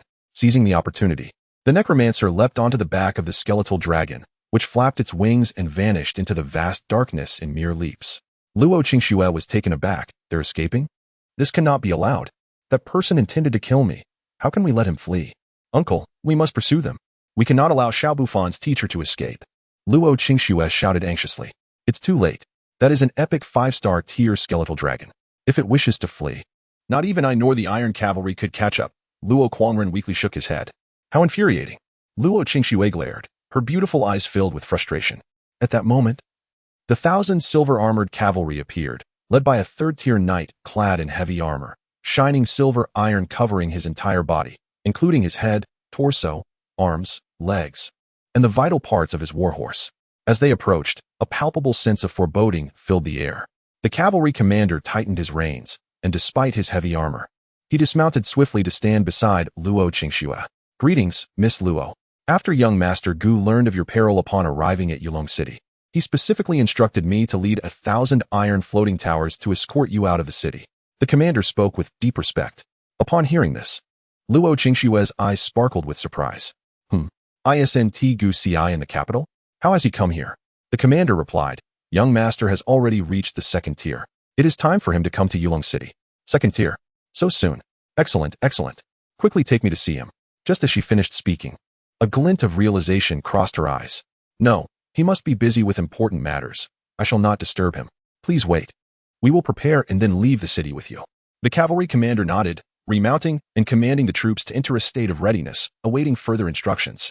In the brief exchange between Luo Qingxue and the commander, Luo Quangren had already used a healing scroll to regain much of his health and learned of the recent events from Qin Lianshan. He then turned his gaze to Gu Chen, a flicker of subtle surprise passing through his eyes. Young man, thank you for saving my niece Qingxue. Please accept this gold card from my treasury. Do not refuse it, for it is your rightful reward. There was no reproach, no arrogance. Luo Quangren's demeanor was casual as he presented a gold card to Gu Chen. He then turned to the tavern owner, standing nearby.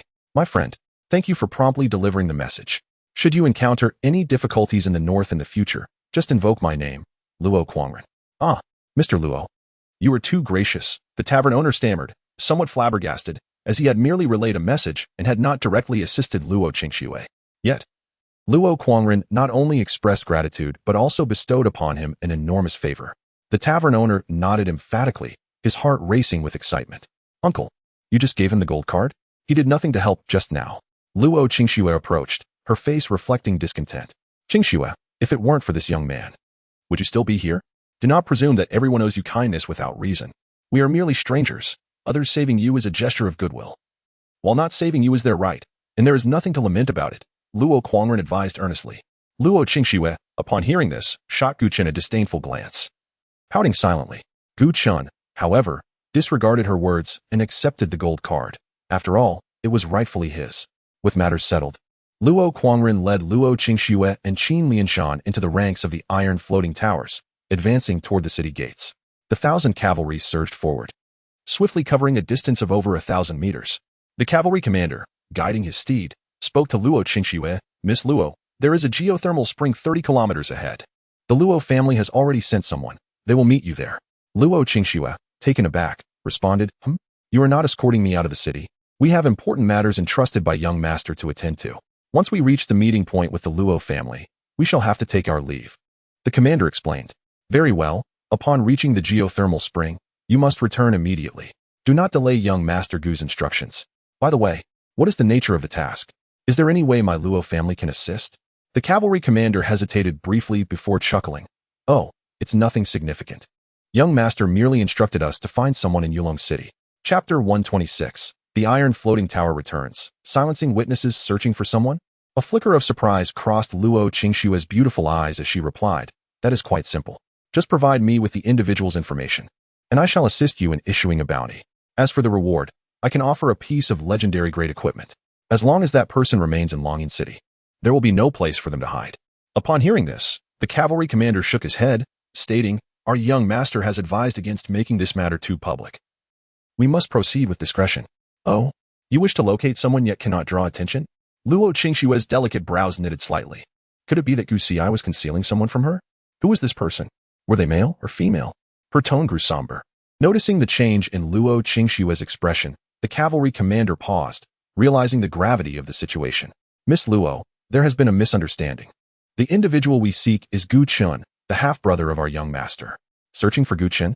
Before Luo Qingxue could respond, Luo Kuangren's eyes widened in astonishment. Then why did you not call for him just now? The cavalry commander's expression shifted as he turned to Luo. What do you mean by that, Mr. Luo? Not only the cavalry commander but also confusion painted Luo Qingxue's face. Uncle, what nonsense are you speaking? How could Gu Chen possibly be with us? With unwavering conviction, Luo Kuangren asserted, The young man who accepted the golden card is Gu Chen. The cavalry commander's expression darkened instantly as he tightened the reins, halting the galloping warhorse. Mr. Luo, are you certain? A male, no older than 20, and a second-tier summoner. These 3 criteria seem to point to no one but Gu Chen. The cavalry commander looked regretful. Since you have deduced his identity, why did you not reveal it earlier? I assumed you recognized him from the outset. Had it not been for his status, I would not have so readily offered the golden card. Luo Qingxue shot a glance at Luo Kuangren, realizing that his earlier solemn advice was merely an act. What a seasoned performer. Luo Kuangren felt equally helpless. The matter of Gu Chen severing ties with the Gu family had become a topic of speculation. Although he could not confirm the truth of the situation, he was assured that a rift existed between Gu Chen and the Gu family. Thus, it seemed perfectly natural for both parties to ignore one another following the arrival of the iron floating tower. After a moment's thought, Luo Qingxue declared, Commander, since this task was entrusted to you by Gu Xi, we must set out immediately. The cavalry commander frowned slightly. Miss Luo, what about you? Do not worry. We are not far from the geothermal springs, and my uncle is a 4th-tier berserker. With him escorting me, I shall be safe. Casting a glance at his still replenishing health, Luo Kuangren sighed inwardly, lamenting the reality of growing up. If that is the case, I appreciate your assistance, Mr. Luo. Not at all. Luo Kuangren waved his hand dismissively. Without further delay, Luo Qingxue led Luo Kuangren and Qin Lianshan out of the ranks. The 1,000 iron floating towers turned swiftly, racing back in the direction they had come from. Before long, the 1,000 iron floating towers arrived at their previous location.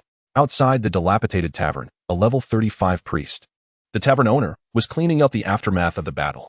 Upon seeing the iron floating towers return, confusion flickered in his eyes. Priest? Where's that young man who was here earlier? Where has he gone? The cavalry commander inquired from atop his steed. Sir, after you left, that young man departed. The tavern owner replied with a smile. Departed? Which way did he go? That way, along the path leading into the city. Are you sure? Absolutely. Before he left, he specifically asked me for directions. The cavalry commander nodded. Very well, thank you. The tavern owner waved his hands. No need. Bang. Before he could finish, the cavalry commander thrust the spear in his hand, piercing the tavern owner's abdomen and instantly reducing his health by nearly half. Why? The tavern owner's eyes widened in terror, and the intense pain contorted his features. Despite the agony, he quickly cast a healing spell upon himself. Yet, the cavalry commander lifted his spear and violently flung the tavern owner backward into the ranks of the iron floating towers. Go! The cavalry commander urged his steed forward. With the iron floating towers following closely behind, surging like an iron tide, trampling over the frail figure of the tavern owner without a shred of mercy. As the dust settled, the broken body lay scattered on the ground, no longer resembling a human form. In the vast darkness of night, Chen soared through the air atop a bloodline blue dragon with nearly 5 meters of wingspan, racing deep into a mountain range. Following closely were 5 more bloodline blue dragons and several young bloodline dragons. The Northern Iron Cavalry? What could they possibly want in Longing City, having traveled such a distance? Regardless of their motives, they must not impede my path. Otherwise, a frigid expression crept upon Chen's face. Before long, the dragons entered a secluded part of the mountains. On the opposite side, nestled among the lush greenery of the forest, a figure clad in a black robe leaned against an ancient tree, a large pool of still fresh blood staining the ground beside him. Damn it! Why has the Northern Iron Cavalry appeared so suddenly? Is it that royal scion? If not for my injuries, I could have lasted a few more minutes and slain Luo Qingxue. Just a bit more. I was so close. The black-robed man's voice was laced with evident weakness, his complexion ghastly. While the Northern Iron Cavalry had a fearsome reputation, he now understood that the silver-armored cavalrymen were simply the iron floating towers and not the elite forces of the North. Had he not been frightened into retreat by that Gu banner, he could have easily dispatched Luo Qingxue if he had held on for just another minute. At that moment, a formidable aura suddenly descended from above. The black-robed man tensed, but upon realizing it was Gu Chen, he secretly breathed a sigh of relief. A cold smile creeping onto his face. Little brother, you truly fear nothing, daring to follow me? Gu Chen glanced at the still wet bloodstains on the ground and replied nonchalantly. You are injured? The black-robed man's expression hardened, his eyes glinting with unabashed murderous intent. I had intended to spare your life. But since you have chosen to be so ungrateful, today shall be your final day. As his words fell, a giant skeleton over 3 meters tall materialized from thin air. Its deep-set eye sockets glowing with eerie green flame, instantly locking onto Gu Chen's figure. In the next moment, the enormous skeleton swung its blade mercilessly towards Gu Chen's head. If that strike landed, it would surely cleave his head clean off. However, at that instant, Gu Chen's figure vanished, replaced by a bloodline blue dragon with scales shimmering in dark crimson light. Transforming a third-tier bloodline requires a cost of 5,000 health points, while explosive damage amounts to 10,000 points. Before the blade could descend, the iron-winged blue dragon erupted in a brilliant burst of bloodlight. Self-detonation. Boom. The surging blood flames shot skyward, and the colossal skeleton was struck violently, its bones fracturing under the force, toppling heavily to the ground. Amidst the urgency, the black-robed man scarcely had time to react. As soon as the gleaming bone armor materialized upon him, the explosion sent him hurtling through the air. Bang! His physique collided forcefully with a tree trunk, eliciting another spurt of blood and a countenance etched with agony. Fortunately, he was a 4th-tier mage. A 2nd-tier mage would have been deceased by now. The black-robed man ascended from the ground, his face a mask of frost. He, a distinguished 4th-tier necromancer, had been outmaneuvered by a 2nd-tier summoner. A veritable disgrace. Rage surged within him, and in the subsequent instant, a colossal bone dragon emerged from the depths below. The black-robed man stood upon the bone dragon's back, his icy gaze scanning the forest below, swiftly pinpointing Gu Chen's location. Eliminate him. The bone dragon emitted a thunderous roar, its immense wings propelling it skyward, hurtling toward Gu Chen's whereabouts. Gu Chen stood steadfast, undaunted. Behind him, a towering stone golem, over 3 meters tall, stood sentinel. 2 beams of ebony light emanated from the golem, swiftly enveloping the bone dragon and the black-robed man. Utter exhaustion, under the potent debuff. The bone dragon and necromancer's attributes were immediately halved, their combat prowess plummeting from the 4th tier to the 2nd. What transpires? The black-robed man's complexion shifted, a chill coursing through him. What manner of skill was this, capable of instantly diminishing his combat strength by half? As he pondered in bewilderment from the shadows below, the dark hunt dragon turtle arose as a sinister black silhouette, charging skyward toward the bone dragon. The bone dragon detected the commotion, pivoting its head, its eyes, twin orbs of eerie green flame, emitting an aura of dread. It opened its maw, a dense torrent of black mist assailing from below. The dark hunt dragon turtle spun in the air, its spiked armor enduring the ebony exhalation, the damage negligible. Subsequently, its skill reached the bone dragon. Shattering impact, bang. The bone dragon endured the brunt of the formidable impact, as if struck by a meteor, its frame shuddering violently, its bones fracturing extensively, its health plummeting by approximately 10. Had this bone dragon not possessed epic 5-star aptitude, its health would have been below the halfway mark. Impossible! A second-tier summoned beast, capable of wounding my bone dragon? The black-robed man exclaimed in astonishment, realizing that not only he but also the bone dragon's combat strength had been halved. What manner of skill was this? Utterly absurd. Without hesitation, the black-robed man commanded the bone dragon to alter course, fleeing in another direction. Engaging in combat under the influence of debuffs was imprudent, and he would not commit such folly. However, as the bone dragon shifted direction, spatial rifts manifested abruptly in the vicinity. Subsequently, a shadowy form emerged from the spatial fissures. What manner of creature is this? The black-robed man's eyelid twitched, immediately ordering the bone dragon to accelerate its escape. Where did you capture your bone dragon? Gu Chen's voice echoed from below. The black-robed man hesitated momentarily, then revealed a hint of disdain. You aspire to capture a bone dragon? A pipe dream. A mere second-tier summoner, regardless of your combat prowess, could never capture, before he could finish, from a spatial rift, a hand of condensed black mist materialized, seizing the black-robed man and forcefully slamming him to the ground. Bang! The black-robed man's body crashed against the earth, the impact shattering over a dozen trees, exacerbating his injuries. Spare me! Spare me! The black-robed man struggled to rise, his face contorted with terror. At that moment, he felt like a lamb awaiting slaughter.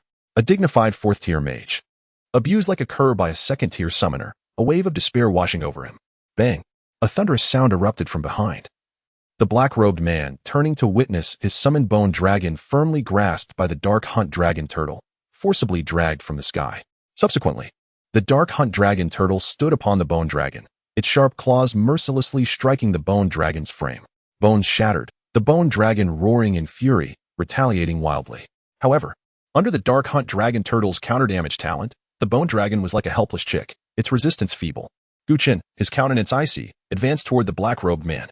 Seeing the coldness in Gu Chen's eyes, the black-robed man trembled, kneeling on the ground, disregarding his dignity. Young master, I was wrong. I beg you to spare my life. I will tell you everything. A shrewd individual. Despite possessing unused skills, he recognized that he could not escape Gu Chen's grasp. Kneeling for mercy was his only means of survival. Gu Chen nodded imperceptibly. He had assumed the opponent to be from a hidden class, haughty and stubborn. However, his prompt kneeling demonstrated his adaptability. Speak, the bone dragon is. As soon as he spoke, Gu Chen's gaze sharpened, turning toward the darkness in the distance. In the boundless darkness, a legion of silver-armored soldiers approached, accompanied by dust. The banner fluttering in the wind bore the prominent character Gu. The Northern Border Iron Cavalry, again? Gu Chen's brow furrowed slightly. Dreadful. The Iron Cavalry is pursuing me. The black-robed man's eyes revealed palpable panic. He sought to eliminate Luo Qingxue. Thus the Northern Border Iron Cavalry pursued him, a preconceived notion that seemed plausible. Silver armor, long spears, iron float troop. Although not the elite among the Northern Border Iron Cavalry, could one or two professionals withstand the trampling of such an iron torrent? Soon, 1,000 iron cavalrymen approached. Gu Chen's eyes narrowed slightly.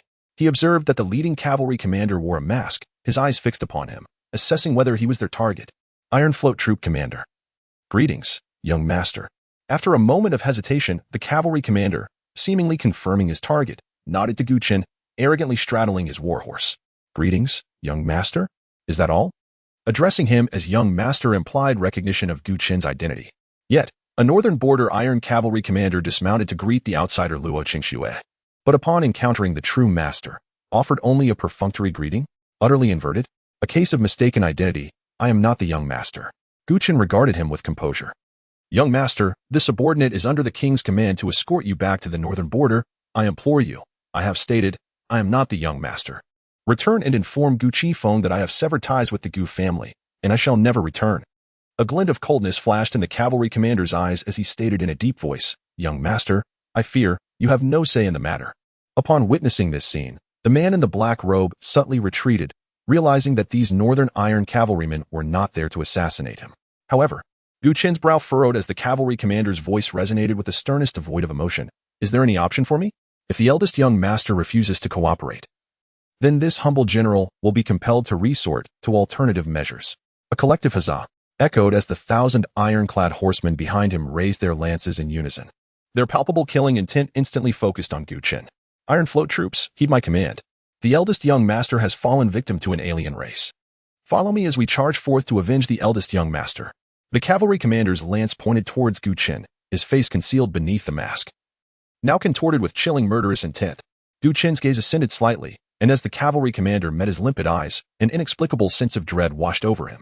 Simultaneously, a profound spatial fissure abruptly manifested beside him. Not good.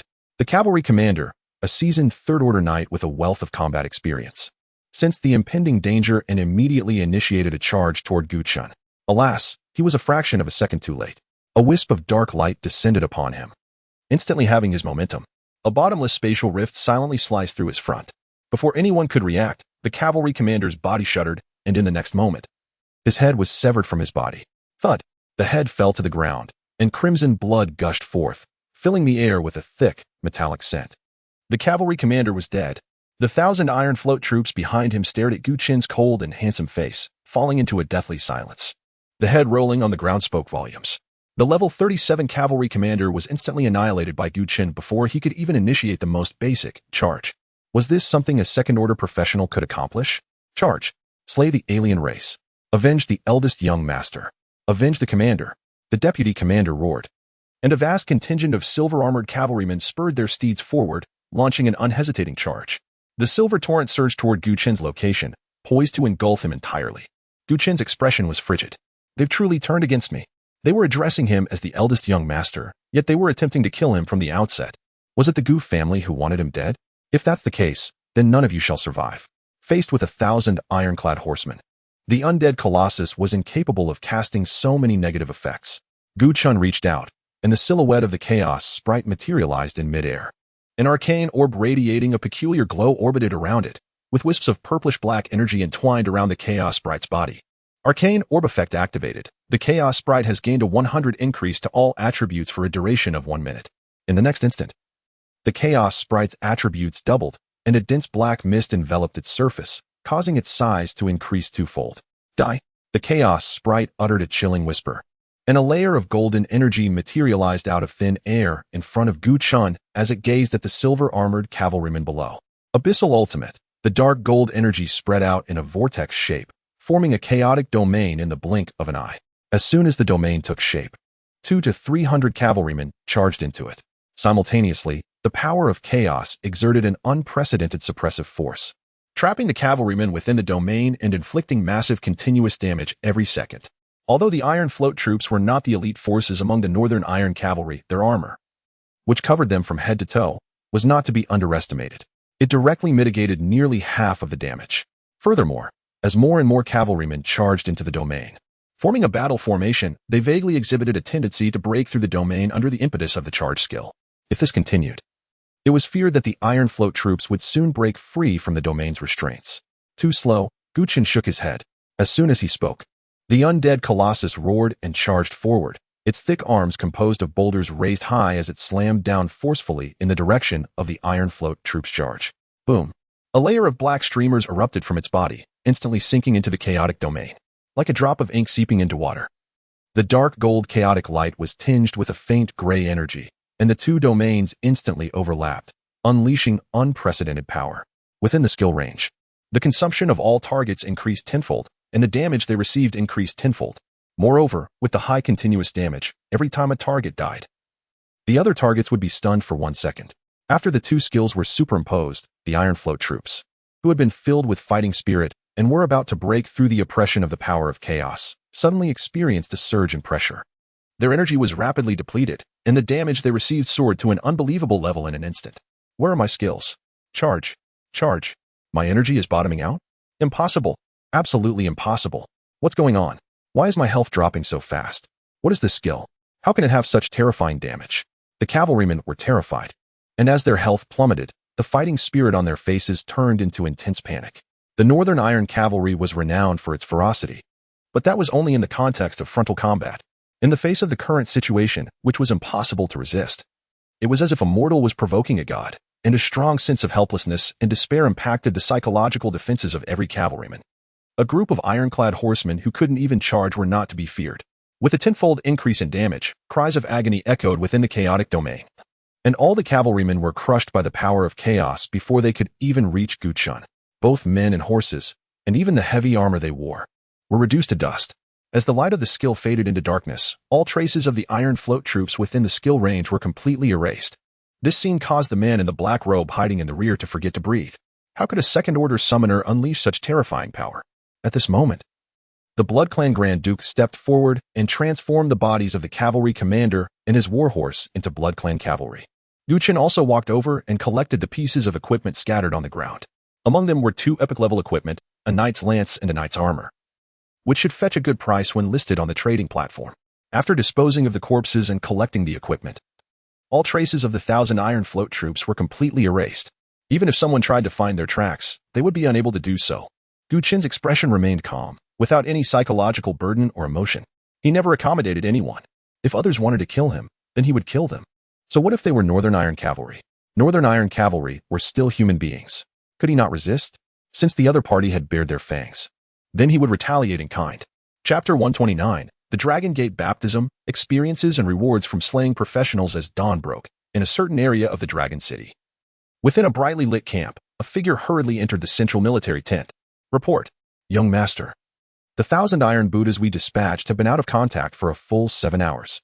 Upon hearing the words of his personal guard, the handsome youth seated at the center of the tent suddenly focused his gaze, a fierce aura erupting from his eyes. 7 hours? Where was the last location of those 1,000 riders? Gusi asked coldly. Young Master, they escorted Miss Luo to the vicinity of the geothermal spring, and then immediately headed to a tavern on the outskirts of Dragon City to track down Chen's whereabouts. After that, we received no further communication. Convey my orders, assemble 2,000 Iron Riders and head to the outskirts of Dragon City at once to search for the whereabouts of that group. Regardless of the situation, they must report back to the camp at the first opportunity. The disappearance of 1,000 Iron Buddhas at the outskirts of Dragon City was unprecedented. Is this related to Chen? No, it's impossible. How could a mere summoner possess such capabilities? However, young master, logically speaking, all 1,000 Iron Buddhas are third-tier knights. Even if they were in dire straits, they should not have vanished without a trace. This incident is rather suspicious. Should we report it to the king? No need. My father has important matters to attend to at the Dragon Hall and appointed me as the commander of 5,000 Iron Buddhas before leaving. If I report even such a trivial matter, it would surely disappoint him. And the search for young Master Chen, is that even a question? Gusi coldly snorted, his voice brimming with murderous intent. Yes, I understand. Moreover, ensure that all traces of Chen are erased. Any mistakes will be dealt with according to military law. Yes. After the personal guard left, Gusi's brows gradually furrowed. As soon as they arrived at the outskirts of Dragon City last night, Gu Qingfeng was summoned by a secret order to the Dragon Hall at the center of the city. Gusi was appointed as the temporary commander of 5,000 Iron Buddhas, tasked with searching for Chen within Dragon City. But Gusi was unwilling to accept such a fate. Searching for Chen within Dragon City was akin to finding a needle in a haystack. 5,000 Iron Riders were an exceptional asset for subduing the dragon race. With such power, he could not only sweep through Dragon City but ensure that the vast majority of the alien races within would bow beneath the iron hooves of the Iron Buddhas.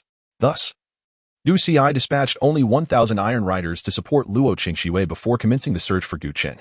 Unexpectedly, not long after sending them out, they lost contact. Most alarmingly, their last message indicated they had found a trace of Chen. First discovering him, then going silent. Such coincidence was unfathomable. Though Gusi sensed something amiss, he did not dwell on it. After all, his immediate priority was to subdue a dragon as his mount, thereby unleashing the pinnacle combat prowess of a dragon knight. Before long, another personal guard rushed in from outside the camp. Report. Young Master, the 2,000 Iron Buddhas we sent out have returned with good news. They have located the Dragon Gate. The guard's tone was filled with excitement. Oh, really? It won't be another mistake, will it? Gusi immediately inquired.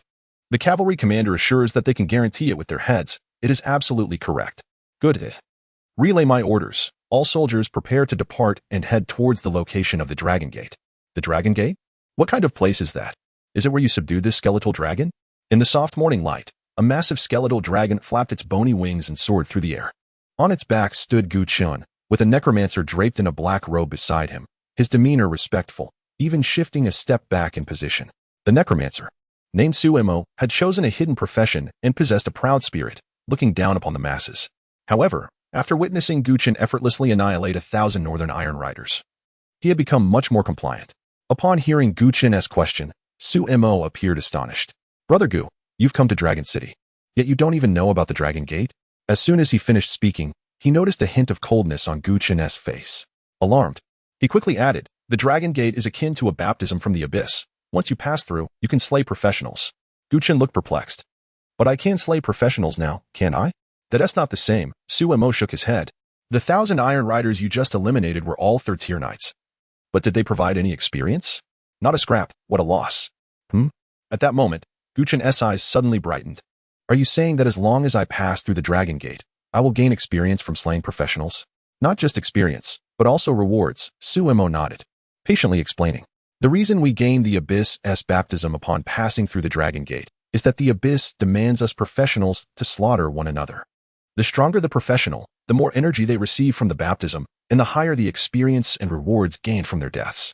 Perhaps this is another way the Abyss invades our world, Chen mused, then continued, what lies beyond the Dragon Gate? How to put it? Dragon City is a city that descended from the Abyss. It is a city of alien races, far larger than our human cities. The outskirts of Dragon City can be likened to the suburbs of our human cities. Only after passing through the Dragon Gate can one truly enter the city, where the difficulty of slaying aliens will increase exponentially. How significant is the difference in difficulty? Data was previously released. The outskirts of Dragon City are comparable to nightmare-level Abyss, while beyond the Dragon Gate, it is equivalent to hell-level Abyss. As for the Dragon Hall you just inquired about, that is the core area of Dragon City, seldom visited, and I cannot ascertain its specific difficulty. However, I have heard that these alien races regard the Dragon Hall as a sanctuary, as it supposedly seals the true dragon race within. I'm not deceiving you. Those are genuine dragons with pure dragon bloodlines. Not the sub-dragon type like the Ironwing Blue Dragon. True dragons. Upon hearing this, Chen's interest was piqued. It appeared that Ling Feng awaited him at the very center of Dragon City's Dragon Hall, likely because it was where the true dragons were sealed. Chen, intent on contracting a dragon, certainly would not settle for the commonplace sub-dragon. The dragon blood within sub-dragons is highly mixed. Although their combat prowess is impressive, it is exceedingly limited, and their potential is remarkably low. Even the skeletal dragon contracted by Mo, reduced to mere bones, far surpass those sub-dragons. Thus, to enter the Dragon Hall, one must undergo the baptism of the Dragon Gate. Very well, let us proceed towards the Dragon Hall. A smile graced Chen's lips. Once he passes through the Dragon Gate, he would gain experience and rewards from slaying professionals. This was truly a gift from Dragon City. Regrettably, those 1,000 Northern Iron Riders had been slain too early. It was a grievous loss. However, since the Northern Iron Riders had traveled great distances to reach Dragon City, surely they would not be limited to just that 1,000 riders. Chen licked his lips, eager for more. Come, let there be more. If you seek my life, you must be prepared to pay a price. Chapter 130, The Sudden Surge in Difficulty. The blazing fire dragon with the skeletal dragon as his steed, and Mo guiding the way. Chen swiftly arrived at the location of the Dragon Gate. The Dragon Gate was a colossal portal formed by shimmering light and shadow. Traversing this ethereal passage would subject one to the baptism of the Abyss. Is this the Dragon Gate? Upon dismounting from the skeletal dragon, Chen reached out to grasp the illusory portal. But the light and shadow slipped through his fingers like mist, intangible yet undeniably present. To be precise, this was merely one of many Dragon Gates. Finding a Dragon Gate and receiving the baptism of the Abyss depended on luck and serendipity. Mo spoke. Once you pass through the Dragon Gate, you will face not only foreign races, but also prodigious professionals from various factions. These individuals engage in relentless battles within, vying for the chance to enter the Dragon Palace. However, despite the multitude of talents, only 3 will ultimately gain entry. Only 3? Chen pondered, while the competition is indeed fierce, it pales in comparison to the rewards one might reap within the Dragon Palace. He nodded thoughtfully and inquired, after entering the Dragon Gate, can one gain experience and rewards by defeating any level of professional? Not quite, Mo replied. There is a level restriction. To acquire experience and rewards from a professional, the level difference between you and your target cannot exceed 15 levels, otherwise, it becomes ineffective. So, as long as the professional I defeat is no higher than level 37, it is permissible? Chen confirmed. That is correct, Mo said, but his expression grew peculiar. However, those are all prodigies from various factions. Forget second tier. There are plenty of third and even fourth tier professionals. Do you truly believe you can defeat many? Without further elaboration, Chen raised a finger. 10. Mo blurted out instinctively, then reconsidered. Do you mean 100? Chen replied casually. I plan to keep killing. Mo's expression shifted, and he fell silent. Frankly, he thought Chen was overly confident. Perhaps his recent triumph over 1,000 iron floats had inflated his self-assurance. Yet, The Iron Floats were not the elite forces of the Northern Iron Cavalry if Chen believed that slaying 1,000 cavalry made him invincible. He was in for a rude awakening. By the way, since you managed to tame a skeletal dragon after entering, why did you come back out? Chen asked. Well, Sumo's face flushed with embarrassment. As I mentioned, those engaged in battle are all prodigies from various factions. I was outmatched, so I left. But how did you survive? Chen inquired, astonished. After passing through the Dragon Gate, one gains experience and rewards by defeating professionals. Who would refuse experience? It doesn't seem logical. Upon seeing the confusion in Chen's eyes, Sumo slapped his forehead. Oh, I forgot to mention a detail. After the baptism of the abyss, everyone bears a mark, and defeating a professional allows one to seize the energy contained within that mark. Thus, there is a consensus among professionals. If the defeated voluntarily surrenders their mark, the victor need not deliver a fatal blow. Of course, if one encounters someone unwilling to part with their mark, they can be killed without hesitation. According to the rules of the Dragon Gate, once one loses their mark, they must immediately vacate the area, or they will face annihilation at the hands of higher-tier foreign races. Hence, I left. Chen nodded, beginning to grasp the regulations. Since Sumo had already assumed the role of the defeated, he could no longer undergo the baptism of the Dragon Gate, nor enter it again. Therefore, the two could only bid farewell at that moment. As Chen approached the Dragon Gate, a faint humming resonated from the ethereal light and shadow. Suddenly, he felt a peculiar energy manifest within him. Is this the mark? Chen sensed a familiar sensation, akin to carrying a buff. Upon stepping through the Dragon Gate, the surrounding scene transformed dramatically. Before him lay a ground stained with thick blood and dust, overgrown with wild grasses, a desolate sight. From the outside, it appeared unremarkable. But upon entry, he discovered that the areas flanking the Dragon Gate were entirely different worlds. According to Sumo, typically, the experience gained from defeating professionals of the same level was comparable to that from a boss. Thus, it was advisable to seek out other professionals first. However, Chen held a different perspective. To kill, one must first find a target. The vastness of Longing City rendered the task of locating individuals akin to searching for a needle in a haystack, rather than seek out others. It would be more prudent to eliminate foreign races first. In truth, Sumo's reasoning was sound. The difference lay in their viewpoints. As a fourth-tier professional, the current challenges of Longing City corresponded only to a second-tier abyss. For him, the experience gained from defeating foreign races was scant, while that from slaying same-tier professionals was substantial. However, Chen, at level 22, found the foreign races within Longing City perfectly suited to his capabilities. Moreover, by battling foreign races, he might also encounter same-tier professionals. Consulting the map, he noted the marked locations of foreign races, with the territory of the Blazing Fire Dragon being the nearest. Without delay, Chen set forth towards the location of the foreign races. Minutes later, he stepped into the realm of the Blazing Fire Dragon. Boom. As he entered, a searing breath surged towards him. Chen's expression shifted as he swiftly activated a skill, swapping positions with a bloodline blue dragon behind him. Sizzle. The scorching breath struck the bloodline blue dragon, instantly reducing its health by nearly half. While that sounded significant, in reality, it was a considerable loss. After all, the maximum health of the bloodline blue dragon was only 210,000, losing half-min over 100,000 damage. Turning to look, Chen saw a massive dragon adorned with fiery red scales hurtling towards him from the distance. Foreign race, Blazing Fire Dragon, level 26, health 436. 300, attributes, strength 432, agility 423, constitution 658. Spirits 620, skill I, flame aura, skill 2, scorching breath. This level 26 foreign race was 6 levels lower than the Iron Wing Blue Dragon. However, the health of the Blazing Fire Dragon was more than double that of the Iron Wing Blue Dragon. Moreover, its total attributes surpassed by over 500. No wonder they say that the difficulty escalates significantly after entering the Dragon Gate. Even a common second-tier foreign race is so formidable. One can only imagine the challenges that lie ahead. Sizzle. Another breath was unleashed, almost without pause, landing again on the Bloodline Blue Dragon. The Bloodline Blue Dragon let out a wail as its health plummeted to zero, turning to ashes in the searing flames in the blink of an eye. Chapter 131. Here lies a solitary figure, having dispatched a transformed Ironwing Blue Dragon with just 2 skills. Chen's expression shifted subtly. It was impossible not to feel astonished.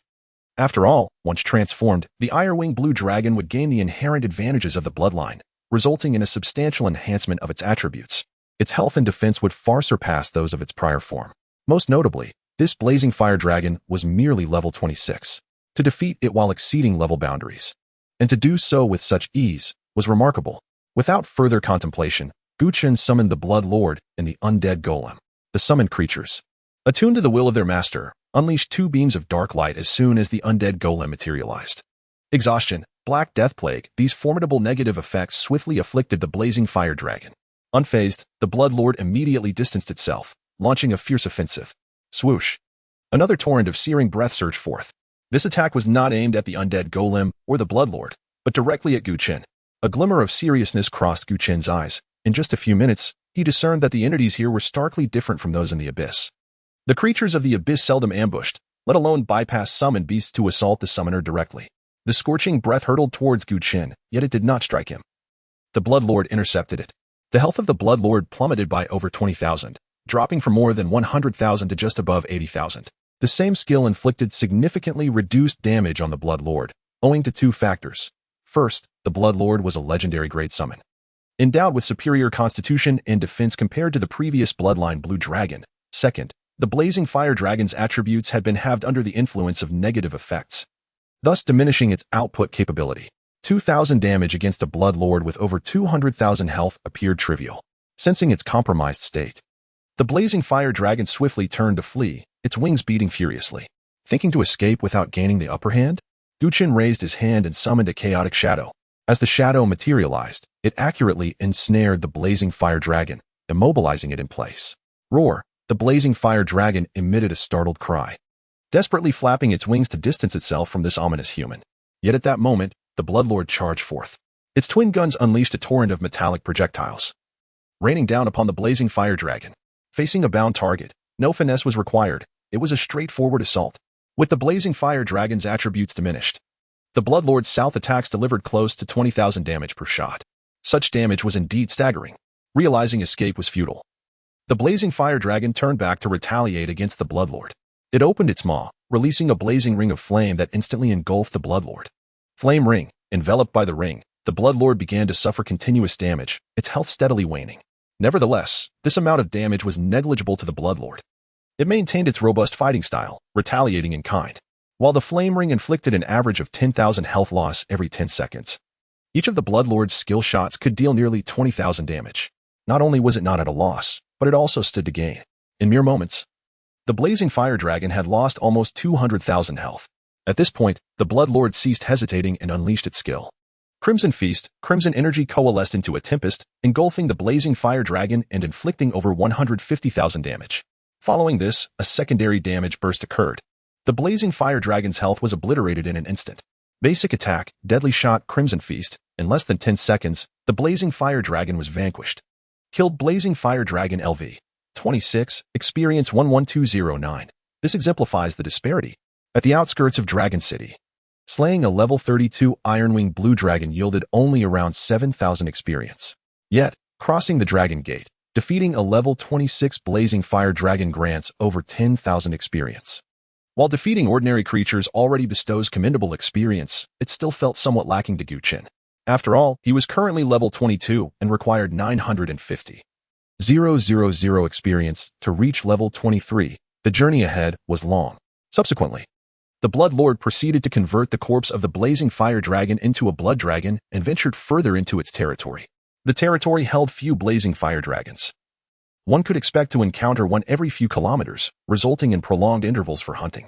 However, with the collaboration of the undead golem and the Blood Lord, the combat prowess of the blazing fire dragon was severely limited.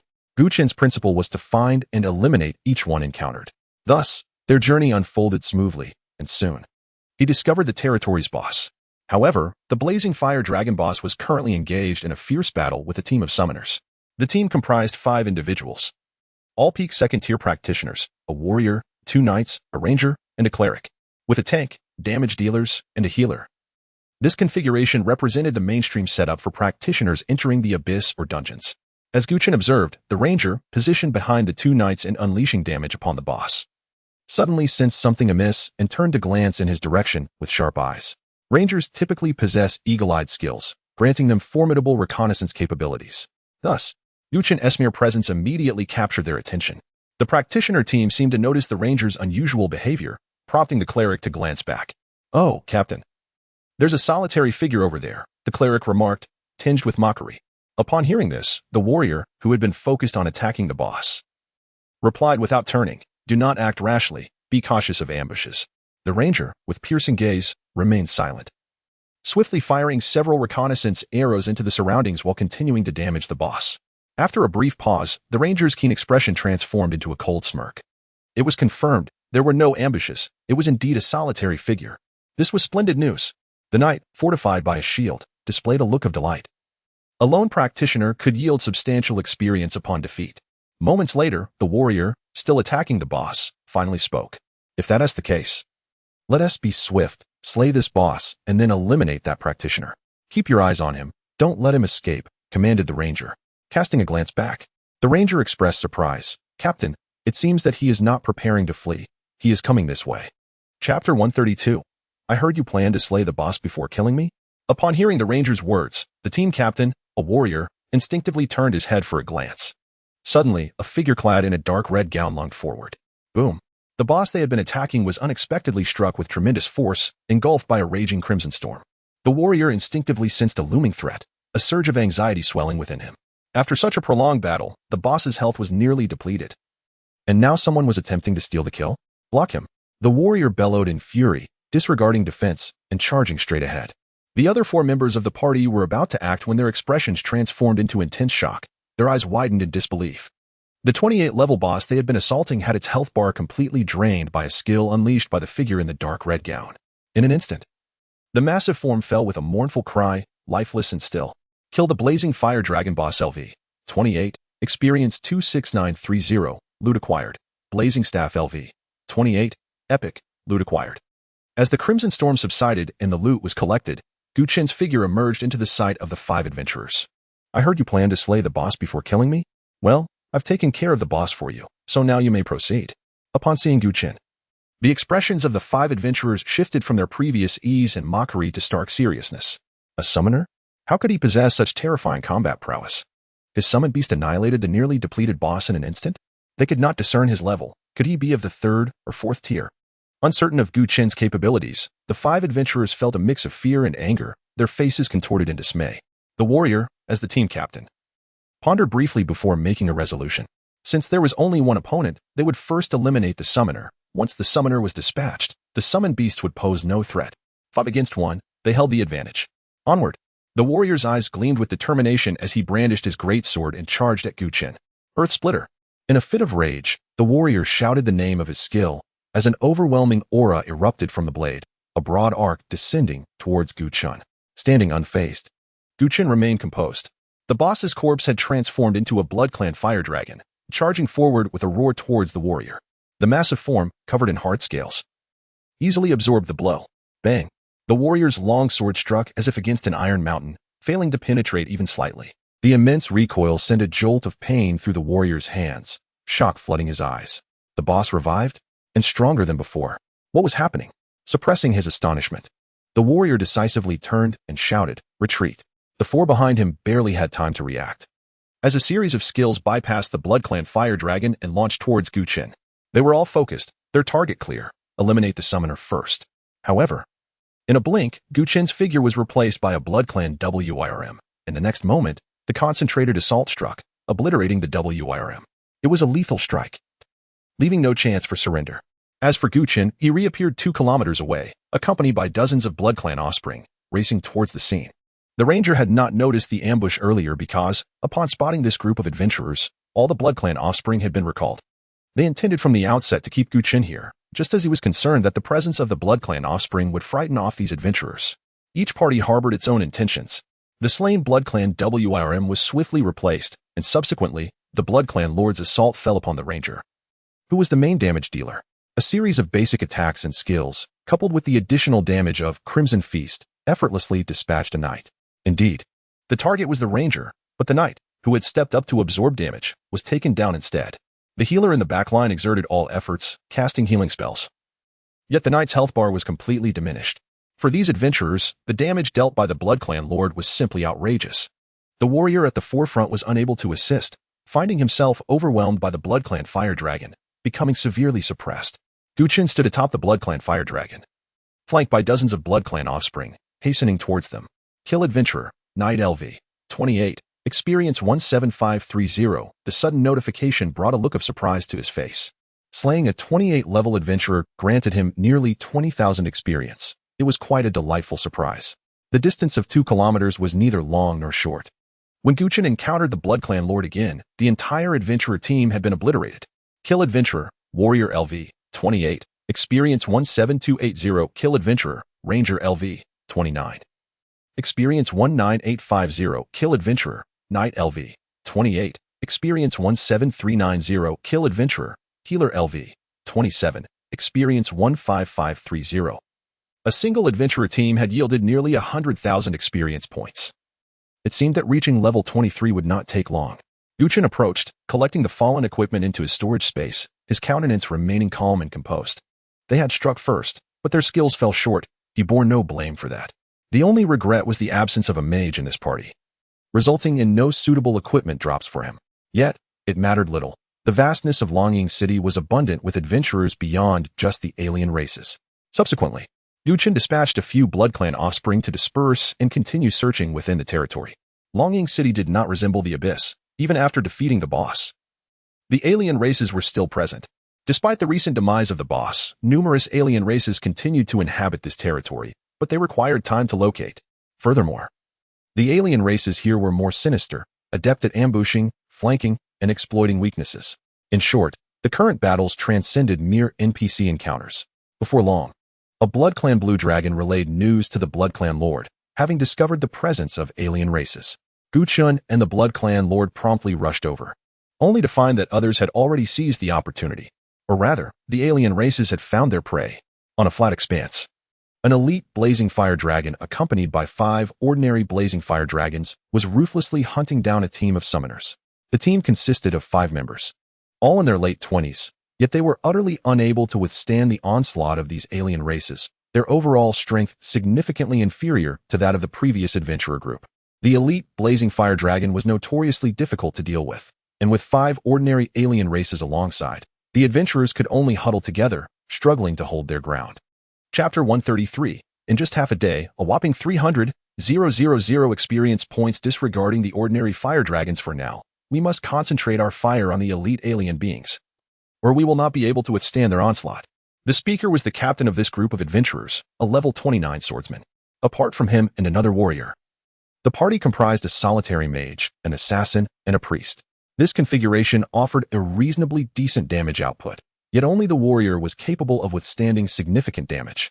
The priest in the rear had utilized nearly all of their skills to bolster the warrior, yet under the relentless assault of the elite fire dragon, the warrior's health continued to dwindle.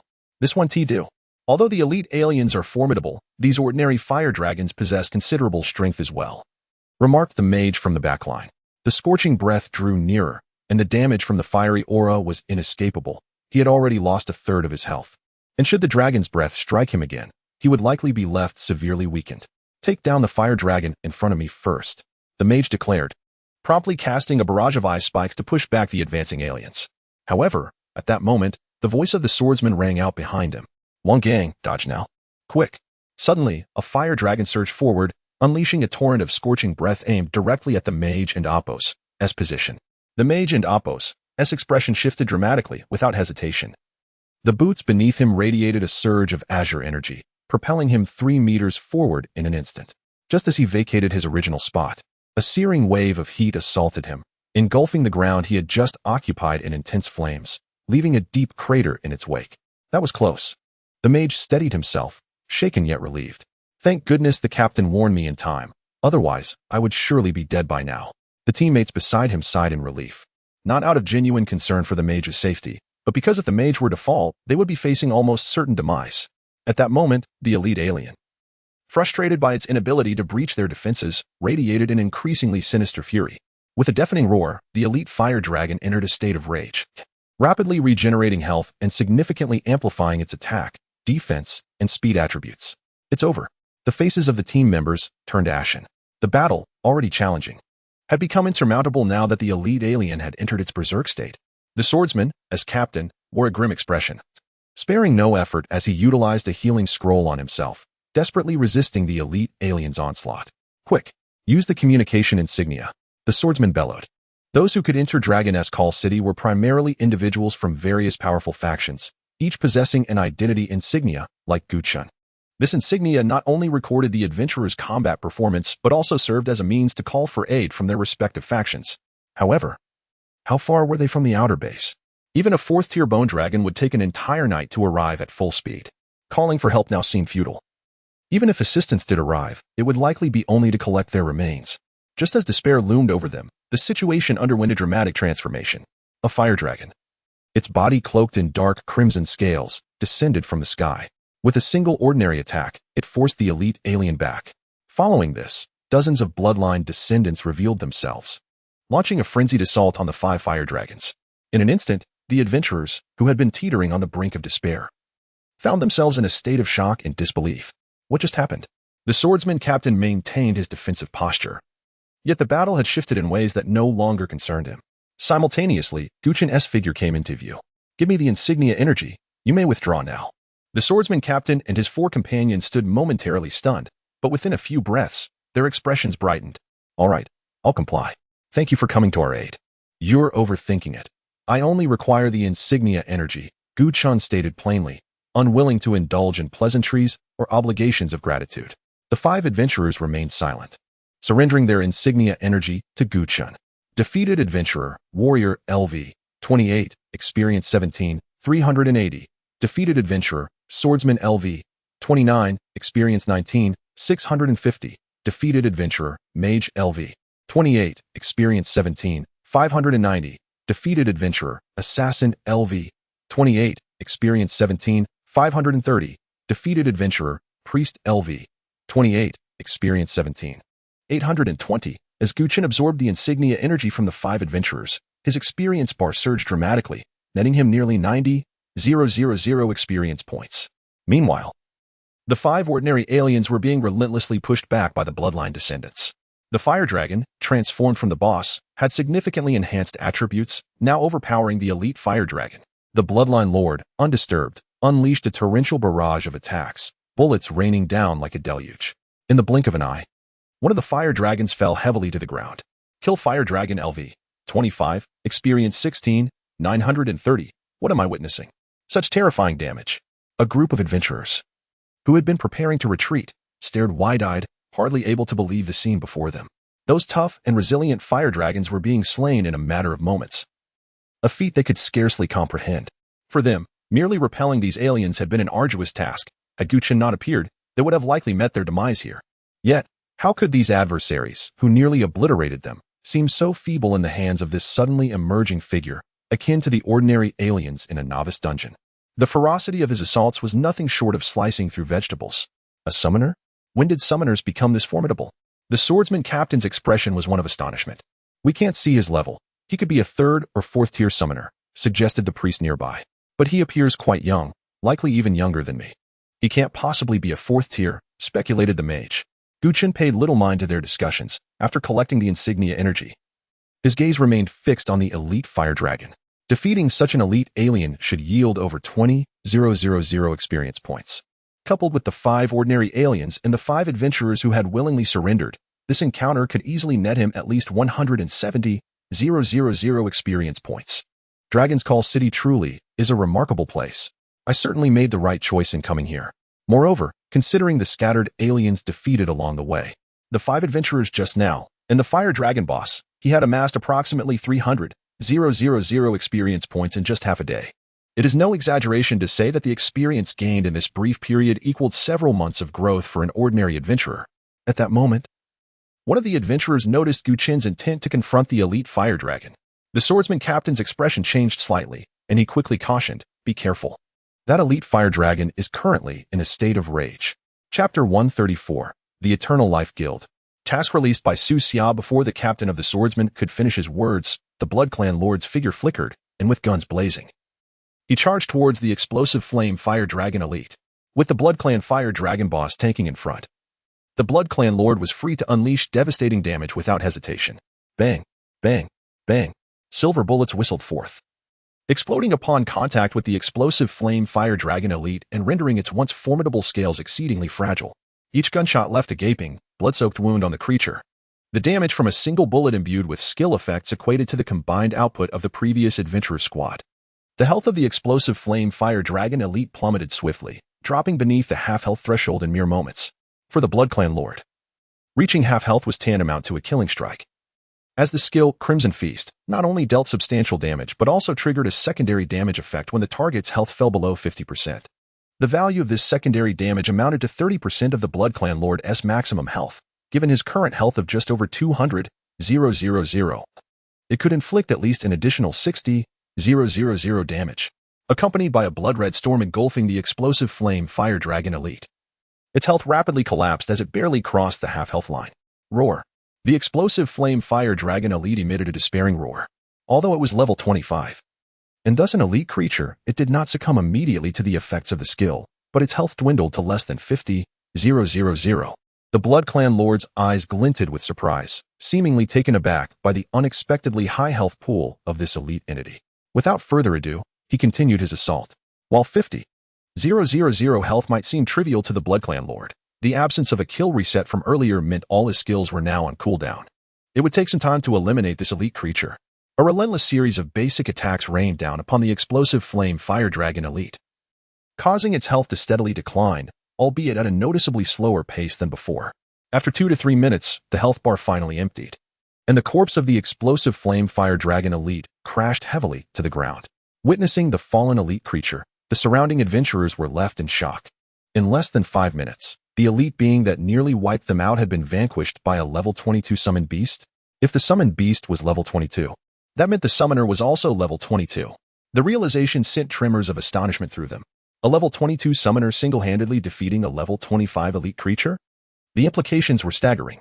You have slain the explosive flame fire dragon elite LV 25, experience 20, 760. You have acquired loot, Shattered Star Necklace LV 25, epic. You have acquired loot, explosive source crystal, epic. You have acquired loot. Not only did they obtain an epic level item, but also an epic level material. Gu Chen's eyes widened in surprise. He had not received any epic materials from the earlier boss kill, yet now they emerged from an elite creature. However, while precious, the material held little immediate value for him. He swiftly stored the explosive source crystal in his spatial pouch and turned his attention to the epic level equipment.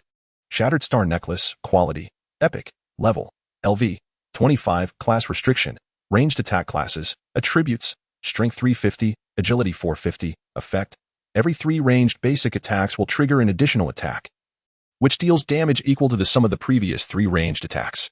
This was indeed a remarkable item, although there was a class restriction. It was perfectly suited for the BloodClan Lord. His basic attacks had always been a weakness, as the damage from his skill attacks was overwhelmingly powerful. This meant that when his skills did not trigger a kill reset, he often found himself relying on basic attacks while waiting for cooldowns. While stamina recovery could shorten cooldown times, it could not entirely eliminate the cooldown mechanism. With the Shattered Star Necklace, he could significantly mitigate the inadequacy of his basic attack damage. The equipment's effect allowed for a cumulative enhancement of basic attack damage, essentially doubling it. This addition was like a boon for the BloodClan Lord. Yet, this level 25 equipment was still beyond his current capabilities. He needed to level up swiftly. The 5 explosive flame fire dragons had been dealt with by the BloodClan descendants well before the elite creature was slain. Having secured the epic level equipment, Gu Chen gathered the remaining materials and potions as well. The 5-member team gradually emerged from their stupor, observing Gu Chen claim all the spoils without expressing any dissent. Although they had discovered the elite creature first and had engaged in combat for a time, they had only managed to whittle down about 8 of its health. Had it not been for Gu Chen's intervention, they would have faced total annihilation. If Gu Chen had chosen to act later, not only would the equipment dropped by the elite creature belong to him, but so would that of the 5 adventurers. That would have truly been a bountiful harvest. At that moment, the swordsman captain turned to Gu Chen and spoke, "Young man, oh no, esteemed one, thank you for your timely assistance." Although Gu Chen appeared younger and was of a lower level, in the realm of adventurers, combat prowess reigned supreme. A level 22 summoner defeating a level 25 elite creature commanded respect and awe, leaving no room for disdain. As Gu Chen prepared to depart, a casual glance caught the emblem on the swordsman captain's attire. "Are you a member of the Eternal Life Guild?" Gu Chen inquired curiously. The Eternal Life Guild, established by the Eternal Life Group, ranked among the top 10 powers in the Eastern continent. The Eternal Life Group was indeed the same one controlled by the Su family in Wan City, with Su Xia being one of its core members. The swordsman captain nodded affirmatively. Indeed, I am a formal member of the Eternal Life Guild, Lumu. He then gestured to the 4 individuals behind him. My teammates are also members of the Eternal Life Guild. We accepted a commission from a core member of the Eternal Life Group to gather explosive source crystals. A core member of the Eternal Life Group? Chen instinctively asked. Suxia, perhaps? Surprise flickered across the swordsman's face as he nodded. Indeed. Did you also take on this task? Chen shook his head, pondering for a moment before retrieving the explosive source crystal he had just obtained and handing it to the swordsman. Take this source crystal and deliver it to Suxia for me. It will conveniently fulfill your commission. Chapter 135. Come on. Resolve these summoned units within a minute. Chen's actions left the captain of the swordsman and his 4 companions utterly dumbfounded. An epic-level explosion source crystal. A precious material worth tens of millions, offered so carelessly? Are you not afraid that I might take your material and flee? The swordsman captain instinctively inquired. If you are confident that you can evade the Eternal Life Guild's bounty, then feel free to try, Chen replied nonchalantly. The swordsman wore a self-deprecating expression, shaking his head. What a joke. He was merely a peak second-tier practitioner. How could he dare to offend the Eternal Life Guild? By handing over this explosion source crystal to Suxia, he could not only complete a commission task and accumulate contribution points within the guild, but also receive a task reward. Conversely, if he were to keep the crystal for himself, aside from the over 10 million he would gain, he would thereafter be forced to live in hiding for his very survival. He knew the difference between a hearty meal and a life of constant fear. Rest assured, we are all legitimate guild professionals. I shall personally deliver this epic-level source crystal to Master Suxia. However, if Master Suxia inquires upon my return, how should I respond? The swordsman asked earnestly. Simply answer truthfully, Chen replied lightly. Very well, I shall say a summoner entrusted me to deliver it to him. After stowing away the explosion source crystal, the swordsman exchanged glances with his 4 companions, all of whom felt a surge of joy and relief. They had narrowly escaped annihilation at the hands of that elite alien faction and now not only survived, but could also fulfill this commission task. This twist of fate could not be better described than as a dramatic turn of events. Soon after, the swordsman and his companions activated a teleportation scroll, and the 5 figures swiftly vanished from Chen and Amp, Oppo's sight.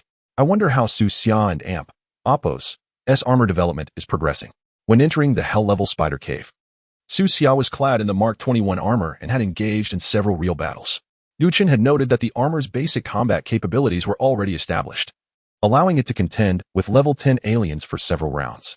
However, the movements during combat were not particularly fluid, and various commands exhibited delays, with sufficient reaction time. It could barely manage ranged combat. Yet, once faced with close-quarter aliens, the battle would likely be over, as the armor still had considerable room for improvement. Chen chose not to retain the explosion source crystal, although a second-tier epic material is valued at over 10 million. Chen deemed that handing it to Suxia held far more significance than selling it on the trading platform for a similar sum.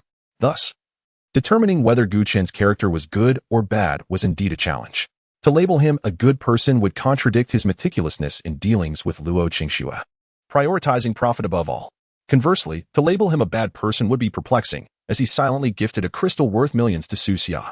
If Lin Yuan were by his side throughout this journey, he would surely scratch his head and express confusion. I just can't comprehend you. After the practitioners departed, the Blood Clan Lord transformed the alien corpses on the ground into 6 blood dragons, further augmenting the team. Among the bloodline descendants were a young dragon, a blue dragon, a cavalry leader, and a fire dragon. Chen divided them into several smaller squads, dispatching them as advanced teams to scout for the next target. This was not merely a search. Should they encounter isolated aliens, the bloodline descendants would engage and eliminate them. Chen himself mounted a bloodline blue dragon's back, advancing alongside the vanguard. Kill Explosion Fire Dragon LV. 26, Experience 11230. Kill Explosion Fire Dragon LV. 26, Experience 11209. Experience notifications popped up intermittently along the way. By the time he exited the territory of the Explosion Fire Dragons, his experience surged by over 200,000, surpassing the halfway mark on the experience bar. Meanwhile, in a nearby location, the captain of a hidden ranger team noted, "Captain, look, more aliens are approaching." The captain, a woman clad in a mage's robe, displayed a look of astonishment upon observing the figures in the distance. What in the world is that? A cavalryman, 2 explosion fire dragons, 2 iron-winged blue dragons, and 2 iron-winged young dragons. What an unusual combination. Are you sure they are aliens? They are not aliens, replied a ranger in the group, who utilized an eagle-eye skill to examine the attributes of the bloodline descendants, then shook his head. What do you mean they are not aliens? The captain pressed. They are merely summoned units. It seems a practitioner has employed a summoning scroll.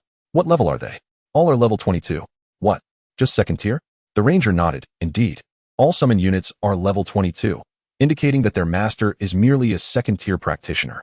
A faint smile graced the captain's cold, exquisite face. It appears that the past few years in Longing City have been too peaceful, prompting even second-tier practitioners to dare venture forth recklessly. What shall we do next? Inquired a priest alongside her. A second-tier practitioner team will yield little experience upon their defeat, yet it will expose our ambush. The captain displayed a knowing smile. Then her staff radiated a brilliant crimson light. Let us engage. A second-tier practitioner team should still yield around 80 to 90,000 experience, although it is somewhat meager. Even a mosquito's thigh is still meat. The key is that I would never have dared to come to Longing City at the second tier. How could they be so bold? Thus, I feel obligated to let them experience the dangers of Longing City. Having endured the rain myself, I shall tear apart their umbrella. The ranger, undeterred by the captain's malicious intent, nodded and released a volley of arrows toward the location of the bloodline descendants. The arrow rain, imbued with freezing effects, struck the bloodline descendants and imposed a layer of frost upon them. The armored bloodline cavalry, heavily encased in armor, felt negligible damage from the arrow rain. Vigilantly scanning the surroundings, it was the first to notice the ambushing practitioner team hidden among the trees. Charge! The bloodline cavalry pointed its lance forward, leading the charge into the fray. Roar! The remaining bloodline descendants spread their wings and rapidly followed suit, their movements unimpeded. The freezing effect of the arrow rain had little impact on them. Simultaneously, the mage captain gracefully emerged from the woods. A mere few second-tier practitioners posed no threat. The ranger remained stationary, focusing fire on the cavalrymen while slowing the other summoned units. Paladins, shield yourselves and draw the dragon's ire. Help me absorb the damage. Priests, monitor my health. Heal me if it drops below 70. Come now, let us resolve this battle within a minute. I trust the master of the summoned units will soon arrive. Chapter 136. Let this talented younger brother experience despair. The captain of the mages did not hesitate. He immediately activated the staff in his hand and unleashed the area attack skill, Meteor Shower. In the blink of an eye, a torrent of fiery rain descended from the heavens, inflicting significant damage upon the throng of bloodline descendants. Second tier, how amusing. The captain of the mages scoffed contemptuously as the staff erupted with a wave of energy, summoning a towering wall of flames that cleaved the bloodline descendants' ranks in two. At the forefront charged the bloodline cavalry, accompanied by two bloodline fire dragons. Observing this, the two paladins immediately raised their shields and charged forward without hesitation. Simultaneously, arrows with formidable striking power rained down upon the bloodline cavalry, causing their health to plummet rapidly. A third-tier team engaging a group of ordinary second-tier foes typically invites no unexpected outcomes. However, the next moment, an unforeseen event transpired. 1,000 heavily armored cavalrymen suddenly emerged from the distance, galloping forth with an aura of impending doom that could be felt from afar. Captain, what is that?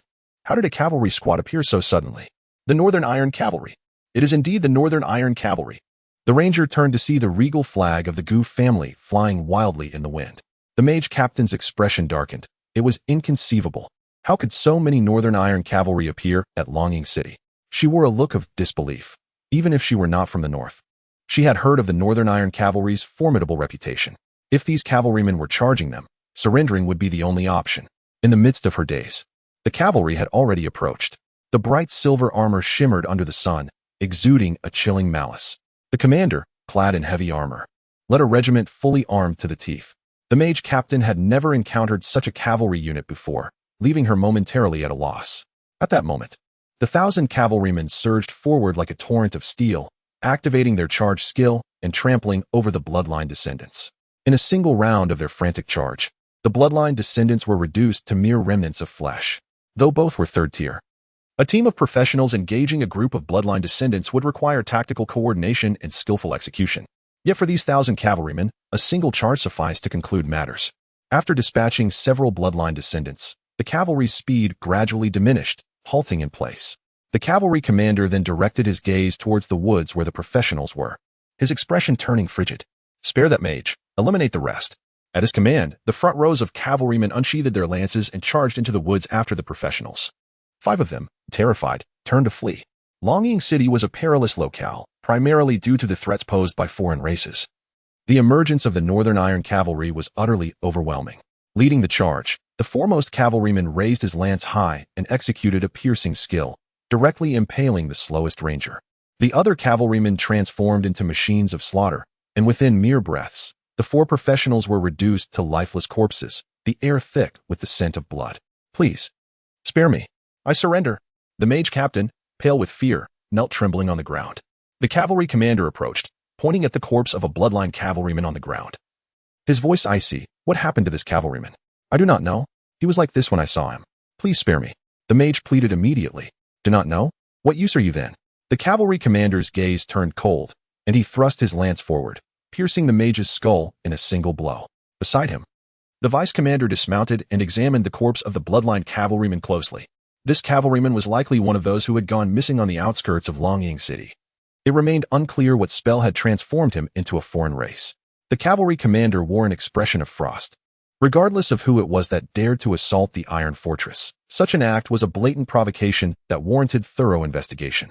Just then, a glint of sharp insight flashed in the commander's eyes, and he turned to look in another direction. Descending from the sky were several bloodline fire dragons. And atop the foremost dragon stood a youth with an austere demeanor. The Northern Iron Cavalry? Chen and Appos. Brow furrowed slightly. How did they come to be here? Is it mere coincidence or did you kill my summoned creatures? Chen directed his question at the leading cavalry commander. And if so? The cavalry commander's tone shifted abruptly as he realized, narrowing his elongated eyes, "You are a summoner?" Beneath his mask, a pair of surprised eyes scrutinized Chen intently. Chen paid little heed to this detail, a cold smile gracing his lips as he summoned the Bloodline Lord, leading the throng of Bloodline descendants forward. "Since you are responsible for their deaths, matters can be settled swiftly. Kill them all." A glimmer of chilling murderous intent flashed in Chen's eyes, sending the Bloodline descendants into a frenzy, ready to erupt. "Hold." Suddenly, the leading cavalry commander bellowed, disregarding his heavy armor as he leaped from his mount. "I am Mo Hans Han, commander of the Iron Fortress. I have come to see the young master." Without a moment's hesitation, the cavalry commander knelt in reverence. Soon after, the rest of the cavalry followed suit, dismounting in unison to kneel. "Young master, the king has commanded us to find you in Longying City. We implore you to return to the north at your earliest convenience." The cavalry commander spoke with utmost respect. Returning to the north again? A glimmer of cold light flickered in Chen's eyes. Did they take him for a mere child of 3? "Spare me your nonsense, die!" Chen roared imperiously. The throng of bloodline fire dragons unleashed a thunderous roar, surging forward to attack, their scorching breath aimed at the cavalry. Defensive formation. Faced with the onslaught of dozens of bloodline fire dragons, the cavalry commander's expression shifted drastically as he hastily commanded his men to alter their formation, raising their shields to withstand the fiery assault. Only to defend and not to counterattack? Chen and Appos, brow furrowed. This Iron Fortress unit seemed markedly different from the previous ones. "Young master, the king awaits you in the Dragon Hall, and the second young master is also en route to the Dragon Hall. If you are unwilling to return to the north, allow us to escort you to the Dragon Hall." The voice of Commander Mo Hans Han rang out amidst the gleaming silver armor. Chen's expression shifted slightly. Gu Qingfeng and Gu Xi? They have both arrived in Longying City? "Indeed, the king has brought 5,000 Iron Fortress troops from the north to find you and escort you home." Commander Mo Hans Han confirmed. "Since they have come to find me, why would Gu Qingfeng go to the Dragon Hall? Do you dare to deceive me?" Mo Hans Han hurriedly clarified. "I would not. As soon as the king arrived in Longying City, he received a secret order to proceed to the Dragon Hall alone. We are unaware of the specifics. As for the 5,000 Iron Fortress troops, they are currently under the command of young Master Gu Xi. Our unit has not been favored by young Master Gu Xi and has been assigned a trivial task." Upon hearing this, Chen nodded, halting the bloodline descendants' assault. He snorted coldly, a surge of hostility flashing in his eyes. 5,000 Iron Fortress troops under Gu Xi's command? So, it is Gu Xi who seeks to eradicate me with the aid of the Iron Fortress? What is the meaning of this? He has severed ties with me. Yet he seeks my annihilation? Very well, this is becoming interesting. A cold smile crept across Chen's lips. "Since they wish to take my life, I shall not hold back. A prodigious younger brother, yet he cannot tolerate his older brother, who has already severed ties with the family. Very well, let the games begin. Let this prodigious younger brother experience despair. To eliminate such an arrogant genius would be rather mundane. Instead, let him fall at the feet of the brother he holds in contempt, forever affixed to the pillar of shame. To vanquish both body and spirit, that is the true duty of a brother." Chapter 137. Young Master, why not allow 1,000 iron behemoths to accompany you? Young Master, if you are heading to the Dragon Palace, I can lead 1,000 iron behemoths to escort you, Mo Hans Han proposed. Gu Chen shook his head. First of all, I am not a member of the Gu family, nor am I the so-called young master you speak of. Secondly, you mentioned that Gu Ci is on his way to the Dragon Palace. What business does he have there? In response to young master, to young master Gu Ci has already reached level 20. His purpose for going to the Dragon Palace is to tame a dragon as a mount. Taming a dragon as a mount. A flicker of disdain crossed Gu Chen's eyes. According to Ling Feng, the capital's academy had already prepared a contract for Gu Ci to tame a dragon. Why would he forsake the academy's resources to contend for something that does not belong to him in the Dragon City? Is he seeking trouble? Who indulged such behavior? Indeed, this time the Dragon Palace offered 3 slots. All professionals entering the Dragon City, regardless of their faction, would have 1 slot each for 2nd, 3rd, and 4th tiers. The second son is competing for that 2nd-tier slot. This aligned with what Su Mo had informed him earlier, albeit with greater detail. Su Mo merely mentioned 3 slots for entry into the Dragon Palace, but did not clarify that 1 was allocated to each tier. Thus, after passing through the Dragon Gate, he merely arrived at a selection platform. Reflecting on this, Gu Chen felt a wave of exhaustion. Since arriving in the Dragon City, the personnel from the Jinyuan army merely provided him with a map and an identity token, then informed him that Ling Feng awaited him at the Dragon Palace in the city's heart, and that was it. He had to gather all information on his own, akin to crossing a river by feeling the stones. Now encountering Imo Han's Han, he finally grasped some of the rules. Gu Chen continued to inquire, how can one obtain that slot? Imo Han's Han regarded Gu Chen with mild surprise. What do you mean? Having already crossed the Dragon Gate, do you not know how to enter the Dragon Palace? Is it possible that the young master remains unaware of the palace's rules? Seeing Gu Chen's expression darken, Imo Han's Han hastily added, it is like this. You should possess an identity token, correct? Indeed. The identity token serves not only as a means to call for help, but also records your location. As long as you enter the Dragon Palace with the token, you will naturally qualify. Just a qualification? Yes, merely a qualification. To secure the slot, you must defeat all professionals of the same tier within the Dragon Palace. Understood. Gu Chen nodded. Imo Hanshan's mention of defeating same-tier professionals implied that ordinarily, there would be no conflict between 3rd, 4th, and 5th-tier professionals and him. Is there a time limit for entering the Dragon Palace? No, however, if you linger in one area for too long, your identity token will issue a warning. If you fail to leave the current area within 10 minutes after the warning, your qualification for entering the Dragon Palace will be revoked. While there is no explicit time limit, it compels professionals to continuously advance towards the Dragon Palace. This resembles a shrinking circle. Gu Chen suddenly felt a pang of familiarity. It appears he has entered a survival game. After gathering sufficient information, Gu Chen suddenly remarked, by the way, the 1,000 iron behemoths on the outskirts of the Dragon City were slain by me. Do you wish to avenge them? Imo Hanshan's expression momentarily froze. Then he smiled. Young master, please do not jest. Although that troop consisted of new recruits, they were still 1,000 third-tier knights. And you are merely 2nd tier. Do I seem like I am jesting? Gu Chen's tone was frigid, devoid of any emotion.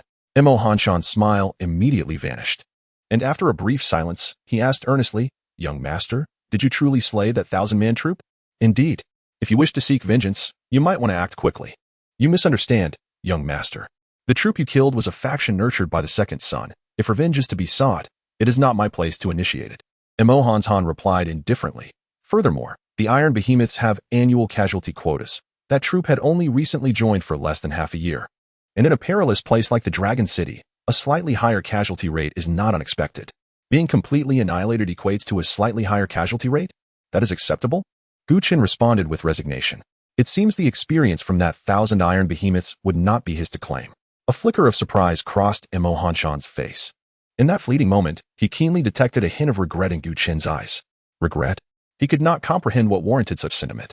Young master, since you intend to visit the Dragon Palace, why not allow our 1,000 iron behemoths to escort you? Imo Commander, I appreciate your kind offer. But I have no ties to the Northern Kingdom's royal family. It would be best to forego the escort. Gu Chen turned away, gesturing as the bloodline fire dragon beneath him unfurled its wings, soaring into the distance. Soon, dozens of bloodline descendants followed suit, swiftly vanishing from sight. Imo Han's Han shook his head, letting out a long sigh. Alas, young master, you are the legitimate heir of the Northern Kingdom. Why must you engage in actions that undermine your future? After several hours of travel, Gu Chen arrived at a long-abandoned mine.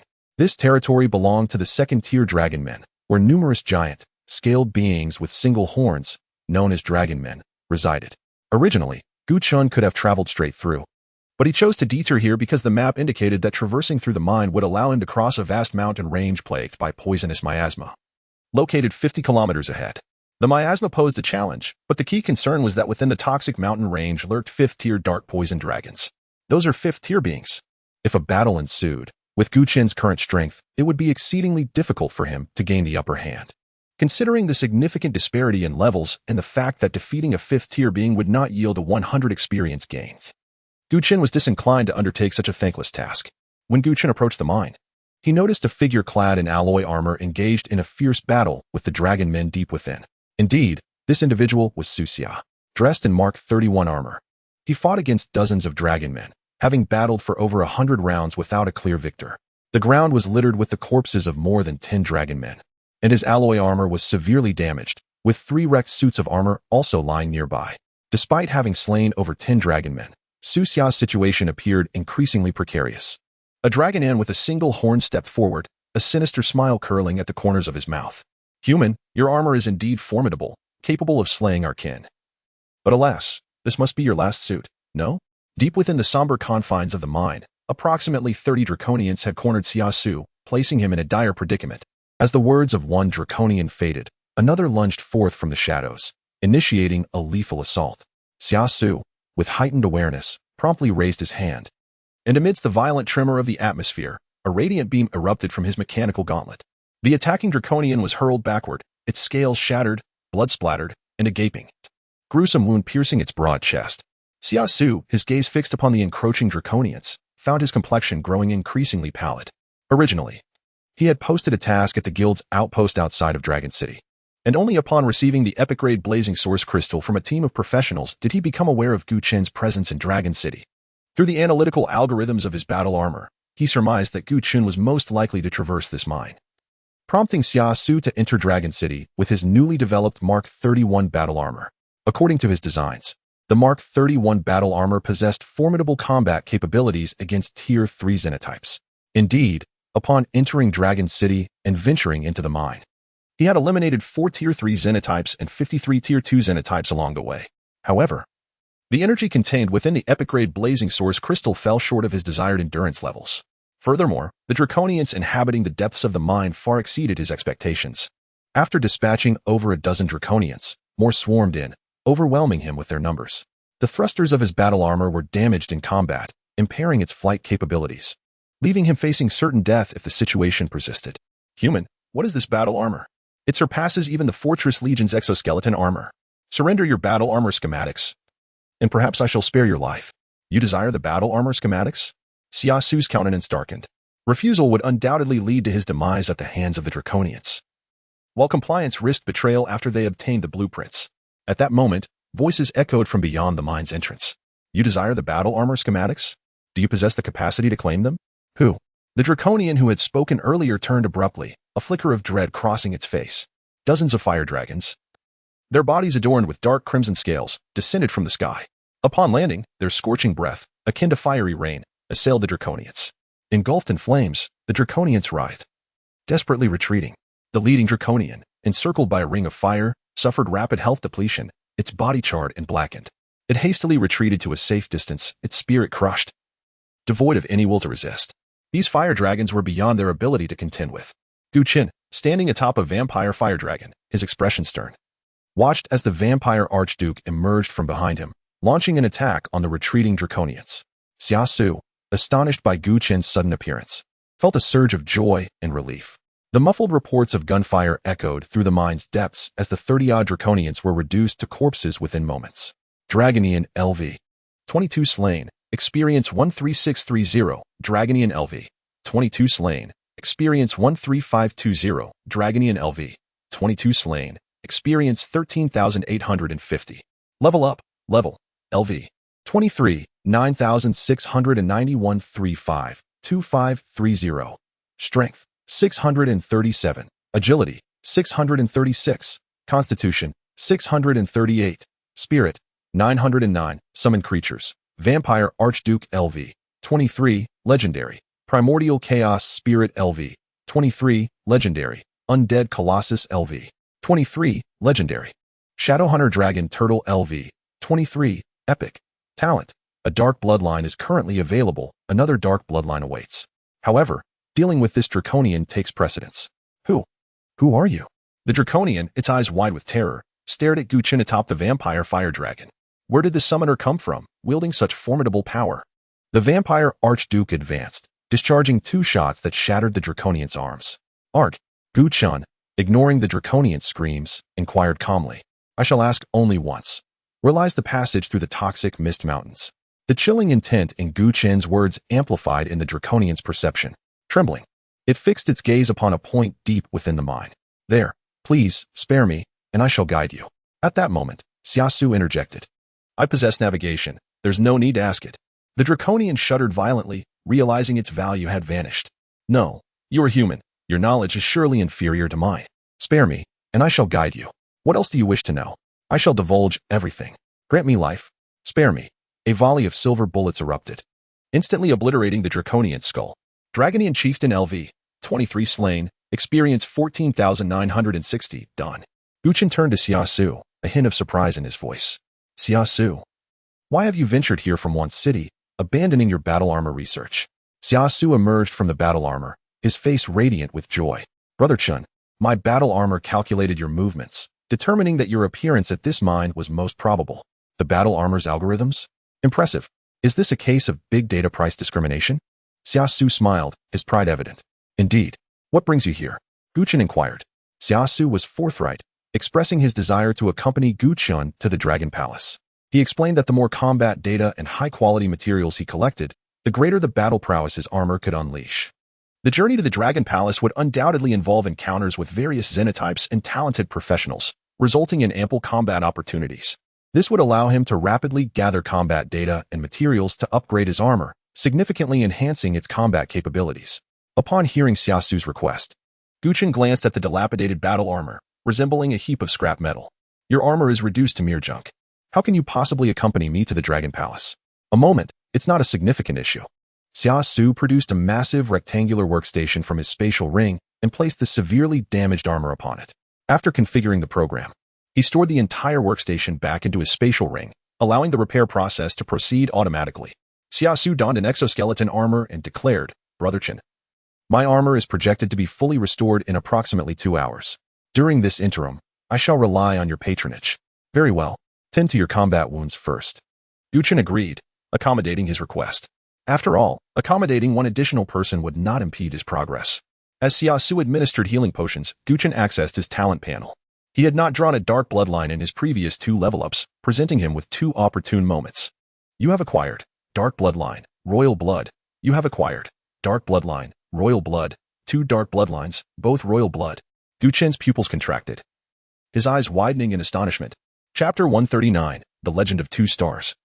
Penetrating the Dragonkin territory as Chen beheld the emergence of 2 royal bloodlines within his field of vision, disbelief washed over him, prompting him to rub his eyes. Truly, this was no dream. Having ascended from level 14 to level 21 without encountering a royal bloodline, he had nearly lost hope. Even the nightmarish sovereign had advanced to the chaotic primordial spirit using the original bloodline, star by star. And now, just when he thought he would receive nothing, 2 appeared at once. Double the joy. The astonishment in Chen's eyes transformed into profound delight as he began to contemplate his next steps. His ambition to enter the Dragon Palace and forge a pact with the Dragonkin was unwavering, yet he could currently harness only one of the 2 royal bloodlines. The mere thought of combining royal blood with the Dragonkin sent shivers of excitement through him. True joy lies in delayed gratification. Yet, which of the 2 available royal bloodlines should be bestowed upon his summoned beasts? Among his 4 summoned creatures, the Blood Lord, the undead golem, and the chaotic primordial spirit had already ascended to the legendary tier. This left only the Shadow Hunter Dragon Turtle, which remained at an epic 1-star level. For the sake of balance, it was imperative to elevate the Shadow Hunter Dragon Turtle to legendary status, thus rectifying his combat shortcomings. However, Chen pondered another possibility, using the royal bloodline to enhance the Bloodlord's potential to legendary 2 stars. Why pursue this path? Because one of the Bloodlord's innate abilities allowed him to gain 10 permanent health points upon slaying a target. This seemingly modest increment was crucial, as a significant portion of the Bloodlord's current health, exceeding 200,000, had been accumulated through this talent. In contrast, the undead golem, also a legendary tier creature, boasted a health pool of less than 100,000, highlighting the disparity. This was precisely why Chen sought to bind the fate amulet to the Bloodlord. With the amulet's effects, should his health drop below 30 during combat, the Bloodlord's health bar would mirror his own. Consequently, even third or fourth tier professionals would find it nigh impossible to eliminate him in a single blow. Thus, the immediate priority was to bolster the Bloodlord's combat prowess for a rampage within the Dragon City. Should the Shadow Hunter Dragon Turtle advance, Chen would only receive a modest attribute boost of 100 across the board. However, enhancing the Bloodlord would lead to a dramatic increase in power, enabling swift extermination of foreign foes in the accumulation of tens of thousands, if not hundreds of thousands, of health points. No need for further deliberation. With resolve, Chen bestowed the royal bloodline upon the Bloodlord. Summon Beast Star Ascension successful. Bloodlord, Legendary. Bloodlord, Legendary. Level, LV, 23. Health, 248. 000. Attributes, Strength 645. Agility 630, Constitution 955, Spirit 668, Skill, Deadly Shot, Enhanced, Deadly Shot. The Bloodlord's basic attack receives an enhancement, firing high-caliber explosive rounds that deal multiple critical damage upon hitting the target. Note, the skill can be deactivated at will or sustained until energy is depleted. Goodness. Unconcealed excitement lit up Chen's face. After the enhancement, Deadly Shot transformed the Bloodlord into a veritable machine of unending firepower. From this moment forth, every bullet fired by the Bloodlord would carry the effects of Deadly Shot. Remarkable. As for energy depletion, a non-issue. Under the influence of Bloodline Instinct, its recovery capability was astonishingly formidable. Moreover, having vanquished numerous foreign foes in the Abyss and the dungeon, Chen's inventory was replete with energy restoration potions. Indeed, the Bloodlord did not disappoint. With basic attacks imbued with skill effects, annihilating low-tier foreign creatures within Dragon City would be a mere trifle. Brother Chen, I have fully recovered, Su Xia declared, infused with enthusiasm. Great. Lead the way. Do you know how to navigate? Of course. I know it all too well. The destination is set for the Dragon Palace, and will traverse through areas dense with foreign creatures. Su Xia had accompanied Chen in conquering the Spider Cavern. Hence he was well acquainted with Chen's combat style. Smart. Chen cast a glance of approval at him. Hee. Su Xia grinned, setting the route on the control panel of his arm. Alright, let us start from the Dragonkin territory. This area primarily harbors low-tier foreign creatures around level 23. With your combat strength, it should take about 2 hours to break through the mine. The mine, excavated by the Dragonkin, featured countless tunnels, its complexity rendering navigation by mere maps inefficient. With Su Xia's guidance, concerns regarding this issue dissipated. The Bloodlord activated the effect of the mirror rings, leading 2 duplicates and a host of Bloodkin descendants deep into the mine. This expansive mine stretched over 50 kilometers, its tunnels belonging to the Dragonkin. The majority of ordinary Dragonkin were level 23, their visages grotesque, wielding crudely made weapons. If one were to assess the quality of these weapons, most would barely qualify as excellent, with few achieving the distinction of fine craftsmanship, given their abysmal industrial standards. Chen found it perplexing that a Dragonkin had requested design schematics for battle armor from Su Xia. How could they forge armor when they lacked the skill to sharpen a blade? With the Bloodlord at the forefront, now endowed with unlimited firepower, he charged ahead, his dual pistols firing in a relentless barrage akin to a machine gun. Basic attacks unleashed bullets radiating the silvery glow of Deadly Shot, mowing down the foreign creatures as if they were mere grass. Every shot found its mark, with good fortune accompanying him. Wave after wave of Dragonkin surged forth, yet they could scarcely draw near the Bloodlord, their skulls shattered and bodies collapsing to the ground. Occasionally, a few elite Dragonkin would emerge, rallying their kin to counterattack. But invariably, they too fell victim to the relentless gunfire of the Bloodlords.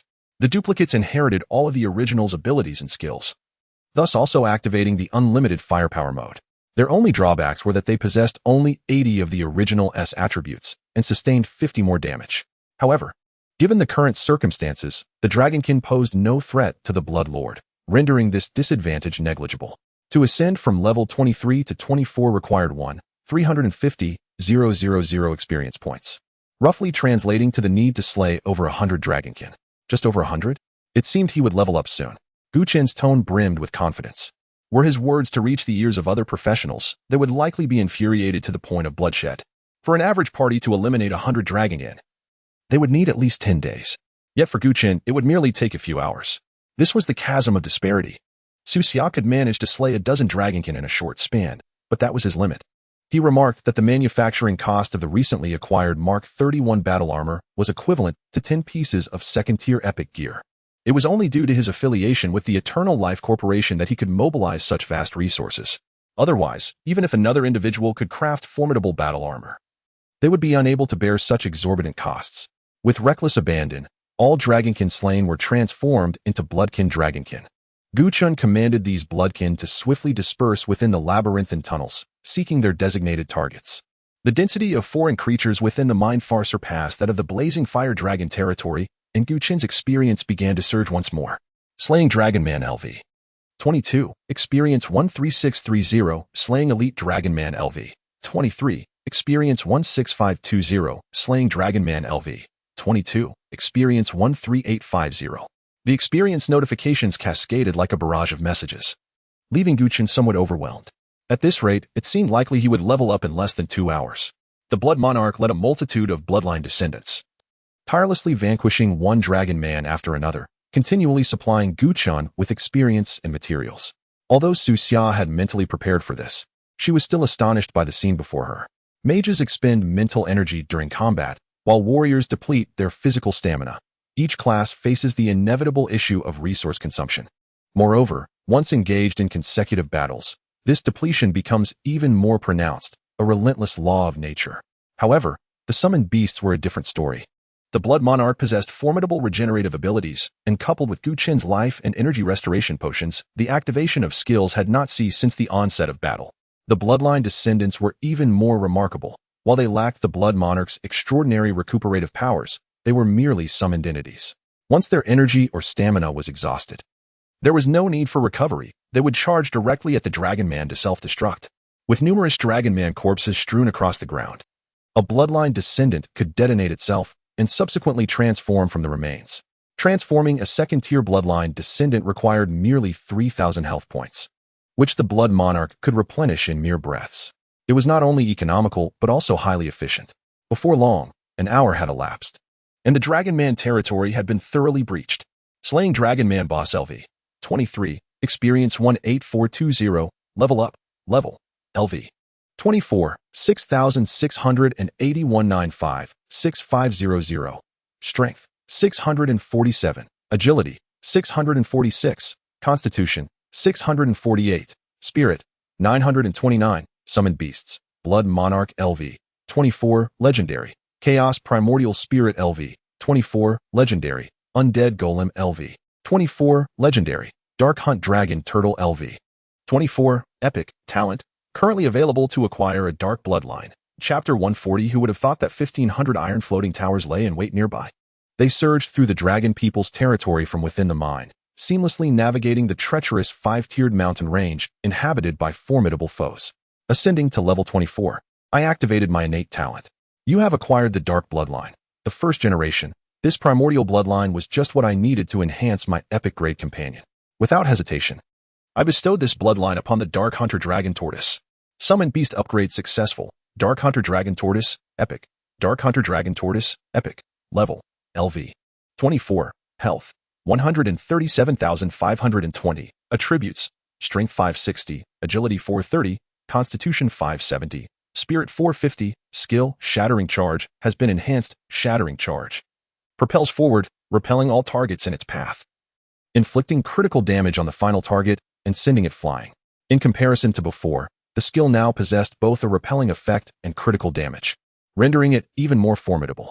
After traversing the labyrinthine mine, Chen and Su Xia emerged from the depths of the pit.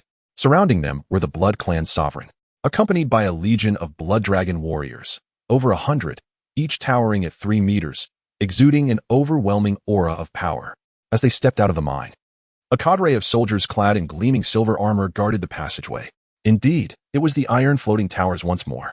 From a distance, an intense iron-blooded aura emanated from their ranks. Beside them, a large stone slab had been placed, inscribed with 4 bold characters. No passage allowed. Brother Chen, look. Your army has blocked the road, Su Xia remarked, leaning in with a smirk. Are they specifically waiting for you? Who knows? Chen replied, gazing ahead. 500 silver-armored soldiers stood resolutely in the center of the mine's exit, reinforced by the forbidding stone slab. The scene clearly indicated their intent to seal this passageway completely. Gu Chen cast a glance, unfazed, and strode forward. The mine's convoluted interiors led to this sole exit. It was unreasonable to retreat simply because 500 cavalrymen obstructed their path. As Gu Chen and Su Xia, along with their entourage of bloodline descendants, approached, they caught the attention of the leading cavalry commander. Esteemed ones, this passage has been requisitioned by our iron floating towers. If you wish to proceed to the Dragon Hall, please take an alternate route. The commander, seated high upon his steed, did not recognize Gu Chen and waved dismissively, as though swatting away flies. Requisitioned? Absurd. Since when has the Dragon City belonged to you northerners? Gu Chen retorted without hesitation. Enough with the pleasantries. Regardless of whether it is the North or the Dragon City, this place is under the jurisdiction of the iron floating towers. Even if the Heavenly King himself were to arrive, he would not pass. A glint of realization flickered in Gu Chen's eyes. These iron floating towers were not here for him. They were paving the way for Gu Xi, for second-tier professionals. Nearly 90% would traverse the mine to reach the Dragon Hall, making this route almost indispensable. The 500 iron floating towers stationed here sought solely to prevent other second-tier professionals from exiting the mine. Consequently, those unable to leave would remain in this confined area for an extended period, thus forfeiting their qualifications to enter the Dragon Hall. Gu Chen approached, his gaze icy. What if I insist on passing? The commander's expression darkened instantly, his eyes glinting with malice. In the next moment, a chilling smile crept across his face beneath the visor. Oh, I wondered who it might be. It turns out to be the young master. Had I known, I would have acted sooner. On the king's orders. We have been searching for you for quite some time. I must insist. Spare me the pleasantries. Clear the way, Gu Chen interrupted. Weary of the rehearsed lines he had heard repeatedly over the past few days. The commander made no move but solemnly inquired, Young master, do you wish to enter the Dragon Hall? That is permissible. However, before we proceed, I must know, are you connected to the disappearance of the 1,000 iron floating towers on the outskirts of Dragon City? These 1,000 iron floating towers had vanished while attempting to capture Gu Chen, with no trace left behind, as if they had evaporated. The commander's lips curled into a subtle, cold smile. He was determined to pin this blame on Gu Chen, regardless of the truth. Yet, Gu Chen's next words took him by surprise. I killed them all. What, do you seek revenge? His tone bore no hint of displeasure, rather. It exuded a sense of delight. Now this is how the plot should unfold. You must seek revenge. If you do not, I would feel remiss to take action. The commander, instinctively believing Gu Chen was deceiving him, faltered in his response. 1,000 iron floating towers, all third-tier knights, could not possibly succumb to a second-tier summoner. However, at this juncture, the truth mattered little. The blame had been placed, and now he had the perfect opportunity to strike. His gaze hardened as he drew a spear from his side, pointing it directly at Gu Chen. Those 1,000 iron floating towers were my northerners, meant to slay the alien foes on the abyssal battlefield. It is a travesty that they perished at the hands of their own. Therefore, I must seek justice from you. Young master. Witnessing the commander's brazen demeanor, Su Xia took a step back, sensing impending doom for the commander. As anticipated, Gu Chen's voice rang out. 500 iron floating towers think they can lay a hand on me. Do you think that is how those 1,000 iron floating towers met their end? The commander merely chuckled, unfazed by Gu Chen's disdain, and shot an arrow into the sky. Whoosh boom. The arrow erupted into a burst of flame, brilliantly illuminating the sky. Su Xia's exoskeleton armor suddenly blared in alarm as he leaned closer to Gu Chen, whispering, Brother Chen, 3 kilometers away. A large contingent of iron floating towers is approaching, at least 1,000 riders. Though his words were soft, they were clearly heard by the commander, whose face broke into a radiant smile. Ha ha ha, young master, did you expect this? 1,500 iron floating towers are scattered nearby. Today marks your doom. The commander scrutinized Gu Chen, searching for signs of panic in his expression, but found none. Instead, upon hearing the news, Gu Chen's eyes sparkled with unexpected joy. The commander's expression faltered, his brow furrowing in confusion. He could not fathom why Gu Chen appeared elated when death loomed so near. Did he possess a hidden trump card? Chapter 141. Now submitting. Do you take me for mud? 3 kilometers, for the average 3-tiered iron floating pagoda cavalry, was merely a short stroll. In the distance, bright silver armor revealed its form, rushing towards Gu Chen in an encirclement. Within mere breaths, the iron floating pagoda army had completely surrounded the mine's exit. The cavalry commander looked towards Gu Chen, yet found no trace of panic on the latter's face. Unfazed, what is the source of your confidence? The commander suppressed the complexity in his gaze and coldly declared, Young master, 2,000 iron floating pagoda cavalry have encircled you. What more is there to discuss? Gu Chen appeared indifferent, dismissing the situation as trivial. Upon hearing the disdain in Gu Chen's tone, the cavalry commander was instantly enraged. Very well, trivial as you say. Today, let me show you the oppressive might of the Northern Cavalry. The commander snorted coldly, refraining from ordering the troops to charge. A mere second-tier summoner like Chen would suffice to deal with him alone. Mounting his warhorse, he activated his charge skill, the long spear piercing the air with a sharp crack that was painful to the ears. Then, with a flourish, he unleashed a surge of energy. The spear glowing with skill radiance, resembling a dragon emerging from the water, roaring as it lunged towards Chen.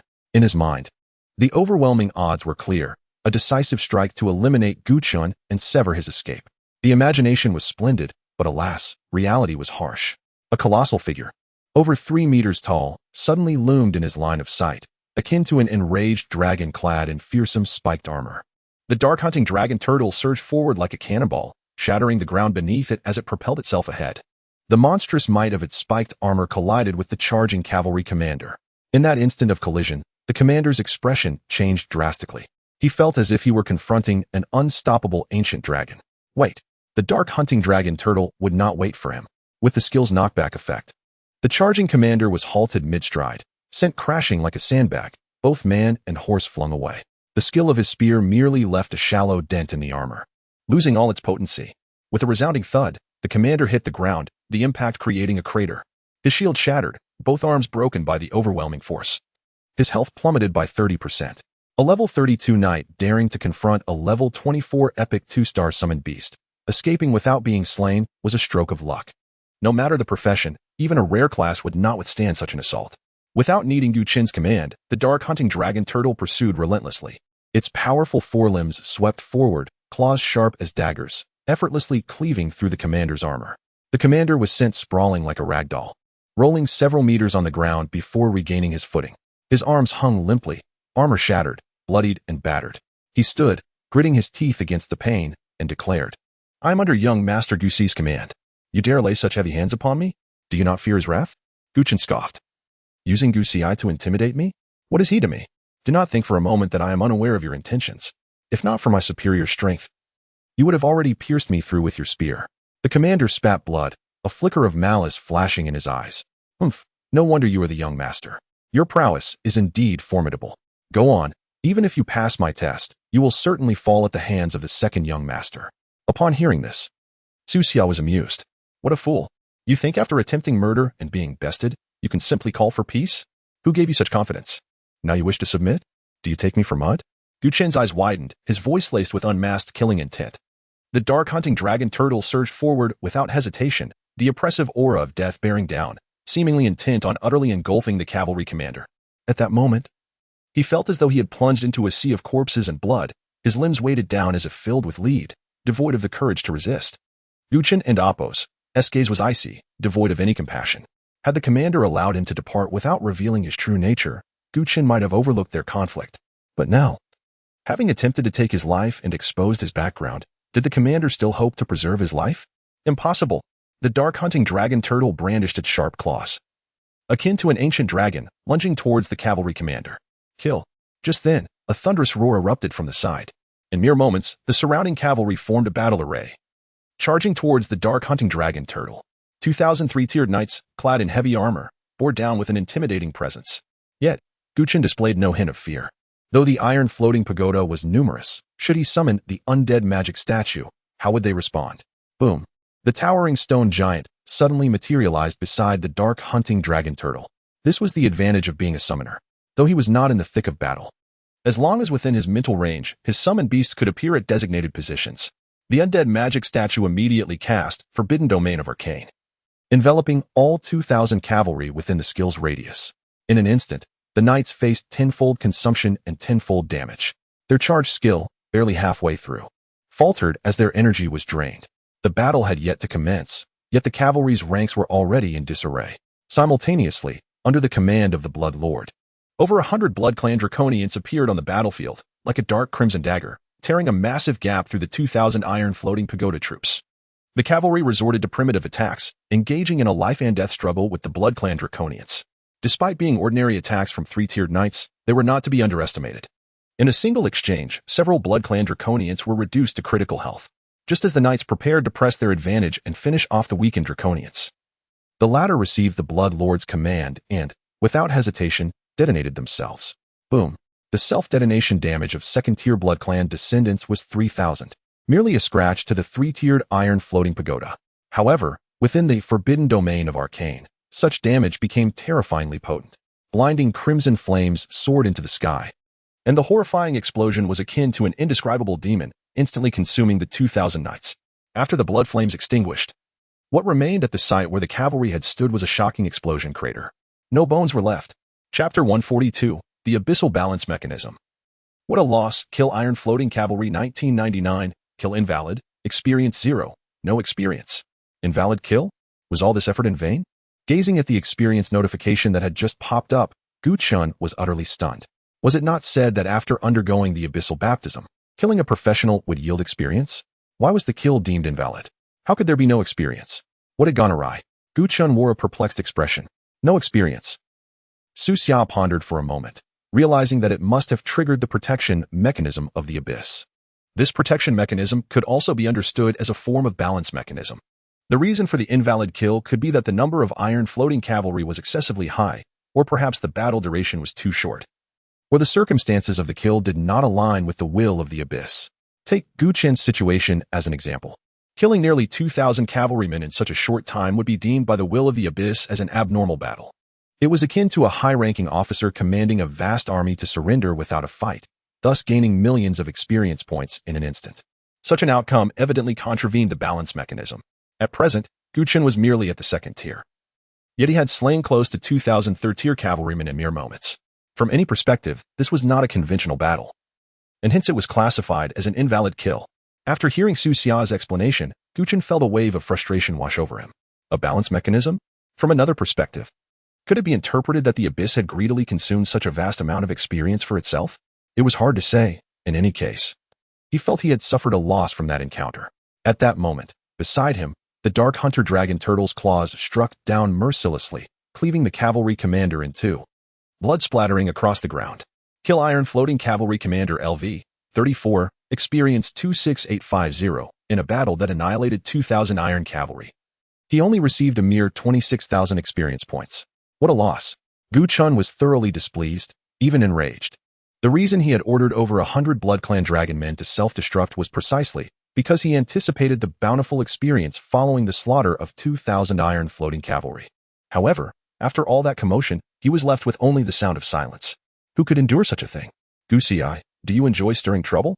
It seems my dear little brother has indeed been spoiled, Su Xia remarked. Old Su, adjust the navigation. Let us proceed directly to the Dragon Hall. Chen's expression was icy. Understood, Su Xia responded, manipulating the controls. He knew someone was in for a rough time. To proceed directly to the Dragon Hall did not imply a one-stop journey, but rather that they were abandoning several previously set waypoints. Glancing at the map, the next most challenging area lay 200 kilometers away in a third-tier alien territory, the Phantom Dragon Clan. Once they passed this location, the path ahead would be clear. Su Xia retrieved the floating sports car from his spatial ring and sped away with Chen. Over an hour later, in the Phantom Dragon territory, Wu Yusen, a third-tier ranger, was seeking refuge in a desolate ruin. Her team had been ambushed by a group of phantom dragons, resulting in the demise of 4 out of 5 members. Although she had managed to escape, she was gravely injured, her severely damaged leather armor attesting to the ferocity of the previous battle. Dragging her weary body, she found a corner in the ruins just narrow enough to conceal her petite frame. After drinking a healing potion, she sighed in relief, only for a sudden unknown sound to pierce the silence outside. Wu Yusen's body tensed, her heart racing. Not daring to make a sound, she instinctively peered out in the direction of the noise. Yet, she discerned nothing amiss. Could it be that she had misheard? A flicker of confusion crossed her face. However, the next moment, a chilling sensation washed over her from behind. She jolted, spinning around, only to find the corner of the ruins empty, devoid of anything unusual. Wiping the cold sweat from her brow, she concluded it must have been her imagination. During her flight, she had moved swiftly. The phantom dragons were preoccupied with devouring her teammates and had likely not pursued her. Drip. Lost in thought, a drop of dark red liquid suddenly fell beside her. The bloodstain starkly noticeable. Blood. How could there be blood? Wu Yusen's eyelids flickered. In that instant, a horrifying realization struck her, causing her pupils to constrict sharply. There were no anomalies fore or aft, but what about above her? A look of terror crossed her face as she instinctively glanced upward. To her dismay, a phantom dragon, engulfed in ghostly green flames, had appeared above her. Its ominous head, adorned with fearsome fangs, bore blood-red eyes filled with malice, resembling a demon risen from the depths of hell. "Human, I have found you," it growled ominously. Boom. The chilling voice resonated alongside a tremendous crash, as a massive crater was formed in the ruins. Fortunately, Wu Yusen instinctively dodged to the side just in time, narrowly escaping the ferocious assault. Terrified, she fell to the ground, her eyes brimming with helplessness and despair. Before her stood a phantom dragon of level 36. The phantom dragon, undeterred by its initial failure, extended its icy claws and lunged towards Wu Yusen once more, taunting. "Ha, I have found you. Prepare to die, human." Su Xinyi's body trembled, paralyzed by fear. Despair coursed through her veins as she envisioned her own demise. Yet, in the next instant, a sudden voice broke through the air. "I have found you as well." Wu Yusen's gaze shifted instinctively, landing upon a stranger who had appeared before her. The man wore a stern expression, standing with his hands clasped behind his back. Flanking him were a shadowy figure cloaked in dark red robes and a colossal stone statue. The phantom dragon turned to regard the sudden intruder, its blood-red eyes ablaze with murderous intent. "Human, you shall perish." It roared, its ghostly green flames erupting forth as it lunged at Gu Chen. At that moment, the undead golem bellowed, its ancient, rugged form radiating a surge of black light. Exhausted, the black light shot forth, instantly inflicting a debilitative effect upon the phantom dragon. The undead golem, shifting its heavy frame, swung its massive fist, akin to a falling boulder, towards the menacing figure. Boom, like a meteor crashing down. A single punch sent the phantom dragon's head crashing into the ground, its scales and flesh exploding in all directions. In the majority of prior engagements, the Lich Golem primarily cast debuffs from the sidelines, rarely engaging directly in combat. However, this should not be misconstrued as an indication of its offensive capabilities being inferior to those of other summoned entities. Firstly, it is a legendary grade summon. Secondly, it is a golem. This combination ensures that the Lich Golem is not relegated to a purely support role. With a mighty stone fist, the Lich Golem struck, embedding the head of the spectral dragon into the earth. Applying further force, the dragon's grotesque head detonated like an overripe melon, scattering scales, gore, and bone fragments in a macabre explosion of blackish-green ichor. In effortless annihilation. It wasn't that the level 36 spectral dragon was inherently weak, but rather that it had the misfortune of straying within the Lich Golem's 10-meter aura, thereby succumbing to the effects of its innate abilities. Unyielding, while stationary, the Lich Golem's defenses and regeneration increase by 1 per second. Targets within 10 meters suffer a 50 increase in the potency of negative effects. Augmented by the exhaustion debuff, the spectral dragon was already suffering from a 100 increase in damage taken and a 50 reduction in all attributes. Upon entering the Lich Golem's 10-meter radius, these penalties escalated to a 150 increase in damage taken and a 75 reduction in all attributes. Under such crippling debuffs, the spectral dragon's swift demise was hardly surprising. Spectral Dragon LV 36 vanquished, experience 24650. The experience yield was somewhat diminished, likely due to the spectral dragon's level exceeding Gu Chen's by more than 10, thus incurring an experience penalty. Another setback. Gu Chen disregarded this detail, as his presence in the spectral dragon's domain was solely dictated by its location along the mandatory route to the dragon shrine. Slaying the spectral dragon was merely an opportunistic acquisition of experience. The preceding scene elicited a palpable sense of astonishment from Wu Xinyue. To witness a level 36 spectral dragon obliterated in a single blow begged the question of the summon's true nature. "I offer you a chance at survival, surrender," Gu Chen declared as he approached the petrified woman. If experience was to be gleaned, it was imperative to ensure no opportunities were squandered. Wu Xinyue appeared to snap out of her daze, visibly relieved, as if rescued from certain doom. Without responding to Gu Chen's proposition, she turned, her lithe physique accentuated by the leather armor. She unfastened her armor, revealing a slender, alabaster waist. "I'm injured. It hurts terribly. Please, examine me," she implored. Her sensuous form presented before Gu Chen, practically an invitation. A shrewd woman, seeking to ingratiate herself with a powerful figure by immediately showcasing her perceived value. Gu Chen narrowed his gaze, scrutinizing the woman before him, his eyes lingering upon her delicate features. Not uncomely. I dare say a single blow would elicit a prolonged lament from such a fair maiden. With a spectral flourish, the vampire progenitor materialized before the woman. Thud. A punch landed squarely upon her abdomen, her exquisite features contorting in agony. Her frail body collapsed to the ground, convulsing as she clutched her midsection. "I extended an olive branch. Do not court your own demise," Gu Chen's voice echoed in the woman's ears, devoid of any semblance of pity. It wasn't that he harbored no interest in women, but rather that such unsolicited, self-offering individuals were often carriers of insidious contagions. While Gu Chen's current constitution afforded him immunity to such ailments, the issue of hygiene remained a concern. Upon further reflection, the prospect was rather unappealing. Wu Xinyue, recovering from the searing pain, was taken aback that her time-tested allure had failed to sway the young man before her. Did young men not possess an insatiable appetite for such enticements? She instinctively glanced at Gu Chen, only to be met by the bloodthirsty crimson glint in the vampire progenitor's eyes, a gaze akin to that of the Grim Reaper himself. Wu Xinyue shuddered, promptly capitulating. Victorious against profession, Ranger LV, 33, experience 20160. Having secured the experience, Gu Chen emerged from the ruins, now accompanied by a spectral blood dragon. Bloodline offspring cannot exceed the vampire progenitor's level by more than 10. Thus, the level 36 spectral blood dragon was reduced to level 34. Its gray scales were now infused with a distinct crimson hue, and even the ethereal green flames that danced upon its form flickered with a faint sanguine glow. Outside the ruins, Su Xia, clad in his repaired Mark 31 battle armor, descended from the heavens. Brother Chen, along our path. For professionals were ambushed and slain by a pack of spectral dragons. The alpha spectral dragon is advancing in our direction. Lead the way, Gu Chen commanded. Gu Chen, along with the vampire progenitor, leaped onto the back of the spectral blood dragon, its ethereal flames swiftly receding, vanishing from sight in an instant. This spectral fire was a skill, capable of inflicting potent burning damage upon surrounding targets, but it remained dormant unless activated. Riding the spectral blood dragon, the speed was astonishing. Su Xia was left hundreds of meters behind with a single bound. Simultaneously, a colossal alpha spectral dragon materialized in Gu Chen's line of sight. He willed it, and the vampire progenitor, carrying him, dismounted from the spectral blood dragon. The crimson robes billowed outward, like bat wings disrupting the air, ensuring a smooth landing. At the same moment, the spectral blood dragon surged forward, a missile hurtling toward the alpha spectral dragon. Thud! The two dragons collided. The simple physical assault inflicting minimal damage upon the elite creature.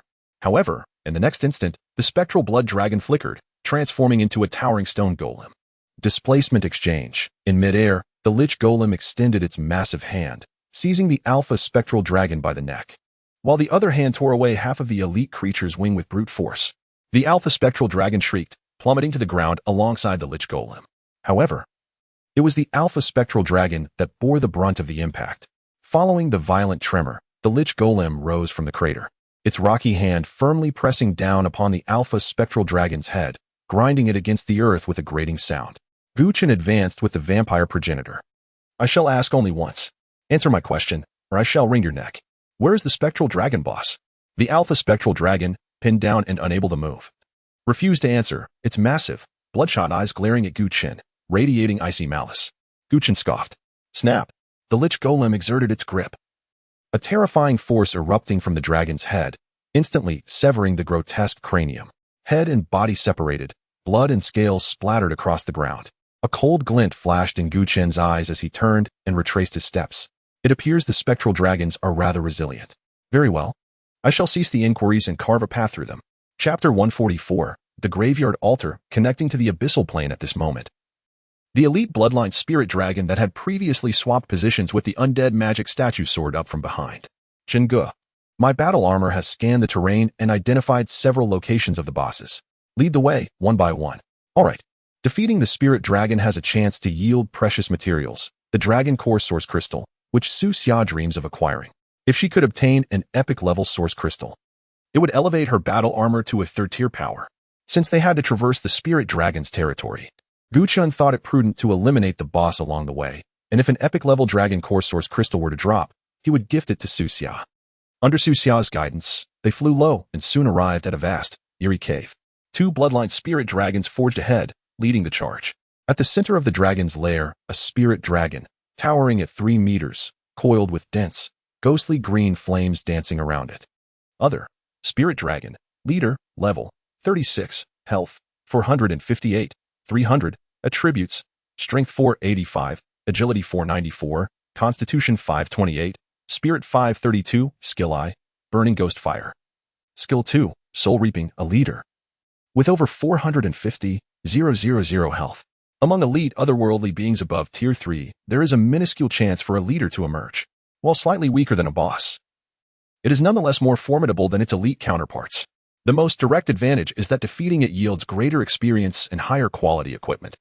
Upon noticing the intruding Chen and his companions, the spirit dragon leader paused momentarily, particularly when its gaze fell upon the two bloodline spirit dragons. A distinct look of confusion flickered within its crimson eyes. What are you creatures? How dare you trespass in my domain? Leave at once. I might overlook this intrusion. Given our shared draconic heritage. Chen snickered. How magnanimous of you.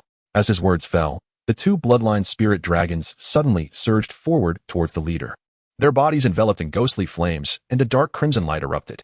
The spirit dragon leader rose, its corpse-like gray body emanating a chilling aura, retaliating against the two advancing bloodline spirit dragons. With a flicker of thought, Chen transformed one of the bloodline spirit dragons into a towering magic statue. The undead magic statue radiated black light, swiftly casting exhausted to the core, upon the spirit dragon leader, reducing all attributes by 50 and enhancing damage by 100. The spirit dragon leader's momentum faltered abruptly. Just as it had surged forward, it felt its power plummet. Before it could react, a heavy punch, composed of ancient rock, struck it head-on. The unadorned blow embedded the leader's head into the ground, causing scales and flesh to fly, instantly depleting 30 of its health. The chilling ghostly flames surrounding the spirit dragon leader flickered violently, weakening like embers in the wind. Too powerful. Within 10 meters. All targets experienced a 50 increase in negative effects. This talent was a devastating blow for otherworldly beings relying on melee attacks, with its head deeply embedded in the ground. The spirit dragon leader struggled, urgently exclaiming, "Do not strike. Spare my life. I know where the boss is." Chen and Su Xia exchanged glances and chuckled. It seemed not all spirit dragons possessed such tenacity as the previous one. The undead magic statue, without further ado, stomped on the spirit dragon leader, seizing its dragon wings and yanking them violently. With a resounding scream, two dragon wings, dripping with black blood and torn flesh, fell to the ground. Still unwilling to cooperate? If you utter a single falsehood, I shall tear you limb from limb. Chen's voice dripped with a chilling malice that instilled terror in the spirit dragon leader. This was no mere human. They were far more ruthless than the otherworldly beings. The spirit dragon leader was genuinely frightened and without hesitation divulged. The boss has gone to the abyss. It has utilized the graveyard's dark energy to open a passage to the abyssal plane, seeking to summon more abyssal creatures to this realm. Open a passage to the abyssal plane? Summon abyssal beings to this realm? No wonder various factions have failed to eradicate the otherworldly beings in Dragon City for 5 years. They could still bolster their ranks. Su Xia pondered for a moment before quietly suggesting, "Chenggu, there have been precedents of otherworldly beings opening abyssal planes, but if high-tier beings descend, it could become even more perilous.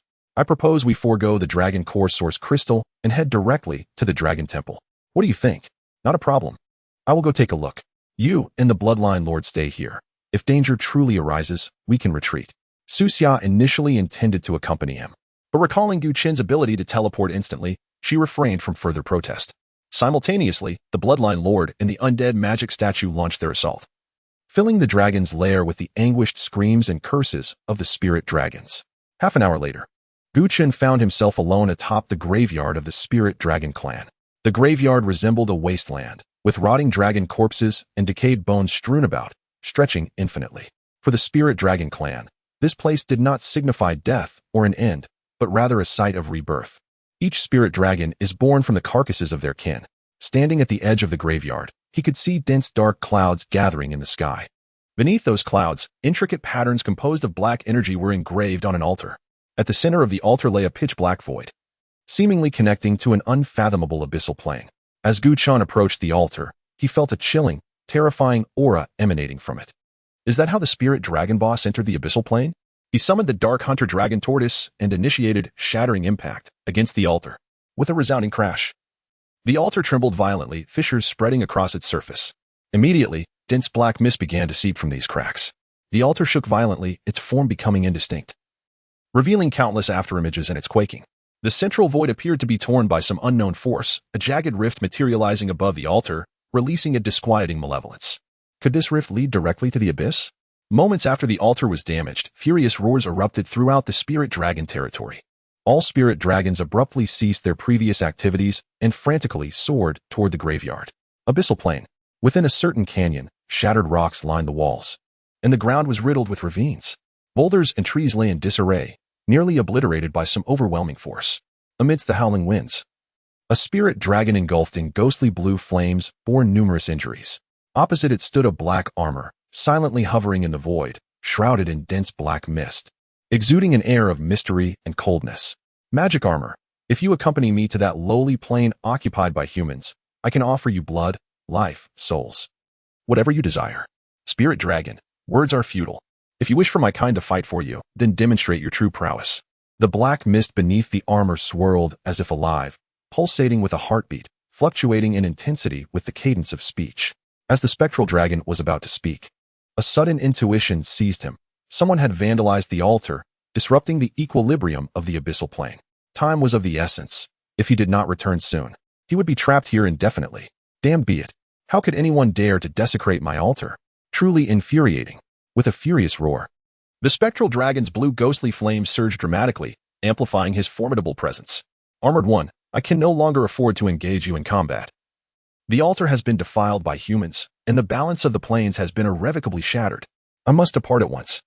Should you choose not to accompany me to the lower planes, escaping the abyss in the future may prove far more challenging than you can imagine. This opportunity is singular. The decision lies with you. With that, the spectral dragon unfurled his wings and soared swiftly into the distance. Chapter 145. Slaughtering Third Order aberrants like dogs in the ghost dragon territory. As roars echoed throughout the territory, spectral dragons scattered across the land converged frantically toward the graveyard. Chen surveyed the scene. In the distance, nearly 100 spectral dragons, wreathed in eerie, frigid flames, surged towards him, closing the distance within moments. Since you're all here, Chen declared, let's deal with you together. With that, the corpse golem materialized, standing tall beside him. In the vanguard, the chaos sprite hovered in the void, its piercing gaze cutting through the darkness, fixated on the approaching phantasmal flames. Kill, Chen uttered, his voice dripping with chilling intent. The corpse golem roared skyward, emitting a faint, gray aura that rippled outwards. Domain of impotence. Instantly, the area within 100 meters of the altar was enveloped by the skill. The chaos sprite's dark energy surged, unleashing a series of chaotic shadows that ensnared the foremost spectral dragons. Then, it focused its gaze on the lead dragon, unleashing its skill. Dimensional assassination. Under the amplified detriment of tenfold damage, the lead spectral dragon was instantly annihilated. Simultaneously, the shadow kill arc talent was triggered. All targets entangled by chaotic shadows suffered grievous wounds, their health bars instantly depleted, collapsing to the ground. Slain spectral dragon LV. 36, experience 24850, slain spectral dragon LV, 36.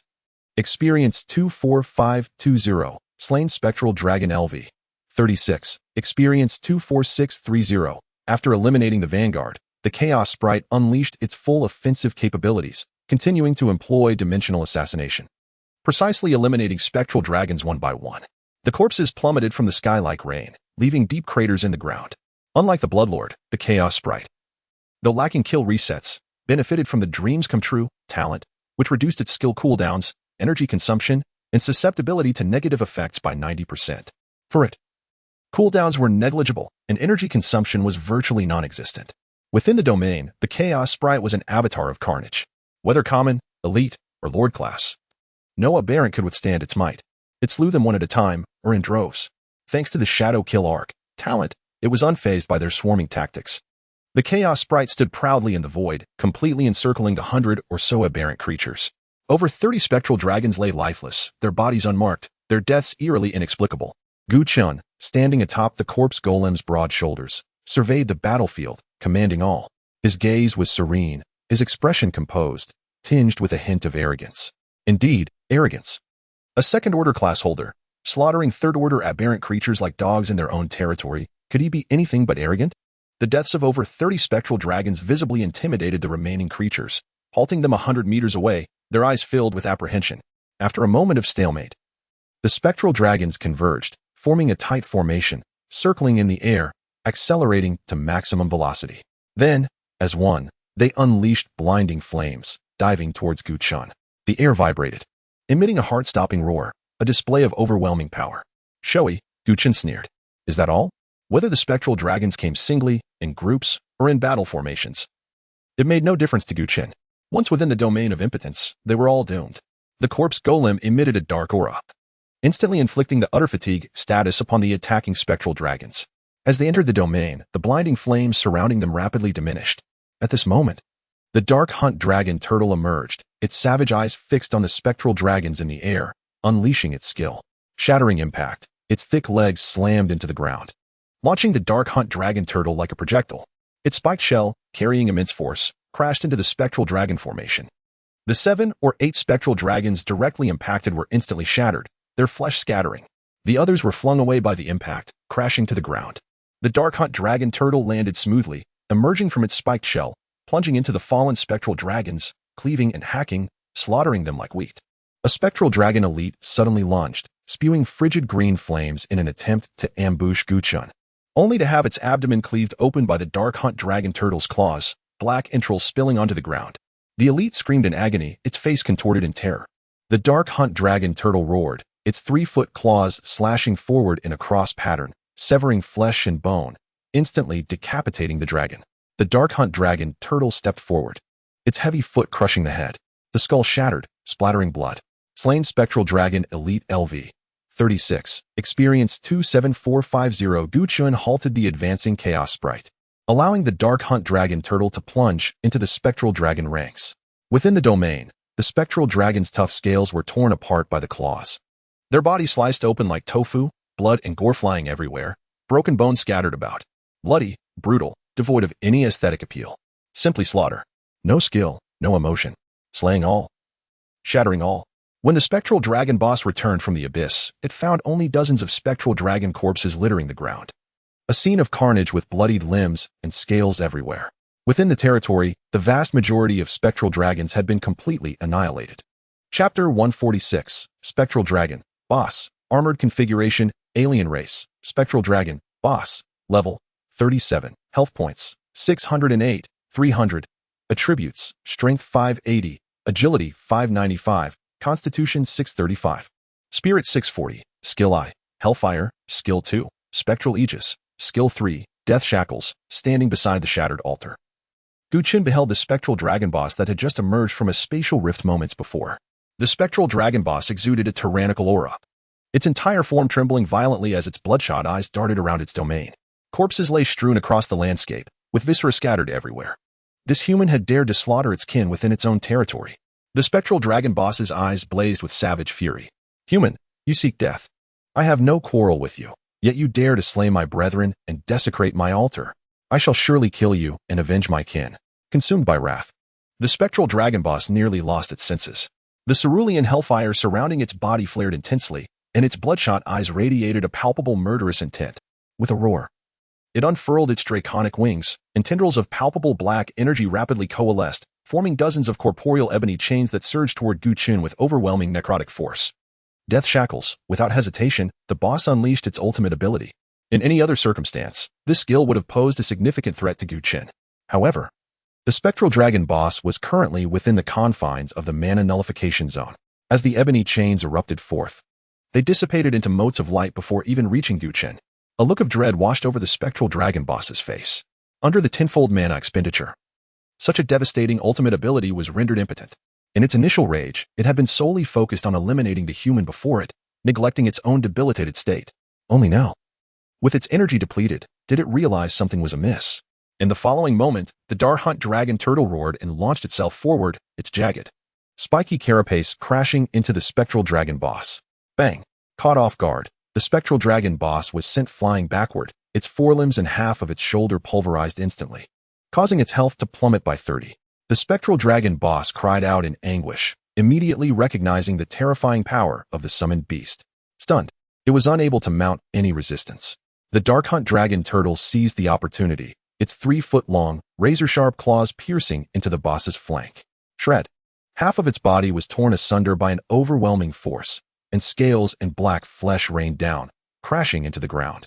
When the dust settled, the spectral dragon boss was covered in blood, its scales shattered, and its body severely wounded. The dark hunt dragon turtle's eyes gleamed with murderous intent as it prepared to strike the final blow. Demon armor, now that you've made your decision, how long are you going to keep me waiting? The spectral dragon boss roared toward the spatial rift. Swoosh. As soon as the words left its mouth, a black figure shot out of the spatial rift, interposing itself between the spectral dragon boss and its assailant. Chen turned his gaze, his eyes narrowing. It was not a figure at all, but rather a suit of armor shrouded in black mist. Spectral dragon, is this what you call a lower plane? A mere tier 2 summoner has managed to inflict such grievous wounds upon you? A deep voice emanated from within the demon armor. Spare me your words, and I will lead you to the dragon clan's essence blood. The spectral dragon boss retorted coldly. Very well, you have my word. The demon armor bellowed, and black energy erupted from within. Each component detached and transformed to fit the spectral dragon boss's form, before encasing it piece by piece. Clang, clang, clang.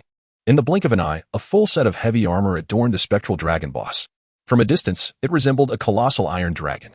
Alien race, spectral dragon, boss, armored configuration, level 37, health points 152, 075, shield points 304, 150, attributes, strength 290, agility 298, constitution 318, spirit 320, skill I, hellfire, skill 2, spectral aegis, skill 3, death shackles, buzz.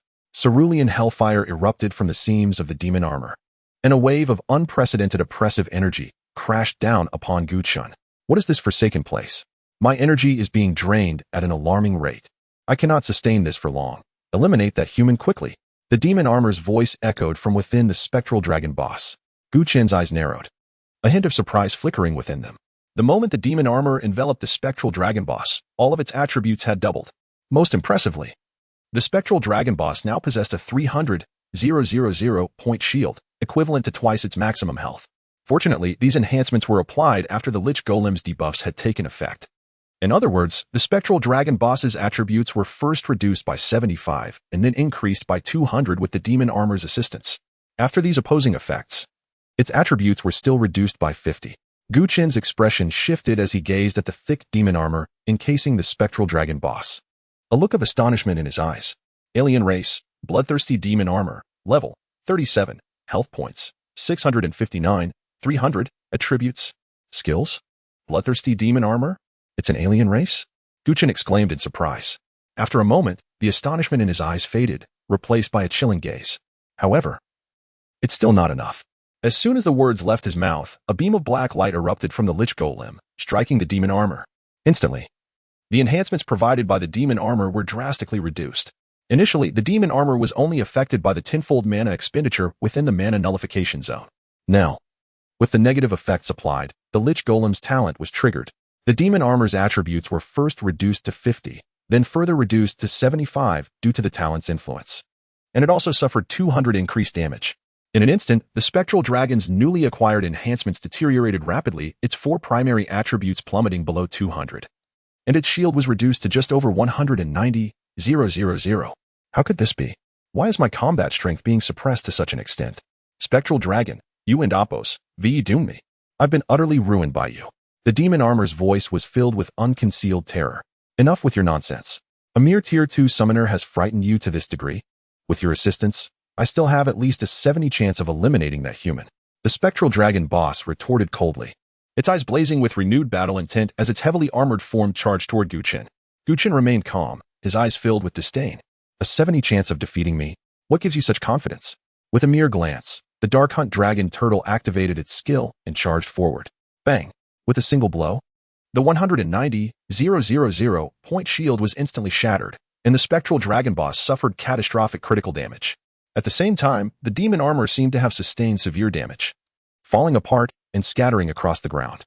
The phantom dragon boss was utterly astonished, completely unprepared for the terrifying ferocity of this summoned beast's assault. No. How could you be so formidable, crack?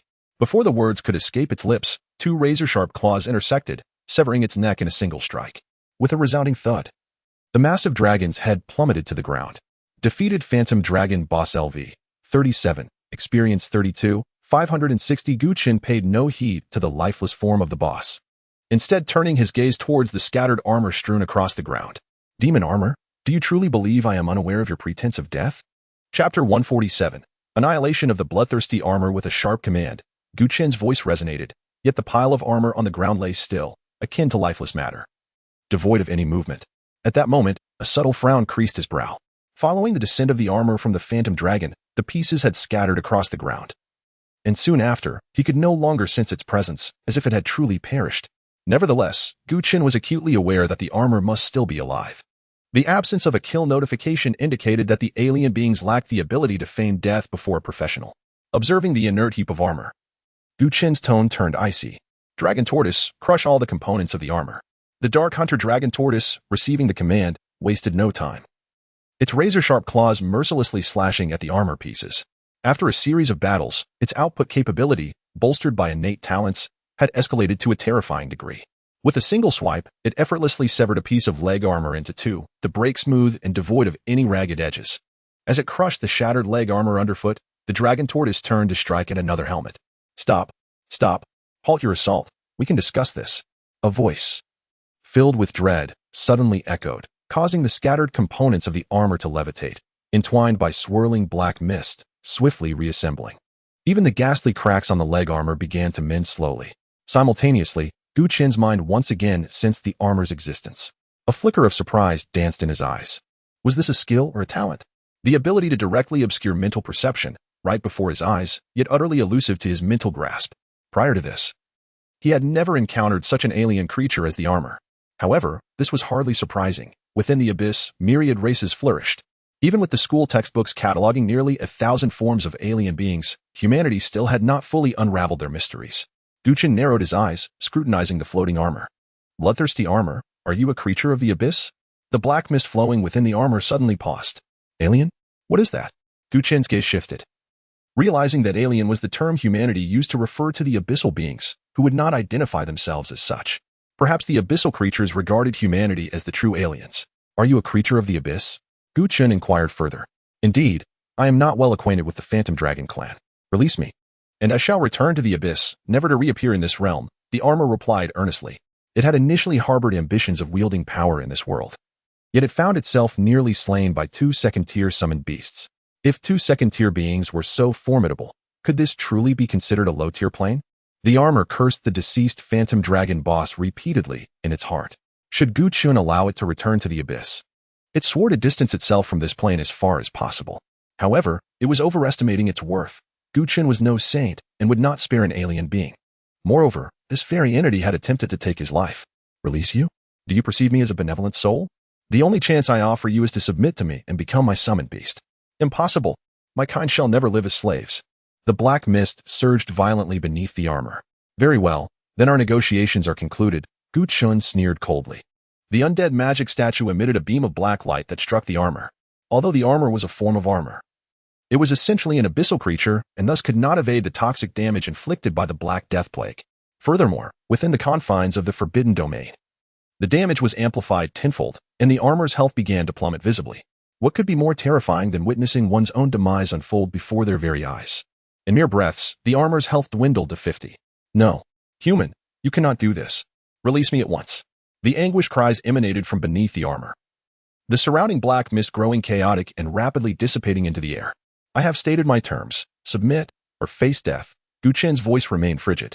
For 5 years, I shall enter into an equal contract with you, serving as your summoned beast, the armor conceded. You lack the standing to negotiate with me. Gu Chen ceased his dialogue, watching as the armor's health dwindled to 40. Human, first lift the poison. We can discuss this further.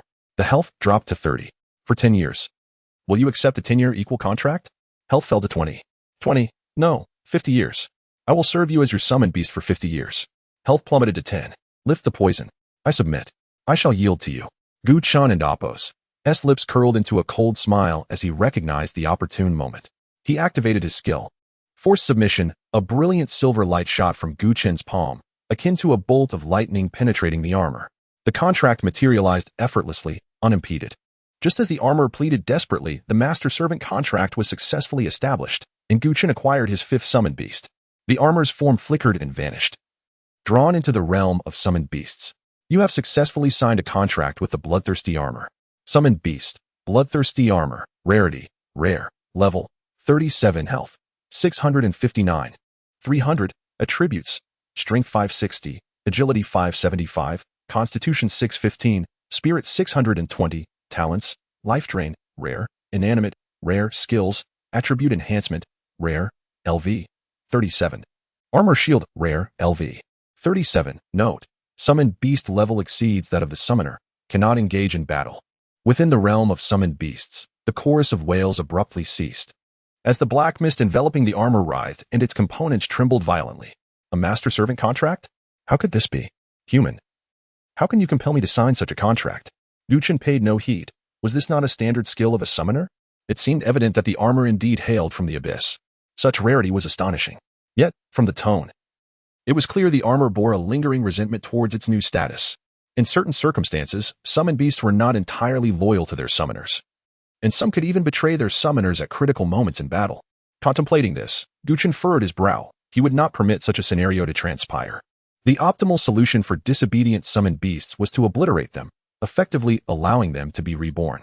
A summoned beast annihilated by its summoner would have all attributes reset to their initial state, including, but not limited to level, rarity, and consciousness. The downside was that all resources expended on the summoned beast's training would be rendered void and unrecoverable. Thus, should he allow the bloodthirsty armor to be reborn, its experience would reset, its level would drop to 1, and its rarity might fall to the lowest tier. Despite this, Chen hesitated not. With determined intent, he immersed himself in the realm of summoned beasts and resolutely annihilated the bloodthirsty armor.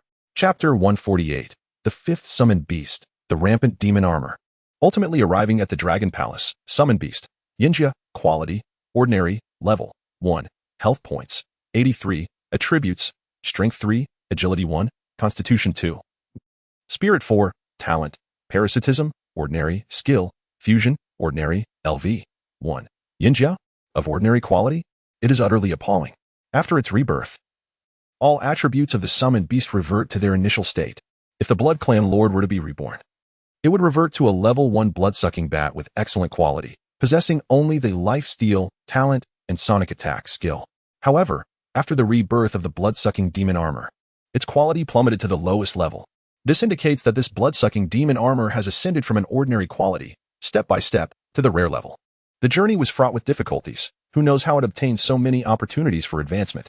Chen sighed, then opened the panel to activate the talent. During the battle against nearly 100 phantom dragons, he had already reached level 25.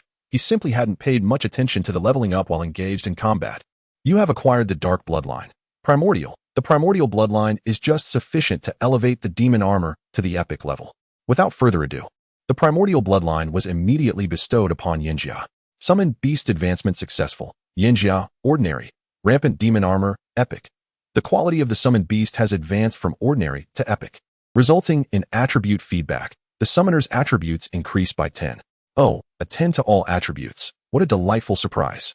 Summoned beast, rampant demon armor, quality, epic, level, 1, health points, 1980, attributes, strength 26, agility 38, constitution 32, spirit 36, talent, dual form, epic. Absolute camouflage, epic, skill I, refinement, epic, LV, 10, skill 2, morphing, epic, LV, 10, skill 3, symbiotic coordination, epic, LV, 10, skill 4, parasitic plunder, epic, LV, 10, a dual form and 4 skills. Excitement flashed across Chen's face. Dual form. The rampant demon armor can switch between symbiotic and parasitic forms. While in symbiotic form, parasitic skills cannot be used, and vice versa. Absolute camouflage. The demon armor conceals all of its fluctuations, rendering it undetectable by psychic probing skills. A talent that allows the summoned beast to alter its form is exceedingly rare, especially coupled with the ability to evade psychic detection. This is truly formidable. Now, let us examine the skills. Refinement. The rampant demon armor can meld with other equipment, items, and materials to gain attribute enhancements. Morphing. The rampant demon armor can diversify the components of its form. Symbiotic coordination. The rampant demon armor can provide a target with a 100 attribute boost and absorb 1 lethal attack on behalf of the target. Note, if the rampant demon armor is killed by a lethal attack, it must wait 24 hours to revive. Parasitic plunder. The rampant demon armor attaches itself to a target, seizing control of the target's body and continuously siphoning its life force until the target perishes. Goodness. And this is only at level 1, yet the skill effects are so potent. Not to mention the capability to absorb a lethal attack for the wearer. This alone makes it worthwhile. Chen summoned the rampant demon armor, which, like the previous blood-sucking demon armor, was enveloped in a swirling black mist, harboring a faint consciousness. After the original consciousness was eradicated, this represented the newly born awareness of the rampant demon armor. With a mere thought, Chen activated the symbiotic state, and the various components flew towards him. Accompanied by a series of clanking sounds, he was enveloped from head to toe by the rampant demon armor. The armor glimmered with a metallic sheen, adorned with intricate dark golden patterns, exuding an aura of dominance and power. Helmet, shoulder guards, breastplate, right down to the leg guards. Every component perfectly conformed to his physique. Through the gaps in the helmet, Gu Chen's gaze pierced forth, shining like stars in the cold night. Simultaneously, a surge of spirit coursed through him. Under the effect of symbiotic coordination, he experienced a 100 attribute enhancement, effectively doubling all his attributes. In that moment, an unprecedented sensation of strength filled every cell in his body. If he were to encounter another Phantom Dragon boss, he could easily take it down single-handedly. Such power was astonishing, to gain such terrifying strength at merely level 1. If the rampant demon armor were to reach level 24, the amplification would surely be extraordinarily formidable. With a mere thought, the armor covering his right hand underwent a rapid transformation, extending into a 3-meter-long colossal axe. The axe bore a fierce design, its black blade gleaming ominously, nearly a meter in length, radiating a formidable presence. Let us give it a try. Gu Chen turned to a nearby towering altar and swung the colossal axe, striking down with great force. Boom! The altar, cracked and fragmented, shattered into ruins. Gu Chen inspected the axe. Under the tremendous impact, several curls appeared along the blade. However, since the axe was a manifestation of the rampant demon armor, it was akin to a part of itself. With another thought, the curled blade of the axe began to restore itself, quickly returning to its original state. This is satisfactory. After all, it is only level 1, and as it continues to level up, its output capacity will undoubtedly skyrocket. The rampant demon armor is truly a melee weapon of unparalleled caliber. Excitement sparkled in Gu Chen's eyes. His heart raced with anticipation. Every spellcaster possesses a hidden desire for melee combat. Furthermore, with the Phantom Dragon territory breached, the next destination is the Dragon Palace, where he would soon reunite with his prodigious younger brother. A quest for vengeance is best executed personally, with matters settled here. Gu Chen stored the Chaos Yuan spirit and the Remnant Magic statue into the summoning space, then proceeded to collect the drops from the Phantom Dragon boss and the ordinary alien equipment scattered about. Afterward, he directed his gaze toward the direction from whence he came, and with the assistance of the rampant demon armor, soared into the air as if sprouting from the ground. Indeed, he flew. For the demon armor clan, aerial movement is the most fundamental capability, as natural as eating and drinking. Now, carrying Gu Chen aloft would not pose any hindrance. In midair, Gu Chen experienced the sensation of flight, aided by the rampant demon armor. The strong currents whipped past him, wild and carefree. For a second-tier practitioner to soar through the skies is an exceedingly rare sight. If anyone were to witness this, they would likely be left utterly astounded. Upon reuniting with Su Xia, Gu Chen removed the rampant demon armor and settled into the floating sports car.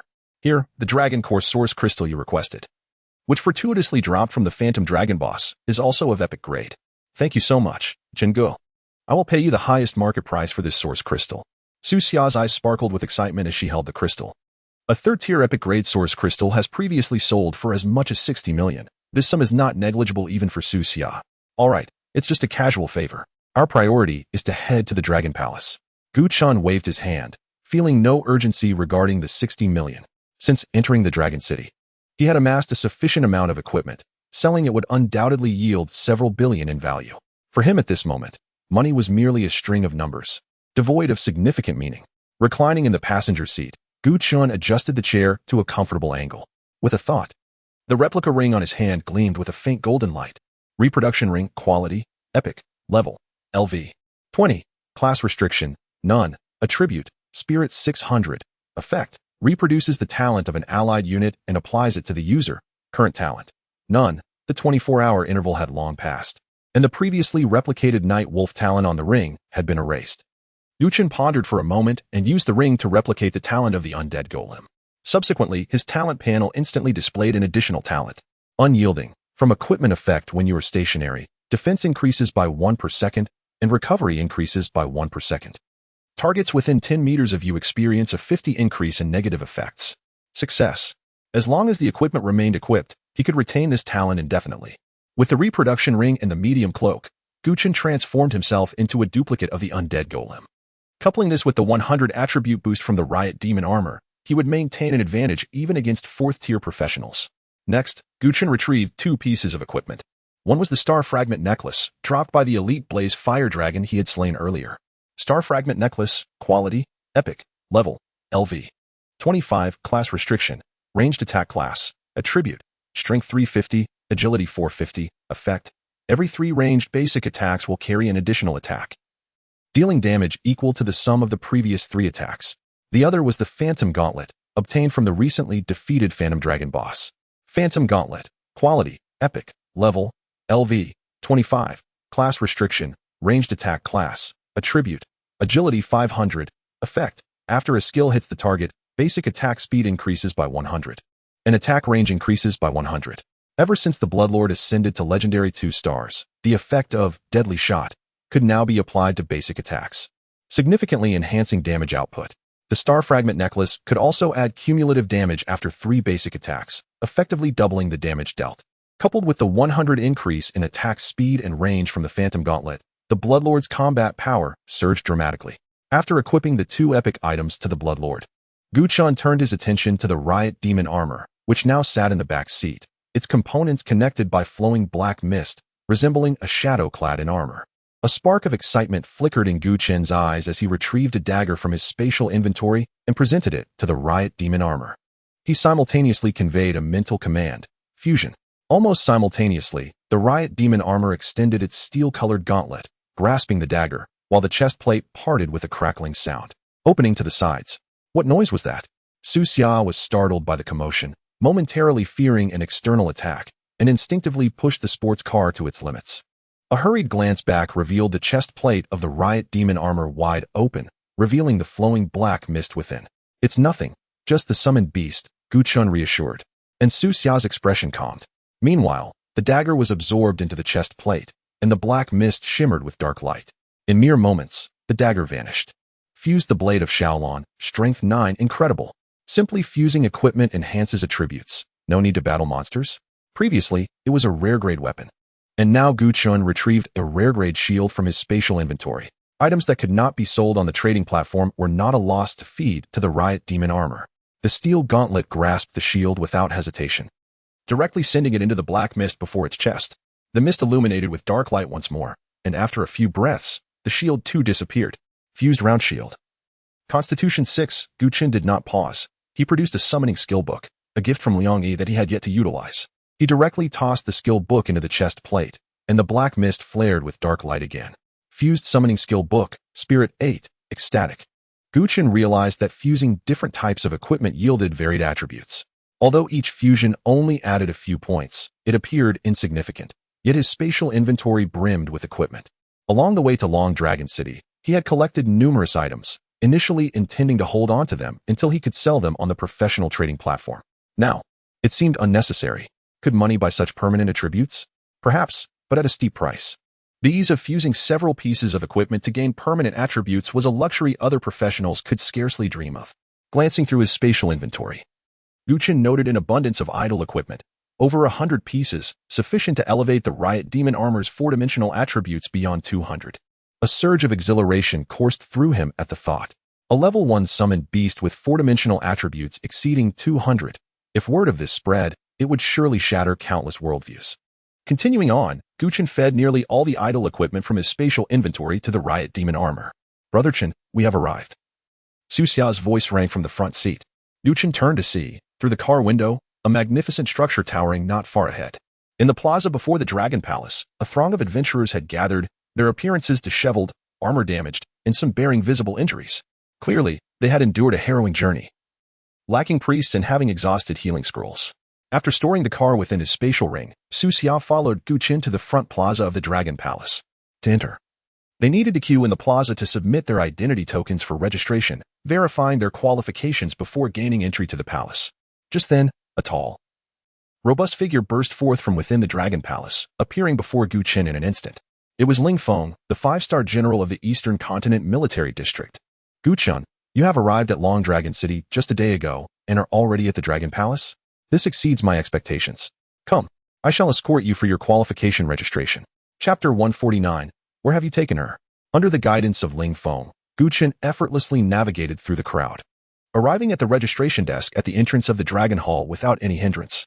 Witnessing this scene, the professionals waiting in line behind him could not help but voice their grievances. Who is this person that can enter the Dragon Hall without registering? Come on. Can't you see that a 5-star battle general is personally welcoming him? Ordinary folks don't have that kind of privilege. It appears he must be a scion of some prominent family, surely here to bolster his prestige. TSK. To have such connections to walk through the back door to Long Dragon City, I wonder how many alien beings this young master has slain? A derisive snicker emanated from the side as Su Xia stepped forward to defend Chen. Xia was not a professional and did not meet the qualifications to enter the Dragon Hall. You might be startled to hear this, but the elite aliens he has dispatched far exceed the ordinary ones you've encountered. Do you know who that illustrious figure is? Chen, the prodigious summoner from Wanqing. Along his journey, he has single-handedly vanquished not only ordinary aliens, but also elites, leaders, and even boss-level foes. Do you comprehend the term single kill? If you could accomplish such feats, you wouldn't be waiting in line here. Are you joking with me? Single-handedly defeating leaders and bosses? Several professionals scoffed in disbelief. If he were that impressive, why isn't he's soaring into the heavens? Those nearby echoed their skepticism, joining in the ridicule. I am from Wanqing, and indeed, Chen is a notable figure there, but to assert that he single-handedly defeated elites and bosses in Long Dragon City? I must contest that claim. Exactly. A mere novice who has just reached the second rank. What capabilities does he possess to slay a boss? At that moment, Chen's identity badge was handed to the registering staff. A massive screen displayed Chen's trajectory like a sharp blade, cutting through the outer regions of Long Dragon City and penetrating various alien territories along the way. Simultaneously, the numbers of alien beings he had slain were listed alongside ordinary aliens, elite aliens, leaders, and bosses. The data was unequivocal, and his achievements were verifiable. How is this possible? The staff member in charge of registration was left dumbfounded, speechless in shock at the staggering data before him. The total number of kills stood at 387, with a personal damage contribution of 100. What this meant was clear. Every alien had been slain by him alone. Such accomplishments were beyond the wildest dreams of ordinary professionals. In an instant, those who had previously scoffed at Chen fell silent, their heads bowed in humility. One individual could single-handedly slay over 300 aliens, including elites and bosses. Such terrifying combat prowess would render their lives as trivial as a mere game. Moments later, the staff member regained composure, returned the identity badge, and granted immediate passage, skipping the usual procedures. It was ludicrous. If someone with such accomplishments could not gain entry to the Dragon Hall, then every professional present would be deemed unworthy. After securing his identity badge, Chen followed Ling Feng into the Dragon Hall. I recall that the Su family lad was accompanying you. Where has he gone? Ling Feng inquired as he paused on the steps at the entrance. The Eternal Life Group maintained a long-term partnership with the Jinyuan army, largely due to the weapons designed by Xia. Hence, Ling Feng was no stranger to Xia. He said he would wait for me in the plaza outside. You may bring the Su family boy along as your companion, but once inside the Dragon Hall, he may only observe and must not enter the combat zone. That is splendid. I shall go find him right away. Xia had followed Chen into Long Dragon City to gather more combat data for the battle armor. Being able to observe the action in the Dragon Hall was certainly the best outcome. Ling Feng nodded and continued into the Dragon Hall. With registration completed, Chen merely needed to follow the established protocol upon entry. After bidding farewell to Ling Feng, Chen turned back. Just a few steps later, he noticed a commotion at the registration desk with a crowd gathered in layers. Xia was also standing at the edge of the onlookers, seemingly eager for the spectacle. Approaching Xia, Chen patted him on the shoulder. Old Su, what is the fuss about? You seem quite engrossed. Xia turned, his expression one of surprise. Brother Chen, weren't you just going in? How come you're back out? Indeed, I can bring one companion into the Dragon Hall for observation only, not for combat. Would you like to come? Absolutely. I must go. Xia's face lit up with excitement. Just as he was about to follow Chen into the Dragon Hall, when he suddenly pointed behind him. Brother Chen, someone over there is looking for you. Hearing this, Chen's expression momentarily froze. Looking for me? Who could it be? I doubt I have any acquaintances here in Long Dragon City. Apparently. It seems to be someone from the Beijing Luo family, Xia replied. The Beijing Luo family must be the one to which Luo Qingxue belonged. Chen recalled that after rescuing Luo Qingxue, Luo Quangren had given him a treasure vault gold card, which could be considered a clean slate between them. What business could they possibly have with him now? Did they wish to reclaim the gold card? As he instinctively glanced over, he saw Luo Quangren, accompanied by the one-armed Qin Lianshan, confronting the staff member who had just handled the registration. Listen closely, the daughter of the richest man in the north is currently missing. We have searched all day without any trace of my niece, Luo Qingxue. Before her disappearance, she left a note stating her intention to seek Chen for the treasure vault gold card of the Luo family. My niece is unfamiliar with this place and has never offended anyone. If there is anyone with whom she has a grievance, it can only be Chen. I firmly suspect that Chen has abducted my niece. You must summon him at once. Luo Quangren's tone was filled with unwavering conviction.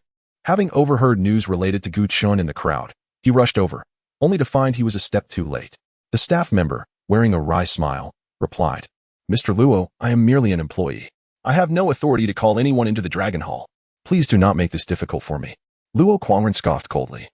Disregarding the staff's protest, his gaze shifted towards the Dragon Hall, signaling the staff to summon Gu Chen without delay. Yet, just with that glance, he suddenly spotted a very familiar figure on the outskirts of the crowd. Gu Chen, Luo Quangren exclaimed, striding towards him. Gu Chen, my niece Qingxue has never wronged you. Where have you taken her?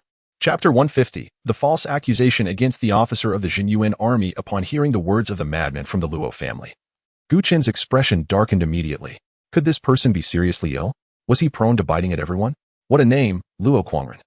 Perhaps he should be renamed Luo Fingo instead. At that moment, Qin Lianshan spoke up beside him. Young Master Gu. Although there are some grievances between you and my young lady, she hails from the wealthiest family in the northern region. You must hand her over to us regardless. As soon as these words were uttered, the atmosphere in the room became tense. Su Xiao wore an astonished expression. Indeed.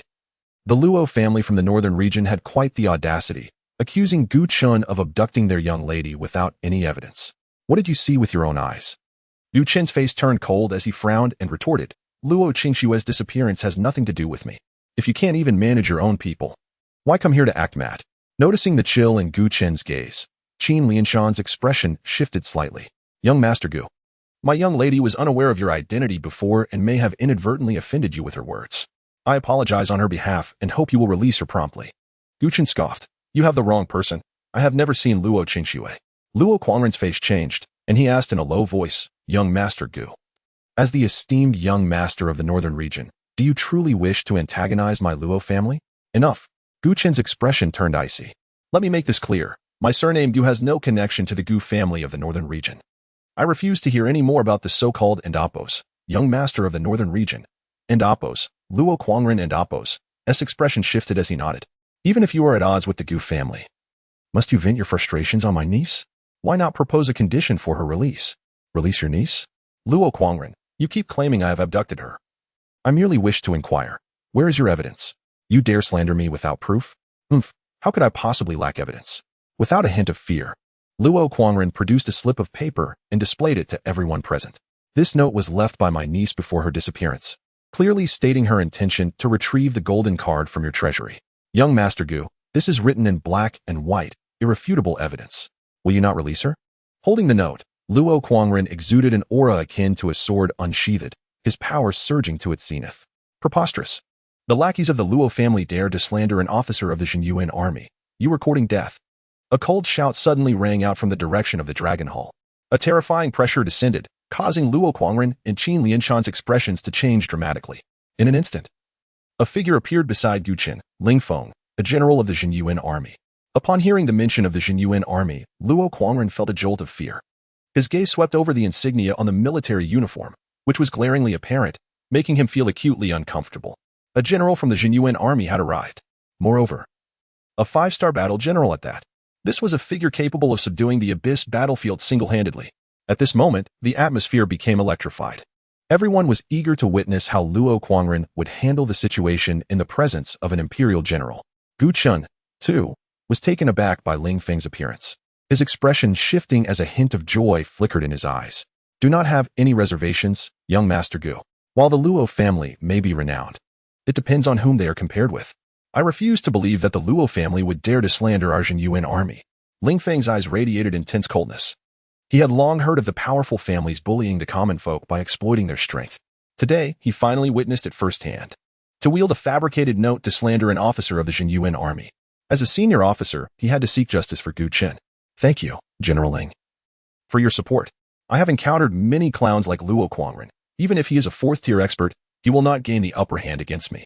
Regardless, in front of the public to slander an officer of the Jinyuan army, he must be tired of living. As his words fell, the temperature around them plummeted, and an invisible killing intent surged forth, locking onto Luo Quangren. Luo Quangren trembled, momentarily stunned. How dare you? To accuse an officer of the Jinyuan army? Such a charge. Even the head of the Luo family would not dare accept. Isn't the northern region's Gu family affiliated with the Academy's power? How has Gu Chen joined the Jinyuan army? Amidst the shock, doubt flickered in Luo Quangren's eyes. Was Ling Feng trying to intimidate him? Just as he was about to question further, he recalled hearing rumors of Gu Chen's enlistment in the Jinyuan army. Instantly, the words he was about to utter were swallowed back down. Luo Quangren dared not act presumptuously. forcing himself to say, "General Ling, it is a misunderstanding, merely a misunderstanding. How could I dare slander the genuine army?" However, what awaited him was Ling Feng's icy gaze filled with murderous intent. Misunderstanding? You can take that nonsense elsewhere. Without further ado, Ling Feng unleashed a powerful punch. Unwilling to entertain Luo Quangren's justifications, to accuse an officer of the genuine army in front of everyone and still claim it was a misunderstanding? This was intolerable. Regardless of whether it was a misunderstanding, Ling Feng only believed what he saw. A mere lackey from a powerful family dared to act arrogantly before an officer of the genuine army? Did he intend to challenge the military's authority using the power of his family? Within the realm of the divine Xia Empire, regardless of how grand your family was, when facing military power, one must coil like a dragon or lie low like a tiger. The dignity of the military would not tolerate any provocation. Every year, countless soldiers of the genuine army sacrificed themselves on the abyss battlefield for the sake of protecting their homeland. Which soldier ever frowned? How could they return from the battlefield only to be bullied by a mere lackey from a family? With this thought, Ling Feng's anger and killing intent erupted completely. Having transitioned to the rare profession of martial saint, Ling Feng's punch carried an irresistible, overwhelming force, crashing toward Luo Quangren and Qin Lianshan. Both men's expressions changed dramatically, and they dared not face it head-on, fleeing for their lives without looking back, narrowly escaping the brunt of Ling Feng's attack. In the spot they had just occupied, a massive 5-meter-wide pit suddenly appeared, emitting faint wisps of green smoke. The power of a martial saint's punch was indeed terrifying. Witnessing this scene, even Gu Chen couldn't help but feel astonished. What ferocity! General Ling, though usually taciturn, truly took action when it mattered, and he did not hold back. A casual blow possessed the power to obliterate a 4th-tier expert. It was fortunate that Luo Quangren and his companion had been on guard, allowing them to escape in time. Had their reactions been even a moment slower, they would surely have been reduced to mere puddles of flesh in that pit. Chapter 151. Your Majesty, I have spotted the eldest son. Dare to flee? Ling Feng narrowed his eyes, directing his gaze toward the two figures escaping. With a swift motion of his hand, he summoned an irresistible force that converged from all directions, tugging at the two individuals to pull them back. This is bad. Luo Quangren's expression shifted dramatically. Ling Feng was a peak 6th-tier martial saint. How could they, being merely 4th-tier, possibly withstand him? In the blink of an eye, the two figures were yanked back. Ling Feng snorted coldly and unleashed a punch toward the void before him. A colossal fist shadow materialized out of thin air, ruthlessly crashing forward. Luo Quangren and Qin Lianshan were struck with terror, their souls nearly escaping their bodies. In an instant, a series of defensive shields and skills illuminated their forms. Shields, barriers. Everything related to defense was activated. Boom. The punch descended, shattering all protective measures in an instant. The two were sent flying, crashing to the ground, rendered utterly incapacitated. Ling Feng retracted his attack, his aura gradually settling as he fixed a cold stare upon them. I see you possess the audacity of a bear's heart and a leopard's gall. Let me make this clear. Anyone who dares to target Gu Chen again will find themselves at odds with me. I am not one for idle chatter. Nor do I enjoy reasoning. Should anyone feel unconvinced, let them come forth and test their strength against mine. As his words hung in the air, an oppressive silence enveloped the scene. Following a brief pause, the atmosphere erupted into fervor. Good heavens! A 5-star war general from the Divine Summer Empire has come forth in plain view, solely to support Gu Chen? From this moment on, aside from a select few elite factions, who would dare provoke him? It could be said that Gu Chen would now stride confidently across the vast majority of the Divine Summer Empire. Luo Quangren, rising from the ground, was unable to contain the fresh blood that surged forth upon hearing Ling Feng's proclamation. What in the world is happening? Gu Chen's identity was already formidable enough. Now he had a 5-star general backing him. How would he navigate this situation moving forward? His father was the war king of the northern borders, and now a military titan stood behind him. What was the Luo family even worth in his presence? The wealthiest man in the northern borders? In their eyes, you are merely a purse. It would be a courtesy not to bleed the Luo family dry. Second master, what now? Qin Lianshan inquired weakly. What else could be done? With a 5-star general backing Gu Chen, even the family head would have to bow down. Truly unfortunate. It's like a scholar encountering a soldier. Logic cannot prevail. I heard that the king has also arrived in Longjing City. I must contact the family head to learn how to locate the war king. Indeed, the king is wise and will not allow Gu Chen to act with impunity. Luo Quangren had thought himself audacious, but encountering Ling Feng today revealed to him what true audacity looked like. Moreover, Ling Feng possessed the means to back it up. Even as he neared death, he dared not show any signs of defiance. It had been years since Luo Quangren had endured such humiliation. Without a moment's hesitation, he turned and fled. For it was not his daughter missing, and there was no need to sacrifice himself here. Qin Lianshan followed suit, escaping alongside him. As the two departed, a faint smile crept upon Gu Chen's lips. He had not anticipated that Ling Feng, despite his few words, would act so decisively, frightening the two away, thus sparing him from further trouble. Turning to Ling Feng, Gu Chen spoke earnestly. "Thank you, General Ling, for upholding justice on my behalf." Ling Feng nodded slightly, indicating there was no need for gratitude. Gu Chen was a soldier he had personally trained. How could he stand idly by? By the way, is the disappearance of the Luo family's daughter related to you? Ling Feng suddenly inquired. Gu Chen's gaze flickered momentarily. He had initially thought Ling Feng acted out of trust in him, but it appeared there was no bias in his judgment. How could he be so assured? Su Xia, too, was taken aback, feeling a pang of envy. With Ling Feng's attitude, would Gu Chen not soar to new heights? Since parting from the outskirts of Longjing City, I have not seen Luo Qingxue, Gu Chen replied. Ling Feng acknowledged with a slight nod, showing little concern. General Ling, is Gu Xi currently within the Dragon Hall? Gu Chen suddenly asked. This was a matter of importance. The reason he rushed to the Dragon Hall was to reunite with his beloved brother as soon as possible. I am not entirely sure. Once we enter the Dragon Hall, we can inquire further, Ling Feng replied. Gu Chen nodded and, accompanied by Su Xia, proceeded into the Dragon Hall. Inside the Dragon Hall, various areas had been delineated. At this moment, within a certain courtyard, Your Majesty, I have splendid news. I just spotted the eldest son outside in the plaza, announced the steward, Gu He, his voice laced with pride. Gu Qingfeng furrowed his brow at this revelation. Oh, is Tieshu still searching for him? How did he suddenly appear in the Dragon Hall? Are you certain it was Chen'er? Indeed, Your Majesty, without a doubt. Not only that, I witnessed the eldest son's achievements. He has single-handedly vanquished foes ranging from ordinary alien races to formidable bosses, leaving them in his wake. I dare say, given the eldest son's prowess, those adventurers outside Longjing City would struggle to find anyone capable of standing against him. Gu Qingfeng's expression shifted slightly. Oh, it seems that the summoner class has indeed found a new lease of life in his hands. Yes, for many years, summoners have been deemed a lowly profession, one that commoners dare not touch. As for nobility, unless left with no choice, who would willingly choose to be a summoner? I believe, with the eldest son's current accomplishments, he is destined to become a significant figure within the summoner profession. Gui spoke with unrestrained excitement. Having come from humble beginnings, he deeply understood the hardships Gu Chun had endured in carving a path from the depths of obscurity. Now, having reaped the rewards of his labor, if their father-son relationship could be mended, Gu Chun would undoubtedly receive focused cultivation from the northern border royal family. Your Majesty, since the eldest son has arrived at the Dragon Hall, it is indeed time for you two to have a proper conversation. After a moment of contemplation, Gu Qifeng nodded slowly and rose. Indeed, as Gui suggested, it was time for a serious discussion. Gu Chen was his son, and seeing the summoner's combat prowess reach such heights warranted dedicated nurturing.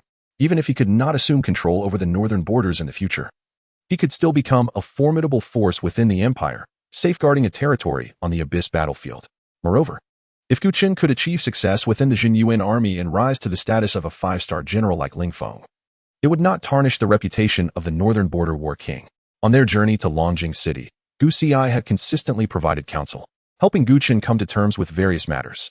Whether Gu Chen aligned with an academic faction or the military, they ultimately served the same purpose of resisting the Abyss for the Divine Summer Empire.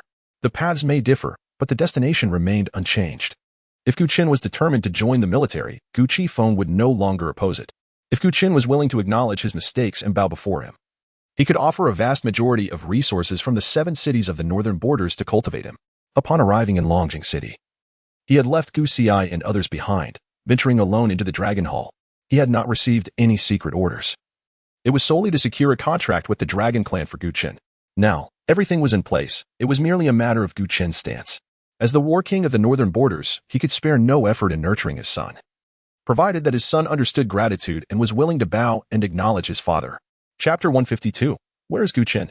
Call him out to see me. Upon entering the Dragon Hall, Ling Feng arranged accommodations for Gu Chen and then busied himself with other matters. He advised Gu Chen to rest in the courtyard for a couple of days, as the final selection would not commence until the day after tomorrow. In simpler terms, they were still in the preliminary phase. Old Su, you can rest here for now. I have some matters to attend to, Gu Chen said as he walked towards the courtyard, not intending to seek out Gu Xi. The interior of the Dragon Hall was vast, with numerous spaces, and the intricate layout made searching for someone akin to finding a needle in a haystack. Ling Feng had already inquired about Gu Xi and was now awaiting a response. After navigating several twists and turns in the corridor, Gu Chen arrived at the shopping area of the Dragon Hall. The shops here were comprehensive, primarily catering to the needs of the professionals in Long City, providing various enhancements and supplies. Weapon shops, armor shops, material shops, and general goods shops were all present, each categorized and abundant in offerings. Gu Chen walked straight ahead and soon discovered the pet shop. As the name suggests, this shop specialized in items related to beast taming or summoning professions. He had noticed the shop upon arrival, but since Ling Feng was assisting him with the formalities, he had not had the opportunity to explore. With his chaotic magic armor currently at level 1, it was imperative to expedite its level progression. Upon entering the shop, the proprietor, a tall and slender middle-aged man, greeted Gu Chen with a warm smile. "Little brother, feel free to browse. If you can't find what you need on the shelves, do not hesitate to ask me directly," he said. Gu Chen, disinterested in browsing, inquired directly, "Boss, do you have any items for upgrading summoned beasts?" The proprietor's smile widened. "You're looking for beast experience elixirs, aren't you? For which level of summoned beast? What level are you hoping to achieve?" Gu Chen's eyes brightened at the proprietor's question, indicating that they likely had the item in stock, though he was uncertain about the quantity. The drawback of a summoned beast's rebirth was the need for it to be leveled anew. To elevate his chaotic magic armor to match his own level, an immense amount of experience would be required. Ideally, he wished to raise it to level 25. While experience elixirs could provide substantial experience directly to summoned beasts, there was a limitation. A summoned beast's level could not exceed that of its summoner. Level 25, then? You will need second-tier beast experience elixirs. They have no side effects and are not in large quantities. 25 will suffice, the proprietor informed him. How much? Gu Chen asked. Each one is 50,000, totaling 125,000, the proprietor replied. Noticing Gu Chen's hesitation, he added, "If you're sincere about purchasing, I can offer them for 120,000, but no installments." 120,000 was not exorbitant for Gu Chen at this time. He nodded and continued. "Do you sell low-tier skill books for summoners?" Low-tier, meaning first, second, and third tiers. Beyond that, they are unusable, the proprietor explained with a smile. "Yes, we have them. The skill books are stored in the warehouse downstairs. Please wait a moment. I will retrieve them for you." With that, the proprietor left to fetch the skill books, leaving Gu Chen standing in the shop, observing his surroundings. The spacious shop was filled with various items and materials, easily worth several million. For a moment, a whimsical thought of acquiring items without payment crossed his mind, but he quickly extinguished it. Anyone capable of conducting business in such a place was not foolish. If they were not confident in their security, they would never allow an outsider to remain alone in the shop. Indeed, every item on the shelves was secured by a formation. Unless unlocked in advance, they could not be removed. Attempting to seize anything forcefully would alert the guards within the Dragon Hall, resulting in dire consequences. While Gu Chen awaited the skill books, several imposing figures were making their way through a corridor towards the courtyard where Gu Chen had recently settled. Observing this, several management personnel turned in surprise, their expressions filled with astonishment. "What is happening? I see that the North Border War King, Gu Feng? Why is he here in the residence of a second-tier professional?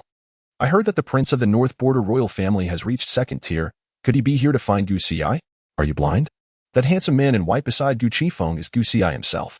What could this mean? Did some professional offend that prince, and he has come to seek revenge?"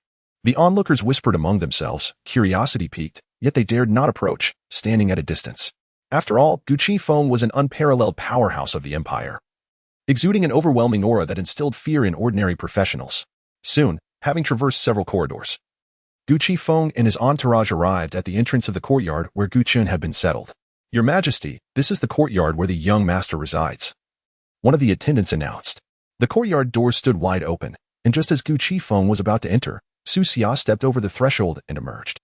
Upon seeing Gu Feng, a serious expression crossed Su Xia's face, yet he steeled himself to approach. Su Xia, the everlasting group. "I greet the North Border War King," he said respectfully. Gu Feng's gaze swept over Su Xia, acknowledging him with a nod. He had already learned about Su Xia's situation from Gu He during his journey here, a mere ordinary man who had failed to transition. Gu Feng paid little heed to this, his expression impassive as he inquired, "Where's Gu Chen? Call him out to see me." Even though he had anticipated this moment, Su Xia felt a tremor within. The pressure emanating from Gu Feng was overwhelming. He momentarily felt as if he were in the presence of a being from the abyss. Taking a deep breath to quell his anxiety, Su Xia replied respectfully, "Your Majesty, Gu Chen has stepped out and is not in the courtyard." "Not here." Gu Feng's brow furrowed, his expression darkening. As the king and his father, he had lowered himself to seek out his son, only to find an empty space. Where could he possibly place his dignity now? Hearing this, Gu Xi's face contorted with anger. How could he not be here? We had just settled down. And you dare deceive my father. Su Xia, forced into a bitter smile, quickly explained, how could I dare deceive your majesty? It's just that Gu Chen truly isn't here. He mentioned he had matters to attend to and stepped out shortly after we settled. Gu Xi scoffed. I've heard you and Gu Chen are good brothers. Tell me, does Gu Chen know that his father is within the Dragon Hall? Upon hearing this, Su Xia's expression stiffened. To say he did not know? That was impossible. He lacked the capacity to lie in the presence of the North Border War King. With a heavy heart, Su Xia could only respond, Gu Chen knows. Gu Xi's expression turned icy. If he knows, then why did he not come to greet our father immediately after you settled? Knowing father would come to find him, why would he deliberately hide from us? As the North Border War King, it is already a humbling act for him to seek his son. Does he not appreciate this? Or does he still harbor resentment towards us, demanding that everyone revolve around him to find satisfaction? Chapter 153, This Unfilial Son. Who has brought shame upon the Northern Kingdom? The sudden outburst of accusations left Gu Qingfen's expression even more somber. The anger that had been suppressed with great difficulty flared up anew. What had initially seemed to be a potential reconciliation between father and son now appeared futile. Knowing his father resided in the Dragon Palace, yet opting to avoid him at the first opportunity after being away for so long, he exhibited not an ounce of restraint from his wild and reckless nature.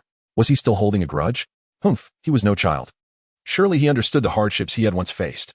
At his age, to still engage in such childish antics, did he truly believe that throwing tantrums would compel his father to capitulate? Such naivety. Su Xia, contact Gu Chen immediately and summon him to see me. Otherwise, I shall have you expelled from the Dragon Palace. The moment those words escaped his lips, Su Xia's complexion shifted dramatically. Expelled from the Dragon Palace? If anyone else had uttered such a statement, he would have dismissed it as mere jest. Yet the speaker was Gu Qingfeng, the esteemed war king of the Northern Kingdom. He dared not question the authenticity of such a threat. If Gu Qingfeng were truly resolved to expel them, even Ling Feng would likely be unable to intervene. What to do now? Su Xia felt a tumult of emotions. The crux of the matter was that he genuinely did not know Gu Chen's whereabouts. Your Majesty, I truly do not know where Gu Chen is gone. He merely mentioned stepping out for a while, and I did not inquire further. A flicker of anger surged in Gu Qingfeng's eyes, ready to erupt. When suddenly an excited voice broke through. Your Majesty, I have finally found you. The assembly instinctively turned their heads, spotting three figures rushing forward, one man in the lead. Dressed in splendid attire and exuding an extraordinary demeanor. Following him were the heavily injured Luo Kuangren and Qin Lianshan, who had fled from the plaza of the Dragon Palace. At that moment, Gu Qingfeng was in no mood for pleasantries. Upon seeing the three, he cast a sidelong glance, his tone laced with disbelief. Luo Chanchuan, how did you gain entry to the Dragon Palace? The man referred to as Luo Chanchuan was the current head of the Luo family in the north. Renowned as the wealthiest man in the region. His beloved daughter had gone missing in Ilong City, prompting him to rush there as soon as he received the news. Luo Chanchuan stepped forward, first bowing respectfully, then meeting Gu Xi's gaze before inquiring, Your Majesty, I seek to ask about a certain individual. May I inquire as to Gu Chen's current whereabouts? Searching for Gu Chen? Why would Luo Chanchuan be looking for his son? Gu Qingfeng furrowed his brow, a hint of surprise flashing in his eyes. Why would Luo Chanchuan come seeking Gu Chen at this juncture? What do you want with my son? Gu Qingfeng asked coldly. Your Majesty, Gu Chen has taken my daughter, Qingxue. If she has offended him in any way, I can ensure she offers her apologies, but I implore you to have Gu Chen return her to me without delay. Luo Chanchuan spoke without hesitation. And given the relationship between Gu Xi and Luo Qingxue, this matter seemed inevitably serious. What? Qingxue has been taken by Gu Chen? When did this happen? Gu Xi's expression shifted abruptly. Upon hearing this, Gu Qingfeng's brows knitted tightly, his face darkening to an extreme. This unfilial son, no wonder he dared not approach him. It turned out he had been causing trouble outside. What possessed him to abduct the daughter of the Luo family? Even if the Luo family had wronged him, could he not have sought his father's counsel? Now, in front of so many, the Luo family had come to confront him, leaving the war king of the Northern Kingdom with nowhere to hide his face. As these thoughts coursed through his mind, Gu Qingfeng felt a surge of fury. His wayward son had caused this chaos, and now that he was cornered, he could not even locate Gu Chen, effectively placing the blame squarely upon his shoulders. This was maddening. Gu Chen had brought utter disgrace upon the royal family of the north. No, something was amiss. Beside him, Gui wore a peculiar expression. His elder brother had abducted the daughter of the Luo family? That seemed improbable. Earlier, he had seen Gu Chen's movement chart in Ilong City. He had proceeded straight ahead without looking back. How could he have possibly taken Luo Qingxue? On what grounds do you accuse my elder brother of abducting Miss Luo? Do you have any evidence? Guhi instinctively inquired. Indeed. Luo Chanchuan nodded, signaling to Luo Quangren, who promptly produced a note. Your Majesty. My daughter went missing while seeking out Gu Chen. The evidence lies within this note. Guhi leaned closer to inspect the note, anger flaring on his face. Is this all? Just because Luo Qingxue left a note stating she was going to find my elder brother, you conclude that he has abducted her? Luo Chanchuan's expression shifted slightly as he took a deep breath and replied, under normal circumstances, I would not entertain such thoughts. However, Gu Chen had a conflict with my niece near the outskirts of Yilong City, coupled with Qingxue's unyielding nature. Absurd. Gu Qingfeng bellowed, his accumulated anger reaching its zenith. Luo Chanchuan, do you dare accuse him based solely on a conflict between your daughter and mine? Luo Chanchuan's face stiffened, and he quickly lowered his head. Your Majesty. Please quell your anger. I am merely expressing my suspicions. After all, Gu Chen's disappearance is directly associated with this matter. Luo Quangren added, at the outskirts of Yilong City. I presented Gu Chen with a treasure vault gold card. Qingxue sought to retrieve this card, which is why she went to find Gu Chen. A treasure vault gold card? Gu Xi stepped forward, whispering to Gu Qingfeng. Father, previously, my elder brother had killed the heir of the Li family over a guaranteed spot. Now, for a treasure vault gold card, it is not beyond reason that he could have taken Qingxue. Gu Qingfeng's brow furrowed, his countenance darkening. Considering Gu Xi's words, there was a semblance of logic to them. After all, Gu Chen had a history of such behavior. What if Luo Qingxue truly was taken by him? As the atmosphere thickened with tension, Gu Qifeng fell into deep contemplation. Luo Chanchuan frowned and stated, Your Majesty, I am not slandering Gu Chen. I merely harbor suspicions. As for whether Qingxue was indeed taken by him, I ask that you summon Gu Chen to provide an explanation. Should it turn out that he is not involved in Qingxue's disappearance, I, Luo Chanchuan, will willingly accept any accountability for my earlier offenses. Gu Qifeng sighed, shaking his head slightly. If Qingxue's disappearance is indeed connected to Gu Chen, I shall provide you with an explanation. However, at present, I cannot even locate that unfilial son. Gu Xi let out a cold snort, glaring at Su Xia with icy disdain. Aren't you and Gu Chen close? Contact him immediately and have him come here. All this turmoil has arisen because of him. We must ascertain Qingxue's whereabouts, and he must show himself to clarify the situation. Chapter 154, Standing There. You cannot breach my defense. As Gu Xi's words fell, all eyes turned to Su Xia. Did you not hear? Immediately summon Gu Chen back. Gu Qingfeng's tone was chilling. In that moment, Su Xia felt an urgent panic. I don't know. I truly don't know. Tears threatened to spill as Su Xia's heart swelled with a small, secret relief. Thankfully, he was unaware of Gu Chen's whereabouts. Otherwise, he could not be certain he could withstand the terrifying pressure emanating from Gu Qifeng. Just then, a figure abruptly appeared, capturing the attention of everyone present. Chen Gu. Su Xia gazed incredulously at the figure that had materialized before him. Astonishment etched upon his face. How did you return? Isn't this inviting trouble upon yourself? Upon hearing, Gui turned and his expression brightened. Your Highness, it's the eldest son. The eldest son has returned. Gu Qifeng nodded slightly, a flicker of concealed excitement passing through his eyes, and he instinctively stepped forward, as if intending to approach.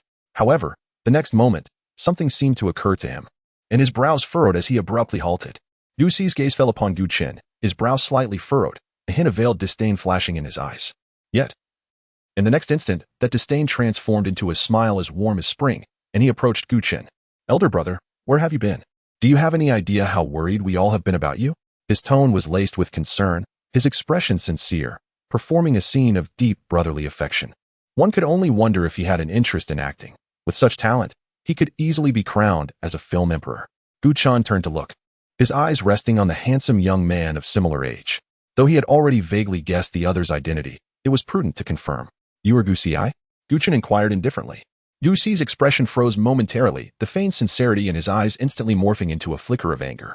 How could Gu Chen not recognize him? It was unfathomable. Since childhood, he had learned of Gu Chen's existence from his mother, and throughout the years, he had regarded Gu Chen as a thorn in his side. Born into royalty yet burdened with an elder brother, this was hardly a cause for celebration. What he had not anticipated was that the person he had loathed for nearly 2 decades would ultimately not even recognize him. Elder brother, I am Gu Xi. Your younger brother. Gu Xi gazed at Gu Chen, his expression a tumult of complexity. In his view, Gu Chen should also see him as a thorn, perhaps perceiving him as the greatest threat in life. How could he not know him? Gu Chen, however, paid no heed to the confusion in Gu Xi's gaze, merely nodding. As long as he had identified him, it sufficed. His eyes suddenly turned cold, and the next moment, slap. Without any pretentious pleasantries, he raised his hand and struck, unleashing tremendous force that sent Gu Xi flying.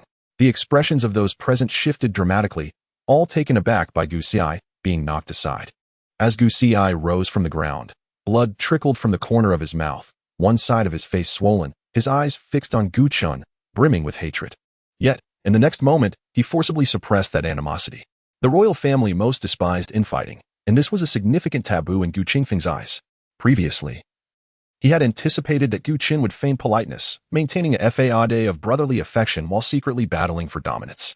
To his astonishment, Gu Chen had not even bothered to pretend, launching straight into a fierce slap in front of Gu Qifeng. Had Gu Chen lost his mind? How dared he? Gu Qifeng, now seething with rage, glared and shouted, "You scoundrel!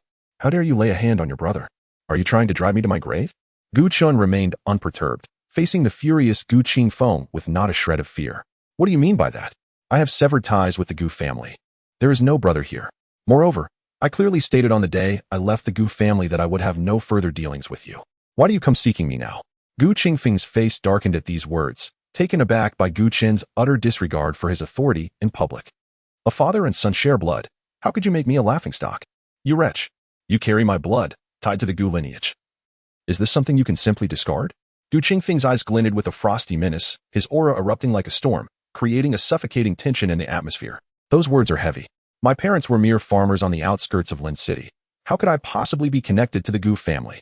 Gu Chen maintained his composure, braving the invisible yet formidable pressure. As he spoke, his gaze swept across the room, landing on the trio of Luo Quanren, who had been waiting for their moment to speak.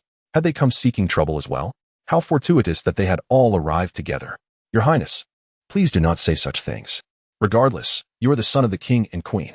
The reason you were fostered in Lin City was due to the king and Appo's circumstances.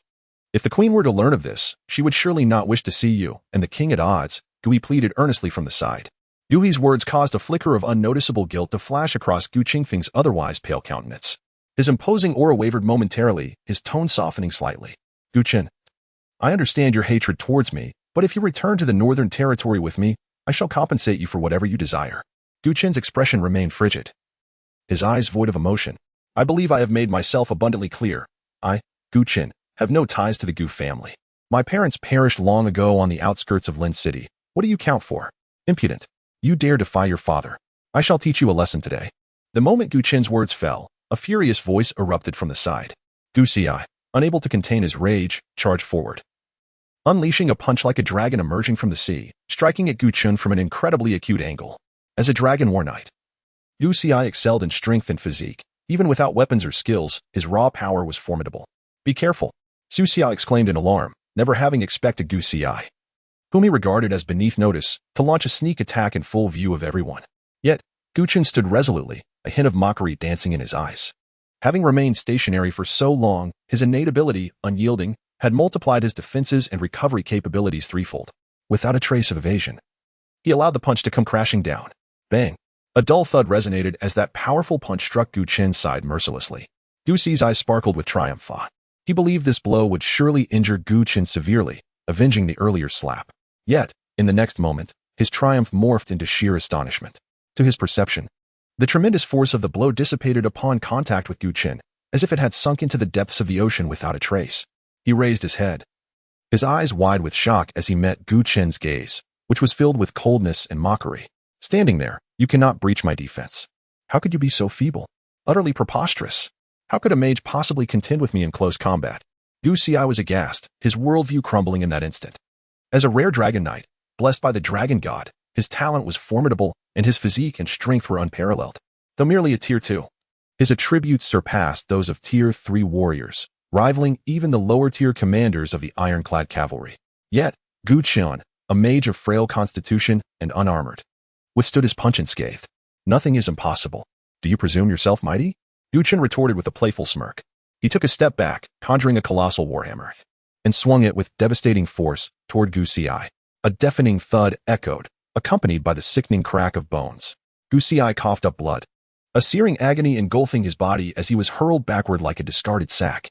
The onlookers were dumbfounded, never imagining that the two scions of the northern royal family would clash like mortal enemies. Gu Qingfeng's face contorted with rage. "Cease this instant. he bellowed. A terrifying pressure sweeping over the crowd, seemingly freezing their very breath. An overwhelming storm of energy descended, halting Gu Chen's assault, while Gu Xi, bleeding from his orifices and pale as death, stumbled back into Gu Qingfeng's arms. Gu Qifeng steadied Gu Xi, then glared at Gu Chen with unbridled fury. You monstrous fiend! How could you inflict such grievous harm upon your own brother? Are you even human? Su Xia was taken aback by Gu Qingfeng's outburst, a sense of absurdity washing over him. Gu Xi initiated the attack, and Gu Chen retaliated. How could Gu Chen be at fault? Was he supposed to stand idly by and be pummeled? Su Xia frowned, his eyes filled with complexity. He had once lamented Gu Chen's severance from the northern royal family. But now he understood. Gu Chen standing in Gu Qingfeng's eyes was indeed abject. Gu Chen's expression was icy, a sardonic smile playing on his lips. So, because he sought to kill me, I am denied the right to defend myself? Gu Qifeng roared, preposterous.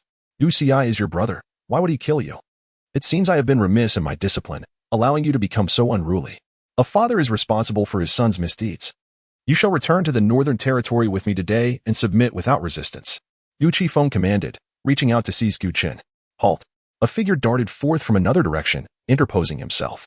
Ling Feng stood defiantly, his face a mask of cold resolve. Northern War God. Gu Chen is an officer of my Eastern Continent's army, under military orders. None may arbitrarily take him away. Ling Feng's tone brooked no compromise. Though he arrived late, he was not ignorant of the preceding events. Gu Xi's sneak attack and Gu Chen's counter were justifiable. Was Gu Chen to blame simply because Gu Xi bled? A laughable notion. Better to be beaten by Gu Chen today than to perish at the hands of the foreign tribes tomorrow. Ling Feng's intervention further inflamed Gu Qingfeng's rage. Ling Feng, I am handling a family matter. Your interference is unwelcome. I have yet to settle accounts with you for enlisting my son into the army. It would behoove you to refrain from meddling. How befitting of the Northern War God, displaying such pomp. Alas, you shall be disappointed. Gu Chen is one of my men, and his affairs are my concern. Ling Feng retorted, undaunted. Just then, Gu Chen stepped forward, restraining Ling Feng. General Ling, there is no need. This is a matter between them and me. I shall settle it today, lest it fester in the future. Very well, proceed without reservation. Others may fear Gu Qifeng, but I do not. Remember, the army will always support you. Gu Chen nodded, expressing his gratitude, then turned to face Gu Qifeng, his eyes blazing with icy intensity. Gu Qifeng, so-called Northern War God, I ask you this. Gu Xi launched a sneak attack, and I merely retaliated. Why do you incessantly condemn me? Is it because he is no match for me? Because he bled? Gu Qifeng frowned, momentarily speechless. After a long pause, he said, I was merely impetuous. I do not blame you, but I cannot bear to see brothers turn against each other. Gu Chen scoffed. Such pretense. Do you think I am gullible? You speak of my best interests, claiming to be burdened by your plight. But what have you truly done? Your son ambushed me, and you stood by idly. When I retaliated, you were quick to reprimand me. Is this your notion of acting in my best interest? No, you are too young to comprehend the tribulations of parenthood. Both of you are my sons. How could I possibly favor one over the other? Absurd. I have long maintained that you have never fulfilled your duty as a father to me. Therefore, spare me your sermonizing, for you are not entitled to it. Insolent wretch. I am your father. How dare you speak to me in such a manner? To be worthy of the title of father, you must first earn it. Gu Chen retorted, unyielding and without a trace of fear, pushing the conflict to its breaking point. Before this moment, none could have imagined Gu Chen's ferocity. In full view of the crowd, he, a mere tier 2, stood his ground against Gu Qifeng. Had it been anyone else, their corpse would likely be cold by now. The onlookers were aghast. Even Luo Chantuan, preoccupied with his daughter, exercised restraint. None dared provoke Gu Qingfeng's ire at this juncture. Well said. Ling Feng, seemingly reveling in the spectacle, clapped and cheered, oblivious to Gu Qingfeng's darkening countenance. Gu Qifeng was consumed by fury. With a roar, a sword-like light flashed in his hand, and an intense wave of killing intent surged toward Ling Feng. The surrounding crowd paled, scrambling to escape, lest they be caught in the crossfire. Ling Feng's gaze sharpened. Instead of retreating, he advanced, unleashing a colossal fist-shaped aura, striking with overwhelming force. A spray of blood erupted as a ghastly wound tore across Ling Feng's body, from his left shoulder to his right hip, leaving him drenched in blood. A wrathful blow had brought Ling Feng to the brink of death in an instant. Had Gu Qifeng not exercised restraint, Ling Feng would have been cleaved in two. The power of a peak tier 6 martial saint was akin to that of an ant before the Northern War God, easily crushed. In that moment, the might of a king-ranked warrior was indelibly etched into the hearts of all, chilling them to the bone. Chapter 156, Should I Reclaim the Northern Territory? You shall merely descend into disgrace. As Ling Feng was brutally assaulted, Gu Chen's gaze turned frigid, and he swiftly aided him to his feet. Such formidable royal authority. where life and death are subject to your whim. If you find it unfulfilling, then slay us all here. I have heard of your countless slaughters of foreign races on the abyssal battlefield. Surely, the dispatch of a few more lives would prove no challenge for you? Gu Qingfeng's visage contorted, his eyes ablaze with fury. Insurrection. Utter insurrection. You, my unfilial son. I, Gu Qifeng, a paragon of heroism, have sired such a disobedient offspring. Begone. I disown you as my son. From this day forth, Gu Qin is expunged from the northern royal lineage, severing all ties with the Gu family. Gu Qifeng roared. Upon hearing these words, the onlookers were aghast. To expel the eldest direct descendant of the northern royal lineage from the family was an act of immense consequence. Gu Qin scoffed, utterly unconcerned. Expel me? A welcome prospect. Your northern royal lineage, esteemed by others, holds little significance in my eyes. Insolent wretch. You dare disparage the royal lineage? I shall slay you. Gu Xi, his face contorted in rage, erupted in a sudden outburst. In his heart, the honor of the northern royal lineage surpassed even his own life. As a scion of the northern royal family and a potential heir, he would never permit anyone to disrespect the lineage. Amidst his furious cries, a set of epic-grade 5-star knights' heavy armor materialized upon his form, emanating an intense aura of carnage. He seized a black lance, which emerged like a coiling dragon from the water, unleashing a radiant halo of skills, and charged toward Gu Chen with unparalleled might. Adorned in his equipment and unleashing his skills, Gu Xi, in his incandescent fury, ascended to the pinnacle of his combat prowess, launching his most formidable strike against Gu Chen without reservation. Sensing the chilling force, Gu Chen's eyes narrowed, and the frost within them intensified abruptly. In an instant, the riotous demon armor manifested upon Gu Chen's body. Accompanied by resounding clangs, Gu Chen was entirely encased in black armor from head to toe. Its design both menacing and domineering, radiating an aura of formidable power, nourished by an abundance of pet experience pills. The level 25 riotous demon armor experienced a surge in attributes, and its skill effects also underwent a meteoric advancement. Symbiotic synergy, the riotous demon armor can provide the target with a 150 attribute amplification and withstand a fatal attack for the target once. Upon ascending to the second tier, the attribute amplification of symbiotic synergy increased from the original 100 to 150. What did a 150 attribute amplification signify for Gu Chen? His 4 core attributes surged past the 1000 mark. This level of attributes alone would be considered top-tier combat prowess among 4th-tier professionals. To now engage Gu Xi, a 2nd tier, was akin to child's play. Symbiotic synergy activated, and an aura of unparalleled might erupted from Gu Chen's body. Facing the thrusting lance, Gu Chen, like a war god, descended, channeled an indomitable force into his fist, which crashed upon the gleaming tip of the spear. Boom! The terrifying impact detonated, and a force of overwhelming destruction, transmitted through the shaft of the lance, erupted in Gu Xi's hands. Gu Xi was struck as if by lightning, emitting a miserable cry as the lance was sent flying. His body, like a kite with a severed string, was propelled backward. Gu Chen's feet left the ground as he soared into the air. Gazing down upon Gu Xi's disheveled state, you transitioned to the rare class of Dragon Knight. And the 7 cities of the Northern Territory pooled their resources to seek the Dragon God's blessing for you. Countless resources and wealth were invested in you. Yet you are unable to defeat even a peasant like myself? Is this the so-called genius of the Northern Territory? Exceptional talent? Do you not find yourself utterly worthless? Geniuses are not forged through resources. Even if Gu Qingfeng elevates you to a height that does not belong to you with an endless supply of resources, in my eyes, you are merely a waste product of resources. As the words fell, Gu Xi's face paled, and a torrent of humiliation welled up within him, leaving him unable to bear it. The most brutal way to deal with a genius is to crush them mercilessly into the dust. The feeling of helplessness bordering on despair. The descent from paradise to purgatory is enough to inflict an unprecedented and immense shock upon their inner being. Gu Qifeng stood aside, his face etched with a complex array of emotions. The fact that his second son, whom he had meticulously nurtured for 18 years, was like a lamb to the slaughter in Gu Chen's hands, devoid of any ability to resist, filled him with an unprecedented sense of defeat. In midair, Gu Chen scoffed, his voice of utter disdain emanating from within the demon armor.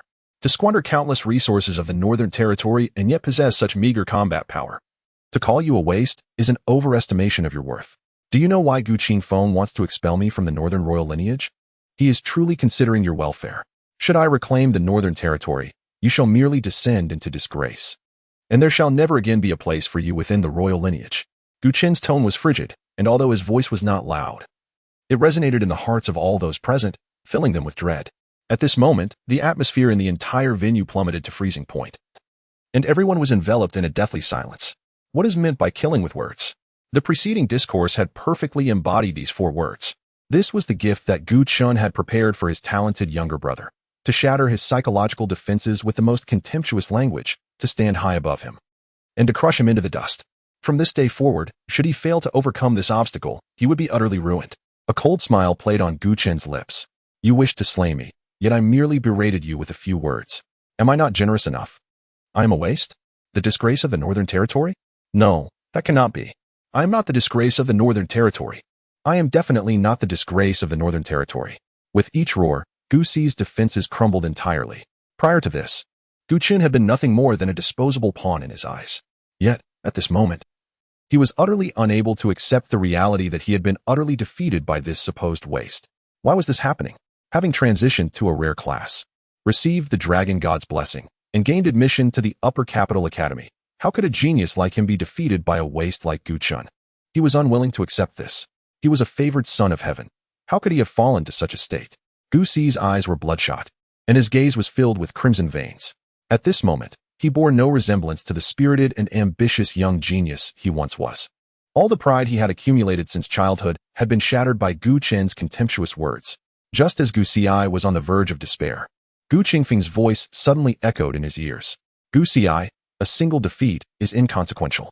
It is only natural that you cannot unleash the full combat power of a dragon knight before you have contracted with a dragon. Hearing these words, Guxi's expression faltered, and a glimmer of bewilderment flashed in his eyes. A moment later, comprehension dawned upon him, and the despondency on his face swiftly receded. Indeed, he was a dragon knight, a late-game powerhouse.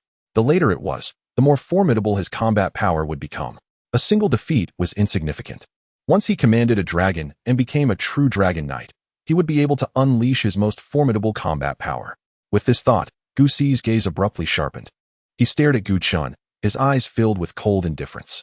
Chen, you just wait. Soon, I will show you who the real waste is. Chapter 157. For your entire life, you shall exist in my shadow in the exchange of words. Guxi's gaze was as sharp as a blade, his spirit rejuvenated, and he had completely emerged from his previous state of despair.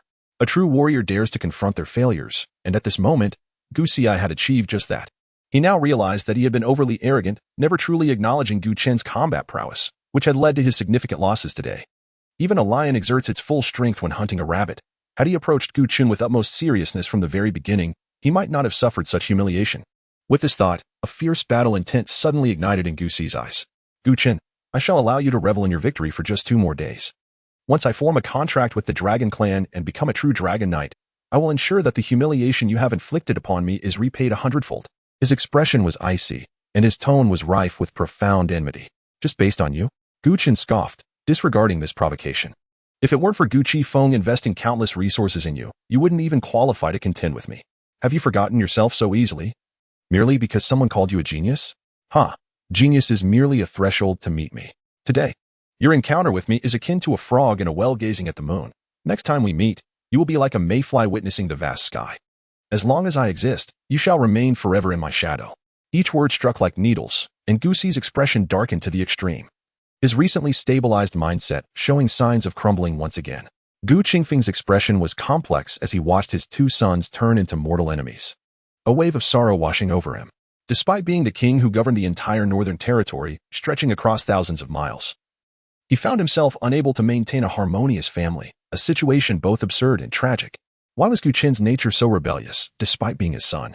At 20 years of age, could he not prioritize the greater good and empathize with his father's plight? Severing ties with family, being at odds with his father, and engaging in life and death struggles with his brother, how had he fallen into such extremes? Enough, let him be. Gu Qifeng sighed deeply, as if he had aged in an instant. He understood that bringing Chen back to the Northern Territory was an impossibility. As he turned to leave, a tremor coursed through him, and he inexplicably asked, Chen, do you not wish to contract with the Dragon Clan? If you agree to return with me to the Northern Territory, I can grant you that opportunity right now. Chen withdrew his chaotic demonic armor, his expression indifferent, and he made no move to see Gu Qifeng off. Hearing the coldness in Chen's tone, Gu Qingfeng's heart was a tumult of emotions.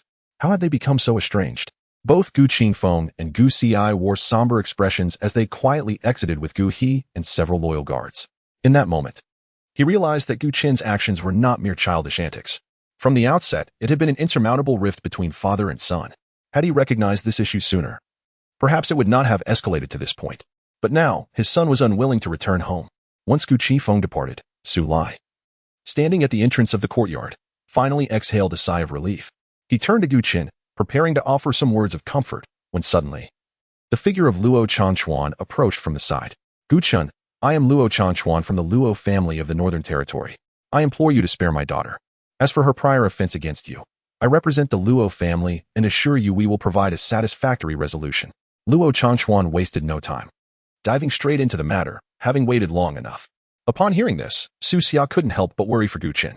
After all, Gu Qin had been expelled from the Northern royal family, while the Luo family was the wealthiest in the Northern Territory. A cast-off from the royal family posed no threat to them. In an instant, the situation took a sharp turn. As soon as Luo Changchuan finished speaking, Luo Quangren charged forward, eyes wide with fury, his tone devoid of any courtesy. Gu Qin, you better release my niece immediately and hand over that vault gold card. Otherwise, your fate today will be dire. The shift in demeanor was swifter than a dog-ass. Initially addressing Gu Qin as young master, he now openly threatened him. This abrupt change stemmed from Gu Qifeng personally expelling Gu Qin from the royal family, coupled with Luo Changchuan's presence instilling a sense of confidence. The head of the Luo family, an unequivocal pinnacle of the 5th tier, and a rare mind master, his skills were immensely powerful, capable of unleashing devastating assaults in an instant. With his current strength, even against a newly initiated 6th tier practitioner, he held formidable combat power. The combination of the two created a tempestuous atmosphere, drawing Gu Qin back into the eye of the storm. Unfazed, Gu Qin regarded Luo Changchuan with indifference. I have stated before, the disappearance of Luo Qingxue has nothing to do with me. Your entanglement here is utterly pointless. With that, Gu Qin turned to face Luo Quangren, a glint of cold light flashing in his eyes. As for that gold card, it was a reward promised to me by Luo Qingxue. Who do you think you are to attempt to seize it from me? A mere gold card is inconsequential. Consider it a gift from the Luo family to you. Gu Qin, Luo Changchuan waved dismissively. However, the disappearance of Qingxue is indeed linked to you. If you truly had no involvement, then release your mental awareness and allow me to investigate. How does that sound? This was a unique skill of the mind master profession. Once a practitioner's mental awareness was probed, all their secrets would be laid bare before the mind master. Furthermore, a high-level mind master could implant a slave mark deep within a practitioner's consciousness, completely subjugating them. Should the practitioner defy the mind master's will, a mere thought could trigger the slave mark, leading to their instantaneous demise. Gu Qin scoffed, his disdain evident. True to form, the wealthiest in the Northern Territory offer my belongings as a gift, yet you wish to invade my mental awareness? Have I granted you such privilege? Luo Changchuan's expression darkened instantly. Gu Qin, I must remind you, others respected you previously because you were the scion of the Northern royal family. Now that you have been cast aside, what right do you have to treat me with contempt? As soon as he finished speaking, Ling Feng stepped forward without hesitation, his imposing figure resembling a spear piercing the heavens. He glared at Luo Changchuan, unleashing a torrent of invective. You wretched creature, do you take me for a fool? Who do you think you are to threaten my men from the Jinyuan army? Chapter 158. The Logistics Department, the once royal son, Gu Qin, is no longer a member of the royal family. Are you still willing to defend him? Luo Changchuan's expression shifted as he sensed the brutal aura emanating from Ling Feng. Instinctively taking a step back, the nearby Luo Quangren wore a bewildered expression, for the sake of a royal outcast. Ling Feng intended to confront the wealthiest individual in the north? He was disregarding even the Luo family's reputation. What was his motive? A fierce anger surged in Ling Feng's eyes, and without a word, the pent-up rage within him erupted as a powerful fist was hurled forward. Luo Changchuan immediately raised a defense, retreating while trying to withstand the assault, despite Ling Feng having been easily defeated by Gu Qifeng earlier. It was only due to Gu Qingfeng's overwhelming strength. He was a king-level fighter, a living nuclear weapon in the Divine Xia Empire, nearly the pinnacle of existence. Now, as Ling Feng took action against Luo Changchuan, it was akin to a cruel game. Should he harbor thoughts of killing, none of the three from the Luo family would escape the Dragon Palace alive. Retreat. Luo Changchuan could no longer withstand Ling Feng's onslaught and turned to flee. Seeing the dire situation, both Luo Quangren and Qin Lianshan hastily made their escape, not daring to look back. In mere moments, the three members of the Luo family vanished without a trace. Thank you, General Ling, for coming to my aid. Otherwise, I would have been faced with yet another troublesome matter. However, your injuries, it's nothing. Though these wounds may appear severe, they have no significant impact on me. That is good to hear. I feel responsible for dragging you into this. Do not bear any burden. Since you are my soldier, I take upon myself all your grievances. Your only task now is to quickly contract with the dragon as your summoned beast. Rest assured, General, I will certainly succeed in this assessment. Ling Feng shook his head as he walked into the courtyard alongside Gu Chen. No, I am not referring to the assessment. The combat prowess you have displayed has far exceeded my previous expectations and fully meets the standards for joining the logistics department. The logistics department? Indeed. It is the most elite organization within the Jinyuan army, known as the logistics department. Ah, this. Gu Chen's lips twitched, momentarily at a loss for words. This is the most mysterious and elite organization within the Jinyuan army. How could it be named so casually? Previously, Gu Chen had speculated about what this organization might be called. He had leaned towards names like Night Watchers, Unscrupulous Ones, or Imperial Guards. However, considering the military inclination of the Jinyuan army, it might have been something like Warwolves. But the name Logistics Department was entirely unexpected. What? Do you feel particularly inclined to voice your dissatisfaction? Ling Feng chuckled, recalling his own reaction upon first hearing the name. I'm just curious as to who established this three-character designation? Gu Chen asked, his face filled with intrigue. You should be quite familiar with this individual. Oh? Who is it? The Supreme Commander of the Jinyuan Army, the God of War, Xiao Nanfeng. It is him, Xiao Nanfeng. Any professional would be familiar with this name. He is truly the foremost figure in the Divine Xia Empire, rumored to have reached the pinnacle of the 7th level, with a strong possibility of having ascended to the 8th. Since he is the Supreme Commander of the Jinyuan Army, he must be considered part of the military's influence, right? Gu Chen inquired, curiosity evident in his expression. No, although the God of War is the Supreme Commander of the Jinyuan Army at his level, he has long distanced himself from the disputes of the military and academies.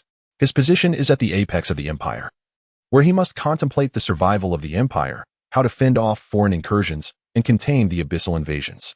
That said, if the God of War were to lead the military forces, even if Gu Qifeng had 10 times the courage, he would not dare to act against me. Gu Chen nodded, realizing the weight of Ling Feng's words. After all, Xiao Nanfeng was hailed as the foremost figure of the Divine Xia Empire. Who would dare provoke him? I digress. Ling Feng's expression turned serious as he redirected the conversation. I need you to quickly contract with a dragon, not merely for the assessment, but because Gu Xi will soon become a true dragon knight. Do not forget, he is a human blessed by the dragon god. Once he commands a dragon, he will gain the attributes bestowed by the dragon, and his combat prowess will undoubtedly multiply. Gu Chen immediately grasped the significance of this. You mean to say that Gu Qifeng will transfer the slot he possesses to Gu Xi? Indeed, that slot was originally earned for you, as Gu Xi already has a slot at the Beijing Academy. It is said that he made considerable sacrifices for your slot. At this point, a knowing smile crossed Ling Feng's face. So, do you feel a twinge of regret? From another perspective, your father, the War King, is indeed quite benevolent toward you. Gu Chen shook his head lightly, stating, This is merely a tool to force my submission. It bears no difference to the previously guaranteed slot. What I desire, I can obtain through my own efforts. I find it lacking to humbly beg for favors.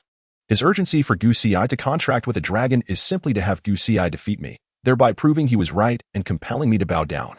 However, in the face of absolute power, even if he contracts with a dragon, it will only lead to further humiliation for him. Ling Feng remained silent, a glint of approval evident in his eyes. Gu Chen possessed an indomitable belief in his own strength, a trait that Ling Feng greatly valued. Meanwhile, damn it, this Ling Feng must perish. The Luo family of the north will never let this matter rest. Within a courtyard of the Dragon Palace, Luo Chanchuan roared, his voice laced with murderous intent. Had it not been for Ling Feng's meddling, he would have gleaned the desired information from Gu Chen's consciousness today. Faced with Ling Feng's overwhelming presence, they had no choice but to abandon their previous course of action. As he considered this, anxiety gripped Luo Chanchuan's heart. Luo Qingxue had been missing for a day and a night. Where could Gu Chen have hidden his precious daughter? Huangren, are you certain that Qingxue's disappearance is linked to Gu Chen? Luo Chanchuan couldn't help but doubt. Master, I would stake my life on it. I personally witnessed a figure cloaked in a red robe abduct her. It was undoubtedly Gu Chen's summoned beast, Luo Huangren asserted passionately. Master, I was also present and witnessed it. It is implausible for us both to have been mistaken, Qin Lianshan chimed in. Luo Chanchuan's brows furrowed deeply as he sighed heavily. This complicates matters. What use is what you saw? We need evidence. Without proof, how could we compel Gu Chen to release her? Master, what is our next course of action? Qingxue's life is at stake. Every moment we delay increases her danger, and we cannot afford to wait. Since Gu Chen has been expelled from the North's royal family, his relationship with Gu Qifeng has become irreparable. If we can avoid Ling Feng, perhaps we can capture that kid, suggested Luo Huangren. No, such an approach is still too perilous. Should anything go awry, Ling Feng's character would ensure we face dire consequences. In 2 days, the Dragon Palace selection will commence. Gu Chen will remain within the Dragon Palace during this time, and Qingxue will be temporarily safe. I believe the best strategy now is to wait. Wait? Indeed, Tianhong will soon enter the Dragon Palace. At that time, we can have him act against Gu Chun during the selection process, in a manner that's above board. Even Ling Feng would be powerless to intervene. Ah, the young master is coming too? Qin Lianshan exclaimed in surprise. Tianhong is coming? Splendid. Luo Kuangren's face lit up with excitement. He was a level 27 mentalist. And no matter how strong Gu Chun was, he would certainly not be his match. No, by the time he arrives at the Dragon Palace, he should have ascended to level 29, Luo Chanchuan remarked. Indeed, it is truly impressive for one so young to have already reached the pinnacle of the second tier. This time, whether we can retrieve Qingxue depends entirely on young Master Tianhong. Chapter 159, Royal Privilege, Dragon Knight Gu Xi. As time passed, an increasing number of qualified professionals entered the Dragon Palace. 2 days swiftly elapsed, and all participants in the selection were summoned to their designated arenas. Gu Chen, accompanied by Su Xia, arrived at the venue, immediately attracting the attention of many onlookers. The fallen young master, cast out from the royal lineage. Over these 2 days, Gu Chen's reputation gradually spread among the professionals, gaining a measure of fame. Seems you have become the center of attention, Su Xia remarked playfully. Noticing the myriad gazes directed their way, Gu Chen smiled faintly, surveying his surroundings, seemingly indifferent to the varied stares, even as whispers reached his ears. Are they discussing me? Gu Chen inquired. Primarily, they are talking about Gu Xi, Su Xia explained. Just yesterday, Gu Xi successfully tamed an epic-level dragon. More and more people are placing their bets on him. After all, he is a dragon knight capable of commanding dragons. Gu Chen raised an eyebrow in mild surprise. The selection just began today, and he contracted a dragon yesterday? Su Xia appeared unfazed. Such is the privilege of royalty. Nobles and commoners rarely tread the same path. Royal privilege? Gu Chen nodded thoughtfully, saying nothing further. This world had little fairness to offer. However, if Gu Xi believed that contracting a dragon would enable him to best Gu Chen, he was in for another bout of humiliation. Look, the second-tier professionals participating in the selection seem rather disheartened. With Gu Xi having contracted a dragon, his participation is akin to a dimensional assault. Why does he even need to compete for a spot? He's not here to take someone else's place. He's here to claim yours, Su Xia shrugged. Gu Chen smirked. Well, it's not the first time Gu Xi has pulled such a stunt. Ultimately, it's a matter of indulgence. He is overdue for a reckoning. At that moment, the crowd erupted in commotion as a stately young man strode in. Dressed in opulent attire, he exuded an extraordinary aura, clearly hailing from a prominent family. Lo Tianhong, the heir of the Luo family from the northern region, has arrived. He was last year's top scholar of the north and, like Gu Xi this year, was pre-admitted to the prestigious Capital Academy. It is said that Lo Tianhong is already a peak second-tier mentalist, capable of overwhelming his peers. Isn't he just here to bully others? A peak second tier from the Capital Academy could easily walk over everyone, given that a mentalist can use mental imprints to control others. It appears Lo Tianhong intends to use this method to tame dragons as his beasts. As the crowd buzzed, Su Xia keenly observed Lo Tianhong's gaze fixated on their direction. Brother Chen, why do I feel that this young master from the Luo family is aiming for you? Upon hearing this, Gu Chen revealed a cold smile. It seems the whole family is here, quite the coordinated effort. Su Xia's curiosity piqued. By the way, has Luo Qingxue truly gone missing? They have no evidence. So why are they so fixated on you? It's possible that Luo Qingxue was indeed captured. After all, she mentioned in her note that she was coming to find me. However, she may have encountered another individual while searching for me. After receiving the golden card from Luo Kuangren at the outskirts of Longlong City, Gu Chen had sought out Su Mo. Subsequently, Su Mo escorted him to the Dragon Gate before they parted ways. Luo Qingxue, being an assassin, was adept at tracking, which makes it plausible that while pursuing Gu Chen, she inadvertently crossed paths with Su Mo on his return. Upon hearing Gu Chen's analysis, Su Xia showed a bemused expression. To be honest, I find this possibility quite high. Otherwise, we should inform them. These pests are rather bothersome. One cannot reason with the irredeemable. Ignore them. Gu Chen shook his head. I understand your urgency. But let us not rush. If they cannot comprehend human speech, let them dangle and see who ends up suffering in the end. As the two conversed, another wave of murmurs swept through the crowd. Gu Xi had made his entrance. With his arrival, the air was thick with discontent among the professionals. Alas, the worst has come to pass, someone lamented. A dragon rider capable of commanding dragons is a dimensional assault on everyone. Why even bother with the selection? Just award him the spot. Today, Gu Xi exuded an aura that had undergone a remarkable transformation compared to 2 days prior. As he entered, A formidable presence radiated from him, causing several lower-tier professionals to stagger back. Level 25. 5 levels gained in just 2 days. Quickly, astute observers noted this detail. And soon the crowd was enveloped in utter astonishment, their eyes filled with unspoken envy. Indeed, he hails from the royal family of the northern region. Such depth is unsurpassed. In merely 2 days, he has traversed a path that would take ordinary individuals months to achieve. This pace of advancement was nothing short of terrifying. For an ordinary person to level up through combat was merely a distant dream. While the crowd was engulfed in shock, Gu Chen remained largely unaffected. 5 levels in 2 days was merely standard fare. Moreover, level alone is an illusory measure. True geniuses can battle beyond their ranks.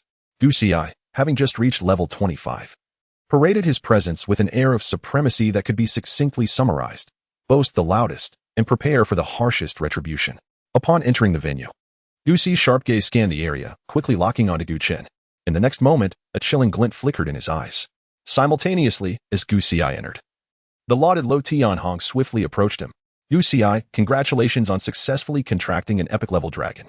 It seems you are poised to dominate the end-of-year evaluations at the Capital Academy. Lo Tianhong greeted him. Brother Tianhong, you flatter me. I am still unacquainted with some skills of the Dragon Knight. It is not as grand as you suggest. Gu Xi replied modestly, though the corners of his mouth betrayed his pride. After exchanging pleasantries, Lo Tianhong deftly steered the conversation back on track. Gu Xi, that individual. He must be your so-called useless brother, correct? His gaze fell upon Gu Chen. Lo Tianhong and Gu Xi had known each other since childhood, along with Luo Qingxue. The three of them were considered exceptional among the younger generation of the northern region, often referred to as the Iron Triangle of the North. Indeed, Gu Xi's expression darkened slightly as he nodded. You've heard about the incident from the day before, I presume? I was merely careless for a moment. And this country bumpkin managed to catch me off guard. Now that I can command a dragon, if I were to face him again. While I can't guarantee a complete victory, the odds would certainly lean heavily in my favor, 9-1 in my favor. Chapter 160. Unable to kill. For a 5-summoned beast band, Gu Xi's tone exuded an air of disdainful superiority, his gaze haughty and dismissive. It was evident that he had completely emerged from the shadow of being defeated by Gu Chen. Luo Tianhong nodded, confident in Gu Xi's combat prowess, and could sense the terrifying aura emanating from him. This was the oppressive force of the dragon lineage, a true bloodline dragon. Unlike the subspecies commonly found within the Dragon City.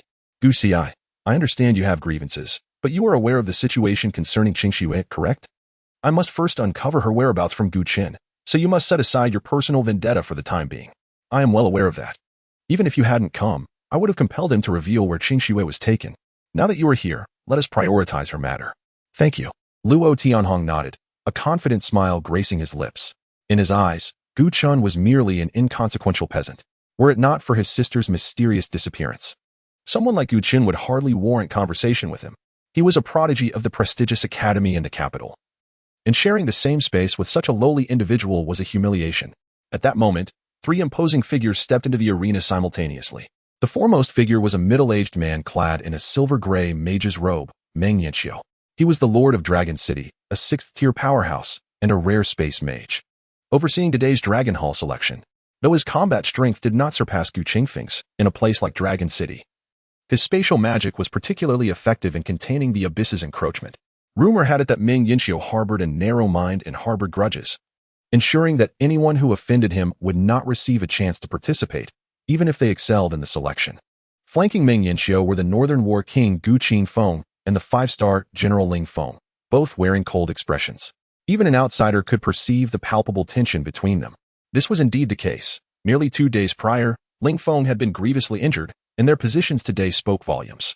Gu Qingfeng stood closer to Gu Xi, while Ling Feng positioned himself near Gu Chen. Such a simple arrangement made their allegiances abundantly clear. The selection is about to commence. All participants, maintain silence. Non-participants, please exit immediately, Meng Yanxiu bellowed, unfazed by the evident animosity between the 2 men. Instantly, the assembled professionals adopted solemn expressions, preparing for the event, while some accompanying personnel, including Su Xia, swiftly departed to the observation area. Moments later, the arena fell silent. A pin drop could be heard. Meng Yanxiu nodded and addressed the more than 200 second-tier professionals present. 2 rules. First, killing is prohibited. Second, falling means elimination. As his words echoed, an unexpected wave of pressure descended upon the venue. Gu Chen was momentarily taken aback. His attributes far exceeded those of his peers, and he did not feel discomfort. Merely a slight heaviness in his body. Gu Xi, Luo Tianhong, and a few other top talents experienced a similar sensation. However, for most of the gathered professionals, the experience was vastly different. The majority bent under the weight of the sudden pressure, some displaying expressions of distress, their legs trembling in agony beneath the invisible force. Meng Yanxiu observed this without concern, knowing the pressure would intensify over time, starting at a level of 1 and increasing in difficulty every minute, with no upper limit. Now, I declare the selection officially begun. With that declaration, the arena erupted into chaos. Most assumed the pressure would remain constant, unaware that it would escalate over time. Who could withstand such an unrelenting force? Quickly, some began to grasp the purpose of this increasing intensity, to hasten the pace of combat. Thus, the objective became to swiftly eliminate nearby opponents to conclude the selection with minimal cost. In an instant, battle erupted as dozens of professionals launched indiscriminate attacks against their fellow participants. The rules were simple: no killing, and falling resulted in elimination. Here, falling did not simply mean collapsing, but rather being unable to rise again, leading to disqualification. This necessitated dealing heavy blows while refraining from lethal force. The initial attackers gained the upper hand, and within moments, more than 10 professionals were eliminated, most caught off guard and rendered unconscious, while a few lay gravely injured on the ground. In the face of this non-lethal combat, 4 of Gu Chen's 5 summoned beasts were immediately banned.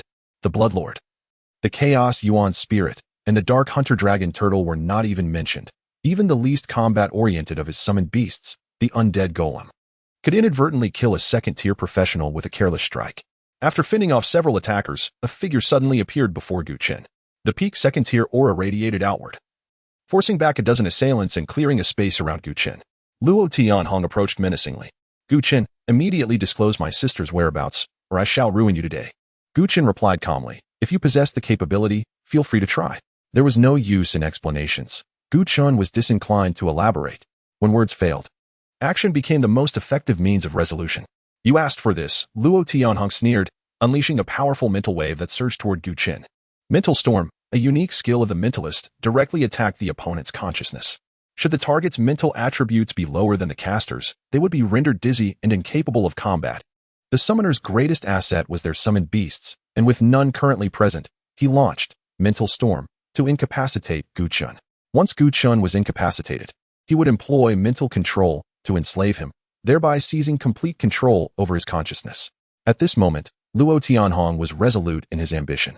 Mental attacks were elusive and far more challenging to defend against than physical or magical assaults. Unless Gu Chen's mental attributes were significantly higher, he would undoubtedly be gravely injured by the mental storm, losing the ability to fight. However, given the 4-level difference between them, how could Gu Chen's mental attributes possibly surpass his? With all the conditions favoring him, Luo Tianhong could find no possibility of defeat. However, in the ensuing moment, a look of utter disbelief washed over Luo Tianhong's face. Gu Chen, with a decisive stomp, defied the onslaught of the psychic storm and surged forward. In that very instant, a suit of ebony armor materialized around Gu Chen, encasing him from head to toe. Symbiotic linkage activated. An aura of immense power radiated from him, amplifying all his attributes by a staggering 150, effortlessly shattering the raging psychic storm. Swift as a viper's strike, Gu Chen materialized before Luo Tianhong. Witnessing the imposing figure clad in heavy armor, a profound astonishment flickered in Luo Tianhong's eyes. How could a mere level 25 summoner breach my skill? What audacity! Before he could ponder further, a searing pain erupted across his cheek as he was sent hurtling backward by an overwhelming force. Gu Chen, suspended in midair by the power of the rampage demon armor, revealed a pair of frigid eyes beneath the helmet's shadow. A psychic? A pathetic excuse for a combatant. Luo Tianhong, after a tumultuous roll across the ground, regained his footing, his cheek already inflamed and swollen.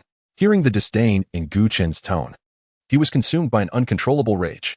Gu Chen, you are but a commoner in terms of profession. What gives you the right to insult me?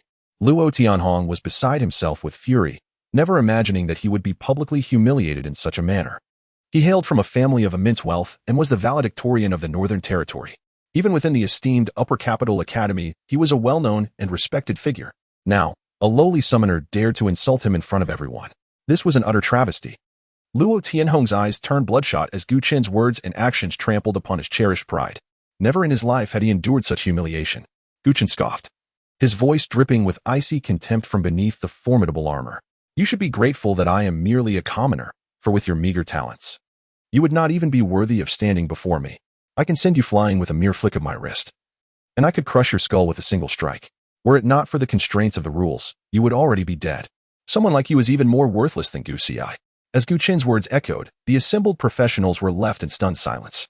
Utter madness. Among the numerous Tier 2 professionals present, the most likely contenders for victory were the Dragon Knight Gu Xi and the psychic Luo Tianhong. One could unleash unimaginable damage by commanding dragons, while the other could launch elusive psychic attacks. Ordinary individuals would not dare to offend even one of them. Yet Gu Chen had managed to antagonize both. Did he not fear their combined might? Luo Tianhong's face contorted with rage, the fire of his anger reaching a fever pitch. Calm down, Tianhong. He is deliberately trying to provoke you. Gu Xi quickly intervened, realizing that Luo Tianhong was on the verge of losing control. In such a state, facing Gu Chen would only lead to disaster. Luo Tianhong, a prodigy and former valedictorian of the Northern Territory, managed to suppress his fury after Gu Xi's gentle nudge. His enraged eyes narrowed, fixating on Gu Chen with a gaze that could seemingly devour him whole. Gu Xi stood beside Luo Tianhong, glaring at Gu Chen and coldly declaring, "Enough with the empty words, let us fight." Only the weak resort to such pointless tactics. Gu Chen sneered, pointing his finger at the two with undisguised contempt. A waste of space, and one who is even more worthless than him. The likes of you are not worthy of facing me in battle. If it weren't for the rules, I would slaughter you like chickens. Audacious. Utterly audacious. The arrogance and disdain in Gu Chen's voice ignited the flames of fury within Gu Xi's heart. This was simply too much. Gu Chen's incessant and outrageous pronouncements made it seem as if no one could subdue him. Gu Xi's murderous intent surged, and he instinctively turned to Luo Tianhong. Sensing his gaze, the latter turned to meet his eyes. Their eyes locked, and a chilling glint of determination flashed between them. Gu Chen chuckled, unfazed. What? Do you intend to join forces? Two insignificant beings are no match for me, even if you combine your strength. With those words, everyone was left in astonishment. How could a Tier 2 professional utter such words? Gu Xi and Luo Tianhong were among the most exceptional talents in the Northern Territory. What gave him such audacity? One would think he was some kind of deity. To face two opponents simultaneously with such disdain was an insult of unimaginable proportions.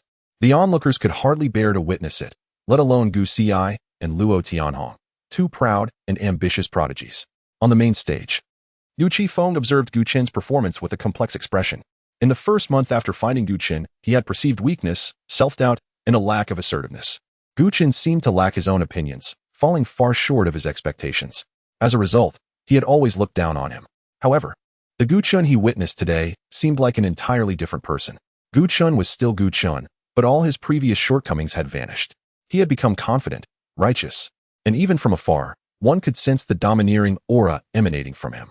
This was the son he had always envisioned, yet his son refused to acknowledge him. Could it be that I was wrong all along? At that moment, Gu Qingfeng's brow furrowed deeply. Within the arena, sensing the extreme contempt in Gu Chen's voice, Luo Tianhong spoke in a frigid tone. Gu Chen, do you realize the consequences of insulting me? Gu Chen scoffed, his voice brimming with arrogance. Spare me your empty threats. The likes of you are nothing but trash, and I could crush you with a single hand. Come at me together, I will give you one chance. With that, Gu Chen placed one hand behind his back, standing tall and exuding an indescribable aura of dominance. Audacious. Utterly audacious. If Gu Chen had merely been engaging in verbal sparring before, he was now demonstrating his contempt through his actions. Two pieces of trash, come at me together. It's all the same to me. You asked for this. Today, you will pay for your arrogance. The murderous intent in Gu Xi's eyes nearly materialized. He never imagined that Gu Chen would dare to show him such disdain. Luo Tianhong was consumed by a desire to kill. He had never been subjected to such humiliation, even in the presence of the geniuses at the Upper Capital Academy. How dare Gu Chen, an insignificant nobody, provoke him? Two formidable auras emanated from them, forcing the surrounding professionals to retreat. Gu Chen reached out, and a black great axe rapidly materialized on the Rampage Demon Armor's gauntlet. The axe blade was broad and unsharpened. However, after being forged from hundreds of pieces of equipment and upgraded with pet experience pills, the Rampage Demon Armor's attributes had reached an astonishing level. What is that? Equipment? Or an effect? Gu Qifeng stared intently at the Rampage Demon Armor on Gu Chen's body, inwardly astonished. He could sense that even though the black great axe was unsharpened, its aura of ferocity far surpassed that of ordinary Tier 2 equipment. At the same time, Luo Tianhong and Gu Xi's expressions shifted abruptly as they felt an astonishing force sweep over them from Gu Chen. No. How could he possess such formidable power? Luo Tianhong was aghast, raising his hand to unleash a psychic torture, attempting to immobilize Gu Chen. However, with a 150 increase in all attributes, the psychic torture had little impact on Gu Chen. In the next moment, a black great axe descended from the heavens, filling his entire field of vision. Boom! With a sudden darkness enveloping him, the broad blade of the axe struck Lu Tianhong with formidable force. He let out a pain cry, violently spewing forth a mouthful of blood, his body soaring backward like a kite severed from its string, unaware of how many bones lay shattered within him. Gu Chen stood where Lu Tianhong had once been, his expression tranquil and unperturbed. In a single stroke, he had demonstrated an overwhelming dominance. The champion of the northern region. A prodigy of heaven? Merely a pitiful creature of little worth. Chapter 162. Dare to play the precasting game? Is this your first day in combat? How could this be possible? How did he achieve this? Gu Xi's pupils constricted sharply, his eyes reflecting an uncontrollable shock. Such power? Such speed? Was this a second-tier summoner? Impossible. Not to mention second-tier. Even a third-tier warrior could not unleash such might. Under the terrifying pressure, an unprecedented ferocity erupted within Gu Xi. A radiant projection of dragon scales suddenly blossomed from his brow, and his pupils transformed into a mesmerizing amber, a powerful aura erupting suddenly from his being. Dragon blood boiling. This was the signature skill of a dragon knight, akin to the dragon blood boiling of the dark hunting dragon tortoise, both igniting the dragon blood within to amplify one's strength. Though Gu Xi did not possess dragon blood, he had received the blessing of the dragon god, enabling him to experience a dramatic increase in power under this skill's enhancement. Gu Chen, today I will surely avenge my past disgrace.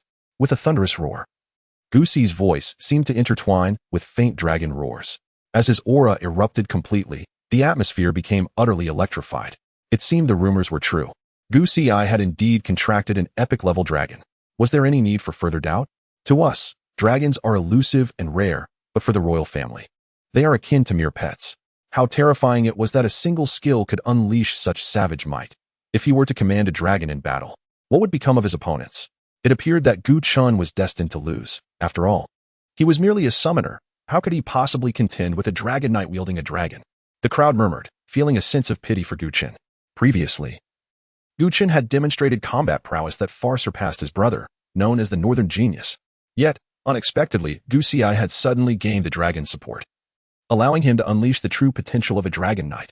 The draconic might radiating from him was enough to instill fear even from a distance of several meters. Roar. The dragon's roar reverberated, sending a visible shockwave rippling outward. Gu Xi wielded a dragon-etched spear, a ghostly dragon silhouette coalescing behind him, as an unprecedented ferocity erupted from the spear. Eternal Dragon Spear. This was a finishing move. The longer one charged it, the more devastating the damage. If he could amass sufficient power, he was confident that a single strike would render Gu Chen incapable of further combat. However, in the next instant, Gu Chen's figure vanished from his sight. A subtle sound of wind arose from behind him. Dare to play the precasting game in a one-on-one? Is this your first day in combat? Gu Chen had appeared behind him without warning, swinging a colossal axe as if to cleave the heavens. Gu Xi's eyelids twitched. The dragon silhouette behind him surged into the spear, causing the air to tremble as the spear erupted with astonishing might, transforming into countless spear-shaped phantoms that pierced toward Gu Chen. Bang! With a resounding crash, the black axe, imbued with terrifying power, shattered the incoming phantoms. Break for me! Gu Chen charged forward, swinging his axe once more, as if to open the heavens, mercilessly striking down upon Gu Xi. Once again, a draconic might erupted from Gu Xi. A deep blue dragon scale silhouette suddenly materialized, swiftly coalescing into a massive dragon scale shield before him. Dragon Knight's Guardian. The dragon scale shield resembled a true dragon's body. Incredibly thick, almost rivaling a city wall in size, providing Gu Xi with formidable protection. The black axe struck the dragon scale shield, nearly leaving a multitude of jagged cracks on its surface without inflicting any harm on Gu Xi. A flicker of surprise crossed Gu Chen's eyes. Gu Xi's skill had actually withstood his attack? It was known that Gu Chen's attributes were already on par with a fourth-tier professional, and under the effect of symbiotic collaboration, he had gained a 150 boost. With his current strength, even an ordinary fifth-tier professional would falter. Yet, this full-powered strike had failed to breach Gu Xi's defenses. The Dragon Knight, enhanced by a dragon, was indeed extraordinary. However, this was merely the beginning. It was nothing more than a super tough shell, and to think he could turn the tide with it was akin to dreaming. Regardless, Gu Xi was destined to lose today. Swish. The effect of the medium cloak activated, instantly placing Gu Xi under the exhausted status. All attributes were reduced by 50, and damage taken increased by 100. In the next moment, the dragon scale shield, akin to a city wall, rapidly dimmed, its solid scales becoming ethereal in an instant, shrinking to half its original size. What was happening? Feeling the unusual state within himself, Gucci's expression shifted to one of alarm. However, this astonishment did not last long before something even more terrifying occurred. The moment the negative effect emerged, the talent, unstoppable, was triggered. Any target within 10 meters of Gucci experienced an additional 50 amplification of negative effects.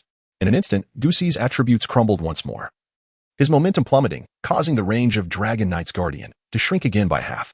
This scene startled the onlookers. What kind of skill was this?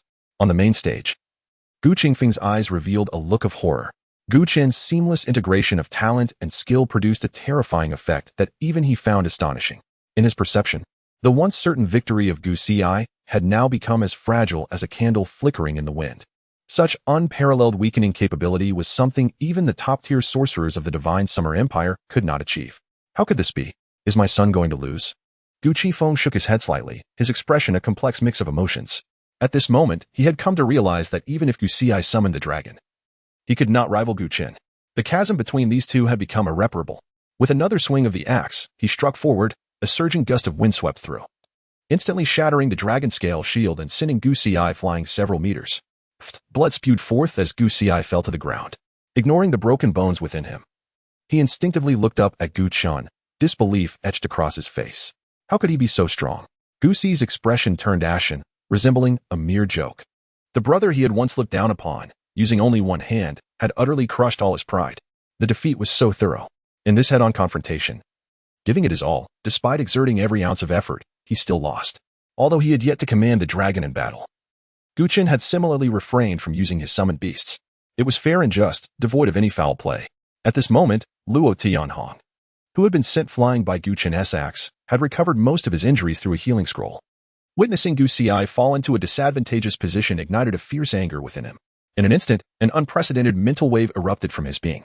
Gu Ci, pull yourself together. We absolutely cannot lose this battle today. Chapter 163, crushing two great talents, an invincible stature with a thunderous roar, Luo Tianhong, his face aflame with fierce anger, charged forth. Right from the onset, he was sent flying by a single axe strike, reduced to a pitiful state, having suffered multiple fractures throughout his body. Had he not carried several high-grade healing scrolls, he would still be lying helplessly on the ground. This was an unbearable humiliation for him. Upon hearing Luo Tianhong's shout, which resonated with an invigorating spirit, Gu Ci momentarily paused, shaking off the lingering frustration of his earlier setback. He turned to glare at Gu Chen, his gaze sharp and brimming with murderous intent. He could not afford to lose. Gu Chen, today I must end your life. As the words left his mouth, the dragon scale mark on his forehead unleashed a magnificent dragon aura. A fierce energy erupted from within him, igniting a tempest of rage. However, Gu Chen's speed was astonishing. Just as Gu Ci regained his composure, he found Gu Chen already standing before him. Kill me?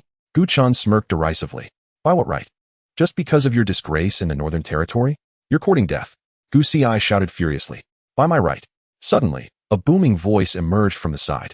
Luo Tianhong, radiating an ethereal blue light, brandished a staff that pulsated with intense energy. A tempest of chaotic energy surged from him, and the energy crystal atop the staff conjured a massive spiritual array suspended in the air.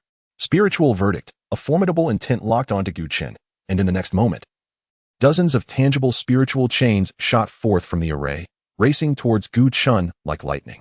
This was Luo Tianhong's most potent attack skill at this stage, capable of inflicting enormous damage and imprisoning the target's soul.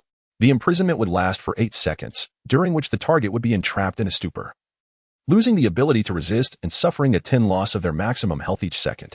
Once struck by this skill, the outcome of the battle was essentially sealed. As the spiritual chains approached like bolts of lightning, Gu Chen wasted no time. He summoned 2 substitute dolls to shield himself. One could absorb 3,000 damage, while the other could withstand 5,000, both spoils from previous ventures into the abyss or dungeons. In the blink of an eye, the chains pierced the substitutes, causing devastating damage and rendering them useless. Then, the remaining spiritual chains surged forth. Gu Chen darted away, evading the pursuit of the chains, and in an instant, appeared before Luo Tianhong. You're seeking death. Luo Tianhong bellowed, conjuring spiritual chains that materialized from thin air, lunging at Gu Chen.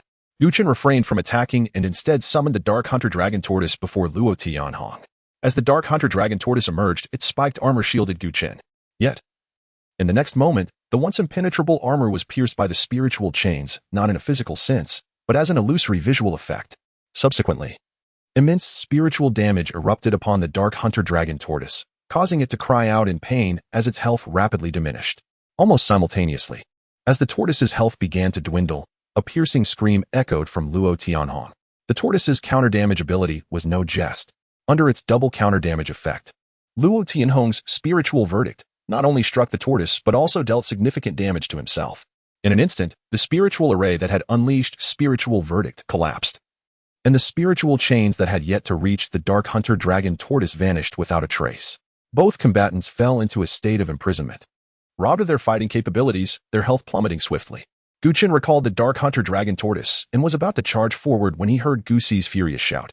Enveloped in radiant golden light, Dragon Fall, Heavenly Fury, all attributes increased by 50, gaining a 70 damage reduction. Releasing a dragon breath pulse from the dragon spear that inflicts continuous high damage on the target. Brilliant light erupted from him, and 2 energy dragon wings, resembling black crystals, unfurled from his back. Soaring upward, he distanced himself from Gu Chen. In the moment of attribute enhancement, Gu Si's spear glowed brilliantly as he locked Gu Chen within a golden zone. Then, with a powerful thrust, the spear descended towards Gu Chen, unleashing a column of energy pulse. The fierce gust roared past Gu Chen's ears, who regarded the attack with disdain, completely unfazed. Pathetically weak. Under the effects of the rampant demon armor skill, Gu Chen's attributes surged by 150, further amplified by the debilitating effect of utter exhaustion.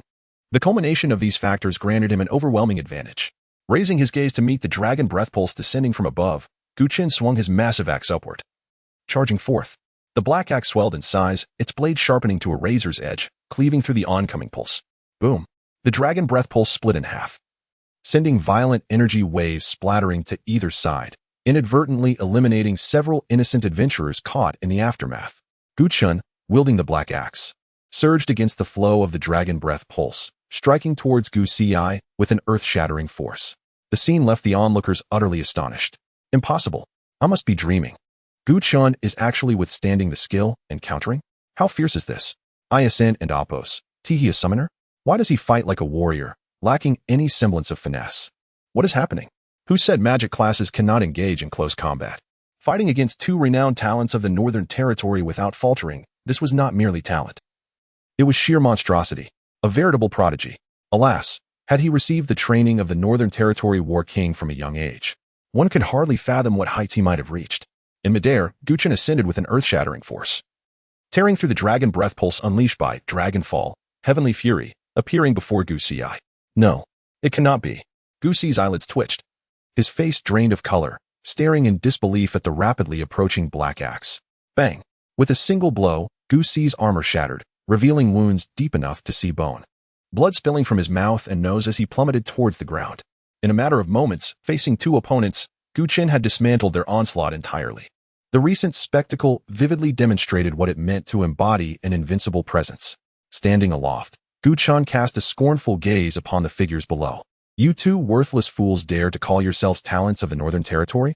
One hailing from a wealthy family, the other from royal lineage. And yet after squandering so many resources, you remain this feeble? I'm not even exaggerating when I say that if the resources wasted on you had been invested in a pig, it would surpass you both in strength. Chapter 164. You have merely gained the qualification to be defeated by me under Gu Chen's exceedingly caustic words. Gu Si and Luo Tianhong erupted with rage. You bastard. I will kill you. Gu Si bellowed, disregarding his wounds, as he charged forward with a spear. Simultaneously, Luo Tianhong broke free from his 8-second confinement. His health reduced to a mere 20%. Yet, he paid little heed to his dwindling vitality, almost as soon as he regained mobility. He unleashed a mental prison, directed at Gu Chen. A surge of mental energy surged into Gu Chen's consciousness, attempting to bind him in place. Gu Chen turned his gaze, his eyes filled with disdain. His primary attribute was mental prowess, which, augmented by the rampant demon armor, had reached nearly 1,500 points, 3 times that of Luo Tianhong. Given such a vast disparity in attributes, the impact of mental prison on him was negligible. Almost as soon as the mental prison enveloped Gu Chen, Gu Si approached, his spear swirling with the phantom of an enraged dragon, exuding unmatched might. just as everyone anticipated that Gu Chen would suffer grievous harm from this strike. A resounding boom echoed as Gu Chen effortlessly shattered the dragon phantom with a single slap. Before Gu Xi could even gasp in shock, Gu Chen reappeared before him. I have told you, as long as I exist, you shall forever live in my shadow. No sooner had he spoken than the black giant axe in Gu Chen's hand transformed into a heavy hammer, descending without hesitation. Bang! A wave of intense pain surged through Gu Xi, as if his entire skeleton had dislocated. Even though the Dragon Knight excelled in strength and endurance, he could not withstand such an unadorned strike. His body was sent flying backward, as though struck by a speeding train, leaving a trail of devastation in his wake. Gu Chen showed no mercy. With a swift step, he left behind a flickering afterimage. The heavy hammer, transformed by the rampant demon armor, swelled in size, becoming as large as a car, and fell upon Gu Xi with the weight of a mountain. Witnessing this scene, Gu Qifeng furrowed his brow. Gu Xi had already lost his capacity to resist, yet Gu Chen was intensifying his assault. With a cold snort, Gu Qifeng waved his hand, and a radiant shadow of a holy sword shot forth, intercepting Gu Chen's descending hammer. Boom! The holy sword exploded with blinding light, unleashing a formidable force that cleaved through the descending black hammer. Gu Chen, taken aback by this sudden turn of events, had no time to react before being sent hurtling backward by the residual energy of the sword strike. Cursed! With a furious exclamation, Gu Chen was propelled 10 meters away before managing to stabilize himself, thanks to the protection of the rampant demon armor. And the fact that Gu Qingfeng's strike was not aimed specifically at him, he sustained no serious injuries. However, the rampant demon armor fared poorly. It was first severed by the holy sword strike and subsequently bombarded by the energy of the sword's force, leaving its health barely above half. Without hesitation, Gu Chen produced a healing potion for the rampant demon armor. As he administered a high-grade healing potion, its health began to visibly recover. At the same time, he turned his gaze toward Gu Qingfeng, who stood on the main platform, fury boiling within his eyes. In the second-tier professional selection, how dare you, the Northern War King, interfere? Are you so desperate for validation? Is your age merely a curse upon your existence? On the other side, Luo Tianhong, witnessing Gu Chen's use of the healing potion, was momentarily elated. The Northern War King had intervened. Even if not intentionally targeting Gu Chen, he was likely injured. Perfect. Now was the time to strike. In a moment of resolve, Luo Tianhong unleashed another mental storm toward Gu Chen. Enraged, Gu Chen perceived this foolish assault as an opportunity to vent his fury. Damn it! If I cannot kill Gu Xi, shall I not be able to deal with you? With Gu Xi backed by Gu Qingfeng, who truly supports you, Luo Tianhong? Die! In the instant the mental storm approached, Gu Chen stomped forward, activating the shattering impact of the Dark Hunter Dragon Turtle. Boom! The ground beneath him cracked like a spider's web as the rampant mental storm was instantly transformed into chaos by the impact. Gu Chen's momentum remained unyielding. Propelled by the rebound, the rampant demon armor morphed into a massive black spike extending forward. The air was sliced apart, producing a sharp, deafening sound. Bang! Luo Tianhong felt a flash before his eyes, and in the next moment, an excruciating pain pierced through him. Looking down, he saw a black spike, as thick as his arm, impaling him completely, his health plummeting to the brink. Coughing crimson blood, Luo Tianhong's face turned pale, and his eyes trembled as he attempted to speak. Gu Chen scoffed, the sharp black spike rapidly retracting to form a black gauntlet upon his hand.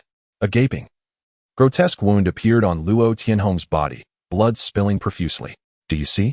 Even if I allow you one hand, you remain unworthy to be my opponent. Genius is merely the threshold you have crossed to stand before me, to rise from the millions in the northern region to confront me. You have merely earned the qualification to be defeated by me. Upon uttering these words, a wave of astonishment rippled through the crowd. The two prodigies who had emerged from millions in the north were merely deemed worthy of being defeated by Gu Chen. The audacity of such words was staggering, as was the confidence that underpinned them. Gu Qingfeng's eyes flickered with disbelief, unable to conceive that within merely half a month, Gu Chen had grown to such a formidable degree. That same unyielding arrogance and pride was precisely what he had initially hoped for in Gu Chen. Thud. Overwhelmed by blood loss, Luo Tianhong could no longer withstand the escalating pressure of the battlefield, collapsing unconscious to the ground. In the next moment, a silver shadow enveloped his body, whisking him away from the arena. Meng Yanxiu had intervened. Utilizing the teleportation spell of a spatial mage, he transported Luo Tianhong for treatment. Any further delay could spell disaster. Regardless of whether they hailed from the north or the east continent, all were subjects of the Divine Xia Empire. And those who made it this far were undoubtedly the Sea Army de la Sea Army. It would be a loss to the Empire if one were to perish in the selection. After sending Luo Tianhong away, Meng Yanxiu cast an irritated glance at Gu Qifeng. In the second-tier professional selection, how dare you, the Northern War King, interfere? This is Longying City, not your Gubei City. If everyone acted as you do, what fairness could there possibly be in the selection? Chapter 165, burdened by wind and snow for 18 years. He laughs as if the storms were mere cotton having been eliminated. Luo Tianhong was no longer a concern. Gu Chen shifted his gaze towards Gu Xi, his eyes betraying a blatant disdain. No matter how inept Luo Tianhong was, he had been vanquished in battle. Yet you? Merely a waste relying on familial protection. A dragon knight? Huh. You would do well to remain your father's obedient son. Just as Gu Xi had begun to catch his breath, Gu Chen's taunts ignited a furious blush across his face. The phrase a waste relying on family protection birthed an unprecedented sense of humiliation within him. As a noble scion of the Northern royal family, he had never endured such degradation. Gu Chen's actions today had shattered all his pride into fragments. His once cherished identity, profession, and honors had all become mere mockeries. Truly, a ruthless attack on his spirit. In an instant, an uncontrollable rage surfaced on Gu Xi's visage, his eyes ablaze with hatred, exuding a chilling murderous intent. Gu Chen, unfazed, taunted, "What is the matter? Unwilling to accept it? Then come at me. I will kill you." Gu Xi brandished his spear, charging once more. "Stop." At that moment, Gu Qingfeng's voice resonated from the main platform. "Gu Xi, step back. You are no match for him." As those words fell, Gu Xi was overwhelmed by a wave of unbearable humiliation, his heart filled with despair. Even his most respected father deemed him incapable of contending with Gu Chen. This declaration shattered whatever semblance of dignity he had left, laid bare before the crowd. With furious, reddened eyes, Gu Xi spoke not a word and unleashed the eternal dragon spear, aiming to pierce Gu Chen once again. Observers nearby felt the palpable murderous intent radiating from Gu Xi, their expressions shifting dramatically. This was an onslaught bereft of mercy. Gu Xi was intent on killing. Such an act would contravene the rules of selection. After all, he was a royal scion. What did rules matter? Complaints began to ripple through the crowd as they sensed the chilling aura emanating from Gu Xi. Gu Qingfeng, already unsettled by his prior interference in the rules, could no longer remain passive. In Gu Chen's hands, Gu Xi appeared as a mere plaything, utterly at a disadvantage with no glimmer of hope. This spectacle darkened Gu Qingfeng's countenance. To publicly humiliate Gu Xi in such a manner was a disgrace to the Northern royal family. Enough. Cease this at once. A thunderous roar erupted from the main platform, and a radiant sword silhouette descended from above, enveloping both combatants in an overwhelming pressure. Gu Chen felt an immense force surge towards him, and as he swung his axe, the moment it connected with Gu Xi, he was blasted backward. Witnessing this, the crowd erupted in discontent. Not again. Will anyone else get a chance to compete? Is this truly Gulong City, or merely Gu Qingfeng's domain? Enough of this nonsense. Ling Feng could no longer contain his fury. A fierce anger erupted from his core. Even if he could not emerge victorious, he was determined to fight. The formidable aura of a peak 6-stage martial saint exploded forth, and golden light flared from Ling Feng's fists as he charged towards Gu Qifeng. Yet, with a casual wave of his hand, Gu Qifeng repelled Ling Feng, forcing him to retreat and causing blood to trickle from his lips. "Stop." Meng Yanqiu's expression darkened as a mirror-like silver light appeared between the two, absorbing all attacking forces and redirecting them to another dimension. In an instant, every offensive move was nullified. Gu Qifeng frowned. He had merely sought to prevent the two brothers from harming one another, not to target Gu Chen. However, Ling Feng's insolence had crossed a line, and he had dared to strike. Anger surged within Gu Qingfeng, and he prepared to reprimand Ling Feng, when suddenly he felt a heavy weight on his shoulder, a powerful hand pressed down. "War King, ultimately, Ling Feng acted against you for Gu Chen's sake. You stand on shaky ground here." After a moment's contemplation, Gu Qifeng's icy demeanor softened slightly. He stood with hands clasped behind his back, choosing to disregard Ling Feng's disheveled state. It was indeed rare for Ling Feng to act on behalf of Gu Chen. Yet, how could he simply stand by while Gu Xi was publicly humiliated? That was out of the question. Intervention was necessary. If the violence continued, it would not merely be Gu Xi's face that was tarnished, but Gu Qingfeng's own dignity and that of the Northern royal family.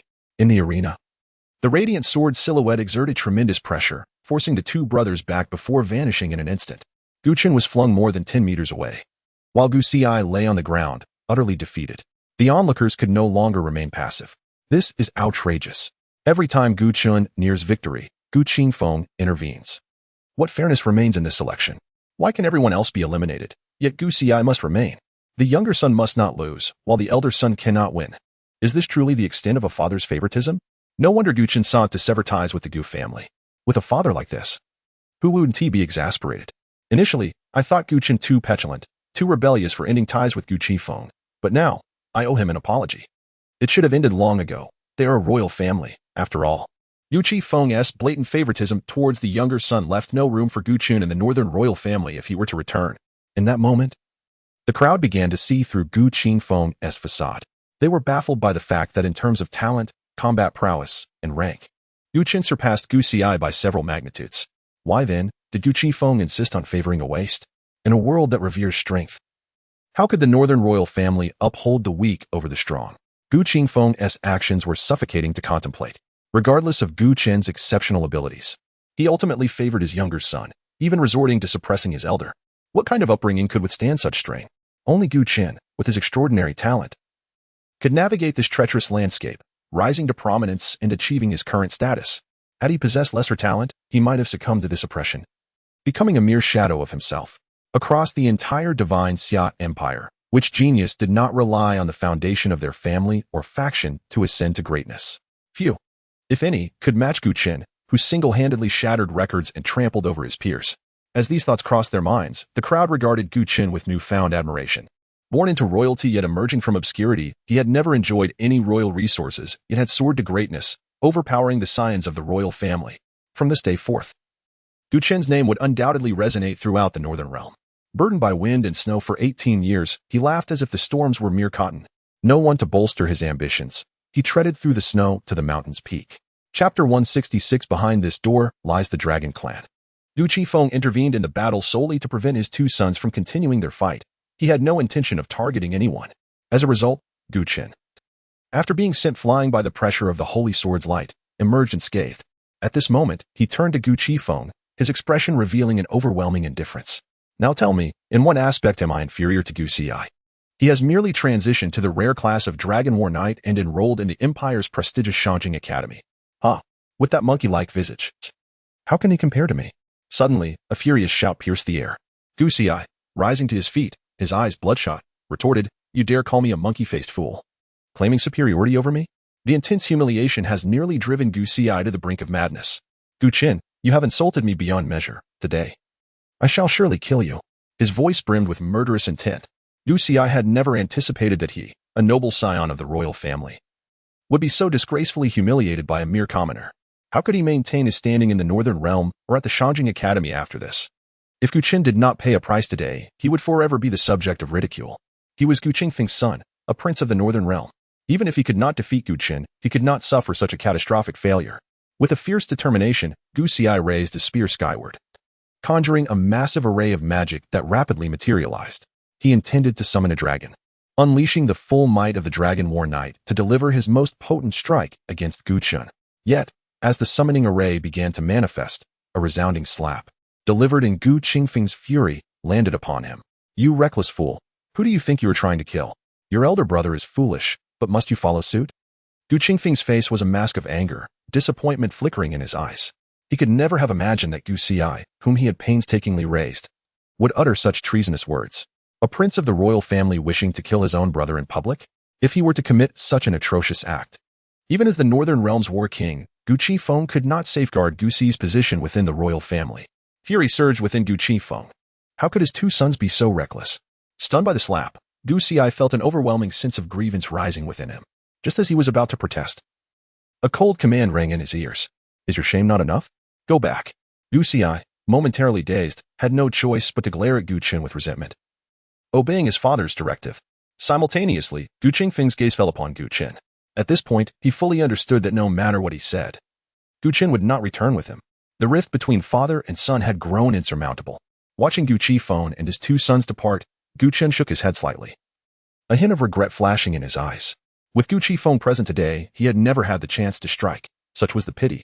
However, he was not anxious. After today's battle, he had become an indelible nightmare for Gu Xi. The road ahead was long, and one day, Gu Xi would reverently regard him as a deity. At that moment, Meng Yanxiu stepped forward, addressing the remaining contestants. "Since Gu Xi has withdrawn, we shall consider him eliminated, and the selection process will proceed as usual." With these words, order returned to the arena. Yet, following the recent uproar, the crowd's perception of Gu Chen had completely reversed. The once esteemed prodigy of the Northern Realm had utterly collapsed in reputation, and the label of Northern Realm's disgrace would not be easily shed. In contrast, Chen had earned the respect and recognition of all through his prowess. Father and son at odds, brothers turned foes? If he did not act thus, he would surely be devoured whole within the northern royal family. If even self-preservation were deemed wrong, what else could be right? Meanwhile, the remaining contestants displayed expressions of bitter amusement. If even the two most exceptional talents had fallen to Chen, could they continue to persist? Some argued that giving their all was a sign of respect for their opponent, but under such circumstances, further persistence seemed merely a spectacle. After all, Chen's combat prowess had utterly overshadowed everyone present. Who could possibly compare? I can barely stand. Chen is still at full strength. How can I possibly engage him? I'm already on my last legs. Who would dare challenge him now? The oppressive atmosphere in the arena intensified, and Chen appeared unaffected. As if it were all trivial. This is absurd. I concede. To have come this far, who among them was not once a proud individual? In their respective cities, they were the focal points. When had it been their turn to serve as mere background? Yet before Chen, they had been completely relegated to mere embellishments. The overwhelming strength he possessed was simply insurmountable. Who would willingly invite humiliation upon themselves? Well, we've done well to reach this point. The contestants exchanged wry smiles, gradually withdrawing from the arena. Observing this scene, Meng Yanqiu's stern expression softened somewhat. It seemed everyone had already arrived at a conclusion. In that case, I declare Chen the champion of this second-tier professional selection. With that, Meng Yanqiu turned to Chen and gestured for him to follow. Chen, come with me. Before Chen could respond, a silvery light enveloped him. The next moment, both Meng Yanqiu and Chen vanished from sight. Ling Feng stood rooted in place, satisfaction gleaming in his eyes. Chen had rightfully earned his current accomplishments. The mere thought that this was the soldier he had nurtured made his lips curve upward. A strong general raises no weak soldiers. Once he returned to the military headquarters with Chen, who would dare claim that Ling Feng could not cultivate talent? The onlookers gazed in envy and admiration at the spot where Chen had stood. To have battled alongside such an extraordinary prodigy, even in defeat, was no shame. On the other side, Chen found his surroundings shifting, realizing that Meng Yanqiu had transported him to a spacious hall. Before him loomed an imposing black iron door. Meng Yanqiu pointed toward the massive, closed door, his tone softening slightly. Do you know where this is? Chen regarded the towering black door, a frown creasing his brow, overwhelmed by an unsettling yet potent aura seeping through the cracks. The Dragon Clan, not the lesser dragon hybrids outside, but the true lineage of dragons. There could be no mistake. The immense pressure emanating from a higher life form was far beyond what ordinary alien beings or lesser dragons could exude. Is the Dragon Clan truly behind this door? Chen inquired. Indeed, inner. The quality of the dragon you may contract depends upon your fortune, Meng Yanqiu replied, gesturing as the massive doors slowly creaked open, unleashing a chilling wave of terrifying energy that washed over them. Chapter 167. The secret dragon prison. Behind this door lies the prison of Dragon City, the Dragon Prison. Here, all the dragons captured during battles are confined. As I stepped inside, a bloodthirsty and violent aura descended upon me like a mountain, sending a deep tremor through my very soul, despite my attributes being enhanced by the chaotic magic armor. This oppressive force stemmed not merely from rank or combat prowess, but from a suppression of life itself, an authority possessed solely by true pure-blooded dragons. A dominance of higher life over lower life. It is no wonder that a solitary spot was chosen from among the hundreds of second-tier professionals. One could easily fathom that a less capable fighter would crumble under such a life-based pressure. Following the signs, I arrived at the section where second-tier dragons were imprisoned. Second tier signifies a lower rank, not lesser potential. As I approached, my gaze fell upon the massive cells, each door displaying detailed information about the imprisoned dragons. Species, Golden Scale Dragon. Level, 25. Talent, Rare. Ability, Treasure Sense Rare. Skill, Golden Scale Flash Rare. Species, Shadow Evil Dragon. Level, 26. Talent, Epic. Ability, Shadow Drain Epic. Skill, Shadow Pulse Epic. Species, Azure Holy Dragon. Level, 28.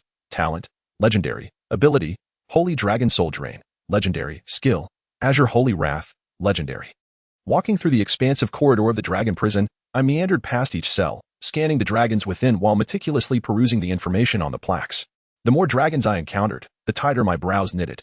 Frankly speaking, the dragons imprisoned here exhibited exceptional potential. At a glance, the lowest among them was rare, with a few epic and even a handful of legendary dragons confined within. A legendary dragon, if released into the outside world, would be a coveted and formidable companion. Should it be placed on a professional trading platform, it would undoubtedly be priceless, inciting frenzied competition regardless of the absurd price tag. Indeed, legendary summons are a rarity. Even elite summoners from noble lineage often start with rare, reach epic, and reserve legendary for the most exceptional cases, while there are higher ranks. The resources required for cultivation are exorbitant, making it exceedingly difficult for even noble summoners to sustain such endeavors. This scarcity accounts for the lack of high-tier professionals among summoners. Upon class transition, a summoner immediately acquires a summoning slot, with an additional slot granted every 5 levels. Take me, for instance, at level 25. I already possess 5 summoned beasts and an empty slot, while summoners of the same tier require but a single resource to enhance themselves. The resources needed for a level 25 summoner are exponentially greater. Wishing to improve oneself without offensive or defensive capabilities, or perhaps to elevate a summoned beast. Yet one cannot funnel all resources into a single creature. Some summoners resolve from the outset to nurture only 3 or 4 summoned beasts. However, once they rise in level and encounter a beast of exceptional potential, will they choose to bind it? Or what if they discover a rare summoning skill book in the abyss? It is evident that summoned beasts contracted at the first tier pale in comparison to those at the third tier. They exist in entirely different realms. How could one possibly limit themselves to nurturing only the initial few? Moreover, as levels and the number of summoned beasts increase, so too do the resource demands, effectively rendering legendary summoned beasts exceedingly rare. As for mythical beasts, they are even more elusive. Gazing upon the few legendary dragons within my view, I felt a mix of satisfaction and discontent. I was pleased by the rarity of legendary dragons, knowing that if I could bind one, my combat strength would undoubtedly receive a significant boost. Yet, my dissatisfaction stemmed from the fact that, to me, legendary dragons were not so uncommon. I still retained an unutilized royal bloodline, meaning that even if I contracted a rare dragon now, I could elevate it to legendary status through my royal bloodline. Thus, ordinary legendary dragons appeared somewhat lackluster in my eyes. The number of dragons imprisoned in the dragon prison was limited, and I found no satisfactory targets among them. Reluctantly, I returned to the entrance of the dragon prison, where Ming Yanxiu awaited my return, his expression revealing surprise. Why have you returned? Any second-tier dragon here would be a priceless treasure in the outside world. Did you not take a closer look? I nodded in agreement, acknowledging the presence of several legendary dragons. However, I harbored a question. When I first entered the dragon prison, from which dragon did that overwhelming pressure of life emanate? Upon hearing my query, Meng Yanxiu cast me a peculiar glance, acknowledging my perceptiveness, yet he warned, "You may be disappointed." He summoned a portal, leading me through, and in the blink of an eye, we arrived in a vast, empty hall. The atmosphere within was hushed and dimly lit, and upon entering, I felt an intense pressure emanating from a higher life form. Raising my gaze, I beheld a colossal figure, exuding a heavy aura, coiled in the center of the hall, shielded by a series of energy barriers. It was a dragon nearing the end of its life. Its battered body bore numerous grievous wounds, scales shattered and peeling, with its dragon wings tragically incomplete. As if alerted by our sudden presence, the creature opened its murky eyes and unleashed a low, thunderous roar. "Humans, do not harbor delusions. Even in death, I shall not bow to you." Its voice was laced with sorrow and fury, and remnants of its internal organs were expelled with the roar. Dragons are proud beings. The mightier the dragon, the more challenging it is to subdue. The vast majority would rather face death than submit to humankind. I paid little heed to the dragon's defiance, my gaze drifting to the plaque in the corner of the hall. Species: End of Days Demon Dragon. Level: 65. Talent: Mythical. Ability: Annihilation Power. Mythical. Desperate Counterattack. Mythical. Skill: Demon Dragon Judgment. Mythical. End of Days Cataclysm. Mythical. A mythical dragon? My pupils constricted sharply.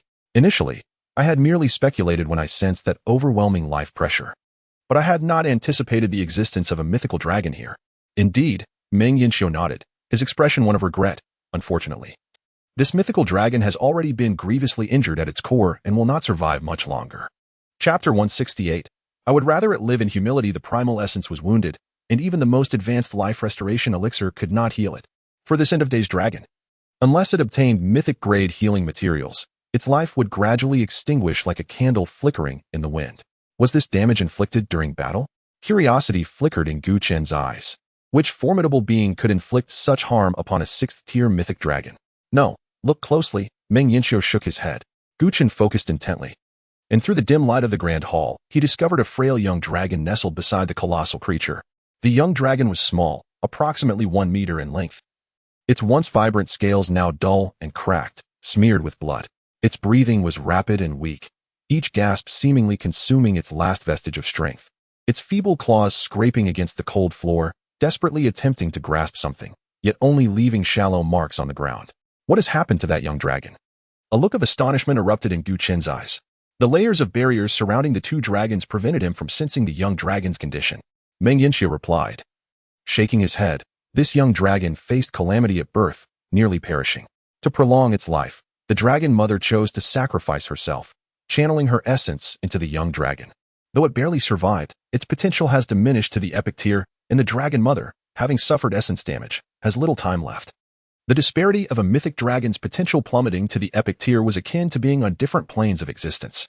To sacrifice oneself for the young dragon, was this the essence of blood kinship? Gu Chen nodded, feeling a pang of emotion. Had the dragon mother abandoned the ailing young dragon from the outset, how could such a dignified mythic sovereign find itself in such a dire predicament? Even among other races, there existed a bond of maternal love, a willingness to sacrifice for their offspring, while some humans lived in a manner less noble than that of a beast. It was utterly laughable and tragic. Meng Yanxue nodded, stating that the two dragons had little time left, and it would be best not to disturb them, allowing them their final moments. He then turned to walk towards a nearby teleportation portal. Wait, Gu Chen suddenly interjected, stepping closer to the barrier. He gazed into the enormous amber eyes of the end-of-days dragon and calmly spoke, perhaps I have a solution. The end-of-days dragon exhibited no reaction, its massive eyes flashing with disdain. It was an overestimation of one's capabilities. The young dragon was inherently flawed, and even a mythic 6th-tier dragon could only extend its life through self-sacrifice. What could a mere 2nd-tier human possibly do? Gu Chen Yu. Meng Yanxue attempted to dissuade him, but as he spoke, he saw Gu Chen extend his palm, grasping at the air. In an instant, a dark crimson network of energy materialized above his hand. A wave of chilling bloodline power emanated from it. Dark bloodline, royal blood. This contained enough bloodline power to elevate an ordinary creature to the legendary tier of dark beings. Even with primal essence damage, it could grant a new lease on life. Beside him, Meng Yanxue's expression shifted dramatically. As a 6th-tier practitioner, he sensed the astonishing bloodline power contained within Gu Chen's grasp. Though unaware of the nature of the object, he was certain it was far from ordinary. Initially, he had thought Gu Chen was merely playing tricks, but it seemed he was sincere.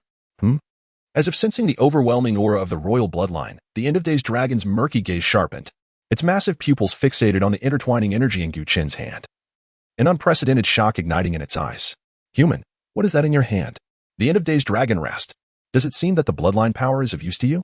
Gu Chen displayed the energy without reservation before the dragon. Sensing the potent bloodline energy, hope surged within the end-of-days dragon's eyes. It abruptly rose from the ground, its enormous head akin to a mountain, leaning toward Gu Chen, its gaze unwaveringly fixed on his palm. After a long pause, the end-of-days dragon lowered its head, revealing a pleading expression. Human, could you bestow this bloodline power upon my child? The sight before Meng Yanxue was nothing short of astonishing. The once unyielding 6th-tier mythic dragon now bowed its head in humble supplication to a 2nd-tier human. If word of this spread, it would surely astonish countless individuals. Gu Chen's gaze shifted, and he spoke. This young dragon is inherently flawed. Even if saved, its potential will not compare to its kin. The only opportunity lies before you. Will you not save yourself? The end-of-days dragon replied hoarsely, this is my child. I cannot bear to watch it perish before my eyes. Human, I implore you, let my child become your familiar and grant it that bloodline power. The dragon understood well that whether human or dragon, no one would offer unconditional kindness. For the young dragon, becoming Gu Chen's familiar was its only path to survival. Hearing those words, Meng Yanxue's face lit up with shock and delight. Previously, the end-of-days dragon had been unyielding, yet now it humbly begged Gu Chen to contract its young dragon. My child, it has yet to open its eyes to this world. It bears the bloodline of the end-of-days dragon, a born sovereign, and should not perish in such a manner. Are not dragons proud by nature? You refuse to yield to humans even in death. Why now allow your young dragon to become my familiar? I can die, but my child cannot. I would rather it live in humility. Gu Chen's expression shifted, and he fell into silence. Reason told him that contracting a flawed epic-tier young dragon did not align with his expectations for a 6th familiar. This was the dragon prison. He could easily leave the grand hall and contract a legendary dragon anew. Yet, in certain moments, rationality falters. Very well, I accept your request. After a brief silence, Gu Chen finally uttered those words, having made his choice. Though the young dragon was currently at the epic tier, it still possessed the foundation of a mythic being. Coupled with his dark bloodline, he believed that, given sufficient time, it could regain its former glory. Human, thank you. The end-of-days dragon's murky eyes softened slightly. With the dragon mother's assistance, Gu Chen successfully contracted the frail young dragon. You have contracted with the end of days dragon, young dragon, without examining the young dragon stats. Chen directly infused the royal bloodline into its being. Summon beast advancement successful, end of days dragon, epic, end of days dragon, legendary, level, LV, 21, health, 366,800, attributes, strength 885. Agility 860, Constitution 853, Spirit 768, Skills. Chapter 169, assisting it to ascend to mythical level with all my origin power with a thunderous roar. The young dragon was reborn, and an overwhelming dragon might permeated every corner of the grand hall. Its body began to transform, the once dull scales regained their luster. Its dim eyes sparkled with vitality, muscles swelled, and bones cracked audibly. The expansive dragon wings, measuring 3 meters in diameter, unfurled as if to embrace a new life.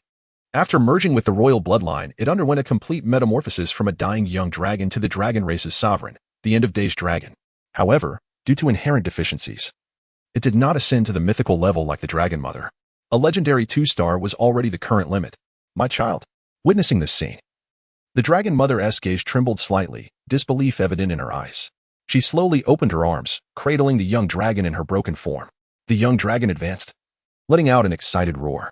Although Chen could not comprehend the full meaning behind that roar, he could clearly feel the young dragon's overwhelming joy. Human, thank you.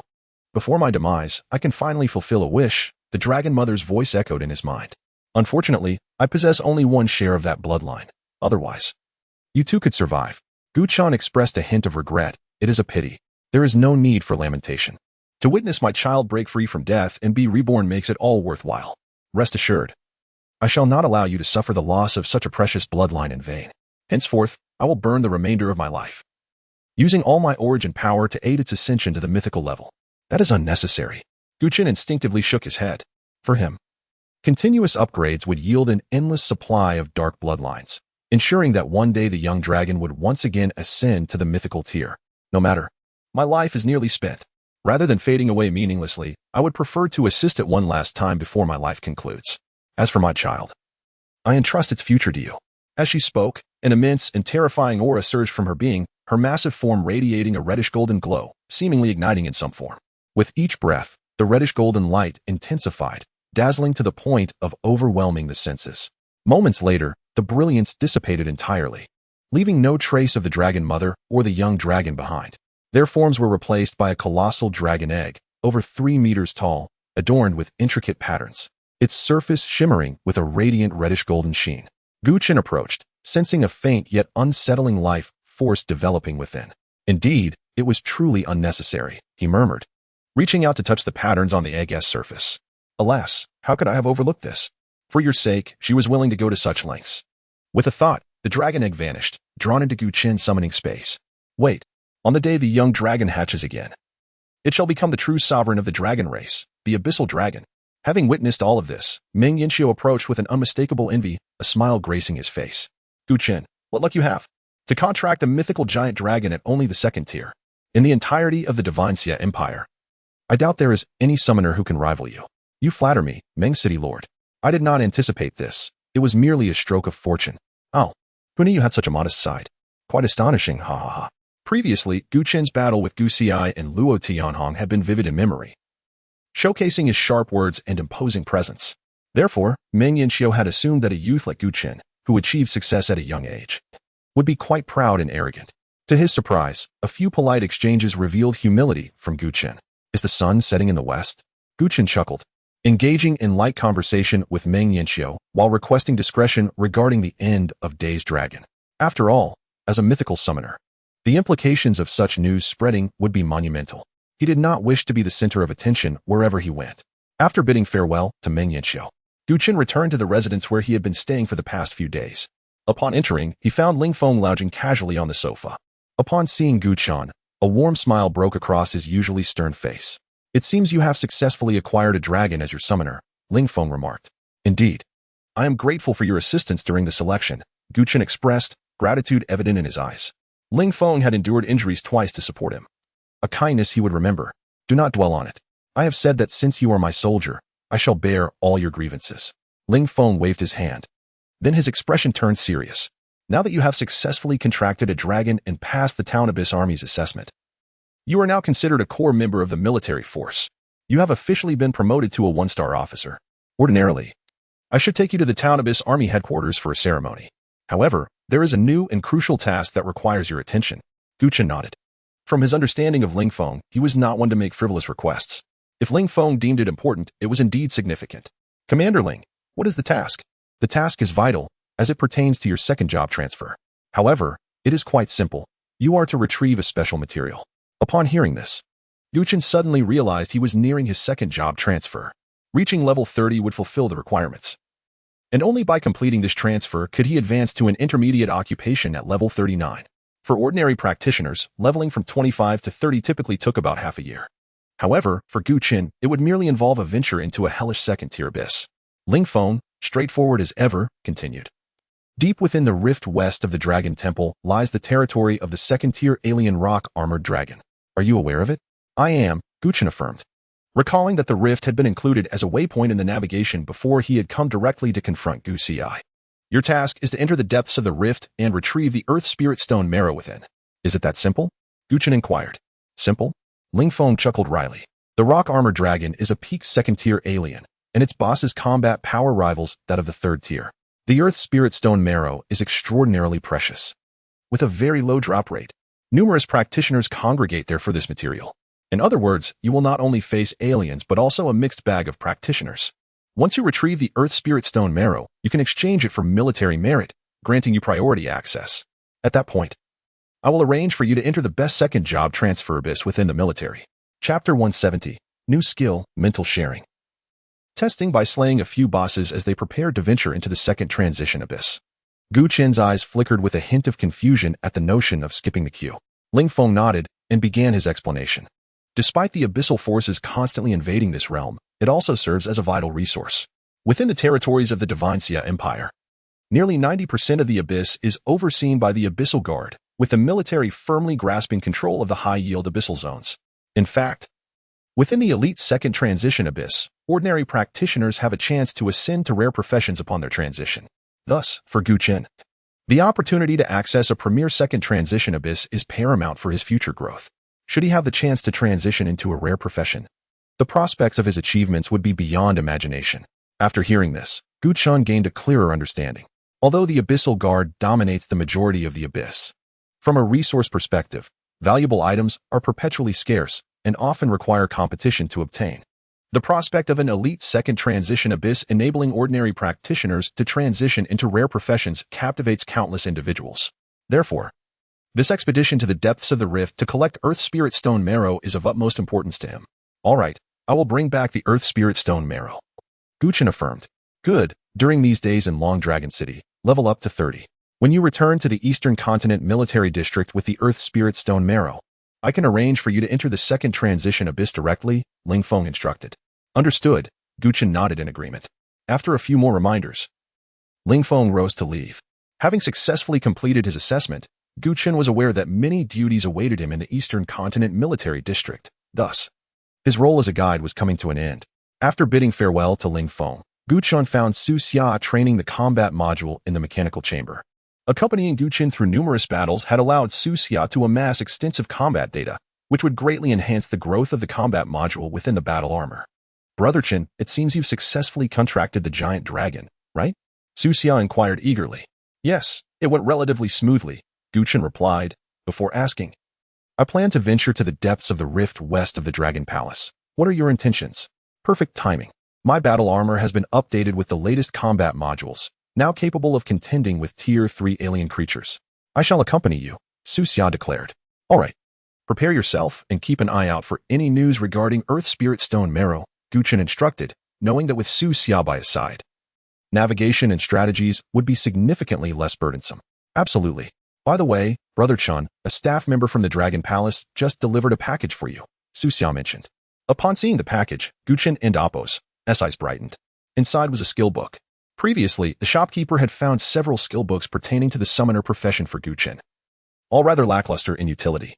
Before departing, he had asked the shopkeeper to send any superior skill books his way. Skill book, mental sharing, profession, summoner, level, 25, quality, epic, effect, establishes mental sharing with summoned beasts, allowing perception of all their senses, remarkable. With this skill, He could gain the vision of his summoned beasts through mental perception, akin to acquiring a divine perspective. Without hesitation, he grasped the skill book and immediately learned it. You have learned a new skill, mental sharing. A new skill appeared in his skill panel. Focusing his thoughts, he summoned the Vampire Lord. As the effect of mental sharing enveloped the Vampire Lord, a new perspective emerged within Gu Chen's consciousness. This sensation was extraordinary, reminiscent of the concept of an external avatar mentioned in novels. He pondered whether the skill's effect could extend to the offspring of the vampire race. If so, he would no longer fear the threat of the dark mists in the wilderness. With all preparations complete, Gu Chen and Su Xia departed from the Dragon Palace, heading towards the depths of the rift. Due to the slight chance of Earth Spirit Stone Marrow materializing in the depths, numerous practitioners had congregated there year-round. Upon entering the rift, Gu Chen's presence immediately drew attention. Following his remarkable performance in the Dragon Palace selection, where he single-handedly outmatched the two prodigies of the northern region, he had become something of a celebrity. Look, Gu Chen is here. Is he also after the Earth Spirit Stone Marrow? With a talent like him, how are we mere Tier 2 practitioners supposed to survive? Acquiring Earth Spirit Stone Marrow relies on luck. What good is strength? That may be true. Gu Chen paid little heed to the murmurs around him as he followed Su Xia deeper into the rift. Su Xia reviewed relevant data, noting that the drop rate of Earth Spirit Stone Marrow was heavily influenced by location. Previously, most had been found in the depths of the rift. Some speculated that only by reaching sufficiently deep within the rift could the drop rate be improved. Others theorized that defeating a sufficient number of rock-armored dragons would enhance the chances. However, both approaches carried significant risks. Nevertheless, Gu Chen felt little trepidation, after all. The rock-armored dragon was merely a peak Tier 2 alien creature, and even if a rock-armored dragon boss appeared, it would only be a novice in Tier 3. Given his current combat capabilities, it posed no real threat. Brother Chen, I and Appos, VE heard the drop rate for Earth Spirit Stone Marrow is quite low. It said that you must defeat nearly 100 bosses to obtain a single piece, and it has been 6 months since the last drop. Gu Chen contemplated this, realizing that despite the low drop rate, the number of practitioners gathered in the rift was substantial. Moreover, 6 months had passed since the last drop, meaning that the fallen rock-armored dragon bosses surely exceeded 100, so why had none materialized yet? Thus, the quantity of kills could not be a strict criterion. Simply defeating enough bosses did not guarantee a drop. I've seen the same information, but I beg to differ. During my journey here, I compared notes and found that those who acquired Earth Spirit Stone Marrow were predominantly solo practitioners. While there were some teams, they were few and far between. Therefore, I hypothesized that another possibility exists. Perhaps only when a boss is slain solo does the drop rate increase. At this point, Gu Chen pondered further. Perhaps there is another factor, the number of times one endures damage. Su Xia's face displayed a hint of confusion. Enduring damage? Indeed. The fewer times one is struck by the boss during battle, the higher the potential drop rate may be. However, these are merely conjectures without any solid proof. Once we delve deeper into the rift and slay a few bosses, we should be able to form a clearer judgment. Su Xia's expression twitched at Gu Chen's words. Goodness. Are you really suggesting we just try slaying a few bosses? Chapter 171. First glimpse into the rift's depths, slaying an elite unlike the abyss mechanisms of your Dragonfall City did not amplify experience gains based on the size of a party. Furthermore, surmised that only soloing a boss would yield a Spirit Stone Marrow, thus precluding any desire to form a group. Unfazed, had borne witness to solitary path from the Dragonkin-infested mines to the Dragon Temple. A party would be superfluous. However, upon witnessing's unescorted arrival, the denizens of the rift were visibly astounded. The vast majority had anticipated its immediate assemblage of a team, eagerly awaiting an invitation to join his ranks. For here was a veritable powerhouse.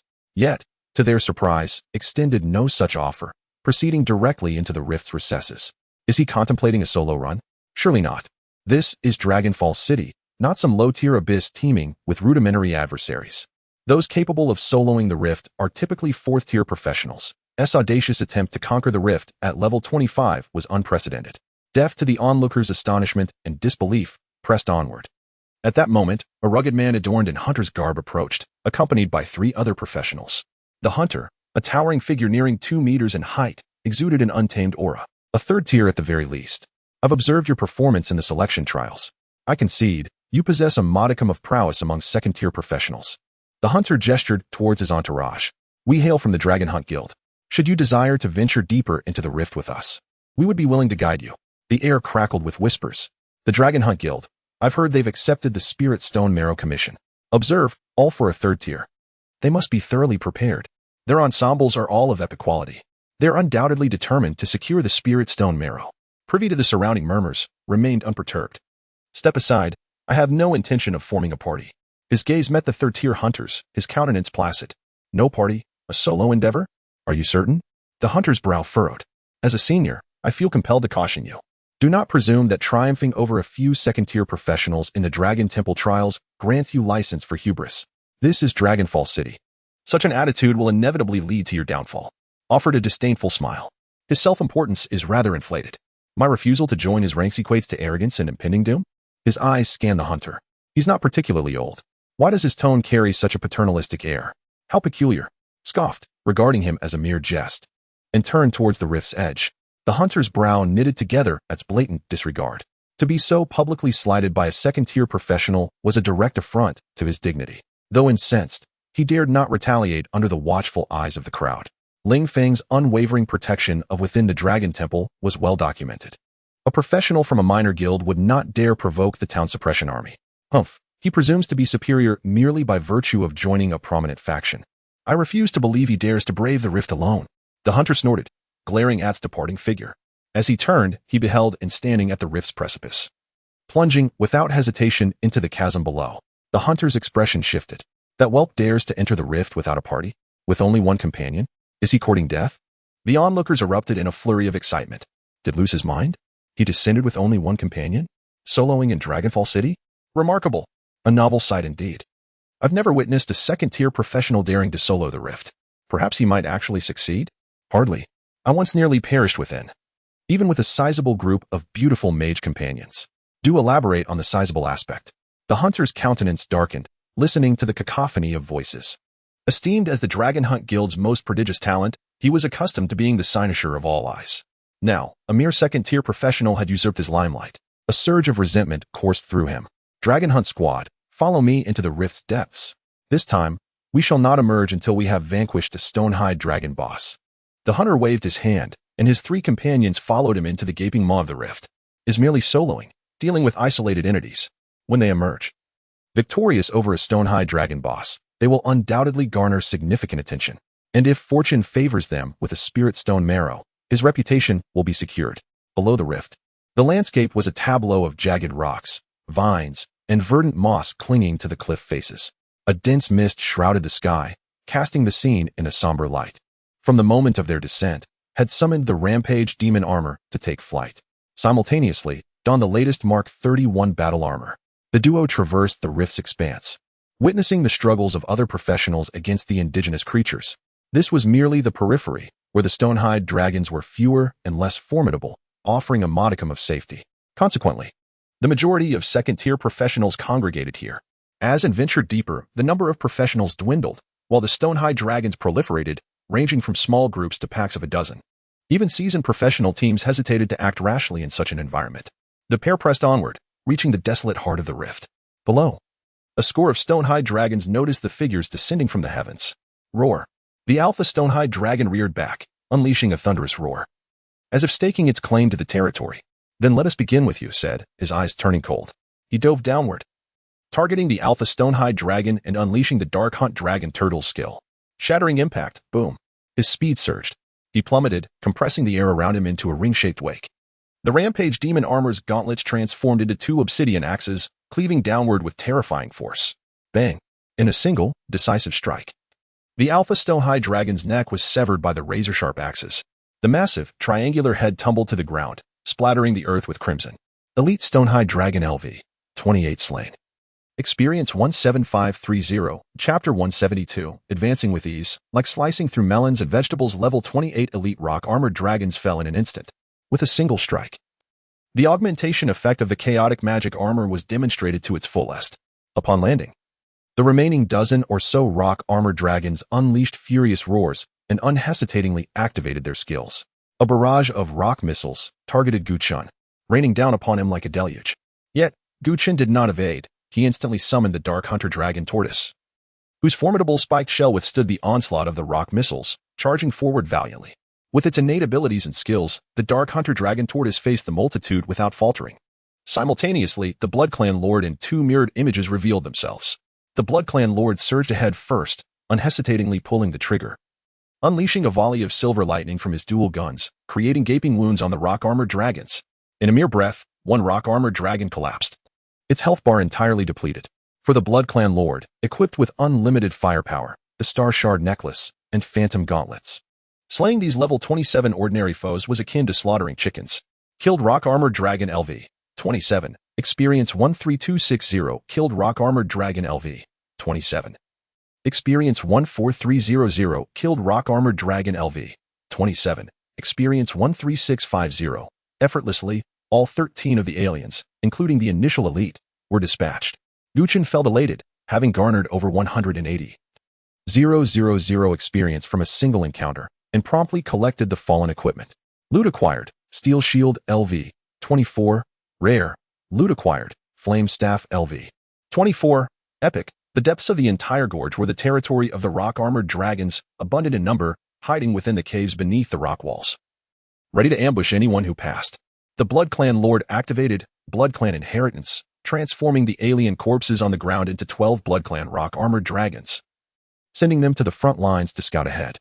Chen, accompanied by Su Xia, followed closely behind the summoned beasts, advancing steadily.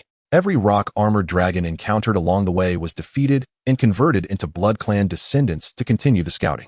The environment was littered with weeds, dead trees, scattered bones, and decaying corpses.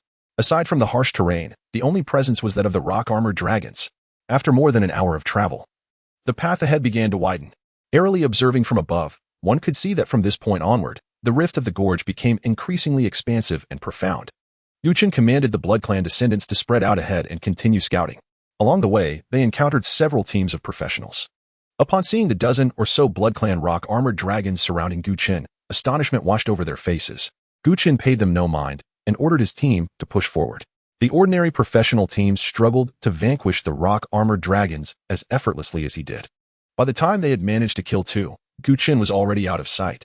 As they continued their journey, the only notable deviation from the harsh environment was the lack of any unusual occurrences. Yet, having ventured deep into the heart of the rock-armored dragon territory, it was inevitable that hidden dangers lurked beneath the calm facade.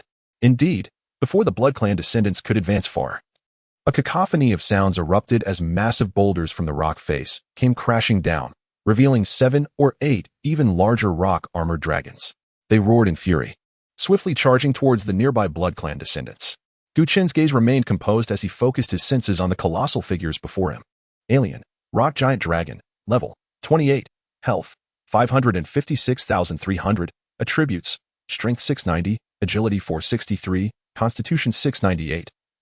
Spirit 452, Skill I, Rock Missile, Skill 2, Rock Armored Charge, Skill 3, Earthquake. Each rock giant dragon stood over 5 meters tall, with a total length of around 10 meters when including the tail. The tip of its tail, dark brown and keratinous, resembled a heavy hammer from a distance, exuding an aura of power. As the 7 rock giant dragons charged forth, the Blood Clan rock-armored dragons showed no fear, rushing to engage. While other professional teams would typically exercise caution and observe the situation, retreating at the sight of such numerous rock giant dragons, Chen remained unfazed by their threat. The Dark Hunter Dragon Tortoise unleashed its skill, launching its spiked armor like projectiles, toppling several rock giant dragons in a single encounter. Meanwhile, the Blood Clan Lord's silver bullets rained down with terrifying ferocity, inflicting gruesome wounds upon the massive bodies. Killed Rock Giant Dragon LV. 28.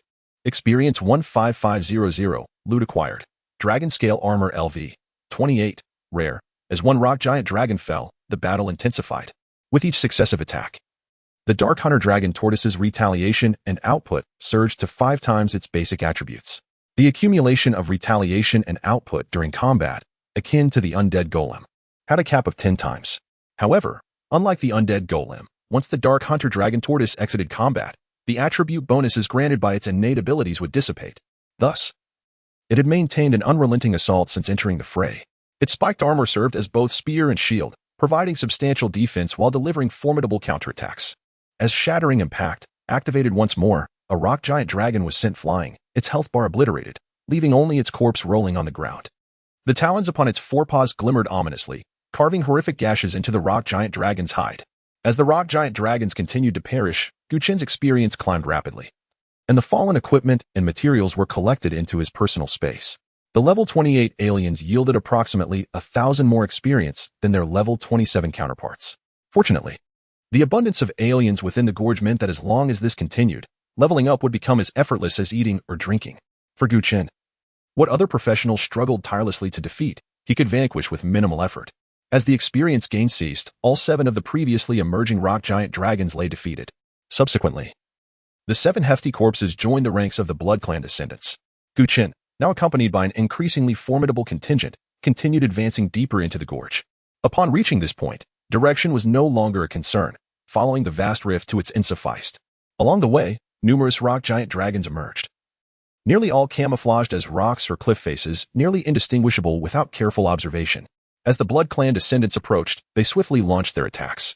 However, under the onslaught of the 2 summoned beasts, these ambushes were swiftly eradicated, and the aliens along the path transformed into experience, enriching Chen's experience bar. To ascend from level 25 to 26, 1 million experience was required. Although Chen had already slain nearly 100 rock-armored dragons, his experience progress barely surpassed 30 of the total required. The journey to leveling up remained a distant goal. Chapter 173. Infiltrating the rock-armored dragon stronghold. After traversing the chasm for over an hour, Chen found himself surrounded by more than 200 bloodline descendants. The grand procession entered the fault zone of the chasm, descending along the steep slopes. In this span of time, they encountered merely 2 other groups of professionals. Beyond that, no other souls were in sight. The deeper they ventured, the more desolate the surroundings became. As the levels of the alien creatures escalated and their numbers increased, the advancement speed of most professional teams would invariably slow down, a widely accepted rule. Yet, defying this ironclad principle, Chen pressed onward into the depths of the chasm at an unprecedented pace. Upon reaching a flat area after descending, they were confronted by a congregation of colossal rock-armored dragons, with the most striking being an elite rock-armored dragon at the forefront. Alien, rock-armored dragon elite, level 29, health 686. 300, attributes, strength 740, agility 513, constitution 748, spirit 502, skill I, rock missile, skill 2, rock armored charge, skill 3, earthquake. This elite alien creature, at level 29, boasted nearly 700,000 health, significantly more formidable than its predecessors and arguably even stronger than the elite creatures found in the second-tier hellish abyss. Chen glanced around. It seemed they had inadvertently stumbled into an alien stronghold, with the total number of creatures surpassing 40. Observing the sheer multitude of rock-armored dragons, any other team of professionals would have succumbed to despair. However, Chen's eyes gleamed with excitement, a smile gracing his face. Su Xia mirrored his enthusiasm, exclaiming, "Brother Chen, you've struck gold. There are 42 rock-armored dragons and 1 elite among them." Chen chuckled, sensing an imminent surge in his experience points. Just as he identified the congregation of rock-armored dragons, the aliens became aware of their presence. After all, over 200 bloodline descendants were too conspicuous. Their scarlet glow illuminated the rocky walls like a crimson beacon. In response, the foremost rock-armored dragons unleashed a furious roar and charged forward, initiating their skills with a barrage of rock missiles, raining down upon them. Yet, before the aliens could act, the bloodline rock-armored dragons surged ahead. The seemingly overwhelming barrage of missiles, when distributed among the 200 descendants, posed little threat. Unhesitatingly, the bloodline descendants advanced, activating their rock-armored charge skill simultaneously as they neared the enemy. The effect of this skill, executed by such a multitude, was akin to a cavalry charge. The impact was thunderous. The clash sent shock waves through the area, with the rock-armored dragons, enhanced by bloodline instinct, crashing through the opposing forces with relentless momentum. Soon after, the ground trembled violently, accompanied by a sound reminiscent of thunder. The execution of Earthquake by the bloodline rock-armored dragons was seamless and rapid, causing the enemy to be left in a daze from the intense tremors. What followed was an unrestrained slaughter. The elite rock-armored dragon, witnessing the carnage, felt its enormous eyes blaze with fury. Just as it prepared to retaliate, a sinister shadow darted forth, shattering impact with a resounding crash. The elite rock-armored dragon was struck by the spiked shell of the dark hunt dragon tortoise, an impact comparable to a human being struck by a derision. In an instant, the dragon's triangular head was left mangled, blood and flesh obscuring the gaping wound. Following this, the skill triggered a knockback effect, sending the elite rock-armored dragon, with its robust limbs, soaring backward. Roaring in midair, the elite dragon erupted with rage, its defensive prowess and formidable physique seemingly rendered futile by such an assault. The dark hunt dragon tortoise, eyes flashing with indignation, extended its gleaming claws, seizing the opportunity while the elite dragon was still airborne. Had it remained in combat mode, the previous strike might have obliterated the elite creature entirely. At that moment, the Bloodline Sovereign's attack struck. A series of silvery bullets detonated upon the elite rock-armored dragon, followed by a ravaging bloodstorm. Boom. The initial damage was followed by a surge of additional harm, causing the elite dragon's health to plummet. Just as it landed, its health was entirely depleted. Kill rock-armored dragon elite LV. 28, experience 21, 300, loot acquired. Rock-armored helmet LV. 28, rare. This was not a mere instant kill. The entire process unfolded over 3 seconds. Achieving such overwhelming dominance despite a level disadvantage was a feat envied by countless individuals. Although the Bloodline Sovereign claimed the kill, the Dark Hunt Dragon Tortoise exhibited no signs of displeasure, even refraining from any exchange of glances, as it charged toward the 40-plus rock-armored dragons still entangled with the Bloodline descendants. This exemplified the insurmountable chasm between a summoner's team and that of ordinary professionals. In a regular team, cooperation was paramount, with each kill and piece of loot meticulously divided. Any notion of kill stealing, even if accidental, could spark internal conflict. However, within a summoner's team, such issues were non-existent. Whether it was the Bloodline Sovereign or the Dark Hunt Dragon Tortoise, they ultimately served Chen. In other words, their battles were fought on his behalf. Even if a kill was claimed by one, it would not incite discord, as all spoils belonged to him. As the Dark Hunt Dragon Tortoise plunged into the throng of rock-armored dragons, it transformed once more into a harbinger of death, its glistening blades slicing through the air with lethal precision, toppling rock-armored dragons one after another. Kill rock-armored dragon LV. 27, experience 13. 260, loot acquired, complete dragon scale, rare. Kill rock-armored dragon LV. 27, experience 14. 300, loot acquired. Dragon bone necklace, rare. Kill rock-armored dragon LV. 27, experience 13. 650, loot acquired. Scale armor, rare. Experience steadily climbed. Since entering the depths of the chasm, Chen's experience had surged to 45. What ordinary professionals achieved in half a month, he accomplished in under 3 hours. Such an extraordinary pace of advancement could only be likened to riding a rocket. Chapter 174, Refinement. The shortcomings of the chaotic demon armor. On the ground lay an array of equipment, emanating various hues, yet all of low quality. Even the sole elite alien in the vicinity had only dropped a piece of rare-grade gear, let alone the ordinary aliens. After slaying over 100 foes, how was it possible that not a single epic piece had been obtained? The drop rate was utterly appalling. Suxia frowned as he spoke. However, Chen remained unfazed. With a thought, he summoned the chaotic demon armor, a piece of armor swirling with black mist that materialized in the adjacent clearing. This is all yours, Chen remarked, patting the armor's sturdy form while presenting the gear he had collected earlier. Thank you, master, came the childlike voice from within the black mist of the armor, its excitement palpable through the mental connection. The components of the chaotic demon armor parted, revealing a vertical opening from which the surging black mist billowed forth. Stepping forward, the armor seized a piece of armor and inserted it into the opening, the black mist quickly engulfing it. Moments later, a series of metallic chimes echoed from within the armor. After a few breaths, the sound subsided, and a notification appeared in Chen's line of sight. Refined scale armor, rare, Constitution 4, only a mere 4 points of Constitution? Chen's expression faltered, a hint of confusion flickering in his eyes. He recalled that during his last journey from the Ghost Dragon's territory to the Dragon Hall, the chaotic demon armor had refined a piece of armor, yielding double the attributes. As Chen pondered, the chaotic demon armor picked up a staff from the ground for refinement. Refined rock staff, rare, spirit 3, only 3 points of spirit? What is happening? Compared to the last time, the attributes gained from refinement had been halved. Chen furrowed his brow and quickly inquired through mental communication, receiving a response shortly. Previously, the chaotic demon armor had been at level 1, and since the refined equipment exceeded its level, the attributes gained were higher. Now, at level 25, refining equipment of the same tier resulted in significantly reduced gains. If it were to refine lower-tier equipment, the attributes would diminish even further. Upon hearing this explanation, Chen felt a wave of uncertainty. Had he squandered his hard-earned money on experience potions for the armor's upgrade? Sighing inwardly, he resolved to accept the situation. He could not allow the chaotic demon armor to be reborn.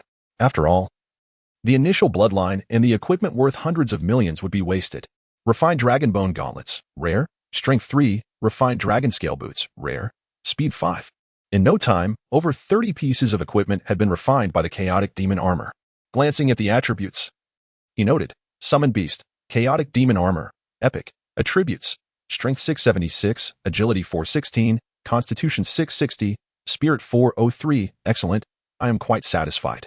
The primary attributes of the chaotic demon armor were Constitution and Strength, with secondary attributes being Agility and Spirit.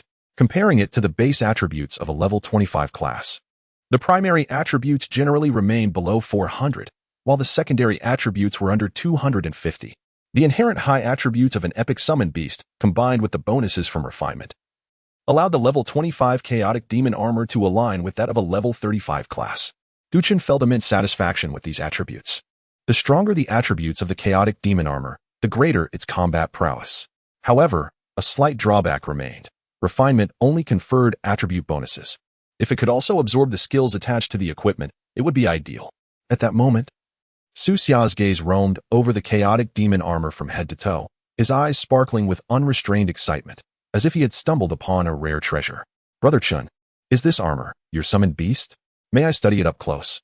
Previously, Su Xia had merely regarded the chaotic demon armor as a piece of equipment, but witnessing the recent spectacle had revealed it to be a summoned beast. Such a phenomenon surpassed his understanding. Chen readily agreed to this trivial request, as it was a minor matter. If Su Xia could draw inspiration from the chaotic demon armor to develop even more formidable battle armor, it would certainly be beneficial. While Chen typically preferred to avoid meddling in others' affairs, he felt a degree of empathy towards Su Xia.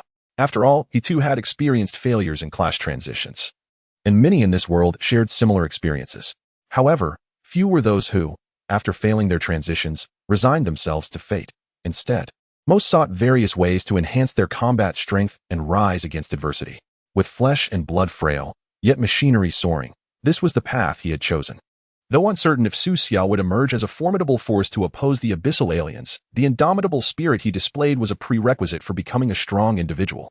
Subsequently, Chen and his companions pressed forward. Over 200 bloodline descendants led the way, while the Bloodlord and the Dark Hunter Dragon Turtle flanked Chen, with Su Xia and the chaotic demon armor bringing up the rear. The expanse of the rift was vast, and time was of the essence in their quest to locate the boss. Suddenly, a violent tremor reverberated beneath their feet as the ground erupted with massive fissures, tearing towards Chen from all directions. His expression changed, and he instantly donned the chaotic demon armor, soaring into the air. Su Xia activated the propulsion device of his battle armor, following suit. The Bloodlord leaped to perch atop a nearby rock face, his eyes keenly scanning the horizon. The Dark Hunter Dragon Turtle and the bloodline descendants, undeterred by the spreading fissures, remained unfazed due to their massive size. Hovering in the void, Chen gazed ahead along the cracks, spotting a battalion of rock-armored dragons standing sentinel before them. These creatures, though not as colossal as the rock-armored giant dragons, were fully encased in rocky armor, with only a pair of vicious eyes peering from their otherwise covered bodies. At this moment, the distance between them was over 100 meters, and rather than attacking the front row of bloodline descendants, all the fissures in the ground surged toward Chen. This indicated a significant increase in intelligence among these alien creatures, without needing Chen's command. The front row of bloodline rock-armored dragons surged forward, engaging in fierce combat with the rock-armored dragons. Meanwhile, Chen utilized his mental perception to glean their basic information. Alien, rock-armored dragon warrior, level 29, health 558,300, attributes, strength 640, agility 413, constitution 648. Spirit 402, skill I, rock missile, skill 2, rock armored charge, skill 3, earthquake, uncertain of the material comprising the rock-armored dragon's rocky armor. Chen noted its astonishing defensive capabilities. Even the bloodline rock-armored giant dragon's attacks were effortlessly repelled, allowing them to hold their ground against overwhelming odds. In but a few breaths, the front row of bloodline descendants began to fall in droves, soon becoming a mere remnant. Witnessing this, Chen wasted no time. Uttering a single word, explode. As soon as the word left his lips, a wave of bloodline descendants swiftly retreated. The front line of over 10 bloodline rock-armored giants charged into the opposing ranks, their bodies erupting in a thunderous explosion. The rampaging flames of blood erupted from thin air, swiftly engulfing the armored dragon warriors in an instant. Chapter 175, The Rock-Armored Dragon Camp, the Elite Commander. Rock-armored dragon warriors excel in defense, their bodies enveloped in an enigmatic rocky armor. This formidable layering bestows upon them an unprecedented level of protection, rendering them highly resistant to physical assaults. However, the self-detonation of the bloodline descendants inflicts damage that transcends mere physicality. As the raging blood flames erupted into the sky, the rock-armored dragon warriors instinctively recoiled. Yet, it was too late. Over a dozen bloodline descendants surged forward to self-destruct, leaving no chance for escape. The only question was how much health would be obliterated. As the tumultuous blood flames rapidly subsided, the health of the rock-armored dragon warriors plummeted noticeably. With their health exceeding 550,000, the explosions from a dozen bloodline descendants merely rendered them bloodied. This was unacceptable. In a moment of inspiration, the remaining 200 or so bloodline descendants charged forth, detonating as they approached. Witnessing this scene, the rock-armored dragon warriors dared not resist and fled in panic. Whether impoverished, dazed, or reckless, nothing instills more fear than a foe willing to sacrifice their life. This sentiment extends beyond mere mortals to the otherworldly as well. Combat is a means to vanquish the opponent. If the adversary is unafraid of death, how can one fight? Although a second-tier bloodline descendant can inflict 3,000 points of self-destructive damage, the sheer volume invokes a qualitative transformation. Furthermore, the rock-armored dragon warrior's speed is no match for the bloodline descendants, who easily pursued them. Yet, due to the varying speeds of the fleeing warriors, they had to be encircled for the explosions to be effective.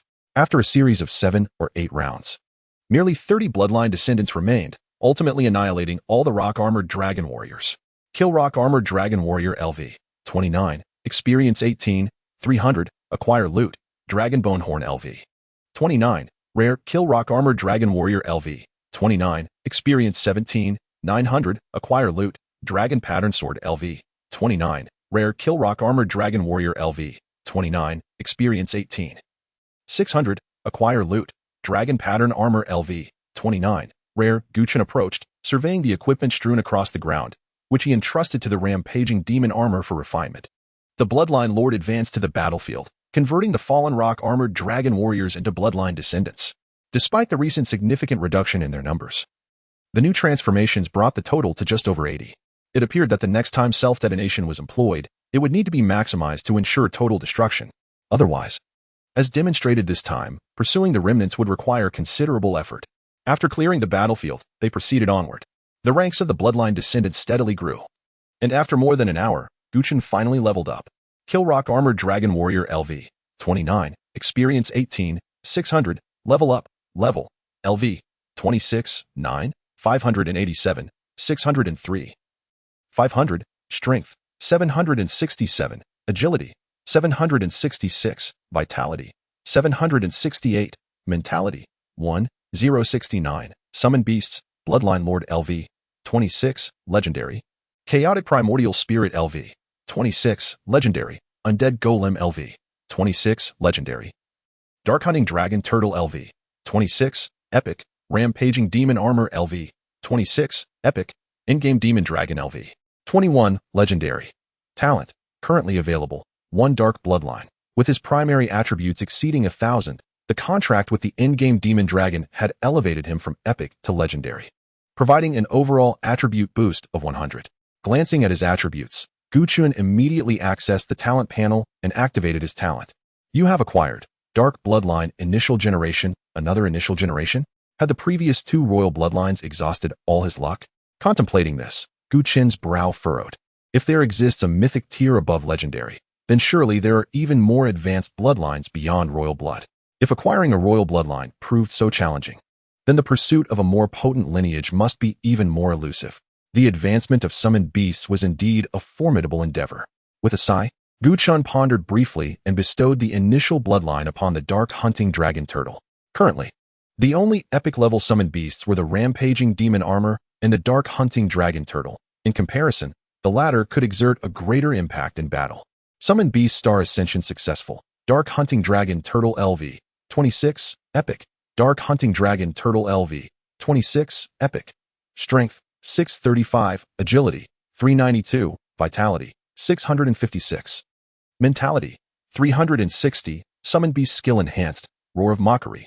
Taunts targets within a specified area, reducing their speed by 50 and forcing them to attack the user. For each attack received, gain a 1 increase in attack speed. A minor enhancement. The Roar of Mockery now allows the Dark Hunting Dragon Turtle to inflict a slowing effect on targets within a designated area. This slowdown pertains to both movement and attack speed, a reduction of 50 that is quite substantial numerically. Next, Chen turned his attention to the experience bar. The next level would require 7. 6 million experience. The difficulty was intensifying, and he wondered how other professionals managed to level up. A sudden curiosity arose within Chen. At only level 26, his experience was already measured in millions. How was experience calculated for those at the 6th or 7th tier? With the bloodline descendants leading the way, Chen continued to advance with his party. Although the dark hunting dragon turtle now possessed a slowing skill, Chen granted no further chances for the rock-armored dragon warriors to escape in the ensuing battles. Every time, he dispatched hundreds of bloodline descendants to self-detonate. Though this consumed considerable numbers, the subsequent transformations were worthwhile.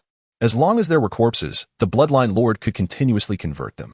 Before long, Chen beheld a massive encampment ahead. Rows of caverns were arrayed, where numerous rock-armored dragon warriors could be seen moving about. As they drew closer, it became evident that the camp housed hundreds of rock-armored dragon warriors, led by 2 elite commanders. These were no ordinary elites, but level 30 elite otherworldly beings, rock-armored dragon commanders, clad in heavy armor. Their physiques were considerably more imposing than that of standard rock-armored dragon warriors, exuding an unprecedented aura of power. They were undoubtedly more formidable than the second-tier hellish abyss denizens. Chen remained resolute, directly commanding the bloodline descendants to charge. This was not a dungeon raid. There were no strategies to employ. If there were any, it was simply to crush through with overwhelming might. The rock-armored dragon warriors stationed outside the camp were roused, emitting chilling howls. Instantly, the 2 rock-armored dragon commanders led the charge with hundreds of rock-armored dragon warriors in tow. As he observed the oncoming throng of rock-armored dragon warriors, Chen found himself pondering anew. With such a powerful lineup, how had previous adventurers managed to breach such defenses? In truth, he overlooked one crucial point. Ordinary adventurers could not generate the commotion he had caused. Typically, they either fought when they could or stealthily slipped past. Most would circumvent camps like this one, resorting to feints and diversions. It was likely that apart from Chen, no other adventurer would choose to confront such overwhelming force head-on. Chapter 176, Camp Arrow Tower, Extraordinary Damage, Alien Race, Rock-Armored Dragon Leader Elite, Level 30, Health 702. 360, Attributes, Strength 680, Agility 453, Constitution 698. Spirit 452, Skill I, Furious Strike, Skill 2, Rock Armor Charge, Skill 3, Rock Blade Storm, in comparison to the Rock-Armored Dragon Warriors. The leader possesses a significant enhancement in its 4-dimensional attributes, resulting in a dramatic increase in its combat prowess. Most astonishing is its staggering health pool of 700,000, which is utterly alarming. The rocky armor adorning its body shimmers with a glossy black sheen, resembling not mere stone, but rather some form of metal. Undoubtedly, this dark-hued rock armor is capable of providing formidable defense. While Chen scrutinized the panel of the rock-armored dragon leader, the vanguard of the bloodline descendants had already collided with the rock-armored dragon warriors. Following a series of eliminations, the number of bloodline descendants had burgeoned to over 300, the majority of which were transformed from the slain rock-armored dragon warriors. Thus, Chen felt emboldened to launch an offensive against this encampment. The fierce battle was imminent, with various skills erupting in a dazzling display of power. The bloodline descendants swiftly maneuvered across the battlefield, and within moments, 200 of them had disrupted the formation of the rock-armored dragon warriors, infiltrating every nook and cranny. Chen stood at the rear of the formation, activating the skill, Mental Link, connecting with 10 bloodline descendants. In the next instant, diverse perspectives flooded his consciousness. It was not that he wished to acquire more viewpoints. Rather, at this stage, 10 represented the skill's limit. To engage in a broader mental sharing with additional summoned units, he would need to elevate the skill's level. At this moment, Chen recalled the other skills within his arsenal. It appeared that all skills, learned through skill books, had rarely been utilized thereafter, and none had been upgraded. In most instances, the level of a skill book merely indicated the threshold for learning the skill, rather than guaranteeing that acquiring a level 10 skill book would yield a skill of that level. However, exceptions existed, particularly concerning beast and summoning skill books. The level of these skill books represented not the learning threshold, but rather the level of the beasts or summons contained within. Thus, the 4 skills Chen had mastered, Comprehensive Link, Translocation Swap, Force Subjugation, and Mental Link, were all at level 1. Contemplating this, he recognized the necessity of elevating the levels of the skills he currently wielded. However, not at this moment, for skill levels could not be raised on a whim. Through the vision granted by Mental Link, Chen could clearly perceive the situation on the battlefield ahead. Once all the bloodline descendants had successfully infiltrated the ranks of the rock-armored dragon warriors, Chen issued his command. In an instant, a thunderous explosion erupted, and a torrent of blood flames soared skyward, inflicting severe casualties upon the rock-armored dragon warriors. Kill rock-armored dragon warrior LV, 29, experience 18. 300, loot acquired. Dragon Tooth Dagger LV, 29, epic, experience surged dramatically, accumulating 25 towards his next level, having not long passed since his last upgrade. The rock-armored dragon warriors suffered significant losses, and amidst the battlefield of the alien race, the first epic equipment since entering the rift materialized. Chen glanced at it. A flicker of regret crossing his eyes. It was a dagger suited for assassins. This explosion merely inflicted grievous harm upon the rock-armored dragon warriors, without delivering a fatal blow. In the aftermath, a few remaining rock-armored dragons, bloodied and battered, fled towards the distant encampment without looking back. The two rock-armored dragon leaders, stationed at the rear, remained unaffected by the recent explosion, witnessing the sudden reduction of the bloodline descendants by 2/3. They promptly commanded the rock-armored dragon warriors within the encampment to charge forth. Close to 100 rock-armored dragon warriors reappeared on the battlefield, advancing aggressively toward the remaining 100 bloodline descendants. Chen observed the unfolding scene with a serene demeanor, his eyes betraying no hint of concern. It was futile. No matter how many came, they were merely destined to be sacrificed. At that moment, the bloodline duke, accompanied by two mirrored forms, entered the fray and activated a skill. Bloodline inheritance. In an instant, the corpses of the fallen rock-armored dragon warriors began to stir, dragging their broken bodies forward with bloodthirsty eyes. One by one, the bloodline descendants rose anew. This spectacle left the two rock-armored dragon leaders utterly astonished. Just moments ago, they had been lifeless on the ground. Now they rose to attack. Who could comprehend such a chilling transformation? Chen paid no heed to the two leaders, summoning back the bloodline duke while restraining the dark-hunting dragon turtle. In a battle of this magnitude, sending the two summoned beasts into the fray would be too slow. It would be more effective to unleash an explosion. The conflict intensified, and Chen closely monitored the situation through the vision provided by Mental Link. Once the bloodline descendants completed their infiltration among the ranks of the rock-armored dragon warriors, without hesitation, Chen conjured a thought, unleashing a terrifying explosion that once again engulfed the battlefield. Casualties mounted. Soon after, the bloodline duke re-entered the fray, and the fallen corpses rose once more, charging toward the encampment. Behind them, the two rock-armored dragon leaders were nearly paralyzed with fear, their once ferocious gaze now replaced with palpable terror. Retreat. The two rock-armored dragon leaders immediately ordered. The severely wounded rock-armored dragons had already begun to withdraw, never having envisioned that humanity could possess such strength. Transforming corpses into summoned units, then launching self-destructive attacks, what manner of skill was this? Within mere breaths, the bloodline descendants surged beyond the encampment's perimeter. Simultaneously, the defensive towers within the camp unleashed a barrage of stone arrows. Unlike the ordinary arrows one might expect, each was the girth of an arm and over a person's length. While they were arrows to the rock-armored dragons, for human practitioners, they were undoubtedly siege crossbows.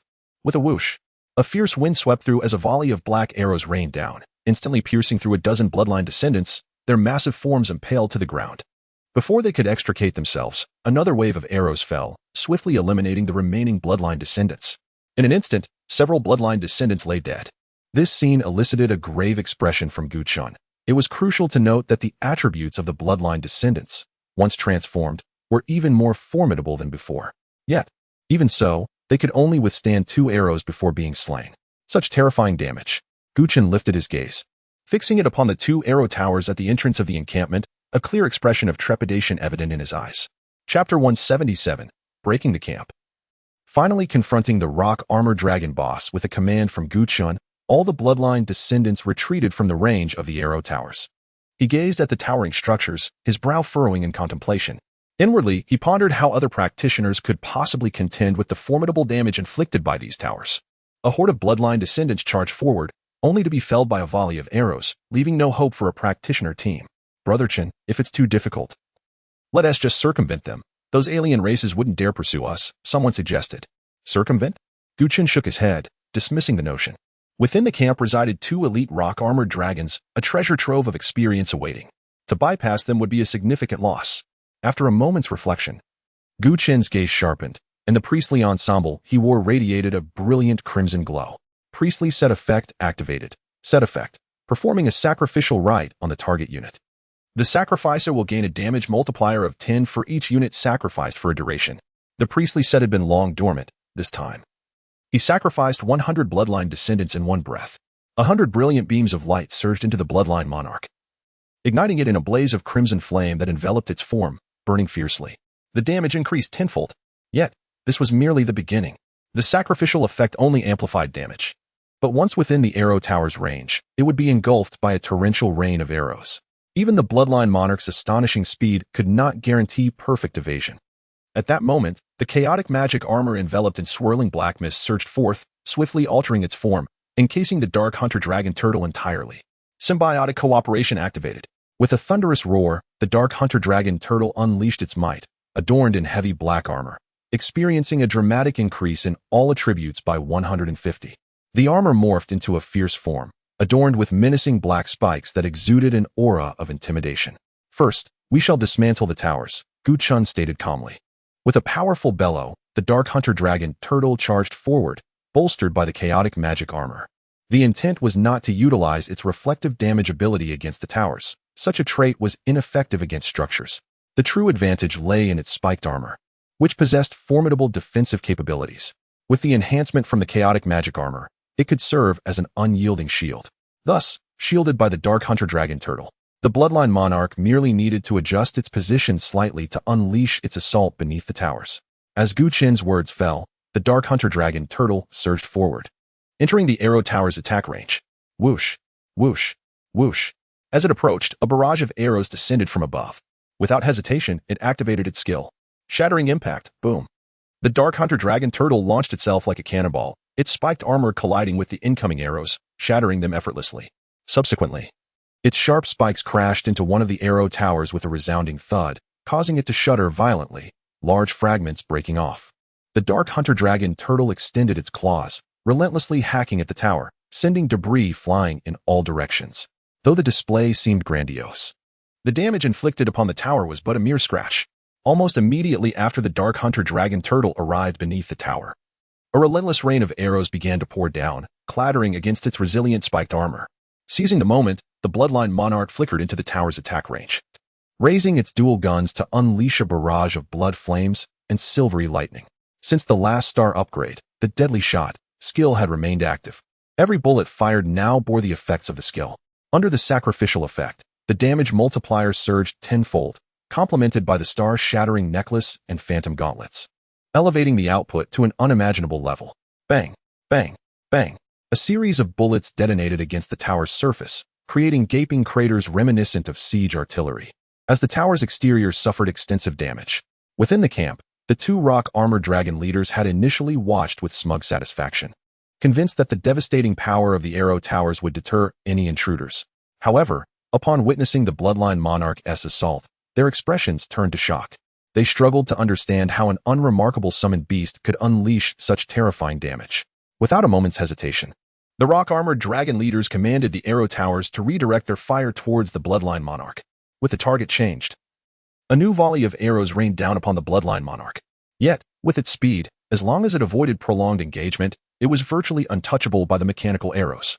In a flash, the dark red attire of the bloodline monarch blurred into afterimages, swiftly positioning itself beside the dark hunter dragon turtle, utilizing the turtle's spiked armor as cover.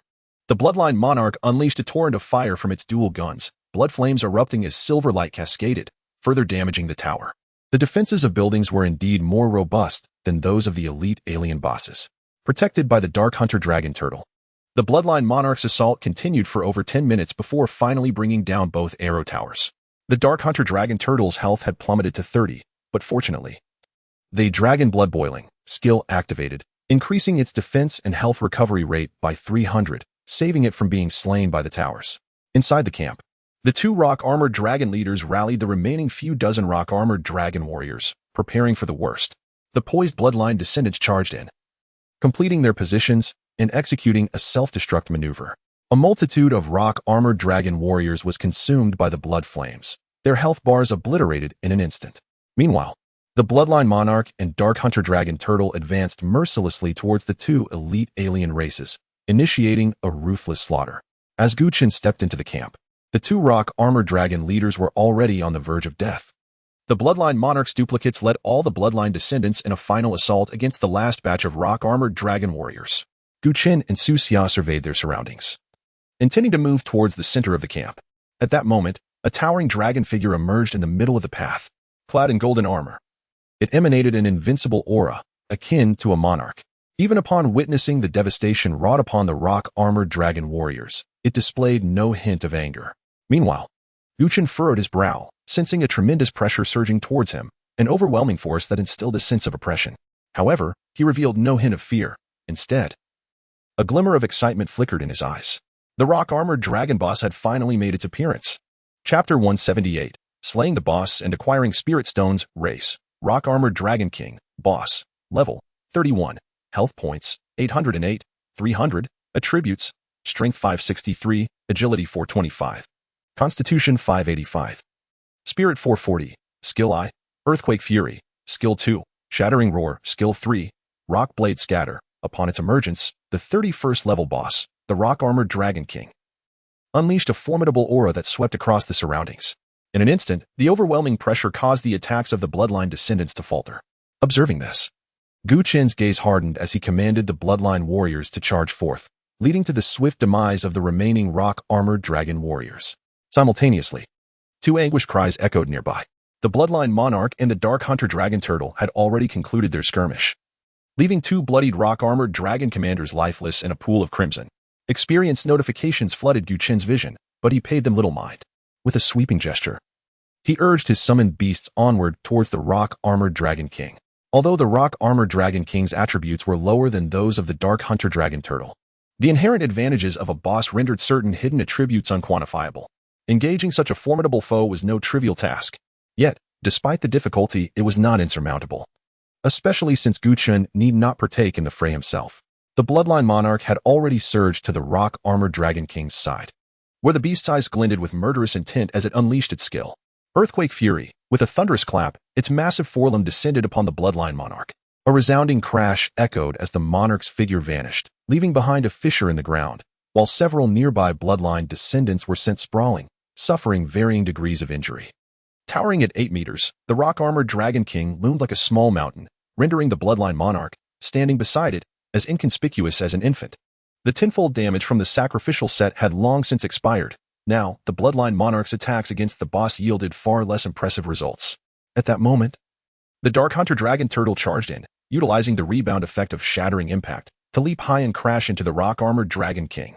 However, due to the dragon king's immense size, the impact failed to send it flying. With its icy blades, the dark hunter dragon turtle began to slash fiercely at the rock-armored dragon king, while the bloodline monarch provided cover, unleashing a barrage of silvery bullets that mercilessly struck the dragon king.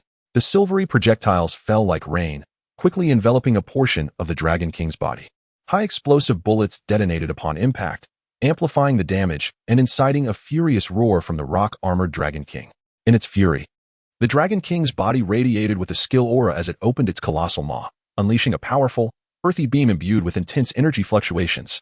Shattering roar. With a deafening roar, the vibrant yellow energy was laced with a potent sonic attack. The dark hunter dragon turtle momentarily lost focus, caught in the forceful shockwave that sent it hurtling away, colliding with several nearby bloodline descendants upon impact. Chen's expression shifted slightly, surprise flickering in his eyes. The dark hunter dragon turtle, standing over 3 meters tall, had been sent sprawling by a single skill. This boss appeared to possess considerable strength. The rock-armored dragon king turned, its gaze passing over the bloodline monarch and locking onto Chen with fierce intent. Earthquake Fury. As the rock-armored dragon king brought its massive palm crashing down, the ground erupted into deep crevices, resembling serpents lunging toward Chen. A fierce wind whipped against his face, causing pain to his cheeks as the ground trembled violently, leaving no avenue for escape. With a steely gaze, Chen swiftly activated a skill, swapping positions with a distant bloodline descendant. The moment that descendant materialized, the ground erupted with cracks, and an overwhelming force obliterated it into fragments. Witnessing this, Chen's expression shifted. Fortunately, he had evaded the skill's range through position swap. Had he been struck, he would have lost a significant amount of health. As the rock-armored dragon king's attention honed in on Chen, the dark hunter dragon turtle boldly advanced, invoking its skill without hesitation. Taunt of Fury. A barely perceptible sonic wave radiated outward, immediately affecting the rock-armored dragon king. In the next moment, the dragon king's enormous pupils turned a deep crimson, an overwhelming fury surging from its depths. Without hesitation, it spun around and charged towards the dark hunter dragon turtle in a frenzied assault. However, the Taunt of Fury, was now more than mere provocation. After its ascension to Epic 2 stars, the skill had been enhanced to include a slowing effect, reducing both its action and attack speeds by 50. In an instant, the rock-armored Dragon King's movements were significantly hampered. Seizing the opportunity, the Bloodline Monarch unleashed a relentless barrage of bullets, causing the Dragon King's health to rapidly diminish. Sensing the shift in its condition, the rock-armored Dragon King's rage intensified. With a thunderous roar, it once again conjured a yellow energy aura, preparing to unleash another powerful attack.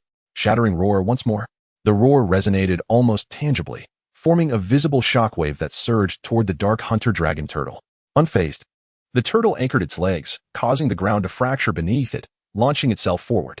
Shattering impact, its hardened shell collided with the incoming shockwave with the force of a cannonball. With the defensive capability of its spiked armor, bolstered by the rampaging demon armor enhancement, the Dark Hunter Dragon Turtle sustained minimal damage. In contrast, the rock-armored Dragon King suffered greatly. Under the effects of over 100 reflect damage, it emitted a heart-wrenching scream as its health plummeted. Seizing the moment, the Dark Hunter Dragon Turtle pressed the attack. With its speed and damage increasing with each hit, and the Bloodline Monarch providing steadfast support, the threat posed by the rock-armored Dragon King was significantly mitigated. However, the inherent boss advantages, high health and defense, meant that even with the combined efforts of the Bloodline Monarch and the Dark Hunter Dragon Turtle, defeating it would not be a swift endeavor. Feeling a surge of impatience, Chen decided he would not linger any longer. With a thought, the undead golem materialized on the battlefield. Two beams of black light erupted from its imposing rocky form, aiming directly ahead. Extreme fatigue, Black Death Plague. With these negative statuses applied, the rock-armored Dragon King's attributes plummeted, its health dwindling rapidly. The undead golem advanced, and as it approached within 10 meters of the rock-armored Dragon King, its innate ability triggered, amplifying all negative effects by 50. The rock-armored Dragon King, oppressed beyond measure, was left in agony. The skills of the Bloodline Monarch and the Dark Hunter Dragon Turtle rained down upon it, their cries echoing throughout the encampment. Bullets fell like rain, inflicting substantial damage. As the turtle's claws raked across the Dragon King, blood splattered, and flesh was torn asunder. The ferocity of the assault intensified.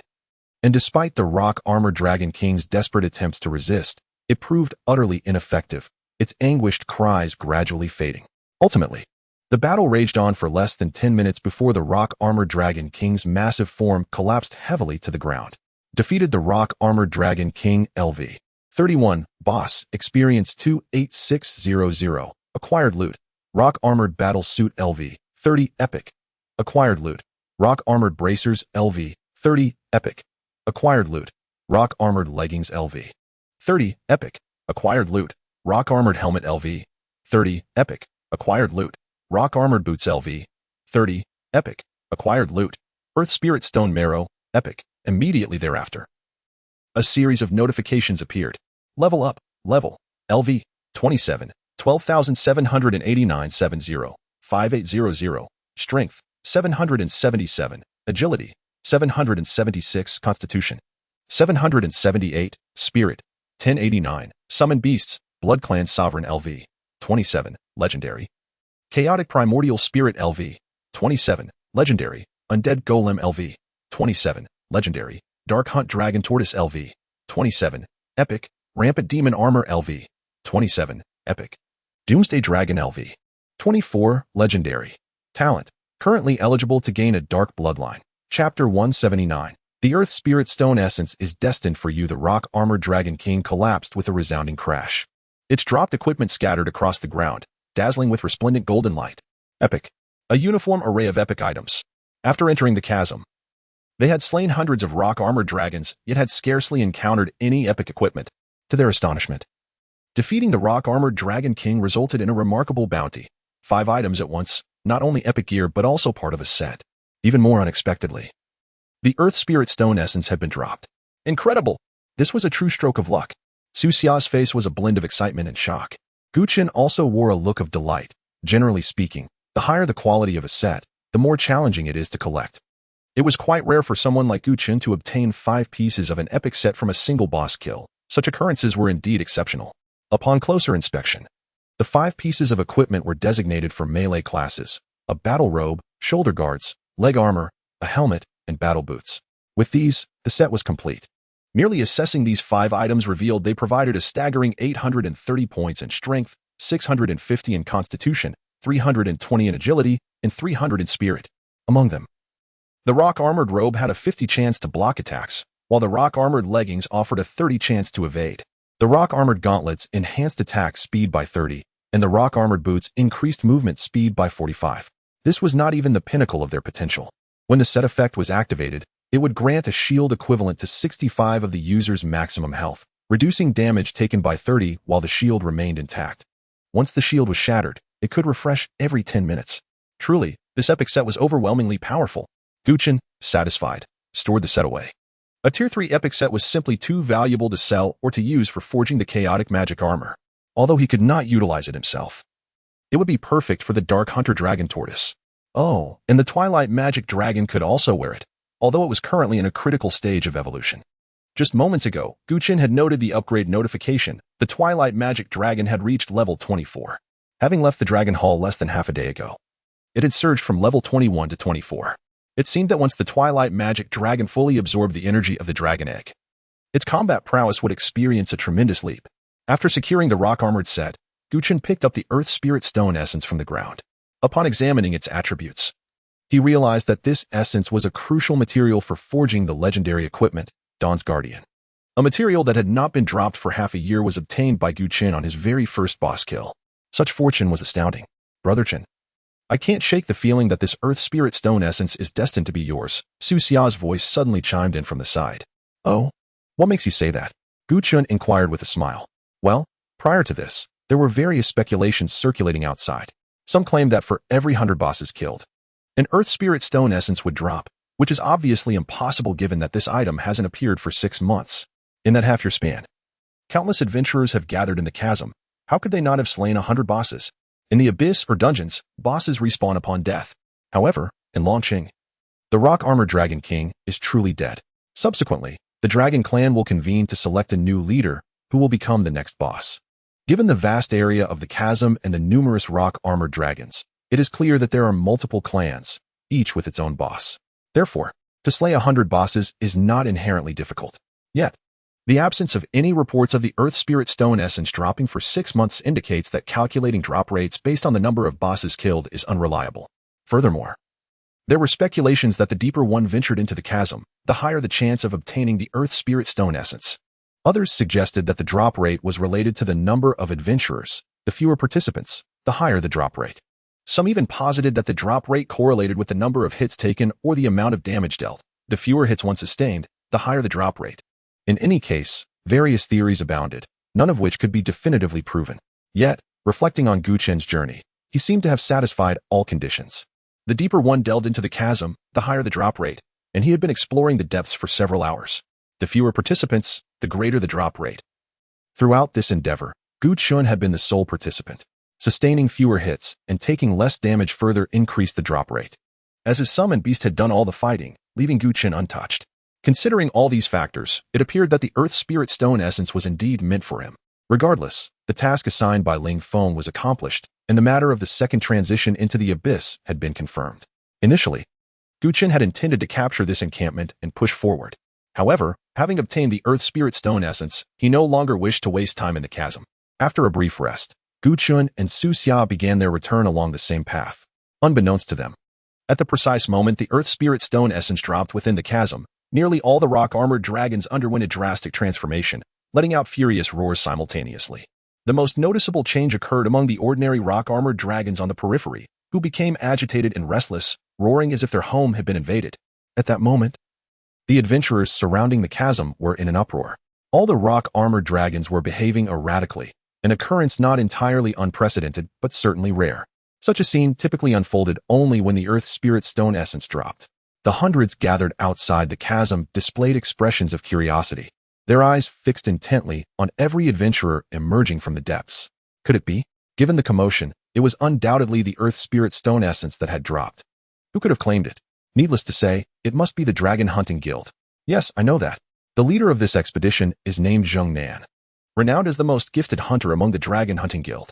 Now that you mention it, I remember seeing Zheng Nan's team enter the chasm. I witnessed it too. Zheng Nan truly lives up to his reputation.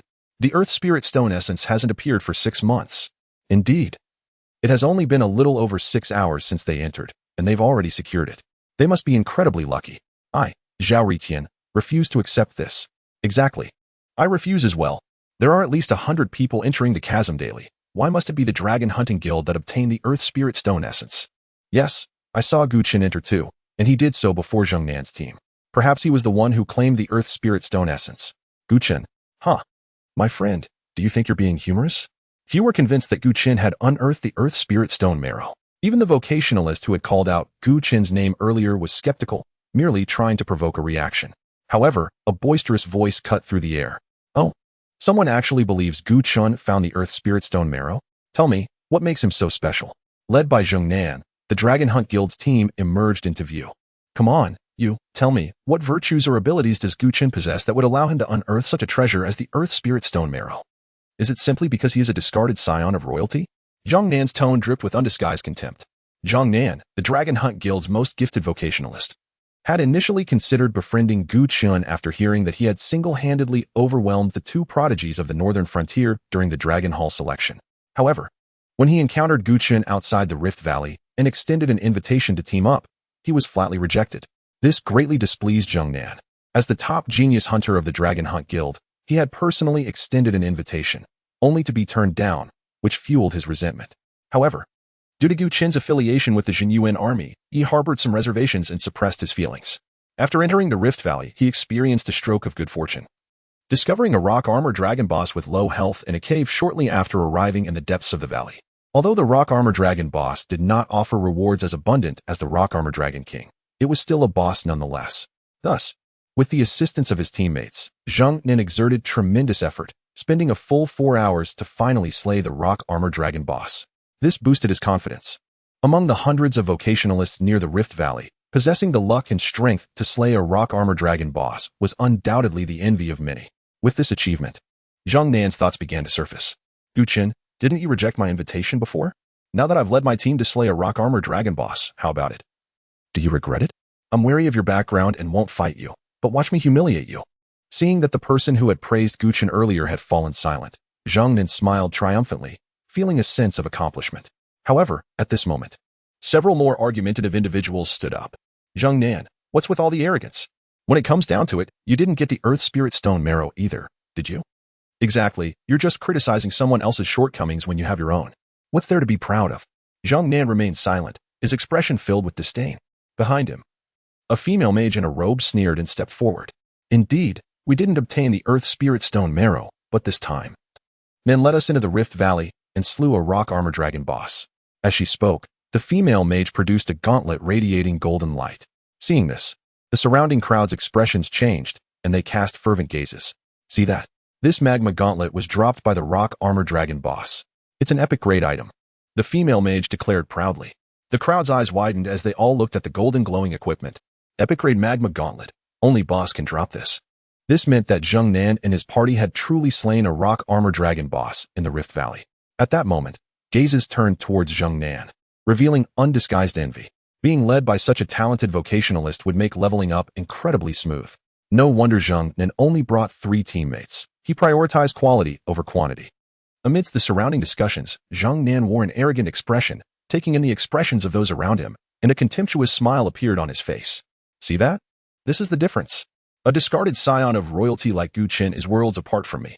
He rejected my invitation to join my team before, and now, unfortunately, the rewards and glory that would have been his are gone. With his combat power, he should be glad if he can make it out of the Rift Valley alive. Earth Spirit Stone marrow? He doesn't and Appos. He deserve it. He only managed to gain Ling Jiang and Appos as favor through sheer luck. If he were to compete with me, he's far from my equal. Just then, a series of rapid whooshing sounds reached everyone's ears. Looking up, they saw 2 figures descending from the sky, approaching rapidly. Zheng Nan's expression tightened, and he grabbed his longbow, firing a series of arrows in an attempt to repel the attackers. At that moment, one of the alloy armors fired an energy beam, instantly shattering all the arrows. As dust swirled, the giant axe transformed from the riot demon armor descended. Zheng Nan's face turned pale with shock, and as he was about to retreat to create distance, he felt a sharp pain in his chest. And the longbow in his hand was severed by a tremendous force. His body was blasted away by this force, falling backward and rolling for more than 10 meters before he managed to get up from the ground. Worlds apart from you? Is backstabbing the norm for the Dragon Hunt Guild? You can end Appos. To even protect the weapon in your hand, yet you dare to bark everywhere? Gu Chen stood in the air, two exaggerated giant axes hanging by his sides, looking down with disdain at Zhang Nan, who was covered in dirt and holding a broken bow. That arrogant demeanor stunned everyone present. Gu Chen is here. Brother Nan, the female mage exclaimed, her beautiful eyes fixed on Gu Chen, and she raised her hand, firing a series of ice blades. Su Xia snorted coldly, and the alloy arm of the Mark 31 armor raised upward, firing a series of short lasers like raindrops, instantly obliterating the dozen or so ice blades. Immediately afterward, a conical energy beam shot out from the alloy palm, piercing through the air and instantly shattering the female mage's shield, creating a gaping blood hole in her shoulder. The female mage screamed miserably, her robe stained with a large patch of blood, and she collapsed to the ground, crying out in pain. A third-order mage dares to attack Brother Chen? How many lives do you have to spare? As he spoke, Su Xia darted out, the palms of his hands emitting intense beams of light, instantly locking onto the remaining two warriors in the Dragon Hunt Guild's team. Terrifying energy fluctuations emanated outward, erupting forth and blasting the two warriors away in one strike. Gu Chen stood in the air, looking at Zhang Nan with indifference. Such trash dares to belittle me in public? Zhang Nan was enraged, replacing his longbow with a new one, glaring at Gu Chen. What's so great about a sneak attack? If you have the guts, fight me fair and square. Gu Chen stomped his foot, and his figure instantly appeared in front of Zhang Nan as if teleporting. The giant axe in his hand struck down ferociously. This time, Zhang Nan clearly saw the giant axe in his vision, constantly enlarging, striking him with lightning speed, but he was helpless to do anything, although his eyes saw it. His body's reaction couldn't keep up with the speed. In the blink of an eye, a hideous wound burst open on Zhang Nan's body, spraying blood. His body was sent flying again, crashing to the ground and dragging out a mess, with countless bones broken. Gu Chen looked down, his tone filled with disdain. Trash like you isn't even worthy of my attention. You dare to accuse me of a sneak attack? Chapter 181. To be thoroughly humiliated is to attain clarity of thought. In merely 2 moves, the talented hunter of the Dragon Hunting Guild, Zhang Nan, was gravely injured. The female mage, who had previously suffered a shoulder wound, rose to her feet, bathed in the radiant glow of healing scrolls. The bleeding had ceased, though her pallor remained alarming. She approached, her expression fierce. Gu Chen, Zhang Nan merely exchanged a few words with you. He has caused you no real harm. Why do you resort to such brutality? Is this not excessive? Excessive? Gu Chen scoffed coldly. Indeed, I have been excessive, but what can you do about it? Since he dared to provoke me in front of so many witnesses, he must be prepared to face the consequences. With a chilling gaze, Gu Chen added, if you wish to assist him, act quickly. If not, be gone. Should you dare to bark again, I shall silence you. The female mage trembled, her composure shattered by the icy glare of Gu Chen. During her time in Long'an City, Gu Chen's name had frequently graced her ears. With sheer force, he had overwhelmed 2 of the North's most celebrated talents. Such a remarkable feat was unmatched. She had initially presumed Gu Chen to be merely a second-tier practitioner, believing that a third-tier opponent would surely best him. Yet, to her astonishment, he had demonstrated the ability to render Zhang Nan, a third-tier adversary, utterly helpless. Having witnessed the earlier confrontation, the female mage realized that they had grossly overestimated their own capabilities while underestimating Gu Chen. Zhang Nan, renowned as the most illustrious genius of the Dragon Hunting Guild, had received no mercy from Gu Chen. This thought caused her to furrow her brow. If this matter were pursued, they would find themselves in the wrong. After all, it was Zhang Nan who had spoken insolently before all, provoking this calamity. Reflecting on this, the female mage's eyes flickered, and she stammered, I apologize. It was our fault first. Gu Chen merely snorted in response. A few sharp words deserved a reprimand, and a beating sufficed. Beside them, witnessing the female mage submit to Gu Chen, Zhang Nan spat a mouthful of blood in fury. Gu Chen, what skill is there in bullying a woman? He bellowed, drawing forth a healing scroll to tend to his wounds as he struggled to rise, his eyes blazing with indignation. I led a team to slay a rock-armored dragon boss in the rift. What have you accomplished? What use is your individual strength? Have you slain a boss? Have you obtained epic-grade equipment? You are inferior to me? Am I mistaken? Zhang Nan proclaimed, brimming with righteous fury. In that moment, the crowd's attention shifted. Indeed, though Zhang Nan might falter, he had slain a boss in the rift and acquired epic-grade equipment. While Gu Chen was undoubtedly powerful, he was a lone wolf, rejecting teamwork, merely showcasing personal valor. In the end, he had only managed to slay a few ordinary foes before retreating from the rift empty-handed.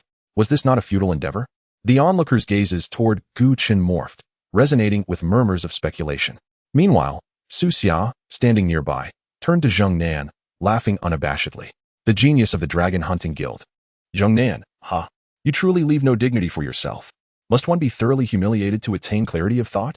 Zhang Nan, bewildered, wore a look of confusion. At that moment, a squad of soldiers clad in dark military uniforms entered from the periphery.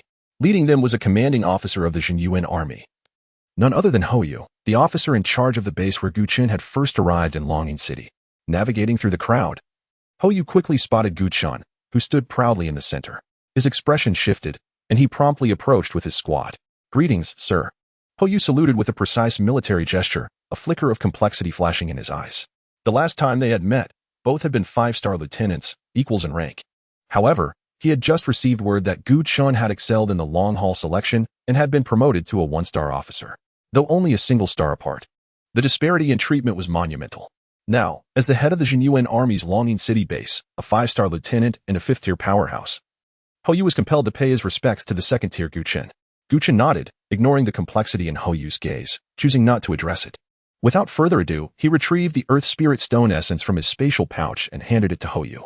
"I've summoned you for but one task. Deliver this Earth Spirit Stone essence to General Ling with utmost haste." Earth Spirit Stone essence. Upon hearing this, Hou's face lit up with astonishment. He paused, scrutinizing the material in his hands, and his surprise quickly transformed into unmasked delight. Earth Spirit Stone essence. Moreover, it is of epic grade. This is indeed an epic grade Earth Spirit Stone essence. Hou's tone brimmed with excitement. Simultaneously, the gazes of the surrounding crowd fixated on the essence, filled with unprecedented shock and envy. The truth was revealed. No one had anticipated that the one responsible for acquiring the Earth Spirit Stone essence was Gu Chen. No, this is impossible. Such a precious material can only be obtained by defeating a boss. How could you, alone, have slain a boss? Zhang Nan's face bore an expression of disbelief. What of it? Is it so difficult to solo a boss? Gu Chen replied nonchalantly. This statement elicited expressions of despair from the majority of the onlookers. Gu Chen could single-handedly defeat a boss. Was this a jest? Other practitioners required an entire party to fight for their lives against a boss, while Gu Chen could do so alone. Are we to regard this as merely a 2nd-tier practitioner? Zhang Nan, his head bowed, clenched his fists tightly, his face burning with shame. He had been thoroughly humiliated, and in front of so many witnesses, it felt as if he had been slapped resoundingly. What a disgrace! His face flushed crimson, and he could bear it no longer. Without a backward glance, he turned to leave. Under the weight of so many gazes, he could not remain in this place for even a second longer. At that moment, Hou had already secured the Earth Spirit Stone essence. Turning to Gu Chen with a serious expression, "Rest assured, sir, I will ensure that this Earth Spirit Stone essence reaches General Ling promptly. Do you have any additional instructions?" Gu Chen nodded and inquired, "What resources are available at the Longing City base that could expedite my skill upgrades?" Chapter 182, The Forest of Trance. Enlightenment of golden leaves. Upon hearing Gu Chen's inquiry, Hou's expression momentarily faltered. Resources for swiftly upgrading skills? This could only pertain to skill books or skill points. Practitioners have the option to purchase corresponding skill books to enhance their abilities based on the skills they have mastered. In the absence of suitable skill books, it is also possible to acquire skill points in specific abysses and dungeons. Accumulating a sufficient number of these points allows for skill upgrades. However, obtaining skill points within abysses or dungeons is relatively more challenging and fraught with uncertainty. With a stroke of luck, one might elevate several skills to their maximum level in a single outing, but on an ill-fated day, one might not even manage to raise a single level. In response to the superior, Hou conveyed that the Dragon Summit stronghold harbors a considerable stockpile of equipment and items, yet skill books are scarce, particularly those pertaining to the summoner class, which are virtually non-existent. The stronghold serves primarily as a supply point, with the vast majority of its inventory consisting of mainstream class equipment and various common items. The summoner class has not made an appearance in Dragon Summit for several years, thus leading to a lack of corresponding resources. However, Hou continued, there exists a notably challenging 2nd-tier dungeon named the Forest of Trance in Bo City, where entering practitioners have a chance to obtain skill points, albeit at a low probability. The Forest of Trance, Bo City? How far is it from here? Gu Chen inquired. If we take the military express, we can arrive in 3 hours. The next train will depart in 2 hours, Hou replied. Shall I arrange it for you, sir? After a moment of contemplation, Gu Chen noted that Bo City, unlike Dragon Summit, is a regular human city. Should he venture to Bo City, he would undoubtedly be able to procure some of the skill books necessary for upgrading his abilities. If certain books were unavailable, he could still gamble on luck in the Forest of Trance. Should he achieve level 30 within the dungeon, he would meet the requirements for the 2nd advancement and could then directly proceed to the Eastern Continent Military District via the teleportation hall in Bo City. Thus, It seemed that a trip to Bo City would yield multiple benefits. After a brief pause, Chen nodded in agreement. Yu and a group of soldiers saluted before promptly turning to arrange the military train in the Earth Spirit Stone Marrow for Chen. Brother Chen, the express will stop just outside Dragon Summit. Allow me to escort you, Xia offered, producing a floating carriage. The distance from their current location to the military train stop was considerable. Traversing it on the chaotic demon armor would be time-consuming and laborious, making the carriage a more comfortable option. After delivering Chen to the military train stop, Xia received a message indicating that something had transpired at the Eternal Life Group, necessitating his swift return. Thus, Xia did not accompany Chen to Bo City, and the two parted ways just outside Dragon Summit. By evening, after a 3-hour journey on the military train, Chen arrived alone in Bo City. After navigating the area, he wasted no time and headed directly to the dungeon square of the Forest of Trance. Although Yu had mentioned the low probability of acquiring skill points in the Forest of Trance, Chen still wished to try his luck. If he could gather enough skill points, he could elevate all 4 of his current skills to their utmost level. And perhaps the effects of the upgraded skills would yield delightful surprises. In truth, Chen's situation was rather unique.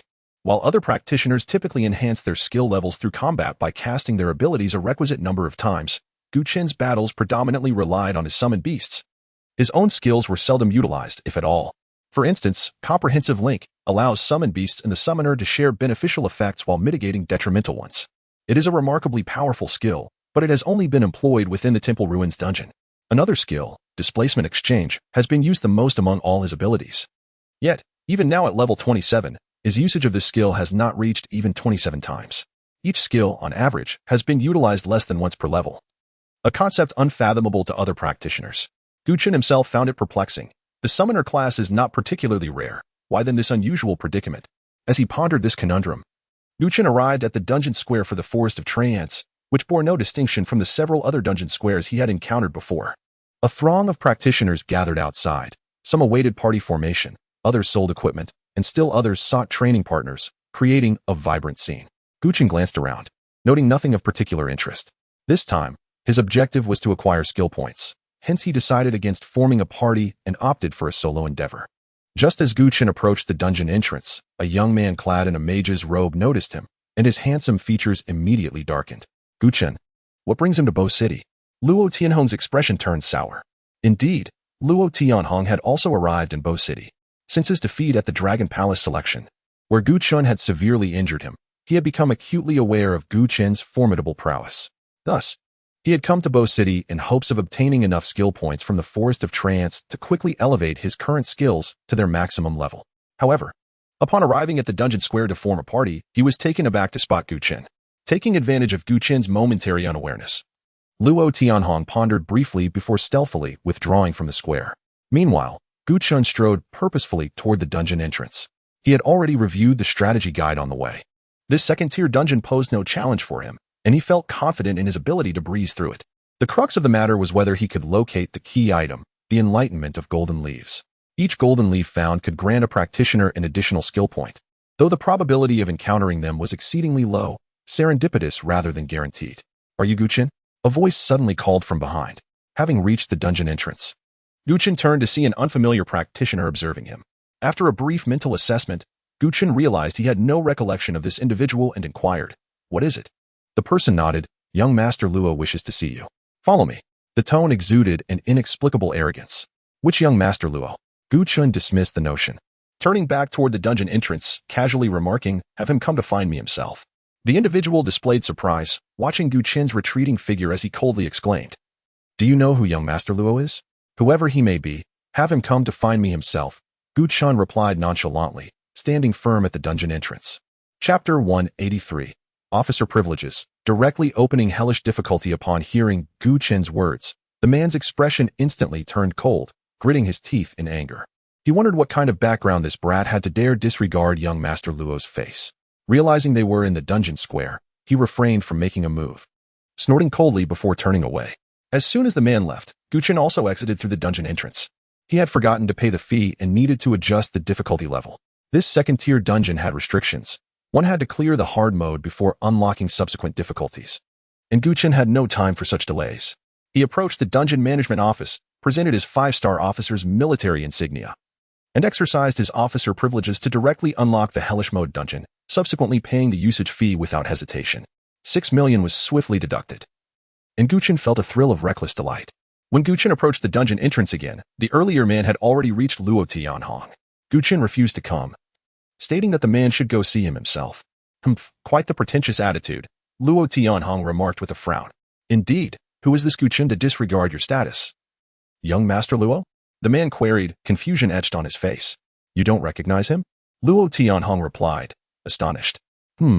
I feel as though I've heard that name before, but I truly have no recollection. Nodding, Luo Tianhong concluded that news of the Dragon Palace selection had likely not reached Bo City yet. All right, you may leave. In time. You will understand, he said, tipping the man 500. Forget him for now. Once I have elevated all my skills, I will seek an explanation from him. Born into the wealthiest family of the northern border, Luo Tianhong was already proud, yet the setback from the Dragon Palace selection left him feeling unprecedented humiliation. He felt a strong desire to regain his face, creating a tumultuous conflict within him. Previously, during the selection at the Dragon Palace, he had held back his last resort due to the rules against killing. Chen, meanwhile, was in the dungeon square, where the Bo City Security Department's professionals stood guard, deterring anyone from breaking the law with violence. If he were to attack Chen recklessly, even if he succeeded, he would face dire consequences. Despite being the heir of the Luo family, even Luo Chanchuan could not shield him from repercussions. However, if he could wait until Chen left the dungeon for the wilderness, an opportunity would arise. On the other side, upon selecting the hellish difficulty, Chen stepped into a swirling vortex of dark crimson light. The scene before him shifted, and he found himself in the tree spirit forest dungeon. The wind rustled the leaves, revealing a tapestry of strange shadows, where cold light mingled with darkness, filtering through the twisted branches.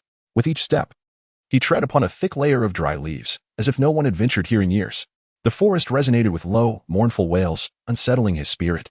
Standing there, he observed many trees seemingly influenced by a mysterious force, swaying like humans and even emitting chilling laughter. Deeper in the woods, ordinary beasts transformed into terrifying creatures, lurking in the underbrush, posing threats everywhere. Where exactly could the Enlightenment Golden Leaf be found? Chen's expression reflected a hint of difficulty. However, he dismissed such thoughts, as the Enlightenment Golden Leaf was akin to a hidden quest, a rare find. With a thought, a series of figures appeared beside him. The Dark Hunt Dragon Tortoise led the way, followed by the Blood Clan Lord and the Chaos Primordial Spirit, ready to unleash their might. While the Undead Golem remained in the summoning space due to its slow movement, alongside the evolving in-game dragon. Push forward, Chen commanded. The Dark Hunt Dragon Tortoise took large strides, creating a thunderous sound as it advanced. The Blood Clan Lord and Chaos Primordial Spirit followed suit without hesitation. Alien Species, Shadow Vine Demon, Level, 27 Health, 436, 300. Attributes, Strength 432, Agility 623, Constitution 658. Spirit 423, Skill I, Soul Entangling Vines, Skill 2, Shadow Prison. As soon as they entered the forest, a vine as thick as an adult's thigh, resembling a black python, obstructed their path. Almost immediately, an unusual sound echoed from another direction. Alien Species, Corrupted Wood Tree, Level, 27 Health, 482, 900. Attributes, Strength 610, Agility 447, Constitution 673. Spirit 458, Skill I, Soul Entangling Vines, Skill 2, Shadow Prison. In the blink of an eye, two alien creatures emerged. However, their attributes were far too low to compare with Chen's formidable summoning beasts. Before the Dark Hunt Dragon Tortoise could act, the Blood Clan Lord had already raised his dual guns. A barrage of bullets, gleaming like silver lightning, whistled through the air, striking the two alien foes. Bang, bang, bang. The high damage erupted in succession, and the Shadow Vine Demon, which had just ensnared them, found its health nearly depleted. With a swift motion, the Dark Hunt Dragon Tortoise's claws descended, ruthlessly cleaving the resilient vine into several pieces, obliterating it in an instant. Simultaneously, a menacing spatial rift appeared beside the corrupted wood tree, and with a single strike, it was utterly vanquished. Kill Shadow Vine Demon LV. 27, Experience 12. 590, Kill Corrupted Wood Tree LV. 27, Experience 13, 202 notifications emerged, a slight stir in the experience bar. Though minimal, every little bit added up. He wondered how much enhancement could be gained by the end of the dungeon run. Following closely behind his summons, Chen navigated the perilous tree spirit forest, which posed no challenge for him. While the forest was rife with alien creatures, they were too scattered, wasting time merely locating foes. Fortunately, the Blood Clan Lord. With his bloodline heritage, transformed all slain aliens into Blood Clan offspring, scattering them to seek targets. The Dark Hunt Dragon Tortoise, Blood Clan Lord, and Chaos Primordial Spirit each took charge of a sector, advancing in a three-pronged formation. With 2 legendary summons and 1 epic summon, they dispatched foes effortlessly, resembling a sweeping tide. Chen had anticipated this outcome. After all, his summons had reached level 27, and after days of battling in the dragon-inviting city, returning to such a fabricated second-tier dungeon felt akin to bullying the weak, a sheer delight. Chen quickened his pace, keeping up with the group. After a while, he suddenly realized something. Strange, why are we only encountering ordinary aliens? Where are the elites? Chapter 184, The Ultimate Defense. The Ancient Tree King. As Chen advanced through the forest of trance, he had already vanquished nearly 100 alien creatures. Yet he had yet to encounter even a single elite foe. The most complex situation he faced involved an ambush by a few massive withered trees. But the dark hunting dragon turtle charged in and swiftly dispatched them. By the time Chen approached, the corpses of the alien creatures had already been transformed into bloodline descendants. Surprisingly, he pondered, was this dungeon not supposed to be of high difficulty? Why did it feel simpler than a novice dungeon? He pressed deeper into the heart of the forest of trance, where the fierce groups of rock-armored dragons he had encountered in the depths of the chasm were notably absent. Instead, the foes he faced were scattered and dealt with at a much lower efficiency. Suddenly, he heard a creaking sound, and a multitude of sharp thorn vines erupted from the ground, rapidly encircling them. These were level 27 alien creatures, thorn vines. The spikes on their surfaces were laced with potent venom. Their most formidable attack was a toxic strike that would paralyze any victim, rendering them immobile. Without hesitation, the 3 summoned beasts charged forth.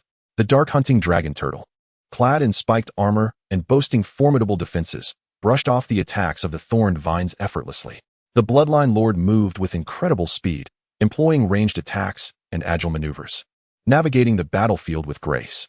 As for the chaotic elemental, it was unperturbed, lacking a corporeal form. The attacks from the thorned vines barely affected it. Kill Thorned Vine LV. 27. Experience 13550. Kill Thorned Vine LV. 27. Experience 14270. The 3 summoned beasts savagely obliterated their foes, a sheer display of brutality without any suspense. After an hour of relentless advancement, they finally reached the end of the dungeon.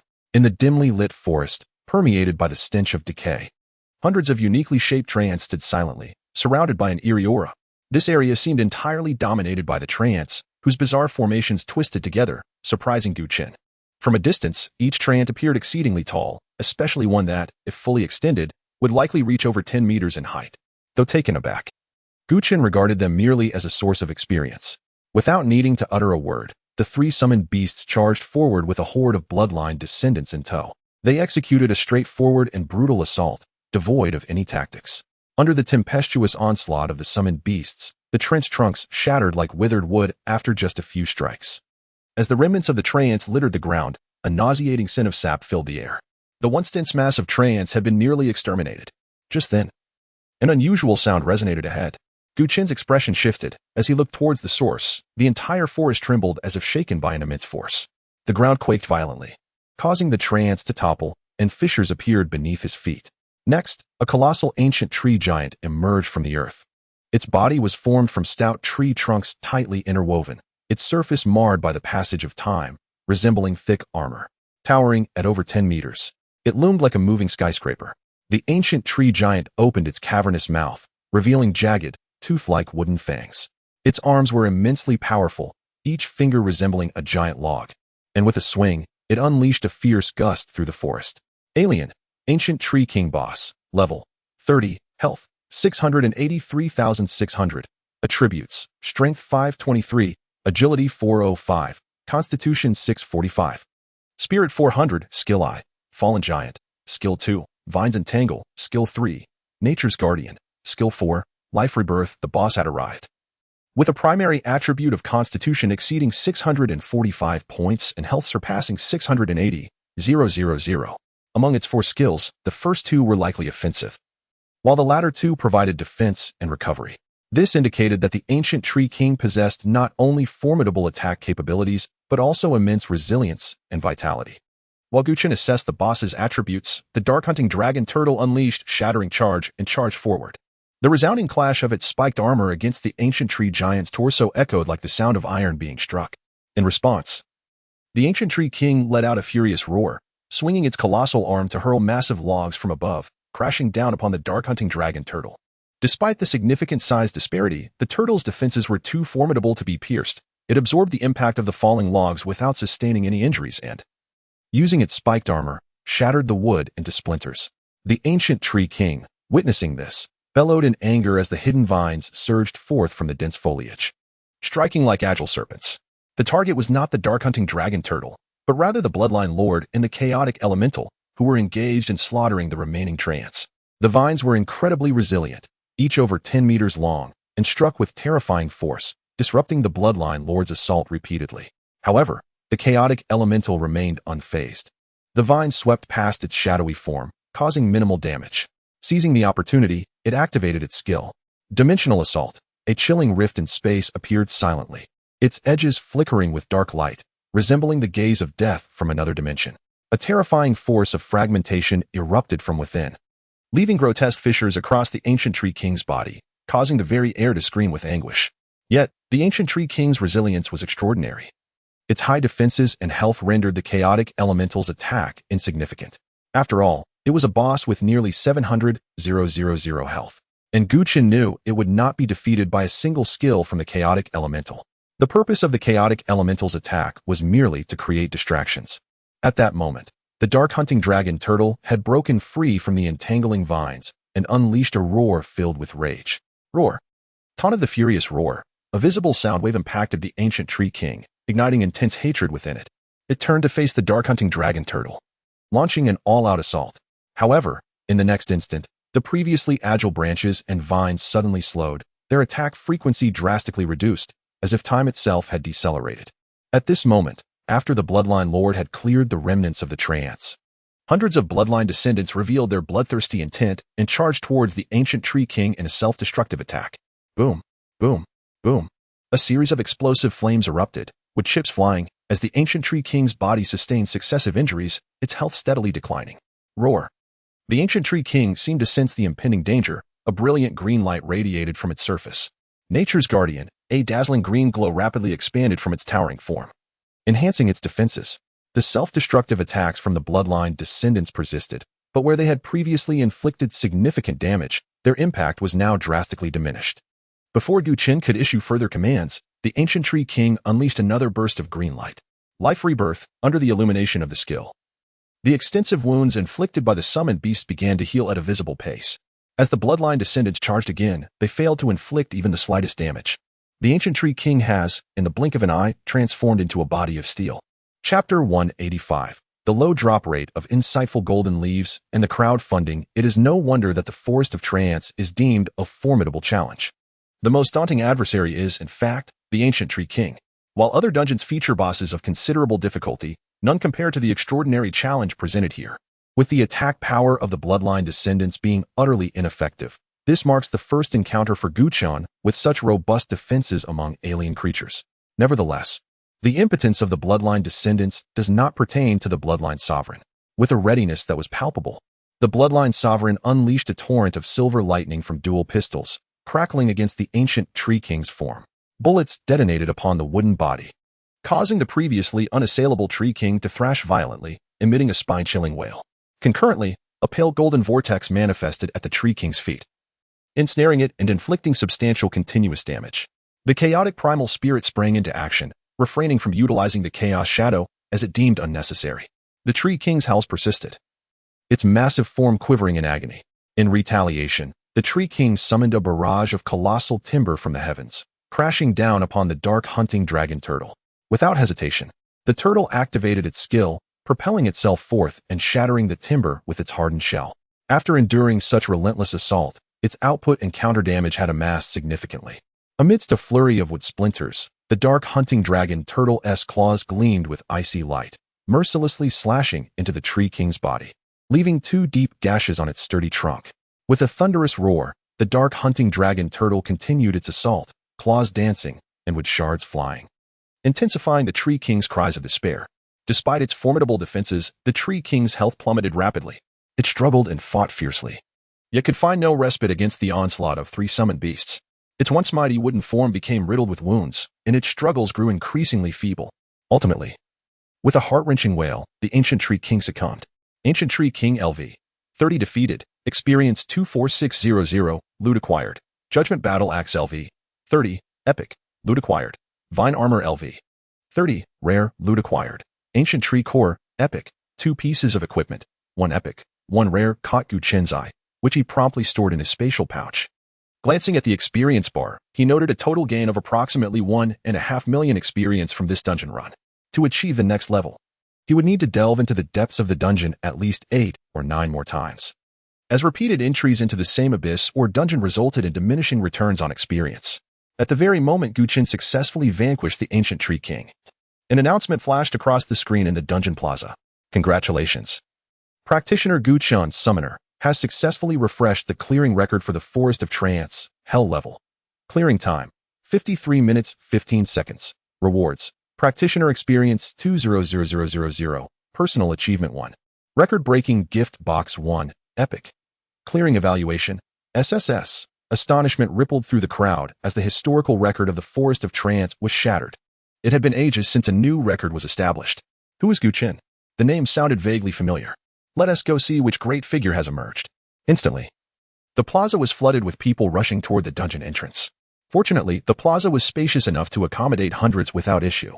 The crowd jostled for position, their gazes fixated on the announcement, eyes wide with disbelief.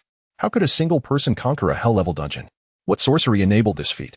The Tree King and Oppo's boss was none other than the Ancient Tree King. How could it be soloed? Have you all noticed? He completed it in just over 50 minutes. Incredible. This was over 2 hours faster than the previous record. With this achievement, who else could hope to claim the record-breaking reward? This Gu Chen is a summoner. How curious that a summoner should possess such strength. Amidst the murmurs of disbelief, the crowd buzzed with excitement. A summoner soloing a dungeon? Surely, this must be a dream. Perhaps he is a noble-born summoner who could achieve such a feat if accompanied by a few epic or legendary summons. As the crowd buzzed with conversation, Gu Chen emerged from the dungeon exit. In an instant, the throng surged forward, eager to crowd around him, clamoring for his attention. Great one, would you take me through a dungeon? I can never seem to clear hell level. Please, I'll pay you, just take me through the hell level dungeon. Confronted by this fervent gathering, Gu Chen felt little inclination to engage. He had yet to secure an insightful golden leaf and had no intention of guiding these individuals through dungeons. He contemplated another run, hoping for better fortune. Suddenly, a spark of inspiration illuminated his mind. With such a low drop rate for insightful golden leaves, how long must he grind alone? However, if he could organize a crowdfunding effort, the situation would transform entirely. The more times the dungeon was activated, the greater the probability of encountering insightful golden leaves.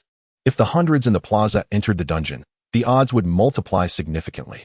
Realizing this, Gu Chen turned to the crowd and declared, I can lead groups into the dungeon, unlocking nightmare or hell-level difficulties. But the caveat is that slots must be exchanged for insightful golden leaves. Insightful golden leaves? Upon hearing this, expressions of surprise spread across the crowd. The likelihood of obtaining insightful golden leaves is exceedingly low, yet for the vast majority of practitioners, they are not considered rare commodities. After all, skill levels increase with usage. Relying solely on this item for advancement could take an eternity. Moreover, the effective duration of an insightful golden leaf is merely 6 hours. Once this time elapses, the leaves wither and vanish, making large-scale procurement exceedingly challenging. As Gu Chen concluded his statement, one practitioner in the crowd leaped forward. Haha, I have insightful golden leaves. I just obtained them from the dungeon at noon, and didn't he sell them yet?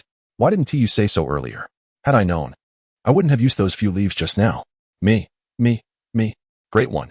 I have them. Take me. In a frenzied rush, 7 or 8 ecstatic practitioners surged forth from the crowd. Gu Chen's eyes gleamed with delight as he nodded, addressing everyone. Let me outline the rules. 1 insightful golden leaf can be used to access a hard-level dungeon, 3 for a nightmare-level dungeon, and 5 for a hell-level dungeon. Each run requires a minimum of 3 participants to commence, and I shall have the authority to distribute any items found within the dungeon. If there are no objections, please come forth to form your teams. As Gu Chen finished speaking, the 7 or 8 practitioners erupted into chaos. I was the first to stand up. Let me go first. My insightful golden leaves are about to expire. I should go first. I want to clear nightmare level. Let me be first. Everyone, step aside. I'm coming through. In an instant, the scene descended into disarray. Chapter 186. Unexpected developments. Everyone eagerly wished to be the first to follow Chen into the dungeon. And the scene quickly descended into chaos. Those wishing to enter the dungeon formed a queue, taking turns to proceed. The difficulty levels were arranged accordingly. The hard level at the front, followed by the nightmare level, and lastly, the hell level. Upon Chen's command, several professionals promptly complied. Standing in 3 orderly lines, 3 individuals had successfully completed the hard level, another 3 the nightmare level, leaving only 1 who had conquered the hell level. Chen cast a glance over the 400-plus adventurers in the dungeon square, realizing that only these 7 individuals were eligible to obtain the Epiphany Gold Leaves. This indicated that the drop rate for the Epiphany Gold Leaves was less than 2. If Chen were to tackle the dungeon alone, even if he exhausted his efforts, he would be unable to elevate all 4 skills to their maximum level. Thus, he would have to ask the individual at the back of the 3rd line to wait. The solitary priest in the hell level, upon realizing this, displayed a hint of embarrassment, as he was the only one not meeting the requirements. However, a glimmer of hope soon flickered in his eyes. Great one, I am willing to pay extra. I possess many Epiphany Gold Leaves. Would you take me along? He implored. Filled with anticipation. Many? Chen responded, his expression revealing surprise. After inquiring further, he learned that while the drop rate for Epiphany Gold Leaves was exceedingly low, those who did find them often obtained dozens at a time. After all, this item could be considered a type of plant. No tree yields merely 3 or 5 leaves. Chen's expression shifted slightly. It seemed he had set his standards too low. Yet, having made his statement, he pondered whether it would be inappropriate to retract it. At that moment, the individual at the back of the line spoke up. Great one, I possess only 28 Epiphany Gold Leaves, all of which I would offer to you in exchange for a solo run. This priest, having maxed out all his skills, felt no regret in parting with these leaves, especially since they would expire within 6 hours. Upon hearing this, the expressions of the front row professionals changed dramatically. What audacity, they thought, silently cursing. The 3 professionals preparing to embark on the nightmare level exchanged glances and immediately joined in. Great one, please take us first. We shall each offer you 20 Epiphany Gold Leaves. Chen's face lit up with unexpected delight. Well, it seems we are entering a competition. A subtle smile danced upon his lips, revealing his intrigue. The 3 individuals from the hard level, feeling slightly conflicted, soon joined the fray as well. Great one, take us first, and we shall each offer you 30 Epiphany Gold Leaves. 30 leaves. This implied that a single dungeon run could yield nearly 100 leaves. Oh, it is no wonder that capitalists encourage their employees to outdo one another. Chen decided to accept the highest bidders. He turned to the 3 professionals from the hard level. Seeing Chen had made his decision, the expressions of the remaining 4 professionals reflected their disappointment. The 3 who had bid eagerly stepped forward, collectively handing Chen 90 Epiphany Gold Leaves. One individual contributed only a handful, while the others pooled their resources. This exemplified the importance of teamwork.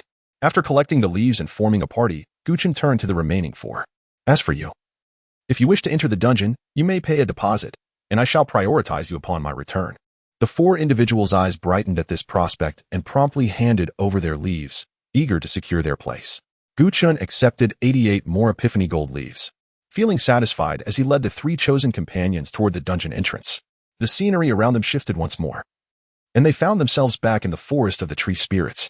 You need only follow my lead, Chen instructed, and the 3 nodded obediently. Eager for this rare opportunity, summoning his beasts, Chen arranged them similarly to before. The Dark Hunter Dragon Turtle led the way, followed by the Blood Lord and Nightmare Sovereign, while the chaotic demon armor enveloped him. These were indeed formidable creatures, exuding an air of strength. Be confident. Remove any semblance of doubt. The 3 marveled at the sight of Chen's summons, as this was their first experience teaming up with a summoner. As they ventured into the forest, a horde of Shadowvine demons soon materialized, blocking their path. To the 3, these demons seemed particularly troublesome, possessing both damaging and controlling abilities that made escape difficult once ensnared. How is it that we encounter so many Shadowvine demons right at the start? These creatures are too formidable. Without a tank to absorb the blows, we would be overwhelmed. They worried about how Chen's 3 summons could possibly handle such a multitude. Yet, in an astonishing display, the Dark Hunter Dragon Turtle launched itself forward, unleashing swift and lethal blade attacks that swiftly dispatched the nearest demons. A barrage of shimmering silver bullets followed, ruthlessly raining down upon the foes. Space itself seemed to rupture around them as the Shadowvine demons were reduced to mere echoes of their former selves, their cries of despair filling the air. The 3 exchanged stunned glances, utterly astounded, as if they were caught in an unreal dream. Nevertheless, the experience notifications confirmed their reality. Indeed, they had gained experience points. How can it be over so quickly? The battle has barely begun, they marveled. Are the summons truly that powerful? They could easily handle 10 of us. Chen glanced at the experience notification, noting the painfully low yield from the difficult dungeon. Defeating a single Shadow Vine demon yielded just over 9,000 experience, far from satisfactory. He sighed internally but dismissed the concern. This venture was primarily for the Epiphany gold leaves. The experience points were a minor detail.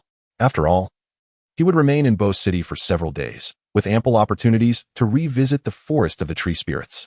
Even if the protective mechanism reduced his experience gains, he could accumulate points over time. Having dealt with the immediate threat, Chen chose not to have the Bloodlord convert the fallen demons into resources. With 3 summons capable of clearing the area with a few skills, waiting for the Bloodlord to engage would be far too time-consuming, especially with other adventurers waiting outside the dungeon. Chapter 187. Summoning an exotic creature for practice. Waiting outside the dungeon were not just the 4 professionals from earlier. Once the news of Chen's acquisition of the insightful golden leaf spread, a wave of excitement surged through the dungeon square. Why? Although the drop rate for the insightful golden leaf was minuscule, the more one entered the dungeon, the greater the opportunity to increase that rate. With a probability of less than 2, if over 400 individuals attempted the dungeon, surely one would eventually emerge as the fortunate recipient.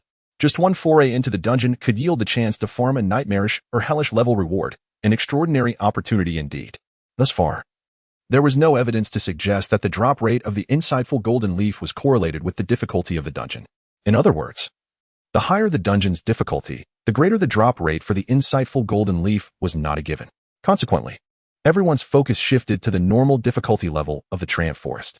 For those teams stuck at the hell difficulty, completing a normal dungeon could be accomplished in no more than an hour and a half.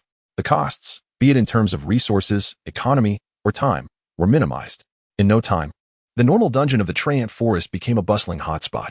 Within the hard difficulty dungeon, Chen and 3 professionals advanced rapidly. Their progress was as effortless as slicing through vegetables. Chen shattered records even at the hell level, rendering the hard level trivial. In fact, witnessing this spectacle, the 3 professionals felt a twinge of regret. If only they had known the extent of the deity's prowess, they would have allocated the golden leaf for the hell level. True, while the hard level was challenging, perhaps with a little effort, they could have cleared it. They initially believed they had secured a bargain, only to realize they had incurred a substantial loss. A sense of disappointment lingered within them.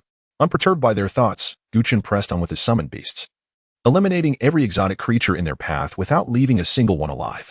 Experience notifications popped up incessantly. For the 3 professionals, this was an unprecedented experience. How could a summoner be this formidable? They calculated that merely 5 minutes had passed since entering the dungeon, yet the deity had already dispatched over 70 exotic creatures. Such power was terrifying. It was no wonder they cleared the hell level in under an hour. Clearly, they had made a grave miscalculation. How wonderful it would have been if the deity could guide them through the hell level.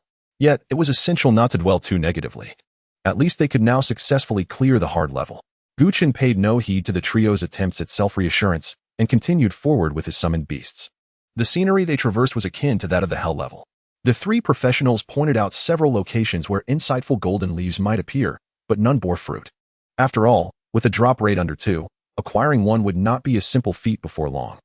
Chen and his companions arrived at a withered grove, the conclusion of the normal dungeon, in the very spot where he had been ambushed by a horde of decayed trees during the hell level dungeon. Chen halted and instructed the 3 behind him. Stay here and do not wander. Once all the exotic creatures inside are eliminated, we will complete the dungeon. The 3 nodded vigorously, assuring him, you can count on us. We will wait here.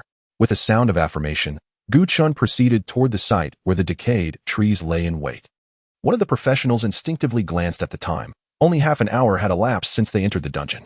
To reach the dungeon's end in such a short span was unprecedented. Recalling a previous team that took nearly 2 hours to clear a hard-level dungeon, they realized how starkly inferior their past efforts appeared in comparison to the deity's prowess. Indeed, completing the Trant Forest's hard-level dungeon in half an hour was something that would be doubted by many if spoken aloud. As they observed the 3 summoned beasts engaged in fierce combat amidst the decayed trees, one warrior had a sudden thought. Since we're nearing a completion, why not pull an exotic creature over for practice? Is that wise? The deity instructed us to stay put, another replied. But we're not wandering off. We're merely drawing aggro. Let us just bring over one of the decayed trees for some practice. With this reasoning, the plan seemed feasible, especially with 3 against 1 being an advantageous scenario. After some deliberation, the warrior took the initiative to lure the creature, with the monk supporting from the side and the mage ready to provide damage from the rear. Once agreed upon, the warrior charged forward. But before he could reach the exotics, one of the decayed trees took notice of him. In an instant, a thick, dark brown vine lunged towards the warrior. "Whoa!" the warrior exclaimed, immediately activating a charge, retreating in the direction he had come. In extreme situations, the charge ability could indeed serve as a means of escape. The decayed tree emitted a deep, guttural cry as it pursued the warrior's retreating figure. Within mere breaths, the warrior found himself back at the spot they had occupied earlier. "I've drawn one over. Hurry and assist," he shouted as he ran.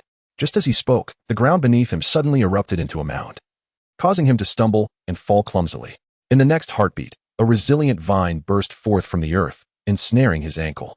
With a jolt, the vine yanked the warrior backward, dragging him along the ground until he was pulled beneath the very tree he had sought to evade. This is it. As the trunk loomed closer, the warrior realized the dire situation. Even the most unassuming normal exotic creature here embodied the pinnacle of this dungeon's strength. "Help me." But before the monk and mage could retaliate, numerous vines ensnared the warrior, wrapping him tightly. "Someone save me." The mage cried out in desperation, poised to rush forward, yet unable to move an inch. "Why aren't you going?" the monk blurted, his face pale with fear, paralyzed as he watched the warrior become ensnared by layers of vines. Faced with imminent peril, the two professionals instinctively chose to retreat, hastily distancing themselves from the decayed tree's lethal grasp.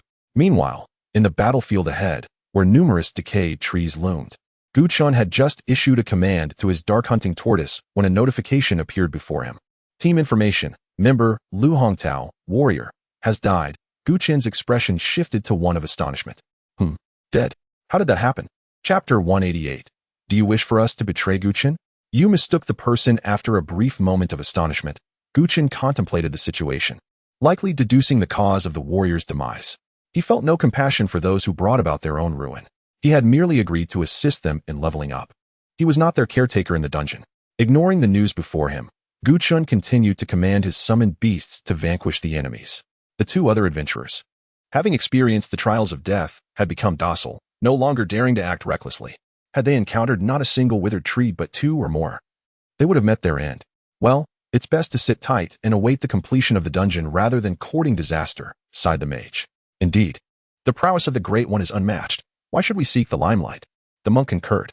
As they observed the experience points steadily accumulating, they exchanged glances, lamenting the warrior's pitiful fate. Such a straightforward dungeon could have been won effortlessly, yet he had squandered his life. Who would believe such a tale? It was absurd.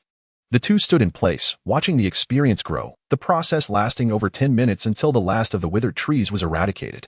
In total, the ordinary dungeon was completed in a little over 40 minutes.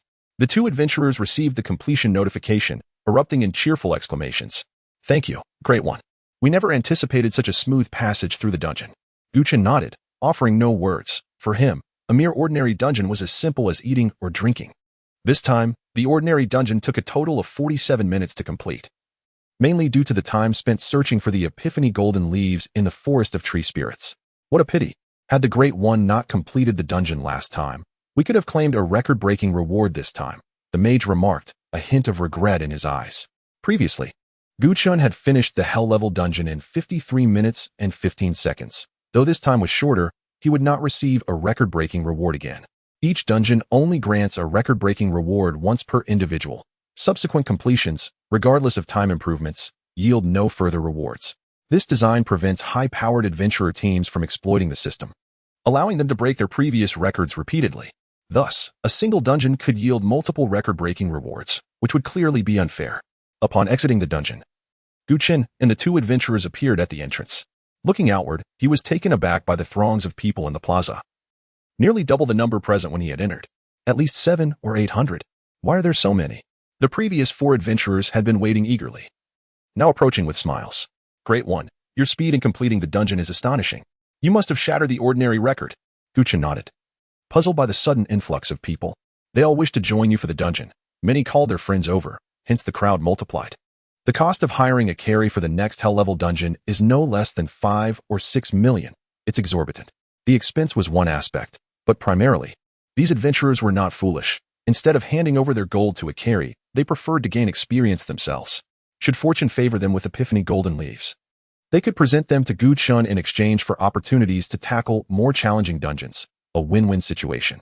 With an increase in those descending into the dungeon, The chances of epiphany golden leaves dropping also rose. Gu Chen felt elated as he turned to the three adventurers eager to conquer the nightmare-level dungeon, ready to proceed. What? So soon? Great one. Want you take a moment to rest? Gu Chen waved his hand, though he had completed 2 dungeons consecutively. His energy was nearly untouched. Rest was unnecessary. Observing this, the adventurer who had cleared the hell-level dungeon approached. Great one. Once you finish with them, could you take me for a solo run? Gu Chen shook his head. You only provided me with 28 epiphany golden leaves at that price. It would be challenging for me to take you solo. Wait a moment. Once the hell-level team is assembled, you will be among the first. Very well, I shall wait. Next, Gu Chen led the 3 adventurers into the nightmare-level dungeon. Simultaneously, the 2 who had completed the ordinary dungeon began rallying their friends to assist in their next venture. With enough participants, they might even secure epiphany golden leaves. Originally, the leaves they possessed could have facilitated a hell-level completion, yet in a moment of impulsiveness, they had squandered them on the difficult level, poorly playing a strong hand. At that moment, a voice called out from behind the 2 adventurers. You 2 just accompanied Gu Chen through the ordinary dungeon, correct? Turning around, they saw a figure scrutinizing them from head to toe. And you are? The mage inquired instinctively. Come with me. Young Master Luo requests your presence, the individual replied. Young Master Luo? Which young Master Luo? You need not know, just follow me. As they were about to refuse, the person produced 2 stacks of red bills and handed them over. The adventurers' eyes lit up, each pocketing 1,000 and promptly following. Soon, they stood before Luo Tianhong. He regarded them directly, asking, how did Gu Chen lead you through the dungeon? Why was his completion so swift? The 2 adventurers stiffened. The mage stepping forward to reply coldly, you wish for us to betray the great Gu Chen? Humph, regardless of who you are. I must say you have mistaken your target. Luo Tianhong snorted, retrieving a silver card from his spatial pouch and tossing it to the ground. I possess but a single silver card. You 2 may decide how to handle it. The treasury silver card allows for the exchange of 1 rare-grade equipment in any city's treasury.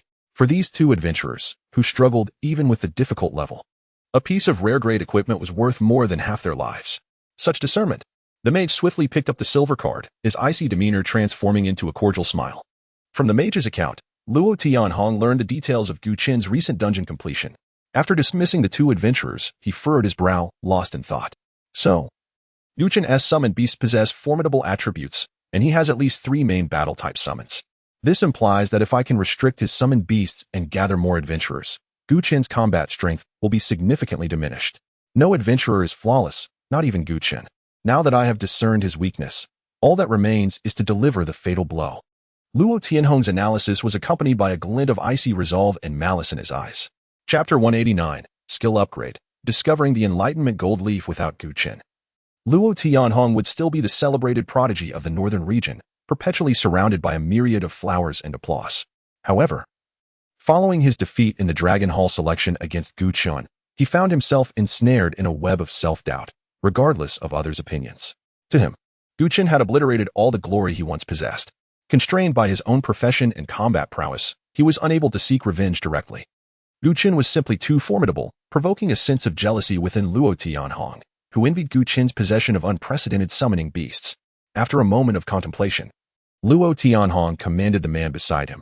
The most renowned guild in Bo City is the Dragon Hunter Guild, correct? Summon their president for me.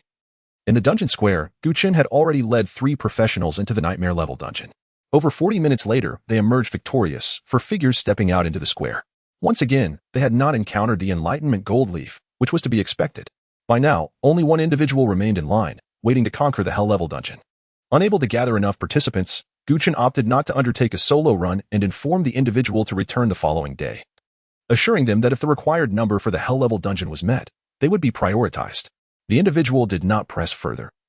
Considering the multitude of people who had gathered that day solely for the Enlightenment Gold Leaf, by tomorrow, at least 3 or 4 fortunate souls would likely emerge. Subsequently, Gu Chen located a nearby hotel, indulged in a satisfying meal, and then returned to his room. Upon opening his skill panel, he noted that the skill points section displayed 178, corresponding to the number of Enlightenment Gold leaves he had gathered that day. To prevent the leaves from losing efficacy, he promptly utilized all of them to convert them into skill points. Gazing at the 4 skills, Gu Chen pondered for a moment before deciding to upgrade, swap. The rationale was simple. Among the 4 skills, this one was utilized with the highest frequency. You have invested 2 skill points, swap, upgraded to LV. 2. You have invested 3 skill points, swap, upgraded to LV. 3. You have invested 4 skill points. Swap, upgraded to LV. 4. You have invested 18 skill points. Swap, upgraded to LV. 18. After elevating the skill to level 18, he found himself left with a mere 7 skill points. Unable to continue upgrading. It was then that Chen finally examined the skill description. Swap LV. 18. The summoner can swap positions with multiple summoned units, and can also facilitate swaps among those units, with the total number of summoned units not exceeding the current level. This was intriguing. With the skill elevated to level 18, Chen could now interchange positions with 18 summoned units, or facilitate swaps among those units. This significantly expanded his tactical options. For instance, if an assassin, cloaked in exceptional stealth, managed to approach Chen, in the blink of an eye, Chen could vanish, leaving the assassin confronted by a sudden assembly of vampire descendants. Indeed, the enhancement proved to be remarkably powerful. After a night's rest, the following afternoon, Chen returned to the Tree Spirit Forest dungeon square. After a day of anticipation, as expected, four fortunate individuals surfaced, having discovered enlightenment gold leaves within the dungeon. Upon spotting Chen, they rushed towards him without hesitation. The first to reach him was a stout warrior. "Great God, I have enlightenment gold leaves. I'll offer 50 pieces. Please take me into the hell level dungeon." Good heavens. The market has soared. Originally, the hell level dungeon required merely 5 pieces. And in just one day, the price had surged to 50, a tenfold increase. A glimmer of surprise flickered in Chen's eyes. Had he not been eager to complete his skills and return for a second transition, he would have indulged in a bit of hunger marketing with these professionals. Silence. Form an orderly line. Higher offers will take precedence for the dungeon entry. By the way, where is that individual who wished to enter the hell level dungeon yesterday? Step forward. As Chen's words fell, 2 lines formed neatly, with the individual from yesterday squeezing through. In total, there were 5 participants, 3 in the front row for the hell level dungeon and 2 in the back for the nightmare level dungeon. After collecting 95 pieces of gold leaves, Chen led the 2 new professionals and the one from the previous day into the hell level dungeon. He was well acquainted with the Tree Spirit Forest and navigated through it effortlessly. They ventured through the ambush of decayed trees and thorny thickets, ultimately arriving at the ancient Tree King's grove. With his summoned beasts unleashing their full might, the ancient Tree King fell before him once more.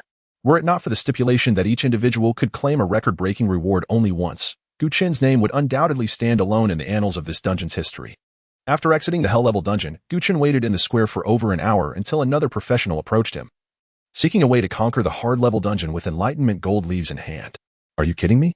You need the great god for a mere hard-level dungeon? Hand over your enlightenment gold leaves, and I'll guide you through. I'll offer 500,000. Take me through the hard-level dungeon. Another voice shouted. I'll offer 800,000. If your profession's equipment drops, you can choose first. I'll offer 1 million. Get lost. You all can perish in the rat race. The professional shouted disdainfully at the crowd, exuding a flamboyant personality, seemingly abhorring the notion of competition, ignoring the lucrative offers.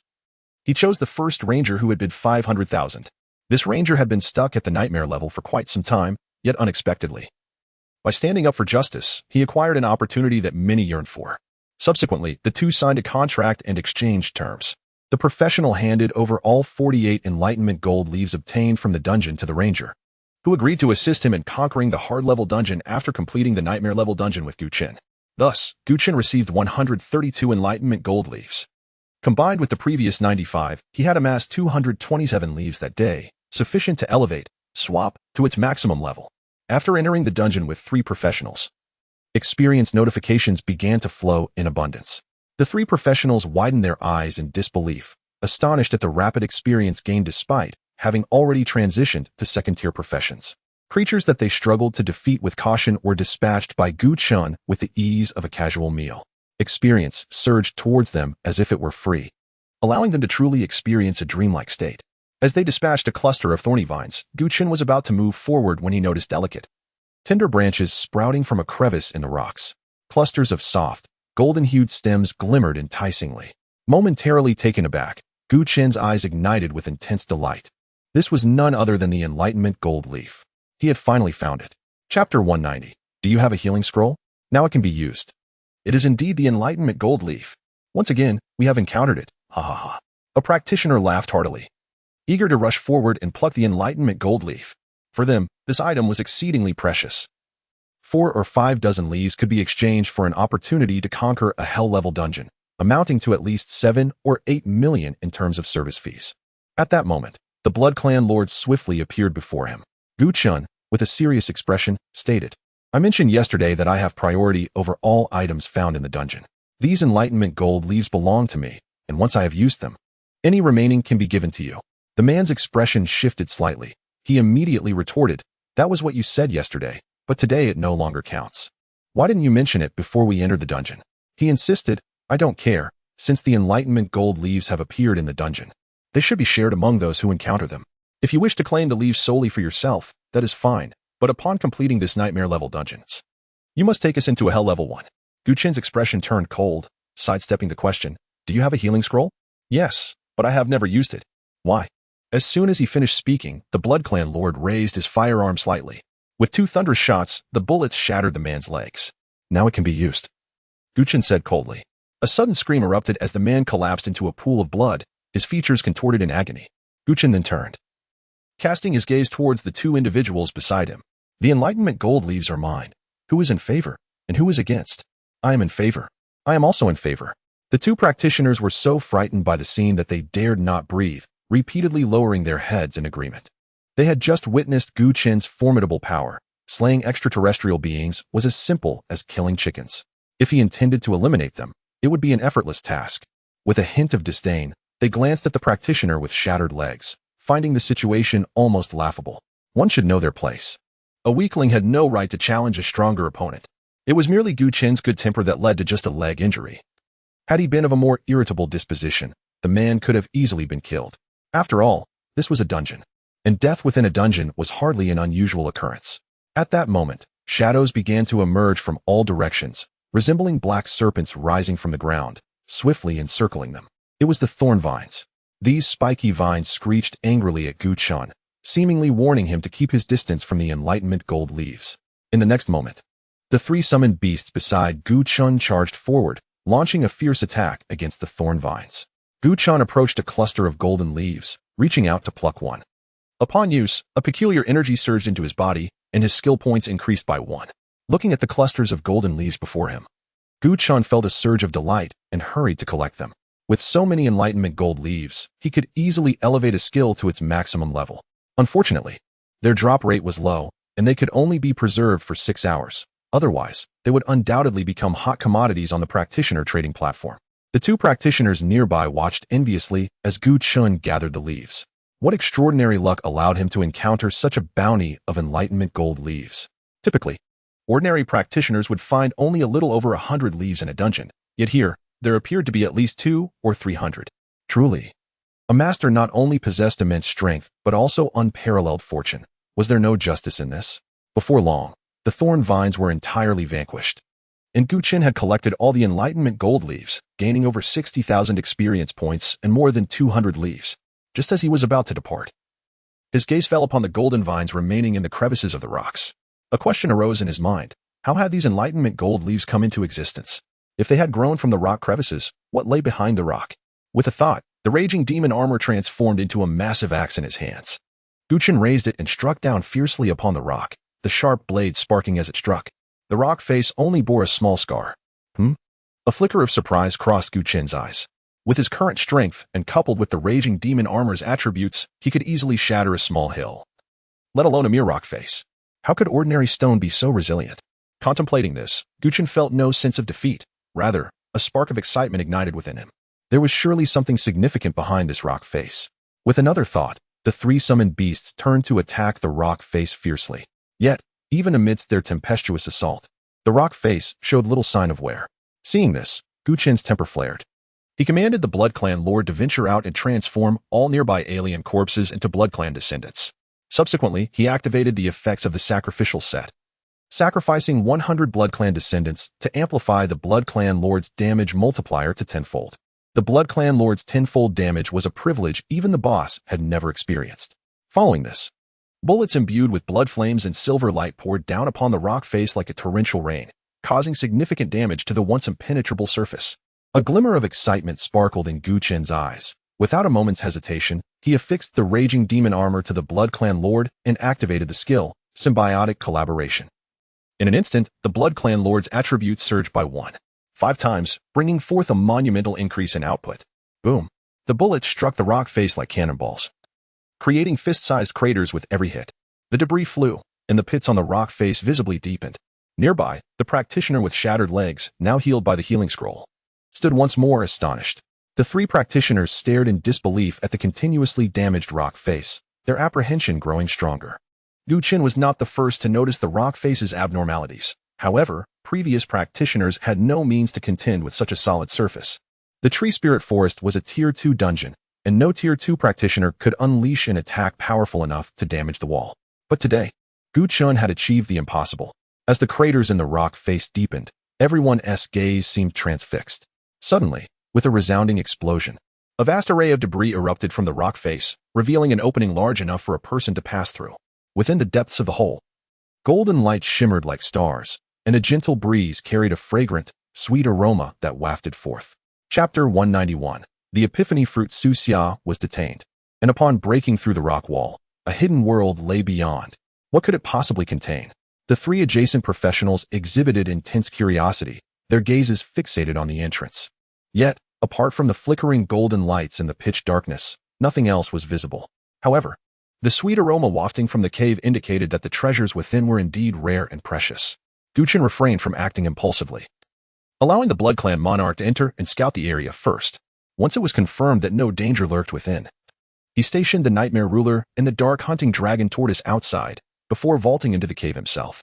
Inside, the light was dim, but the illumination streaming through the opening revealed broad rock walls adorned with vines teeming with golden veins. These vines bore fruits resembling golden crystals, varying in size, and they sparkled like stars across the walls. The source of that sweet fragrance emanated from these very fruits. Chen remained still, extending his mental perception. An influx of information materialized before his eyes. Epiphany Fruit. Upon usage, it immediately grants an increase of 10 to 50 skill points. Must be consumed shortly after harvesting, with a maximum preservation time of 1 hour. It was indeed the Epiphany Fruit. A surge of delight welled up within Chen as he gazed upon the golden crystal-like fruits. It appeared that the golden leaves outside were merely secondary. These fruits contained the true essence. With these Epiphany Fruits, he could elevate all 4 of his skills to their maximum level. Without hesitation, Chen stepped forward, meticulously plucking the Epiphany Fruits and converting them into skill points for safekeeping. Meanwhile, the 3 professionals outside exchanged perplexed glances, utterly unaware of the happenings within. Yet, daunted by the menacing presence of the summoned beasts, they dared not approach, merely standing in place, anxious. When Chen emerged once more, his spirits soared. After harvesting all the Epiphany Fruits from the rock wall, he had unexpectedly elevated all 4 skills to their pinnacle. Furthermore, he had over 50 skill points remaining. Teleportation Swap LV. 27. The summoner can interchange positions with multiple summoned units and facilitate swaps among the summoned units, limited to the current level. Comprehensive Link LV. 27. Establishes a complete link with summoned units, sharing beneficial effects and mitigating detrimental effects. Each additional linked unit increases beneficial effects by 2 and reduces detrimental effects by 2. Forced Submission LV. 27. Signs a master-servant contract with alien creatures, binding them as summoned beasts. The success rate increases by 10 for every 10 reduction in the target's health. Mental Sharing LV. 27. Facilitates mental sharing among multiple summoned units, acquiring all perceptions of the summoned units, limited to the current level multiplied by 10. As for the vines that once flourished on the rock walls, only a few golden leaves remained, which held little value for him now. There are still some Epiphany golden leaves inside. You may divide them amongst yourselves. I shall proceed to slay the boss now. Remain here and do not follow, Chen declared, turning to venture deeper into the dungeon with his 3 summoned beasts. Upon hearing Chen's words, the 3 individuals outside immediately brightened with joy. Almost as soon as he finished speaking, they dashed forward, knowing that Chen had no further need for the Epiphany golden leaves. However, those outside were oblivious. By merely setting up a stall with these leaves in the dungeon square, they could set any reasonable price and surely sell them without issue. By the time others realized what had transpired, the 3 had vanished. This was the art of profiting from information asymmetry. Shortly after the trio entered the cave, shouts of dispute arose, even escalating to physical altercations. Chen paid no heed to the commotion behind him. He was merely there to clear a dungeon and had no intention of getting involved in trivial matters. Before long, after a series of overwhelming battles, the boss was defeated. Level up, level, LV, 28, 7261 3702 500. Strength, 787. Agility, 786. Vitality, 788. Mentality, 1109, Summoned Beasts, Blood Clan Monarch LV. 28, Legendary. Chaotic Primordial Spirit LV. 28, Legendary. Undead Golem LV. 28, Legendary. Dark Hunting Dragon Tortoise LV. 28, Epic. Rampant Demon Armor LV. 28, Epic. In-game Demon Dragon LV. 26, Legendary. Talent. Currently eligible for one Dark Bloodline. With no immediate threats on the horizon, Chen did not rush to activate his talent but instead exited the dungeon. In the dungeon square, he publicly announced that he no longer required the Epiphany Golden Leaves, which caused an uproar among the waiting professionals. The three individuals beside him, however, wore expressions of deep discontent. Chen and Apos, as proclamation effectively severed their source of income. They left in silent fury, unable to voice their grievances. Now that his skills were maxed out, Chen intended to directly use the teleportation hall to head to the Eastern Continent's military district. However, he quickly recalled that his level did not yet meet the requirements to enter the second transition abyss. It wouldn't do. He still needed 2 more levels to reach level 30. After pondering for a moment, Chen resolved to leave the city. Based on his current experience, he believed that clearing the hell level abyss once more would suffice to elevate his level to 30. What second-tier abysses lay near Bo City? With this thought, Chen retrieved his phone and accessed the information channel of the Genuine Army, allowing him to search for all abyss-related information. Yet, as soon as his phone lit up, several unread messages popped up, all from Liang Yi. Chen, Su Xia has been captured in Wan City. I have dispatched personnel to investigate. His disappearance seems to be linked to the Luo family from the northern region. Upon reading the first message, Chen raised an eyebrow. The Luo family from the northern region again? What could they want with Su Xia? Were they planning to use him against Chen? Why not confront him directly? Furrowing his brow, Chen glanced at the second message. There is no need to worry about Su Xia. I will personally investigate and strive to bring him back. However, I suspect that the Luo family's actions against Su Xia are aimed at you. Be cautious, no matter where you are. After reading the messages, Chen checked the time. Over 10 hours had passed. Without further ado, he dialed Liang Yi's number, cutting straight to the chase. City Lord Liang. Have you found Su Xia? After a brief pause, Liang Yi's voice came through, tinged with difficulty. We have indeed located him, but the Luo family refuses to release him. What exactly is going on? The person who captured him is Luo Tianhong. They have established a stronghold in the wilderness and have specifically demanded your presence. Luo Tianhong? After allowing that brat to escape from Longing City, has he not had enough? Liang Yi continued. This time, the Luo family has set a trap to lure you into the wilderness. It could very well be a scheme. Do not act impulsively. Could very well be a scheme? It is undoubtedly a scheme. Chen's tone darkened. Enough talk. Send me Su Xia's location. I'm heading there now. It's time to settle old and new scores together. Chapter 192. The Magic Suppression Field. The prohibition of summoning skills beyond Bo City. In a desolate wilderness, a makeshift stronghold has been established amidst the swirling gray mist. Within this encampment, more than a dozen third-tier professionals from the Dragon Hunting Guild have gathered, among them the young prodigy Zhang Nan, who had previously crossed paths with him in Longing City. However, today the focus is not on Zhang Nan, but rather on Luo Tianhong. At this moment, Luo Tianhong sits idly upon a tree stump, while below him in the open ground lies Su Xia, bound and discarded like a rag doll. Earlier, outside Longing City, Su Xia had escorted Chen to a military stop, only to receive alarming news that a batch of weapons, recently developed by the Eternal Life Group, had been intercepted during transport. Initially, he dismissed it as a minor mishap. Yet, upon his arrival, he discovered that those responsible for seizing the weapons were connected to the Luo family of the Northern Territory. Realizing the gravity of the situation, he swiftly contacted Liang Yi, the mayor of Wancheng, knowing that the Eternal Life Group is a local enterprise, and this incident would certainly draw his attention. However, before he could receive any assistance from Liang Yi, he was captured by Luo Tianhong's men, transported through various locations, and ultimately brought to this wilderness. Bruises marred Su Xia's face and body as he surveyed the individuals surrounding him, eventually locking eyes with the imposing figure seated before him. Luo Tianhong. The disappearance of Luo Qingxue has nothing to do with Chen. You best release me at once. Tearing off the facade will benefit no one, Su Xia declared. His tone resolute. Do you believe I am doing this for her? Luo Tianhong scoffed, a disdainful smirk gracing his lips. Fool. Let me be frank. I have captured you to set a trap for Chen. My patience is wearing thin. You had better pray for Chen's swift arrival, or I shall not hesitate to make you suffer. Hearing the veiled threat, Su Xia did not flinch. Rather, ire ignited within him. You intend to ensnare Chen by capturing me? Is this how low you've sunk? Come then, kill me. If you are a man, do it now. Luo Tianhong was taken aback. He had not anticipated that Su Xia, despite being an ordinary individual whose class change had failed, would exhibit such defiance in the face of a group of third-tier professionals. How audacious! With a raised brow, a glint of coldness flickered in his eyes. Having been born into a family of immense wealth and possessing a rare profession, he had never been so openly scorned by an ordinary person. The news had already been disseminated. Given Gu Qin's character, it was only a matter of time before he arrived. Thus, Luo Tianhong resolved to extract some interest from Su Xia first. His temper, already fragile, shattered under Su Xia and Appo's as provocation. Raising his hand, a skill radiating with brilliant light shot forth from his palm, directly embedding itself into Su Xia's forehead. Mental torture. In an instant, Su Xia's mind erupted into chaos. As if a tempest had surged within, with lightning bolts mercilessly striking his brain. Each bolt brought with it an excruciating sting. As though attempting to tear his head asunder from the inside out, he let out a muffled groan, his face paling as he was engulfed by the storm of pain, rendering him nearly speechless. Despite the agony, Su Xia glared fiercely at Luo Tianhong. Is this all the damage your rare profession can inflict? It doesn't hurt.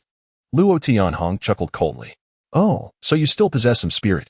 Let us see how long you can endure this. A mere waste of a failed class change dared to challenge him? Did he truly believe he could evade his grasp? As his words lingered, the walls of the stronghold crumbled violently, collapsing in a thunderous roar. A figure surged forth, swiftly appearing before Luo Tianhong, inquiring, "Whom do you wish to punish?" Luo Tianhong's expression tightened, and he hastily withdrew, interrupting the casting of his skill. Gu Chen glanced at Su Xia, producing a healing scroll from his hand. Golden light cascading forth, swiftly alleviating the pain tormenting Su Xia's mind. Haraha! Gu Chen, your timing is impeccable. You humiliated me in Longying City. Today, you shall pay dearly. As Luo Tianhong's words fell, four of the nearest professionals charged forward. Die. One swordsman wielded his blade with both hands, unleashing a ferocious wave of sword intent toward Gu Chen. Without hesitation, Gu Chen summoned the dark dragon turtle. A fearsome figure with jagged armor absorbed the sword intent, sparks igniting upon impact. The dark dragon turtle extended its 3-foot-long claws, piercing through the swordsman's body, cleaving him in two. Such a ferocious display sent shivers of dread through the remaining 3 professionals. All being third tier, if a swordsman could be dispatched in an instant, how long could they withstand? Realizing this, the 3 professionals turned to flee, faced with a summoned beast capable of obliterating third-tier professionals who would dare engage. Chen, be cautious. These individuals abducted me to set a trap for you, Su Xia warned. Gu Chen nodded, well aware that this was a plot aimed at him. Yet he dismissed it entirely. Before overwhelming power, all conspiracies crumbled. With a mere thought, a shadow materialized from the surrounding darkness, icy eyes locking onto a fleeing figure. Dimensional assassination, the shadow flitted past, a rift in space severing one individual in half. Simultaneously, a dark red figure appeared on the scene. Silver-white twin guns rose, unleashing bullets that tore through the remaining 2 fleeing shadows, leaving them in a bloody ruin. Amidst the chaos of battle, a spatial rift severed the ropes binding Su Xia, freeing him. Are you all right? Gu Chen inquired, assisting Su Xia to his feet. Do not worry. Luo Tianhong specifically set this trap for you. It will not be so simple. Stay vigilant, Su Xia cautioned. It matters not. I have claimed Luo Tianhong's life. Even Jesus cannot save him now. Facing death. You still dare to boast? You shall not escape today. Luo Tianhong, surrounded by over a dozen third-tier professionals, stepped forward. Suddenly, a silver-white barrier enveloped the stronghold from all directions, sealing it completely. A peculiar energy radiated within the confines, and in the next moment, the figures of the Blood Clan sovereign, the chaos primordial spirit, and the undead golem vanished without a trace. Gu Chen furrowed his brow, his gaze scanning the silver-white barrier surrounding them. Is this the magic suppression field? My summoning skills have been disabled? Chapter 193. In the next life, don't provoke me, or I'll kill you again. With the activation of the anti-magic field, Luo Tianhong wore an expression of smug triumph. Gu Chen, never anticipated this, did you? This anti-magic field is specifically designed to counter summoning techniques. I prepared it especially for you. Now, your summoning skills are nullified. Bereft of your summoned beasts, you've lost your greatest asset. You are now inconsequential in my eyes. Amidst Luo Tianhong's derisive laughter, the third-tier professionals from the Dragon Hunting Guild revealed icy smiles.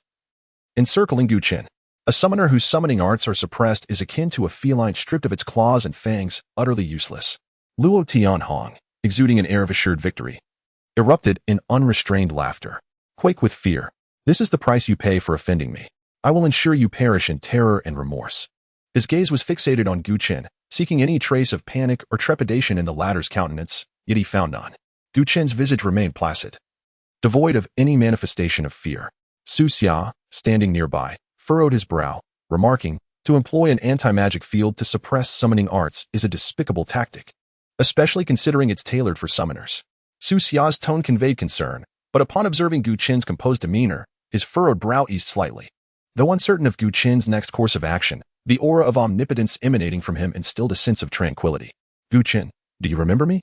The humiliation you inflicted upon me in Yinlong City shall be repaid tenfold today. Zhang Nan leaped forward, his face contorted in a sinister grin, wielding an epic-grade longbow. The skill-imbued arrows firmly locked onto Gu Chen. You are not worthy. Gu Chen extended his hand, activating extreme fatigue through the medium cloak, unleashing a barrage of dark energy from his palm. In a flash, debuffs were inflicted upon the dozen or so individuals before him, having their attributes and doubling the damage they sustained. Such potent debuff skills. Zhang Nan's expression shifted upon perceiving the alterations within himself.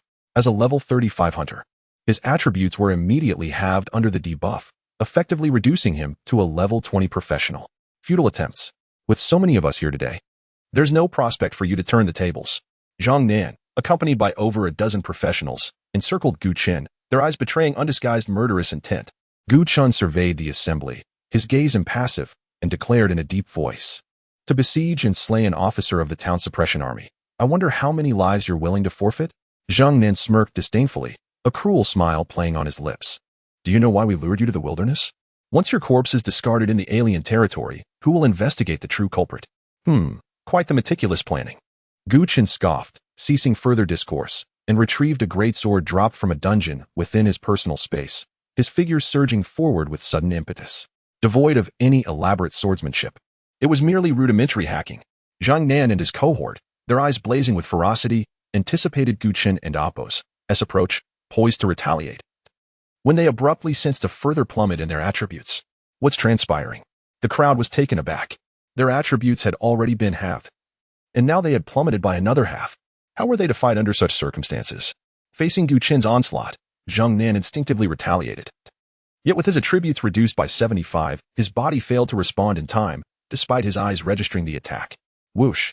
A flash of cold light appeared before him, severing his arm at the shoulder. Zhang Nan emitted a harrowing scream, immediately clutching his severed limb in an attempt to employ a healing scroll. Yet, how could Gu Chen afford him such an opportunity? With a single stroke, Gu Chen decapitated Zhang Nan. Without pause, he gripped the greatsword with both hands, plunging into the throng, continuing his relentless hacking. In an instant, blood splattered and flesh scattered. Though his summoning arts were suppressed, Gu Chen's strength attributes surpassed that of most third-tier warriors. Confronting a group of third-tier professionals whose attributes had been reduced by 75, he could inflict grievous wounds and death with a mere wooden stick, let alone a greatsword. Su Xia, having donned his armor, initially intended to assist, but the battle before him was a one-sided massacre, leaving no room for his intervention. Almost as soon as he had rushed forward, Gu Chen had already eliminated all the third-tier professionals. The battle resembled an adult confronting a dozen infants, numerous yet easily vanquished. Luo Tianhong, witnessing Gu Chen's brutality firsthand, was utterly stunned, the outcome diverging entirely from his expectations. He vehemently shook his head, exclaiming, "Impossible. This isn't real." A beam of pale blue energy emanated from the staff in his hand.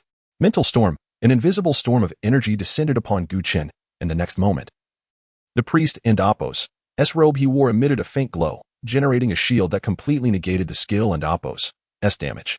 The level 10 priest's robe provided a shield with a value equal to 10 times the wearer's total attributes. Gu Chen's current total attributes stood at 3,070, resulting in a shield value of 30,700, effortlessly deflecting the damage from mental storm. Luo Tianhong, displaying an expression of disbelief, immediately cast mental torture, yet unsurprisingly, the skill's damage was once again blocked by the shield. "Had enough?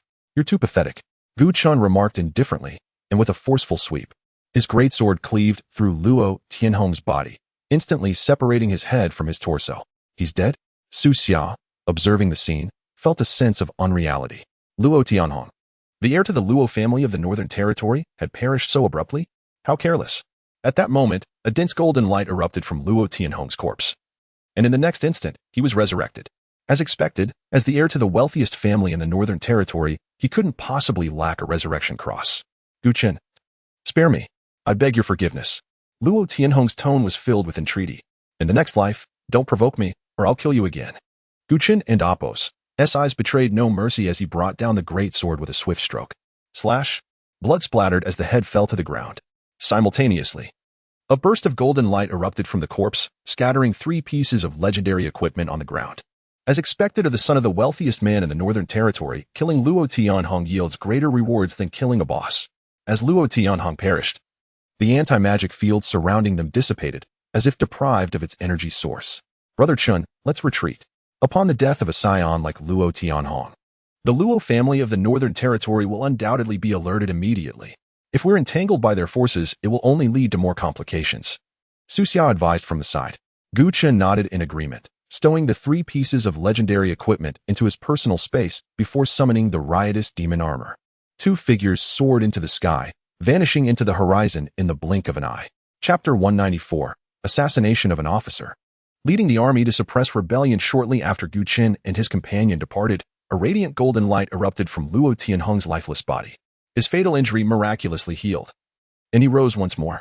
How dare that forsaken royal scion attempt to take my life? The audacity! Fortunately, I had donned an additional resurrection armor and discarded 3 legendary pieces of equipment. Otherwise, I would have truly perished at his hands. A chill of dread coursed through Luo Tianhong, his face contorted with intense malice. He was, after all, the son of the wealthiest family in the north. The heir of a prestigious lineage, how could Gu Chen dare to strike him down? Did he not fear the retribution of the Luo family? The memory of Gu Chen's ruthless methods sent a shiver down his spine. To seek revenge is not the mark of a gentleman. Yet he was in a weakened state and resolved to return to the north to recuperate. Should Gu Chen return to finish the job, he would be in grave danger. In the wilderness above, Su Xia followed Gu Chen as they soared through the mist, and soon, the silhouette of Bo City emerged before them. Brother Chen, what is your purpose in Bo City? There are likely practitioners from the Luo family stationed within. If we are ensnared by them, it could lead to trouble. First, we shall head to the Bo City teleportation hall, then proceed to the north, Gu Chen replied. Su Xia hesitated. To the north? As the heir of the Luo family, Luo Tianhong orchestrated the assassination of the officer from the Jinyuan army. The Luo family in the north cannot be absolved of blame. You intend to seek justice in the north? The mere suggestion sent a jolt through Su Xia, his face reflecting an unprecedented astonishment. Sensing the chill in Gu Chen's tone, Su Xia realized his attempts at persuasion were futile, and he furrowed his brow in concern. Despite Gu Chen's position as an officer in the Jinyuan army, the Luo family was the wealthiest in the north. The disparity in their influence was staggering. Such a colossal entity as the Luo family could easily intimidate even figures of the city lord's caliber, while Gu Chen was merely a powerless officer. To Su Xia's surprise, they encountered no pursuit from the Luo family along their journey. Upon arriving at the teleportation hall in Bo City, Gu Chen called Ling Feng and recounted the events of Luo Tianhong conspiring with the dragon hunting guild to ambush him. Assassination of an officer? Ling Feng's voice was grave, the chilling intent palpable even through the phone. It has long been said in the Divine Summer Empire that civilians should not contend with officials. Luo Tianhong, a mere commoner, dares to assault an officer of the Jinyuan army? Is the Luo family in the north plotting rebellion? Ling Feng's response was straightforward. The Luo family's stronghold is in Yin City of the north. You must go directly there and contact Colonel Lin Tianin upon arrival. He will provide unwavering support for your endeavors. After ending the call, Gu Chen and Su Xia parted ways in the teleportation hall. Once Gu Chen reached the Northern Military District, the ensuing matters would fall under military jurisdiction, and Su Xia, due to his status, could not partake. The Northern Military District, situated in the plains north of the Divine Summer Empire, encompassed numerous cities, with its headquarters established in Beiyuan City. Lin Tianin was one of only 3 5-star officers in the Northern Military District, often referred to as Colonel in the old tradition. As Lin Tianin signed military documents at his desk, he abruptly halted his work, retrieving his ringing personal phone from his pocket. Upon seeing the caller ID, a rare seriousness enveloped his countenance as he promptly answered. Old Chief, your sudden call, what instructions do you have? Tianin, in 10 minutes. You are to personally lead 5,000 elite troops of the Jinyuan army to Yin City. Leading troops to Yin City? Has it been attacked by foreign foes? I command you to seal off the Luo family in Yin City. No one is to enter or exit. Seal off the Luo family. Lin Tiannan's head swam at the enormity of the task. The Luo family of Yin City was the wealthiest in the north. The sudden mobilization of the Jinyuan army to seal them off would surely stir significant public outcry. Old Chief, this may be a bit inappropriate. The duty of the Jinyuan army is to suppress the abyss and resist foreign invaders. The Luo family consists of civilians. Our actions may not adhere to protocol. The Jinyuan army is tasked with protecting the citizens of the empire. Now to turn our weapons inward against the Luo family, what sense does that make? You will go as ordered. Luo Tianhong attacked an officer of the Jinyuan army in the wilderness. You now lead the army to suppress him, which is both reasonable and lawful. Arm your troops completely and ensure the Luo estate is entirely sealed off. Not even a fly shall escape. At this, Lin Tiannan's eyes widened in shock. What? An officer was assassinated? Rest assured, old chief, I will immediately lead the troops to quell the rebellion. Quell the rebellion! The utterance of those words signified Lin Tiannan's resolve. The assassination of a Jinyuan army officer was tantamount to treason. No further explanation was necessary. Immediate military action was warranted. That may not be necessary. Ling Feng interjected. Follow my instructions. Take your troops and seal off the Luo estate. I will send someone to handle this matter. And you are to cooperate fully. Yes, old chief, you can trust that I will fulfill the task. Lin Tianan saluted sharply. After concluding the call, Lin Tian did not make an immediate move. The Luo family in Yin City and the assassination of an officer, if he handled this matter well, it could indeed be considered a military achievement. However, mobilizing 5,000 elite troops seemed to require a more formal process. After a moment of contemplation, Lin Tianan resolved to act decisively. Damn it, let's get it done. Write a supplementary report immediately, at worst. I can spend a few hours in the inquiry room explaining the situation. Picking up the phone on his desk, Lin Tianan commanded, assemble immediately. In Yin City, at the Luo family estate, Luo Tianhong returned home, locking himself in his room, consumed by fear and anxiety. He had believed that by luring Gu Chun into the wilderness, gathering the might of the dragon hunting guild, and utilizing the anti-magic domain against summoners, he would surely eliminate him. Who could have anticipated that Gu Chun would prove as resilient as a cockroach, escaping even from such a deadly trap? The more he pondered, the more restless he became. While he had indeed offended Gu Chen, from Gu Chen's perspective, he had already been killed. Shouldn't he that settle their score? After all, one cannot hold a grudge against the deceased. With the extinguishing of life, past grievances should also fade, or so he thought. Thus, it seemed unlikely that Gu Chen would pursue revenge against the Luo family. Yet what if this incident were reported to the Jinyuan army? The thought tightened Luo Tianhong and Appo's brow. And the more he considered it, the less secure he felt. No, he must inform his wealthy father of the situation to find some peace of mind. With that in mind, he quickly reached for his phone. However, after several attempts to call, he found each time the line was dead. Upon closer inspection, he realized there was no signal. Growing increasingly anxious, he resorted to making an internet call, only to discover that the network had been cut off. How could this be? In Yin City, the very heart of the Luo family estate, to be devoid of both network and signal? Luo Tianhong's expression shifted abruptly, a sense of foreboding swelling within him. Chapter 195. The Jinyuan army captures, demanding Luo Tianhong to show himself as Luo Tianhong's mind filled with confusion. The entire Luo family estate experienced a sudden blackout. Instantly, chaos erupted within the estate, with shouts and curses echoing throughout. Steward, why has the power gone out so suddenly? What is happening? Go and handle it. Steward, where are you? With communication severed, the internet cut off, and utilities disrupted, the bewildered members of the Luo family initially reacted with impotent rage. However, it didn't take long for a few astute individuals to sense something was amiss. Amidst the clamor, uncertainty reigned, and soon a tense atmosphere enveloped the estate.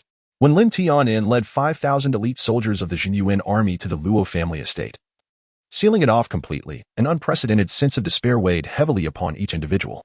The mobilization of the Jinyuan army signified a serious situation. Encirclement without direct confrontation left the Luo family members both alarmed and furious. All means of communication had been severed, rendering them unable to gather any information. What followed was a protracted and despairing wait. An overwhelming sense of suffocation permeated the hearts of everyone, leaving the Luo family restless. The pampered scions of the wealthy family had never encountered such a scene before. Each was on the verge of collapse. No one understood what had transpired or why the Jinyuan soldiers had suddenly besieged the Luo estate. The Luo family, renowned in Yin City, was well known in the Northern Territory. How dared these soldiers wreak havoc here? Soon, the arrival of Luo Chuangchuan, the head of the Luo family, gradually restored a semblance of calm to the crowd. In Yin City, the name Luo Chuangchuan was a stabilizing force. With him present, the sky over Yin City could not fall. And indeed, while the sky of Yin City remained steadfast, the sky over the Luo family was on the brink of collapse, with a resounding crash. As the sun dipped below the horizon, several guards stationed at the gates of the Luo estate along with the heavy gates themselves, were sent flying into the courtyard. The Luo family members looked on as a formidable figure stormed through the entrance. Clad in imposing black armor, he emanated a fierce aura that swept across the surroundings. A chilling voice reverberated, shaking the very souls of those present. The Jinyuan army has come to capture you. Summon Luo Tianhong to come forth. Gu Chen had arrived. Upon reaching Yin City, he sought out Lin Tiannan to assess the situation at the Luo estate before taking action. According to Lin Tiannan, the scouts of the Jinyuan army had discovered that Luo Tianhong was indeed within the estate at that moment. This indicated that Gu Chen had not fully eliminated Luo Tianhong in the wilderness.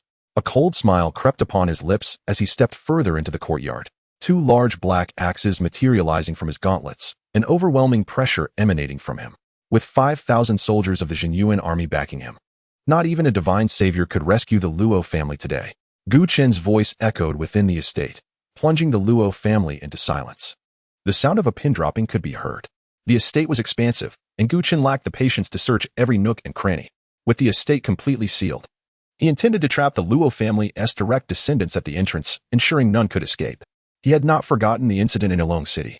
First, Luo Qingxue had provoked the madman of Luo, and then the madman had brought forth Luo Tianhong. Did they not enjoy the fable of the Calabash brothers saving their grandfather?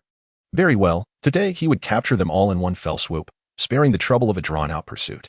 As Gu Chen advanced, the Luo family members, though filled with trepidation, attempted to stand their ground against his oppressive aura. Gu Chen scoffed, "Are you not afraid of death?" With a flick of his wrist, the axes formed from his armor hurtled forward like massive chain blades, cleaving through the air. With a whoosh, several of the Luo family members collapsed as their armor shattered. Humph! The Jinyuan army is indeed tyrannical, abandoning the abyssal races to cause chaos within my Luo family estate. Do they truly believe Yin City is their territory? A young man from the Luo family surged forth from the crowd, unleashing a dazzling skill. His formidable greatsword struck with the force of a mountain. Howling as it descended, Gu Chen coldly snorted, unperturbed, and swung his massive axe upward in retaliation. The two tremendous forces collided, and cracks erupted upon the sword, shattering under the weight of Gu Chen's overwhelming attributes. The young man bellowed, unleashing a surge of blood energy as he fiercely struck downwards. Gu Chen deftly sidestepped, launching a powerful kick forward. His leg armor swelled, propelling him with tremendous force, piercing into his opponent. The young man staggered back, blood gushing from a grievous wound, a gaping hole marring his form. With such meager skills, you dare to strike at me? Did you not consider the consequences of attacking an officer of the Jinyuan army? Where is that useless Luo Tianhong? Does he dare to act, but not face the repercussions? Bring him forth at once.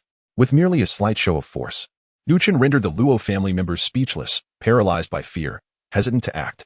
As the situation teetered on the brink of chaos, several figures emerged from the depths of the estate, steeling themselves against the mounting pressure. Leading them was a burly middle-aged man, somewhat familiar in appearance.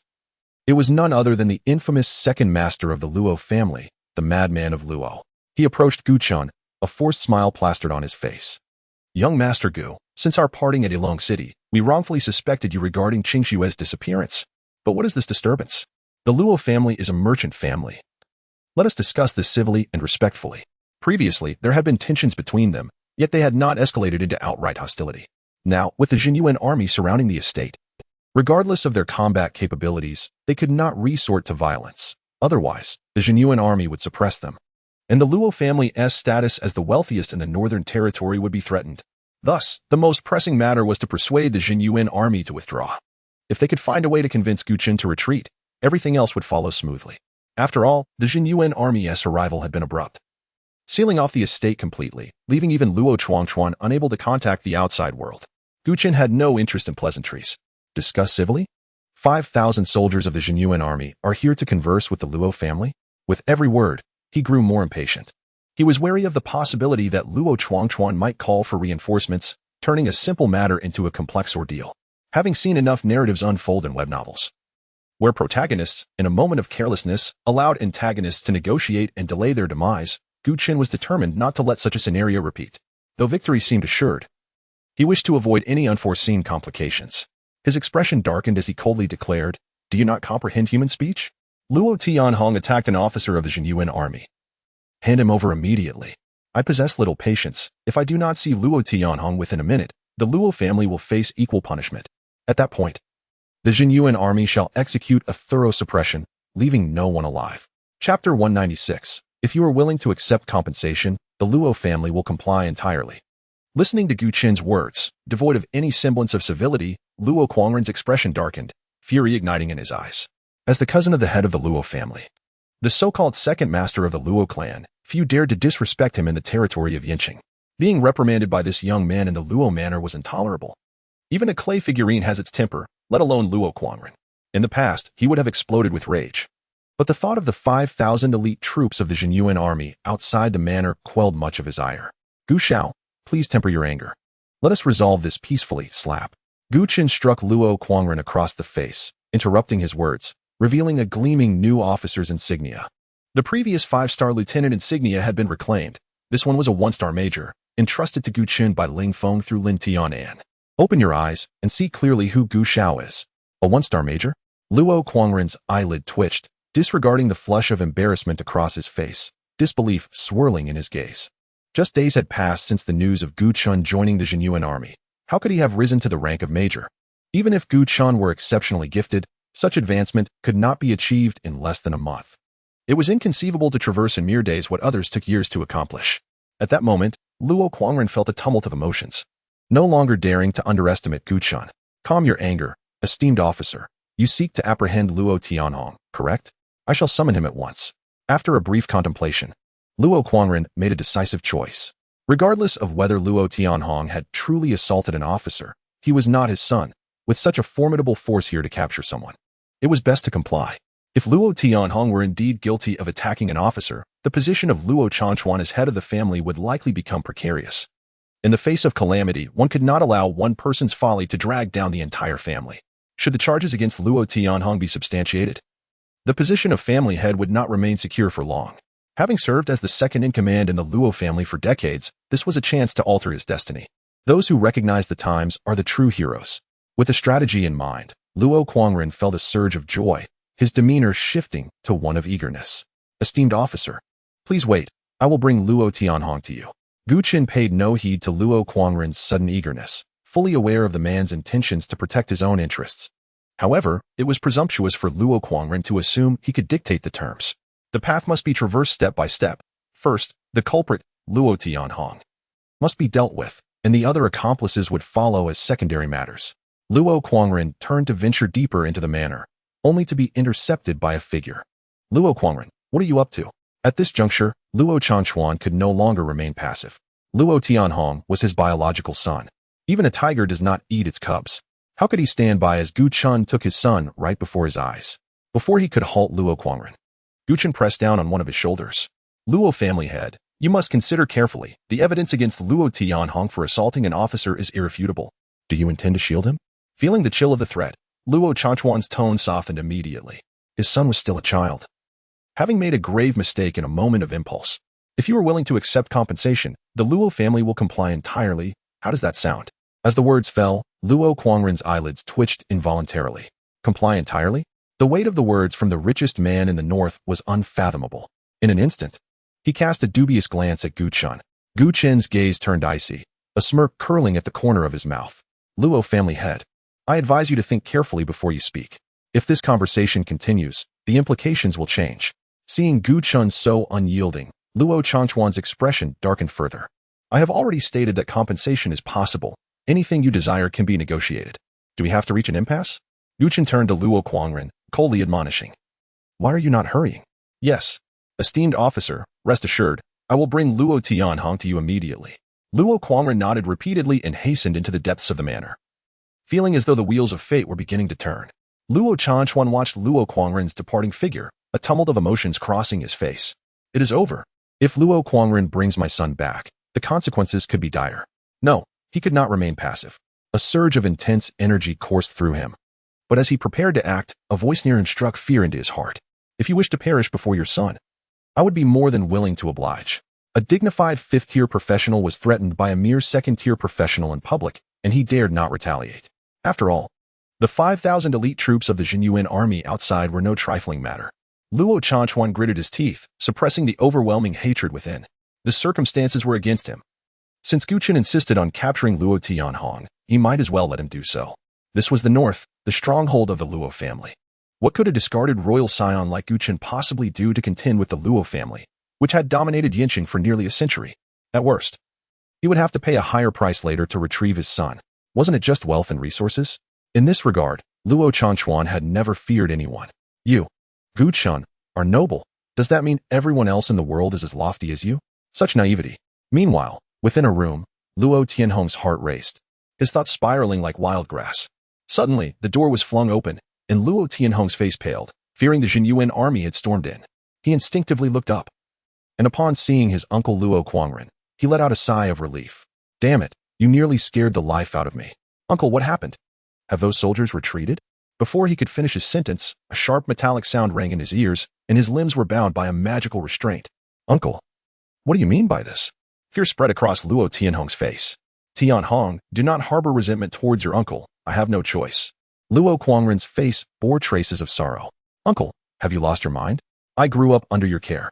What are you doing? Have I lost my mind? I believe you are the one who has gone mad. How many lives do you possess? Gu Chen is a one-star major of the Jinyuan army. You dare to kill him? A one-star major? How could he achieve that rank so soon after joining the Jinyuan army? Luo Tianhong was aghast, having thought Gu Chen merely a foot soldier. Even if he had gained Ling Feng's favor, he would have had to start from a lower rank. How could he leap directly to major? Was the Jinyuan army so trivial? Luo Quangren sighed, for this was indeed the nephew he had watched grow up. Now that the Jinyuan army had come knocking, what was he to do? What was to become of your father? You instigated this situation, so you must bear the consequences. The Luo family is vast. It cannot afford to bury everyone for your folly. Come today. The only way to secure the family's survival is to hand you over to Gu Chen. But do not be too disheartened. Your father is quite resourceful. Perhaps as soon as the Jinyuan army takes you away, he will find a way to rescue you. As he reassured him, Luo Quangren dragged Luo Tianhong out of the room. In less than a minute, Luo Quangren escorted Luo Tianhong to the manor's entrance, attempting to placate him. Tianhong, your second uncle has failed you, but this entire family depends on you now. Upon hearing this, Luo Changquan's countenance grew exceedingly complex as he saw his son bound by anti-magic restraints. Dad, Luo Tianhong croaked, his voice raspy. Luo Changquan shuddered, his eyes bloodshot. Tianhong, we are outmatched. Accompany the Jinyuan army for a time. Consider it a trial. The Luo family has been a power in Yinqing for nearly a century and has connections within the Jinyuan army. Once arrangements are made, we will bring you home. Luo Tianhong and Appo's spirits lifted, his previous despondency replaced by fervor. Dad, rest assured, even if the Jinyuan army arrests me, I will not disgrace the Luo family. This is all a trial. What does not kill me makes me stronger. Good, that is my Luo family son. Luo Changquan nodded approvingly, oblivious to the shadowy figure that materialized beside Gu Chen. In an instant, the shadowy figure unleashed a series of shadows, silently ensnaring Luo Tianhong. Chaotic entanglement, dimensional assault. The two abilities detonated on Luo Tianhong, dealing 10 times the damage, and the dark spatial rifts resembled signs of death. Luo Tianhong's smile was frozen on his face as he was torn apart by the terrifying dimensional force, his remains scattered, leaving him utterly and irrevocably dead. Tianhong Luo Changquan howled in disbelief, his body trembling violently, his eyes wide and bloodshot. His own son had been torn to pieces before his very eyes. A sudden wave of dizziness nearly caused him to collapse. Simultaneously, Gu Chen's voice cut through the air. Luo Tianhong assassinated an officer of the Jinyuan army and has been executed. Luo Changquan, Luo Quangren, there is no need for excessive grief. I will send you to join him. The towering undead colossus materialized in the courtyard, radiating black light and unleashing a series of debuffs. Extreme fatigue, Black Death Plague. The two abilities struck almost instantly. Luo Changquan and Luo Quangren faltered, their attributes halved, and their vulnerability to damage doubled. Under the effects of Black Death Plague, their health rapidly deteriorated. Sensing the abnormal conditions, Luo Quangren's face registered intense dismay. Go headmaster, what are you doing? I said the principal offender has been executed, and you accomplices must be eliminated as well. Did you expect me to spare you? As his words faded, a layer of gray energy rippled from beneath the undead colossus's feet, engulfing the entire Luo family manor. End of magic domain, consumption increased tenfold, and damage taken increased tenfold. Instantly, Luo Changquan and Luo Quangren and Appo's health plummeted under the effects of the plague. They had not anticipated such terrifying damage from a mere debuff. Purification. Luo Changquan's expression was grave as he activated a purification scroll, only to be shocked. What is this effect that cannot be purified? Luo Quangren activated a healing scroll, but his expression did not ease. The healing effect is reduced by 90%. This is too oppressive. Is this not the same as a healing prohibition? Gu Chen impassively summoned the Dark Hunt Dragon Turtle, which lunged at Luo Quangren. The latter's face tightened as he gripped two blood-red great axes, retaliating fiercely. However, under tenfold consumption, Luo Quangren could not cast high-damage abilities. Regular skills were usable, but had little effect on the Dark Hunt Dragon Turtle. The Tier 4 Berserker was forced into retreat by the Tier 2 Dark Hunt Dragon Turtle, lamenting in distress. Seeing this, Luo Changchuan attempted to speak. But Gu Chen interrupted him curtly. There is no need to speak. I traveled from Yinlong City to the northern border Yinqing to eradicate the root of the problem and prevent future troubles. Now that I have killed your son, why would I spare you and leave a hidden danger? Act now, even as a Tier 5 spiritual psion. You are only fit to die at the hands of my summon. As he spoke, Gu Chen strode forward. After 3 sentences, he stood directly opposite Luo Changchuan, triggering the replicated talent effect. Boom. Luo Changchuan shuddered as a sudden weakness made his limbs feel soft. The dignified Tier 5 expert had his attributes reduced by 50 by the extreme fatigue skill, followed by another 50 by the irresistible talent effect. His primary attributes plummeted from over 1,000 to just over 200, and his secondary attributes were even more dismal. I will give you one chance to attack me with your strongest skill because it will be the last trace of your existence. Luo Changchuan's face was exceedingly grim.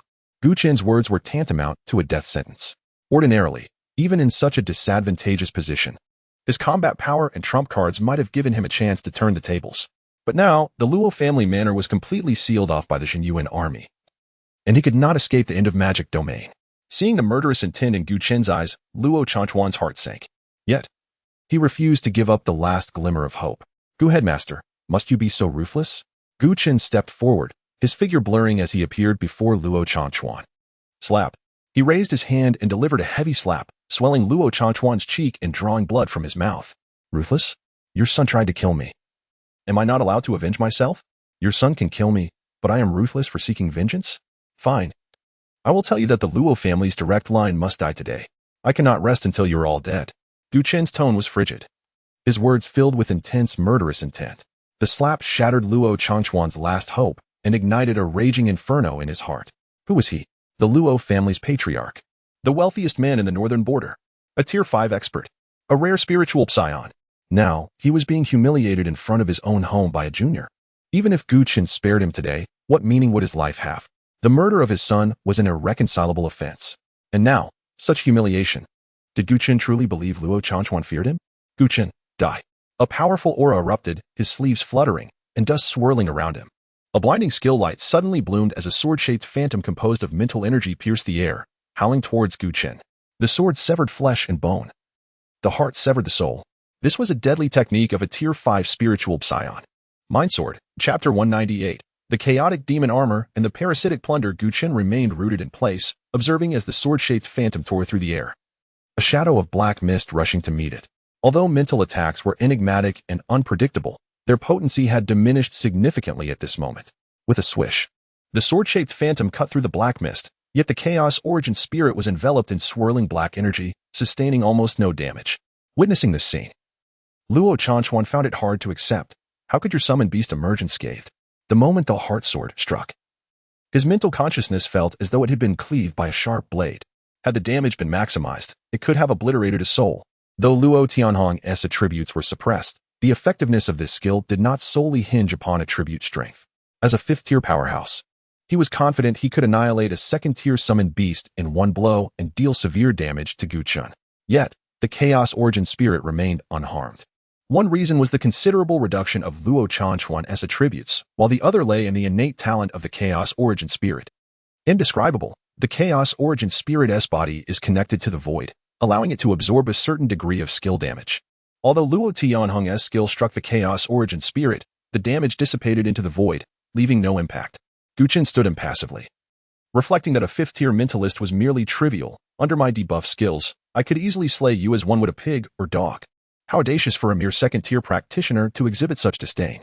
Just as Luo Changchuan prepared to launch another attack, he realized that his energy had dwindled to near exhaustion after casting Heart Sword. It was now utterly impossible for him to unleash any further skills. No, my energy. How could this be? Luo Changchuan's face contorted with horror. His expression as he looked at Gu Chen was akin to encountering a ghost. What kind of skill was this, so inscrutable? I had said I would grant you but a single opportunity. Now, I shall commence my assault. Gu Chen's expression turned serious as he uttered the command to shed armor. causing the chaotic demon armor to soar into the air. The originally black heavy armor suddenly radiated an eerie crimson, vast clouds of scarlet mist billowing forth from beneath it. What is this? Luo Chanchuan's eyes widened in trepidation, his mind on the verge of collapse. Within his psyche, he could not perceive the bizarre blood armor before him. Absolute concealment. The demon armor hides all its fluctuations, rendering it undetectable by mental probing skills. Unable to be discerned, it could not defend against the assaults from the chaotic demon armor. This was the source of Luo Chanchuan's terror. For any practitioner, a threat that could neither be detected nor defended against constituted a dimensional strike. This is one of my summoned beasts. It is quite unique. Since I contracted it, there has been a skill I have yet to employ. Today, I shall test its practical effects against you, a fifth-tier powerhouse. The scarlet blood armor emitted a sinister red glow as its components detached one by one. And Luo Chanchuan could not detect any energy fluctuations as he was entirely enveloped by the blood armor. Parasitic plunder. The chaotic demon armor parasitically attaches to a target, usurping control of their body and continuously siphoning their life essence until death ensues. Following this, Luo Chanchuan, now clad in the blood-red chaotic demon armor, had his aura subdued as he approached Gu Chen step by step. Master. Luo Chanchuan knelt, his head forced down, and from his mouth emerged the voice of the chaotic demon armor. What is happening? I cannot control my body. Luo Chanchuan's face was stricken with disbelief, his eyes brimming with intense fear. He had never imagined that a dignified fifth-tier powerhouse could lose control of his own body. Let me go. What kind of skill is this? What on earth is this skill?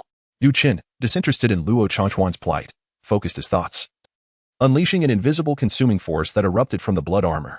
The flowing scarlet mist acted like greedy tendrils, voraciously devouring the life force within him. His skin withered at a visible rate, moisture rapidly draining away, and his blood, as if drawn by invisible threads, flowed into the armor. Luo Chanchuan's eyes were filled with terror. He attempted to cry out, yet only a faint whisper escaped him, akin to leaves rustling in the wind. In mere moments, what had once been vibrant life transformed into a gaunt, lifeless husk. Meanwhile, the chaotic demon armor, having consumed Luo Chanchuan's vitality, glowed ominously, emanating an aura that sent chills down one's spine. Calculating the time from the activation of the chaotic demon armor's skill to Luo Chanchuan's transformation into a desiccated corpse, barely 10 breaths had elapsed. A fifth-tier practitioner, under the skill of the chaotic demon armor, could endure but a mere 10 breaths. With this realization, Gu Chen shook his head. No. Luo Chanchuan has already been weakened by the undead golem's skill and cannot be strictly classified as a fifth-tier practitioner. Moreover, the parasitic plunder skill has its usage limitations. The attributes of the chaotic demon armor must exceed those of the target for the skill to be enacted. Given the current attributes of the chaotic demon armor, it was insufficient to contend with a true fifth-tier practitioner. It was essential to further refine the armor. Only by enhancing its attributes could it unleash a greater potential. Gu Chen felt relatively satisfied with the practical results of this trial. Although the chaotic demon armor exhibited certain limitations in combat when paired with the undead golem, it could still achieve impressive performance. Turning his gaze to the other side, the dark hunter dragon turtle had concluded its battle, and the corpse of Luo Quangren lay beneath its foot. From this moment forth, the Luo family would no longer stir up any turmoil. Gu Chen retracted his summoned beast, collecting all the equipment that had dropped on the ground into his spatial storage, then turned to exit the estate. With the main and accomplice offenders dealt with, there was no need for him to personally handle the remaining small fry. Outside the Luo estate, Gu Chen emerged and waved to the throng of dark-clad soldiers. A large contingent of fully armed troops swiftly surging into the estate. Lin Tianen approached and inquired, Gu, what is the situation inside? Gu Chen nonchalantly gestured, all is resolved. The individuals within would not dare to resist. The soldiers can simply proceed to apprehend them. Lin Tianen's expression revealed mild astonishment. What about Luo Tianhong? Dead. Truly? Luo Chanchuan was a fifth-tier practitioner. Also deceased. The body is still warm. Lin Tianen opened his mouth, momentarily at a loss for words. How could a second-tier summoner possibly slay a fifth-tier mentalist? Would anyone believe such a tale? He cast a complex glance at Gu Chen, whose youthful visage belied the ruthlessness of his actions, leaving one to wonder how he could have decimated an entire family. As he pondered the annihilation of the Luo family, Lin Tianen's expression momentarily froze. By the way, Luo Chanchuan has a daughter, Luo Qingxue. You must exercise caution regarding her. Gu Chen appeared surprised. Luo Qingxue mysteriously vanished in Longyin City. Our investigation indicates that it is closely tied to the Abyssal Temple. Chapter 199. A conservative estimate suggests that forging this set of equipment would require 800 million. The disappearance of Luo Qingxue is undoubtedly tied to the Abyssal Temple, presenting two possible scenarios. Either she has been captured by the Abyssal Temple or she has joined their ranks. Gu Chun remains unfazed, regardless of the outcome. It bears no significance to him. As long as Luo Qingxue dares to seek vengeance, he will grant her a swift end. As for the others in the Luo family estate, those who need to be apprehended will be captured, and those who must be killed will meet their end. He has little interest in the lesser characters. After addressing matters concerning the Luo family, Lin Tian produced a document and handed it to Gu Chen. "This is the opportunity for your second transition into the abyss," he stated. "Take a look. If you have no objections, you can proceed with the transition once you reach level 30. Has the quota been allocated? So soon?" Gu Chen expressed astonishment. The second transition into the abyss is not as easily accessible as the ordinary abyss. Typically, even when one is affiliated with a major faction, there is a lengthy process of queuing, submitting applications, and awaiting approval from the Abyssal Army, often taking around 6 months. This is the reason many professionals find it challenging to level up past 30 for an extended period. For others, the wait is indeed prolonged, yet for you, it is different. You are a core member of the military faction. Lin Tian's tone conveyed unabashed envy, ranking first in the Abyssal Army's assessments, suppressing the two great prodigies of the Northern Realm, and now single-handedly slaying the head of the Luo family. While there are indeed talents within the Abyssal Army, none have ever been as outstanding as you. Privileges are the rightful reward of the powerful. This is the treatment you deserve. Lin Tian patted Gu Chen's shoulder, grinning. "Well then, your tasks in the Northern Realm are complete. With this document, you may directly proceed to the second transition into the abyss. That works splendidly. It saves me another trip to see General Ling. However, the cleanup of the Luo family. Fear not. With Luo Tianhong's ambush on an officer of the Abyssal Army preceding this, whatever you do will be justifiable. There should be no issues. Then it is settled." Gu Chen nodded slowly. After all, the mess created on another's territory should not be left for Lin Tian to handle alone. As for how the Northern Military District would deal with the Luo family afterward, he did not inquire further. Being a wealthy family, they would surely provide ample returns. He considered it a reward for Lin Tian's assistance in tying up loose ends. Gu Chen departed swiftly. From the moment he breached the gates of the Luo family to his subsequent exit, a mere 10 minutes had elapsed. Observing his retreating figure, Lin Tian sighed deeply. With this young man around, the talents of the 4 military districts seemed trivial. Once he conquers the second transition into the abyss, who among them could possibly rival him in this year's military competition? With the grievances against the Luo family seemingly resolved, Gu Chen intended to delve once more into the abyss. Now at level 28, reaching level 30 would allow him direct entry into the second transition. Coincidentally, Liang Yi contacted him at this juncture, stating he had secured an appointment with the most renowned master blacksmith in Wanqing. Gu Chen wished to upgrade his level 10 sacrificial set to a level 30 set, ensuring the preservation of the set's sacrificial effects, a task not to be taken lightly. After careful consideration, he decided to return to Wanqing to discuss matters face-to-face with the master blacksmith. Only once the equipment was confirmed could he upgrade with peace of mind, perhaps completing the set just as he reached level 30. At that time, adorned in a brand new level 30 set, he would plunge into the second transition of the abyss. The second transition into the abyss differs from the ordinary abyss, presenting an additional challenge of a higher tier known as the Doomsday level. With a stroke of good fortune, he might even transition into a rare profession amidst the Doomsday level abyss. In the afternoon, Gu Chen returned to Wanqing, arriving alone at the Wanqing Blacksmith Guild. Although Liang Yi had wished to accompany him, Gu Chen opted against drawing too much attention and politely declined. Following Liang Yi's instructions, he awaited in the VIP reception room of the guild until a robust middle-aged man appeared before him. "Gu Chen, is it? You are quite the celebrity around here. What set do you wish to forge? Present it for my inspection." The man wasted no time, getting straight to the point. Gu Chen nodded, appreciating the man's forthright demeanor, and revealed the sacrificial set he had prepared, placing it upon the table. A level 10 rare set. You wish to upgrade it to level 30? Is that correct? Indeed, is it feasible? What quality do you desire? Legendary, with the current set effects guaranteed. The man's expression shifted, his thick brows knitting together. Upgrading from level 10 to level 30 is not unheard of. Transforming a rare piece into a legendary one could be attempted, but ensuring the preservation of its current effects presents an arduous challenge. Just as a person grows and changes, so too does equipment. After a brief silence, the man addressed Gu Chen. To be frank, the difficulty is substantial, the cost considerable, and the success rate is rather low. If you are not adamant about retaining the current set effects, I could custom make a legendary set for you. Gu Chen respectfully declined this suggestion. Equipment that enhances damage output is exceedingly rare, and given the opportunity, he wished to pursue this endeavor. I am Tang Hao, the chief blacksmith of the Wanqing Guild. If you are determined to convert the sacrificial set into a level 30 legendary set, I can attempt it, but be warned, the price will be steep. Gu Chen nodded. As long as the price is not exorbitant, I should be able to manage. First, he would need one set each of epic and legendary equipment. With a stroke of luck, he might elevate the sacrificial set from rare to legendary. Forging stones can enhance the characteristics of equipment to a certain degree. Reinforcement stones can strengthen the attributes and effects of the equipment. The higher the quality of the equipment, the more materials required for forging. A conservative estimate places the cost of this set at 800 million, and that is merely the base price. Are you certain you wish to proceed? After all, Gu Chen was introduced by the city lord, maintaining a relationship based on personal connections.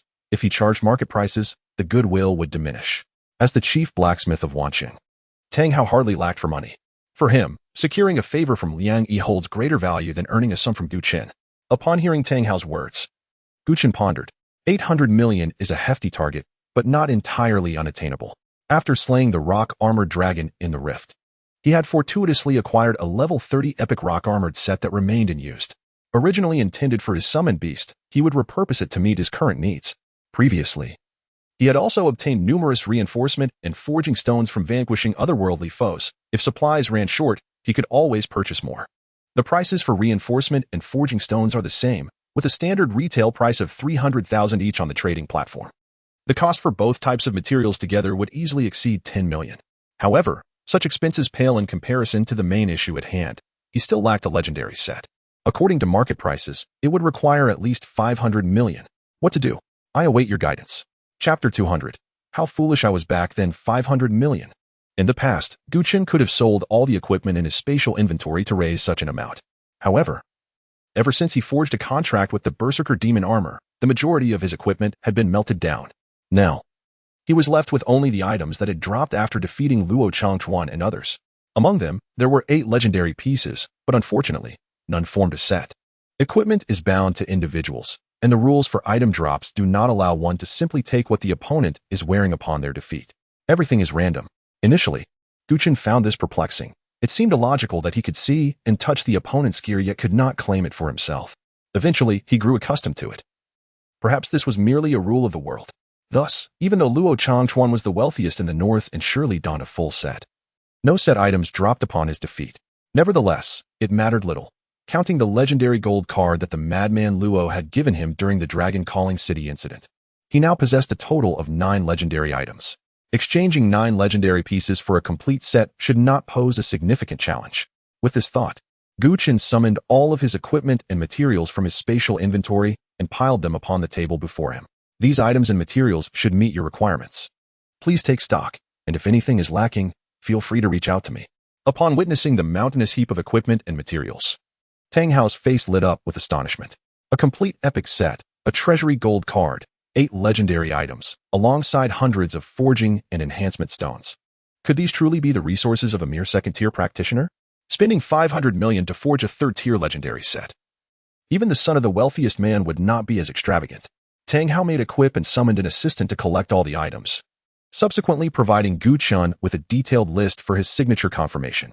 A corresponding list of all materials used during the forging process would also be compiled to ensure that the blacksmith does not abscond with the employer's materials. Of course, at Tang Hao's level and status, such issues were virtually non-existent. However, the requisite procedures must still be followed.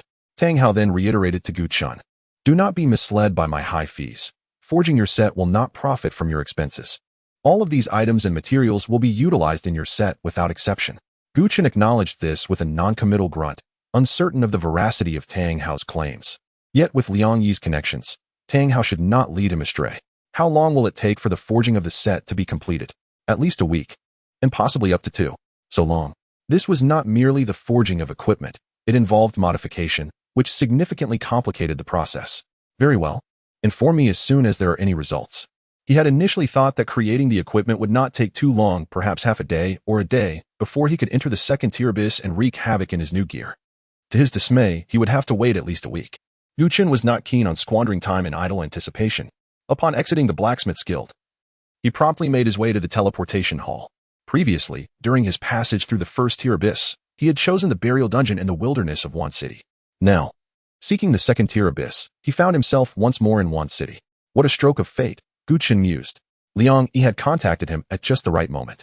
Had he arrived half an hour later, Gu Chen would likely have already delved into the abyss near Bo City. At that point, any achievements he might have earned within the abyss would have been completely unrelated to Wan City. That evening, while the majority of practitioners in Wan City were immersed in slumber, a message abruptly jolted them awake. Notification: Practitioner Gu Chen has successfully cleared the second-tier abyss of Whale's Prison, Hell Level, earning the Abyss achievement. From this day forth, all clearance difficulties for Whale's Prison will decrease by 25, and clearance rewards will increase by 25. Practitioner Gu Chen has received Abyss Achievement Badge 1. Upon reading this announcement, the practitioners of Wan City erupted into exuberant joy, celebrating as if it were a festive occasion. Incredible! After many days, the esteemed Gu Chen has finally achieved a second-tier Abyss accomplishment. He has arrived, bearing accolades. The second-tier practitioners of Wan City were fortunate indeed. They clamored to inform their adoptive fathers. Look at your naive expressions. This is merely a routine display from my adoptive father. On social media, practitioners from Wan City were brimming with confidence. In stark contrast, practitioners from Ling City found themselves embroiled in yet another round of vitriol, their anger directed towards Su Lai, whom they had pinned to the pillar of shame. Had Gu Chen been a native of Wan City from the outset, their reactions would not have been so fervent. The crux of the matter lay in the fact that Gu Chen had been driven away by the city lord, Su Lai. Henceforth, the higher Gu Chen's achievements soared. The lower Su Lai would fall. Su Lai had initially believed that after a couple of years, once he was transferred to another city, the impact of Gu Chen's departure would gradually fade. Yet how little time had passed, and now Gu Chen had secured a second-tier Abyss achievement, further exacerbating an already dire situation. In the office of the Ling City Lord, Su Lai chose not to issue a lockdown on the online news this time. Previous attempts had proven futile. The flood of messages from various social media platforms was uncontainable. Even if he could manage to suppress them, the cost would be prohibitive. At this moment, he was engulfed in an unprecedented silence. Meanwhile, his secretary no longer exhibited the same trepidation as before.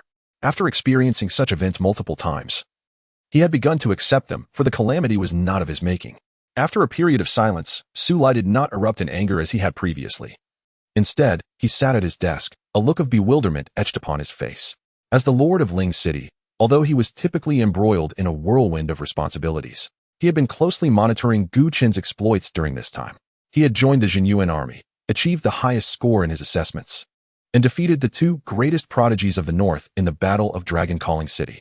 Reflecting on Gu Chen's recent accomplishments, it was evident that he had thoroughly surpassed Su Lai's wildest expectations. The realization that such a remarkable talent had been expelled from Ling City by his own hand weighed heavily upon Su Lai's heart, akin to a stone lodged uncomfortably within. A complex array of emotions began to brew within him. Could he endure the repercussions of offending such a genius until the day he was reassigned from Ling City in 2 or 3 years? Regret. If only he had not expelled Gu Chen for the sake of the Li family. How glorious his position would be now that the Li family had fallen. His own reputation lay in tatters, while Gu Chen ascended like a newly rising star, his brilliance casting an uncomfortable glow upon Su Lai. Alas, how foolish I was back then. Is there any use in regretting now? Chapter 201. The Mother of Dragons completes the absorption of origin and advances to mythical level just as Su Lai began to feel regret for previously driving Gu Chen away. A series of messages appeared before Gu Chen as he was about to be teleported out of the abyss of Whaling Prison. Congratulations, you have successfully completed the Whaling Prison, Hell Level. Reward: Practitioner Experience 500, 000, Abyss Treasure Chest 1, Epic. Exiting the abyss in 5, 4, 3, 2, 1. A blinding light enveloped him, and Gu Chen's figure materialized in the abyss square. Immediately, another series of messages flashed before him. You have successfully refreshed the completion record for Whaling Prison, Hell Level. Completion time: 3 hours, 30 minutes, 29 seconds. Reward: Practitioner Experience 500, 000. Record-breaking gift box 1, Epic. An epic treasure chest, an epic gift box, along with 2 rewards of 500, 000 experience. It seemed this journey into the abyss was quite fruitful. Upon opening the abyss treasure chest and the record-breaking gift box, he acquired a piece of magic equipment and a summoner's gear, both of average quality, which he decided to surrender to the chaotic demon armor for refining. Refining Azure Robe, Epic. Spirit 8. Refining Assault Twin Daggers, Epic. Strength 9. Next, Gu Chen claimed the 2 rewards of Practitioner Experience. Practitioner Experience 500, 000 Practitioner Experience 500. 000 Level Up, Level, LV, 30, 0. 1. Strength, 807. Agility, 741. Constitution, 723. Spirit, 1069. Summon Beasts. Bloodline Sovereign LV, 30 Legend. Chaos Elemental LV, 30 Legend. Undead Golem LV, 30 Legend. Dark Hunter Dragon Turtle LV, 30, Epic. Chaotic Demon Armor LV, 30, Epic. End of Days Dragon LV, 30 Legend Talent, currently available to obtain a Dark Bloodline. Before he could even glance at the level up notifications, a strange yet familiar voice resonated in his mind. Congratulations, host has reached the secondary job transfer level. The secondary transfer system is now open. Diverse choices may lead to drastically different practitioner careers. Please choose wisely. A system? As he listened to the voice echoing in his mind, a momentary look of bewilderment crossed Gu Chen's face. Indeed, he had a system. Since his first job transfer, the system had been silent, and after so long, he had nearly forgotten about it. System, after all this time, why have you not provided me with signing rewards? Why have you not issued any tasks? When will the system shop open? As a traveler, Gu Chen was well versed in the workings of the system. Now, he sought to question it regarding its apparent unfairness. A voice, devoid of emotion, resounded once more in his mind. This system is a job transfer system and has gone idle. It bears no responsibility for matters unrelated to job transfer, aside from job transfer. Everything else the host must strive for on their own. Goodness. Gu Chen's lips twitched involuntarily. The system had gone idle, urging the host to strive. It was indeed a revelation. Before Gu Chen could voice further inquiries, 3 options appeared before him.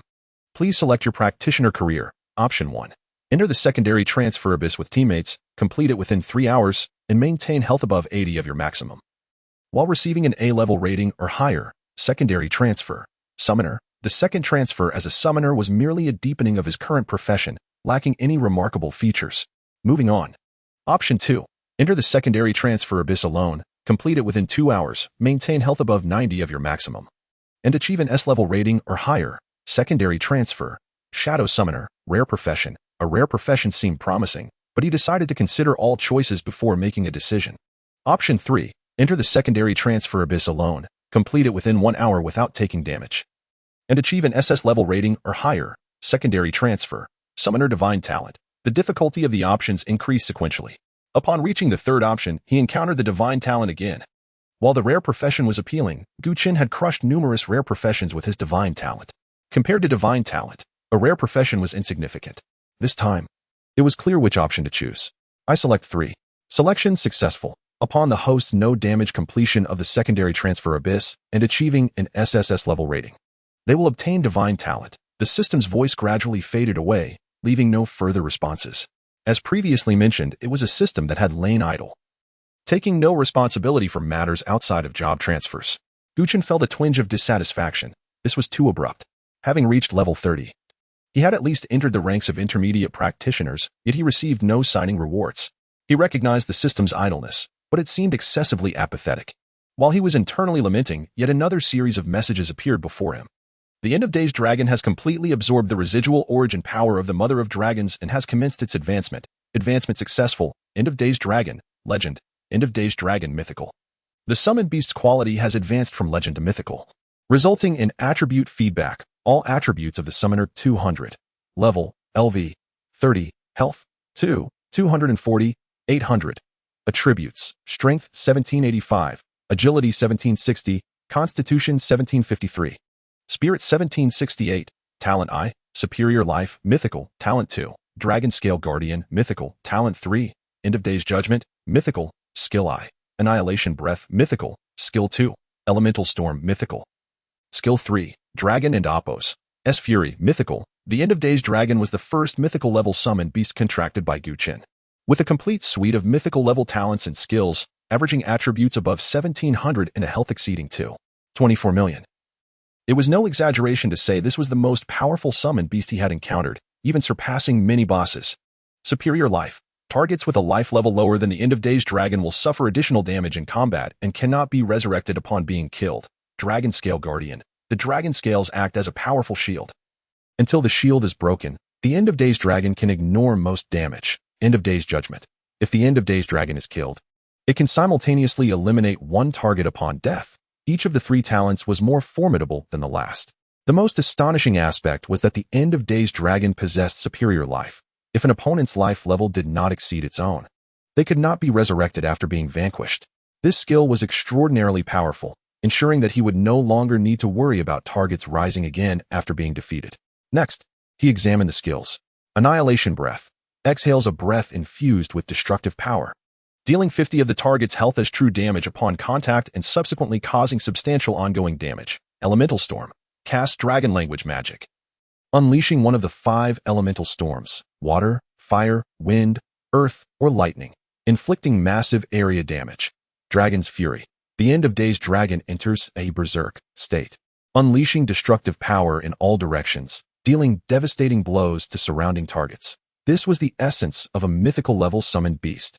Subsequently, Chen opened the talent panel. From levels 27 to 30, he had accrued 4 dark bloodlines yet to be utilized, which he would now apply all at once. Chapter 202. The Legendary Dark Hunting Dragon Tortoise. Headed to the second transition abyss, you have obtained Dark Bloodline.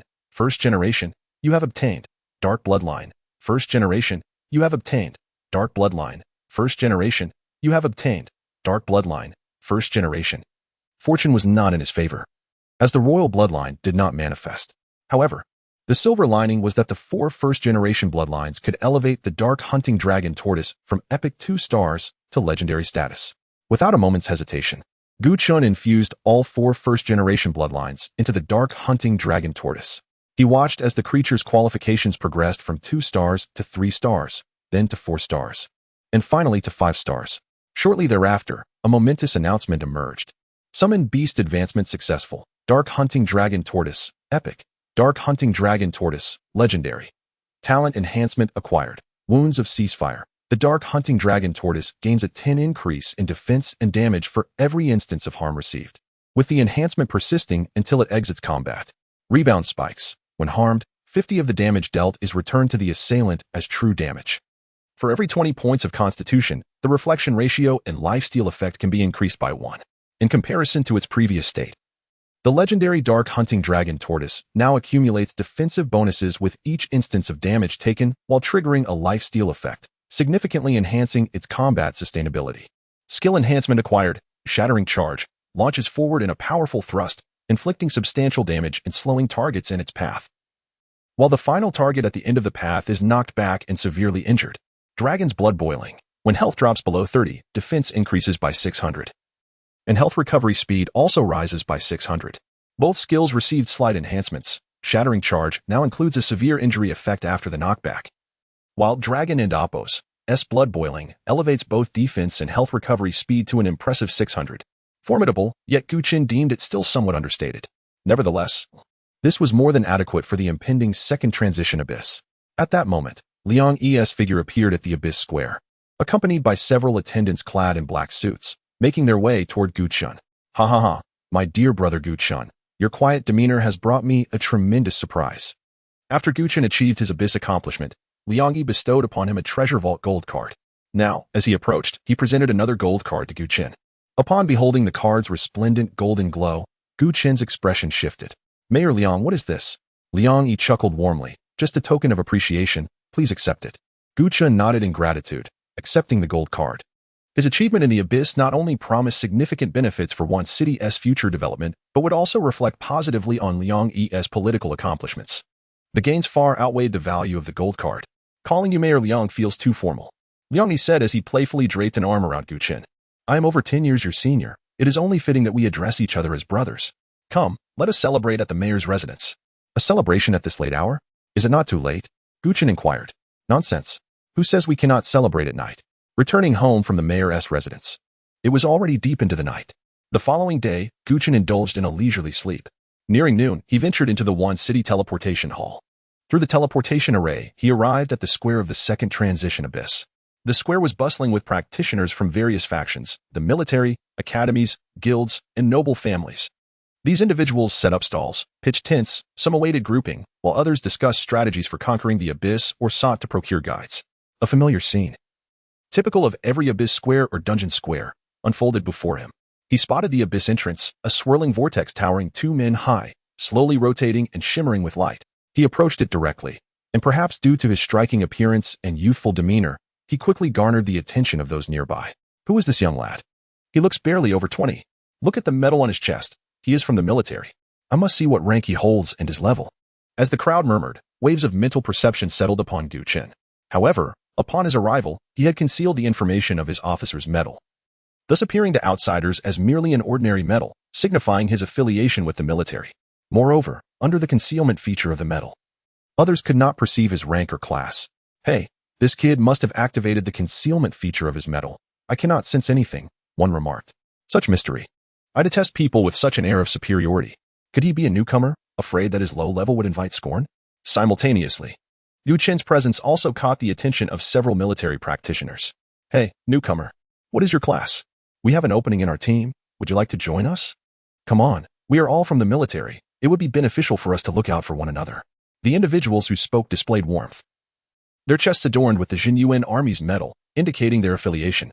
To be fair, this initial interaction made Chen feel that the Jinyuan Army maintained a commendable sense of unity. After politely declining their invitation, the others took no offense. Chen approached the Abyss entrance and opened the difficulty selection interface. This particular abyss was named the Obsidian Imperial Palace, with a level restriction of below 40. As it was a second transition abyss, an additional difficulty level, Doomsday, had been added above the usual ordinary, hard, nightmare, and hell difficulties. As with previous abysses, higher difficulty levels promised greater rewards. However, entry to the Doomsday difficulty was not granted at will. As previously mentioned, the abyss could be regarded as a type of resource to some extent. Dying in pursuit of resources within a high difficulty abyss constituted not only a loss of life but also a waste of resources. After all, the abyss differed from dungeons. Dungeons could be artificially charged with source crystals, allowing for continuous entry and exit as long as there were sufficient source crystals. The abyss, however, could not be charged. After a set number of completions, the abyss would temporarily close until its energies were replenished, after which it would reopen. The higher the difficulty of the abyss, the greater the amount of energy required for each opening. Thus, to enter the Doomsday level, one must obtain approval from the Jinyuan Army. Chen pondered curiously on the distinctiveness of the second transition abyss compared to the Hell level. At that moment, a soldier from the Jinyuan Army called out to Chen, "Brother, you look quite young. Are you here for the second transition too? We have one position open in our team. We are all comrades here, and if you wish to join us, we can take you along." Chapter 203, The Abyss of Second Transition, Obsidian Royal Palace. The speaker was an officer from the Jinyuan Army. His chest bore a medal that lacked any concealment feature, unmistakably marking him as a first-star lieutenant. His promotion to lieutenant through military merit indicated that he had vanquished numerous abyssal foes. The abyss is perilous beyond measure, particularly the second transition abyss, which poses significant dangers and is of utmost importance to practitioners. A slight misstep could lead to the failure of a trial and the inability to transition, while a grave error could result in death.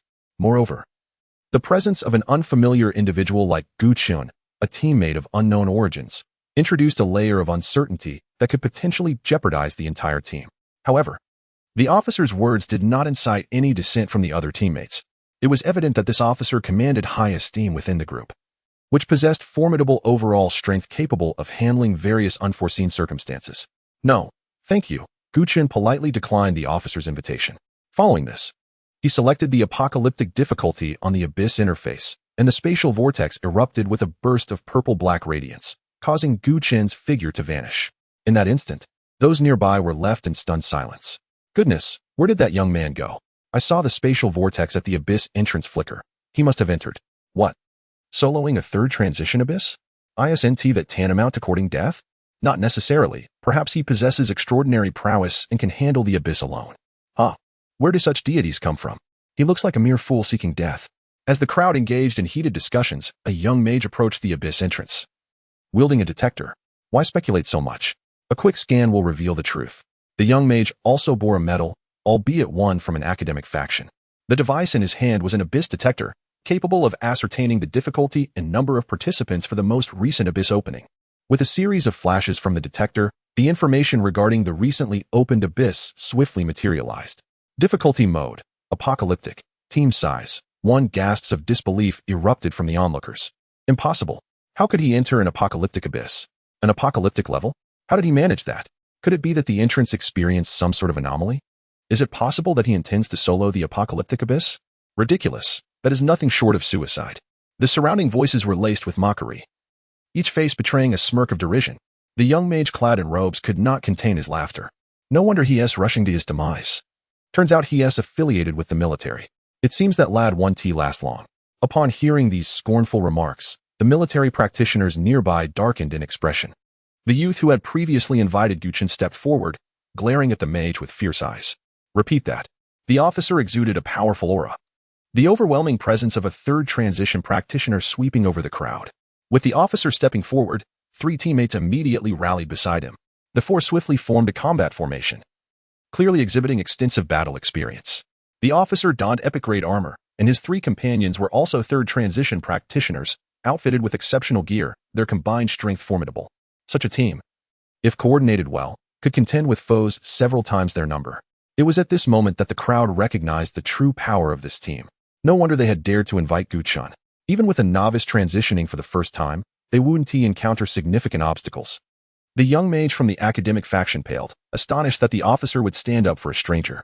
Sensing the formidable aura emanating from the officer, the young mage's face reflected evident trepidation. Simultaneously, those who had ridiculed Chen quickly turned away, fearful of attracting the officer's ire. The young mage dared not challenge the officer further, hastily lowering his head with a forced smile. My apologies, I misspoke. The officer's gaze was icy. Think before you speak. You are in no position to insult members of the military. A flicker of resentment crossed the young mage's eyes, but he dared not express it.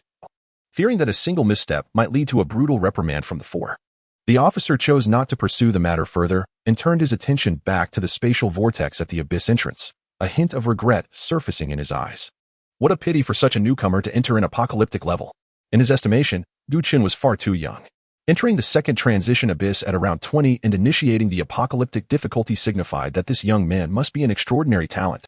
Yet, it was disheartening that such a genius would perish in the abyss due to arrogance and ignorance, a loss for the military faction. Not only the officer, but his teammates also felt a sense of loss for Chen. After all, it was an apocalyptic abyss. Even within the military faction, only the most exceptional talents were selected to descend into such challenges. Soloing an apocalyptic level? How was that even conceivable? Meanwhile, Chen had already arrived within the instance. Before him lay a broad thoroughfare, leading to a solemn architectural complex that emanated an aura of majesty and authority. This abyss was named the Obsidian Royal Palace, and the structure before him was none other than the Palace of the Obsidian Kingdom. The path stretched long, extending linearly toward the Obsidian Royal Palace. The moment Chen's gaze fell upon the grand entrance of the palace, he felt an unprecedented sense of constraint descending upon him. A look of astonishment crossed his face. This sensation was wholly unfamiliar to him. Soon, he discerned the cause. Healing was prohibited. The rules of the apocalyptic difficulty imposed restrictions, forbidding the use of any items with restorative or healing properties. This meant that if he were to sustain injuries or exhaust himself during battle, he would be unable to recuperate in a timely manner. As Chen absorbed the sudden imposition of abyssal rules, a swift arrow, akin to a shooting star, hurtled towards him. Chen activated his skill, his figure flickering, and the arrow pierced the body of the Bloodlord in an instant. With a resounding thud, the Bloodlord was struck through, its health plummeting by over 10,000 points. Fortunately, with a maximum health nearing 300,000, this loss, though significant, was manageable for Chen. His gaze followed the trajectory of the arrow, landing on a figure clad in leather armor, draped in a dark cloak.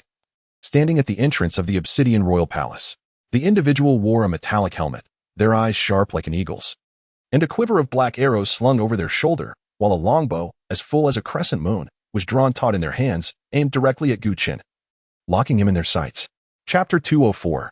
This is the Apocalypse difficulty. The Obsidian Guards are the elite sentinels of the Imperial Palace. Whoosh! Another arrow was toward them. This time, however, it caused no harm. The Blood Clan sovereign merely raised the barrel of his gun, and a silver-glinting bullet swiftly shot forth, instantly shattering the incoming arrow into fragments.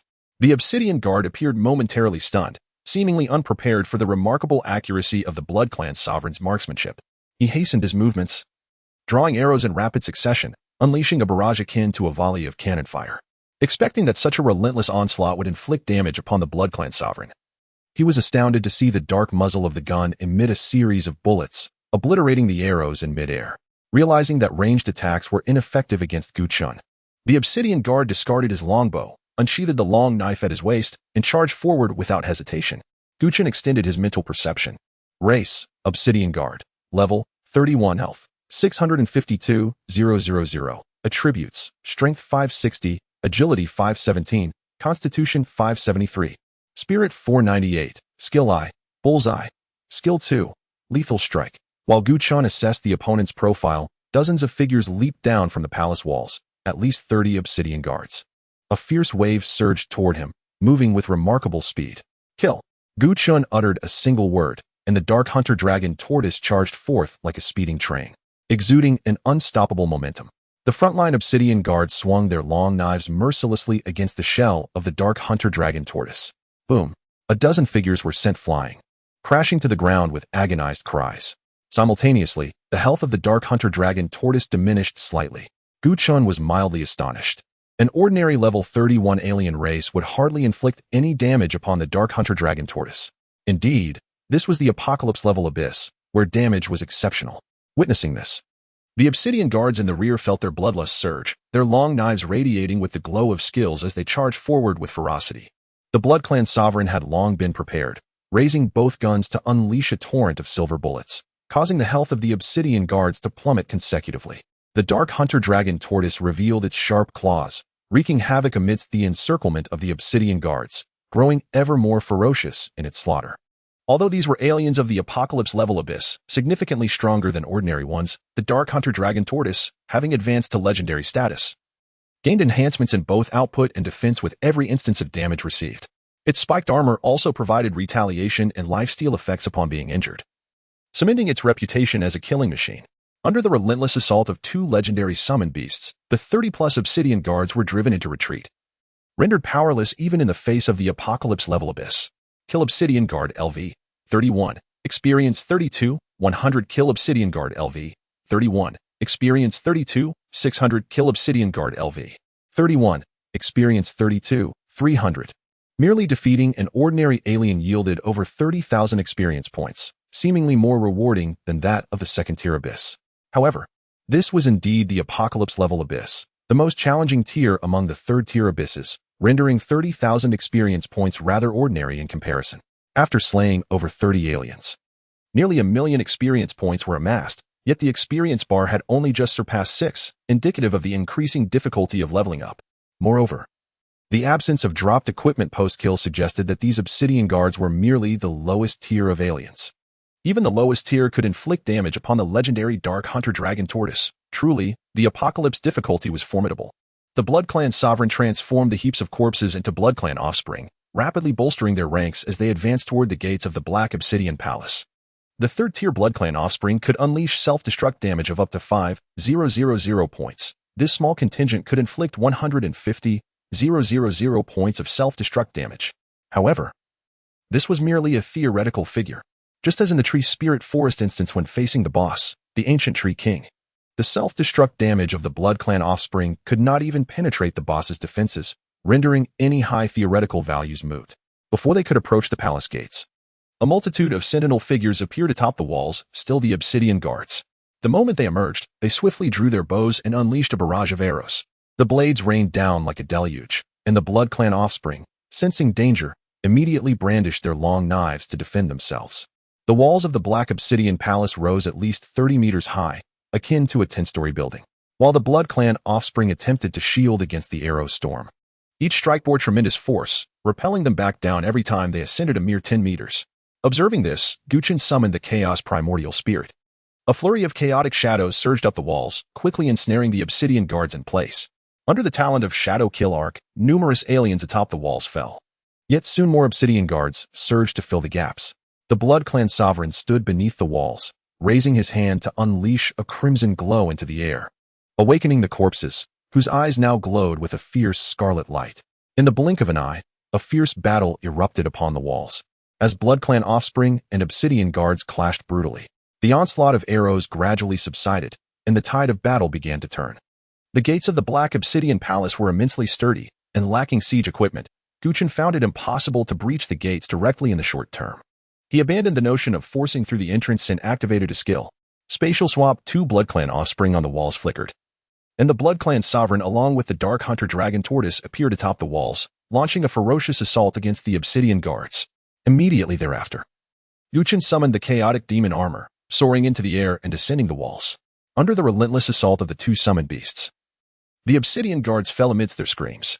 The Blood Clan sovereign seized the moment amidst the chaos, transforming the fallen into Blood Clan offspring. The newly transformed Blood Clan offspring emerged even stronger than in life, rendering the Obsidian guards utterly defenseless. As the number of Blood Clan offspring surged, the battle devolved into a one-sided massacre. When the palace gates finally swung open, all the Obsidian guards had been eradicated. Chen's experience had risen to approximately 14. Advancing along the main thoroughfare of the palace, the Blood Clan offspring pressed forward with great haste. Soon, a group of armored figures entered Chen's line of sight. They resembled the previous Obsidian guards, yet the aura they exuded was significantly more potent. Race: Blood Clan Commander Elite. Level: 33. Health: 860. 500. Attributes: Strength 650, Agility 617. Constitution 673, Spirit 588, Skill I, Bullseye, Skill 2. Lethal Strike, Skill 3. Paralytic Prison. Upon witnessing this formation and their attributes, Chen couldn't help but feel astonished. Elite aliens. And there were many. Each one of them could easily stand as a boss of the nightmare-level abyss. Is this what the apocalypse difficulty entails? Chapter 205, Shattered Statue. Leader of the alien race, before me stands a formidable array of alien beings. Were it an ordinary team of adventurers, they would likely be annihilated in a single round, reduced to mere remnants. It is the first time I have encountered such a multitude of elite aliens. The bloodline descendants charge forward, while the Obsidian commanders swiftly draw their longbows, conjuring energy arrows that materialize in an instant. With a whoosh, the arrows, imbued with the radiance of skills, are released in a torrential downpour, enveloping the advancing bloodline descendants.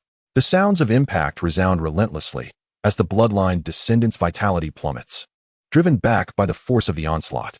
However, the bloodline descendants number in the dozens, far exceeding the count of the Obsidian commanders.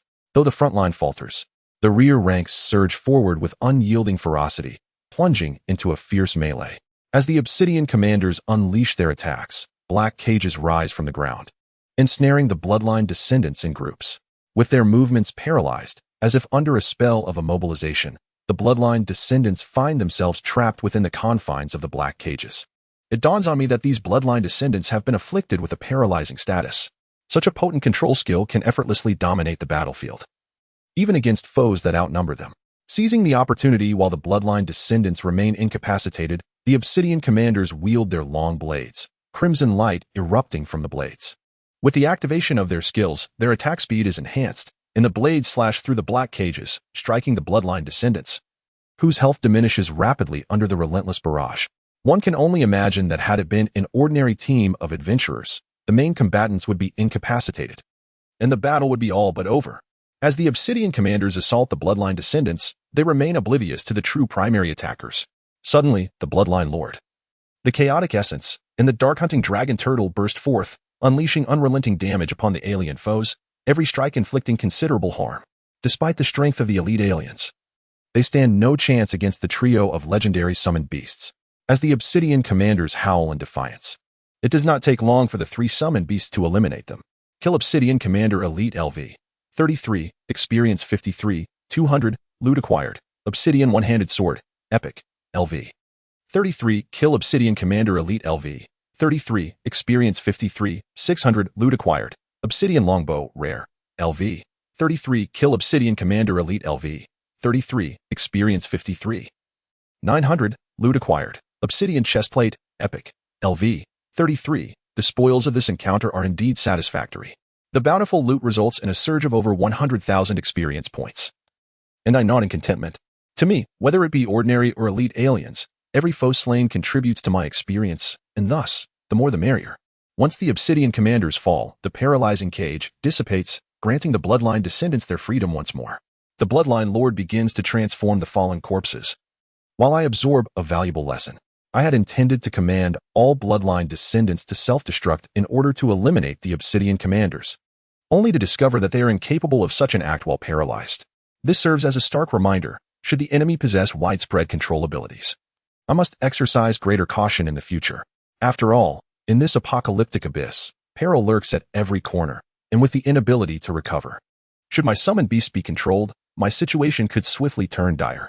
Clad in the chaotic demon armor, I feel a sense of security bolstered by its attributes. I press onward, arriving at the entrance of a grand hall, where the surface of a statue suddenly emits a series of cracking sounds. In a matter of moments, the statue erupts with large fissures, shedding stone debris to reveal a warrior clad in black and gold armor. Two other statues swiftly shatter, humanoid figures emerging from within. In the span of a few breaths, three figures radiating formidable auras materialize before me. From left to right, the first is a warrior. Alien, Royal War General Leader, level 36, health 1,030, 500, attributes, strength 770, agility 737, constitution 793, spirit 708, skill I, fearless charge, skill 2, commanding roar, skill 3, furious counterstrike. The second is a ranger. Alien, Royal Marksman Leader, level 36, health 830, 500, attributes, strength 730, agility 818, constitution 713, spirit 708, skill I, blinding shot, skill 2, eye scatter, skill 3, ultimate barrage. The third is a shaman. Alien, Royal Shaman Leader, level 36, health 931, 500, attributes, strength 730, agility 737, constitution 783, spirit 805, skill I, chain lightning, skill 2, healing chain, skill 3, storm fury, skill 4, earth guardian. My mental perception sweeps over them swiftly, and my expression shifts slightly. 3 leader-level aliens, and they possess a complementary formation. The warrior absorbs damage, the ranger delivers output, and the shaman provides support. This synergy enables them to unleash combat prowess that far exceeds their individual capabilities. Particularly, the ranger, as the main attacker among the 3 leaders, is not to be underestimated. Upon reaching Tier 3, the ranger's combat strength will soar. A single blinding shot can render its target sightless in an instant. Coupled with ice scatter and ultimate barrage, it ensures survival while simultaneously ramping up damage output. Without skills like purification, one is left vulnerable to being kited to death. At this moment, I keenly sense that the Royal Ranger and Oppos, Escase has settled upon me. Chaotic Essence, you will take down the Ranger. Bloodline Lord, the Shaman is yours. Dark Hunting Dragon Turtle. Suppress that warrior and deny it any respite. No sooner have the words left my lips than an energy arrow hurtles toward me, aimed directly at my person. I swiftly dodge, switching positions with a nearby Bloodline Descendant. Bang! The Bloodline Descendant appears in my former position, only to be struck by the energy arrow in the chest, resulting in an explosive demise. Instant kill. What overwhelming damage. I marvel at the potency, quickly concealing myself behind a throng of Bloodline Descendants. Though my attributes are formidable, I have no desire to be targeted by the Ranger as a living target. The 3 summoned beasts charge forward with unrelenting ferocity. The shaman beside me barks an incantation, raising a hand to cast spells. In an instant, 2 beneficial effects envelop the trio. Storm Fury enhances damage and attack speed. Earth Guardian grants shields and defense. With the augmentation of these buffs, the warrior's aura surges dramatically. He bellows with fervor and charges ahead, his face alight with fierce battle intent. At that moment, the Dark Hunting Dragon Turtle launches forward, its spiked armor menacing and unstoppable as it plunges into the fray. Chapter 206. Escape? Is it possible to escape? The Dark Hunter Dragon Turtle unleashed its skill, hurtling forward like an unstoppable cannonball. The Royal Warrior bellowed, radiating with the brilliance of his skills as he brandished his massive sword, charging fiercely at the Dark Hunter Dragon Turtle. Fearless Charge, Commanding Roar. The simultaneous activation of these 2 skills significantly augmented the warrior's damage resistance. With the momentum of his charge, he surged forward, confronting the Dark Hunter Dragon Turtle head-on. Boom! A resounding crash echoed as the warrior's heavy sword struck the turtle's shell, only to be violently repelled.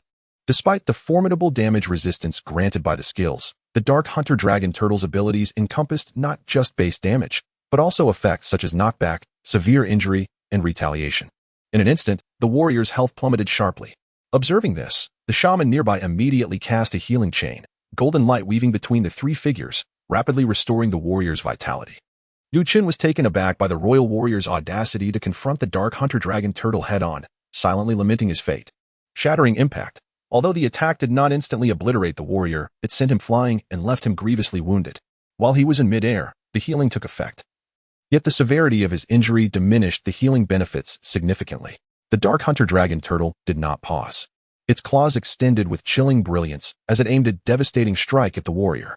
Struggling to resist, the warrior found himself unable to counter in his airborne state, enduring a barrage of the turtle's claw attacks. As a formidable boss creature, even after landing, the warrior's health barely dipped below half. Rage ignited on his face as he swung his massive sword with vengeance toward the Dark Hunter Dragon Turtle. The capacity to withstand such an assault without succumbing was commendable. Chen mused from his concealed position among the bloodline descendants. A surge of crimson light enveloped the warrior, his aura swelling as his stature expanded to nearly 3 meters. Resembling a diminutive giant. Furious counterattack. Despite his larger size, his speed remained unimpeded. With a thunderous shout, he swung his heavy sword, glowing like a searing brand. In a swift maneuver, he darted to the side of the dark hunter dragon turtle, aiming a thrust at the unarmored limb. Swoosh! Bolstered by his skill. The sword pierced the turtle's body, though the damage was minimal, only a few centimeters deep. As he exerted force to inflict greater harm, he felt as though he had thrust into an iron mountain, unable to penetrate further. Roar, the dark hunter dragon turtle, in pain, experienced a slight drop in health. Yet this minor wound was inconsequential to it. With the effects of retaliation and life drain, the warrior suffered more from his own attack than the creature did from his.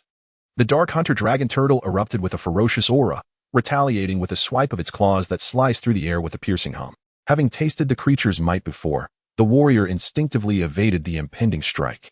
Nearby, a ranger recognized the dark hunter dragon turtle's strength, raising his longbow to unleash a skill.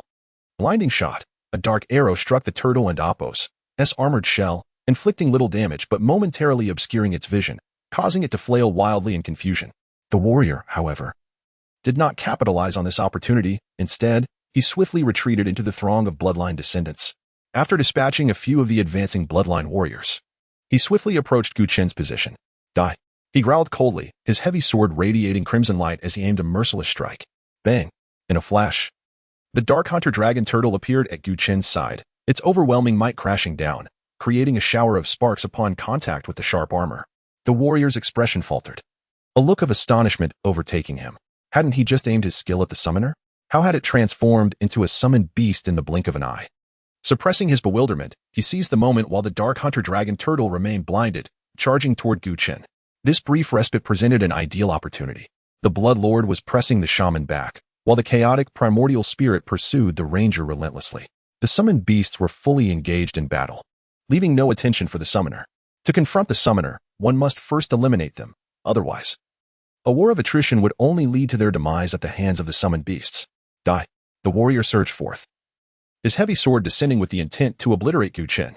Just then, a colossal stone statue plummeted from above, crashing before him and completely stifling his assault. Roar. The undead golem unleashed 2 beams of black light that struck the warrior. Utter exhaustion. Black death plague. The warrior's fervent assault abruptly faltered as a sudden wave of weakness washed over him, causing his vitality to dwindle rapidly. As a leader of an alien race, even when weakened, his attributes should have allowed him to endure. Yet he faced the undead golem, within a 10-meter radius. The effects of skills and talents culminated in a staggering 75 reduction of all attributes. Who could withstand that? Not to mention, he was merely an elite. Even a boss would be unable to endure such debilitation. The undead golem advanced, its massive stone fist crashing down like mountains. Boom, boom, boom. The warrior had no means to defend himself, being pushed back relentlessly. A straightforward series of heavy punches left the warrior's health reduced to a mere third. Observing this from the fray, the shaman immediately unleashed a healing chain. The healing spell radiated golden light, arcing like a flash of lightning among the three, swiftly restoring the shaman and ranger's vitality. However, the warrior's recovery was painfully slow, almost negligible. Let us not forget, after being afflicted by Black Death Plague, the healing effects were reduced by 90. Faced with such a high healing restriction, the shaman's skills offered little solace to the warrior. Roar, a sudden roar echoed nearby. The blinding effect on the dark hunter dragon turtle had dissipated, as it was merely a fleeting skill from an archer. Upon hearing the roar, the warrior instinctively sought to retreat. One undead golem was already overwhelming. With the dark hunter dragon turtle joining the fray, was there any hope for survival? Retreat. In a flash of realization, the warrior resolved to turn and flee. Chen smirked coldly. He could not allow this leader of an alien race to escape. This was experience. Vital, living experience. Slaying an elite alien would yield over 50,000 experience points. Encountering this leader, he could expect to gain upwards of 100,000. Roar. Another furious roar erupted. This time, the dark hunter dragon turtle activated a skill. Roar of the infuriated, a taunt accompanied by a deceleration effect rippled visibly through the air, causing the warrior's movements to slow dramatically. Escape? Can you truly escape? The dark hunter dragon turtle lunged forward, its glistening claws poised to strike mercilessly at the warrior's head.